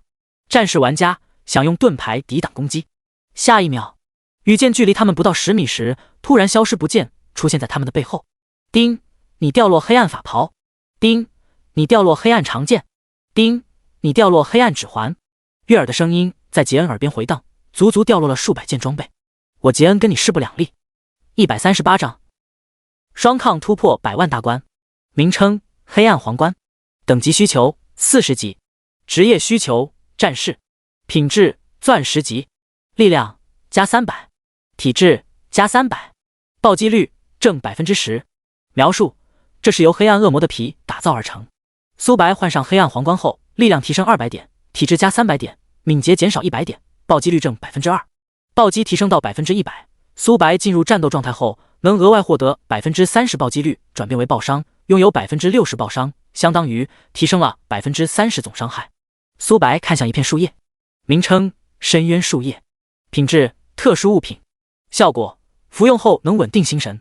没想到这么容易就找到了一片深渊树叶。他服用完深渊树叶，双手一拍，学习了恶魔功法。源源不断的恶魔之力侵蚀苏白的体内。好在有深渊树叶能稳定心神，不然强行学习的话，很可能会走火入魔。名称：魔功。品质：星耀1星。效果：4属性加100。升级需求： 10片深渊树叶，还行。苏白拥有基础被动敏、基础被动精，相当于额外提升了100点敏捷跟精神。升到满级后，能提升1000点4维属性。其余的装备被收入工会空间，他们的等级太高了，周龙等人无法穿戴，先留着吃灰。很快，苏白掠夺了40点力量，100层被动，黑火被动100，品质传说，效果你每次攻击附带1万点火焰伤害。内围区域这里的恶魔要比外围区域的恶魔更强。名称巨型恶魔，单位黄金头目，等级40级，血量5000W，攻击力51000，技能野蛮冲锋，横扫千军，能量溶解，泰山压顶。描述巨型恶魔因服用了变异药水，实力暴涨。巨型恶魔高达7至8米，苏白还没有他们的小腿高，而这种恶魔足足有10几位，比外围区域的小恶魔强大了无数倍。最关键的是，巨型恶魔旁边跟随着小恶魔法师、小恶魔战士。小恶魔法师血量并不高，只有500万血，小恶魔战士血量高达1000W。要知道，苏白闯的小恶魔副本里面的头目怪血量也就1000W，而这里的精英怪相当于副本内的头目怪，头目怪相当于领主怪，还是足足10几位。入侵者死！嗡！密集的火球发射而来，直感能力发动，预测到部分攻击，苏白提前做好了规避。第6感能力对周围的事物异常的敏锐，只有少数伤害打在苏白身上。黑暗盾跟自动恢复发挥了效果，苏白的血量只下降了1截。黑暗分身，雷霆神罚乘4，寒冰领域乘4，火雨乘4，蓄力一剑乘4。雷霆神罚裹挟所有的恶魔，他们头顶上出现了巨额的伤害。48W，雷霆神罚跟寒冰领域配合在一起，每秒能造成近50万伤害，即使是头目怪物，每秒也要造成10几万伤害。尤其是小恶魔法师，他们的血量本就不高，生命值疯狂下降。苏白的手速拉满，跟3道分身不断的射击，圣光烙印发挥了作用。苏白现在敏捷高达1万多点，每根箭矢能附带1万多点光系伤害。进入战斗状态后，暴击率高达 130%， 额外 30% 暴击转变为 60% 暴伤，相当于苏白每根箭矢能附带26000光系伤害。圣光烙印对黑暗生物伤害翻倍，每根箭矢能造成5万多伤害。实际伤害要比这个低一些，毕竟怪物是有抗性的。苏白每秒能射180多箭，能量穿透导致第2个目标造成同等的伤害。即使恶魔战士1秒钟内，苏白也能击杀2至3头。交战没一会儿，苏白就能开启狂暴状态。苏白攻速突破380大关，每秒能造成成吨伤害，算上黑暗分身，每秒要阵亡7至8名小恶魔，每秒能掠夺7至8点生命值，跟双抗。即使是巨型恶魔，血量高达5000万，在苏白面前依然不够看，10秒不到就能杀死一头，每秒能恢复100万生命值，只要不硬扛所有的伤害，他们根本打不动自己。因此，交战变成了小恶魔的技能刚打中苏白，苏白就回蛮血了。你成功掠夺1点生命值，1点双抗；你成功掠夺能量溶解，半胜。悦耳的声音在耳边回荡。1秒能掠夺7至8点生命值，双抗1分钟就是400多点。3分钟后，苏白掠夺了1000多点生命值，跟双抗以及60点力量，10层被动，算上被动技能的加持，苏白实际掠夺了2000多生命值，跟双抗。能量溶解被动10%，品质半胜，效果双抗提升100%。苏白的双抗突破了100万大关，敌人攻击自己一下会反伤10多万真伤，光是想想就变态。核心区域虫族城堡高损如云，少族长，威武这些杂碎根本不是你的对手。少族长，我听说杰恩也来深渊了。杰恩就是一个怂包，哪能跟少族长比？听着耳边的议论声，贝里克没有丝毫的喜悦，反而是有几分落寞。先前苏白堂堂正正击败了自己，这属实是丢人。自己引以为傲的天赋在这一刻产生了动摇。难道我贝里克浴血一族的少族长不如一名新进天启游戏的玩家？他很不甘心。139章浴血一族。谁？贝里克看向一个方向，只见青年迈步而来。当看清楚来人后，贝里克人都傻了，这不是击败自己的玩家吗？他为什么会在这里？其余人也注意到了苏白，他们议论了起来，丝毫没有避讳苏白的打算。没想到深渊第1层还有其他种族进入，看他的样貌好像是人类。人类？是新进天启游戏中的种族吗？这应该不可能吧？深渊环境很恶劣，像我们这种修炼魔功的人才能长期停留。刚进入天启游戏的种族，怎么可能在深渊长期逗留？况且这里的怪很强。管他的，我浴血一族极其的好战，我想试探一下此人的实力。说话之人很是魁梧，光是站在那里就给人一种压迫感。他的目光灼灼看向了苏白。人类，我给你一个挑战我的机会。贝里克嘴角疯狂抽搐，自己都不是苏白的对手，谁给他的胆子啊？哦，苏白唏嘘一笑。马威，退下。贝里克严肃说道。少族长我……马威还想说些什么，但注意到贝里克的眼神，只好把后续的话憋了回去。马威，你不是他的对手。马威顿时就不乐意了，他们浴血一族极其的好战，一个新进入天启游戏中的种族，在同等级的情况下，怎么可能是自己的对手？贝里克未免也太小觑自己了。其余恶魔也很是不解，在他们的印象中，贝里克从未说过他们不如其他的种族。贝里克猜出了他们在想什么，他苦笑了一声：我之前败给了一名新进入天启游戏的种族，他就是击败我的人。贝里克指了指苏白。什么？马威瞪大了双眼。贝里克可是浴血一族的少族长，天赋自然不用多说，可他依然不敌苏白。要不是贝里克亲口说出来，他是万万不敢相信的。贝里克不再理会他们的眼神，而是直视苏白。伢子，你很强，我贝里克浴血一族的少族长从未败给过任何人，你是我第一个服的人。不过现在的我已经不是以前的我了，我有祖辈的帮助，让我的实力暴涨一大截，希望这次能战胜你。贝里克一口气说了许多。先前他是不屑有祖辈帮助自己的，他认为在同等级的情况下，任何玩家都不是自己的对手。但跟苏白交手过后，他才知道自己是多可笑，想要战胜苏白就必须要借助祖辈的力量。如今他已经能掌握两种元素，冰系、火焰。冰系能帮助自己防御，而火焰能减少敌人治疗的同时还能造成恐怖的伤害。贝里克跟苏白的一战，就是因为他恢复效果太变态了，而这一次自己释放的火焰拥有重伤效果，再加上冰系能量能抵挡羽箭，自己一定能击败苏白。希望如此。苏白对贝里克说不上友好，但也并不敌视。大灾变后，像贝里克这种几乎没有。浴血一族极其的好战，跟这种人交手对自己帮助也很大。你们觉得谁能胜？不好说，少族长说了，这名人类击败过他。我觉得少族长胜算很大，他领悟出了两系，能有效克制这名弓箭手。有好戏看了，能击败少族长的人实力究竟有多强，真是期待啊。伢子，出手吧。咻咻咻，羽箭破空而来，贝里克提起冰系盾牌格挡在前面。当当当，金属碰撞的声响，羽箭竟然被溶解了。苏白眼眸微眯，冰系盾牌顶多冻结自己的羽箭，减少大量的冲击力，不可能做到溶解的地步。两系融合，所谓的两系融合就是两种元素融合在一起，而冰跟火配合在一起能变为冰火两重天。施展冰火两重天后，能拥有两种叠加的能力。冰盾拥有火焰跟冰系的效果，寒冰让羽箭的冲击力减少，火焰泯灭羽箭。苏白射出的羽箭可不是其他弓箭手能比拟的，他射出的羽箭飞行速度高达7倍音速，高压水枪导致羽箭冲击力额外提升了1000公斤，即使用盾牌格挡，不出几秒盾牌也会爆碎。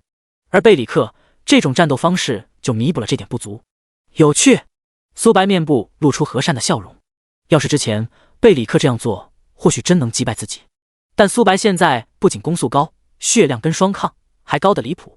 瞬影杀术，贝里克变为了9道残影，朝着苏白冲去。苏白没有犹豫，果断对1道残影射出了羽箭。贝里克嘴角不由得抽了抽，跟上次一样，没有丝毫的犹豫，苏白就猜出了自己的位置。他利用冰盾跟火焰的溶解，轻松抵挡了攻击。双方彼此对峙，众人看到这一幕，不再嘻嘻哈哈，而是议论了起来。这小子不简单啊！少族常用的瞬影杀术竟然破解了，不应该啊！你们有没有注意到，这个弓箭手不仅攻速快，他每一步算的都很准，像是提前预料到一样。确实，他射出的羽箭每一箭都几乎停留在一个点，连续射击的情况下更容易破坏敌人的防御手段。他攻速本就快，想要做到这一点绝非是易事。马威神情古怪，要是自己正面遇到苏白，自己能获胜吗？他很想说自己一定能战胜苏白，可现实却惨痛地给了他一巴掌。他不是这名青年的对手。伢子，我在之前就好奇，你是如何判断出我真实所在的位置的？很简单，你本体所在的位置要比其余分身要慢一个身位。即使你互换身位，仔细观察也能发现。贝里克倒吸了一口凉气。瞬影杀术的弱点就是这个。苏白是新进天启游戏的种族，按理来说不应该知道瞬影杀术的弱点才对。即使是知道弱点，想要破解也不容易。毕竟攻击还没到来时，他就能跟自己的分身互换位置。但苏白的攻击实在太快了，每秒能突破6倍音速，想要躲避绝非是易事。伢子，是我小觑你了，接下来我会让你见识一下我这些天的收获。140章，生命值疯狂提升，影子互换。贝里克双手掐诀，苏白的影子出现在贝里克原本所在的位置，而贝里克出现在了苏白的背后。闪现，苏白出现在几百米外，可贝里克依然在自己的背后。影子跟随，苏白眼眸微眯。上次贝里克施展的是影子互换最低级的版本，而影子跟随，不管自己逃多远，他都能跟随。不错，伢子，该轮到我了。震爆术，浮空拳，烈焰9天。苏白被挑起，接下来是一阵连。弓箭手的克星就是拳法家，拳法家血量并不高，只比弓箭手法师稍微弱一点，但只要被拳法家命中，就会不断被连击。但贝里克遇到了苏白，恶魔骑士反伤发动，贝里克刚攻击的一瞬间，一个恐怖的伤害从他头顶上冒了出来，负100890，真伤。贝里克人都傻了，自己的血条从满血瞬间被清空，自己只攻击了苏白一下就被反伤反死了，没给他思索了机会，他化为了一道流光消失在原地，数百件装备掉落在地面。贝里克千算万算没有算到，苏白拥有反伤，还是很强大的反伤。其余人看到这一幕，茫然不已。我该不会是眼花了吧？少族长攻击了一下这名弓箭手，就被反伤反死了。这怎么可能？反伤高达6位数伤害，还是真伤，这未免也太变态了吧！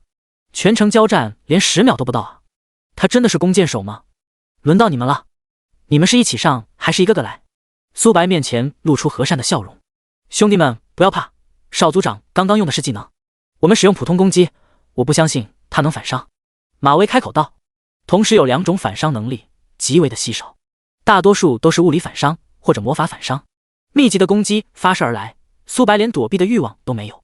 负000，负108000，108000，108000。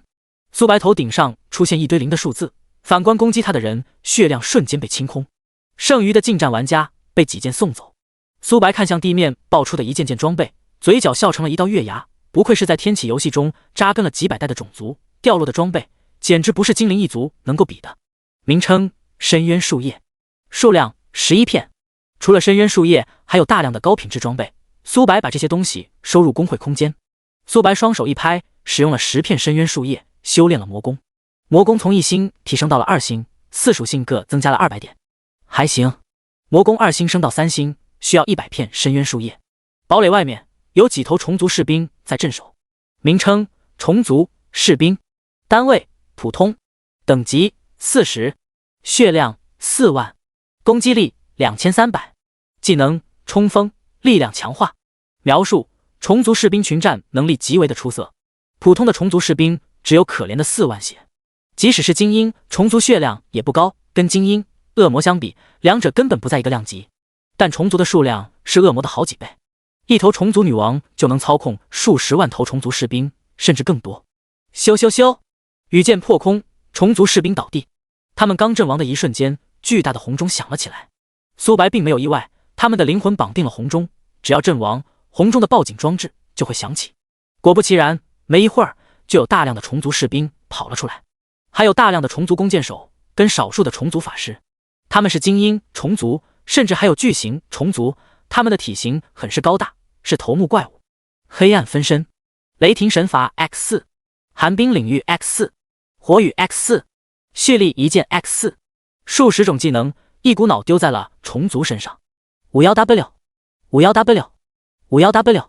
普通虫族、精英虫族刚被攻击波及的一瞬间就被秒杀了，即使是头目虫族也撑不过几秒。苏白的生命值双抗疯狂上涨着，你击杀虫族战士，掠夺1点生命值，1点双抗。你击杀虫族法师，掠夺1点生命值，1点双抗。你击杀虫族弓箭手，掠夺1点生命值，1点双抗。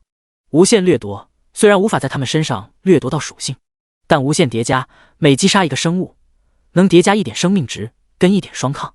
苏白拥有被动的缘故，掠夺了1点生命值，实际掠夺了2.4。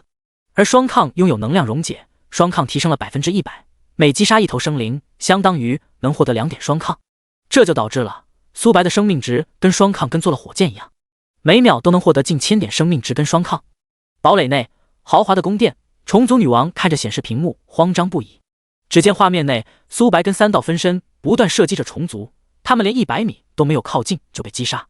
苏白利用手长的优势不断拉扯，虫族连他的衣角都没有触碰到，就死伤一大片了。虫族女王畏惧不已，她右手一挥，显示屏消失，出现了另一个画面。画面内有9名虫族，他们浩然也是虫族女王。深渊第1层不止一个虫族女王，而是足足有10位，上面还有一位虫族女皇，管辖着所有地区的虫族。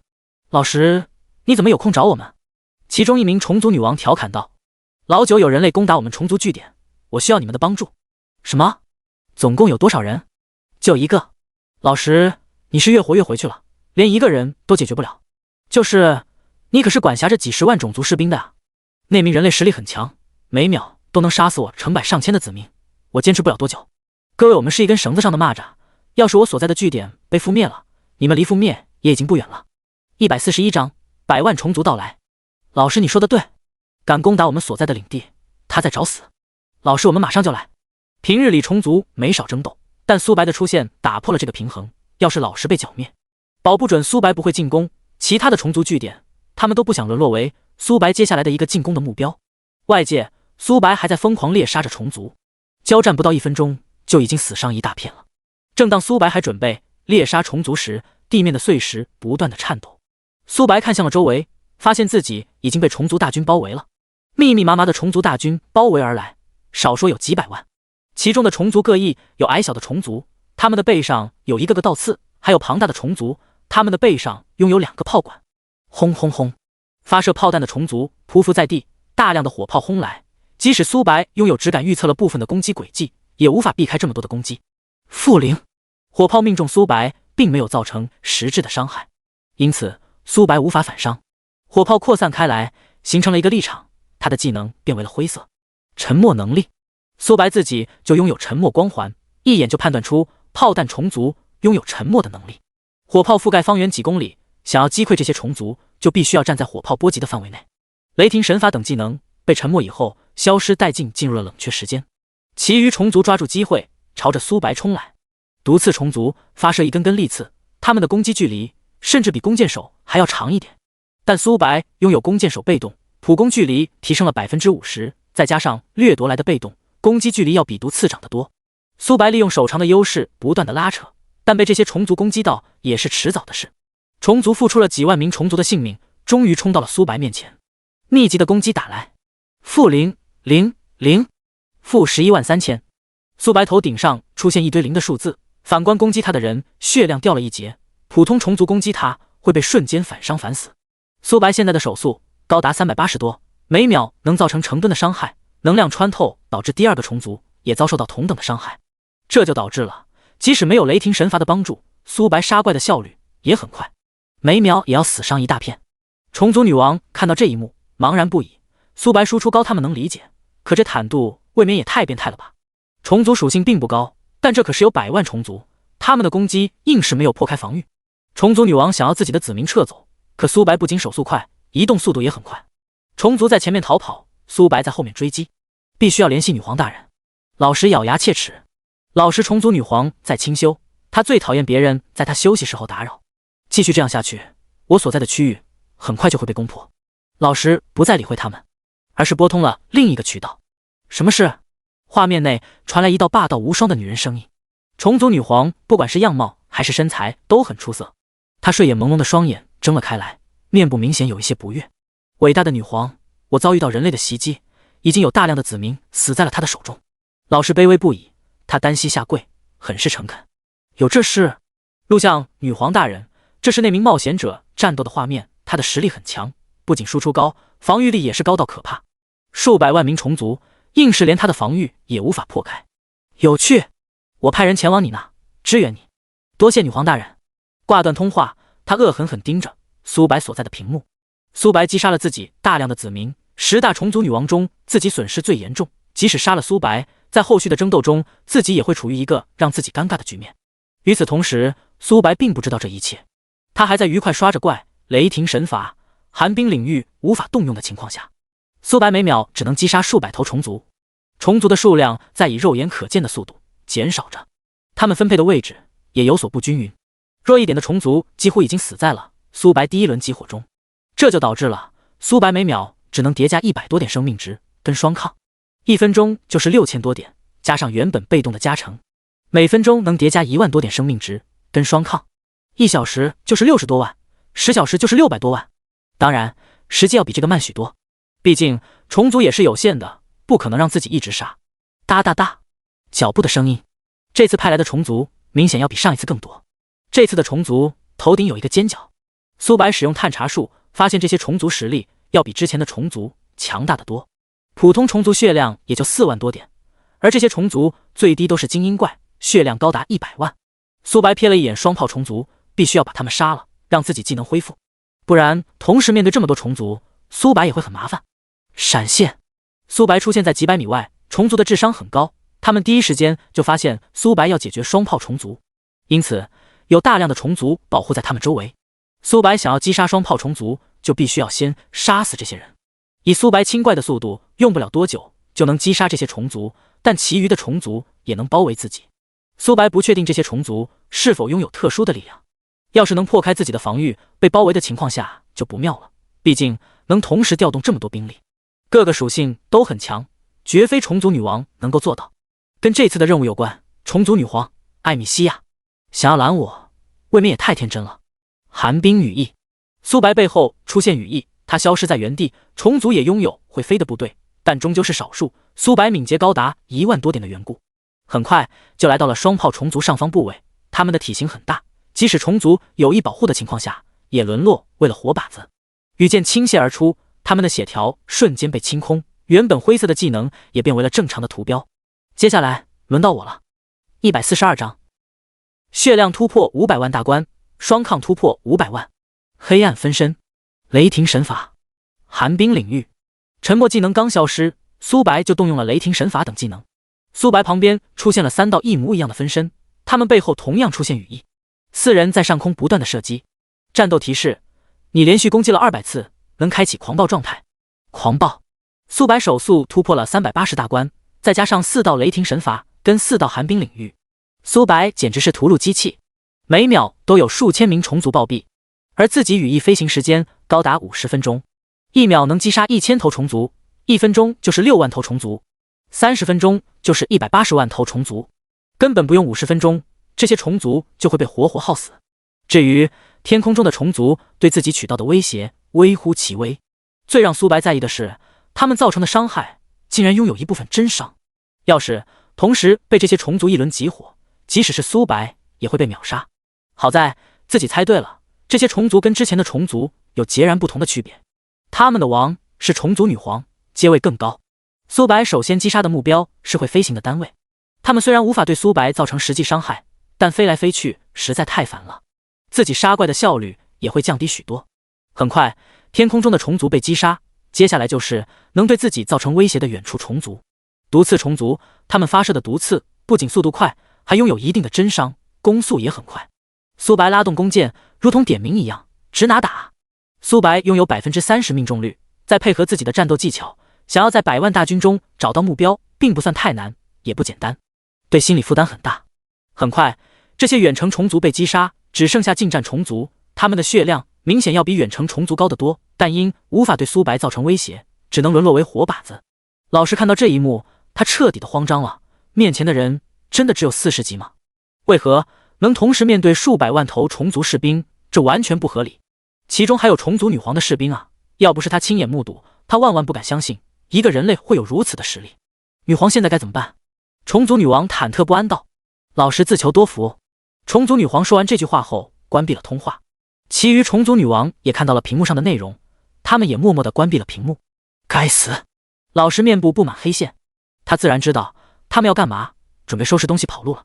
外界，苏白的生命值双抗疯狂提升着，因远程虫族跟天空虫族的死亡，这些近战虫族只能沦为展板上的鱼肉，没一会儿全部虫族都被击杀。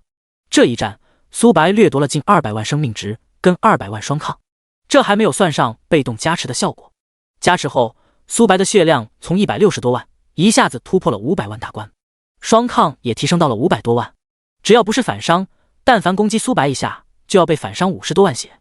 可以想象一下，刺客也好，战士也罢，全力输出的情况下，苏白站在原地不动，他们破不开自己的防御。然而，他们被反伤反死了，这画面光是想想就刺激。深渊内击杀怪物是无法掉落装备的，只能最后结算奖励时才会统一发放。苏白看向堡垒，里面生活着虫族女王。虫族女王拥有一种画面共享的能力，她能时刻观察外面的情况。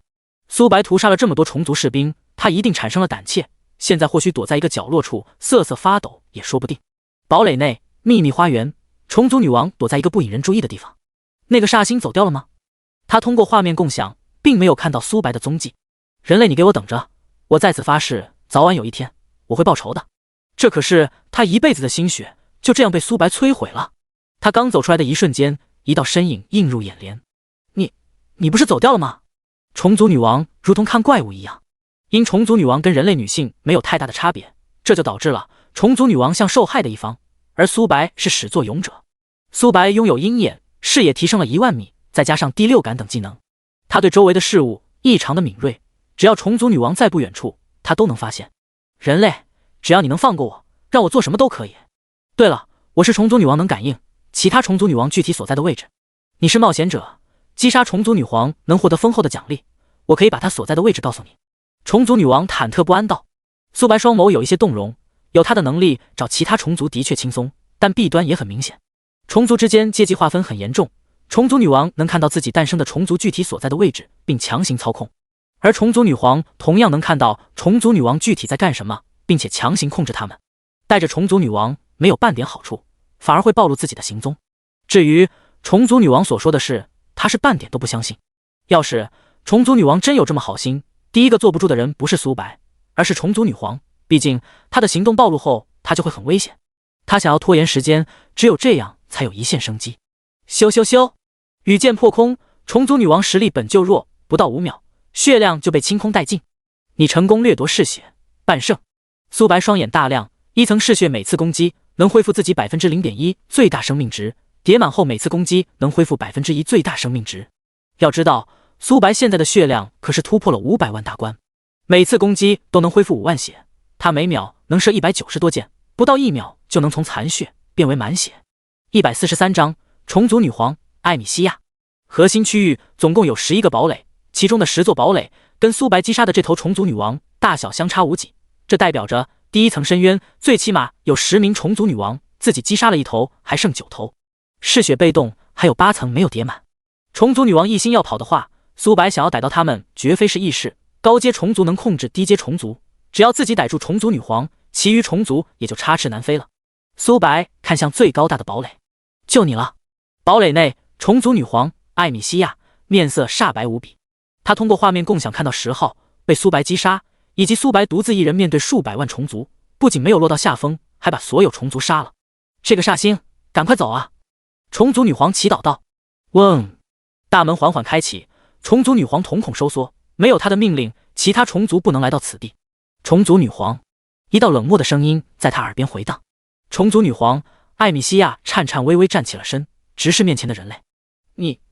你是如何避开那些虫族的？苏白并没有正面回答他的问题。正常情况下，想要不被发现，来到虫族女皇的宫殿，简直是痴心妄想。但因虫族女皇这边也损失了大量的虫族，看守能力下降了一大截，想要躲过他们的视线并不难。想要拖延时间，让你手下来围剿我。苏白面部露出和善的笑容。在他刚踏入房屋的一瞬间，虫族女皇就通过精神力联系了附近的虫族。要不是苏白拥有第6感技能，还真不一定能发现。虫族女皇艾米西亚咯噔了一下，因为苏白说中了，但他并没有表现出来。冒险者，你说笑了，我们之间并没有太大的仇怨，你来这里无非是想要更多的利益，只要你肯放过我，我能给你更多。苏白没有理会虫族女皇，而是走到皇位上，淡定地坐下。这个凳子还挺舒服的。苏白唏嘘一笑，他并没有阻止虫族女皇呼叫自己的同胞，只有这样他才能掠夺更多的属性，以及击杀完虫族女皇最后的护卫，能让他产生到胆怯，后面才好进行计划。虫族女皇面部有一丝恼怒，自己可是虫族女皇，高高在上的存在，面前的人类未免也太放肆了。大量的虫族包围而来，他们堵住了每一个角落。冒险者，你刚刚不是很嚣张吗？今日你插翅难飞。艾米西亚冷笑道。终于来了吗？苏白从宝座上站起身，如同在打量猎物一样。不得不承认，负责保护虫族女皇的护卫不仅数量多，个体实力都很强大。啊！虫族女皇微微愣了愣，面前的人类为何还如此淡定？孩儿们杀了他！嗡嗡嗡！远程虫族发射一个个技能，近战虫族负责围剿苏白。因地形太过狭小的缘故，苏白想要躲避这些攻击，难度不知提升了多少倍。负100、100、100，负504500，504500，504500。苏白头顶上出现一堆伤害100的数字，反观攻击他的人头顶上出现了恐怖的50多万真伤。虫族女皇的护卫最低品质都是精英单位，他们的血量高达100多万，一次反伤血量下降了一半。虫族女皇傻眼了，苏白输出高她能理解，可一个弓箭手为何能如此肉？这50多万反伤是什么鬼？要不是自己护卫拥有真伤能力，这一季连破防都做不到。你究竟是谁？虫族女皇，我之前不是说了吗？我就是一个普普通通的冒险者。苏白打量着攻击自己的虫族，不愧是虫族女皇，能让自己虫族拥有一定的真伤。要是被在场所有虫族命中技能，即使是苏白也会被当场秒杀。黑暗分身、雷霆神法、寒冰领域、火雨、蓄力一剑。苏白周围出现3道跟他一模一样的分身，他们拥有自己 58% 全属性。4道雷霆神法包围了所有人，再加上寒冰领域的减速效果，他们插翅难飞，每秒能造成 50W 加伤害。苏白手速拉满，每秒能射180多箭，嗜血已经叠加到2层。苏白每射一箭能恢复最大生命值 0.2%， 他现在的血量高达600多万。每根羽箭能恢复自身 1.2 万生命值，开启狂暴状态后，每根羽箭能恢复 1.3W 加。战斗提示你连续攻击200次能开启狂暴状态。狂暴！苏白手速突破380大关，每秒能恢复近500万生命值。虫族大军虽有一定的真伤，但在苏白吸血效果面前毫不起眼。他站在原地恢复的速度都要比他们打自己快得多，再加上恶魔骑士的被动，能反伤对手。远程虫族士兵有一部分活活被反死。虫族女皇看到这一幕，三观都被颠覆了。面前的弓箭手不仅输出高，吸血能力同样可怕，每秒能恢复500万血量，这还打个屁啊！很快，虫族大军躺在了冰冷的地上，失去了生机。这一战，苏白掠夺了近10万生命值，跟双抗。苏白面部露出和善的笑容，注视着瑟瑟发抖的虫族女皇。虫族女皇，我们可以坐下来聊一聊了吗？我这个人最讨厌别人撒谎。大人您想要做什么？虫族女皇下意识退后了一步，虫族女王的样子跟人类相差无几，而她艾米西亚样貌要比虫族女王更出色。冒险者的事迹她也听说过，喜欢抓一些漂亮的女性，干羞愧的事。她可是虫族女皇，即使是死也不会让面前的人类得逞的。一道声音打断了她的幻想：控制你手下的虫族女王都来到此地。哎，虫族女王微微愣了愣，旋即反应了过来，难道面前的人类不是想占用自己的身体，而是想要杀了虫族女王？虫族女皇冷声道：冒险者，我把他们叫过来，你把他们杀了再杀我，我岂不是没人说理去？艾米西亚，你放心，只要你把他们都叫过来，我保证不主动对你出手。我牙子对天道发誓，只要虫族女皇艾米西亚把其余的虫族女王都召集过来，我不会对她主动出手。虫族女皇松了口气：好，我相信你。144章，血量突破600万。宫殿内站着9道美丽的身影，她们的样貌仅次于虫族女皇艾米西亚。女皇大人能为你赴死，是我们的荣幸。9名虫族女王单膝下跪，像是已经认命了一般。虫族女皇双眸微微动容，她瞥了一眼苏白，闪过一丝杀意，就是面前的人类毁了自己的家园，自己迟早有一天会找她报仇的。你们的牺牲是值得的。艾米西亚冷声道。苏白双眸微眯，他拥有第6感，对周围的事物异常的敏感，自然能看到艾米西亚对自己产生了杀心。不过他也没有在意。苏白拉动弓箭，羽箭倾斜而出。很快，虫族女王血量被清空，嗜血被动10%，品质半圣。效果：你每次普攻能恢复自身最大生命值 1% 血量。苏白现在血量高达600多万，即使是 1%也高达6万多血。苏白每秒能射190多箭，开启狂暴状态后，1秒380多箭。从残血到满血只需要 0.5S， 开启狂暴状态后只需要 0.25S。冒险者，我可以离去了吧？当然可以。苏白摆了摆手。虫族女皇在转身的一刹那，无形的精神力包裹苏白。苏白呆滞在原地，并没有什么反应。虫族女皇看到这一幕，有一些失望。这是她精神操控的能力，能控制生物。但苏白拥有免疫精神控制的能力，该效果对她起不到一丝的作用。虫族女皇刚踏出宫殿的一瞬间，负27900，负100，流血。虫族女皇头顶上出现一堆伤害数字。你骗我！苏白面无表情，在刚刚的交战中，他就在附近布置了捕猎夹子，只要虫族女皇离开，他就会被瞬间秒杀。虫族女皇的血量并不高，甚至比普通虫族血量还低，但她拥有一个强大的能力，那就是精神操控。她的精神力很强大，能做到屏蔽周围的声音以及控制目标。要不是苏白拥有免疫精神控制的手段，还真会栽在他的手中。丁，你击杀了虫族女皇，成功掠夺60点精神。你成功掠夺精神掌控升级。全服通告：恭喜玩家牙子击杀虫族女皇艾米西亚，通关深渊第1层。下面进行全服通告，是否隐藏自己 ID？ 不隐藏。全服通告：恭喜玩家牙子首位通关深渊第1层，奖励500自由属性点，1000万枚金币，望广大玩家踊跃学习。我去，牙子大佬又上通告了。他不是刚通关，挑战塔跟小恶魔副本吗？这个深渊第1层是什么鬼？这奖励未免也太丰厚了，我升100级才能获得这么多自由属性点啊！哎，我跟牙子大佬玩的根本不是一个游戏。兄弟们，我真的是哭死！我女朋友跟我说，只要我能要到牙子大佬的签名，她就愿意跟我牵手。楼上的兄弟，你这也太卑微了吧！外国玩家彻底不淡定了。fuck， 全服通告是牙子开的吗？为什么每次全服通告都有他？阿西巴，为什么我们大韩国就没有一个玩家能上全服通告？而这个牙子一天能上好几次，比我吃饭还准时。该死的牙子，我们灯塔国才是最强的。恭喜玩家牙子通关深渊第1层，评分 SSS， 奖励本职业钻石技能书 X2， 铂金技能书 X11， 觉醒石 X1， 500自由属性点，工会令 X1， 深渊树叶 X108。接连不断的提示音震耳欲聋。苏白通关深渊第1层，总共获得了1000自由属性点。技能书被收入工会空间，回去后能融合星耀技能书。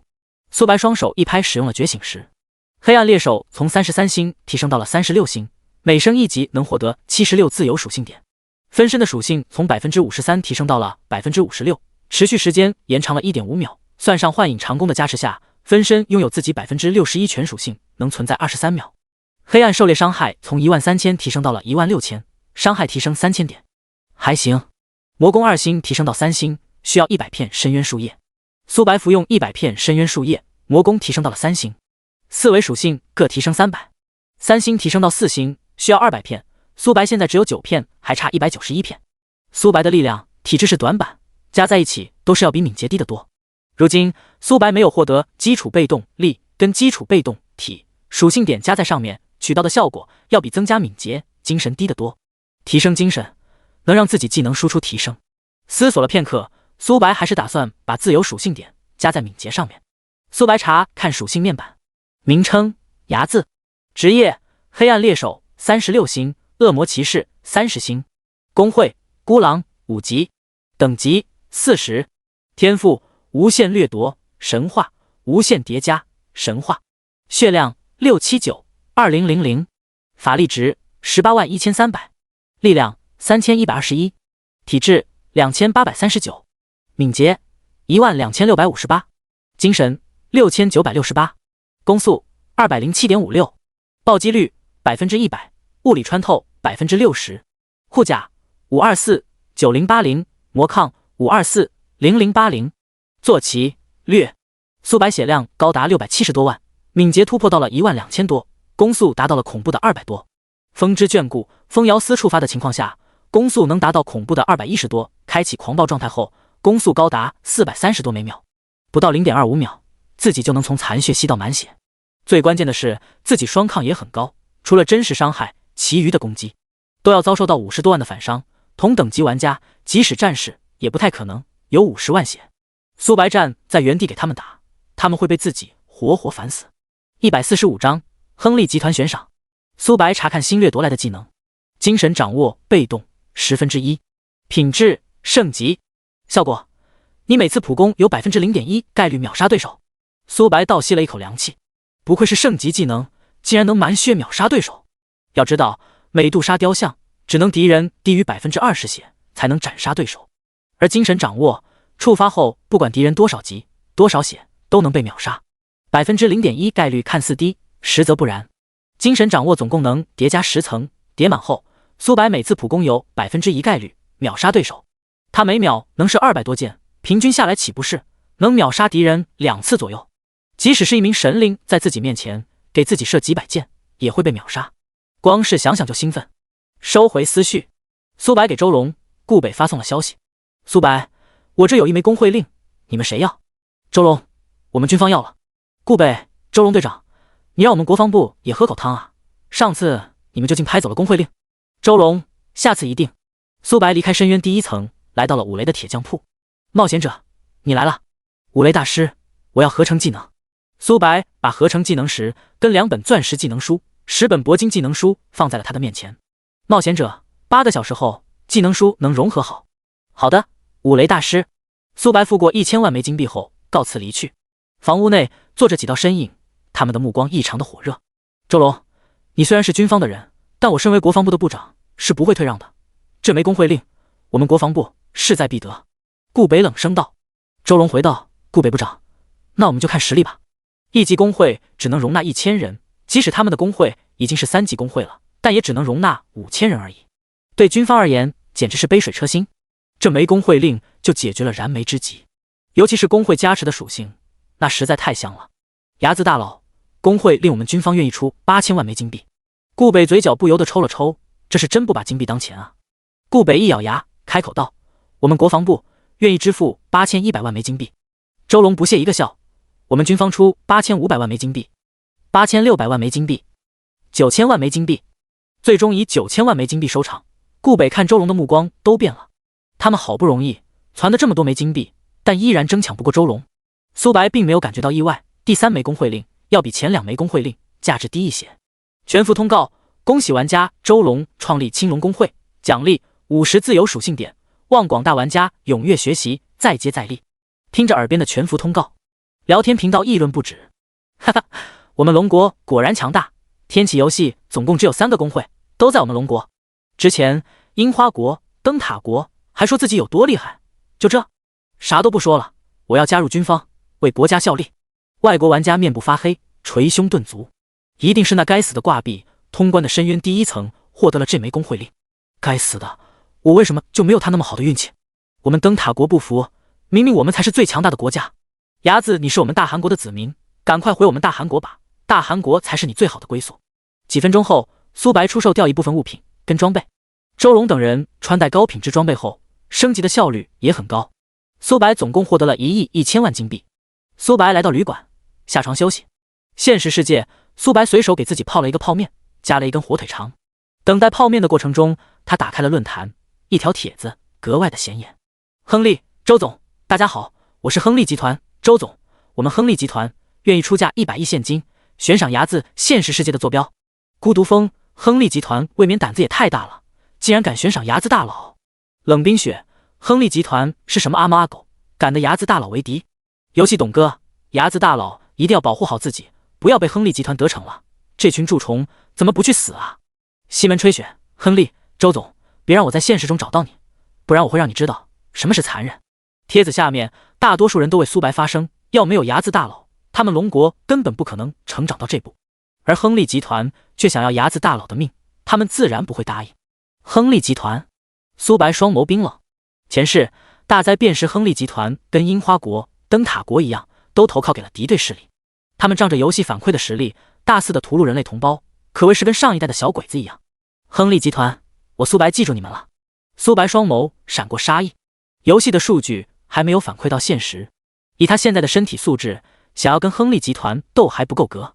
与此同时，龙都会议室内汇聚着许多高层，主位上的老者面部有一丝不悦，冷声道：亨利集团未免也太嚣张了，之前不管他们，真以为我们龙国无人？他们敢把手伸到睚眦大佬身上，他们在找死吗？其余人并没有说话，老者光是坐在那里，就给人一种不怒之威的压迫感。破军，你觉得该怎么办？回禀夏老，亨利集团在之前就作威作福，如今他们把手伸到了我们龙国这里，还是针对睚眦大佬，我认为留亨利集团不得。你带周龙、王虎灭了亨利集团。是长官。对了，就说出去游玩一下。夏老摆了摆手，这一趟虽会拖慢周破军等人的游戏进度，但跟苏白结交，孰轻孰重，他们还是知道的。一大早，苏白进入了游戏。他来到铁匠铺，技能书已经融合完成了。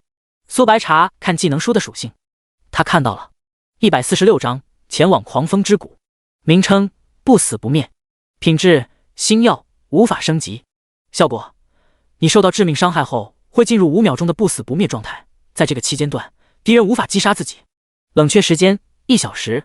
不死不灭虽不能升星，但也不容小觑，搭配幸运硬币，它能无敌8秒钟。苏白现在的吸血高到可怕，即使不开启狂暴状态，也能从残血吸到满血状态了。5秒的时间能干许多事情，还行。接下来前往暗影教廷。暗影教廷门口站着2名黑衣人，他们被面具遮挡。想要悬赏别人就能来此地，他们会根据目标的实力划分对应的价格。苏白来这的目的自然不是悬赏别人，而是要拜访暗影教廷之主冷眸。冒险者站住，这不是你应该来的地方。我有事找冷阁主。2名黑衣人彼此对视，冷冰冰说道：阁下怎么称呼？睚眦。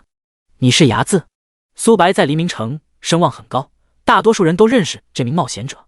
睚眦先生，你稍等一下，我去禀告给阁主。好。很快，阁主冷眸出现在苏白面前，他双手背后戴着恶魔面具。一道沙哑的声音在面具内部传了出来：你们2个是干嘛吃的？睚眦先生前来，你们不会把他请进来吗？2名黑衣人低下了头颅，不敢言语。睚眦先生实在对不住，我有一件事需要你的帮助。冷眸开口道。2人双眸微动了动，在他们印象中，冷眸是一个很稳重的人，如今阁主却有一些失态了，想必这件事关系极大。我睚眦定然会竭尽全力。哈哈，睚眦跟我来，我跟你交谈一下任务的内容。2人来到会议室内，冷眸让下人给苏白泡了一杯茶。睚眦先生，实话跟你说，我现在是40级，但我想要突破到2转，你有没有办法？2转吗？苏白双眸微眯。玩家想要从1转巅峰突破到2转，必须要完成对应的晋升任务，而 NPC 想要蜕变为2转，难度系数要比玩家大得多。其一，黎明城晋升到2星主城， NPC 就能突破为2转。其二，获得机缘。其三，魔渊矿石能辅助突破到2转。前2种在短时间内不太现实，1星主城提升到2星，难度系数太大了。第2种需要机缘，没有一定的运气，几乎不可能完成。至于第3种，苏白恰巧知道魔渊矿石分布的位置。哎，冒险者，你没有办法吗？冷眸苦笑了一声，他停留在1转巅峰已经有一段岁月了，想要在短时间内让自己突破到2转，简直是痴心妄想。况且苏白只是一个冒险者而已。阁主，我或许能帮到你。真的？冷眸喜悦不已。丁，冷眸向你发送了任务，在7天内帮他提升到2转。惩罚未知，奖励未知。苏白果断接取了任务。告别阁主冷眸后，苏白来到了狂风之谷。这里生活着一种生物，他们手中拥有魔渊矿石。这还是前世一些非战斗系的玩家发现的。他们拥有采集异类天赋，挖矿的速度大幅度提升。而这一类人在游戏的大后期可谓是富得牛油。锻造装备需要矿石，品质越高的武器需求也会越大，因此一部分矿工收入比战斗玩家还要多得多。不需要战斗，只需要愉快的挖矿，就比绝大多数玩家更加的富有。苏白让幽冥虎停在了一个山洞旁，里面昏暗无比，没有一丝的光亮。但苏白拥有鹰眼被动，里面的事物一览无余。幽冥虎被收入坐骑空间，他进入了山洞里面。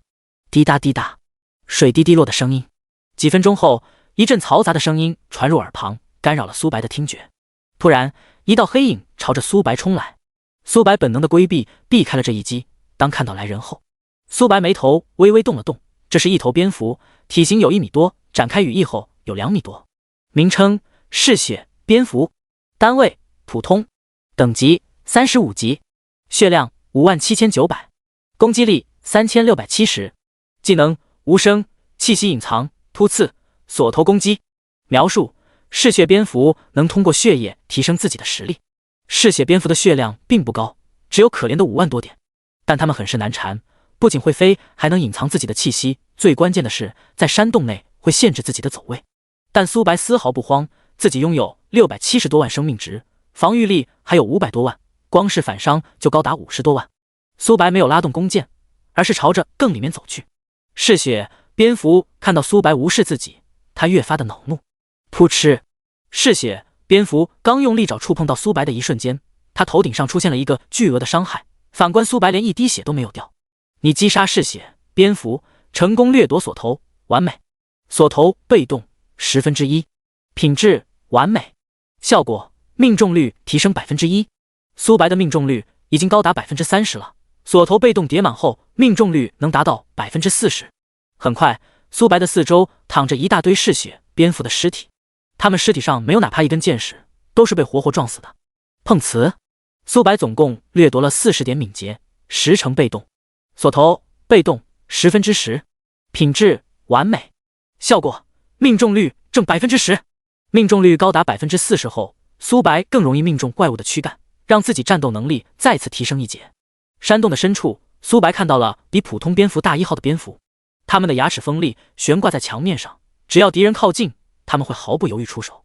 苏白使用探查术查看他们的资料，名称：嗜血蝙蝠，单位：精英青铜，等级37级，血量 35W， 攻击力6780，技能：突刺、气息隐藏、伪装、背刺、声波扩散。147章掠夺超音速。苏白拉动弓箭，羽箭倾斜而出，圣光印记对黑暗生物伤害能提高1倍。恐怖的伤害数字从精英蝙蝠头顶上出现，他发出了一声低沉的吼叫声。嗜血蝙蝠扇动着翅膀扑杀而来，他还没有冲出5米，大量的羽箭穿透他的肌肤，血条瞬间被清空。你成功掠夺声波扩散，史诗。声波扩散被动1%，品质史诗，效果：你射出的羽箭声音能提升1%，你射出的羽箭能减少1%声响，叠满后能增加箭矢的1倍音量，或者减少1倍音量。要是只能放大声音，对苏白没有作用，反而是弊端。毕竟箭矢的声音越大，对方更容易反应过来，而减少箭矢的声响，再加上苏白的战斗技巧，甚至未来有希望做到无声箭矢。要知道，苏白拥有前行被动，射出去的羽箭前100米拥有前行的效果，虚无能改变箭矢的轨迹，但并没有减少箭矢的杂音。虽是前行状态，但敌人认真感知的情况下，还是能听清楚的箭矢的轨迹。而有了声波扩散被动就不一样了，只要调节的声响足够小，对方只能利用肉眼去捕捉箭矢的轨迹。很快，苏白掠夺了40点力量，100层被动，声波扩散被动100，品质史诗，效果：你射出的羽箭声音能提升100%，你射出的羽箭能减少100%声响。山洞最深处，一头庞大的蝙蝠悬挂在莲台上，它睁开血红的双眸，注视着面前的入侵者。名称：变异蝙蝠王，单位：黄金领主，等级40级，血量 4000W，攻击力47800，技能：毒系侵蚀、剧毒喷射、声波放大、超音速、冲锋、背刺、撕咬。描述：蝙蝠王被病毒感染，他的一切攻击变为毒系伤害。毒系伤害对于寻常人而言，用毒的怪物很是难缠，毕竟用毒的怪物每秒都能对目标造成巨额的伤害，甚至有一些毒系怪物还能减少目标的双抗以及输出，甚至有一些老阴逼，他们让自己的骷髅士兵身上涂满了剧毒，只要攻击他们就会被反噬。但苏白拥有毒免，压根不慌。变异蝙蝠冲锋而来，它的速度快到无比，如同黑夜里的幽灵。-0，-54万4000真伤。苏白头顶上出现伤害0的数字，变异蝙蝠头顶上出现恐怖的50多万真伤。苏白连搭理变异蝙蝠的打算都没有，4000万血简直弱爆。因变异蝙蝠被病毒感染的缘故，他已经失去了理智，遇到任何生物都会残忍的杀害，包括自己的同胞。苏白来到莲台面前，变异蝙蝠不停的攻击，每次攻击都能造成高额的零输出，他头顶上出现一堆50多万的真伤。苏白眉头动了动，询问道：下面有什么东西？他指了指莲台的入口，变异蝙蝠明显不知道苏白在说什么，他只知道无脑的攻击。虽然变异蝙蝠无法对自己造成伤害，但他的大翅膀实在太碍事了，因此苏白抬起了羽箭，biu biu biu。很快，变异蝙蝠王血条被清空，连苏白一滴血都没有造成。你成功掠夺40点敏捷，你击杀变异蝙蝠王，成功掠夺超音速。传说，超音速被动1/10，品质传说，效果，你射出的箭矢飞行速度提升10%。苏白倒吸了一口凉气，变异蝙蝠王实力弱爆，但掠夺到的超音速很实用。要知道，苏白射出的羽箭飞行速度高达6倍音速，光是提升10%，每秒都能提升好几百米。最关键的是，超音速能叠加到10层，代表着被动叠满后，苏白射出的羽箭飞行速度高达12倍音速。莲台下方闪烁着黑光，水滴滴落而下。苏白拥有鹰眼的缘故，黑暗对他没有一丝的影响。苏白使用探查术查看这些物品的属性。名称：魔渊矿石。品质：特殊物品。效果：使用后能提升1级。注：只有 NPC 使用才有效果，最高不能大于40级，每人一生中只能服用1枚魔渊矿。卧槽！魔渊矿石数量高达10枚，这代表着能诞生10位二转强者。黎明城只是一星主城而已，多出10位二转，战力可想而知。苏白把这些魔渊矿收入储物空间。苏白乘坐幽冥虎返回黎明城，来到了暗影教廷。冷眸见到来人，微微愣了愣：“冒险者，你回来了。”“这枚石头能帮助你突破到二转。”苏白取出了魔渊矿石。冷眸看到矿石的一瞬间，瞪大了眼睛：“什么？这还不到1天，面前的冒险者就找到了如此珍贵的物品？”“哈哈，多谢牙子先生，有了它，我就能突破到二转了。”冷眸想要接过矿石，但被苏白阻止了。“牙子，你这是什么意思？”“阁主，我要是能帮你们暗影教廷的其他人也突破境界，我能否获得更多的好处？”“当然能，不过……”冷眸话还没说完，只见苏白取出了9枚魔渊矿石。冷眸几根胡子被扯了下来，都没有察觉。过了好几分钟，冷眸才回过神来：“牙子先生，你为何拥有这么多魔渊矿石？”“阁主，这你就不需要知道了。我的奖励……”“好说好说。”“丁，你完成了暗影教廷阁主冷眸发布的任务，奖励1张升级卷轴，隐藏副本密钥。”苏白果断使用升级卷轴，升级了幸运硬币。名称：幸运硬币。品质：黄金级特殊物品。效果：幸运值永久+8。效果2：抛动硬币，接下来的4秒处于无敌状态，冷却时间20小时。幸运值提升了2点，持续时间延长了1秒，冷却时间减少了1秒。148张。血之谷副本。名称：隐藏副本密钥。品质：特殊物品。效果：能开启隐藏副本。坐标：7190.3182。隐藏副本。隐藏副本要比常规副本更加困难，但只要能通关，就能获得丰厚的奖励。告别阁主冷眸，苏白乘坐幽冥虎来到指定地点。炎热的山脉，一座石雕漂浮在岩浆体表。副本的入口竟然在岩浆上。要是普通玩家获得了这密钥，没有飞行能力的情况下，想要过去简直是痴心妄想。小家伙，过去！喵喵。名称：血之谷副本。可选难度：深渊。等级：40级。限制人数：1人。描述：里面拥有强大的生物，望谨慎进入。苏白双眸微眯，这竟然是单人副本。所谓的单人副本只能1个人进入，最关键的是血之谷副本只能选择深渊难度，即使是1000人小队乃至是万人小队，想要通关深渊副本都绝非是容易的事，而血之谷却只能1个人进入，可想而知有多困难。但诱惑同样也很大，只要自己能通关，一定能获得丰厚的奖励。自己拥有神话天赋，等级还是40级，要是这都畏惧的话，跟咸鱼又有什么区别？苏白使用密钥，黑色的漩涡把它吞没，雪花飘落而下。苏白倒吸了一口凉气。按理来说，自己拥有3000多体质，比一般战士还要肉，怎么可能会怕冷呢？不对，这不是普通的冷，而是灵魂受到影响。警告，你进入血之谷，你的攻击速度、移动速度、治疗效果减少90%。卧槽！苏白差点没忍住爆粗口，他现在的攻速高达200多，减少90%的情况下，1秒只能射20多箭，嗜血被动，每攻击一下能恢复自身1%最大生命值。如今只能恢复0.1最大生命值，这削弱的未免也太严重了吧？好在自己拥有韧性被动，不然这削减绝非是90%，有可能是95%。血之谷是神灵开发的副本。苏白双眸微眯。天启游戏等级皆未分，1转9转，9转以后就是伪神，伪神后面是半神，距离神灵只差1步之遥。而神灵实力强大无比，绝非是伪神、半神能够比拟的。蜥蜴神伊恩、蛇神伊莎就是伪神，神灵拥有移山填海的能力以及神威，只要踏入他的范围内，自身的实力就会下降许多。苏白现在攻速、移速、治疗效果各减少了 90%， 这就是神威的效果。能做到这一点，在神灵中也是顶尖强者。难道我通关的任务是击杀神灵？苏白呢喃道。即使是死去的神灵，也绝非是现在的苏白能够抗衡的。苏白打开了地图，发现自己无法联系到外界，也就是说，血之谷副本跟外界是两个独立的世界，只能走一步看一步了。前世血之谷的消息并没有流传出来。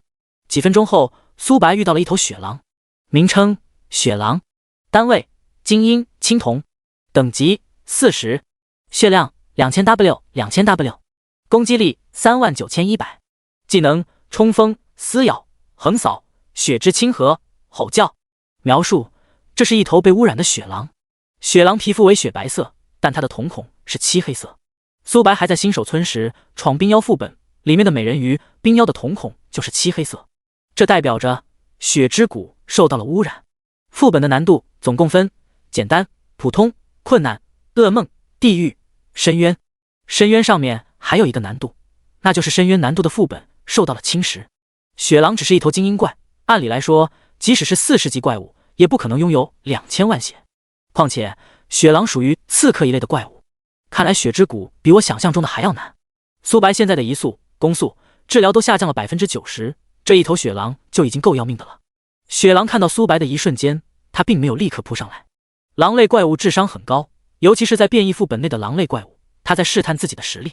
狼类怪物一般都喜欢群居，拖着对自己不利。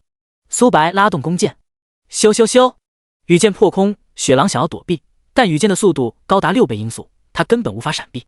负4100暴击，负5799水爆术，负6899雷伤，负2560真伤。一堆的伤害数字从他头顶上冒了出来。血狼被水爆术击退了10几米，沉默光环发动，他短时间内无法动用技能。加10W， 苏白嘴角不由得抽了抽，血狼恢复了10万血。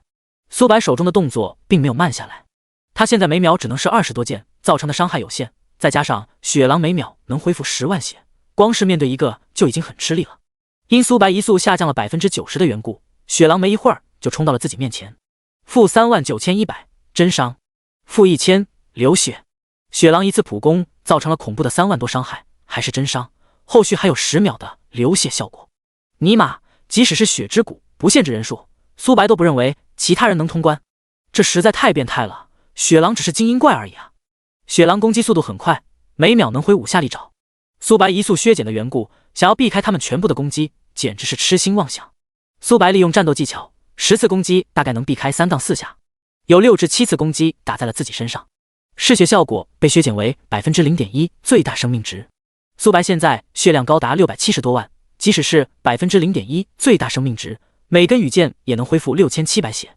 他现在每秒能射20多箭，1秒能恢复 15W 加，可谓是少得可怜。同时面对一头血狼，有意规避攻击的情况下，问题并不大，只是会消耗大量的时间。血狼的血量持续下降着，他血量低于 50% 后，变故来临。149章偶遇老猎人。吼！血狼吼叫了一声，哒哒哒，大量的血狼包围而来。糟糕！血狼每秒能对自己造成10W 加伤害，同时面对这么多头血狼，即使是苏白也顶不住。苏白第一时间想要转身逃跑，可自己移速下降了 90%， 还能跑到哪去？不能逃跑，必须要杀死这些血狼。苏白目光灼灼，他现在的攻速、移速、治疗效果各减少了 90%， 但自己的主动技能并没有虚弱，尤其是雷霆神法、寒冰领域等技能。黑暗分身、雷霆神法、寒冰领域、火雨、蓄力一剑。苏白现在精神力高达7000，火雨能多分裂700根火箭，虽只能触发蓄力一剑，但也不容小觑。再加上黑暗分身拥有自己 61% 全属性，火雨的数量高达了几千根。本就血量不多的血狼瞬间被秒杀。你击杀了血狼，成功掠夺血之眷顾。传说血之眷顾被动 1%， 品质传说，效果法力值永久加1000，站在雪地上每秒能恢复1000血。卧槽！血之眷顾减少了自己的燃眉之急。他现在最缺的是什么？不就是恢复能力吗？即使神威减少了 90% 治疗效果，叠满后每秒也能恢复1万血。48W，48W，48W。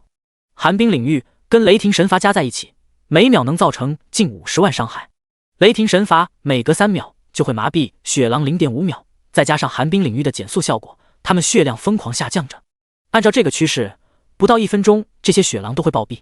但寒冰领域的时长只有30秒。苏白跟黑暗分身不断的射击，想要击杀这些血狼，就必须要让自己开启狂暴状态，让自己攻速突破40大关，才有一战之力。苏白利用手长的优势不断的拉扯，高压水枪让自己箭矢附带了1000公斤，利用好情况下能影响血狼攻击的节奏。血量距离自己不到50米时，苏白也叠加到了200层。狂暴，苏白手速拉满每秒40多箭，每攻击一下能恢复1000血，治疗减少 90% 也能恢复100血，再加上嗜血被动，每箭能恢复6700多血。坐骑虽然被封印，但羁绊效果并没有失去。苏白每秒能自动恢复3000多血，两者相加，苏白每秒能恢复30万生命值，而血狼每次攻击能造成3万多血，再加上流泻效果，每头血狼平均下来能对苏白造成10万伤害。血狼的数量高达7头，能量穿透导致第2头血狼遭受到同等的伤害，必须要杀死其中的几头血狼，自己才有一线生机。苏白利用雷霆神罚干扰血狼的攻击频率，血狼爪子刚举起的一瞬间，麻痹效果触发，这一击硬生生的落空。技能每秒能对血狼造成50万左右的伤害，即使血狼每秒能恢复10万血，也会下降40万血。再加上苏白的输出，1秒能对1头血狼造成100万以上的伤害，不到10秒，自己就能杀死1头血狼。因苏白利用雷霆神罚不断麻痹的效果，7头血狼每秒只能对自己造成50万伤害，自己每秒能恢复30万血，实际苏白每秒只要扣20万血。他现在的生命值高达670万，血狼击杀自己足足要30多秒，而自己不到10秒就能击杀1头血狼，能量穿透能导致第2头血狼也跟着暴毙。很快2头血狼血量被清空，苏白的血量下降了1/3。5头血狼对自己的输出有限，每秒只能造成35万伤害，自己每秒能恢复30万血，实际每秒只要扣5万血。你击杀血狼，成功掠夺4点敏捷；你击杀血狼，成功掠夺2点力量；你成功掠夺血之眷顾传说。呼！苏白看着地面8具尸体，长舒了一口气。这是他遇到的最棘手的精英怪物。血之谷不仅会下降自己的攻速、移速、治疗效果，苏白的思维也受到了影响。苏白看向手中的雪花，血之谷的极寒不是作用在肉体上的，而是灵魂上的。长时间战斗，自己会感受到很疲惫，必须要找到一个休息的地方。雪地中，一名猎人手持长弓，他身上穿戴着厚重的衣服。他的对面有几头血狼，地面的雪地已经被染成了红色，不知道是他的还是这些狼群的。该死的畜生！老猎人咬牙切齿。就在他准备拼命的时候，看到了对面出现了一名青年，他心中大喜，自己有救了。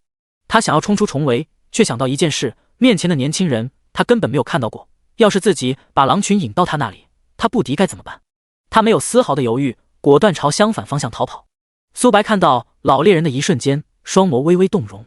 血之谷竟然有土著！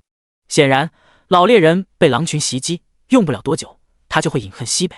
要是救下老猎人，获得有用的情报，对自己有利。biu biu biu， 羽箭破空，恐怖的伤害数值从他们头顶上冒了出来。雪狼不再追击老猎人，而是朝着苏白冲来。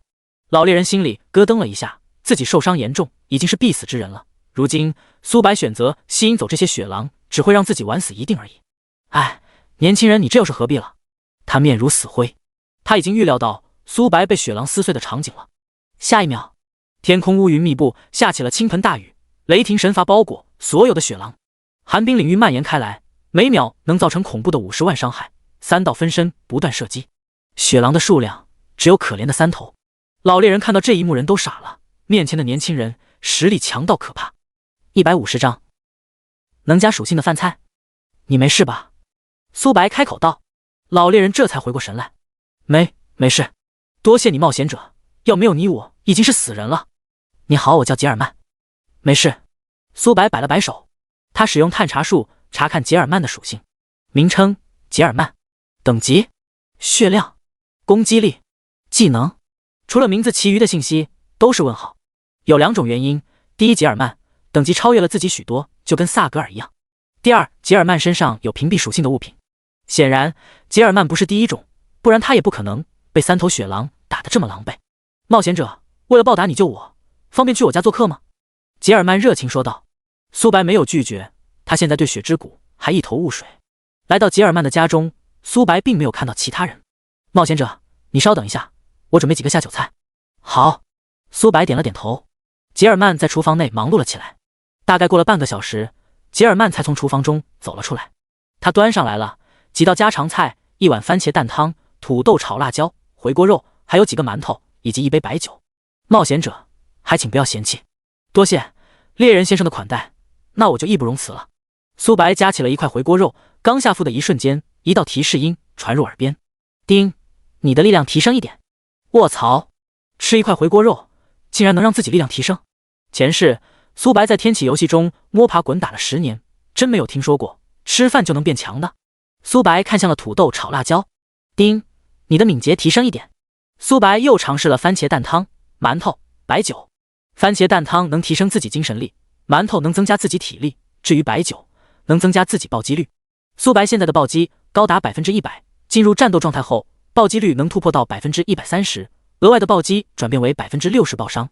老猎人吉尔曼看到苏白吃饭的速度很快，就像饿了3天3夜一样。不过吉尔曼并没有说什么，毕竟要没有苏白，他现在已经是一具尸体了。几十分钟后，苏白打了个饱嗝，4维属性各增加了100点，暴击率提升了 10%。多谢款待。苏白尴尬一笑：冒险者，你客气了，应该我谢你才对。我有一件事想要摆脱你，只要我能够做到，但说无妨。是这样的，我体内被一种诅咒之力影响，活不了多久了。这次离开村庄，就是想要去找解除我体内诅咒的办法。据说狼王体内拥有晶核，只要我获得它，就能化解体内的诅咒。但狼王的实力实在太强大了，我无能为力，只能请求你的帮助。丁，老猎人，吉尔曼向你发布任务。任务：击杀狼王，获得晶核。惩罚：无。奖励：未知。苏白果断接取了任务。他之后的行动跟这个任务并不冲突。吉尔曼，雪地对我的影响实在太大了，如果没有这影响，我杀这些雪狼如同土鸡瓦狗。雪地影响吗？的确大。你知道解决办法吗？不知道。不过我们村长或许知道。嗡。大门缓缓被推开，一名老者走了进来。吉尔曼，听说你遭受到了雪狼的袭击。村长，你来了，要没有这名小兄弟，你可能就见不到我了。吉尔曼指了指苏白。村长的目光落在了苏白的身上。我们村庄已经有很多年没有外人来过了。名称：新村长。等级：血量。攻击力。技能。村长比吉尔曼更加的离谱，连名字都没有显示出来。村长你好，我叫牙子，雪地对我的影响实在太大了，我想问一下，你有解决的办法吗？很遗憾，我也不知道怎么化解这个负面影响，不过我这有一项任务要交给你。丁，新村长向你发布了任务。任务：击杀寒冰巨人。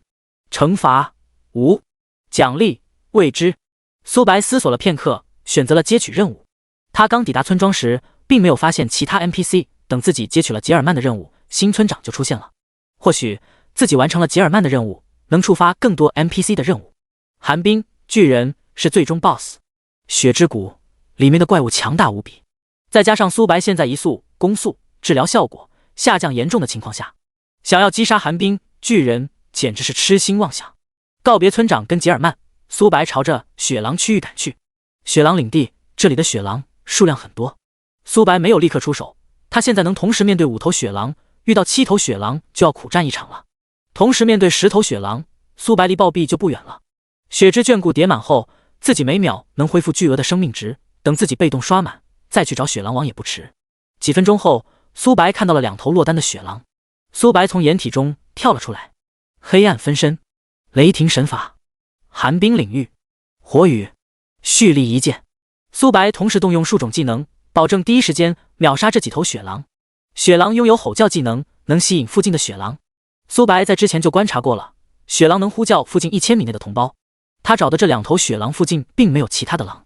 30秒不到，2头雪狼暴毙，苏白掠夺了4敏捷跟1层被动。他穿梭在雪狼领地，凡是落单的狼都被击杀殆尽。很快，他总共掠夺了40点敏捷、20点力量、100层被动。血之眷顾被动100。品质传说效果法力值永久提升10万点，站在雪地中每秒恢复10万生命值。151章击杀雪狼王。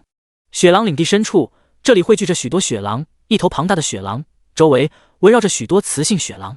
名称：雪狼王。单位：黄金领主。等级：40级。血量：8500W 8500W。攻击力68900。技能：撕咬、冲锋、连续挥爪、雪盾、九影步。描述：雪狼喜好群居，雪狼王能控制所有雪狼。血之眷顾已经叠满，苏白每秒能恢复10万血，法力值提升了10万。因神威的影响，苏白每秒能恢复1万血。雪狼王实力很强，血量高达8500W，身边还有许多雪狼，想要击杀他绝非是易事。最关键的是，现在的苏白实力下降了许多。刚进入副本，苏白就发现这些怪物不会受到神威的影响。咻咻咻！苏白躲在一棵大树后面，羽箭弧形拐弯。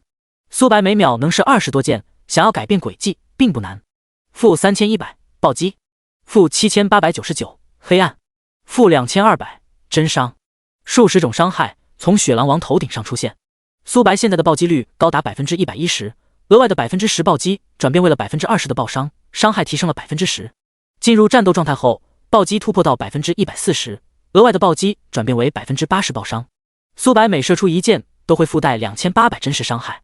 苏白现在的攻速虽只有20多，但也不容小觑。雪狼王的视线看向了一棵大树，就是从那羽箭倾斜而来的。吼！雪狼王怒吼了一声，附近的雪狼同时冲向苏白的方向。移速被减少90%缘故，现在逃跑只会死得更快。黑暗分身，雷霆神法。苏白现在的精神力高达7000点，雷霆神法能波及8000米。雪狼王的抗性要比其余雪狼高一些，但每秒也要受到几十万的伤害。苏白双眸微眯，雪狼王能控制所有的雪狼，他们悍不畏死，保护雪狼王。寒冰领域，雷霆神法的麻痹效果加上寒冰领域的减速效果，导致雪狼不能第一时间包围苏白。但雪狼王极为的聪慧，他能利用其余的雪狼帮助自己抵挡伤害。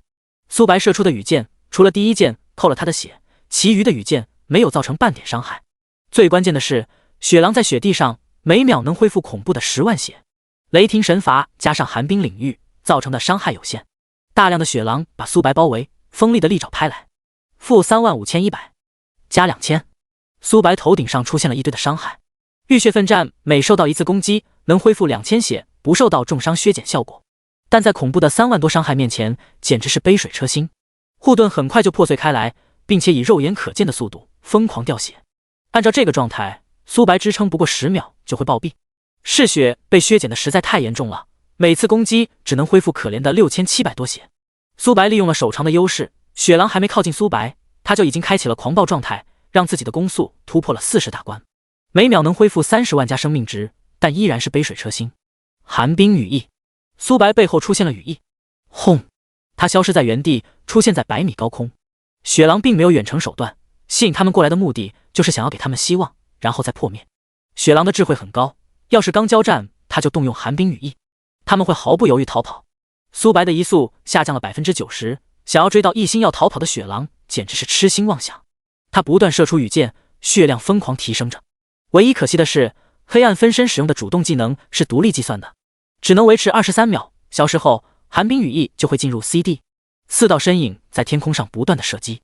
苏白没有理会其余的雪狼，羽箭对准了雪狼王。这次的任务目标是他。雪狼王双眸透出寒芒，但他也无计可施，面前的苍蝇实在太烦人了。雪狼王命令附近的雪狼帮自己抵挡伤害。他不相信苏白能一直飞行，等他能量耗尽时就是他的死期。苏白冷笑了一声，他现在的攻速下降了10倍，但每秒依然能造成成吨的伤害，能量穿透导致第二头雪狼受到了同等的伤害。寒冰羽翼升到10星后能维持50分钟，每10秒能射杀一头雪狼，雪狼的数量顶多100头。几分钟后，雪狼已经阵亡了几十头了。雪狼王有一丝的动容，但他并没有慌张。10分钟后，雪狼已经死伤一大片了，反观他们拿苏白一点办法都没有。雪狼王彻底慌张了。吼！雪狼王转身就想跑，已经晚了。黑暗分身，寒冰领域，雷霆神法，火雨，蓄力一剑。一根羽箭分裂成了几千根，雪狼王为了保命，让其余的雪狼帮自己抵挡伤害。数千根羽箭穿透他们的肌肤，他们的血量瞬间被清空。苏白一直处于在狂暴状态。虚无，羽箭距离苏白不到10米时，箭矢消失不见，命中了雪狼王。多种控制效果叠加，恐惧、沉默、麻痹、减速等等，雪狼王血量疯狂下降着。苏白利用空中的优势，不断的射击下方的雪狼王，他对自己没有任何的办法。雪狼王在前面跑，苏白在上面不停射。很快，雪狼王的血条被清空。你击杀了雪狼王，成功掠夺40点力量。你成功掠夺雪盾。传说，雪狼王阵亡后，其余的雪狼并没有逃跑的打算，他们在下面不停的嘶吼，想为自己的王报仇。一群畜生。苏白不屑一笑。很快，这些雪狼的血条也被清空。苏白来到雪狼王尸体面前，从他的腹部内找到了一枚拳头大小的晶核。任务完成。152章。天赋花。苏白查看掠夺的技能。雪盾被动1品质传说。效果：你受到任何冰雪伤害 50% 转变为治疗效果，不受到重伤影响。雪盾跟雷盾有一丝类似，但也有一些区别。雪盾受到冰雪伤害，能恢复自身 50% 血量，并且不受到重伤的削减。神威的影响导致苏白恢复能力大减，雪之谷副本内所有的怪物都是冰雪真伤。有了雪盾，苏白后续的计划会容易许多。老猎人杰尔曼看向苏白，询问道：“冒险者，你这么快就回来了？”老猎人认为苏白没有找到晶核，毕竟那可是狼王啊。是的，这是你要的晶核。什么？杰尔曼一脸茫然，盯着苏白手中的晶核。这才过去多久，面前的冒险者就击杀了狼王。多谢你，冒险者，有了他我就不用死了。没事。丁，你完成了老猎人杰尔曼的任务。奖励1朵天赋花。天赋花。苏白倒吸了一口凉气。所谓的天赋花，使用后能增强自己的天赋。前世苏白获得过1朵天赋花，因此他才能以史诗级天赋成长为战神。天赋越好，天赋升级的效果也会越差。前世有一名觉醒完美品质天赋的玩家，机缘下获得了1朵天赋花，他的天赋蜕变为了史诗级。自己拥有神话天赋，还是2个，不知道天赋花对我有没有效果。苏白双手一拍，想要使用天赋花。提示：因你天赋等级太高，需要同时使用100朵天赋花才能升级天赋。卧槽！苏白差点要爆粗口。尼玛，传说天赋使用天赋花也只需要1朵，而自己要足足100朵。天赋花极其的稀少，前世只有几十名玩家找到过天赋花。要知道，蓝星的人口将近100亿啊，而自己却需要100朵。好在天赋花对自己也有效果。目前苏白还差99朵就能升级天赋了，也算是一个安慰。吉尔曼，这是你说的那位冒险者？一名中年人走进房屋，开口道。吉尔曼热情介绍道：“伢子给你介绍一下，这是我们村庄里的铁匠大师，名称王铁匠，等级血量、攻击力、技能、描述。王铁匠跟村长一模一样，除了称呼，其余的都无法看到。刚进入村庄时，苏白就感觉到很奇怪，村庄外会被神威影响，而村庄里面却不会受到影响，这是为何？再加上苏白无法探查他们的信息，这就更奇怪了。不过苏白也没有多在意，或许这个王铁匠有办法解除神威的影响也说不定。先前苏白同时接取了村长、老猎人的任务，其余的 NPC 就没有出现了。苏白猜测最多接取2个任务，完成后新任务才会出现。冒险者，王铁匠打量起苏白。对了，杰尔曼，你的伤势？王铁匠想要问杰尔曼伤势如何了，但他还没说出口，就看到杰尔曼身体恢复如常。原本杰尔曼面色苍白，有死气环绕，而现在跟正常人一般无二了。王铁匠，多亏有这位小友出手，不然我已经活不久了。还有这事？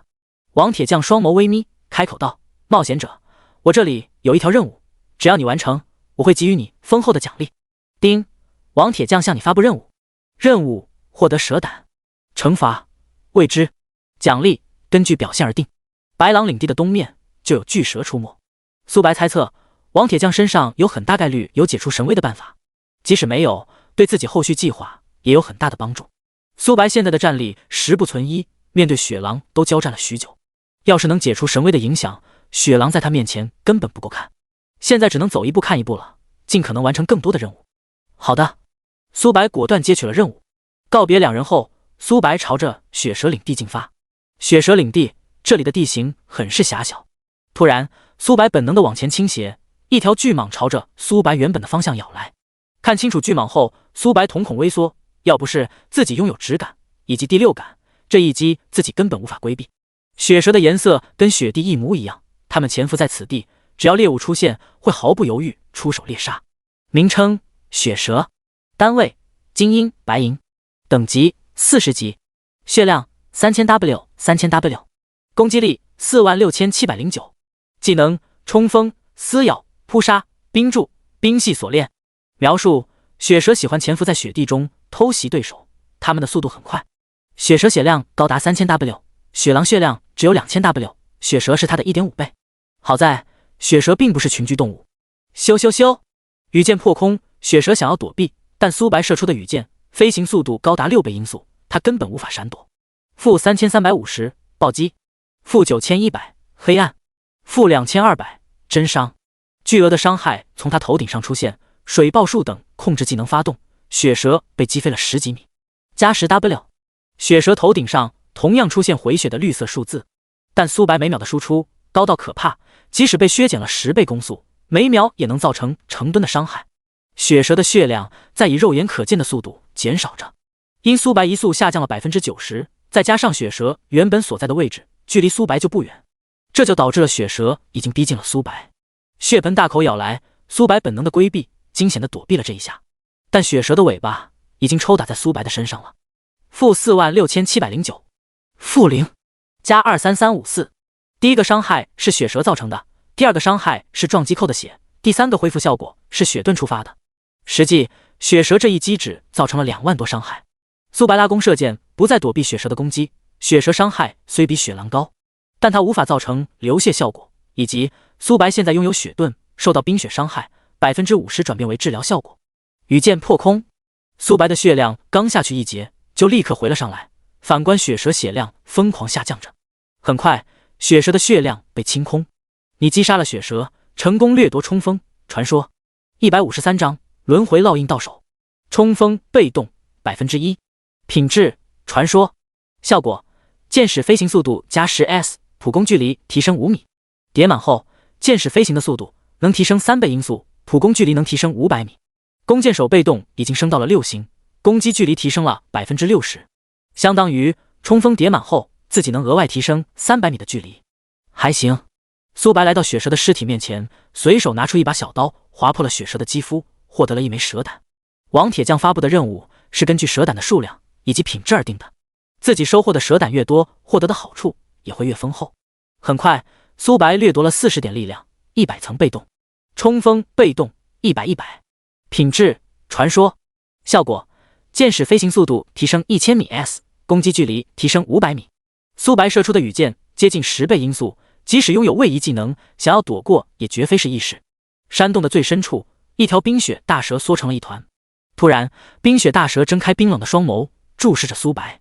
名称：冰雪大蛇，单位：黄金领主，等级40级，血量1亿，攻击力81000，技能：冰盾、冰雾、冰球、冰系束缚、冰系锁链、超音速。描述：冰雪大蛇实力强悍无比，冰雪大蛇血量高达1亿，雪狼王血量比它低足 1.5千万。好在蛇类生物并不喜欢同居，这就导致了在来的路上苏白就击杀了许多雪蛇。冰雪大蛇没有丝毫的犹豫，朝着苏白扑杀而来。它的体型很大，苏白在它面前如同一个蝼蚁。不过苏白并没有慌张，山洞内的地形很是狭小，对自己不利，但冰雪大蛇同样也如此。它的体型很大，想要攻击中自己，难度系数大大增加。苏白一个翻滚，避开了冰雪大蛇的攻击，岩石砸落而下。-0，一堆伤害0的数字从苏白头顶上冒了出来。冰雪大蛇想要利用地形的优势让岩石砸死苏白，但苏白的双抗实在太高了，除了真伤，物理伤害根本无法破防。羽箭倾斜而出，冰雪大蛇速度很快，但苏白射出的羽箭飞行速度高达10倍音速，想要躲避绝非是易事。大量的伤害数字从他头顶上出现，苏白利用手长的优势不断的拉扯。冰雪大蛇张开血盆大口，嗡嗡嗡，一颗颗冰针发射而来，苏白想要躲避，但攻击实在太多了。-10000，加5000，加2000，每一根冰针都能造成恐怖的10000伤害。血盾让自己恢复了5000血，浴血奋战让自己恢复了2000血，相当于每根冰针只能造成有效的3000伤害。苏白开启狂暴状态后，每秒能恢复30万加血量。黑暗分身、雷霆神罚、寒冰领域等技能不断造成巨额伤害。雷霆神罚每3秒就会触发一次麻痹，冰雪大蛇抗性很高，但也有数次因麻痹的缘故导致技能硬生生被打断。冰雪大蛇的血条疯狂下降着，反观苏白几乎全程保持在全胜状态。吼！冰雪大蛇一声嘶吼，想要跑路，后面的苏白不断的射击。在交战刚开始时，苏白跟冰雪大蛇的距离就保持在一个良好的范围。冰雪大蛇想要短时间内逃脱自己的视线，简直是痴心妄想。冰雪大蛇想要钻地，下一秒，羽箭破空，冰雪大蛇被逼了出来。黑暗分身拥有自己61%全属性，3道分身也开启了狂暴状态，不同技能相互叠加，冰雪大蛇很是狼狈，它造成的伤害还没有苏白恢复的快。冰雪大蛇大多数技能都是群体伤害，群体技能要比单体技能伤害低许多，再加上冰雪大蛇不是群居的缘故，这就导致了苏白即使不躲避，恢复的血量也要远强于受到的伤害。在冰雪大蛇还剩50%血时，突然精神掌握触发，冰雪大蛇瞬间被秒杀。叮，你击杀了冰雪大蛇，成功掠夺40点力量。你成功掠夺超音速传说，超音速提升到了2层，箭矢飞行速度提升了20%。苏白射出的羽箭飞行速度高达3000米s，20%就是600米s，还行。苏白满意的点了点头，来到冰雪大蛇尸体面前，他取出了小刀，动作行云流水。冰雪大蛇的蛇胆明显要比其余的雪蛇大一些。很快，苏白把雪蛇领地看了一遍，没有看到其余的雪蛇了，这才离去。回到村庄后，苏白找到了王铁匠。冒险者，你回来了。铁匠大师，这是你要的蛇胆。苏白取出了几百枚蛇胆，王铁匠看到这些蛇胆后，嘴角也是不由得抽了抽，这蛇胆未免也太多了，已经能堆成一座小山了。苏白这是把雪蛇领地灭了。王铁匠注意到一枚稍大一些的蛇胆，这是冰雪大蛇的蛇胆。苏白点了点头。好样的，这条大蛇常年躲在山洞中，我们拿它束手无策，还好有你。叮，你完成了王铁匠发布的任务。奖励：轮回烙印，名称：轮回烙印，类型：特殊物品，品质：神赐，效果：免疫任何神威。卧槽，神威减少了自己90%攻速、移速、治疗效果。有了这枚轮回烙印，他在遇到冰雪大蛇、雪狼王，用不了几秒就能秒杀他们。甚至是以后遇到了神灵，他们使用神威对自己也没有一丝的影响。是否使用轮回烙印？使用。苏白额头上出现了一枚黑白色的图标。多谢王铁匠。冒险者提醒你一句，要是你能击杀寒冰巨人，村长会给予你丰厚的奖励。154章寒冰巨人。苏白离开铁匠铺，没有遇到其他的村民。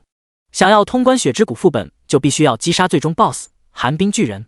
村长发布的任务跟自己要做的事并不冲突。寒冰巨人所在的位置靠东方向。苏白来到灌木丛林，这里有着一棵棵高大的树木。神威影响消失后，现在的苏白每秒能射200多箭，开启狂暴状态后，每秒能射400多箭。攻速下降到20多时，还有一些不适应。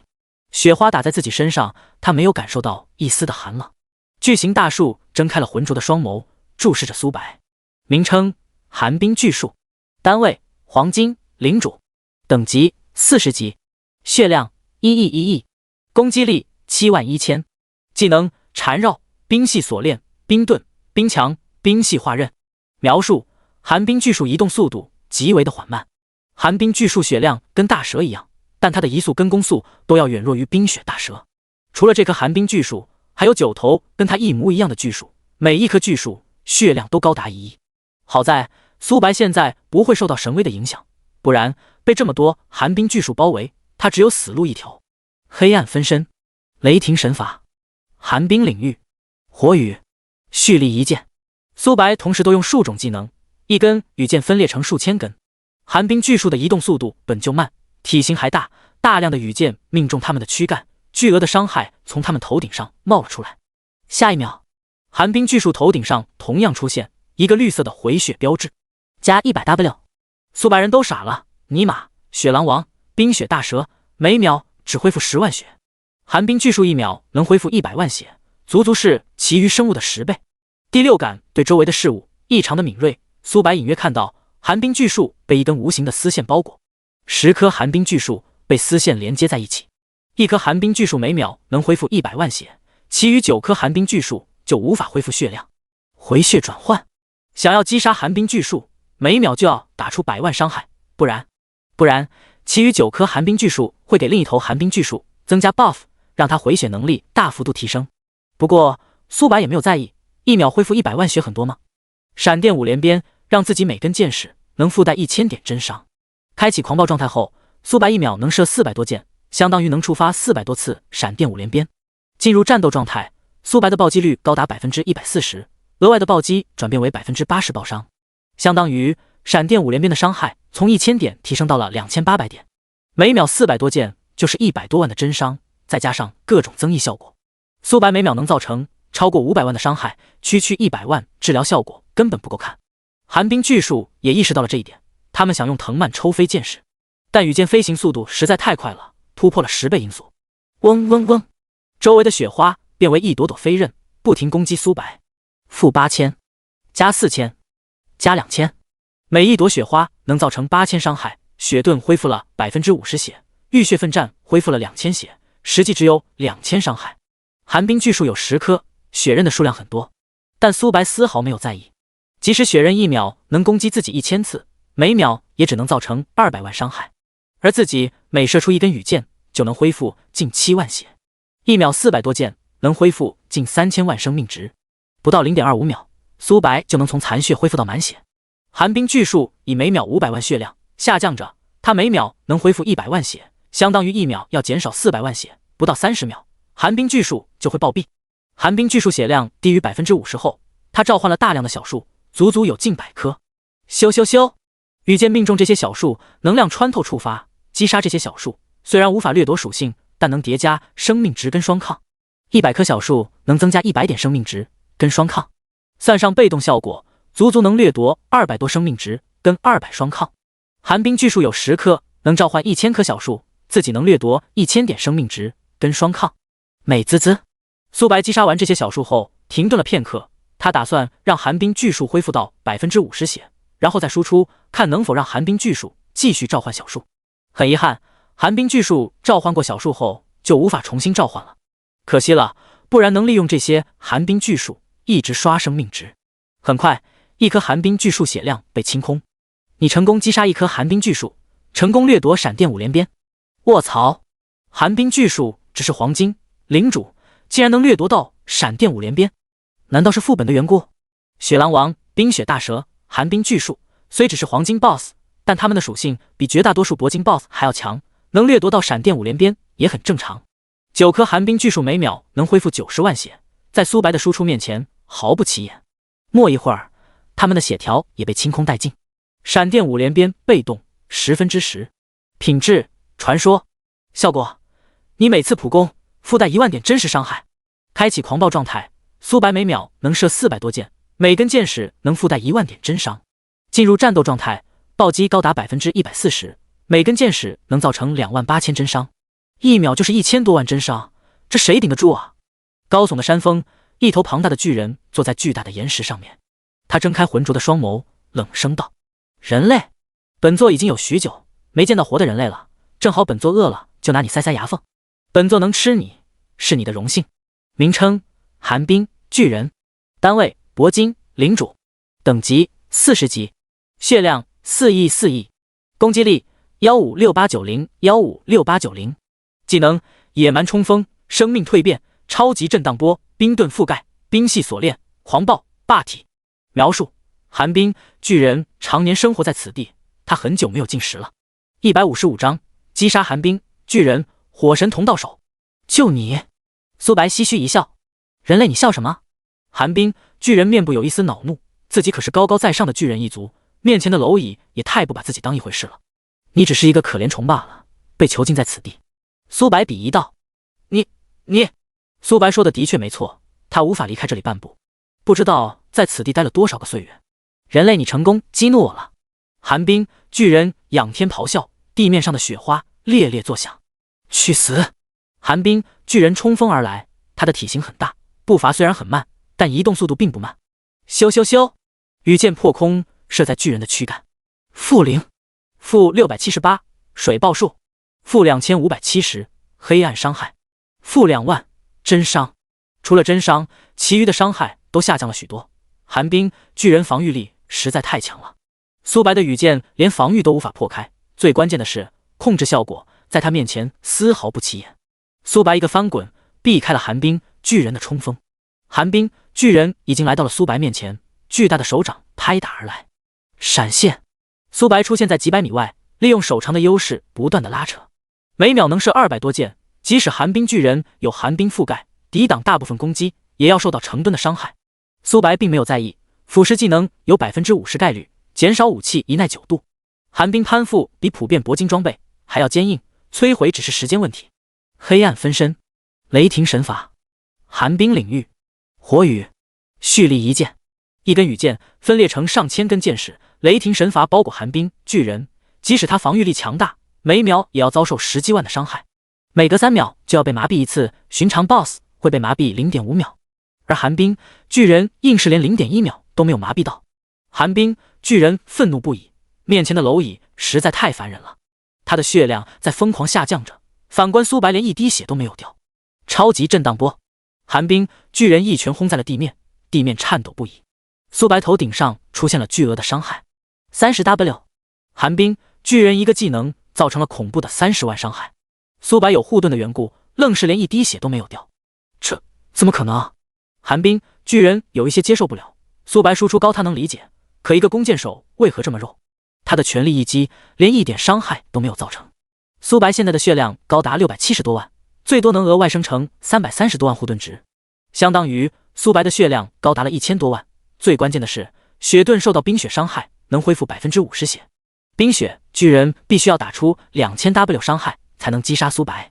苏白拥有嗜血被动，每攻击一次能恢复 1% 最大生命值，开启狂暴状态后 0.25 秒不到就能恢复到全盛状态。寒冰巨人虽然拥有15万攻击力，但想要在 0.25 秒打出2000万输出简直是痴心妄想。因此苏白站在原地不动，只要不被一直控制，寒冰巨人就打不死自己。寒冰巨人疯狂挥拳，苏白不再规避。50W， 50W， 50W， 寒冰巨人手速拉满，每秒能轰足10拳，造成恐怖的500万伤害。冰盾转变为了治疗效果，足恢复了250万血。寒冰巨人有一些麻木了，到底谁是 BOSS 啊？面前的人类为何如此肉？大地脉冲，寒冰巨人一个上勾拳击飞了苏白，他准备活活控死苏白。只要苏白被控制，就无法恢复血量。想象是美好的，现实是残酷的。霸体，苏白动用了霸体，瞬间挣脱束缚。苏白手速拉满1秒400多箭，再加上黑暗分身射出的黑箭，每秒能造成成吨的伤害。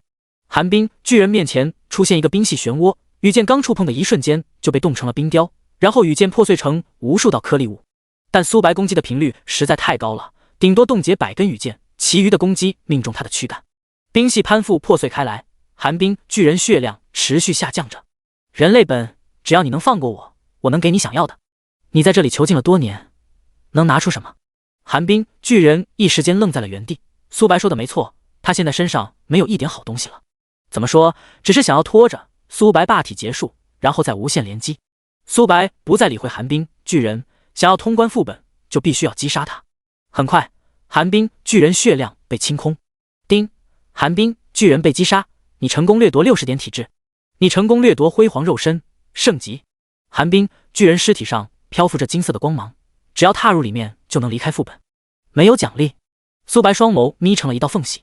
按理来说，自己通关副本会获得奖励才对，如今连全服通告都没有播报，这代表着苏白并没有真正意义上通关副本。寒冰巨人血量高达4亿，他都不是最终 BOSS， 谁是血之谷最终的 BOSS？ 苏白取出一把小刀，在寒冰巨人身上找到了一枚金盒，象征着他只要把金盒给村长，自己就能获得奖励。苏白查看掠夺来的属性：辉煌肉身被动1，品质圣级，效果免疫一切秒杀能力。苏白倒吸了一口凉气，难怪自己攻击了这么多下都没有触发秒杀被动，原来寒冰巨人拥有豁免秒杀的能力啊！苏白现在总共有2个圣级被动，一个是能秒杀敌人的，一个是豁免秒杀的。村长看到苏白回来，询问道：“冒险者，你回来了？”“这是寒冰巨人的金盒。”村长看到金盒后，面部如同菊花一样。“冒险者，你做得很好，这是你的奖励。”“丁，你完成了村长发布的任务。”奖励：火神铜。一颗红色的珠子出现在苏白的手中，名称：火神铜，品质：神赐，效果：使用后能任意掌握一种火焰神力。156章。涅槃重生。神铜。苏白万万没有想到自己能获得神铜。轮回烙印能免疫神威，而火神铜能获得神灵的能力。苏白双手一拍，使用了神铜。主动技能：涅槃重生。你阵亡后3秒后能在原地复活，最多复活9次，冷却时间1个月。注：涅槃重生，根据最后消耗1次重生时间而定。卧槽！苏白震惊不已。被击杀后不仅会掉1级，还要等待1个小时的冷却时间，并且要被传送到复活祭坛。但涅槃重生就不一样了，自己比别人多了9条命，只需要等待3秒即可。最关键的是，只有1个月的冷却时间。要知道，苏白现在的血量高达670万，护盾叠满后相当于拥有1000多万血，多了9条命，敌人必须要打出1亿伤害才能真正的击杀自己。等游戏融合现实后，涅槃重生被动也会同步到现实。这个村庄的人没有一个是简单之辈。老猎人给自己了1朵天赋花，王铁匠给予的奖励是轮回烙印，村长给自己的奖励是神赐符。冒险者，老村长想要见你一面，有空吗？一道声音打断了苏白的思绪。有空。苏白点了点头。村长带领苏白来到老村长的家里，这是一名花白老者，他右手拿着一根拐杖。冒险者，你来了，感谢你击杀了寒冰巨人，我们村庄才会迎来安宁。老村长，你客气了，这是我应该做的。我这有一条任务要交给你。丁，老村长向你发布了一条任务。任务：集齐5行神铜。惩罚：未知。奖励：未知。提示：未进行3转即可正常完成任务。5行神铜分：金神铜、木神铜、水神铜、火神铜、土神铜。苏白现在拥有火神铜赋予的能力，还差4种元素。神铜可谓是可遇不可求的东西，即使到了游戏的大后期，能获得神铜的人都屈指可数。可想而知，收集5行神铜的难度到底有多难。最关键的是，必须要在3转以前完成任务。苏白思索了片刻，决定接取任务。血之谷副本，苏白击杀了寒冰巨人，并没有获得系统发布的奖励，代表着寒冰巨人不是最终的 BOSS。想要真正意义上通关副本，苏白猜测跟完成这个任务有关。说不定自己完成了任务，才能接触到真正的血之谷副本。老村长，我离开后如何再来到此地？苏白询问道。自己想要突破到2转，就必须要前往更高级的主城，而天启游戏是有介于压制的，比如苏白离开了新手村，现在想要回去，即使掉到1级也无法回去。伢子有了这枚玉佩，你能随时来到此地。老村长取出了一枚古朴的玉佩，名称：传送玉佩，品质：特殊物品一次性消耗品，效果：使用后能传送到血之谷。好。苏白双眸微眯，能抵挡戒域压制的物品很稀少。萨格尔投影能来到新手村，就使用了戒域压制的物品。而这枚玉佩虽没有萨格尔使用的物品品质高，但也不容小觑。冒险者，期待你凯旋而归。黎明城不远处有密集的凶兽袭击而来，一眼无法看到尽头。玩家们看到这一幕，脸色大变。我去，凶兽要进攻黎明城了？难道是抵御任务？只要我们挡住了凶兽潮的袭击，就能获得丰厚的奖励。啥也不说了，我直接冲上去杀鸡头凶兽。老王，这些凶兽不仅数量多，实力也很强，想要抵挡住这些凶兽，光凭蛮力可不行。警告：黎明城遇到凶兽袭击，请所有黎明城的冒险者踊跃抵挡住凶兽的袭击，不让城市摧毁。警告：黎明城被凶兽摧毁，所有在黎明城的玩家会受到严厉的惩罚。提示：贡献已开启，每击杀1头凶兽能获得对应的贡献，贡献越高兑换的物品也会越丰厚，请所有玩家竭尽全力抵挡凶兽的攻击。系统还真发布任务了，这些凶兽的数量未免也太多了。怕什么？牙子大佬让我们黎明城的玩家领先别人2件白银装备跟20点4维属性，要是我们这都抵挡不住凶兽潮，那实在太丢人了。就是义夫孩儿不会让你失望的。在黎明城的玩家纷纷走出了城池。大部分龙国玩家都选择前往了黎明城，这就导致了黎明城的人口是其他城池的好几倍。除了部分没有升到20级的玩家，跟不在主城的玩家，所有玩家都在此地。玩家们提着手中的武器冲向了凶兽大军，他们配合很默契，战士在前面抵挡伤害，法师、弓箭手在后面不断攻击。法师的优势展现无云，在大规模的战争中，法师被称为移动的炮台，每发射一个技能就能轰杀一大片。玩家们看着上长的贡献，一个个都很是喜悦。但凶兽的数量实在太多了，玩家们也有伤亡。因贡献战的开启，玩家们死亡只会掉级，不用等待1个小时的冷却时间。复活的玩家郁闷不已。我去，我刚获得的100贡献，阵亡后一下子就没了。难道是阵亡后功勋会被清零？我刚刚有210功勋，阵亡后还剩110功勋，每次阵亡要扣100功勋。唉，我真的是哭死，早就知道不选择战士职业了，不仅要冲到最前面抵挡凶兽的攻击，杀怪的效率还比弓箭手、法师慢得多，早就知道选择法师、弓箭手了。玩家们嘴上说的抱怨，但手中的动作并没有慢下来。突然，一大片玩家被巨型火球轰成的灰尘，玩家们的视线投射向一名男子，那是樱花国的玩家。小鬼子，龙国玩家未免也太不堪一击了，我一个技能就秒杀了好几名菜鸡。哈哈，龙国人不过是一群废物罢了，在端木田大人面前，他们连屁都不是。157章，黑袍人出手。端木田很享受这种万众瞩目的目光。他们樱花国被龙国的睚眦打得抬不起头，明明自己拥有传说天赋，不弱于任何人，为何苏白的实力比自己强这么多，还不是一星半点？我端木田不弱于任何人，今日就拿你们这些龙国人立威。端木田抬起法杖，轻点虚空，一颗颗火球发射而出。他拥有的天赋是，只要施展一颗火球，就能分裂出10颗火球，拥有10倍的伤害。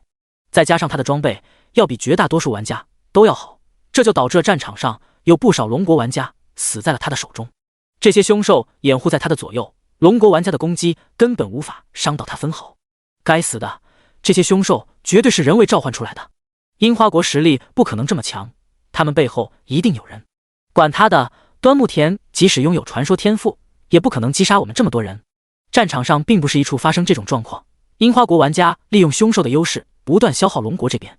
龙国玩家虽能复活，但复活祭坛离战场有一段距离。按照这个趋势，端木田攻打过来只是时间问题。突然，战场上出现了数道身影，一名刺客游走在战场，他经过的路上，不管是玩家还是凶兽都被击杀殆尽。战士玩家挥舞手中的大剑，凶兽在他面前如同纸糊的一样。站在最后面的红袍法师汇聚火球砸向凶兽大军，轰！方圆几十米的凶兽被烤为了灰尘。端木田的攻击在这名红袍法师面前是那么的苍白无力。端木田看到法师的一瞬间，瞳孔微缩。你到底是谁？龙国可没有你这么1号人物。端木田咬牙切齿。在他们的调查中，苏白进入了一处隐藏副本，暂时不在黎明城，因此他们才选择出手。如今出现了一名强大的法师，比他还要强数倍。自己可是拥有传说天赋的妖孽啊！红袍法师掀开兜帽，露出了一张中年人的脸颊。看清楚来人后，端木田双眸血红。周破军，你跟我一样拥有传说天赋，我不相信我实力不如你。端木田，我们龙国有睚眦大佬，你们樱花国有谁？虽然我们同样拥有传说天赋，但你的实力在我看来连觉醒史诗级天赋的周龙都不如。你端木田被气得恼羞成怒。周龙嘴角不由得抽了抽，自己长官这话感觉怪怪的。史诗级天赋很弱吗？不弱呀，蓝星人口拥有近100亿，觉醒史诗级天赋的连4位数都不到。好吧，跟传说天赋一比，两者确实不在一个维度。自己穿戴着一套黄金品质的套装，而端木田全身上下连白银套装都没有，简直穷得叮当响。周破军，你欺人太甚！端木田手中汇聚魔法，小火球、火爆术、火域。周破军同样使用技能，两种技能碰撞在一起，端木田的攻击瞬间被化解。好在有凶兽抵挡了大部分攻击，不然自己一个照面就会被周破军秒杀。端木田有一些自闭了。周破军没有理会愣神中的端木田，火球如同雨点轰击在凶兽大军中，可谓是战场杀戮机器。凡是路过的地方都被火球轰杀，他们头顶上出现了巨额的伤害数字。周龙玩家看到这一幕也是震惊不已。哇，周破军长官未免也太强了吧！周破军可是拥有传说天赋的妖孽，端木田也拥有传说天赋，但跟周破军相比，连提鞋的资格都没有。你们快看周破军身上穿戴的物品，品质最低的都是黄金级装备。我承认我羡慕了，我除了上次系统发的奖励，大多数都是黑铁级装备，只有少数青铜装备。我感觉牙子大佬穿戴的装备品质最低的都有铂金级。军方的人在苏白这购买了大量的装备，导致军方的实力远比其余势力更强。国防部也展露锋芒，他们的底蕴要远比军方弱许多。但在苏白这购买了几件黄金装备后，导致他们杀怪的效率大幅度提升，尤其是顾北，他也是法师，虽比不上周破军，但也不容小觑。战场上发生了一面倒的局面，即使樱花国玩家有凶兽潮的帮助，也不是龙国玩家这边的对手。樱花国玩家面色阴沉无比，该死的龙国玩家，为什么我们樱花国无法诞生出牙子这种妖孽？难道我们樱花国有凶兽的帮助，还不是这些龙国玩家的对手了吗？大人，我们不是这些人的对手，还请你们出手。端木田向着一个地方拜了一拜，对面走出了数十名黑袍男，一群废物。为首的黑袍男冷声道。端木田鞠躬道歉，不敢反驳。黑袍人的视线投向了周破军等人。周破军看到黑袍人的属性后，呆滞在原地。这些黑袍人中竟然有数位一转巅峰，那可是40级啊！即使自己穿戴了黄金套装，想要战胜这些黑袍人也是痴心妄想。难道我们龙国玩家没有牙子就不行了吗？守护一个国家绝非是一个人能够解决的。周破军不甘道。长官现在该怎么办？周龙担忧道。必须要拖住他们，不然这些黑袍人冲入战场，其他玩家根本无法抵挡。我尝试去牵制几名黑袍人。周龙，你挡住他们的伤害，我全力输出，尽可能击杀几名黑袍人。是。周龙换上了盾牌，冲向了黑袍人。对面的黑袍人同样出现了一名战士，他手中拿着巨斧。当当当，金属碰撞的声响，巨斧劈在上面并没有留下痕迹。但周龙感受到了力量的差距，他受到了震荡波的伤害，每秒以1000血量下降着。好在他们这边有牧师能给他治疗，不然他连30秒都无法支撑到。能挡住我的攻击，你足够自傲了。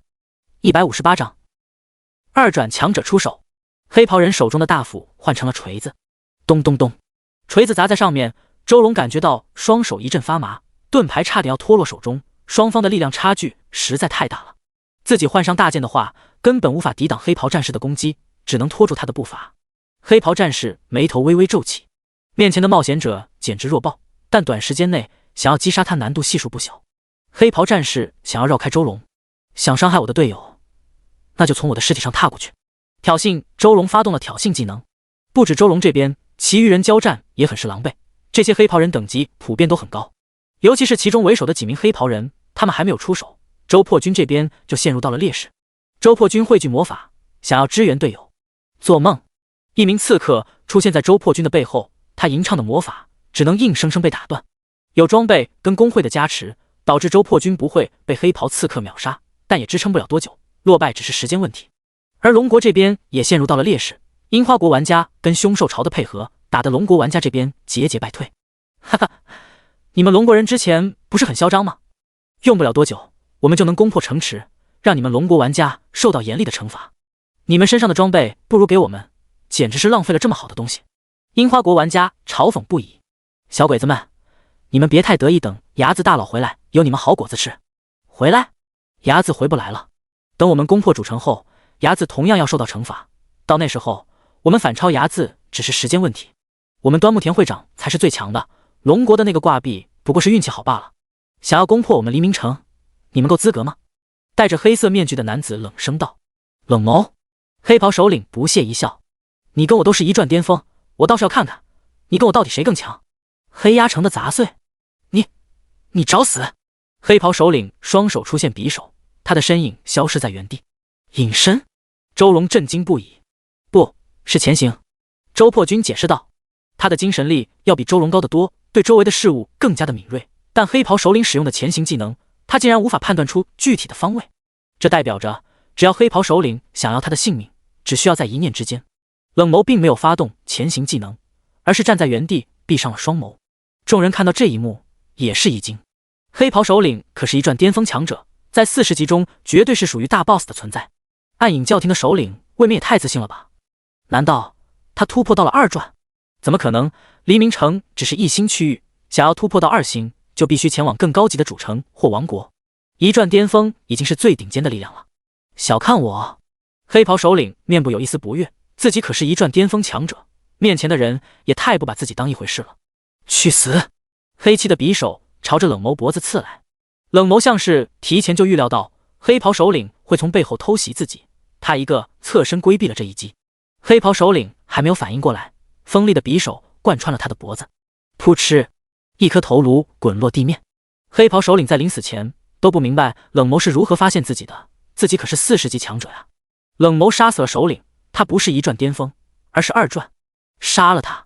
其余黑袍人反应了过来，二转跟一转巅峰虽只是一个门槛，但两者的实力根本不在一个量级。前行，冷眸发动了前行技能，他消失在众人的视线中，因等级的压制，黑袍人很难判断出他所在的方位。噗嗤，冷眸出现时，已经有一颗头颅滚落地面了。冷眸再次使用了前行技能，黑袍人被恐惧支配。冷眸，你有本事出来！你堂堂一个二转强者，何必要藏头露尾？就是，难道你害怕我们了？黑袍人尝试用激将法逼冷眸出来，但冷眸并没有理会这些流言蜚语。他手中的匕首如同死神镰刀，每经过一处地方，必定会有黑袍人暴毙。不管是战士还是骑士，只要被冷眸砍中，都会阵亡。这就是二转强者，简直是恐怖如斯。黑袍人彻底慌张了，继续维持现状，他们必死无疑。副城主，你再不出手，我们就要死了！一群废物！戴着黑鸦面具的中年人出现在冷眸面前。冷眸，暗杀教廷的阁主，没想到你突破到了二转。黑鸦副城主，没想到你也来了。要是我不来的话，这些人都会死在你的手中。你杀了我这么多手下，今日你必须要给我一个说法。说法？呵呵，你们黑鸦城攻打我们黎明城，还想要我给你一个说法？你不配，你找死！黑鸦副城主化作一道黑色的闪电，出现在冷眸面前。破！冷眸同样挥出匕首，当，两股力量碰撞在一起，冷眸被掀飞了出去。砰！冷眸撞在了岩石上面，巨额的伤害从他头顶上出现。你也突破到了二转？冷眸不敢置信说道。冷眸，你拥有你的机缘，我同样拥有自己的机缘。今日你就死在此地吧！黑鸦副城主刚想要出手，几名黑衣人挡住了他的去路，其中有4位二转强者，5位一转巅峰。暗杀教廷出现了这么多二转，黑鸦副城主不解道。黎明城、黑鸦城都只是一星城池，按理来说不可能同时出现这么多二转强者才对。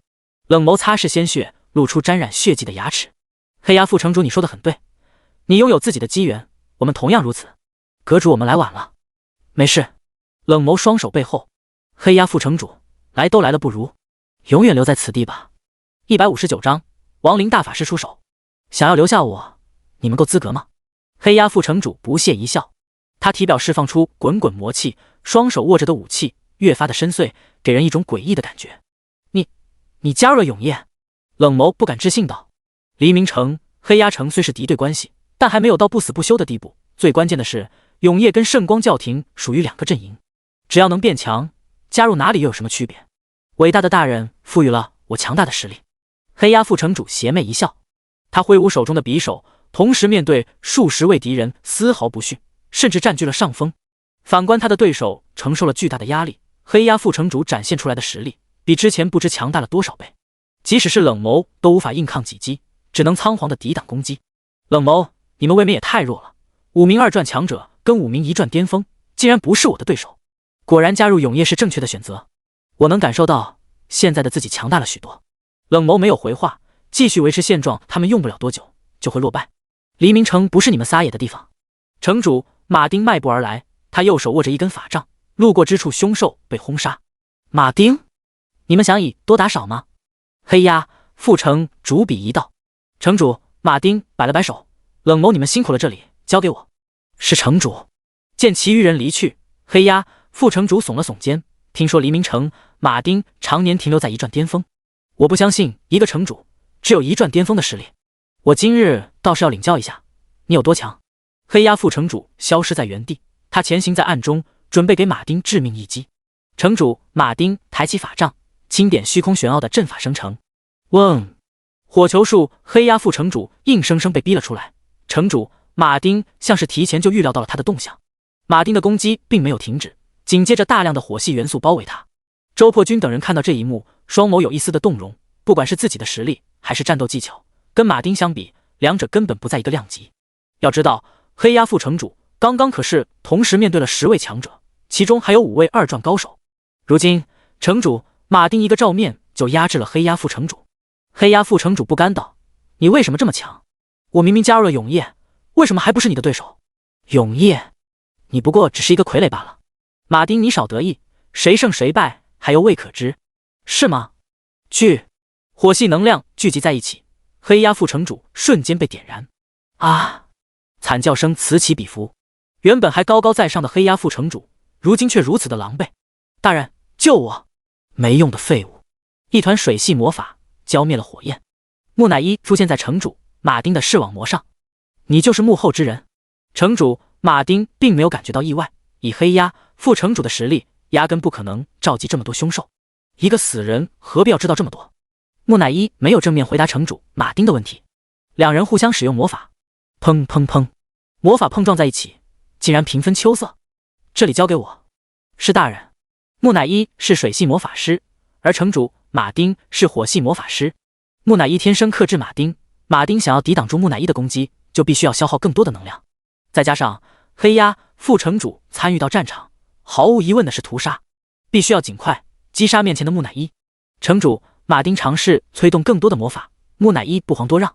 马丁，你未免也太小看我了，想要击败我，你还不够格。马丁额头滑落豆大的汗珠，反观木乃伊施法的频率没有丝毫的减弱。城主，我来助你。亚历克提起圣光长剑，砍向了木乃伊。糟糕！木乃伊双手掐诀，避开了亚历克的攻击。亚历克没有给他喘息的机会，提着长剑继续冲来。后面的城主不断汇聚火系能量，两人夹击下，木乃伊很快就落入了下风。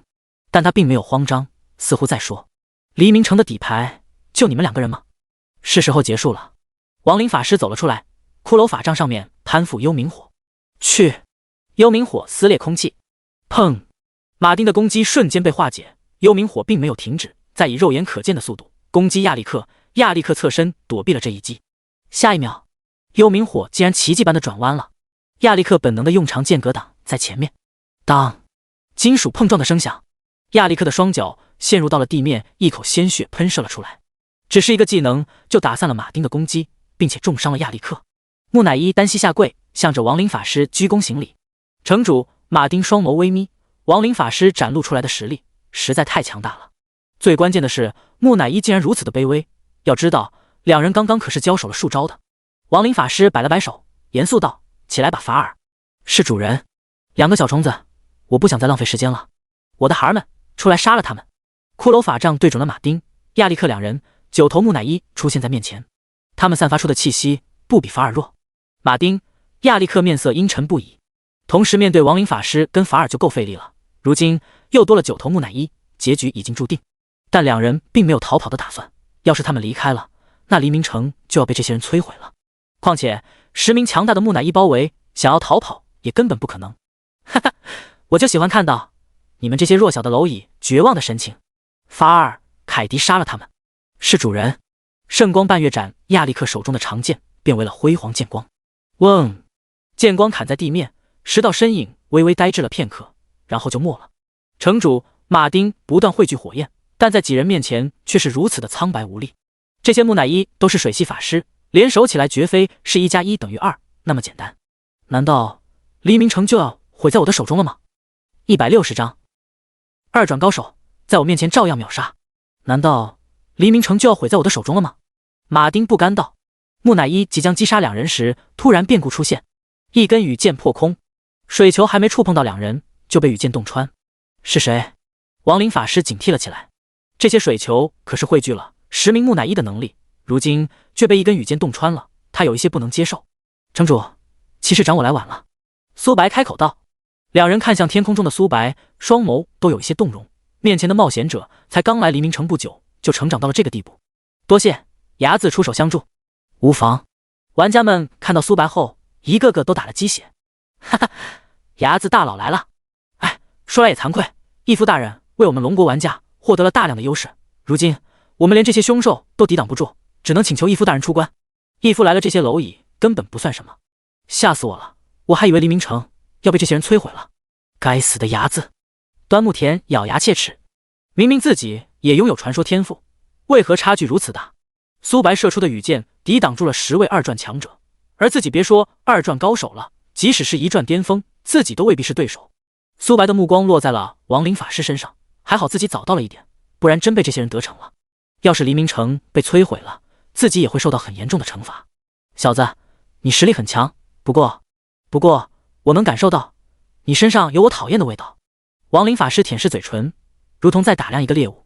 苏白击败了萨格尔的投影，后面又拒绝了萨格尔的邀请，双方已经是不死不休的关系了。而亡灵法师是永夜的人，他自然能感应到自己在永夜这边并不受到待见。哦，我想起来了，你是萨格尔大人提起的冒险者。有趣，没想到萨格尔大人还会对一名冒险者如此感兴趣。只要我能把你杀了，萨格尔大人一定会奖赏我的。杀了他！亡灵法师控制木乃伊，他们站成一排，玄奥的阵法从苏白脚底涌现，大量的水珠冲来，苏白连躲避的欲望都没有。负0，负540001时，真伤。苏白头顶上出现了一堆伤害0的数字，反观攻击他的木乃伊，头顶上出现了巨额的伤害。看到这一幕的玩家人都傻了。我去，牙子大佬未免也太强了，这可是10名2转法师啊，他们的攻击连牙子大佬的防御都没有破开。等等，牙子大佬不是弓箭手吗？为何如此肉？牙子大佬第2职业好像是战士，我也是战士，为什么跟牙子大佬差距这么大？我都怀疑自己是一个假的战士了，反伤50多万，还是真伤？这该不会开挂了吧？马丁、亚历克呼吸变得急促，好家伙，他们面对一头木乃伊都很难抵挡。而如今苏白同时面对10名木乃伊，不仅没有落入到下风，他们的攻击硬是连防御都没有破开。周破军喃喃自语，牙子的实力未免也太强了，我还需要努力。亡灵法师不敢置信道，怎么可能？你们在给我挠痒痒吗？噗嗤，亡灵法师差点被气得吐出一口淤血。苏白实在太嚣张了，但他的实力有这个资本。小子，你少得意，我承认你双抗很高，但想要击败我你还不够格。灵魂锁链，无尽锁链缠绕苏白的身体。13W， 负540001时，真伤。第一个伤害是亡灵大法师造成的，第二个伤害是反伤造成的。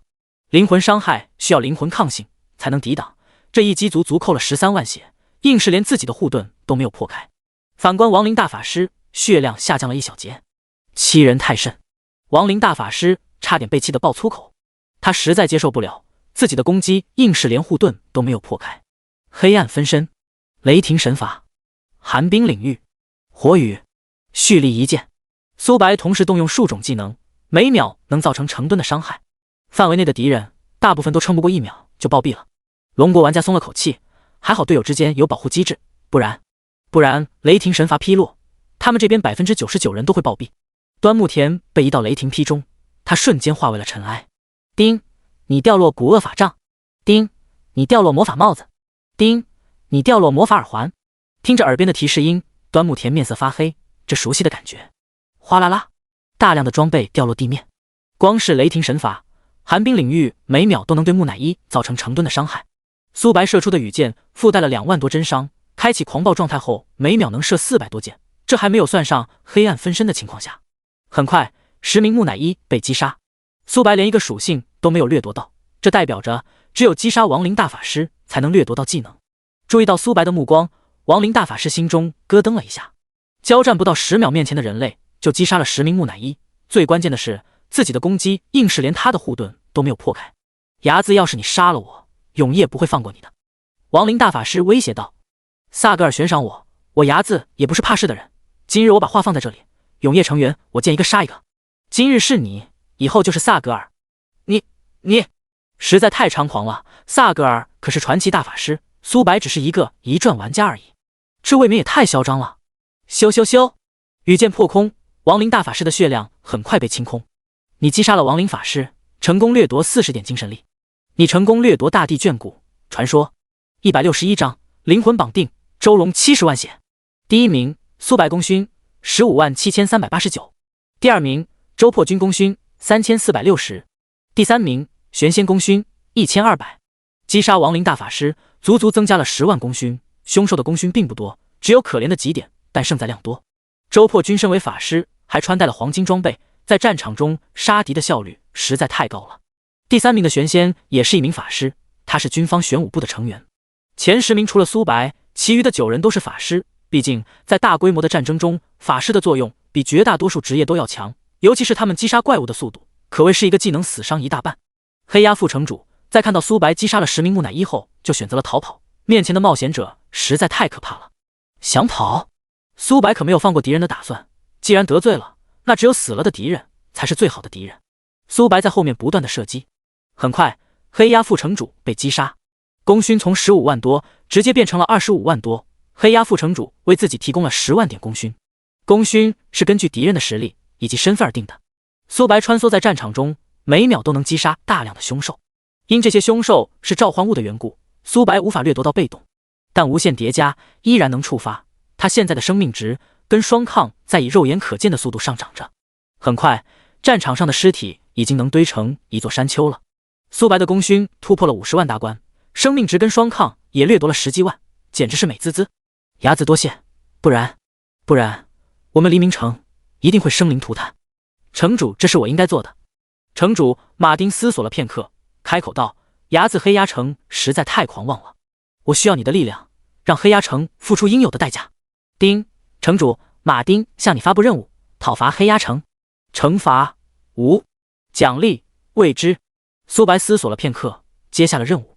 随着自己接取任务，功勋任务并没有结束，只要自己前往黑鸦城猎杀那里的 NPC， 自己能获得大量的功勋，等结算后能换取丰厚的奖励。亚历克感激道：睚眦多谢，这是我应该做的。睚眦大佬，你接取了任务。周龙开口道：苏白点了点头。睚眦大佬，我这有一张传送符，能传送100个人前往指定的位置。黑鸦城里我们这有不少的路程。好，苏白也没有拒绝，即使他有幽冥虎，也要花好几个小时时间，有传送符能方便许多。睚眦大佬要跟我们一起去攻打黑鸦城吗？哈哈，有了睚眦大佬的加入，我们这一次一定能凯旋而归。睚眦大佬实在太猛了，足足获得了50多万功勋，要是我能有这个实力就好了。你在想屁吃？睚眦大佬是什么人？你能跟他比？军方的玩家都很是激动。这次前往黑鸦城，我们本就要做一些事，有了你的加入，这件事一定能顺利完成。苏白并没有问周龙具体要干嘛，毕竟每一个人都有自己的秘密。丁，玩家睚眦向你使用灵魂锁链，是否接受？是。周龙毫不犹豫就点了同意。周龙瞥了一眼自己的属性，整个人呆滞在原地，如同傻掉了一般。队长，你怎么了？旁边的队员不解道。卧槽！周龙倒吸了一口凉气。周破军副额，周龙未免也太不稳重了吧？周破军长官，这可不怪我，这是我现在的属性。周破军看了一眼，嘴角疯狂抽搐，精神力提升了700点，敏捷提升了1200多点，力量、体质也加了好几百点。最关键的是血量跟双抗。苏白血量本就有670多万，这一战后血量突破了700万大关，双抗也拥有500多万，即使是10%也极为的恐怖。周龙的血量足足提升了70多万，双抗也提升了好几十万。周龙很想说一句：周破军长官，我站在原地让你打，你都破不开我的防御。周破军承认自己羡慕了，法师的缺点是什么？不就是脆皮吗？只要苏白绑定自己，这一点也被弥补了。队长，你可真该死啊！军方的玩家一个个都眼睛血红，要是眼神能杀人的话，周龙已经死了好几遍了。要不是顾及着自己军人的身份，他们恨不得跑到苏白面前大声喊道：义夫，能让我们也绑定一下吗？周龙轻咳了一声，苏白这个血量实在太离谱了，即使是同等级 BOSS 都未必有这么多血，尤其是双抗高达50多万，即使是二转强者攻击自己都无法破开防御。苏白没有理会周龙等人的目光，50多万双抗跟70多万血量很多吗？不多。苏白查看新掠夺来的属性，大地眷顾被动1，品质传说，效果你站在大地上能加1000点体质，还行。风之眷顾必须要在风元素多的地方才能让自己敏捷提升1000点，而大地眷顾只要站在大地上就能加1000点体质。睚眦大佬，我们出发吧。好。周龙捏碎传送符，消失在原地。黑鸦城城主府，黑鸦城主悠闲喝着茶。城主大事不好了。什么事？副城主陨落了。什么？黑鸦城主不敢置信道，以他的实力，再加上那名亡灵法师出手，怎么可能会陨落？据说黎明城抵挡了凶兽潮的攻击。黑鸦城主很清楚马丁的实力，他不可能是那名亡灵法师的对手。退下吧。黑鸦城主在这一刻像是老了10几岁一样，这一次损失惨重。等下人离去后，黑鸭城主扑通一下跪在了地面。大人，黎明城的实力我很清楚，他们不可能抵挡祝凶兽潮跟那名亡灵法师出手。我通过沙丘的临死画面看到了事情的经过，是一名冒险者出手击杀的沙丘跟你们副城主。什么？162章。黑雾巫师，大人现在该怎么办？黑鸭城主额头滑落豆大的汗珠。他们黑鸭城攻打了黎明城，还跟永夜合作，黎明城一定不会放过他们的。他在强中就只是一个冒险者，况且在这里他还不是我的对手。黑鸭城外数百道身影出现。牙子大佬，我们需要做什么？周龙询问道。苏白摆了摆手，你们随意即可。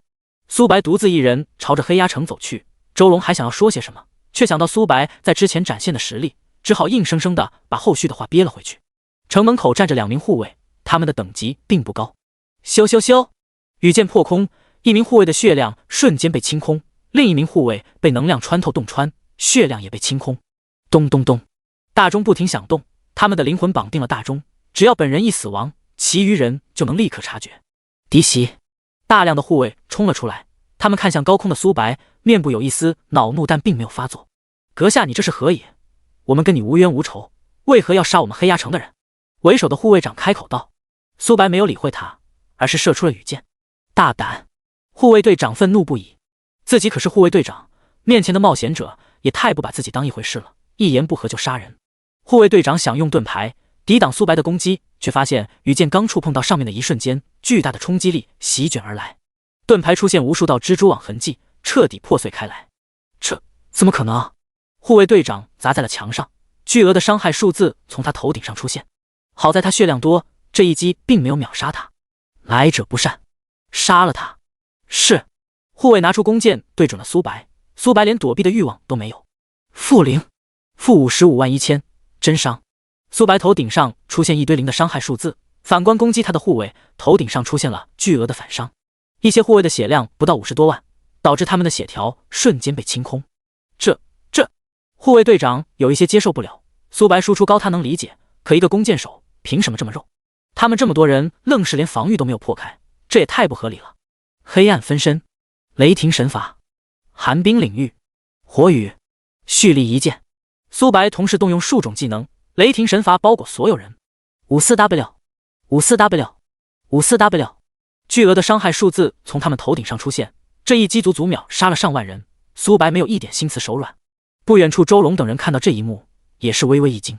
牙子大佬也太强了，一招秒杀上万人。可不是嘛，我都怀疑我们玩的压根不是同一款游戏。还好牙子大佬是龙国的，不然我们的处境会很糟糕。周破军、周龙光是想想就觉得可怕。每一名玩家几乎都有自己的短板，弓箭手近战很弱，血量低，法师同样如此，前期弱，后期是战争炮台的存在。但法师的血量实在太低了，而苏白不仅输出高，还肉到可怕，同等级战士在他面前丝毫不起眼。周龙血量本就不低，但苏白一个灵魂绑定就给他增加了70万血，跟50多万双抗，这代表着苏白的血量最少也有100万。城主府内，黑鸭城主听着耳边的警报装置，面色煞白无比。大人，那个冒险者来了。无妨，本座倒是要看看他到底有多强。黑雾发出了沙哑的声音，像是在兴奋。黑鸭城主出现在城门口，苏白使用探查术，发现他的实力甚至比城主马丁还要弱得多。苏白的视线看向了他后面的黑雾，名称黑雾巫师，等级60级，血量，攻击力，技能描述：黑雾巫师实力强悍无比，60级。苏白嘴角不由得抽了抽。黎明城、黑鸭城上限是一转巅峰，极少数人突破了40级，但他们的等级顶多40多级，而黑雾巫师等级却高达60级，连探查术都没有看到他具体的属性。周龙等人也看到了这边的状况。我去，我该不会是眼花了吧？60级是什么鬼？黑鸭城不是一星主城吗？为何会出现60级大佬？牙子大佬能击杀这名黑雾巫师吗？牙子大佬可是杀了数十名2转强者。黑鸭城主看着残破不堪的战场，面部有一丝恼怒。小子，黑鸭城不是你撒野的地方，大人还请你出手击杀此子。黑雾巫师没有理会黑鸭城主，而是直视苏白。有趣，萨格尔大人悬赏的人果然不简单。明明等级只有40级，却能杀死数十名二转强者。要不是萨格尔大人执意要杀你，我都想把你练成傀儡了。真是期待你变为傀儡时到底有多强。黑雾巫师变为了一名黑衣人，他笑容有一些病态。想要杀我，你还不够格。大言不惭。黑雾巫师并没有恼怒。咻咻咻，羽箭破空。黑雾巫师右手抬起，羽箭还没有触碰到他，就被黑洞吞没。苏白没有在意，即使不开启狂暴状态，每秒也能射200多箭。黑暗分身冷却刚结束后，他就召唤出了分身。黑暗分身拥有自己61%全属性，每秒能射300多根黑箭，再加上自己射出的羽箭数量突破了600大关每秒，够了。黑雾巫师原本古井无波的面颊有一丝的动容，苏白没理会他，羽箭倾泻而下。黑雾环绕，警告：你受到诅咒之力的侵蚀。提示：因你拥有免疫诅咒的能力，本次负面影响清零。黑雾巫师看到自己的手段对苏白没有一丝的效果后，也是一惊，自己可是60级强者呀，却无法秒杀面前的蝼蚁。要是此事被传播出去，自己的名声就臭了。163章击杀60级巫师，你到底是什么怪物？他有一些无法理解。双方的等级可是足足相差了20级，面前的冒险者输出高就算了，还能免疫诅咒之力，真是麻烦的家伙。黑暗护盾，他被黑漆的护盾包裹在内，箭矢还没射中就被溶解。苏白并没有慌张，他每秒能造成成吨的伤害，即使黑雾巫师是60级强者，也不是不能杀死，只是时间问题而已。黑雾巫师也意识到了这一点，继续拖下去对自己不利。幽冥火，嗡！他发动了幽冥火，一个巨型骷髅头朝着苏白吞没而来。闪现，苏白出现在几百米外，幽冥骷髅头如同在苏白身上装了定位装置一样。80W， 80W， 80W， 幽冥骷髅头足足有3段伤害，每一击都能造成恐怖的80万伤害。黑雾巫师头顶上同样出现了3个真伤，他的血量下降了1截。黑雾巫师看到苏白没有被秒杀，他嘴角不由得抽了抽。幽冥火足足打出了240万伤害，而苏白只下降了1/3生命值。黑雾巫师差点没忍住要爆粗口了，尼玛，你跟我说这个是弓箭手？哪有正经弓箭手比战士还要肉的呀？黑雾巫师手中的动作并没有慢下来。黑暗火，地狱牢笼，无尽锁链，死亡之气。黑雾巫师一下子使用了数种技能，苏白的血量疯狂下降着。黑暗盾受到黑暗伤害，能恢复50%血量。黑雾巫师大部分技能都属于黑暗一系，因此黑雾巫师能打出100万伤害，实际只打出了50万伤害。但因苏白无法对黑暗巫师造成伤害的缘故，嗜血被动无法触发，他无法恢复生命值。继续维持现状对自己不利，必须要尽快破开黑暗护盾。苏白想到了挑战塔，只要把黑雾巫师收入其中，自己的任何伤害都会变为真伤。到那时候，自己的输出起码能提升10倍不止。黑雾巫师看着苏白持续下降的生命值，松了口气，看来是我赢了。下一秒，一座宝塔悬浮在高空，黑雾巫师跟苏白被宝塔吞没。灌木丛林，黑雾巫师茫然盯着四周。小子，你这手段对我没用，趁早认命吧。咻！一根羽箭破空。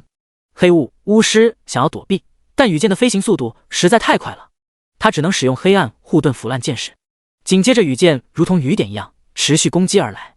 黑雾巫师面部很是难看，正如苏白说的，他的黑暗护盾是有极限的。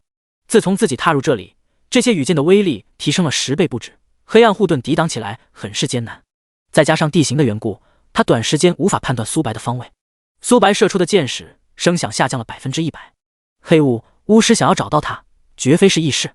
藏头露尾的家伙，别让我找到你。几分钟后，黑雾巫师总算找到了苏白，他躲在一棵粗大的柳树上面，遮挡了自己的视线。黑雾巫师施展的黑暗盾已经暗淡无光了。小子，这是你的装备吗？一个死人何必要知道这么多？苏白不慌不忙说道，他手中的动作并没有慢下来。黑雾巫师讥讽道，只要杀了你，我就能离开此地，这个宝物也归我，是吗？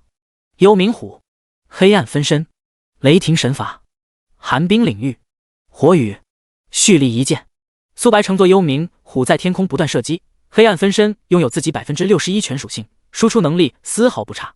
再加上在挑战塔的缘故，分身的一切伤害都转变为真伤。羽箭分裂为几千根羽箭，黑暗盾瞬间破碎开来。黑暗之手，巨型手掌拍打在苏白身上。140W、10W、加 70W、加 5W， 这一击造成了140万伤害。后续的10秒，每秒要扣10万生命值。因自己有黑暗盾的缘故，实际只受到了70万伤害，每秒扣5万血。苏白没多在意，他的黑暗护盾已经破碎开来了，自己造成的一切伤害都能回血。苏白手速拉满，每秒200多剑，不到 0.2 秒就恢复到全盛状态。黑雾巫师的技能不停轰在苏白身上，他连躲避的欲望都没有。开启狂暴状态后，每秒400多剑，不到 0.25 秒，自己就能从残血状态恢复到巅峰。黑雾巫师彻底慌张了，苏白的输出实在太高了，每秒能造成几千万的伤害，他这个小身板可扛不了多久。小伢子，你杀了我，对你而言没有一点好处，只要你放了我，我能给你想要的。想要我放过你也行。苏白嘴上跟黑雾巫师交谈，但手中的动作丝毫没有慢下来。你需要什么？100朵天赋花，10份神童任务。你，黑雾巫师知道自己被耍了，苏白根本没有放过他的打算，别说100朵天赋花了，他连1朵都没有。10份神童任务，开什么玩笑？既然你想杀我，我也不会让你好过。我埃姆修斯愿意付出我的灵魂，诅咒睚眦。埃姆修斯的血量瞬间被清空，诅咒之力冲入苏白身体。埃姆修斯嘴角上扬，想要杀他，要做好付出惨重代价的打算。丁，你拥有免疫诅咒之力的能力，本次诅咒无效。埃姆修斯看到苏白还活蹦乱跳后，整个人都绷不住了。这怎么可能？我不甘心啊！你击杀埃姆修斯，成功掠夺60点精神力。你成功掠夺精神掌握，你获得1000万功勋点。精神掌握叠加到2层，苏白每次攻击有 0.2% 概率会秒杀对手。还行。164章，获得神器。60级 BOSS 简直是恐怖如斯，一个技能就造成了恐怖的100万伤害。这种战斗根本不是我们能够参与的。你们觉得睚眦大佬能赢吗？不好说，睚眦大佬很强，但对面可是60级 BOSS， 2转巅峰强者。玩家们议论不止，周龙、周破军都紧张了起来。要是苏白不敌黑雾巫师，那他们这次的计划就算彻底泡汤了。突然，一道身影凭空出现在高空，他下面有一头威武的猛虎。我去，睚眦大佬出来了！那名60级的 BOSS 了，该不会被他杀了吧？不可能吧，这才过去了几分钟而已。你们快看，睚眦大佬的功勋一下子增加了1000万。他们看苏白的目光都变了，那可是60级 BOSS 啊，就这么被杀了。黑鸭城主在看到苏白的一瞬间，额头上的汗珠止不住的往下流。他很清楚黑雾巫师的实力，如今却被一名冒险者击杀了，他实在无法接受。你是如何做到的？苏白没有回答黑鸭城主问题，而是看向了周破军等人。你们随意。闪现，黑暗分身，雷霆神罚，半径8000多米被雷霆覆盖，护卫瞬间被秒杀。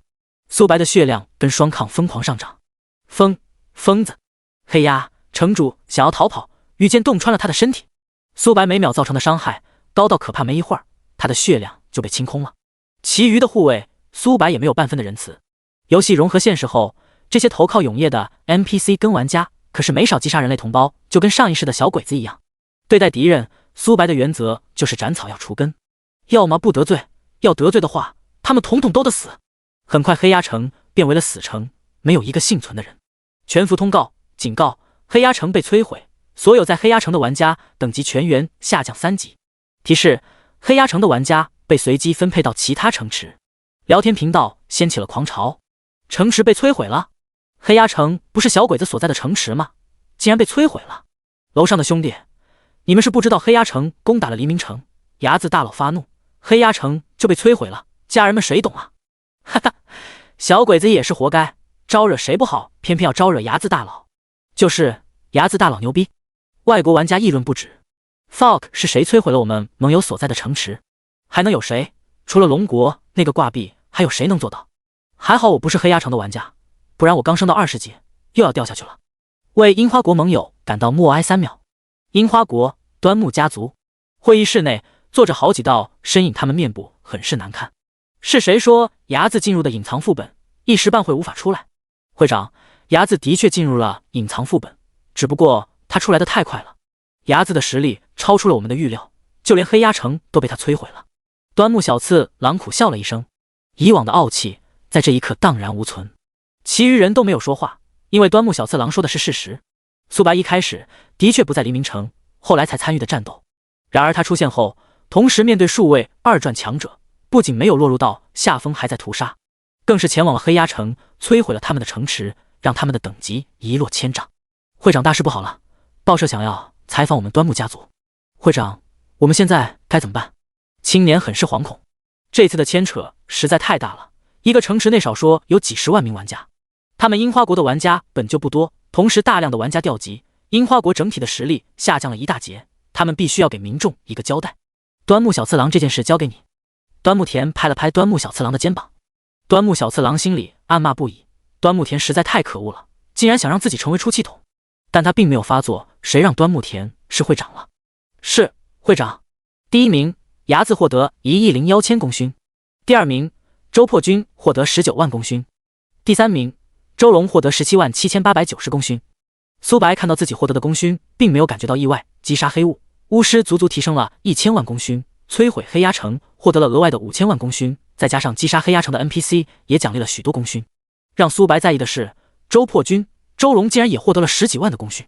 要知道，苏白击杀亡灵大法师也只给了10万功勋而已，那可是二传强者。想必是周龙、周破军等人的计划完成了，给予了一大堆功勋。不只是他们，军方的100名玩家都获得了大量的功勋。除了苏白，其余的99人都是军方的人。苏白查看起功勋商场，第一件物品映入眼帘，名称吞噬剑带，品质成长型神器，效果绑定一件主武器，赋予该武器吞噬能力。注：吞噬装备的品质不能低于黄金级。兑换需求1亿功勋点。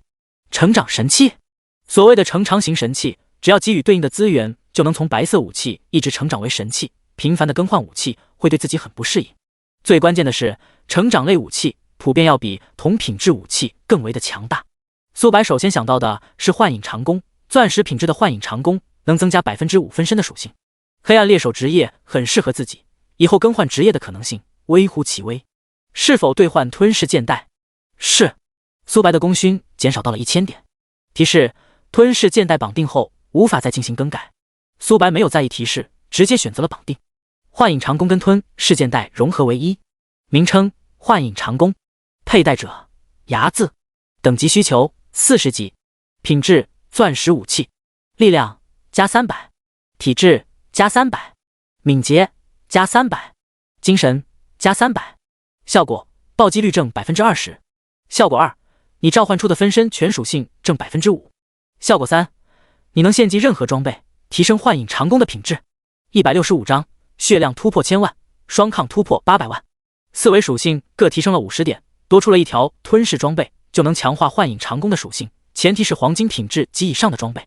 全服通告：恭喜玩家牙子是第一位获得神器的玩家，下面将进行全服通告，是否隐藏 ID？ 否。全服通告：恭喜玩家牙子获得吞噬剑带成长型神器，奖励自由属性500点，1000万枚金币，望广大玩家踊跃学习。全服通告：恭喜玩家牙子带领队友摧毁城池，奖励自由属性500点，1000万枚金币，望广大玩家再接再厉。2条全服通告足足响了6次才停止。我去，我该不会是眼花了吧？牙子大佬获得了神器，我全身上下只有2件白银装备，牙子大佬就已经有神器了，这2件白银装备还是系统奖励的。楼上的兄弟，习惯就好，区区神器不是很正常吗？确实挺正常的，毕竟那可是牙子大神啊。等等，你们有没有注意到摧毁城池竟然能获得500自由属性点？兄弟们，我承认我羡慕了。你们疯了吧？城池可是拥有大量的 NPC， 就凭你们的实力还想摧毁城池，省省吧。麻烦各位捡一下装备，凡是黄金品质以下的装备，我能出市场最低价出售。苏白开口道。玩家们都很是喜悦，要没有苏白，他们根本无法获得这么多功勋，更无法沾光。牙子大佬牛逼，义父我是你的粉丝，能给我签一个名吗？签在我这里就好了。周慧慧你也太不要脸了吧，竟然让义父签那里。+1，+1。周龙来到苏白面前，开口道：牙子大佬，你准备前往哪座城池？黑风城。黎明城的上面是黑风城，黑风城是2星城池，前世他就在黑风城，对那里很是了解。自从重生后，自己的记忆得到了增强，即使是10年的事都能记得一清二楚。好，周龙点了点头。苏白待在40级已经有一段时间了。几十分钟后，黑鸦城被清剿一空，苏白获得了大量装备。苏白出售掉黄金品质以下的装备，大量的金币入账。黄金品质及以上的全都投入给幻影长弓。这些装备刚刚出现的一瞬间，幻影长弓就把它们都吞噬掉了。丁，幻影长弓进度条提升 1%。丁，幻影长弓进度条提升 2%。丁，幻影长弓进度条提升 3%。幻影长弓进度条提升到 90% 后，速度变慢了许多，直到吞噬掉最后一丝能量，幻影长弓的进度条达到了 100%。提示：当前幻影长弓进度条达到 100%， 是否选择立刻突破？突破。提示：幻影长弓正在突破中，预计12个小时后能完成蜕变。苏白把幻影长弓收入到工会空间，在突破的过程中，尽量不要使用幻影长弓战斗，不然这会导致弓箭的破碎。1000点自由属性加在了敏捷上面，让自己手速大幅度提升。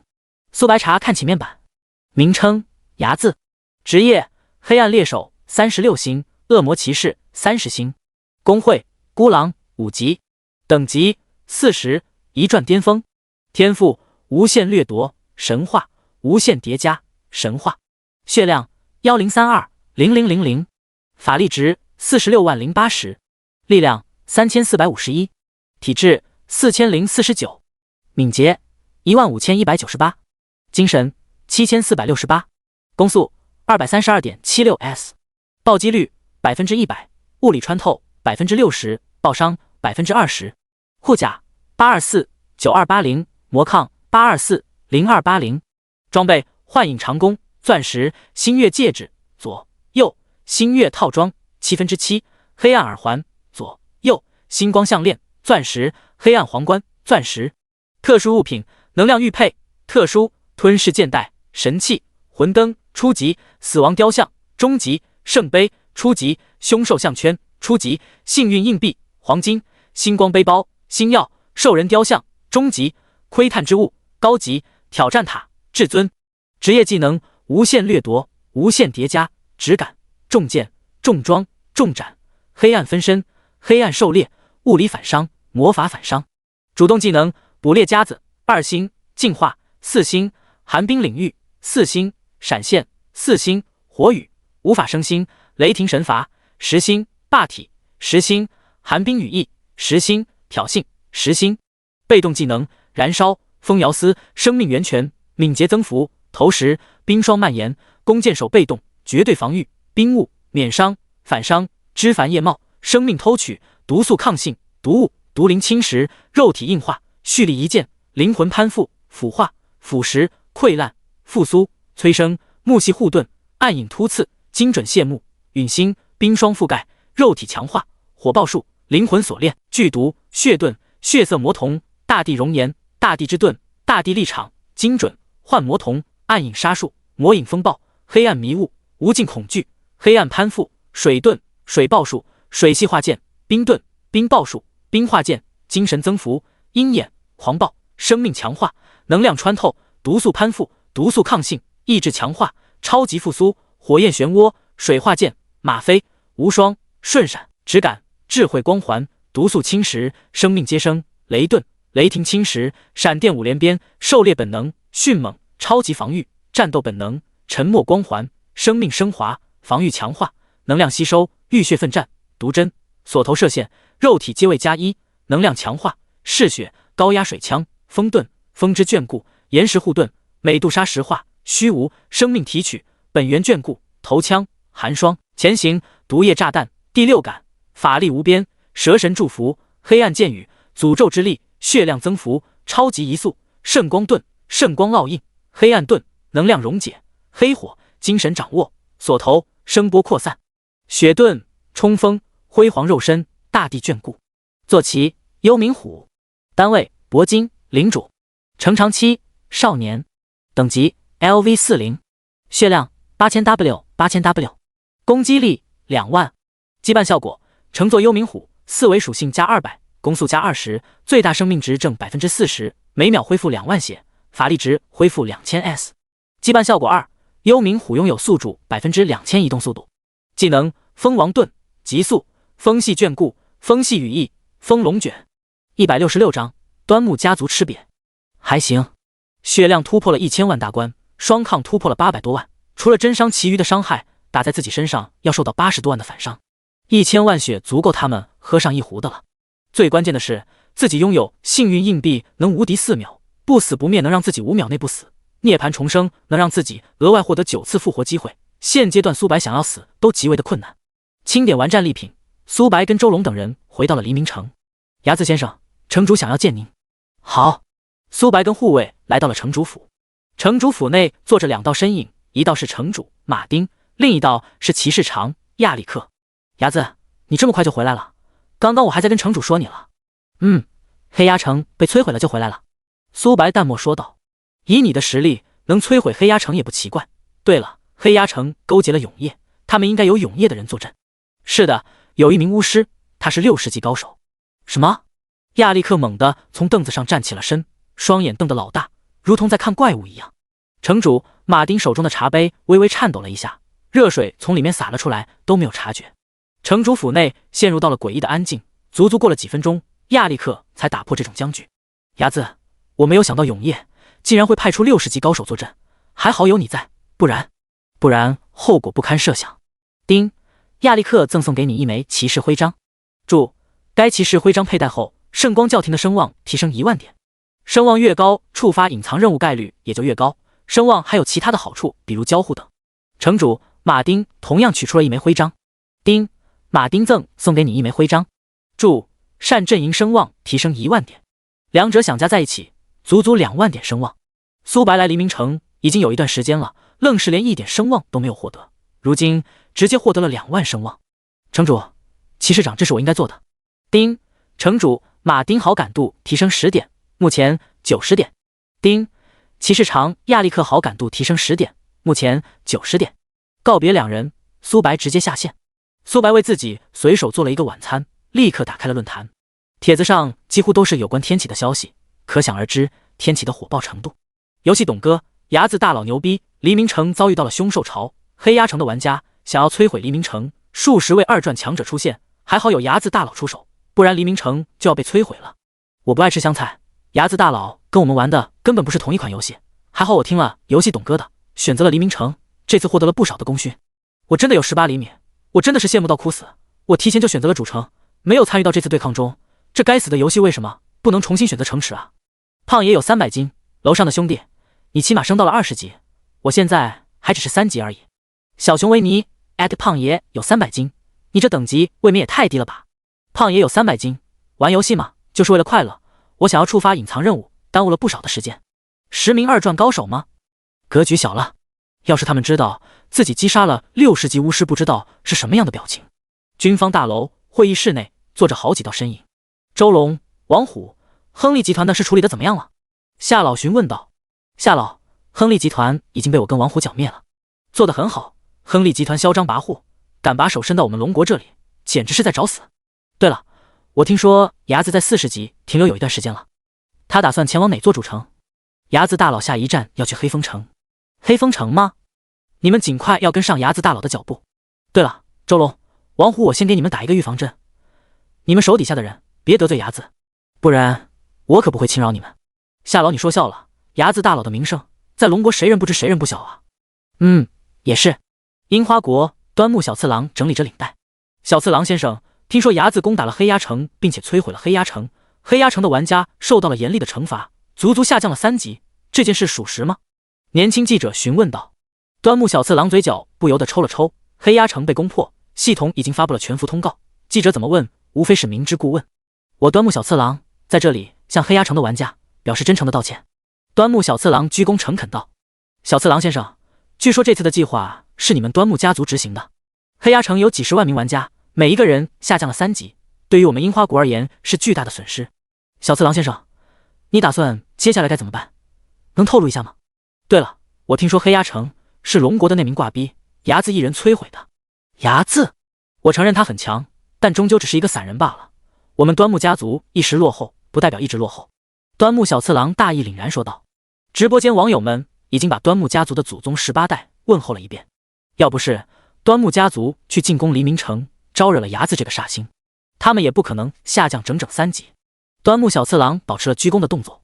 小次郎先生，我据说你们在新手村围剿 BOSS 时，牙子就抢夺了你们的 BOSS， 后来对抗副本中，牙子更是一个人灭了10万名玩家。这次以一人之力摧毁了一座城池，端木家族真的能抵挡住牙子吗？端木小次郎面色阴沉无比，他感觉这个记者是龙国那边的托。我还有事，小次郎先生。167章2阶晋升任务天湖岛。清晨，苏白登入天启游戏，叮，幻影长弓升级完毕。一道冰冷的机械音传入耳旁，苏白取出幻影长弓，查看其属性。名称：幻影长弓，佩戴者：牙子，等级需求40级，品质：星耀武器，力量加500，体质加500，敏捷加500，精神加500。效果：暴击率正 25%。效果2，你召唤出的分身全属性正 10%。效果3，你能献祭任何装备，提升幻影长弓的品质。注：品质最低不能小于铂金级。幻影长弓蜕变为星耀级后，不仅外表发生了极大的变化，属性也增强了许多。如今的幻影长弓外表偏红色调，4属性各增加了200点，暴击率提升 5%， 召唤出的黑暗分身全属性正 5%， 献祭的装备品质从最低黄金提升为铂金。还行。苏白来到复活祭坛，他手中出现一张传送卷轴。复活祭坛旁边的 NPC 询问道：牙子先生，你需要前往哪座城池？黑风城。苏白果断选择了黑风城，前世他选择的就是黑风城，对那里他很了解。好的，期待牙子先生凯旋而归。嗡，一团光芒把苏白包裹在内，他消失在原地。黑风城半空中悬浮着圆月。尊敬的冒险者你好，我是接应员，负责为你带路。女子开口道。好。女子朝着转职大厅走去，苏白在后面跟着。黑风城只有黑夜没有白天，怪物在黑天时实力会得到提升，他们的属性要比同等级怪物强大许多。想要去城外猎杀怪物，最好多人组队的情况下猎杀。女人在赶路的过程中一下子介绍了很多有关黑风城的事，这就是声望带来的好处之一。请选择你要晋升阶位的难度。深渊。苏白没有犹豫，果断选择了深渊。幻影长弓要吞噬大量高品质的装备才能提升品阶，敢选择深渊难度的玩家几乎都是各族的天骄，他们很富裕。其次选择的难度越高，未来的上限也会越高。女子看到苏白选择了深渊难度的晋升任务，也是微微动容了一些，不过也没有多说什么。晋升任务：击杀死亡游侠迪克，参与人数101人，小队共11个，每支小队不能大于10人。目标所在地：天湖岛。传送倒计时：10、9、8、7、6、0。天湖岛。苏白刚出现的一瞬间，他本能的向前侧方移动。争。苏白原本所在的位置出现了一个深刻的裂痕。苏白看向来人，那是一头螳螂。名称：虚空螳螂。单位：铂金。头目：等级40级。血量4000W。攻击力57900。技能：虚空遁形、虚空行走、虚空锁定、暗影突刺、连续跳跃、超音速。描述：虚空螳螂行走在虚空中，他们擅长偷袭敌人。苏白双眸微眯，刚进入天湖岛就遇到了头目怪，要不是自己拥有质感，根本无法发现躲藏在虚空中的螳螂。虚空螳螂见偷袭没有成功，想要继续遁入虚空。咻咻咻，羽箭破空。虚空螳螂遁入虚空的计划被打断，苏白手速拉满，每秒能造成成吨的伤害。反观虚空螳螂的攻击只能造成可怜的几万，还是黑暗伤害。黑暗盾恢复了 50% 血量，苏白现在双抗高达800多万，每次反伤都能造成恐怖的80多万伤害。虚空螳螂的攻速很快，每秒能攻击10下以上，平均每秒要被反伤近1000万生命值，不到3秒虚空螳螂就暴毙了。你击杀了虚空螳螂，成功掠夺超音速。还行。超音速叠加到3层，箭矢飞行的速度提升了 30%。另一处地点有着数十道身影。公主殿下，死亡游侠的首杀必定属于你。公主殿下的实力有目共睹。公主殿下在我们妖族中也是百年难遇的天骄，要是我能有公主殿下1%天资就好了。人群中的女子面颊平静，可内心已经暗爽了。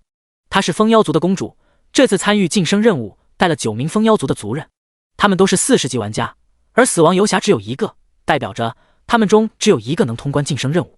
随着阶位越高，晋升任务也会越加的困难。1阶的晋升任务跟2阶的晋升任务，两者根本不在一个量级。好了，只要我能完成晋升任务，好处少不了你们的。对了，这次参与晋升任务的总共有101人，好像有一个人独自参与了晋升任务。亚福开口道，其余人双眸透出不屑。2阶晋升任务竟然敢独自行动，妥妥送死行为。即使他觉醒传说天赋，也不可能通关2阶晋升任务，还是太年轻了，真以为2阶晋升跟1阶晋升一样。况且这还是深渊级。亚福点了点头，即使是自己也不敢独自参与2阶晋升任务。要知道，亚福可是妖族100年难遇的天骄，妖族在天启游戏中已经存在了100年之久，底蕴可想而知。超音速，被动10%，品质传说，效果你射出的箭矢飞行速度提升100%。苏白射出的羽箭本就有10倍音速，超音速叠加到满层后，飞行速度突破了20倍音速，即使在几公里外，羽箭也能在一眨眼的功夫命中敌人。天湖岛总共分4个区域：黑暗沼泽、熔岩飓风、金海湖、日月海。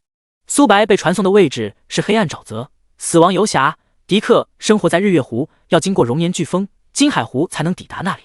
苏白没有着急，身为2阶晋升任务的最终 BOSS， 想要短时间击杀他几乎不可能。公主殿下，我们运气也太好了，竟然遇到了那个独狼。168章蜂妖套装到手。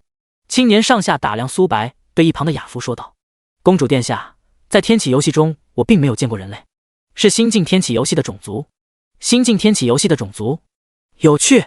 亚夫嘴角勾起一抹弧度，即使是自己都不敢独自挑战2阶深渊晋升任务，而面前的人却敢独自挑战晋升任务，还是新进入天启游戏的种族。他实在想不通，苏白为何有这么大的勇气，未免也太自负了吧。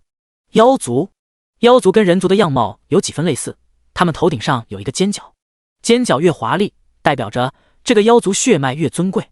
9名妖族尖角偏洁白色，亚夫尖角为暗紫色，此人在妖族的地位一定不低，击杀他能爆出什么了？苏白如同在打量猎物一样，注意到这个目光，亚夫面部有一丝不悦。小子，你这是什么眼神？你知不知道你现在被我们包围了？我很好奇，谁给你的勇气，敢选择深渊难度的晋升任务？谁给我的勇气？你爹？你……青年一时间没有反应过来。咻咻咻，羽箭破空。青年想要躲避，但却发现这根羽箭飞行速度快到无比。好快！风，请听从我的呼唤。青年化为一道狂风，消失在原地。呼！青年长舒了一口气，差点自己就被命中了。他对周围的事物异常的敏锐，本能告诉他，这根羽箭能秒杀自己。自己可是战士，一名弓箭手能秒杀自己，开什么玩笑？不要大意了，这人没有我们想象的那么简单。亚福面部凝重，牧师给战士套状态。战士冲在最前面，弓箭手法师在后面输出。亚福指挥了起来。风之化身，无形的能量在苏白体内抽离，苏白的攻速从200多减少到了100出头。这是亚福的能力，抽离敌人50%攻速，转变到风之化身身上。该化身拥有自己100%全属性，无法使用技能，被动也无法触发，但只要自己不死，化身能一直持续。遇到坦克、骑士等玩家，他的天赋用处并不大，毕竟战士骑士攻速实在太慢了，但遇到同为弓箭手的玩家，简直不要太强，减少50%攻速足够致命了。亚夫捕捉到愣神中的苏白，他很是得意，每次使用天赋技能时，敌人都会呆滞片刻。他查看起风之化身的属性，瞪大了双眼。我的天赋这么强大的吗？风之化身的攻速足足提升了100多点，难怪他敢独自挑战深渊晋升。可惜了，你遇到了我。咻咻咻，亚福跟自己的化身同时射出羽箭，苏白射一箭，亚福足足射了2箭。砰！羽箭碰撞在一起，亚福已经预料到结局了。下一秒，他射出的羽箭瞬间破碎开来，反观苏白射出的羽箭没有丝毫的阻力。这怎么可能？亚福也顾不得多想，他手速拉满，足足射了30箭才抵挡住苏白射出的一根箭矢。苏白的力量要强于亚福，再加上羽箭飞行速度高达20倍音速，以及附带了1吨的冲击力，亚福需要大量的羽箭才能化解苏白的攻击。其余人看到这一幕，一个个都震惊无比。亚福可是妖族100年难遇的天骄，如今他竟然被压制了。面前的人类真是新晋天启游戏的种族吗？青年战士想要冲到苏白面前。黑暗分身，苏白召唤出3道分身，他们拥有自己66%全属性。羽箭破空，青年战士再次化作一道狂风，想要躲避羽箭的攻击，但羽箭的数量实在太多了，他刚化为人形就被一根黑箭秒杀，头顶上出现了巨额的伤害数字。林博被秒杀了，这怎么可能？他可是战士啊！弓箭手一个凭 A 秒杀战士，开什么玩笑？必须要尽快杀了他，不然我们都会被淘汰。刺客玩家想要靠近苏白，雷霆神罚。苏白现在的精神力高达7500多，雷霆神罚波及的范围将近9000米。轰！天雷劈落而下，刺客玩家瞬间被秒杀。亚服这边也不好受，他需要射30根羽箭才能抵挡苏白1根羽箭。苏白每秒能射100多箭，亚服根本招架不住。亚服使用风之幻化，想要逃跑。苏白的敏捷高达15000多点，即使亚服变为狂风后有一定的加成，但想从苏白眼前逃跑简直是痴心妄想。很快，亚服被羽箭洞穿，他的血量被清空。苏白的攻速回到了之前，其余的妖族也被射杀殆尽。丁，你击杀凌博，获得赤焰大剑。丁，你击杀亚服，获得风妖套装。近千道提示音此起彼伏。在交战刚刚开始时，苏白就动用了圣杯。苏白查看风妖套装的属性，名称：风妖套装，职业需求：弓箭手，等级需求：40级，品质：钻石级，力量加1000，体质加1000，敏捷加1000，精神加1000，效果：攻速加10，效果2，暴击率正 50%， 效果3，破甲正 50%， 效果4，生命值加20000，效果5，攻速加10。描述：这是由风妖之心打造而成的套装。注：穿戴套装后，非风妖族人风妖会产生敌视。苏白无视了系统提示，果断穿戴风妖套装。换上风妖套装后，4维属性各提升了400点，攻速加16，暴击率正 10%， 破甲正 10%， 生命值加5000，少了黑夜里的加成，跟遇到风妖会对自己产生敌视。星月套装未给了吞噬剑带、幻影长弓的进度条，连1%都没有提升。苏白双眸微眯，把用不到的装备都一股脑喂给了吞噬剑带，然后幻影长弓只提升了 1% 进度。苏白嘴角不由得抽了抽，星耀提升到璀璨，需要的装备简直是天文数字。妖族的底蕴要比刚进入天启游戏的人族不知道雄厚了多少倍。要是苏白击杀樱花果等玩家想要让幻影长弓提升为璀璨，不知道要猴年马月，好在自己有圣杯，击杀玩家拥有100倍掉落。169章死亡游侠迪克。熔岩山峰这里的温度很高，负0，每秒要受到火焰伤害，因自己双抗高的缘故，直接免疫了此伤害。地上出现了一个大洞，熔岩巨兽从地底钻了出来。名称：熔岩巨兽，单位：头目铂金，等级40级，血量6000W，攻击力51000，技能：野蛮冲锋、跳跃、车轮滚滚、超级震荡、霸体、狂暴、浴血奋战。描述：熔岩巨兽常年生活在此地，免疫任何火焰伤害。熔岩巨兽体型很高大，苏白在他面前连他的小腿都不到。虚空螳螂只有熔岩巨兽2/3血，熔岩巨兽的攻击力比虚空螳螂低一些。天湖岛品质最低的都有头目级单位，可想而知死亡有侠品级有多高。不过苏白并没有在意，越是强大的敌人，击杀后掠夺的属性也会越强。咻咻咻，羽箭破空，负0，火焰伤害，负3700，水爆术，负25000，真伤。除了真伤，其余的伤害都减少了许多。熔岩巨兽冲锋而来，它的速度很快，闪现。苏白消失在原地，出现在几百米外。苏白的手速拉满，熔岩巨兽的血量疯狂下降着。最让苏白在意的是，自己攻击熔岩巨兽竟然受到了反伤。拥有反伤的怪物并不多，而拥有反伤跟霸体、狂暴的怪物就更少了。况且熔岩巨兽的头目级怪物并不是领主级。熔岩巨兽开启霸体后，免疫了苏白的控制，他再次冲到苏白面前，巨大的手掌拍打而来。苏白头顶上出现了巨额的伤害数字，连自己防御都没有破开。熔岩巨兽想用岩石来抵挡箭矢，但没有触碰几下，岩石就彻底破碎了。很快，熔岩巨兽的血量被清空。你成功掠夺浴血奋战，传说还行。浴血奋战叠加到了3层，每受到一次攻击，能恢复自身3000点血量，不受重伤的影响。很快，苏白掠夺了10层被动跟40点体质，每受到一次伤害，能恢复自身10000血。金海湖湖面漂浮着一颗颗金色的石头，不仔细看会发现这是一堆的圆形的黄金。名称：金角兽，单位：铂金，头目，等级40级，血量6000W，攻击力55000，技能：钻地洞、金海浪潮、金海漩涡，吞吸，金海柱。描述：金角兽喜欢晒太阳，打扰它晒太阳，它会异常的狂躁。金角兽的攻击强于熔岩巨兽，血量高于血空螳螂。最关键的是，金角兽是群居动物。金角兽注意到岸边的苏白，他们并没有攻击，而是继续悠闲晒着太阳。咻咻咻，羽箭破空射在了金角兽龟壳上，发出了一声清脆的声音。除了真实伤害，其余的伤害威力都下降了许多。金角兽被打扰到清秀，他们统一朝着苏白冲去。哗啦啦，海水变为了金色，大浪拍打而来，好几根羽箭在大海中彻底的淹没。但苏白不仅攻速快，射出的羽箭飞行速度高达20倍音速，金海浪潮只能抵挡部分的羽箭。羽箭射在金角兽的龟壳上，每秒能造成成吨的伤害。战斗提示：你连续射击了200次，能开启狂暴状态。狂暴，苏白手速突破500大关，光是真伤每秒都能突破1000万。最关键的是，黑暗分身拥有自己 66% 全属性，他们造成的伤害也相当可怕。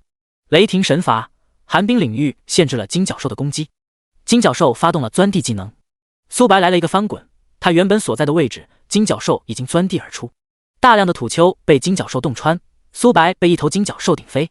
负0，负824136，真伤。苏白头顶上出现伤害数字0，反观攻击他的金角兽足足扣了80多万血。金角兽的智慧并不高，其余的金角兽看到技能得手，毫不犹豫发动了技能。苏白如同一个皮球一样不断被顶起，他们的血量持续下降着。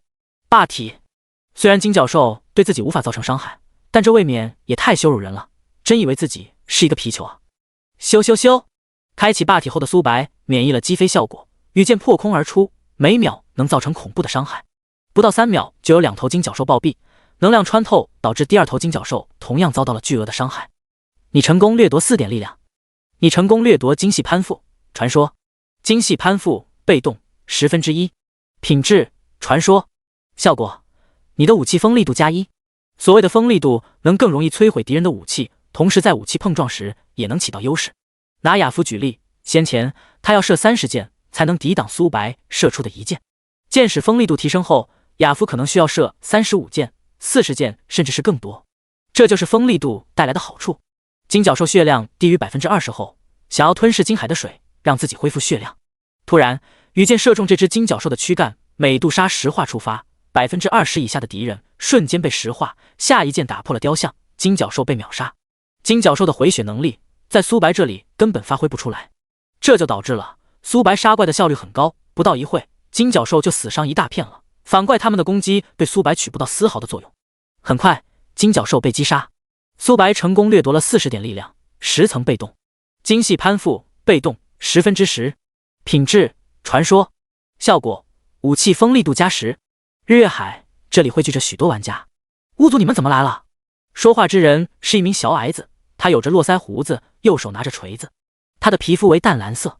苏格拉是冰雪矮人一族的天骄。冰雪矮人一族？我们巫族为何不能来到此地？巫族，尼古拉斯质疑道。谁不知道，你们巫族是被称为灾祸的代名词，你们的诅咒之力，我苏格拉很不喜欢。怎么？你们冰雪矮人一族还想在此地动手？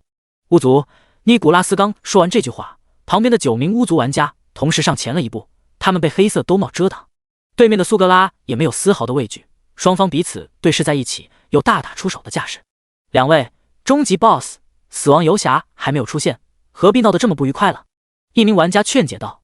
巫族跟冰雪矮人一族实力强悍无比，要是2人开战，他们能收渔翁之利。但死亡游侠实力很强，没有这2方势力的帮助，几乎没可能击杀他。苏格拉、尼古拉斯冷哼了一声，不再言语。他们自然没有出手的打算，这么做只是看对方不爽而已。黑色的烟雾出现在众人的视网膜上，嗡，黑雾缓缓消散，一道人影从中走了出来。他戴着牛仔帽，穿着牛仔裤，腰间有2把枪。名称：死亡游侠迪克。单位：钻石领主。等级：40。血量5亿5亿。攻击力20万01788。技能：精准弹幕，连续扫射，烟雾弹，闪光弹，翻滚，闪现，9重残影，钻石领域。描述：死亡游侠迪克枪法很准，不要背对他。170张，钻石领主的实力。5亿血。钻石 BOSS。玩家们被死亡游侠迪克的实力震撼到了。2阶晋升任务深渊级，这未免也太难了吧！冰雪矮人、苏格拉、巫族、尼古拉斯同样微微一愣，这 BOSS 简直是强大到可怕，攻击力高达20多万。死亡游侠迪克躬身行礼，很是优雅。你们好，我是死亡游侠迪克，很高兴见到你们。下面游戏正式开始。迪克恢复原本的动作，他露出诡异的笑容。杀了他！玩家们心里咯噔了一下，迪克的笑时在太疯狂了，如同小丑一样，让人感觉到压抑。无数道攻击席卷而来，迪克像是提前就预料到一样，他优雅的落步，攻击距离他10米时，速度变慢了许多。时间能力，巫族尼古拉斯震惊不已，冰雪矮人苏格拉如同在看傻子一样，即使是神灵也未必能掌握时间能力，迪克再强也只是40级 BOSS。尼古拉斯一时间语塞，他无力反驳。迪克在罗布的过程中，双手插兜，他的附近出现了不明的液体，我猜测那是能减少附近攻击速度的手段。只要我们避开这些液体的方位，或者一次性使用大量的攻击，就能破解这个能力。苏格拉分析道。迪克施展的这个技能叫做减速弹，能让周围的攻击变慢，很难被察觉。要不是苏格拉精神力极高，根本无法探查到。迪克手中的手枪抬起，砰！一根子弹发射而出，玩家们想用技能逼停子弹。技能刚触碰到子弹的一瞬间，子弹竟然奇迹的虚化了。子弹穿过技能，命中到一名法师的头部，他的血量瞬间被清空。其余玩家看到这一幕，纷纷倒吸了一口凉气。交战到现在，他们连迪克的皮毛都没有伤到，反观他们这边已经损失了一名大将。尼古拉斯，合作吧，不然我们谁都无法击杀他。好，我减少他的输出能力。尼古拉斯单膝下跪，像是在祈祷什么。无形的黑漆把迪克吞没，他的攻击力足足下降了近10万点，双抗也减少了许多。真是恶心的家伙！尼古拉斯没有理会苏格拉的调侃。苏格拉，我坚持不了多久。放心，下面交给我。苏格拉手中出现一个巨大的盾牌，他的身高只有1.2米，但盾牌足足有2米高。其余的矮人站成了一排。无尽枷锁，无形的锁链链接在一起，迪克的攻击射在盾牌上面。当当当，金属碰撞的声响。苏格拉的防御力很强，迪克也无法短时间击杀他。苏格拉拥有2种能力，第一种能绑定矮人一族，为自己提供大量的防御力；第二种能力能造成10倍反伤，只要受到1万点伤害，就能反10万伤害，并且是真伤。苏格拉不再使用盾牌，而是朝着迪克冲去。噗嗤，子弹冲过苏格拉的肌肤，他的血量疯狂下降着。迪克的攻击力即使被下降到10万，那也是钻石 BOSS。迪克的攻速很快，不到1秒就打残了苏格拉，同时他头顶上也出现了一堆的伤害数字。快给我治疗！苏格拉着急说道。他万万没想到迪克的伤害会如此高，要知道他可是绑定了9名矮人一族的防御，以及尼古拉斯已经减少了迪克的10万攻击力，不然他连1秒都支持不住。大量的金光出现在苏格拉的身上，他的血量瞬间被回满。苏格拉独自一人抵挡住了迪克的攻击，其余人在一旁输出，牧师疯狂加血。迪克的血量在以肉眼可见的速度减少着。当迪克的血量低于 90% 时，闪光弹！迪克抛出了闪光弹，周围的玩家被闪光弹波及，其中就有苏格拉，他愣神了几秒钟，视线都是花花白色的，无法看清楚迪克具体所在的位置。当视线恢复时，死亡游侠已经冲了出去。砰砰砰，子弹破空，好几名玩家被爆头，好在尼古拉斯有保命技能，不然他就要死在迪克的手中了。就是这一眨眼的功夫，足足损失了10几名玩家。该死！苏格拉咬牙道。迪克的实力超出了他的预料，控制他！玩家们挥舞手中的法杖，大量的控制技能倾泻而出。9重残影，迪克多出了9道残影，他们的样貌一模一样，根本无法分辨。他们同时抬起手枪，子弹破空，其中有一名迪克能造成伤害，其余的迪克都无法造成实质的伤害。但迪克的攻速实在太快了，根本无法分辨哪名迪克能造成伤害，哪名迪克无法造成伤害。玩家们的攻击打在这些迪克的身上，发现头顶上没有出现伤害数字的，就是假的迪克。很快，他们找到了真的迪克。苏格拉发动了挑衅技能，迪克被嘲讽，攻击打在了他的身上，其余玩家这才松了一口气。171章，秒杀死亡游侠迪克。死亡游侠迪克血量持续下降着，牧师玩家不停给苏格拉加血。苏格拉全身是主加血量跟防御力的，即使是迪克也无法在短时间内秒杀他。这就导致了迪克造成的伤害会以10倍反伤回去。在迪克血量下降到 80% 后，他动了。烟雾弹。突然，四周漂浮起了烟雾，所有玩家都警惕了起来。砰砰砰，一颗颗子弹如同夜空中的幽灵，玩家们想要躲避，但迷雾的影响导致他们无法看清楚四周。被子弹命中的人血量瞬间被清空，他们可没有苏格拉的防御力。牧师使用净化技能，苏格拉下令道。牧师玩家动用了净化，战士玩家以及他们的视线瞬间恢复。苏格拉重新冲了上去，3秒后烟雾消失殆尽。这次有准备的缘故，只损失了3名玩家。死亡游侠，迪克血量下降 10% 会使用闪光弹，下降 20% 会使用烟雾弹。牧师的净化技能是5分钟，我们控制他的血量。苏格拉分析道。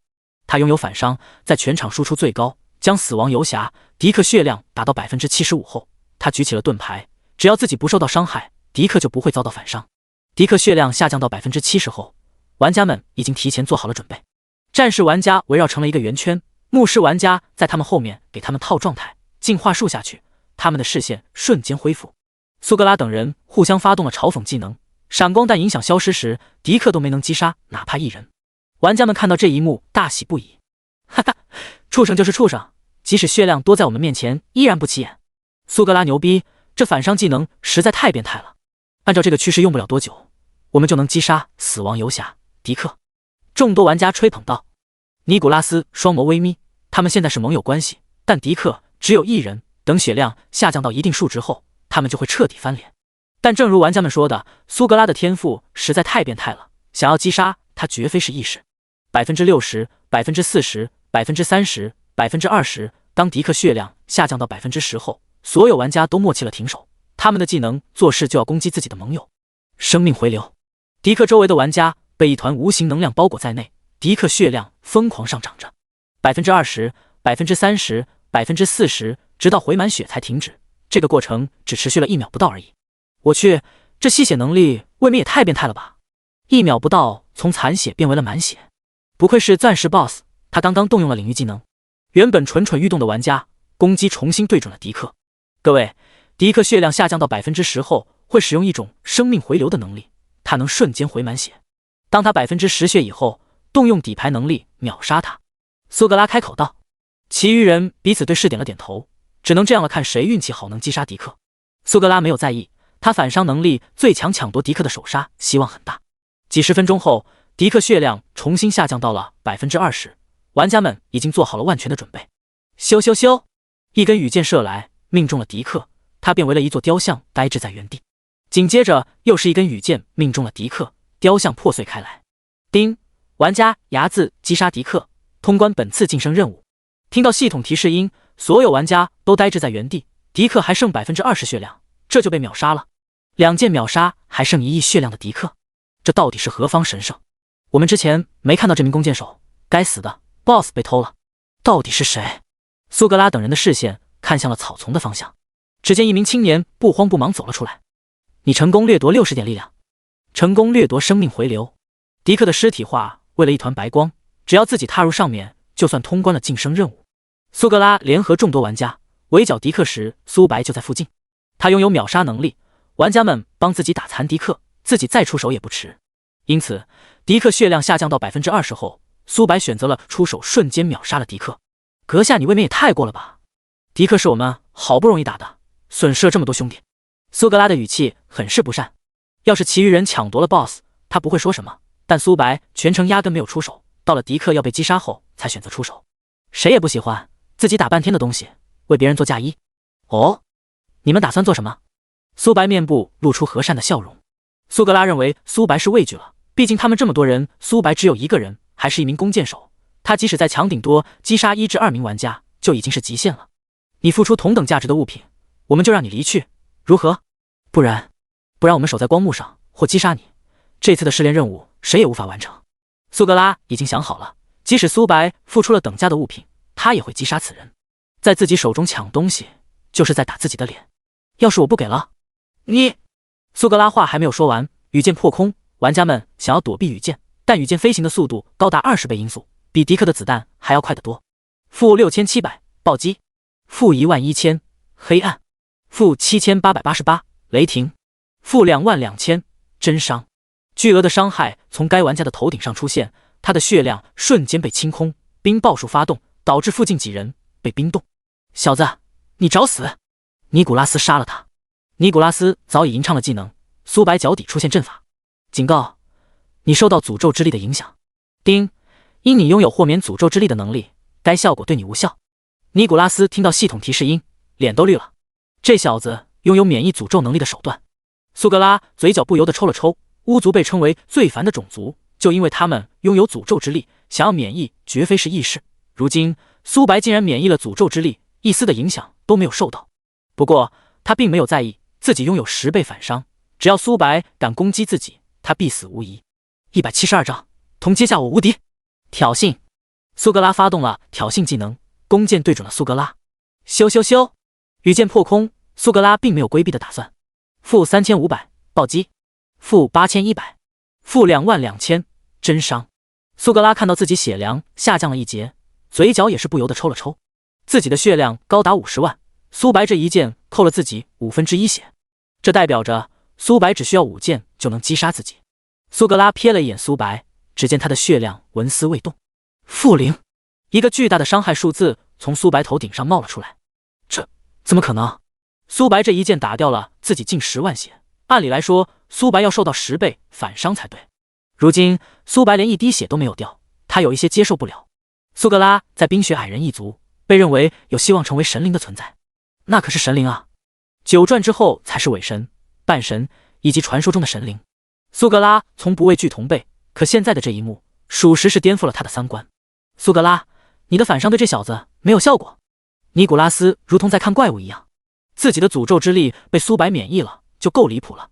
如今苏白还免疫了苏格拉的真实反伤，大家不要慌张，他虽然能免疫我的反伤以及尼古拉斯的诅咒之力，但他终究是一个弓箭手，只要被刺客、格斗家等近身，他必死无疑。苏格拉开口道。其余人点了点头，面部有一些恼怒。小子，你抢夺了我们的 boss， 这个仇我们记下了。看你的样貌，我们在天启中并没有见到你这1号人物，想必你是刚进入天启游戏的新人吧？刚进入天启游戏的种族实力就能达到这个地步，真是佩服啊！既然你抢夺了我们的 boss， 那你也别想通关晋升任务。大量的攻击席卷而来，苏白连躲避的欲望都没有。负000，负824632，真伤。大多数攻击都无法破开自己的防御，只有少数伤害伤到了自己。这些破不开防御的玩家头顶上出现了一个巨额的伤害，他们的血条瞬间被清零。他真的是弓箭手吗？苏格拉三观都快被颠覆了，一名弓箭手反伤高达80多万，到底谁是战士啊？最关键的是，苏白是固定反伤，而自己虽是10倍反伤，但是要受到对等伤害的。攻击无法破自己的防御，对手就不会扣血，而固定反伤，即使对手无法破防，也会扣对应的伤害。这到底有多少血？苏格拉总生命值高达50多万，集火攻击的情况下，他即使不死也会残，而苏白只扣了1/10不到的血量，不。准确来说，连一丝伤害都没有造成。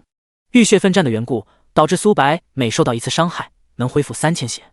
这么多攻击，足足让自己恢复了近100万生命值。你们在给我挠痒痒吗？苏白唏嘘一笑。噗嗤！苏格拉被气得面部发黑。苏白不仅抢夺了他们 BOSS， 还嘲讽他们，但他却找不到理由反驳。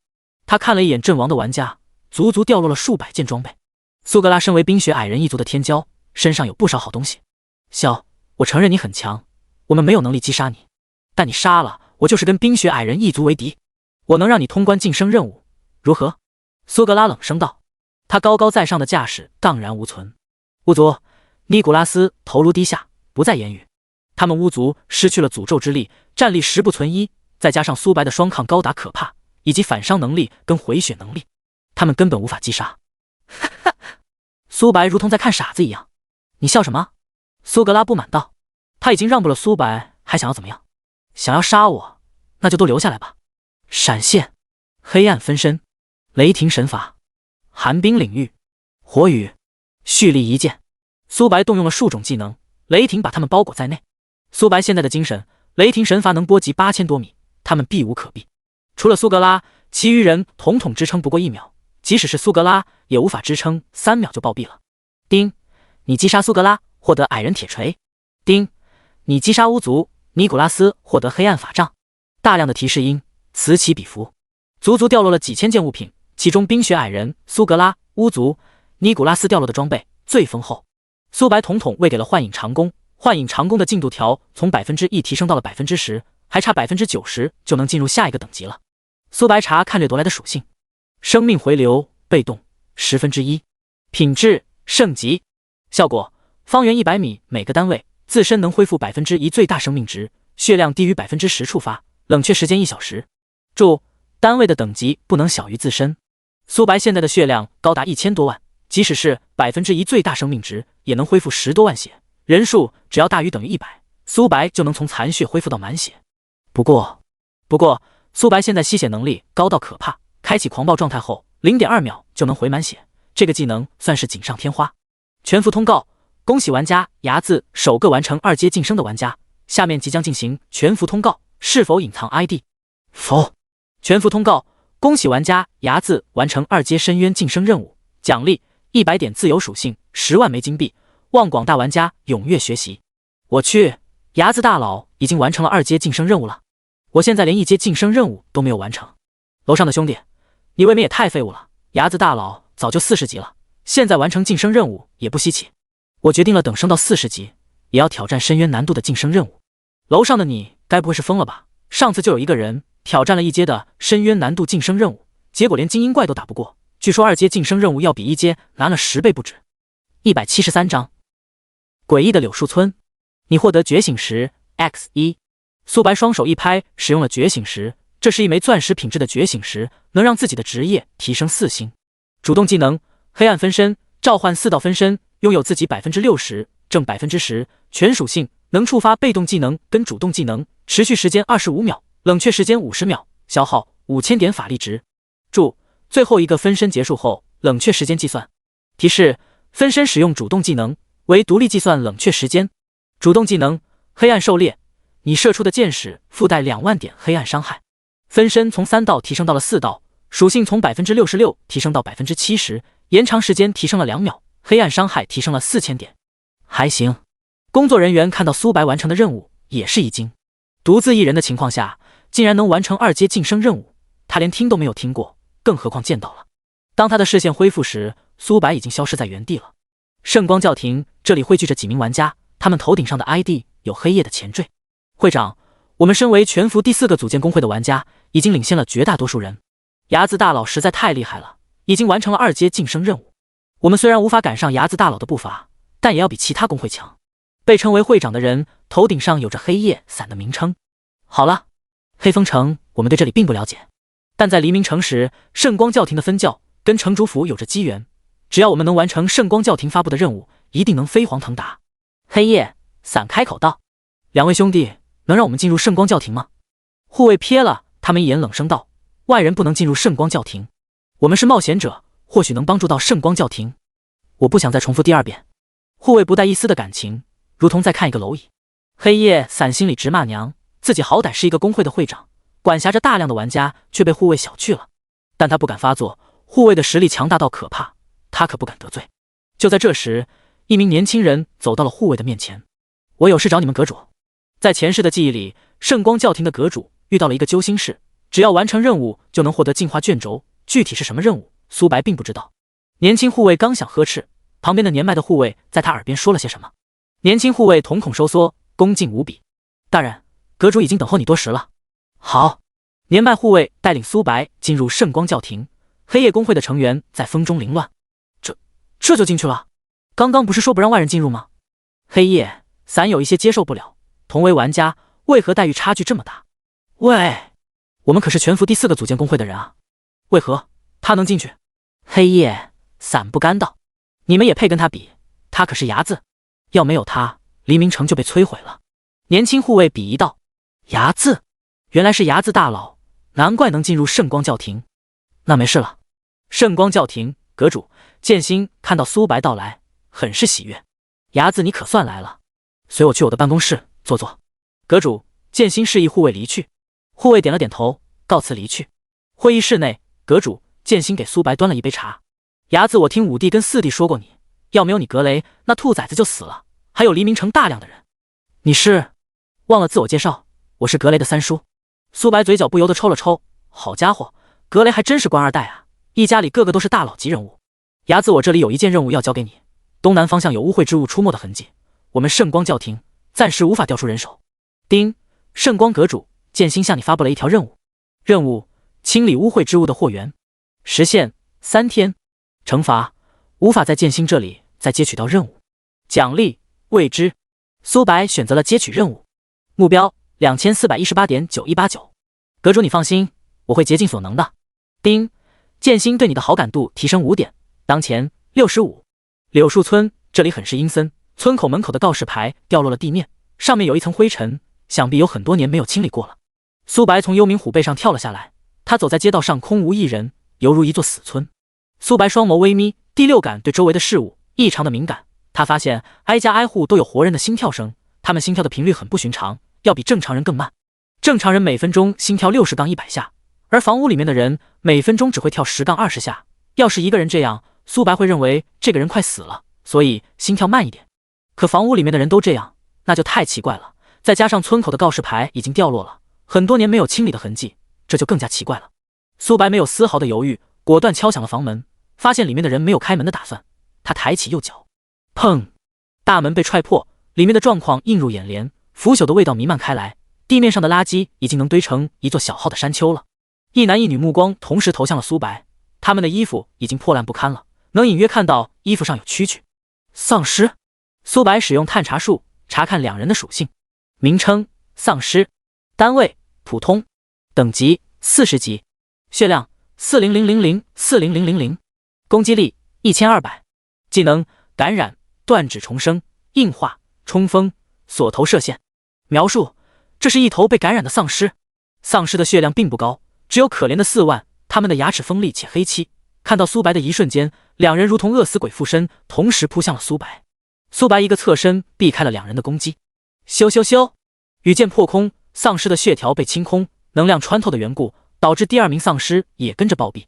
你击杀了2头丧尸，获得2000点经验值。你成功掠夺2点力量。你成功掠夺锁头射线，完美。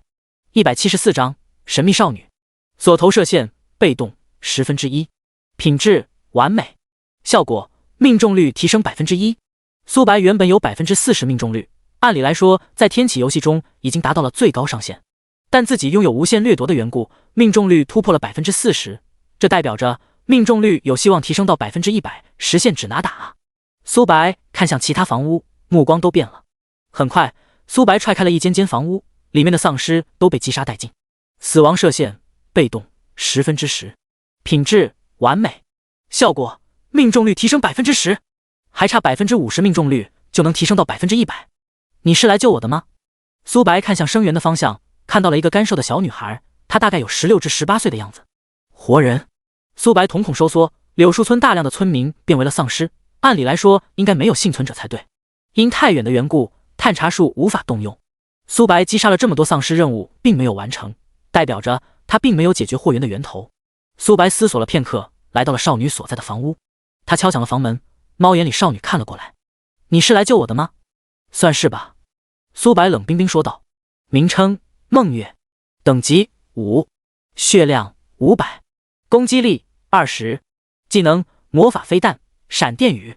描述：这是一名普普通通的 NPC， 5级。苏白双眸微眯，外面的丧尸最低都有40级，血量更是高达4万，面前的少女是如何幸存下来的？少女并没有立刻给苏白开门，而是反问道：你来这里的目的是什么？清理污秽之物。真的？少女在听到苏白要清理污秽之物，心情十分的开心，然后又有一些低落。这些丧尸之前跟我一样都是普通人，不知因为什么原因导致大家都变成了怪物。还好我储备了大量的粮食，这扇门窗是特制定制过的，他们无法破开。苏白看了一眼这些门窗，全力以赴的情况下自己能轻松破开，但丧尸的属性并不高，无法破开也在情理当中。天启游戏中的 NPC 可不是普通的 NPC， 他们如同一个活生生的人。除了这些丧尸，还有其他的丧尸吗？有，山上有许多变异的动物，村民捕猎时不小心吃了一头被感染的猪，结果就变成了现在的这样。你能带我过去吗？梦月思索了片刻，点了点头。好，不过你要保证把我安然无恙的送出去。苏白面部露出和善的笑容。梦月打开了房门，露出了可爱的脸颊，不得不承认她的样貌很出色，低头看不到鞋子。孟月的目光有一些闪躲，苏白并没有在意。孟月瞥了一眼其他房屋内的动向，发现丧尸都被杀死了，他们的死状很是难看，一根羽箭洞穿了他们的头颅。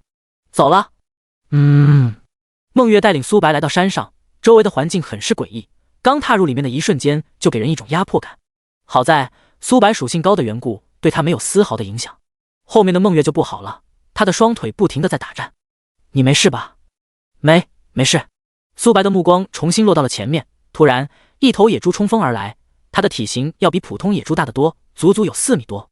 名称：野猪，单位：精英白银，等级40级，血量 40W， 攻击力4590，技能：冲锋、撕咬、肉体强化。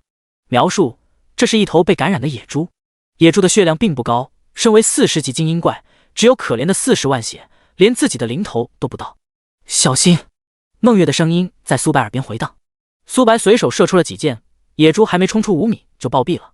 你击杀野猪，成功掠夺1点生命值跟双抗，经验值跟无限掠夺都没有获得，这代表着这头野猪并不是野怪，而是某人的召唤物。苏白看了一眼孟月，从刚见到这个小姑娘时，他就觉得很不对劲。她心脏跳动的频率跟那些丧尸一模一样，一个活人每分钟心脏跳动的频率怎么可能只有10-20下？再加上这头野猪的缘故，苏白已经知道了真正的答案。少女或许并不是人类，而是丧尸母体。所谓的丧尸母体，不是刚生下来就是丧尸母体，而是服用了某种变异药物，让自己成为了丧尸。孟月能隐藏自己的信息，身上一定有隐藏物品的宝物，就跟蛇神、伊莎一样。不过苏白并没有立刻动手，他倒是要看看孟月究竟要干什么。你实在太厉害了！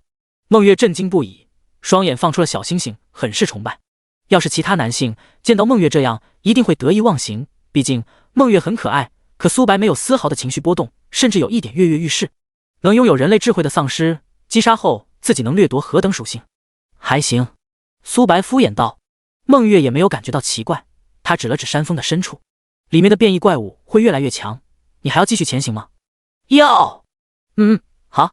孟月带领苏白来到了山峰的最深处，路过的变异动物都被苏白击杀殆尽。刚踏入山洞的一瞬间，一双血红的眼睛看来。苏白有鹰眼的缘故，里面的状况一览无余。名称：野猪王变异，单位：黄金领主，等级40级，血量500W，攻击力11000，技能：野蛮生长、冲锋、怒吼、挑衅、撕咬、暴怒。描述：野猪王能自由变化大小，上限变大1倍大小，变小1倍大小。野猪王体型高达10米，野蛮生长使用后体型能突破20米。苏白拉弓射箭，巨额的伤害数字从野猪王头顶上出现，用不到3秒，野猪王就会暴毙。就在这时，孟月发动能力，他的瞳孔变为了爱心色。警告：孟月对你发动魅惑技能。提示：因你拥有免疫魅惑技能的控制，该效果无效。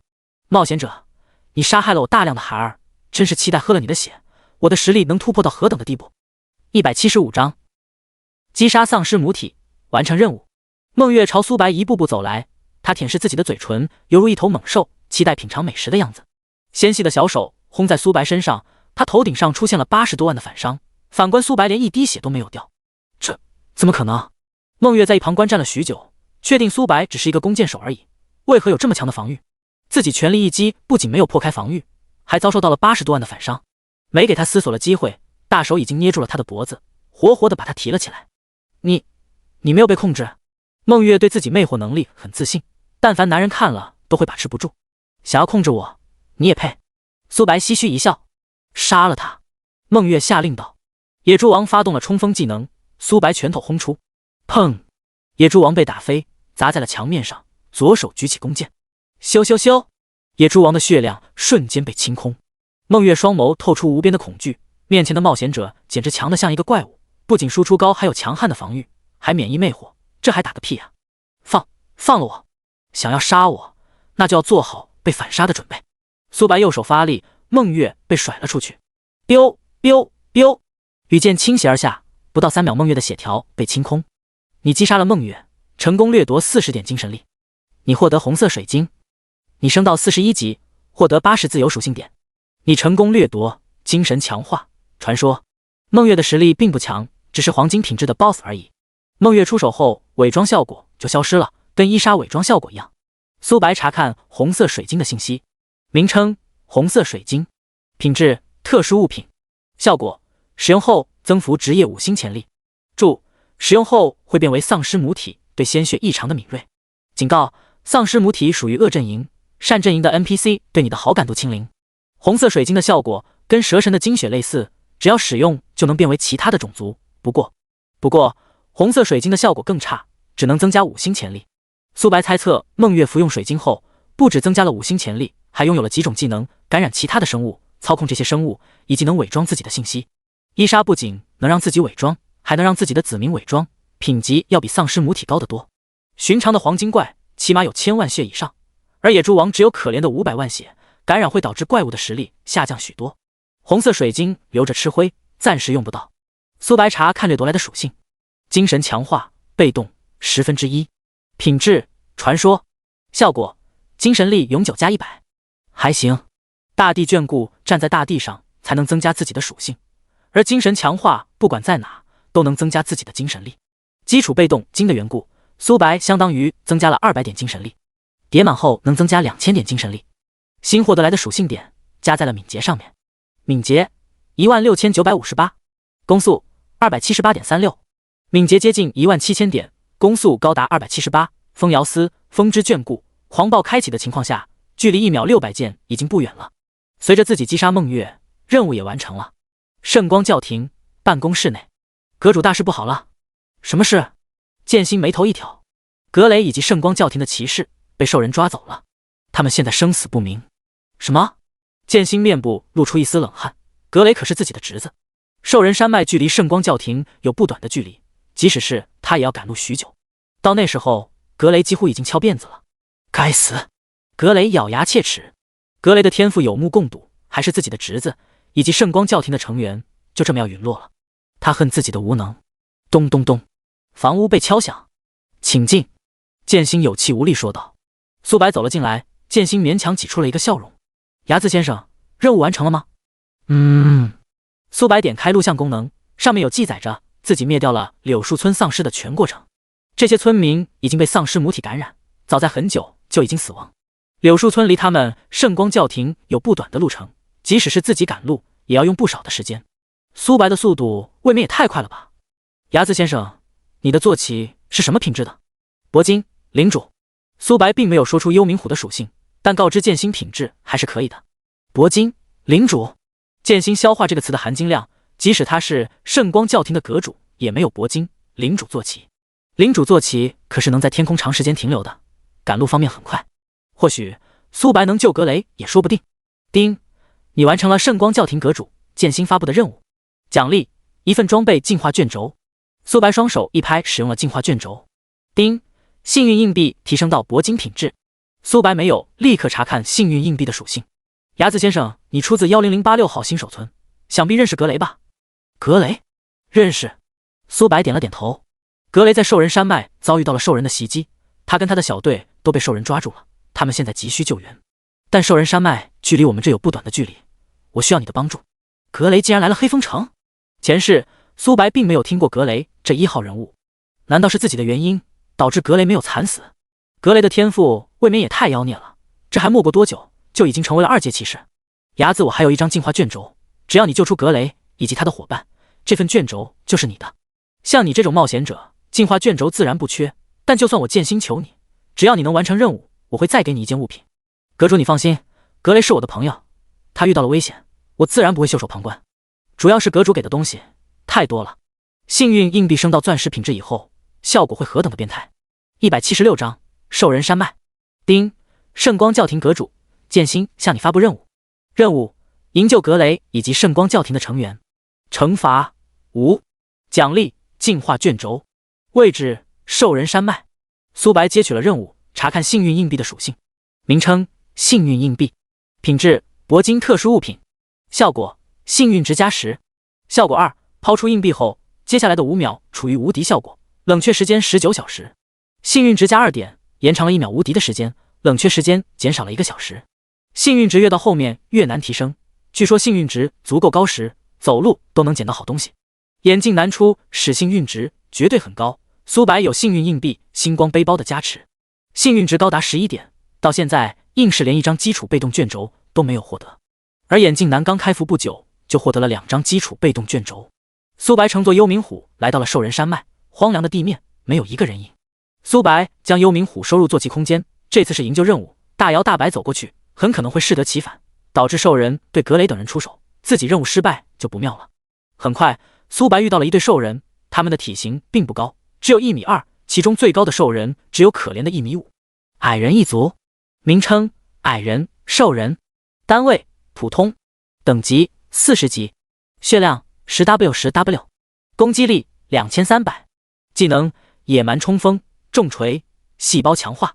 描述：矮人、兽人喜欢群居行动，矮人血量并不高，只有10万而已。咻咻咻，羽箭破空，矮人还没有看清楚苏白的模样，就被羽箭洞穿身体。你击杀矮人，获得2000点经验值。你成功掠夺2点力量。你成功掠夺细胞强化，完美。细胞强化被动 1%， 品质完美。效果：永久增加500生命值，叠满后能增加5万血量。苏白现在血量高达1000多万，算是锦上添花。兽人山脉有一栋高耸的建筑，想必格雷就关在那里。很快，苏白掠夺了40点力量，100层被动。细胞强化被动100，品质完美。效果：永久增加5万血。兽人部落，这里的兽人体型要比外界的兽人大一些，大约 1.3米至 1.4米之间。苏白使用探查术查看起他们的属性。名称：矮人、兽人、战士，单位精英白银，等级42级，血量 100W， 攻击力4700，技能连续挥劈、肉盾冲击、风之速。描述：矮人战士能用风的力量。矮人战士血量比普通矮人高了足足10倍，他们能利用风实力增加自己的移动速度跟攻击速度。苏白寻找起落单的矮人。你击杀兽人战士，获得1万经验值。你成功掠夺1点生命值，1点双抗。你成功掠夺4点力量。你成功掠夺风之速。击杀兽人战士获得的经验值足足是普通兽人的5倍。风之速被动 1%， 品质传说。效果：敏捷加10，叠满后能增加自己1000敏捷，因基础被动敏的缘故，相当于提升了2000点敏捷。还行。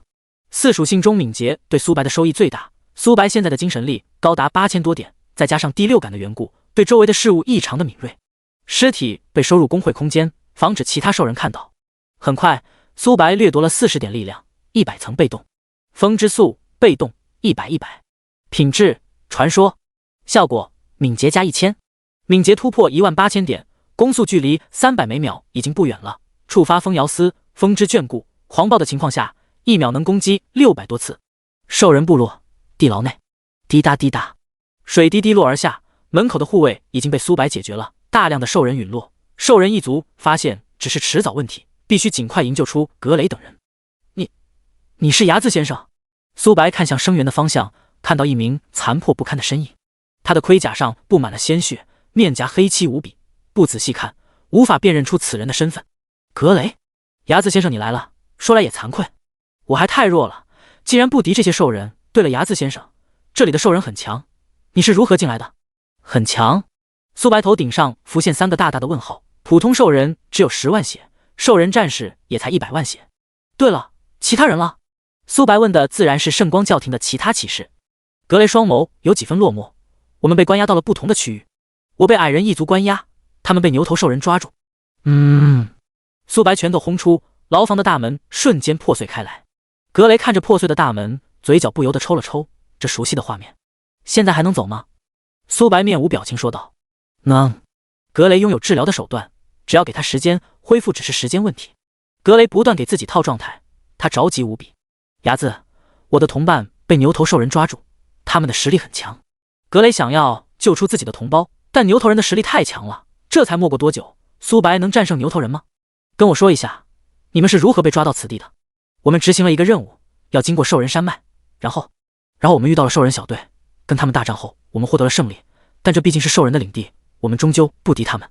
苏白没有问格雷为何能成长得这么快， NPC 想要升级跟玩家截然不同，他现在已经是一名2阶骑士了，这成长速度甚至比部分玩家还要快。两人刚离开牢房，大量的兽人映入眼帘，其中有一头戴着头盔的兽人。矮小兽人骑士，格雷面色煞白无比。先前他们就遇到了矮小兽人骑士，他一人就击败了骑士团，实力强悍无比。敢杀害我的族人，还敢闯入我的领地，你们在找死吗？177章。格雷的震惊。名称：兽人骑士，单位：黄金领主，等级43级，血量5000W，攻击力41000，技能：冲锋、刺斩、十字斩、横扫、风之极速。描述：兽人骑士能操控其余矮人。兽人骑士的体型跟正常人一般无二，他的下面有一头马类坐骑。兽人骑士的血量足足是兽人战士的血量50倍，攻击力高达4万多，但在苏白面前丝毫不起眼。他的双抗高达800多万，血量更是突破了1000万，即使站在原地不动，兽人骑士也打不动自己，反观会被反伤，活活反死。牙子先生，兽人骑士实力很强，你要当心了。无妨，你在旁边看着就好。格雷很清楚自己的实力，即使全力以赴的情况下也无法破开牢房，躲在一旁给苏白套状态才是王道。战斗提示：你受到格雷的增益效果，你的伤害提升 20%。 苏白嘴角翘起一抹弧度，格雷的增益效果从 10% 提升到 20%。 苏白秒伤能力高到可怕，光是这 10%， 1秒都能造成近100万伤害。提示：牙子向你绑定灵魂锁链，是否同意？格雷选择了同意。他跃跃欲试，就跟上次一样，自己帮苏白抵挡伤害。苏白独自面对2名强者，当他看到自己增幅的属性后，整个人呆滞在原地，血量足足高了100多万，双抗多了80多万，四维属性也增加了许多，尤其是敏捷跟攻速。毫不夸张地说，他现在能打之前100个自己。卧槽卧槽卧槽！格雷揉搓着双眼，甚至认为自己看错了。牙子先生这技能未免也太变态了。苏白没有理会震惊中的格雷，他使用灵魂锁链，只是不想让格雷半路上暴毙而已。兽人骑士面部有一丝不悦，自己已经把2人包围了，为何他们毫不慌张，甚至是跃跃欲试，简直是欺人太甚。小子，你未免也太嚣张了，给我杀了他！大量的兽人席卷而来，苏白站在原地没动。矮人、兽人拉动了手中的弓箭，近战兽人朝着苏白冲去。格雷看到这一幕，着急无比。牙子小心！话还没有说完，他意识到自己高达80多万的双抗，苏白起码有100万双抗，那可是100万双抗啊！站在原地不动，兽人也无法破防。-000，苏白头顶上出现了一堆0的数字，反观攻击他的兽人死伤了一大片，即使是精英兽人，血量也从满血掉到了残血。要知道，精英兽人血量可是有100万的。你击杀了矮人、兽人，获得了2000点经验值，你的坐骑升到了41级。你成功掠夺1点生命值，1点双抗。击杀这些兽人无法再掠夺到属性，但无限叠加依然能够触发。光是这一次的攻击，苏白就增加了几百点生命值跟双抗，简直是美滋滋。这真的是弓箭手吗？格雷的三观都快被颠覆了。先前他就知道苏白很强，可万万没想到苏白的强大已经超乎了他的想象。被兽人一族包围，连动都没有动，兽人一族就死伤了一大片。你到底是谁？兽人骑士的嚣张荡然无存，面前的人类就是一个怪物，这么多攻击都无法破防，即使是自己也未必是面前人类的对手。你们是在给我挠痒痒吗？苏白唏嘘一笑，他并没有正面回答他的问题。轮到我了。黑暗分身、雷霆神罚、寒冰领域、火雨、蓄力一剑。苏白的旁边出现了4道分身，他们拥有自己 70% 属性。雷霆神罚出现了4道小的，1道大的，所有兽人被包裹在内。本就状态不佳的兽人战士，血条瞬间被清空。兽人骑士望向战场，除了自己，其余的兽人都嗝屁了，尸体都不剩，只剩一堆黑灰。跑！兽人骑士没有半分的战意，拉动坐骑，转身就要跑。一根羽箭穿透坐骑的躯干，吗啡能力发动，对马类坐骑伤害提升1倍。坐骑的血量瞬间被清空，兽人骑士因站立不稳摔倒在地，吃了一地的灰。这真的是我之前遇到的兽人骑士吗？为何他这么弱？格雷面部露出茫然，自己就是被这个玩意击败的，这未免也太丢人了吧。人类，我警告你，我是矮人一族的骑士，你杀了我，兽人山脉没有你立足的余地。哦，我不信。苏白手速拉满，1秒300多箭，加上黑暗分身射出的羽箭，1秒近1000箭，兽人骑士的血条疯狂下降着。这是你逼我的。兽人骑士还没有冲出5米，血条就被清空。你击杀兽人、骑士，获得100万经验值。你升到42级，获得80自由属性点。你成功掠夺40点力量。你成功掠夺风之极速，传说。风之极速，被动1/10。品质，传说。效果，你的移动速度永久正5%。苏白现在的敏捷高达18000多点，相当于18000多移速，再加上之前掠夺的被动，他的移速高达28000多点。即使是5%，移速也增加了1000多点，叠满后能增加50%的移动速度，还行。自由属性点加在了敏捷上面，敏捷19118，攻速299.96，敏捷突破19000，基础攻速还差0.04就能提升到300S。牙子，你实在太厉害了，格雷感慨道。先前他认为苏白使用灵魂锁链是想让自己分担伤害，然而战斗不到30秒，苏白就秒杀了数千名兽人跟兽人骑士。明明兽人骑士在他们面前实力强悍无比，但在苏白这里跟一条狗没什么区别。没有你我无法这么容易击杀他们。格雷苦笑了一声，有几分落寞。之前他还在为自己的实力而沾沾自喜，现在看来自己跟苏白的差距越来越大了。苏白并没有扑厄格雷，没有他的增幅技能，自己最起码还要多花几秒钟。178章牛头人领地，上来。苏白重新召唤出幽冥虎。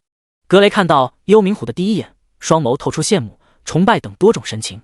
幽冥虎实在太霸气了，雪白的皮肤，青色的羽翼，犀利的双眸，锋利的牙齿，给人一种不怒自威的感觉。吼！幽冥虎很抗拒除苏白以外的人乘坐自己。幽冥虎的体型很大，即使2人坐也不会感觉到拥挤。灵魂锁链是有一定范围的，大概在1公里以内，出了这个范围，灵魂锁链就会失去效果。以格雷的实力，想要独自走出兽人山脉，简直是痴心妄想。小家伙乖，不然以后不给你分配经验了。幽冥虎回想到在坐骑空间内睡觉都能躺着升级，那感觉实在太爽了。要是苏白不给自己分配经验，幽冥虎会后悔死。尊严在等级面前一文不值。喵喵，格雷，幽冥虎好像是老虎吧？这叫声未免也太奇怪了。格雷也不是矫情的人，他来到了幽冥虎的背上，空间很大，足够容纳2人。很快，幽冥虎抵达牛头人的领地，幽冥虎被收入坐骑空间。格雷看到幽冥虎消失，他有一些恋恋不舍。要是自己也能拥有一个天空坐骑就爽了，自己握着一把大剑，乘坐天空坐骑，一定很威武。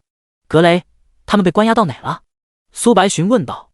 牙子先生，牛头人的牢房只有一个地点，那就是他们的总部。我被矮人一族抓到，他们并没有立刻对我动手，意味着他们有所求不会第一时间动手。好。苏白点了点头。格雷的身份可不简单，要是拿他威胁圣光教廷这边，一定能获得大量的好处。牛头人部落要比矮人部落更为的破败，矮人的智商不比人类低，他们懂得建筑跟锻造武器等，大部分兽人的武器都是矮人一族打造而成的。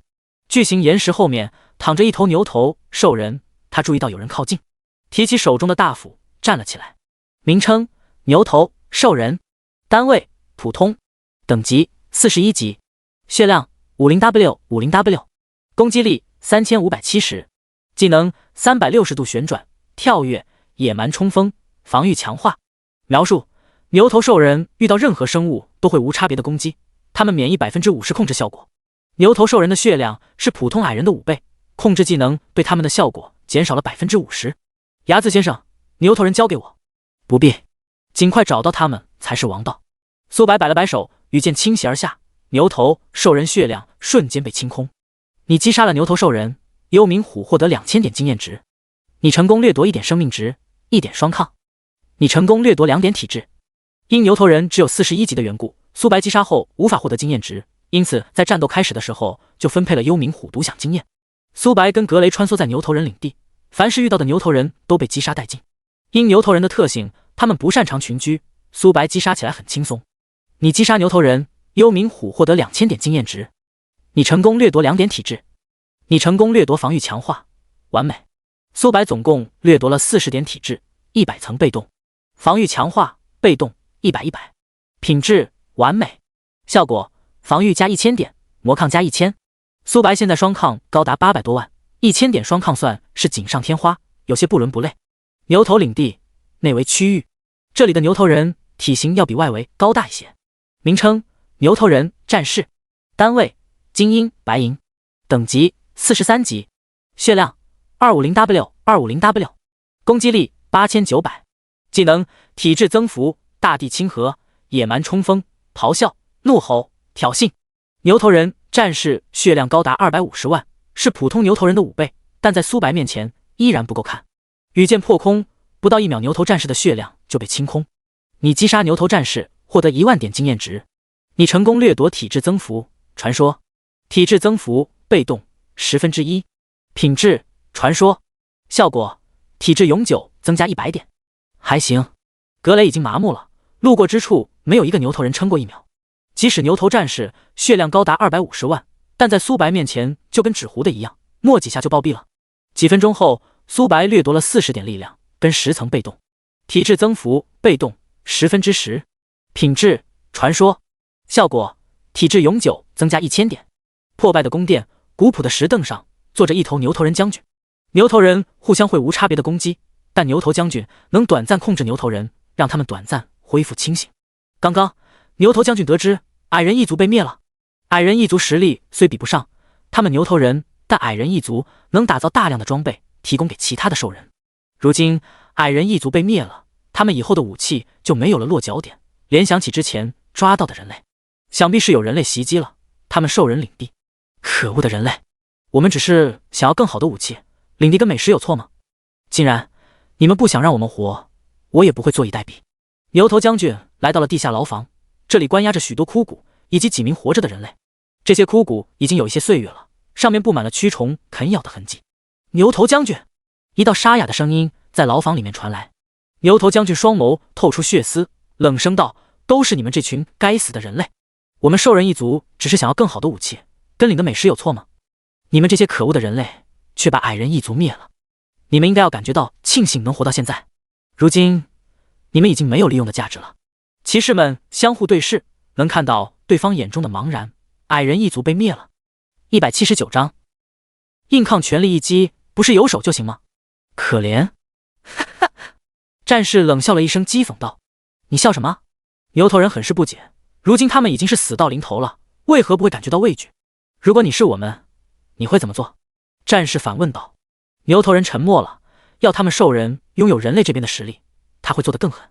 他们兽人一族本就向往着战斗。注意到牛头王的眼神，战士的目光灼灼。我们实力不济，被你们抓住了，要杀要剐随你。你！牛头王有一丝恼怒，他瞥了一眼其余的骑士，发现他们的目光跟战士一模一样，并没有畏惧。该死的！牛头王感觉自己被羞辱了。先前他还想好好折磨几人一番，然而想象中的画面并没有出现。某处角落，苏白看到了这一幕，他并没有出手，现在还不是时候。名称：牛头王，单位：黄金领主，等级43级，血量1亿，攻击力89000，技能大地立场，大地挤压，血量增幅，挑衅，怒吼，狂暴。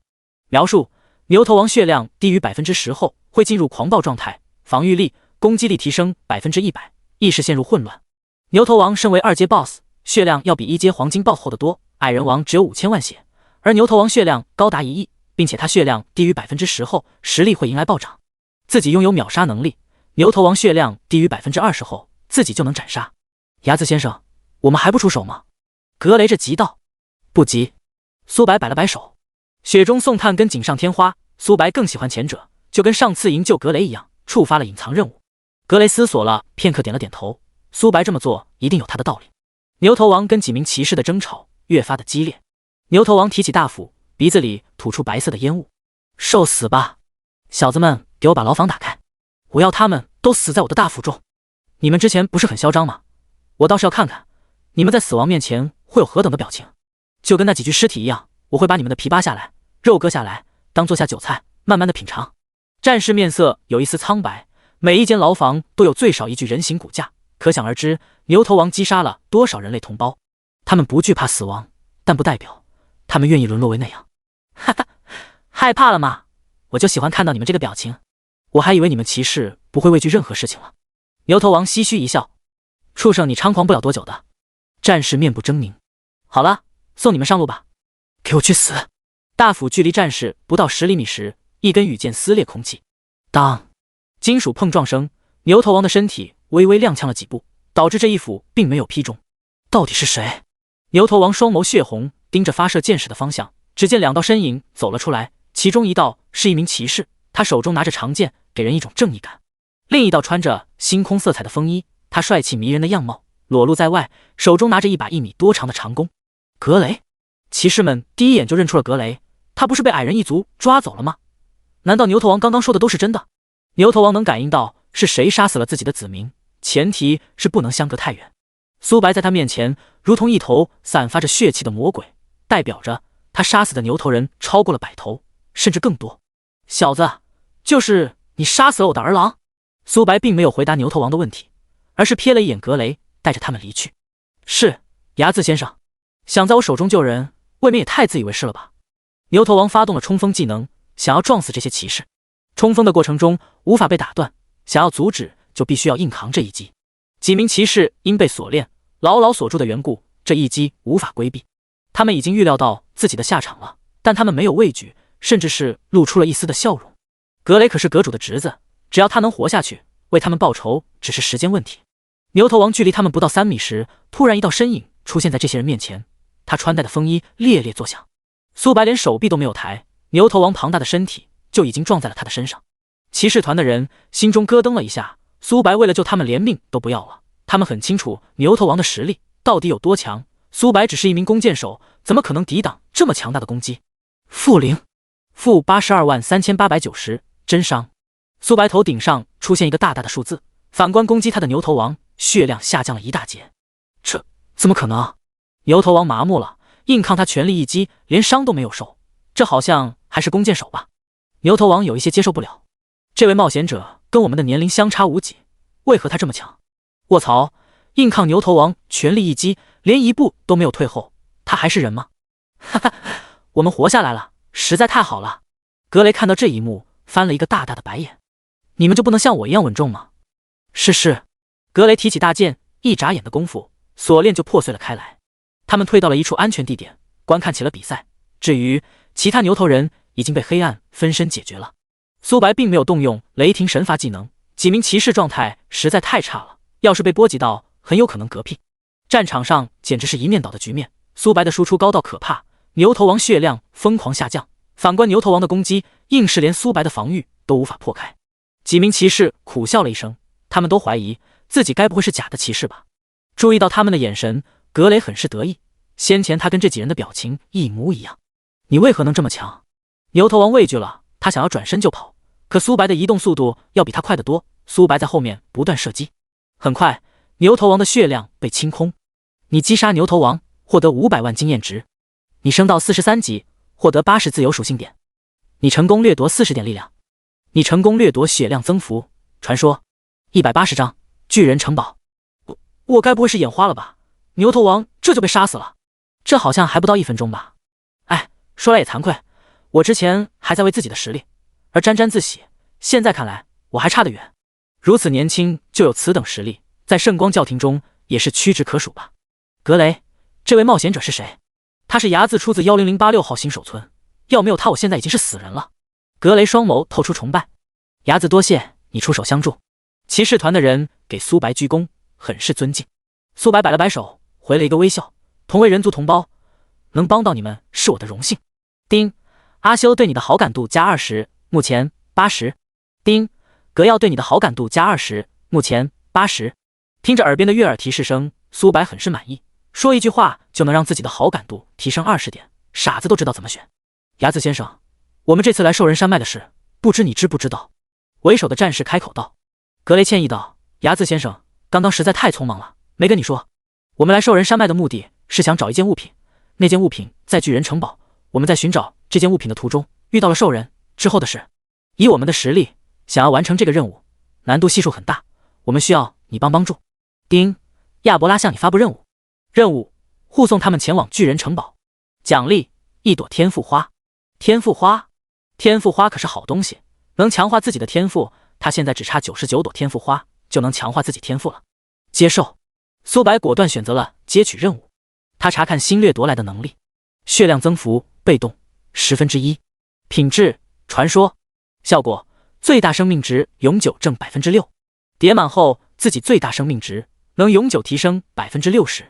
苏白现在的血量高达1000多万。巨人城堡距离牛头人领地并不远，骑士团的人召唤出一头头白马，苏白也召唤出自己的坐骑幽冥虎，白马发出了一声声尖叫声，坐骑之间也有血脉压制的。亚伯拉等人看到幽冥虎的一瞬间，双眼放出了小星星。幽冥虎实在太霸气了，每一名骑士都向往着这么威武的坐骑。他们瞥了一眼自家的白马，瞬间就不香了，没有对比就没有伤害。格雷眉头动了动，他并没有太多的表情，毕竟他可是乘坐过幽冥虎的，那种在天空翱翔的感觉让他恋恋不忘，有机会一定要弄一个飞行坐骑来玩玩。格雷暗暗发誓道：出发！幽冥虎无法容纳这么多人，索性陆地行驶。好，巨人领地，这里的树木花草都很高大，几人在这些建筑面前如同蝼蚁。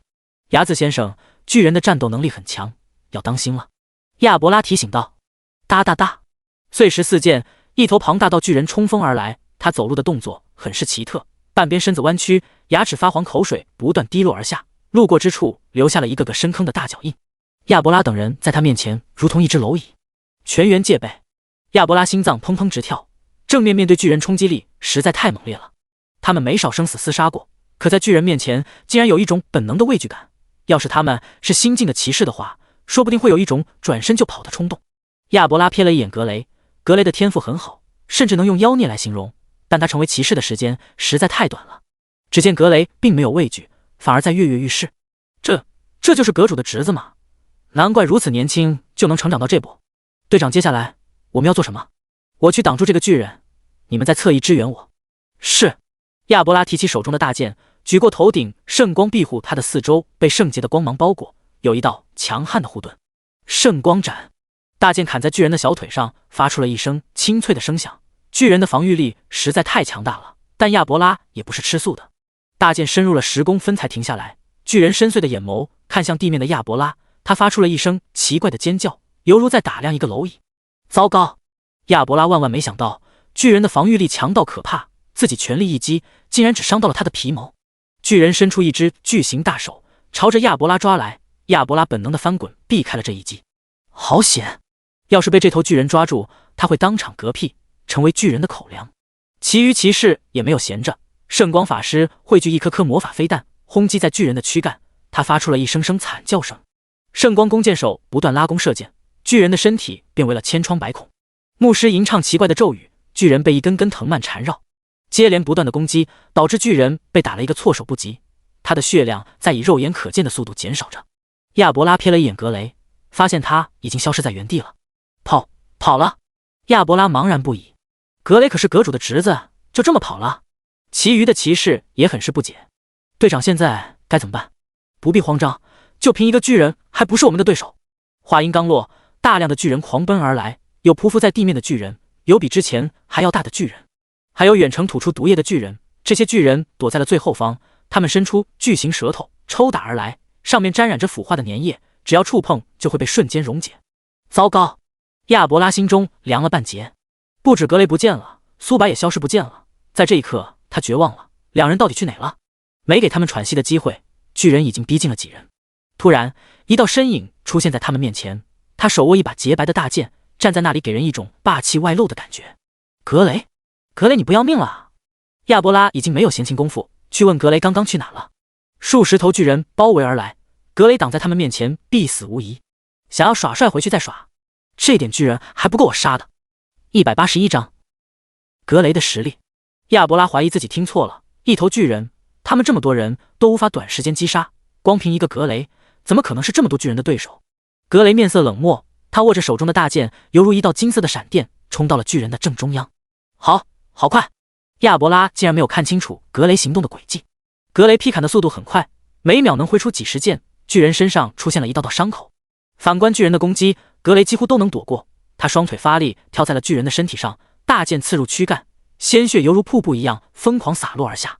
巨人发出了一声惨叫声，格雷没有给这头巨人喘息的机会，他来到了巨人的脖子上，手中的大剑挥舞出了残影，攻击巨人的脖子位置，能造成双倍的伤害，这是圣光教廷有过记载的。但即使圣光教廷的成员知道这个秘密，也没有人敢这么做，毕竟冲到巨人面前，要面对他狂轰乱炸的攻击。果不其然，其余的巨人已经朝着格雷拍打而来了。亚伯拉叹了一口气，苦笑了一声，还是太年轻了。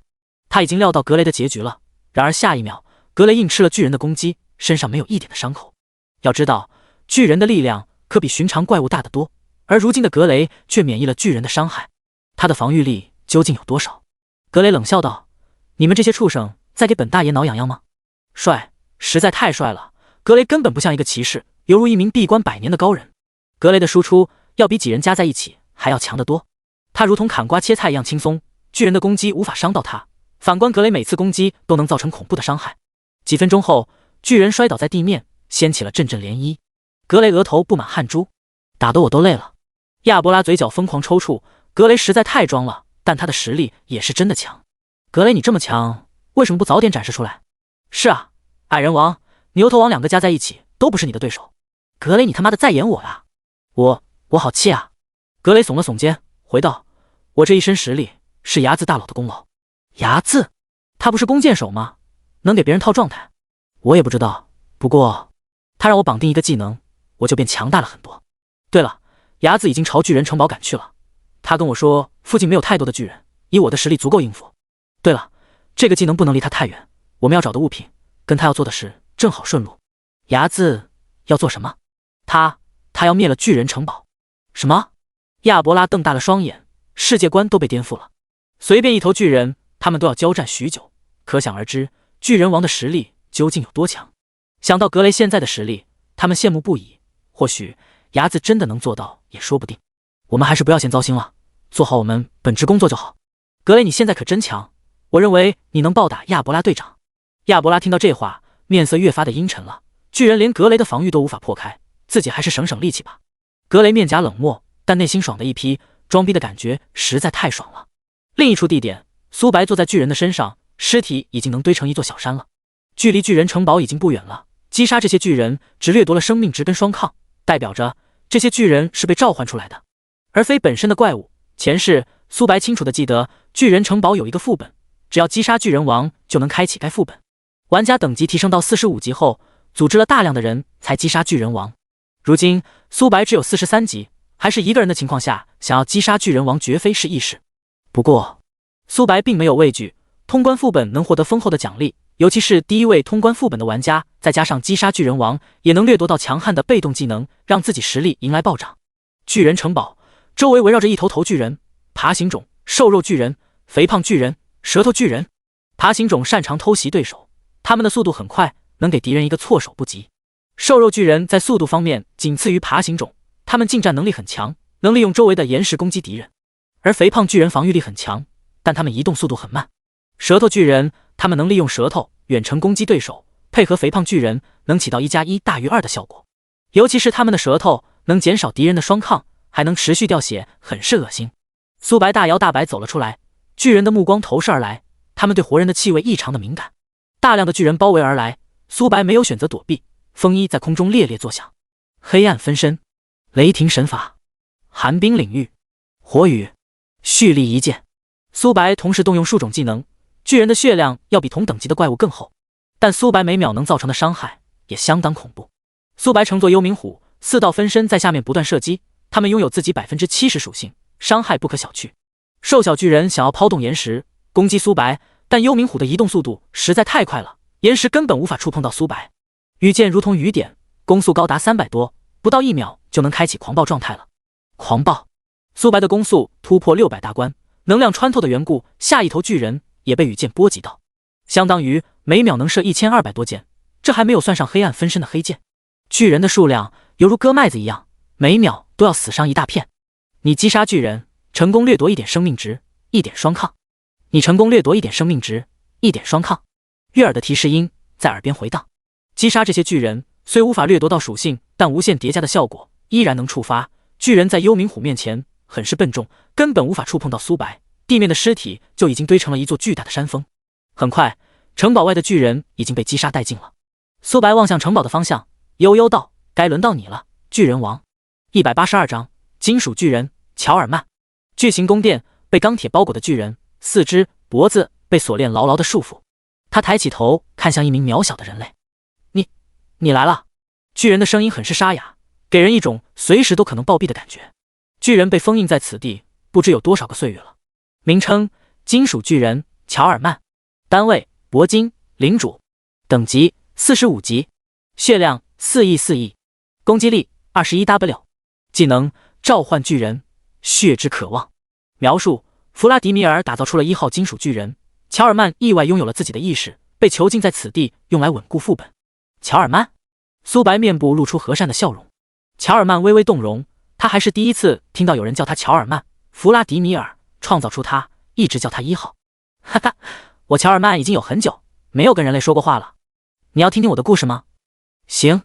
苏白点了点头。想要开启巨人副本，不仅要杀死金属巨人乔尔曼，还要获得他手中的钥匙。天道有规则，击杀某只怪物不一定会爆出钥匙。好好，很好。乔尔曼像是见到好朋友一样喜悦。几百年前，我被弗拉迪米尔打造而出，不，应该准确来说是我的父亲。那时的他有着一腔热血，打造出我后，弗拉迪米尔跟我说了许多的话。那时的我无法回复他。我认为，只要我拥有了意识，就一定会让我的父亲开心。在一次意外的事件后，我偶然获得了一枚红色的宝石。我使用宝石后，发生了翻天覆地的变化。我不仅拥有了意识，也拥有了强大的实力。但父亲并没有感觉到快乐，反而在怒骂我。他采取了一切手段，让我囚禁在此地，不知有多少个岁月。我利用我的能力，召唤出了许多的巨人，但他们犹如一头头丧失理智的生物，跟我无法沟通。我只能用这种方式弥补自己的空虚。或许我不应该拥有智慧，父亲就不会生气了。苏白并没有回答乔尔曼。弗拉迪米尔是一名伟大的科学家，金属巨人是由他打造而成。金属巨人体型很大，一些巨大的建筑就是由他们打造而成的。后来弗拉迪米尔就彻底的消失在人类的视线中，直到有玩家意外闯入了巨人城堡，发现了乔尔曼，开启了隐藏副本，才见到弗拉迪米尔的真实面目。那时的他已经不再跟以前一样，甚至不能用科学家来形容。他为了打造强大的巨人，用活的生命跟那些破铜烂铁融合在一起，融合出一个强大的巨人。金属巨人能获得意识，其一，他获得了神秘的红色宝石；其二，他生前本就是一个活生生的人，被弗拉迪米尔囚禁在金属内部，彻底的失去了生机。当弗拉迪米尔得知他拥有了智慧，弗拉迪米尔用自己的手段把他永远的囚禁在此地。他害怕金属巨人恢复以前的记忆，不然他会被自己的杰作杀死。毕竟一个把你杀死的人，让你融合在一个金属里面，为他效力，这跟炼制傀儡又有什么区别？人类，你能来到此地，就已经证明了自己的实力。巨人召唤，乔尔曼召唤出一头头巨人，体型最小的都有3米，爬行种：瘦肉巨人、肥胖巨人、舌头巨人、小型金属巨人。小型金属巨人被金属包裹，他们的防御力很是强悍。嗡嗡嗡，电流在他的拳头上流转，拳头犹如一颗炮弹，瞬间破壳而出。质感能力发动，苏白提前预料到了这次攻击的轨迹，他侧身避开了这一击，拳头擦过他的发丝，能感受到面颊传来的火辣辣疼痛。黑暗分身，雷霆神法，寒冰领域，火雨，蓄力一剑，4道分身拉弓射箭。宫殿的地形很大，苏白能乘坐幽冥虎在宫殿内自由穿梭。金属巨人乔尔曼因被锁链束缚的缘故，他无法攻击中苏白，这就导致了苏白击杀巨人的效率很快。乔尔曼不停召唤出巨人，而苏白丝毫没有打断他的意思。自己的生命值双抗疯狂上涨着，巨人的血量数量都不如虫族，但也不容小觑。几分钟后，巨人的尸体已经能堆成一座小山了，但苏白没有感受到一丝的疲惫，反而乐在其中。金属巨人乔尔曼露出了一个笑容，他不知道自己为何要笑，明明面前的冒险者很强大，只要自己的能量枯萎时，自己就会被面前的人类杀死，但内心反而是松了一口气，好像在解脱什么。10分钟后，金属巨人停止了召唤。乔尔曼身为独特的个体，他能召唤1000头巨人为自己战斗。苏白的血量双抗足足提升了1000点，还行。哈哈，冒险者你很强，杀了我吧。金属巨人乔尔曼闭上双眼，泪珠从脸颊上滑了下来。乔尔曼，你还有什么遗愿？我想要杀了弗拉迪米尔，他把我……乔尔曼话音戛然而止，他双眸茫然，不知道自己为何要说这些。可他的身体很主动，取出了一把黑漆的钥匙。钥匙掉落地面，落在了苏白的面前。名称：巨人密钥，类型：钥匙，品质：特殊物品，效果：打开巨人副本的密钥。苏白捡起密钥，重新看向乔尔曼，他的双眼迷离。咻咻咻，羽箭破空，乔尔曼血量疯狂下降着，很快他的血条被清空。谢谢你，冒险者，让我彻底解脱了。叮，你击杀乔尔曼，获得1000万经验值。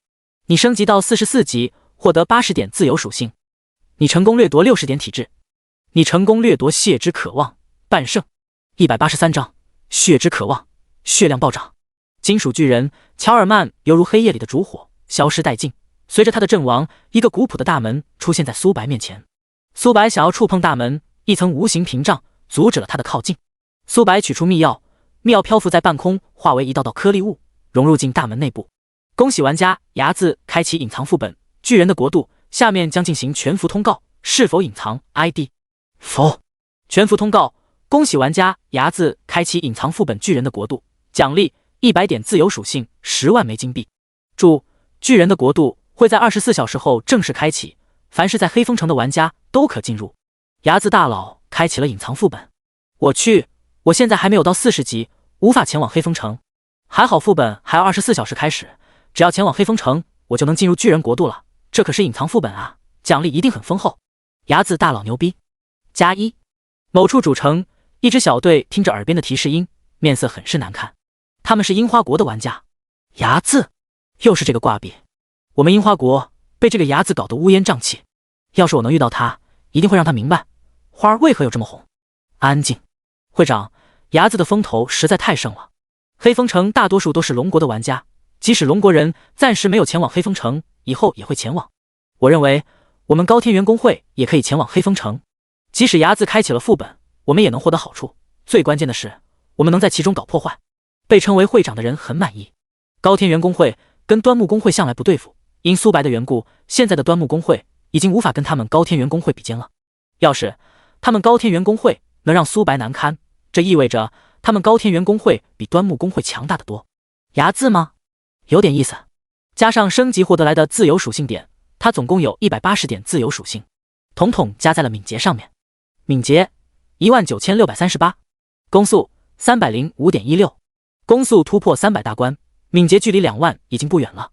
力量、体质属实拉垮，加在一起连敏捷的一半都不到。苏白查看新掠夺来的被动，血之渴望，被动1/10，品质圣级，效果最大生命值永久加100万。就这，苏白现在的血量高达1000多万，加上被动幽冥虎羁绊的效果，血之渴望为自己提供了246万生命值，但在自己巨额的生命值面前，简直是杯水车薪。即使是叠满，也就2460万生命值而已，距离目标1亿生命值还有不短的距离。被动品质分：普通、优秀、完美、史诗、传说、半圣、圣级。苏白现在总共有3个圣级天赋。苏白离开巨人城堡，格雷等人已经在此地等候多时了。牙子先生，巨人亡了。格雷不解道：被我杀了。苏白面颊平静，没有一丝的情绪波动。啥？格雷头顶上有大大的3个问号，即使他的实力暴涨，同时面对几十头巨人也会很费力。而如今苏白却把巨人王击杀了。亚伯拉的嘴巴张成了鹅蛋大小，尼玛，他们联手的情况下，连一头巨人都不是对手。然而苏白一人就击杀了巨人王，好像这还不到半小时吧。亚伯拉要是知道苏白在做什么，一定会再次震惊。苏白击杀巨人王用的时间，准确来说连1分钟都不到。牙子大佬，这是天赋花。丁，你完成亚伯拉发布的任务，奖励天赋花。苏白果断收入工会空间，还差98朵就能强化天赋了。牙子先生，我有一个小小的要求。哦，苏白很是喜悦，天赋花可是很珍贵的东西，刚收过好处，满足亚伯拉一点要求也没啥。能绑定我一下吗？可以。苏白取消了格雷的绑定，绑定了亚伯拉。亚伯拉感觉到自己实力暴涨了一大截，即使是100头牛，自己都能一拳打死。其余人双眸透出羡慕。我现在很强，不过这个力量终究不属于我，多谢你牙子先生。苏白取消了灵魂绑定，亚伯拉有一些意犹未尽对实力的渴望。格雷同样如此。圣光教廷，剑心来回踱步。阁主，你已经来回走了好几个小时了，你头不晕吗？格雷他们现在生死未知，我身为他的三叔，怎么可能不紧张？该死的兽人一族，要是格雷出事了，我一定不会轻饶他们。阁主，铂金领主坐骑速度很快，但想要短时间内赶到兽人山脉，几乎不可能。骑士已经说的很委婉了，苏白赶到的时候，说不定兽人已经把格雷杀了。不可能，格雷他们的玉佩并没有破碎。剑心打断了他，这个助理办事能力很强，但可惜的是长了一张嘴。咚咚咚，房门被敲响，请进。几道身影走进了房屋。剑心看到来人后，喜悦不已，但他面颊依然平淡无波。格雷，你们知道这次多危险吗？要没有睚眦，你们现在已经是死人了。格雷等人低下了头颅，不敢反驳。他们这次执行的任务实在太危险了，兽人的实力超出了他们的预料。这次在鬼门关走了一趟，让他们对生命更加的重视。剑心的目光看向了苏白，睚眦多谢。剑心弯曲身体，阁主你客气了。剑心并没有起来，足足保持了1分多钟才重新站立。丁，你完成剑心发布的任务，奖励进化卷轴1张。睚眦，这是进化卷轴，这是你救下他们给予的奖励。这是骑士徽章，我个人给的奖励。几人看到骑士徽章的一瞬间，瞪大了双眼，震惊无比。竟然是骑士徽章！184张，周龙的天赋。名称：骑士徽章。品质：特殊物品。效果：佩戴后象征者，圣光教廷阁主职位。圣光教廷阁主地位可不低，仅次于黑风城主的存在。格雷等人双眼透出羡慕。身为同龄人，苏白就已经获得了骑士徽章，这可是每一名骑士梦寐以求的物品。睚眦先生，我的好友杰斯需要你的帮助，他是黑风城城卫军队长，你有空可以去找他。丁，圣光教廷阁主向你发布了一条任务，任务拜访杰斯。苏白总共获得了2枚骑士徽章，第1枚骑士徽章增加了自己1万点圣光教廷声望，而这1枚骑士徽章象征着圣光教廷阁主。即使这处圣光教廷是分店，只是2星区域，但对苏白后续的计划有很大的作用。多谢阁主。哈哈，睚眦先生，你客气了。离开圣光教廷，好友列表发送来一条消息：周龙，睚眦大佬，我们已经到达黑风城了，你有空吗？顾北，睚眦大佬，我也到黑风城了。睚眦，我正好要出售装备。发送完消息，苏白来到了一家咖啡店。黑风城的商铺有很多，天启中的食物跟现实世界的物品有一些类似，服用过后不会感受到饥饿感，并且天启的食物有一种独特的感觉，只是食物的价格很高，光是一杯咖啡就售价10枚银币。很快，顾北、周龙2人走进了咖啡厅，2人的目光对视在一起，能看到对方眼中的敌意。睚眦先生，不好意思，我们现在才来。无妨。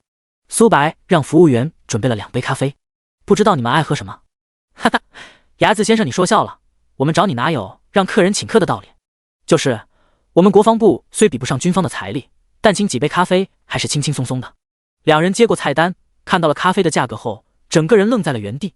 一杯最便宜的咖啡竟然要10枚银币，1枚银币等于100枚铜币，10枚银币相当于1000枚铜币，1枚铜币的价值在1蓝星币。这杯咖啡售价1000。2人嘴角不由得抽了抽，这该不会是黑店吧？注意到自己失态，2人轻咳了一下。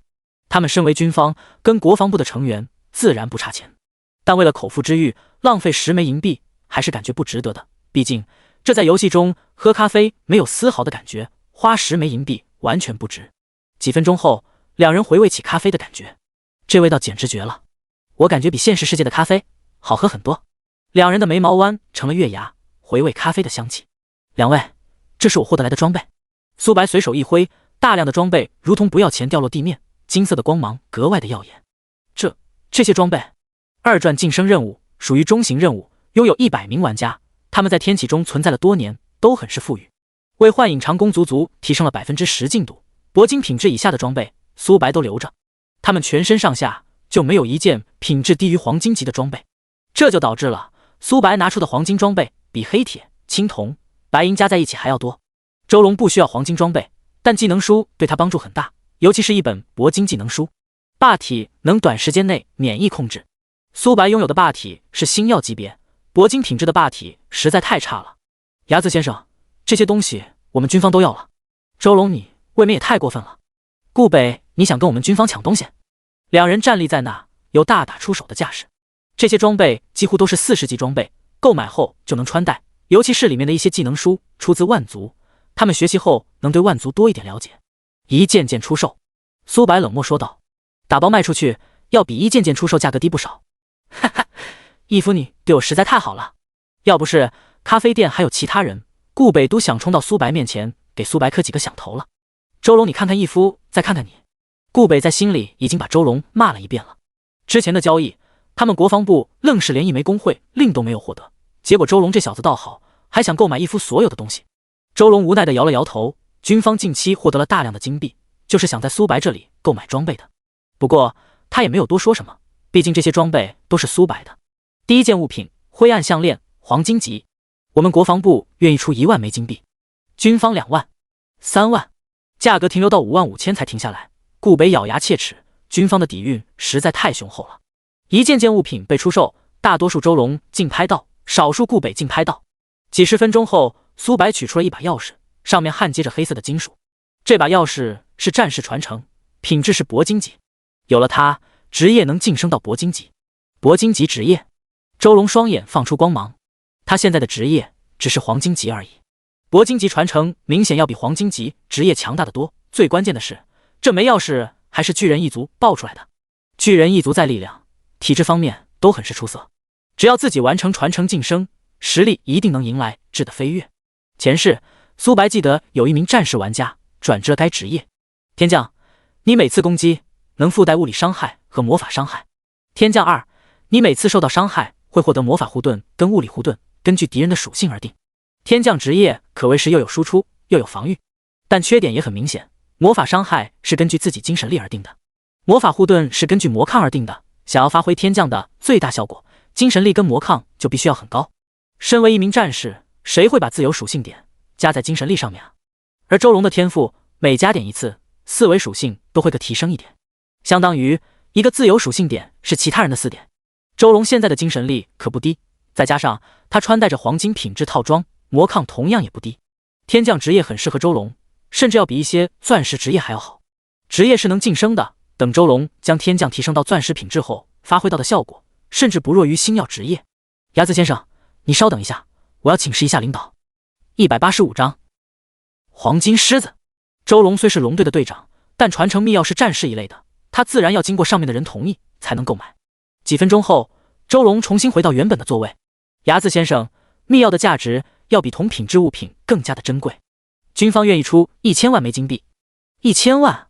顾北嘴角不由得抽了抽，他虽然是法师职业，但他队伍里也有战士。原本他也想争抢1、2的，可周龙报出的价格实在太高了。顾北，你也想要秘钥？这枚秘钥还是让给周老弟吧。很快，装备都出售完毕，苏白足足获得了几亿枚金币，短时间那金币是够用了。对了，牙子之前亨利集团悬赏了你，现在你不需要担心了。这……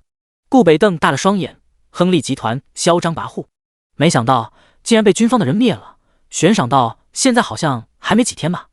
军方对苏白未免也太看重了，想到苏白的实力后，顾北释然了。苏白眉头微微动了动，他万万没想到军方如此看重自己，因自己的原因导致亨利集团提前消失在这个世界的舞台了。多谢牙子先生，你客气了，这是举手之劳的事情。周龙，我要收集一些东西，神童、天赋花、进化卷轴。牙子这些东西我们军方有了会第一时间联系你。好，顾北开口道。牙子大佬，我们国防部虽然人数不如军方，但我们也能帮忙。好。记忆中苏白有一条获得诸神卷轴的方法，那是一名黄皮子，他伪装成了一名店铺老板，想要把他引出来就必须要击杀黄金狮子。野外有一支小队，他们头顶上有着高天元的前缀。会长，我们已经来黑风城了，距离副本开启还有不到1天的时间，要是我们能抢夺牙子的手通，一定会很爽。端木家族那些废物简直是丢尽了我们樱花国的脸面。副本的事不着急。小三，你说这里有一头隐藏 BOSS？ 是的，会长，我在一个神秘人那里接取了一个任务，这里的 BOSS 好像是黄金狮子，实力很强，只要击杀他，我们能获得丰厚的奖励。被称为小三的人觉醒的天赋是幸运一类的，幸运天赋本就稀少。好样的。高天元因此满意的点了点头。荒废的陆地，一头黄金狮子匍匐在地，他的对面有一头凶兽的尸体，他正在大快朵颐。高天元工会的人看到了这一幕，他们查看起黄金狮子的属性。名称：黄金狮子，单位：黄金，领主，等级40，血量4000W，攻击力47900，技能：血量增幅，野蛮冲锋，撕咬，怒吼，超级音波，连续挥爪。描述：黄金狮子拥有强悍的咬合力，4000万血量，这也太强了吧！小四给他套状态。好的，会长。被称为小四的人是一名巫师，他念动着奇怪的咒语，黄金狮子的攻击力足足下降了1万多。高天元、英子提起手中的盾牌，冲向了黄金狮子。侧翼的玩家不断攻击，后排的弓箭手尽可能打断黄金狮子的动作。法师玩家不停输出。吼！黄金狮子发出了一声嘶吼声，离得最近的高天元、英子感觉耳膜生疼，光是余波，他的血量就下降了一些。好在他们有牧师，能给他套状态。牧师玩家挥舞手中的法杖，一个减少音波大小的 buff 加在了高天元、英子身上。黄金狮子扑向他，巨大的盾牌挡在前面。当金属碰撞的声响，高天元、英子感觉自己双手一阵发麻。黄金狮子实力很强，不愧是40级 boss， 但他也不是吃素的。牧师给他套状态，让他短时间内力量提升了一大截。双方僵持在一起，黄金狮子血量持续下降着。反观高天元、英子，血量几乎纹丝未动，即使扣血不到1秒，也能恢复到全胜的状态。黄金狮子意识到自己的处境，他身体前倾，朝着弓箭手、法师冲了过去。畜生想跑做梦！挑衅！高天元、英子发动了挑衅技能，黄金狮子重新被他拉扯。高天元公会可不止他一位战士玩家，其余的战士时刻待命，只要高天元、英子的挑衅结束，他们会毫不犹豫发动挑衅技能。虽然他们没有他肉，但短时间抵挡黄金狮子的攻击还是能够做到的。他控制效果刚结束，其余的战士就轮流发动了挑衅技能。看到这一幕的人心中大喜不已。哈哈，畜生就是畜生，即使黄金狮子是40级 boss， 在我们面前依然不够看。我们高天元公会就是厉害。牙子被称为蓝星第一人，我感觉未必。要是牙子遇到会长，一定不是他的对手的。牙子，不过运气好一点罢了。高天元、英子听到这些议论声，他面颊平静，可内心狂喜不已。谁都知道苏白是蓝星第一强者，可自己不弱于任何人。樱花国的玩家，苏白呢喃道：“前世黄金狮子在现阶段并没有被玩家发现，难道是自己的缘故产生了蝴蝶效应？”不过，苏白并没有在意。黄金狮子还剩90%血，高天元公会想要斩杀，还需要一段时间。苏白打算等 BOSS 残血后再抢夺，那时他们的表情会何等的精彩！黄金狮子的血量越低，利爪的锋利程度也会增强。高天元、英子眉头动了动，他发现自己手中的盾牌耐久度在持续下降着，是因为黄金狮子是领主怪的原因吗？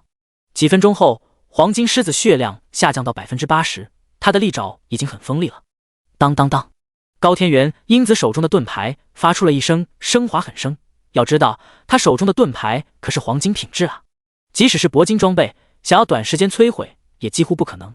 挑衅效果刚消失，高天元公会的其他战士发动了挑衅，黄金狮子攻击拍打在盾牌上面，噗嗤，盾牌被切为了2半。战士玩家微微愣了愣，就是这短暂的时间，连续挥爪，战士头顶上出现了3次伤害，流血效果触发，战士的血条瞬间被清空。战斗现在才刚刚开始，186掌，想要偷我的东西，那就把命留下吧！该死，这头 BOSS 血量越低，爪子的锋利度也会随着提升。牧师控制住他，是。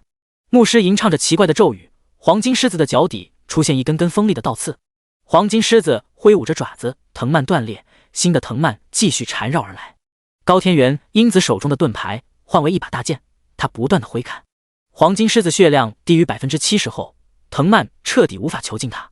高天元、英子发动了挑衅技能，近战格斗家使用浮空技能。黄金狮子身为领主级 BOSS， 抗性很高，控制的时间很短，10几分钟后，黄金狮子的血量已经不足20%了。高天元、英子瞥了一眼周围的队员，发现除了第一位战士暴毙以外，就没有其他的人陨落了。黄金狮子锋利度虽提升了许多，但它能正面硬抗攻击。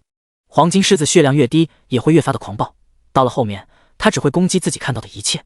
高天元、英子就利用了这一点，让牧师给自己治疗，自己硬扛黄金狮子的攻击。众人看到这一幕，松了一口气。会长实在太厉害了，这个畜生根本不是我们的对手。哈哈，端木家族实在太废物了，我们高天元公会才是最强的。我感觉会长现在的实力比牙子还要强。牙子一个弓箭手罢了，要是会长遇到他能暴打他。注意了，小心 BOSS 开狂暴状态。黄金狮子体表出现血气，他开启了狂暴模式，在这个阶段，他的实力会暴涨一大截。高天元、英子已经做好冲上去拖住他的准备了。突然，一根箭矢穿透层层空气，犹如一颗炮弹一样，快到无比。他们还没有反应过来，黄金狮子就变为了一座雕像。又是一根羽箭射出，黄金狮子的雕像破碎开来。BOSS 被2箭秒了。我们高天元家族竟然有如此强大的弓箭手！哈哈哈！他不是我们高天元家族的，到底是谁抢夺了我们的 boss？ 该死的老阴币！高天元英子额头滑落几滴冷汗，黄金狮子还剩800万血，被2剑秒杀了，可想而知出手之人实力有多强。阁下，你未免太过分了，这头 boss 可是我们费了很大的功夫才猎杀的。高天元英子冷声道：“是吗？”苏白唏嘘一笑，见到来人后，高天元英子脸都被气黑了，他们就差一点就能击杀黄金狮子了，然而被苏白截胡了，这种感觉实在太难受了。睚眦，龙国的挂逼怎么打都有他，该死的睚眦抢夺了我们的 boss！ 高天元工会的人恶狠狠盯着苏白，要不是苏白实力摆在那里，他们会毫不犹豫动手。睚眦，你现在交出东西，刚刚的事既往不咎。高天元英子威胁道，想要拖延时间。他心中咯噔了一下，苏白刚出现的一瞬间，他就让一名刺客潜伏到了苏白的附近。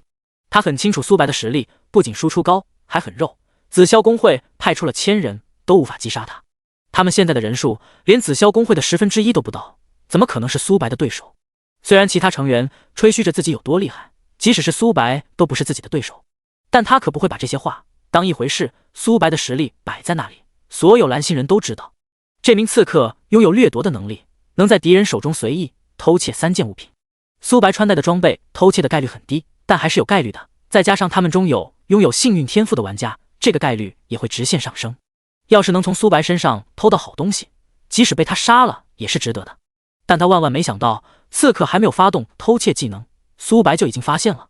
警告，第3只手向你发动偷窃技能，敏捷判定中，判定成功，本次偷窃失败。警告，第3只手向你发动偷窃技能，精神判定中，判定成功，本次偷窃失败。警告，第3只手向你发动偷窃技能，力量判定中，判定成功，本次偷窃失败。这怎么可能？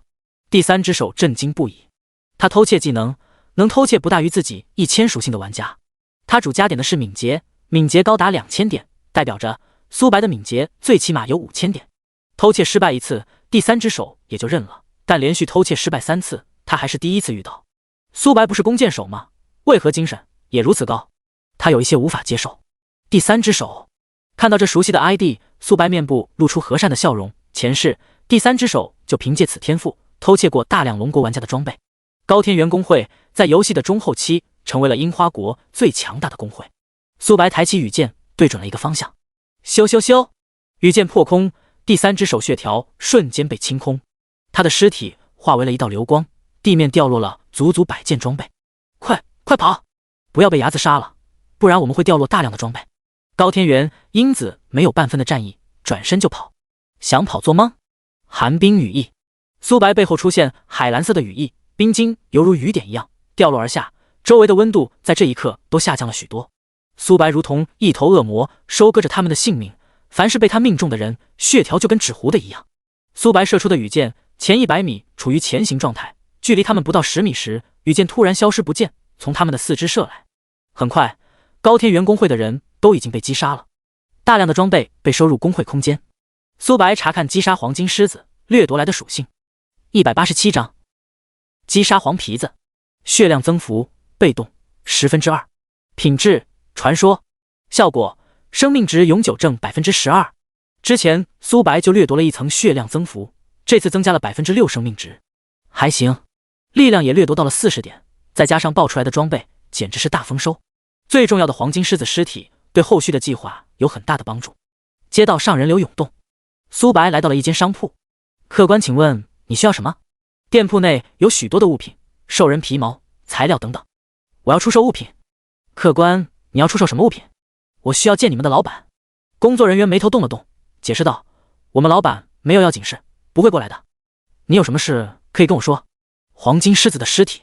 苏白轻描淡写取出了黄金狮子的尸体。当店员看到狮子的一瞬间，瞳孔收缩，能看到他眼中的贪婪。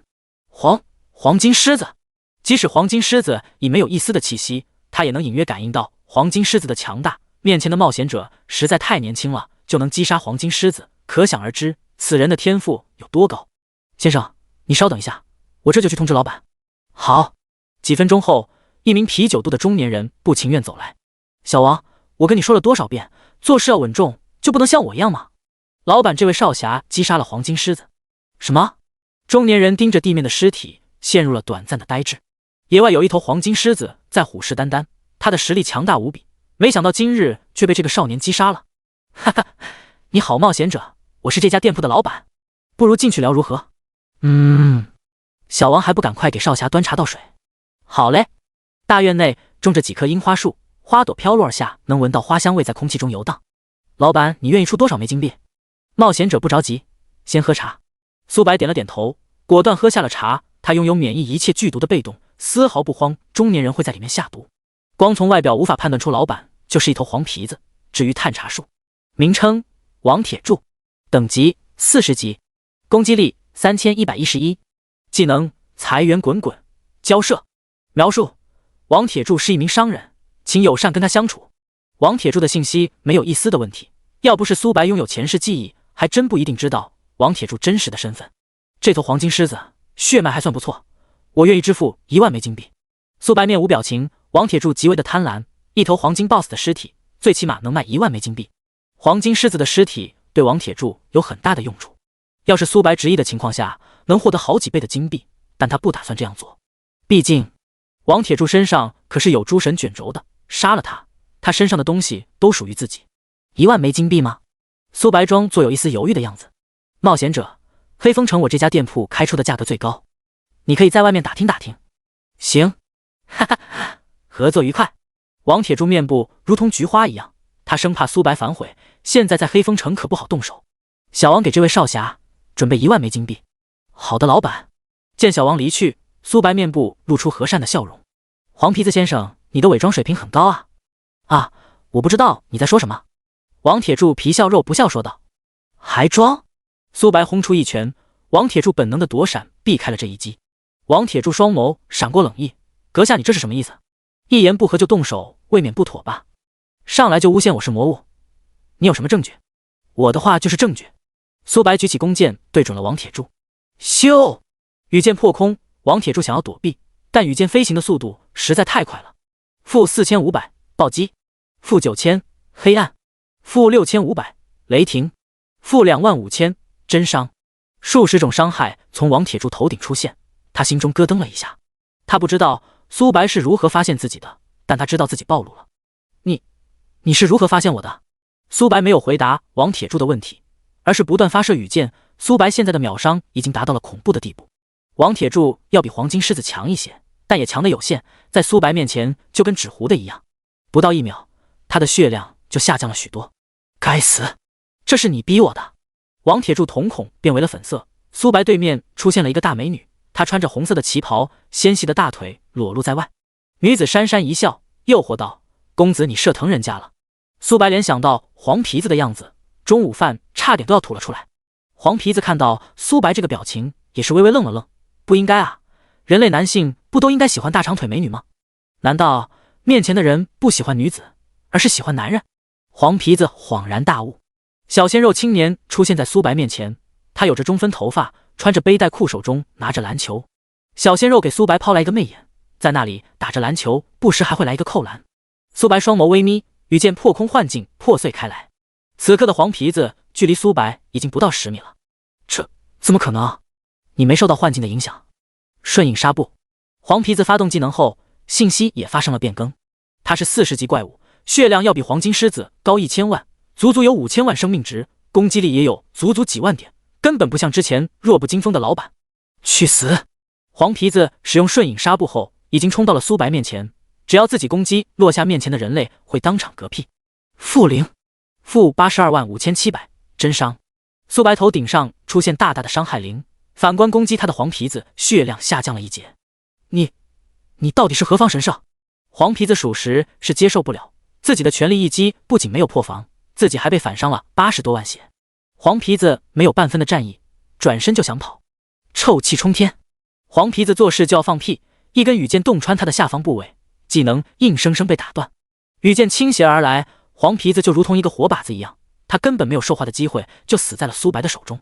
丁，你击杀黄皮子，成功掠夺1点生命值，1点双抗。你成功掠夺40点精神。你成功掠夺精神强化传说188章，陈卫军前来。苏白掠夺了40点精神，算上精神强化赋予的，总共140精神。基础被动金的加成，导致苏白击杀黄皮子精神力增加了280点。没爆出诸神卷轴，苏白很是不解。前世有玩家击杀过黄皮子，爆出了诸神卷轴。后来他把这条消息发布到了论坛，炫耀了一波，吸引了大量的人气。玩家们都很羡慕他的运气，随便杀一头黄皮子就获得了诸神卷轴。难道在他的身上？苏白刚想要摸尸，大门缓缓打开。店员看到倒地不起的王铁柱，地面的鲜血已经流淌一地了，他身上布满了羽箭，生前一定被射了很多下。杀人了！店员面色煞白无比。这还不到1分钟，生龙活虎的老板就这么被干掉了。他看着自己手中的钱袋子，下意识抛给了苏白。傻子都能看出来，苏白击杀王铁柱一定是想要劫财。毕竟王铁柱一身的啤酒肚，体重400斤还是男的，谁会看上啊？苏白没有理会惊慌失措的店员，他朝着王铁柱尸体摸去。是谁敢在黑风城杀人？这胆子未免也太大了吧，不把我们城卫军放在眼里。就是你小子敢在黑风城杀人！大量的士兵包围过来，整个店铺被堵得水泄不通。他们刚经过此地，就听到店员的呼救，第一时间就跑了进来。黑风城已经有很多年没有发生此等恶劣的事情了，玩家们也注意到了这边的状况。我去，是哪位老兄这么猛，竟然敢在黑风城杀人？我之前打了一名玩家，足足罚款了10枚金币。这兄弟胆子也太大了，杀原住民还是在黑风城，起码要关个半个月。游戏董哥开启了直播，他对着大屏幕说道：我是游戏董哥，我已经来黑风城了，想必大家都知道，牙子大佬也在黑风城。今日发生了重大事情，有一名玩家在黑风城动手杀人了。琉璃，主城内动手杀人，这也太猛了吧！孤独风，猛啥呀？在主城动手打人都要罚款，敢在主城杀人，起码要关半个月。天启刚开服不久就进入了黑风城，此人的天赋不简单，要是成长下去，也是我们龙国的一方强者。但被关半个月，甚至是1个月，实力会落后许多。韩露露，你们有没有觉得这名玩家有一些眼熟？18岁20厘米，这不是牙子大佬吗？我义父在主城杀人了，那没事了。小熊，你们觉得牙子大佬会被抓走吗？疾风，牙子大佬实力很强，但这里毕竟是2星主城，他才刚来没多久，在主城杀人可不是小事。唉，可惜了，要是义父被关半个月的禁闭，他的实力恐怕……游戏董哥在看到前面评论时没有多在意，当他看到是苏白在主城杀人后，他彻底的慌张了。牙子大佬是谁？他可是自己的偶像啊！游戏董哥想要上前阻止，但光凭他的实力上去不仅无法帮助到义父，还会被城卫军抓住。与此同时，紫霄大楼，姜丽等人观看着直播。哈哈，牙子大佬未免也太猖狂了。姜豪冷声道：上次苏白把他们杀到1级后，他们的实力下降了10几倍不止，连最弱一头怪都不是对手，只能被迫加入灯塔国，付出90%的资源，才保住了无法升级的命运。但这种寄人篱下的感觉实在太难受了。能看到苏白吃瘪，他们的心情也舒适了许多。没想到啊，牙子竟然还有今天，只要他被关押半个月，乃至是1个月，我们的等级也能赶上来，到那时，牙子会被我们反超。姜立恶狠狠说道。其余的成员也很高兴，郁闷心情一扫而空。樱花国高天元公会，高天元、英子看到画面内的场景，差点要笑出了声。牙子敢跟我们高天元家族为敌，这就是你的下场。现阶段苏白的实力绝对是一流，但在黑风城城卫军面前依然不够看。至于苏白会反抗，他还真没有想过。苏白击杀的城卫军越多，被关押的时间也会越久。想要从黑风城逃出去，绝非是易事。等待苏白的只有一个下场，那就是被关押一段时间。到那时，他们高天元公会将不再惧怕苏白，甚至是超越他。牙子大佬，龙国玩家都很着急，但他们却无能为力。这里发生了什么事啊？一道冰冷的声音在众人耳边回荡。奥利弗队长，你来了。被称为奥利弗的男子有着络腮胡，面庞威严，光是站在那里就给人一种不怒之威的感觉。奥利弗手底下管辖着数百号城卫军，在城卫军中属于小队长级别。按理来说，主城杀人这点小事不应该他来管，正好路过此地。奥利弗队长，这有一名冒险者在主城杀人。哦，还有此事？奥利弗面颊冷漠，看不出喜怒哀乐。他上下打量苏白，冒险者，你可知黑风城的规矩？自然知道。苏白不卑不亢说道。那你还敢在主城动手？玩家们呼吸急促，通过中年人跟奥利弗的对话，他们得知了奥利弗的身份不简单。苏白如何破局，没有人知道。黑风城有妖魔出没的痕迹，我击杀的是妖怪，你如何证明？我何需要证明？189章，骑士徽章在此。奥利弗快要被气笑了，面前的冒险者不仅杀了人，还如此的嚣张。他刚想要呵斥苏白，只见他佩戴了一枚骑士徽章，放在了胸前。奥利弗的动作戛然而止，他欲言又止，瞪大了双眼，震惊无比。你为何有剑心大人的骑士徽章？此话一出，全场哗然。骑士徽章是什么？兄弟，你连骑士徽章都不知道？那可是象征着骑士最高荣誉的东西。剑心大人，我好像记得是圣光教廷的阁主。哈哈，睚眦大佬牛逼！即使这处圣光教廷只是分教，阁主的身份也相当恐怖。难怪睚眦大佬有惊无恐。游戏董哥松了口气，他对着直播间解释道：所谓的骑士徽章是每一名骑士的最高荣誉，只要拥有此徽章，代表着本人到场，虽没有实权，但也不容小觑。孤独吹雪，哈哈哈！我就说嘛，义父大人怎么可能会如此莽撞？夏小二，我对义父大人的印象，他绝对不是莽撞的人，一定是这个油腻大叔干了。天怒人怨的是他才出手杀人的。雪花霜，嘿嘿，我知道了，中年大叔因看上了义父的样貌，所以他叫嘿嘿。刘如烟，楼上的姐妹很不对劲，不过我感觉也是这样的，中年大叔爱上了小鲜肉，想想就刺激。国足老三，腐女上一边玩去，睚眦大佬这么做一定有利所图，不然他不可能在主城动手，即使他拥有骑士徽章也不可能。紫霄大楼，紫霄公会的成员面部阴沉无比，全场鸦雀无声。足足过了几秒，江川才打破僵局。看来睚眦是无法被关禁闭了，他来黑风城才几天就获得了骑士徽章，可恶啊！江婉冷声道：该死的睚眦，他运气为何能这么好？明明只是一个散人，实力却能如此强，我不甘心啊！江辰无奈地摇了摇头，落寞道：或许我们跟他为敌就是一个错误的选择，其实我们之间没有太大的矛盾，要是能化解。江豪冷笑道：化解？睚眦害我们紫霄公会损失惨重，让我们公会的人跌落到一级，被龙国玩家唾弃，现在都没有人愿意加入我们紫霄公会了，还有许多公会的成员都离开了我们公会，而这一切都怪睚眦。江丽敲了敲桌面，江豪说的对，睚眦再强也不可能是一辈子强，我承认他游戏中很强，但现实中或许他只是一名爱打游戏的屌丝，只要我们能发现睚眦真实的身份，或许……江豪心里一惊，会长，我们现在虽然被龙国所有玩家唾弃，但现实中干那些事，我们……江丽摆了摆手，回道：睚眦害我们身败名裂，我们要是什么都不做，那我们紫霄公会的威严何存？况且这次动手能以灯塔国的名义，即使灯塔国的人杀了睚眦，最多被驱逐出境，只要睚眦一死，龙国不足为惧。江好回道：会长，我们现在连睚眦大佬真实身份都不知道，从哪下手？江辰提议道：会长，我们刚遇到睚眦时主动拉拢过他，但他对我们的态度很差，甚至能用敌视来形容，我感觉睚眦很有可能是我们的竞争对手。江丽询问道：江川可有此事？江川回忆了片刻，点了点头：我跟睚眦出自同一个新手村，我找过他，并且以每年100万的年薪拉拢他，但他拒绝了。100万？你在打发叫花子吗？江丽明显有一丝不悦。像苏白这种天才，即使每年开出1000万乃至1亿都不奇怪。江川头颅低下，不再敢言语。会长，江川毕竟只是我们公会的小队长，100万并不低。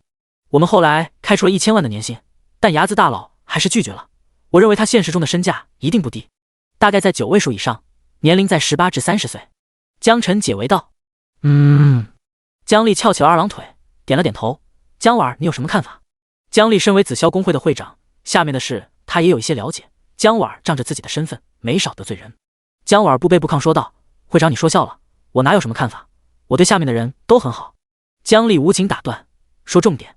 江婉轻咳了几声：会长，我只是紫霄公会的主管，管辖的人身份并不高，没有一个人身价过亿的。我认为睚眦是跟我们敌对的势力。敌对的势力？江丽双眸眯起，他们紫霄公会的风评并不好，得罪了好几家公会，想要找到苏白简直是大海捞针。难道我们紫霄公会就没有翻盘的机会了吗？江丽落寞无比。紫霄公会在全球也是大公会，现在走的人走，没走的人在天启游戏中被别人拉开了一大截，一步慢步步慢的道理他还是知道的。江豪邪魅一笑：未必。江丽双眸放出亮光，激动道：江豪副会长，你有办法？永业跟圣光是死仇关系，睚眦跟永业是敌对关系，以我们的实力想要解决睚眦很难。永业？江丽有几分的抗拒。永业被称为吃人不吐骨头的势力，许多原住民就被永业的人剥离了记忆，练成了一名名傀儡。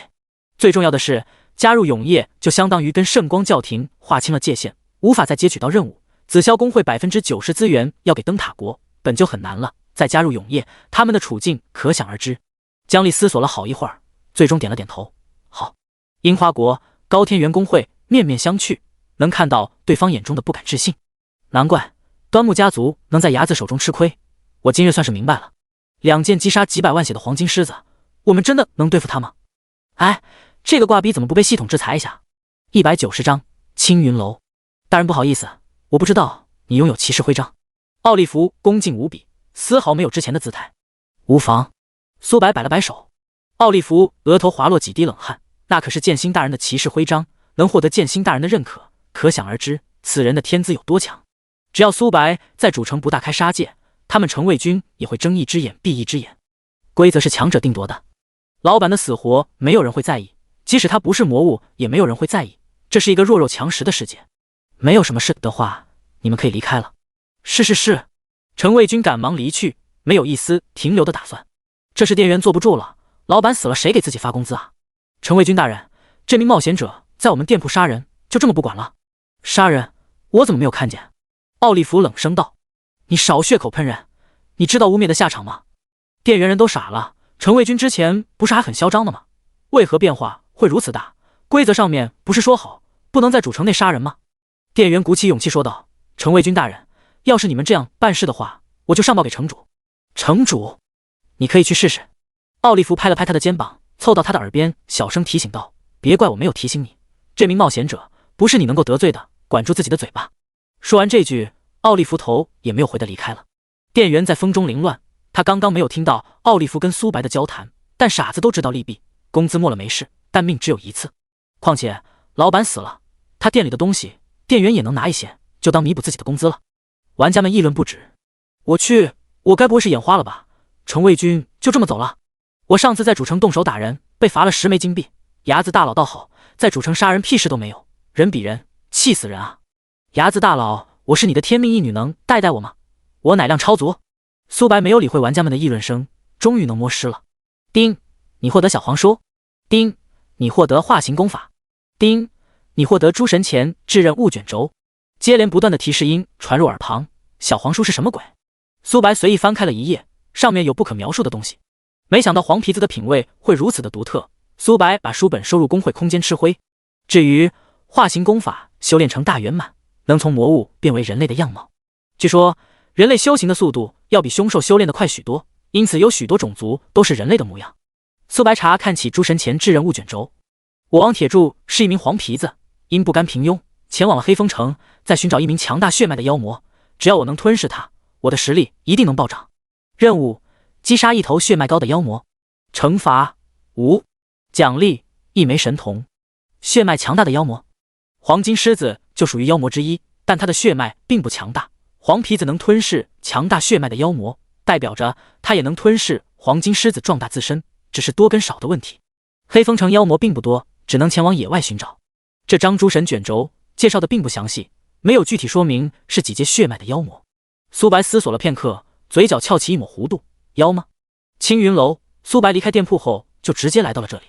青云楼有许多无家可归的少女，不管是原住民还是玩家，只要有多余的钱都会来到此地。苏白来青云楼的目的自然不是享受。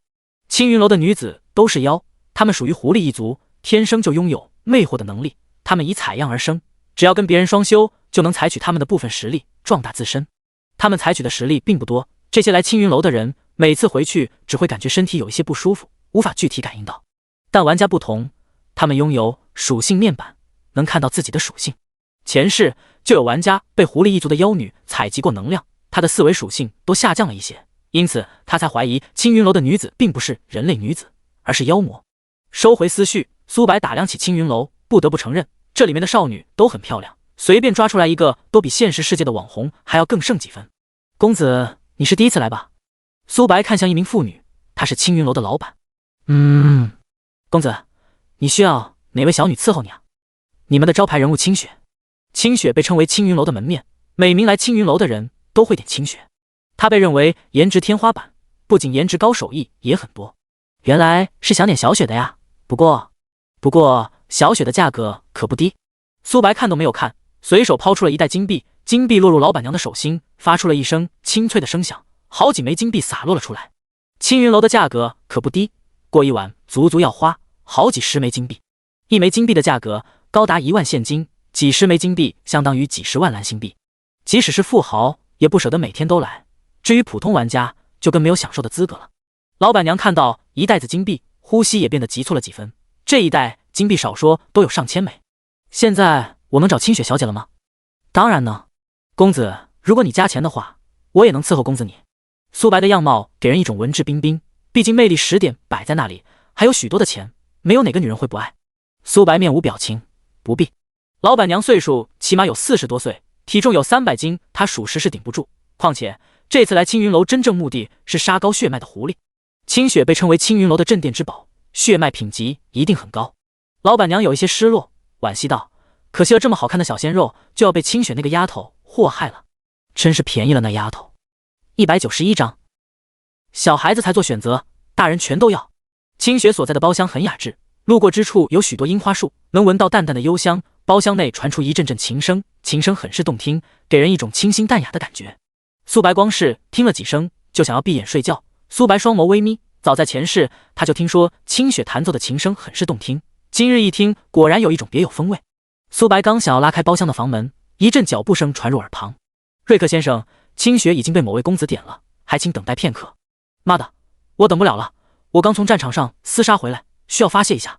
瑞克先生，我们青云楼还有别的女子，我瑞克把话放在这里，除了清雪，其余人都不行。我就不信还有我瑞克得罪不起的人。被称为瑞克的人大摇大摆走来，他丝毫没有顾及老板娘等人的感受。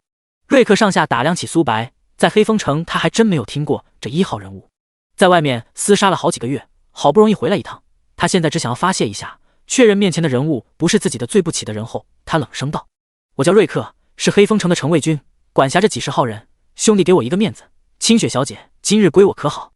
我瑞克也不是无情之人，今日公子的消费我买单。瑞克并不是无脑之人，他相信这一番话对面一定会让步，毕竟他可是黑风城的城卫军，不管是身份还是地位都不容小觑。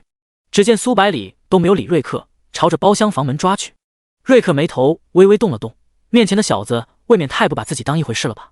小子，我跟你说话了，你没有听到吗？呵呵，苏白冷笑了一声，如同在打量一个傻子一样。听到了又如何？知道了我的身份，还不赶快滚开！我不想再重复第二遍。瑞克的话语变得极为的冰冷，他属实是想清雪小宝贝了。在战场上，命绑在裤腰带上，凡是有一个意外，自己的小命就没有了。像他这种人，不知道哪一天就嗝屁了，能享受一天是一天。瑞克在黑风城得罪不起的人物本就少，至于冒险者还真没有。如果瑞克近期在黑风城，或许能听到苏白的大名，刚来黑风城不久就获得了骑士徽章。想让我滚你呸吗？苏白唏嘘一笑。老板娘连忙劝架，两位大人消消气，不如这样，听我讲一句可好？哼！瑞克冷哼了一声，见两人没有反对的打算，他继续说道：的确是这位公子先来的，要不先让他。瑞克无情的打断：老板娘，你这是什么意思？我可是你们青云楼的老顾客了，这小子细皮嫩肉的，怕是连毛都没有长齐吧？哈哈哈！老板娘额头滑落几滴冷汗，瑞克这话嘲讽的意思实在太明显了，即使她身为一名女子，听了都有一些难受，可想而知当事人苏白了。老板娘还想要说点什么，只见一阵脚步声传来，瑞克等人的目光看向了楼梯的方向，为首的是一名男子，他有着刀疤脸，光是站在那里就给人一种压迫感。奥利弗，黑风城小队长，管辖着几百号人。如果瑞克算是大人物的话，奥利弗就是大人物。瑞克见到奥利弗，他谄媚道：奥利弗大人，没想到你也有雅兴来此地玩。奥利弗瞥了一眼瑞克，向他点了点头，询问道：这是怎么回事？瑞克指着苏白鼻子，居高临下说道：这小子实在太狂妄了，竟然敢不把我当一回事。奥利弗看到苏白的一瞬间，整个人愣在了原地。瑞克并没有意识到奥利弗的举动，他越说越激动。像这种冒险者，我认为不配进入主城，就应该让他们在外面猎杀魔物，让他们体验一下我们的生活。我们为了不让魔物入侵城池，不知牺牲了多少个兄弟，好不容易回来一趟，想说一番有错吗？闭嘴，瑞克！瑞克的话戛然而止，他不明白奥利弗为何要让自己闭嘴，但他也不敢反驳什么，毕竟奥利弗是自己的上级。睚眦大人，我向瑞克向你道歉。大人，瑞克人都傻了，奥利弗竟然叫这个小白脸叫大人，他凭什么？道歉就不必了。苏白摆了摆手。奥利弗心中咯噔了一下，回头看向了瑞克。你看看你做的好事。你知道睚眦大人是谁吗？他可是拥有骑士徽章的冒险者，还是剑心亲自颁发的。瑞克面色煞白无比，他怀疑自己听错了，剑心可是圣光教廷的阁主，地位仅次于城主的存在。苏白拥有骑士徽章，身份不知比自己高了多少。睚眦！苏白无情打断了瑞克的话语，他来到了瑞克的身旁，拍了拍他的肩膀，面无表情。你刚刚说的话我记住了，以后走夜路时当心一点。瑞克好歹也是城卫军副队长，手底下有好几十号人，现在动手对苏白不利，但不代表苏白不记仇。等出了黑风城，瑞克的死活就不是他能管的了。瑞克看着苏白离开的背影，想要抽自己一个耳光。瑞克呀瑞克，你招惹谁不好，偏偏要招惹这个煞星。喜悦的心情一扫而空，他看向奥利弗，颤颤巍巍说道：奥利弗队长，我还有事，失陪了。见瑞克离开的背影，他看向了自己的队友，紧接道：你们给我记住，不要去招惹睚眦，不然即使是我也保不住你。对了，把这条消息通知给城卫军其他人。瑞克那个白痴到底跟睚眦大人说了什么？是。老板娘在苏白身旁颤颤巍巍，她万万没想到面前的人来头这么大。苏白像是想到了什么，他停下了脚步。老板娘，你们青云楼总共有多少个小姐？啊！老板娘一时间没有反应过来，苏白问这个问题干嘛？回过神后，老板娘开口道：我们青云楼总共有1033名小女，大人怎么了？1033个吗？我全都要了。192张，狐族少女。啊！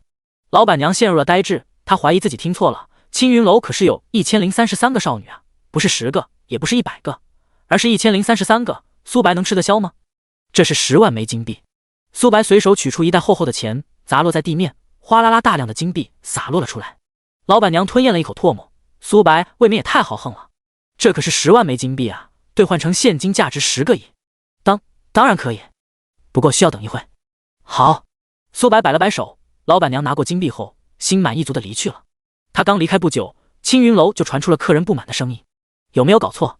我特意为刘月小姐而来，你跟我说她有事，我可是在这等候了好几个小时的呀。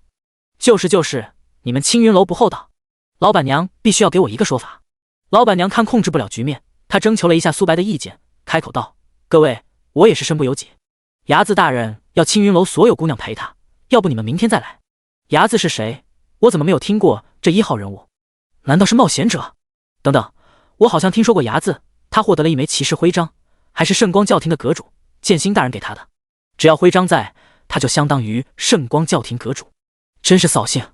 这里面还混入了几个玩家，他们还想体验一下天启中100%虚拟世界，然而还没有拔刀就被卡壳了，这种感觉实在太难受了。即使苏白在龙国被称为全民偶像，他们也有一丝不满。聊天频道彻底炸锅了，家人们谁懂啊？我今日来青云楼想要放松一下，结果你们知道我看到谁？楼上的兄弟，你很不对劲，青云楼可不是什么好地方。可嗨，你倒是说啊，看到了谁？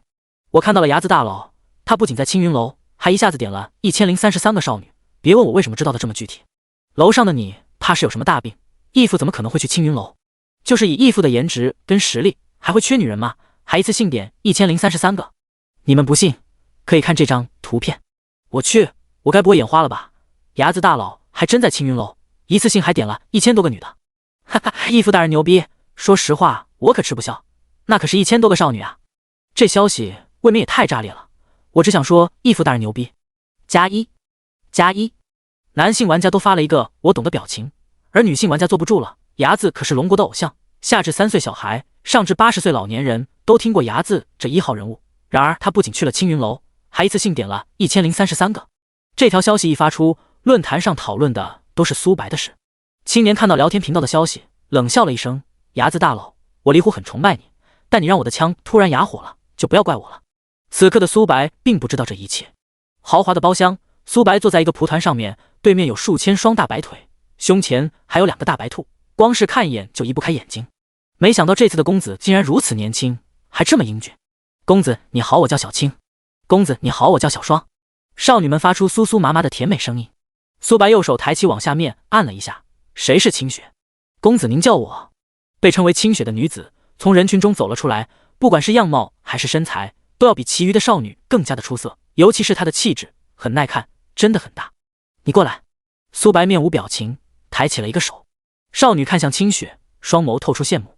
清雪迈动着大长腿，朝着苏白一步步走来，越是靠近，就越能闻到清雪身上传来的体香。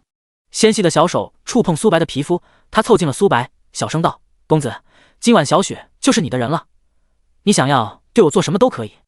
你确定？”“当然。”突然，一只大手抓住了清雪的脖子，毫无防备的清雪还没有反应过来，自己的脖子就被死死的捏紧了。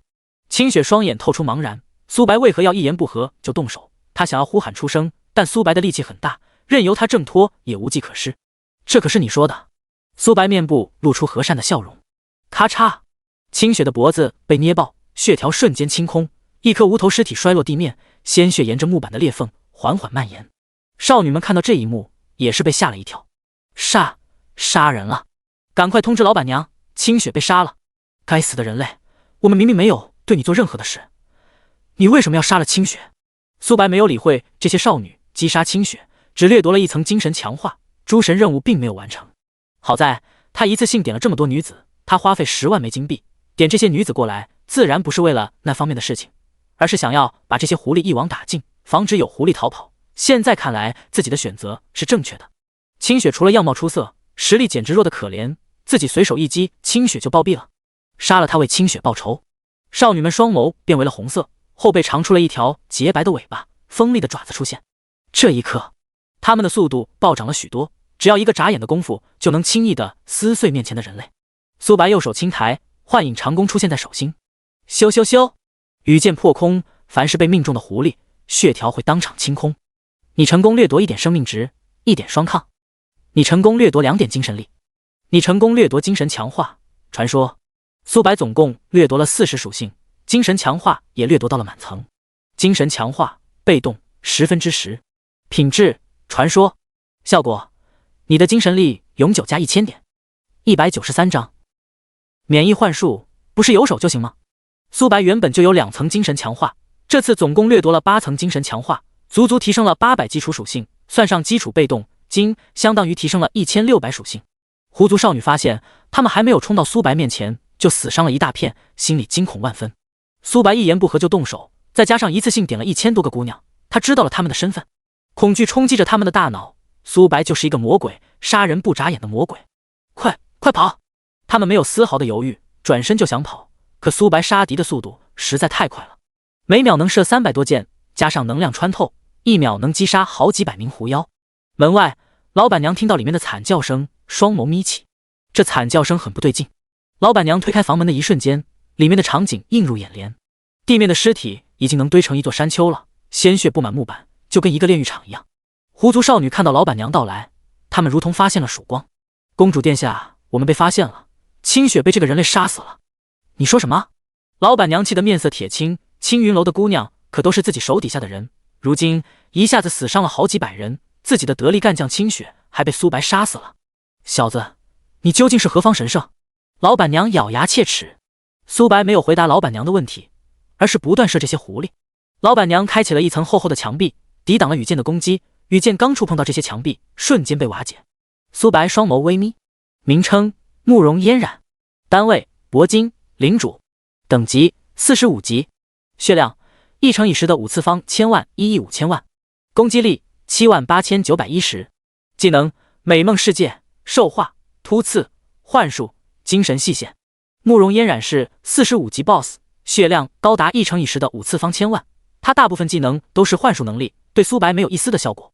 随着慕容嫣然实力技能，他的样貌也发生了改变。原本她是一名妇女，体重有300斤，妥妥一个人形坦克。但现在的她已经不能用漂亮来形容了，简直是仙女下凡也毫不夸张。慕容嫣然露出了雪白的美腿，2只玉足轻轻踩踏地面，她带着红色的纱布遮挡了绝世容颜，但能通过她的身材来判断此女很出色。慕容嫣然朝着苏白一步步走来，路过之处出现了好几片花朵，她踩在了莲花上。公主殿下，此人实力很强，你要当心了。以公主殿下的实力，一定能为我们的姐妹报仇的。该死的人类，我们明明没有做什么，为何要赶尽杀绝？慕容嫣然话语冷漠，质问道：人类，我好像跟你无冤无仇吧？即使我们是狐狸一族，也没有害过你们。苏白像是听到了天大的笑话一样。你笑什么？慕容嫣然面部有一丝不悦，面前的冒险者一言不合就把几百名狐狸给杀死了，这妥妥把他不当一回事，可谓是把他的脸颊在地盘上来回摩擦。狐狸一族向来卑鄙无耻，慕容嫣然你开这家青云楼的意义比我更清楚吧？真的是为了让男性人类找一个发泄的地方吗？你是想通过这种方式提取他们体内的能量，神不知鬼不觉窃取力量，等男性被提取的足够多时，他们的寿命也会直线下降。刚开始看不出什么，但随着时间拉长，他们会觉得越来越乏力，直到生命彻底枯萎的那一刻。你，慕容嫣然如同在看怪物一样，他不明白苏白如何知道这么详细的。咻，羽箭破空，慕容嫣然下意识地利用墙壁格挡攻击。虚无，羽箭突然消失不见，慕容嫣然感觉到后背传来的冷意，他想要躲避，但已经太晚了。负5670，暴击；负12400，黑暗；负6791，雷霆；负25000，真伤。巨额的伤害数字从他头顶上出现，慕容嫣然倒吸了一口凉气。面前的人类未免也太可怕了，不仅知道他们的秘密，实力还强到可怕。这是你逼我的。美梦世界，苏白被粉色的烟雾包裹在内，里面传来了一幅幅画面。慕容嫣然冷笑了一声，即使苏白再强，也不可能破解自己的技能，没有哪个男人能从美梦世界活着出来。许多诱人的身影在苏白周边环绕，慕容嫣然双手变为了利爪，朝着苏白脖子抓来，只要自己攻击中苏白，这个脆皮弓箭手会当场暴毙。负837900，真伤。苏白头顶上出现一个伤害0的数字，反观攻击他的慕容嫣然足足扣了80多万血，爪子硬是连皮毛都没有破开。这怎么可能？自己的全力一击连防御都没有破开，他有一些接受不了。苏白输出高就算了，防御力还如此强，他该不会是怪物吧？突然，苏白手中的长弓变为了一把大剑，大剑劈来，慕容嫣然想要躲避，但为时已晚，他的胸口被斩了一剑，血量直线下降。其余狐族都一脸怀疑着人生，怀疑自己眼花了。公主殿下的魅惑能力竟然对他没有效果，这怎么可能？公主的幻术即使是对同性都有效果，她怎么没受到一丝的影响？该死，我们到底碰到了什么怪物啊？慕容嫣然彻底的麻木了。苏白不仅输出高，还很肉，还能免疫幻术，这还打个屁啊！人类，你知道我是谁吗？我是慕容家族的公主，狐狸一族的公主。你要是杀了我，狐狸一族不会放过你的。哈哈，想要我放了你，你在做梦吗？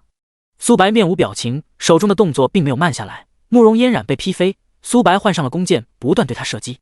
其余的狐族想要上前帮忙，可苏白的实力摆在那里，他们连靠近都无法做到。小子，动我的人，你是在找死吗？194章，年轻书生的实力。小子，动我的人，你是在找死吗？一名书生走了过来，他的面颊发白，穿着一身道袍。公子你来了，要是你再不来，我就已经是死人了。年轻书生向他点了点头，小妹别怕，这里有我在。他看向了苏白，呵斥道：住手！苏白没有理会年轻书生，羽箭倾斜而下，每秒都能射几百箭。他现在已经开启了狂暴状态，每秒能射600多箭。慕容嫣然的1亿5000万血就像纸糊的一样。年轻书生面部有一丝不悦，我让你住手，你没有听见吗？剑来！年轻书生四周出现大量的长剑，咻，长剑倾斜而出，路过之处如同密集的风暴。剑使被这些长剑逼退，长剑就犹如一个大网一样保护着慕容嫣然。慕容嫣然的血量已经下降到1/3了，他狼狈地跑到了年轻书生面前，惊恐道：公子我。慕容嫣然很是委屈，再加上他的样貌给人一种保护欲。年轻书生看到他这样，双眸闪过冰寒。小子，你把小雪弄哭了，今日你就把命留在这里吧。剑来！长剑的数量一下子暴涨了好几倍，剑使被长剑劈开，朝着苏白杀来。苏白本能的规避，但长剑的数量实在太多了，即使是他也无法规避所有的长剑。负99999，真伤。负99999，负99999，伤害并不高，每一把剑能造成近10万伤害。因苏白之前击杀这些狐狸的缘故，护盾刷了几百万，能抵挡许多次攻击。最让苏白在意的是，年轻书生的攻击竟然都是真伤，即使伤害不高，但数量多。苏白现在只有1000多万血，被长剑砍中几百下，自己也会嗝屁。但600多根羽箭想要抵挡住上千把长剑，简直是痴心妄想。所以他需要更多的羽箭来加持自己这边的火力。黑暗分身，雷霆神法，寒冰领域，火雨，蓄力一剑。分身拥有自己70%属性，每秒也能射几百根黑暗箭，4道分身射出的羽箭可是相当可怕的。最重要的是，他们同样能开启狂暴模式。长剑被逼退，年轻书生面部凝重，即使箭矢数量超过长剑的数量，也不可能逼退长剑的攻击。苏白射出的羽箭，不管是在速度方面，还是力量以及锋利度，都要强于普通的弓箭手，这就导致了羽箭能逼退长剑。每秒几千根羽箭的攻击是相当恐怖的。剑无痕，年轻书生并没有慌张，他手握长剑，在木板上画了一道长剑的标志。一层无形的护盾出现在面前，羽箭触碰的一瞬间，失去了冲击力，掉落了地面。年轻书生唏嘘一笑：“朋友，你实力很强，但依然不是我的对手。”苏白没有说话，年轻书生的实力很强，苏白必须要全力以赴。名称：年轻书生，等级：血量，攻击力，技能。除了名称，其余的都是问号。等级超过5级后，会有等级压制，无法查看对方的信息。苏白现在是44级，年轻书生最起码有49级。通过年轻书生的实力，苏白推测他有50级钻石 BOSS 的实力，击败他只是时间问题。无形屏障看似无解，实则不然。无形屏障需要利用大量的长剑做运作工具，在这个阶段内，年轻书生无法对自己造成一丝的伤害，而自己在全力攻击屏障。年轻书生在赌苏白召唤出的分身无法长期维持，而苏白何尝不在赌了？他在赌自己能在短时间内摧毁年轻书生的屏障。年轻书生双眸微眯，他能感应到长剑不断的在颤抖。公子，慕容嫣然着急无比。要是年轻书生也不敌苏白，还有谁能战胜他？其余狐狸也一脸的忐忑，他们现在在黑风城，想要逃跑简直是做梦，除非把苏白杀了，才有希望逃出去。年轻书生眉头皱成川字形，该死，这些箭矢为何如此奇怪？不仅速度快，冲击力、锋利度都很强，根本不像羽箭。长剑被这些羽箭腐蚀了。几秒后，无形的屏障出现了蜘蛛网的痕迹，作为支撑屏障的长剑也出现了一道道裂痕。你知道她是谁吗？她是狐狸一族的公主，你得罪不起，现在收手还来得及。急了，年轻书生着急了。苏白没有回答他的问题。10秒不到，护盾破碎，长剑寸寸崩裂。御剑士没有了长剑，战力下降了90%。年轻书生想用自己手中仅剩2把的长剑抵挡攻击，但羽箭的数量实在太多了，他根本无法支撑。血量疯狂下降着。至于其他人，被雷霆神罚包围，麻痹效果不断触发。慕容嫣然稍微好一点，他身为45级 BOSS， 雷霆神罚想要短时间击杀他几乎不可能。他一咬牙，无情抛弃了年轻书生，想要逃跑。虽然现在在黑风城拥有大量的护卫，但留下来一定会被苏白杀死。想跑做梦！苏白让一道分身去追慕容嫣然，年轻书生看到这一幕，想要去阻止苏白，但他现在的状况比慕容嫣然还要差。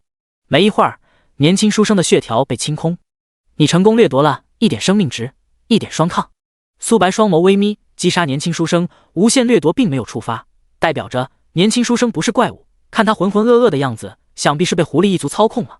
至于慕容嫣然操控年轻书生，他还真没有想过，狐狸一族想要控制其他生物，必须要比其他生物更强，不然会遭到反噬。通过刚刚的交谈，苏白得知了慕容嫣然是狐狸一族的公主，身份可不简单。慕容嫣然瞥了一眼年轻书生的方向，发现狐狸一族以及他都被苏白杀死了。苏白没有理会慕容嫣然，而是走到了年轻书生的尸体面前。他捡起一把木质小剑，他查看属性，看到了195章风神瞳，风系化身，名称木质短剑，品质特殊物品，效果装备后能抵挡1亿伤害。注：木质短剑以抵挡0点伤害。木质短剑属于特殊装备，不占据装备栏，正常玩家获得了木质短剑，绝对是无敌版的存在。毕竟现阶段能抵挡1亿伤害，谁能破开自己的防御力？站在原地让别人打都要打半天。但苏白本身血量就高，双抗也强，木质短剑还不能修复，属于一次性的装备，只能算是锦上添花吧。苏白收起了木质短剑，看向了慕容嫣然。此刻的他血量已经不足 20% 了，只要自己再射2箭就能秒杀他。慕容嫣然祈求道：冒险者大人，只要你放过我，让我做什么都可以。慕容嫣然不管是样貌还是身材都是顶尖的，但苏白没有半点怜香惜玉，既然得罪了，那就杀死敌人。像那种见到美女就走不动路的人，在大灾变来临后只会让自己死得更快。况且诸神任务卷轴必须要击杀血脉高的妖物。咻咻咻，羽箭破空，慕容嫣然变为了一座石雕，下一件石雕破碎开来，他的血量也被清空。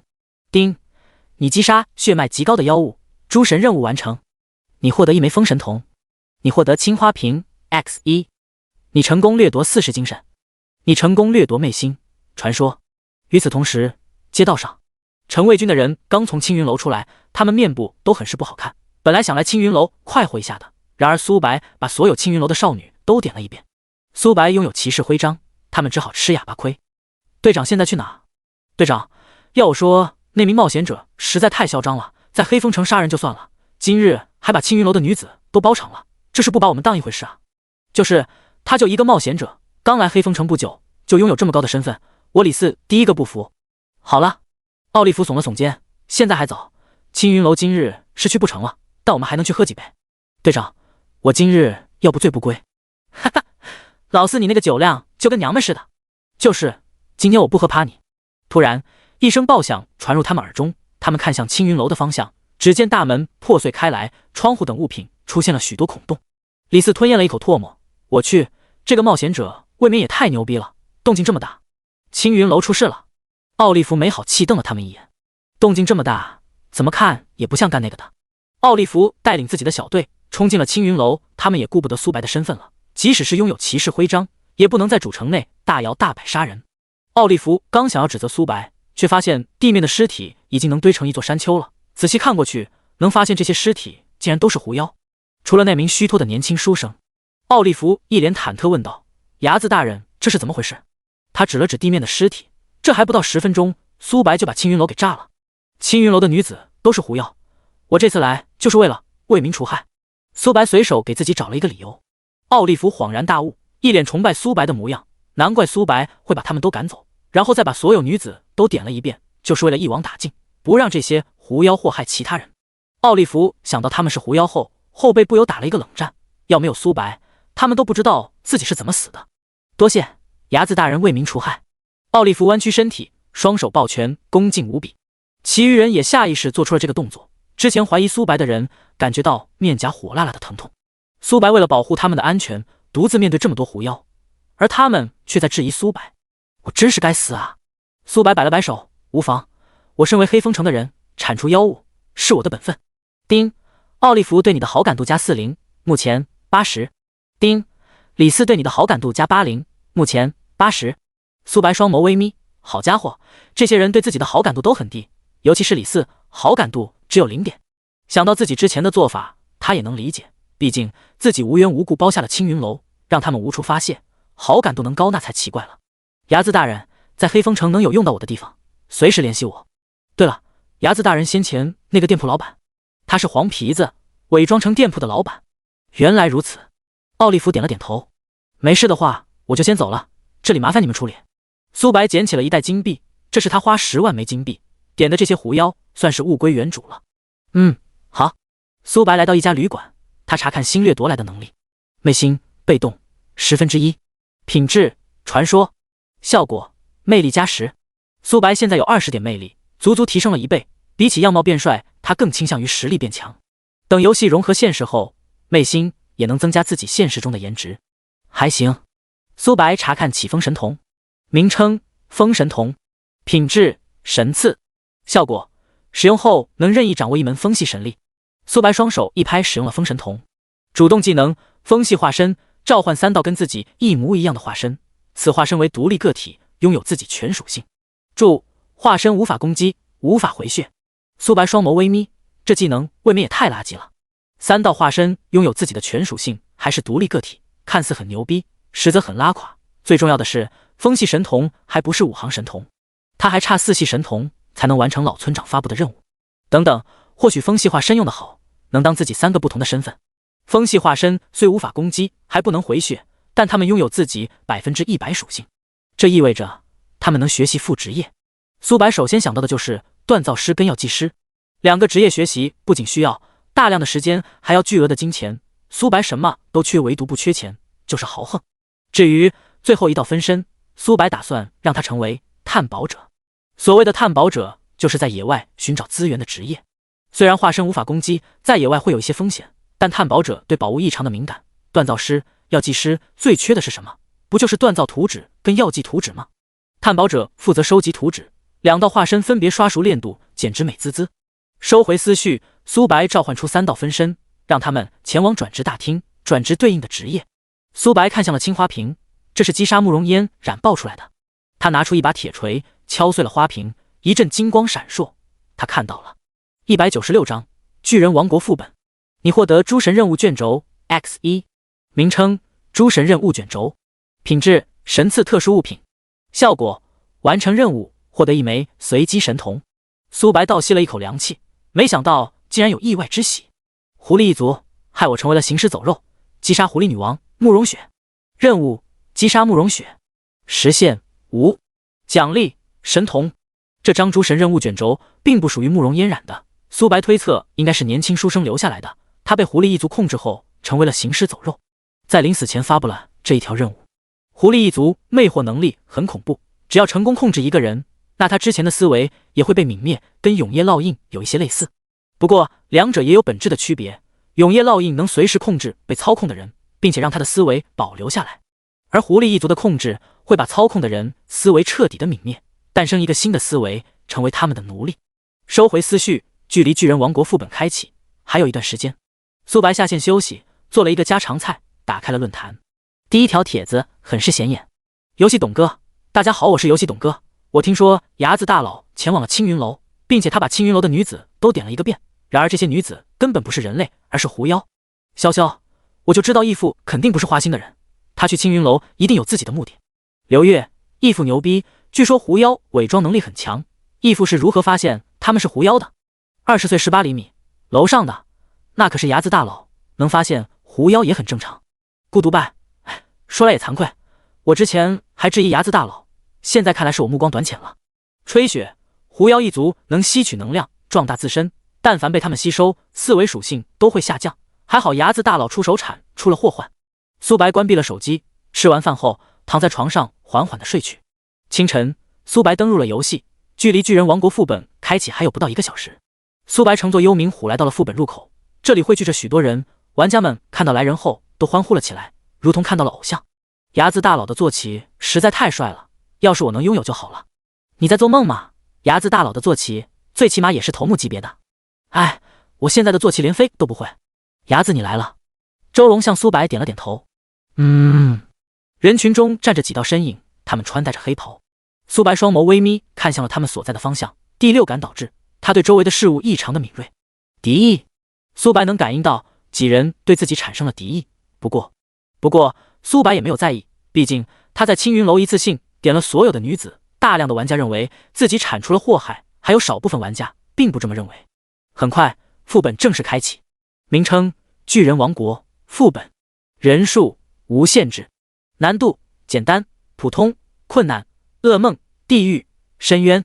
描述：里面生活着大量的巨人。巨人副本不限制人数，难度分6个等级。一道声音传来：巨人王国副本人数没有限制，睚眦被称为蓝星第1强者，同为龙国人，能带我们吗？当然，要是睚眦大佬有事的话，当我没说。苏白还没有开口，周荣冰冷说道：呵呵，要是没有睚眦，我们龙国根本无法到如今的地步。没想到竟然有人用这种方式逼迫睚眦大佬，你到底安的什么心？其余人也有几分不爽，他们看向声源的方向。就是睚眦大佬待你是情分，不待你是本分。况且巨人王国副本是睚眦大佬开启的，你们这些吃里扒外的东西。对了，你们穿着一身黑袍，还隐藏了自己 ID。 黑袍人心中咯噔了一下，他们是高天元工会的人，这么说只是想恶心一下苏白。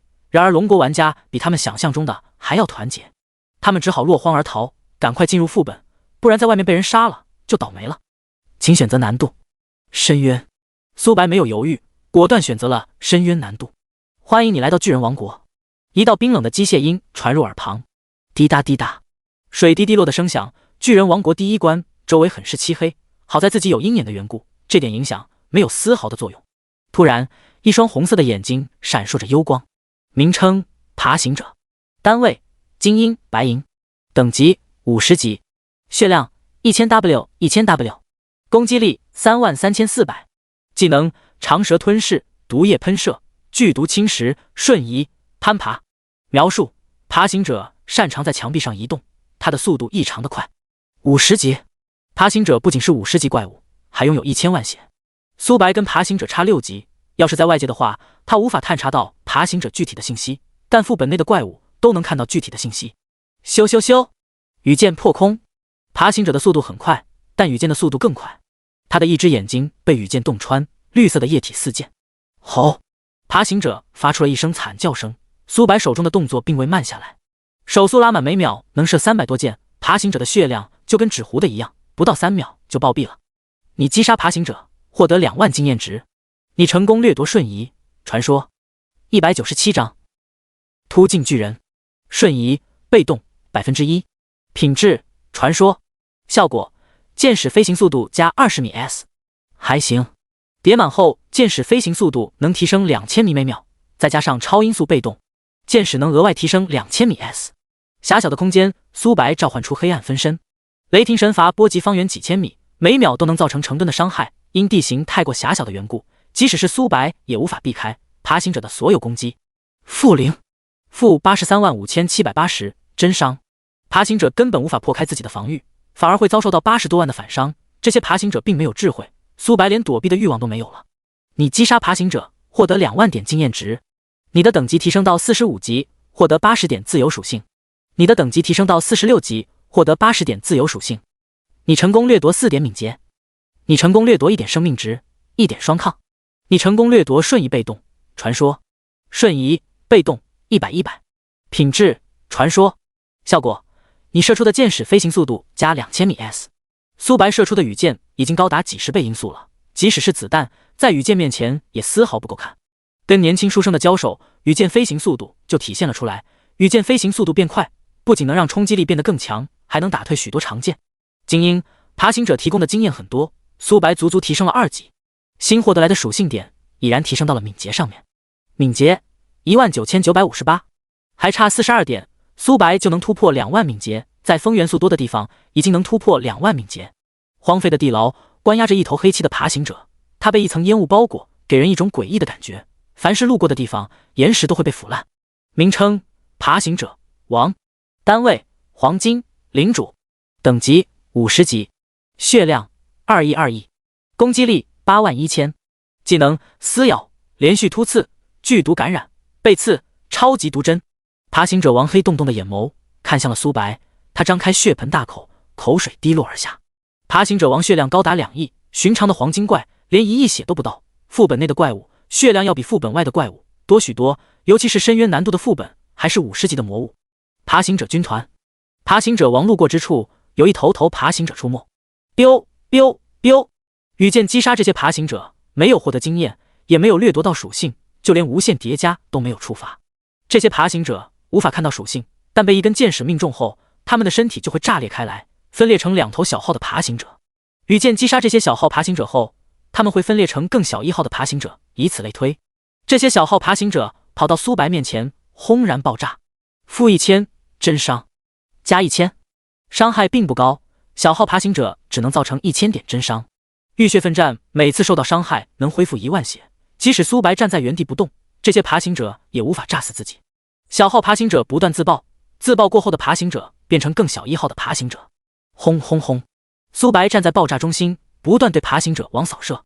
爬行者王血量疯狂下降，反观苏白血量全程保持在健康的状态。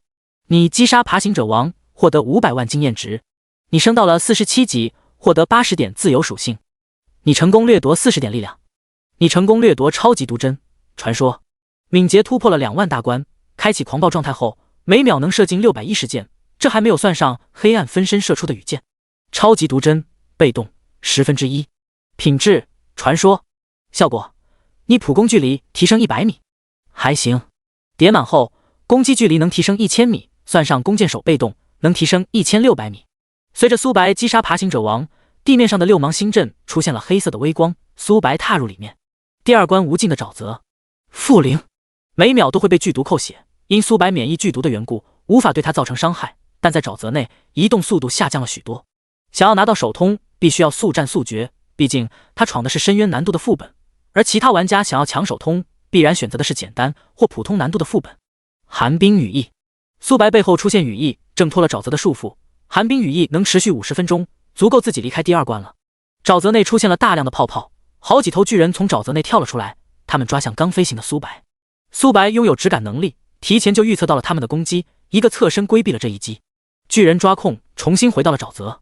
名称：突进巨人，单位：精英、黄金，等级50级，血量2000W，攻击力46700，技能：连续跳跃、大地冲撞、力量增幅。描述：突进巨人喜欢躲在沼泽中偷袭敌人。突进巨人比爬行者高1倍的血量，地形对他们还有利。要是其他玩家被突进巨人偷袭，大概率是躲不过去的，被拽入沼泽下场可想而知。但他们遇到了苏白，咻！羽箭破空，突进巨人想要潜入沼泽，但他们的动作实在太慢了。能量穿透，导致第二名突进巨人也要承担同等的伤害。苏白每秒能造成巨额的伤害，不到3秒就能击杀2头突进巨人。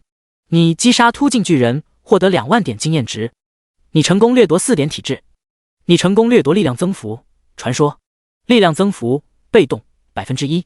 品质，传说。效果，力量加10，叠满后能增加1000点力量，算是锦上添花。198章巨人王国。力量增幅，被动100。品质，传说。效果，力量永久加1000。苏白敏捷高达2万多点，寒冰羽翼开启后赶路效率很高，沼泽内的巨人都被击杀殆尽。有鹰眼的缘故，苏白即使在万米高空也能一清二楚看到地面一根发丝的流动轨迹，更不用说躲在沼泽内的突进巨人了。力量，体质突破了5000大关，身为一个弓箭手，力量体质也太低了。沼泽尽头，一头庞大的巨人躲藏在沼泽里面，要不是自己有鹰眼的缘故，还真不一定能发现他。咻！羽箭破空，穿过沼泽的表面，还没触碰到巨型巨人，这些羽箭就被腐蚀了。苏白双眸微眯，这些沼泽很不对劲，不仅能减少移动速度，还能腐蚀自己的羽箭。不过苏白并没有在意，他现在每秒能射300多箭，他就不相信沼泽能腐蚀自己全部羽箭。况且自己射出的羽箭是能量羽箭，无上限。果不其然，苏白手速拉满后，沼泽只能腐蚀部分的羽箭，其余的羽箭穿过了沼泽，命中了巨型巨人。巨型巨人从沼泽内站了起来，突进巨人在他面前连他的小腿部位都不到。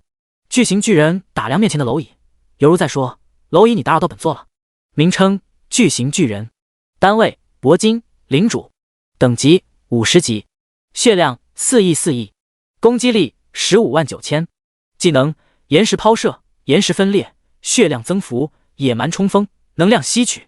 描述：巨型巨人防御力强悍无比，攻击他的脖子能取到意想不到的效果。4亿血。巨型巨人身为铂金 BOSS， 还是50级怪物，只拥有可怜的4亿血，而寒冰巨人只有40级，却有4亿血。很快，苏白释然了。虽然2个副本都是深渊级，但血之谷副本被污染过，难度直线提升。而巨型巨人只是第2关的 BOSS。吼！巨型巨人发出了一声怒吼。警告：巨型巨人对你发动怒吼技能，体质判定中，判定失败，眩晕10秒。10秒！苏白嘴角不由得抽了抽，自己拥有一些韧性，不然怒吼能控制的时间只会更久。好在自己拥有1000多万的生命值，还有几百万的双抗，飞行过程中眩晕并不会落地。岩石抛射！巨型巨人举起了周边的岩石，砸向了苏白，岩石分裂开来，1分3， 3分9， 9分81，足足81颗岩石砸来。-000，苏白受到了81段伤害。巨型巨人头顶上同样出现了81次反伤，每次反伤都要扣80多万的血，他这次的攻击足足让自己掉了7000多万的血。巨型巨人没有停止的打算，他不停向苏白抛来了岩石，每次自己都要受到几十段的反伤。第6次，巨型巨人发动了抛石技能，这些岩石分裂开来，巨型巨人血量瞬间被清空，苏白也从眩晕的状态挣脱了出来。全程苏白没有攻击哪怕一下，巨型巨人就被自己活活反死了。能击杀巨型巨人，获得500万经验值。你升到48级，获得80点自由属性。你成功掠夺50点力量。你成功掠夺血量增幅，传说。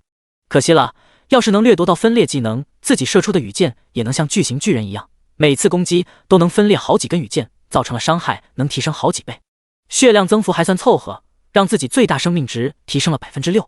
血量增幅叠加到了3层，还差7层就能叠满了。巨型巨人沉入了湖底，沼泽的表面出现了一个超大的漩涡，苏白飞入里面。无边无际的大草原，一棵棵大树直冲云霄，苏白在这些大树面前如同蝼蚁，最小的一棵树都有100米。一座巨人城高大无比。吼吼吼！一声声咆哮声传来。大大大！地面的碎石四溅，草坪上出现了一个个大脚印，一眼望去，能看到几道黑漆的身影，他们被金属包裹，白色的蒸汽冒了出来，血红的双眼看向了苏白。名称：金属巨人，单位：头目铂金，等级50级，血量1亿1亿，攻击力61000，技能：超级福特，能量大炮，无敌风火轮，英勇拳头，电池脉冲，血之渴望。描述：金属巨人能利用自己身上的每一个零件。这些金属巨人要比乔尔曼小许多，但他们的外表很是华丽，想必是被刚打造出来不久。入侵者：杀无赦。金属巨人闪烁着血红色的光芒，他们手中的拳头犹如一颗颗子弹，朝着苏白砸去。苏白本能的规避，但金属拳头波及的范围实在太大了。-000，苏白头顶上出现了一堆伤害0的数字，金属拳头释放出高压雷电，苏白短暂被麻痹在原地。金属巨人抓住了机会，他们的手臂变为了金属大炮，轰轰轰，爆炸声不绝于耳，地面出现了好几个大坑。反观站在炮弹正中央的苏白，身上连半点伤都没有受到。这些金属巨人每攻击苏白一下，就会遭受到80多万的反伤，本就血量不高的他们，没一会血量就下降了一大截。金属巨人发现破不了苏白的防御，发出了一阵警报声，他们没有丝毫的犹豫，转身就想跑。拥有智慧，巨型巨人只知道无脑的攻击，然后被自己的反伤活活反死了。而金属巨人攻击了几次，发现根本无法破开自己的防御，反而遭受到了反伤。疯狂科学家弗拉迪米尔，苏白推测，控制这些金属巨人的人一定是弗拉迪米尔。他刚进入第3关就被弗拉迪米尔发现了，必须要尽快击杀弗拉迪米尔，不然他躲起来不让自己杀，那就不妙了。想跑做梦。黑暗分身，雷霆神罚，寒冰领域，火雨，蓄力一剑。雷霆神罚包裹所有的金属巨人，雷霆劈落而下，金属巨人抗雷的属性很高，雷霆神罚的威力下降了10倍不止。-25000真伤，-17500真伤，-17500真伤。苏白每射出一箭都能附带25000真伤，黑暗分身射出的黑箭能附带17500真伤。这些金属巨人如同纸糊的一样，屠杀现在才刚刚开始。199章，超大巨人。金属巨人的攻击无法破开自己的防御，反而要承受80多万的反伤。金属巨人发出了一声嗡鸣，周围的巨人警惕了起来。想跑？金属巨人发出的这个技能是让其他巨人逃跑，不让自己猎杀。苏白没有在意，他拥有寒冰羽翼，赶路的效率很高，击杀这些金属巨人只是时间问题。很快，附近的几头巨人血量被清空。你击杀金属巨人，获得10万经验值。你成功掠夺血之渴望圣级。因苏白之前就击杀过金属巨人的缘故，无法掠夺到属性，但能掠夺到技能。血之渴望叠到满层，能赋予1000万基础生命值。苏白双眸微眯，嘴角翘起一抹弧度。这些金属巨人可都是宝啊，不能让他们在自己眼皮子底下逃跑。金属巨人朝着巨人城堡跑去，后面的苏白不断射击，鹰眼的缘故提升了自己10000米视野范围。再加上金属巨人体型很大，他们犹如一个个可移动的红点，箭矢破空每秒都能造成巨额的伤害。战斗提示：你连续射击了200次，能开启狂暴状态。狂暴！苏白的手速突破600大关，每秒都能造成1000多万真伤，这还没有算上黑暗分身以及其余被动的加持。一头满血的金属巨人在苏白面前就如同纸糊的一样，但金属巨人分开逃窜的缘故，即使是苏白也无法击杀所有的金属巨人。不过苏白并没有在意，血之渴望已经叠加到了满层，苏白的血量足足提升了好几倍，站在原地不动，让那些玩家打都要打半天，甚至是没有自己恢复的快。血之渴望被动10%，品质圣级，效果：你的最大生命值永久提升1000万点。巨人城堡被寒冰包裹，寒冷的微风划过，每秒都会受到冰雪伤害。-000，苏白双抗高的缘故，恶劣的环境无法对自己造成影响。警告：你踏入寒冰区域，攻速移速各减少50%，轮回烙印只能免疫神威，无法免疫恶劣的环境的影响。苏白的攻速从300多每秒下降到了150多每秒，移动速度也受到了影响。巨大的巨人从寒冰上慢慢站起了身，他的体型要比城堡还要高，鼻子里喷吐出热浪，周围的积雪被融化。刚站起来的一瞬间，地面发出了一声嘎吱的声音，金属巨人在他面前犹如一头蝼蚁。名称：超大巨人，单位：钻石领主，等级50级，血量10亿10亿，攻击力 50W， 技能热浪汹涌、野蛮冲锋、冰盾、冰系覆盖、寒冷风暴、冰雨。描述：超大巨人防御力很强，能利用部分寒冰能力。寒冰风暴，超大巨人双眸闪烁起微光，苏白被寒冰风暴覆盖。-000，苏白双眸微眯，第六感导致他的感应能力很强。超大巨人拥有一定的思维能力，按理来说，他不可能动用无法破开防御的技能才对。金属巨人发动了攻击，一颗颗电磁脉冲炮弹轰了过来，苏白头顶上出现了真实伤害，浴血奋战让自己恢复了1万血。但金属巨人的攻击实在太密集了，光是第一波的攻击就让苏白血量下降了1/10。难怪疯狂科学家会让这些金属巨人回来，超大巨人属于辅助生物，而这些金属巨人能作为主力输出的手段。咻咻咻，羽箭破空，超大巨人抵挡在金属巨人的面前，他的身体被寒霜包裹，羽箭射在上面连防御都无法破开。金属巨人疯狂攻击下，苏白血量以一种肉眼可见的速度下降着，苏白无法造成伤害，吸血效果失去了作用。弗拉迪米尔，你未免也太小看我了。虚无，羽箭即将要触碰到超大巨人时，箭矢消失，潜入虚空，从金属巨人四周袭来，金属巨人被打了一个措手不及。苏白的血量瞬间回满，虚无只能让自己的箭矢穿梭10米，不能连续动用。苏白要判断金属巨人跟超大巨人的范围。苏白感受着风的流动轨迹，风之眷顾发动，让自己的敏捷提升了1000点，基础被动敏，风之眷顾加持的属性提升了足1倍。风之眷顾不仅能让自己提升属性，还能拥有操控微风的能力。虽然操控的微风有限，但对苏白的帮助是意想不到的。羽箭想要做到拐弯，并不是容易的事，尤其是控制几百根羽箭同时转弯。但有了微风的帮助，苏白能控制风流动的轨迹，让这些羽箭变向。羽箭如同活过来一样，四处的转弯，超大巨人只能抵挡住部分羽箭，大部分的羽箭命中了金属巨人。苏白的血量一直保持在健康的状态，反观金属巨人这边已经阵亡了好几头了。你击杀金属巨人，获得10万经验值。你击杀金属巨人，获得10万经验值。你成功掠夺1点生命值，1点双抗。击杀金属巨人虽无法再掠夺到属性，但能叠加生命值跟双抗。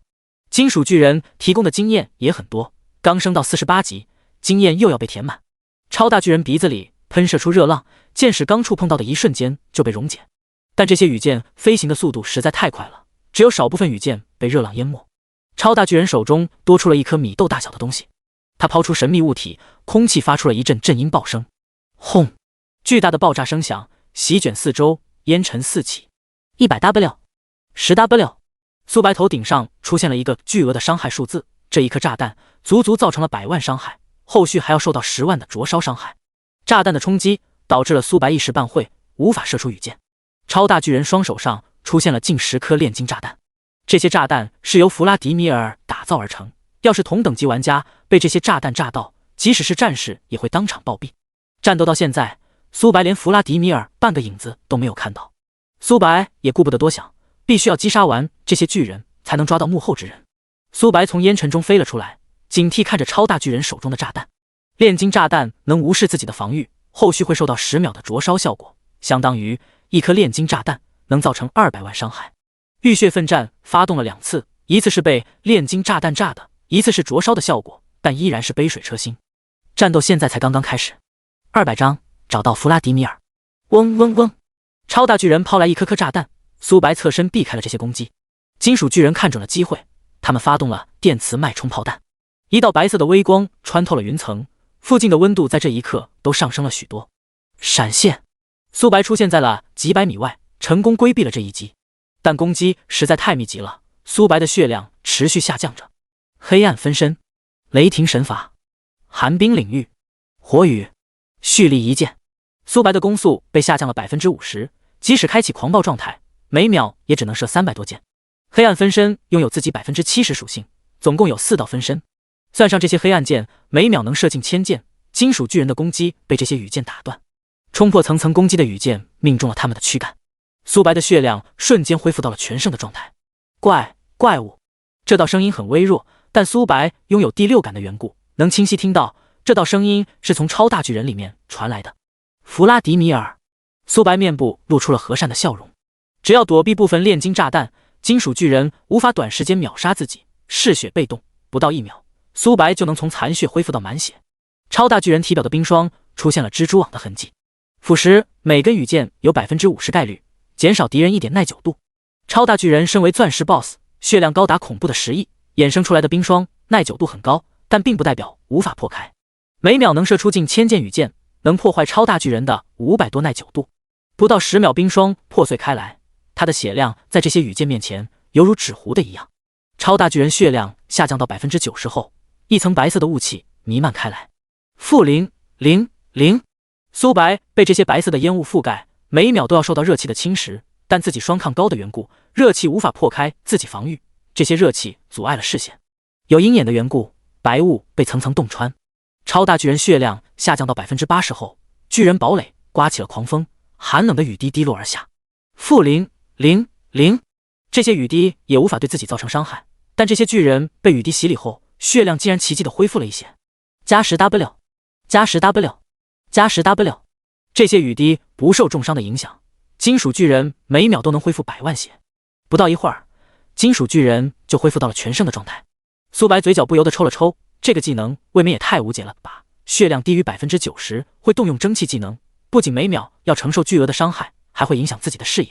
下降 20%， 超大巨人会召唤出雨滴，让这些巨人生命值疯狂恢复着。苏白双眸微眯，超大巨人在这些雨滴下并没有恢复生命值。苏白灵机一动，雨滴持续了好几秒，还没有停止的趋势。超大巨人胸口的部位拥有一颗核心，他召唤出雨滴后，这颗核心变为了淡蓝色。破坏核心能打断施法，想到就做，羽箭朝着核心射来。超大巨人想用手臂去格挡，虚无，羽箭消失不见，出现在核心的周围。不到1秒，核心破碎，雨滴也随着消失殆尽。战斗到现在有2种方式，其一，先击杀超大巨人，然后再击杀这些金属巨人。超大巨人能让这些金属巨人拥有部分的真伤。其二，先击杀金属巨人，这样能导致超大巨人的雨滴能力失去效果。苏白选择了第二条，幕后之人还没有出现，即使自己击杀超大巨人，后面也可能会有变故。金属巨人在羽箭面前犹如纸糊的一样，超大巨人想要挡住这些羽箭，但这些羽箭有意规避了他。很快，金属巨人被击杀，你成功升到49级，获得80自由属性点。光是击杀这些金属巨人，自己就提升了1级。只剩一个光杆司令的超大巨人，根本无法对自己造成威胁。70%、60%、50%、40%，直到超大巨人血量低于 20% 后，一根羽箭穿透了他的身体，他变为了一座石雕。又是一根羽箭穿透了他的身体，超大巨人血量被清空。呼，苏白呼出了一口浊气，总算结束了。1秒使用100次虚无，对精神力消耗很大。下一秒，超大巨人重新出现在了苏白的面前，他的血量恢复到了健康的状态。重生，苏白首先想到的就是超大巨人拥有重生技能。很快，他否定了这个猜想，自己拥有魂灯，能剥夺敌人的复活能力。魂灯虽只是世界初级道具，但也能影响到超大巨人的复活。幻境，自己能免疫一切幻境，刚刚的交战如此的真实，不可能是幻境能力。苏白并没有畏惧，反而很兴奋，一次击杀不了超大巨人，那就2次、3次，直到超大巨人真正意义上的死亡。几分钟后，超大巨人再次被击杀，不到3秒他重新复活。这一次苏白没有选择出手，苏白能洞察到周围的积雪减少了一些，超大巨人利用了这些积雪成功复活，不，准确来说是再生。无法击杀本体，超大巨人不会真正意义上的死亡。苏白利用高空的优势探查着四周，弗拉迪米尔一定在附近控制着超大巨人。前世龙国玩家也挑战过深渊难度的巨人副本，但他们并没有通关。几分钟后，苏白看到了一颗红点，找到了。弗拉迪米尔看到苏白发现了自己，他下令超大巨人挡住他，但苏白的速度明显要比超大巨人更快，即使敏捷减少了 50% 的情况下。可恶的人类！弗拉迪米尔已经顾不得去想苏白为何这么强了，他转身就想跑，一道身影突然出现在实验室，挡住了他的去路。弗拉迪米尔的信息也浮现了出来，他的实力并不强，甚至能用弱鸡来形容，就跟虫族女皇一样，拥有控制虫族的手段，但自身并不强。弗拉迪米尔吓得瘫软在地，颤颤巍巍说道：“冒险者，只要你肯放过我，我什么都可以给你。”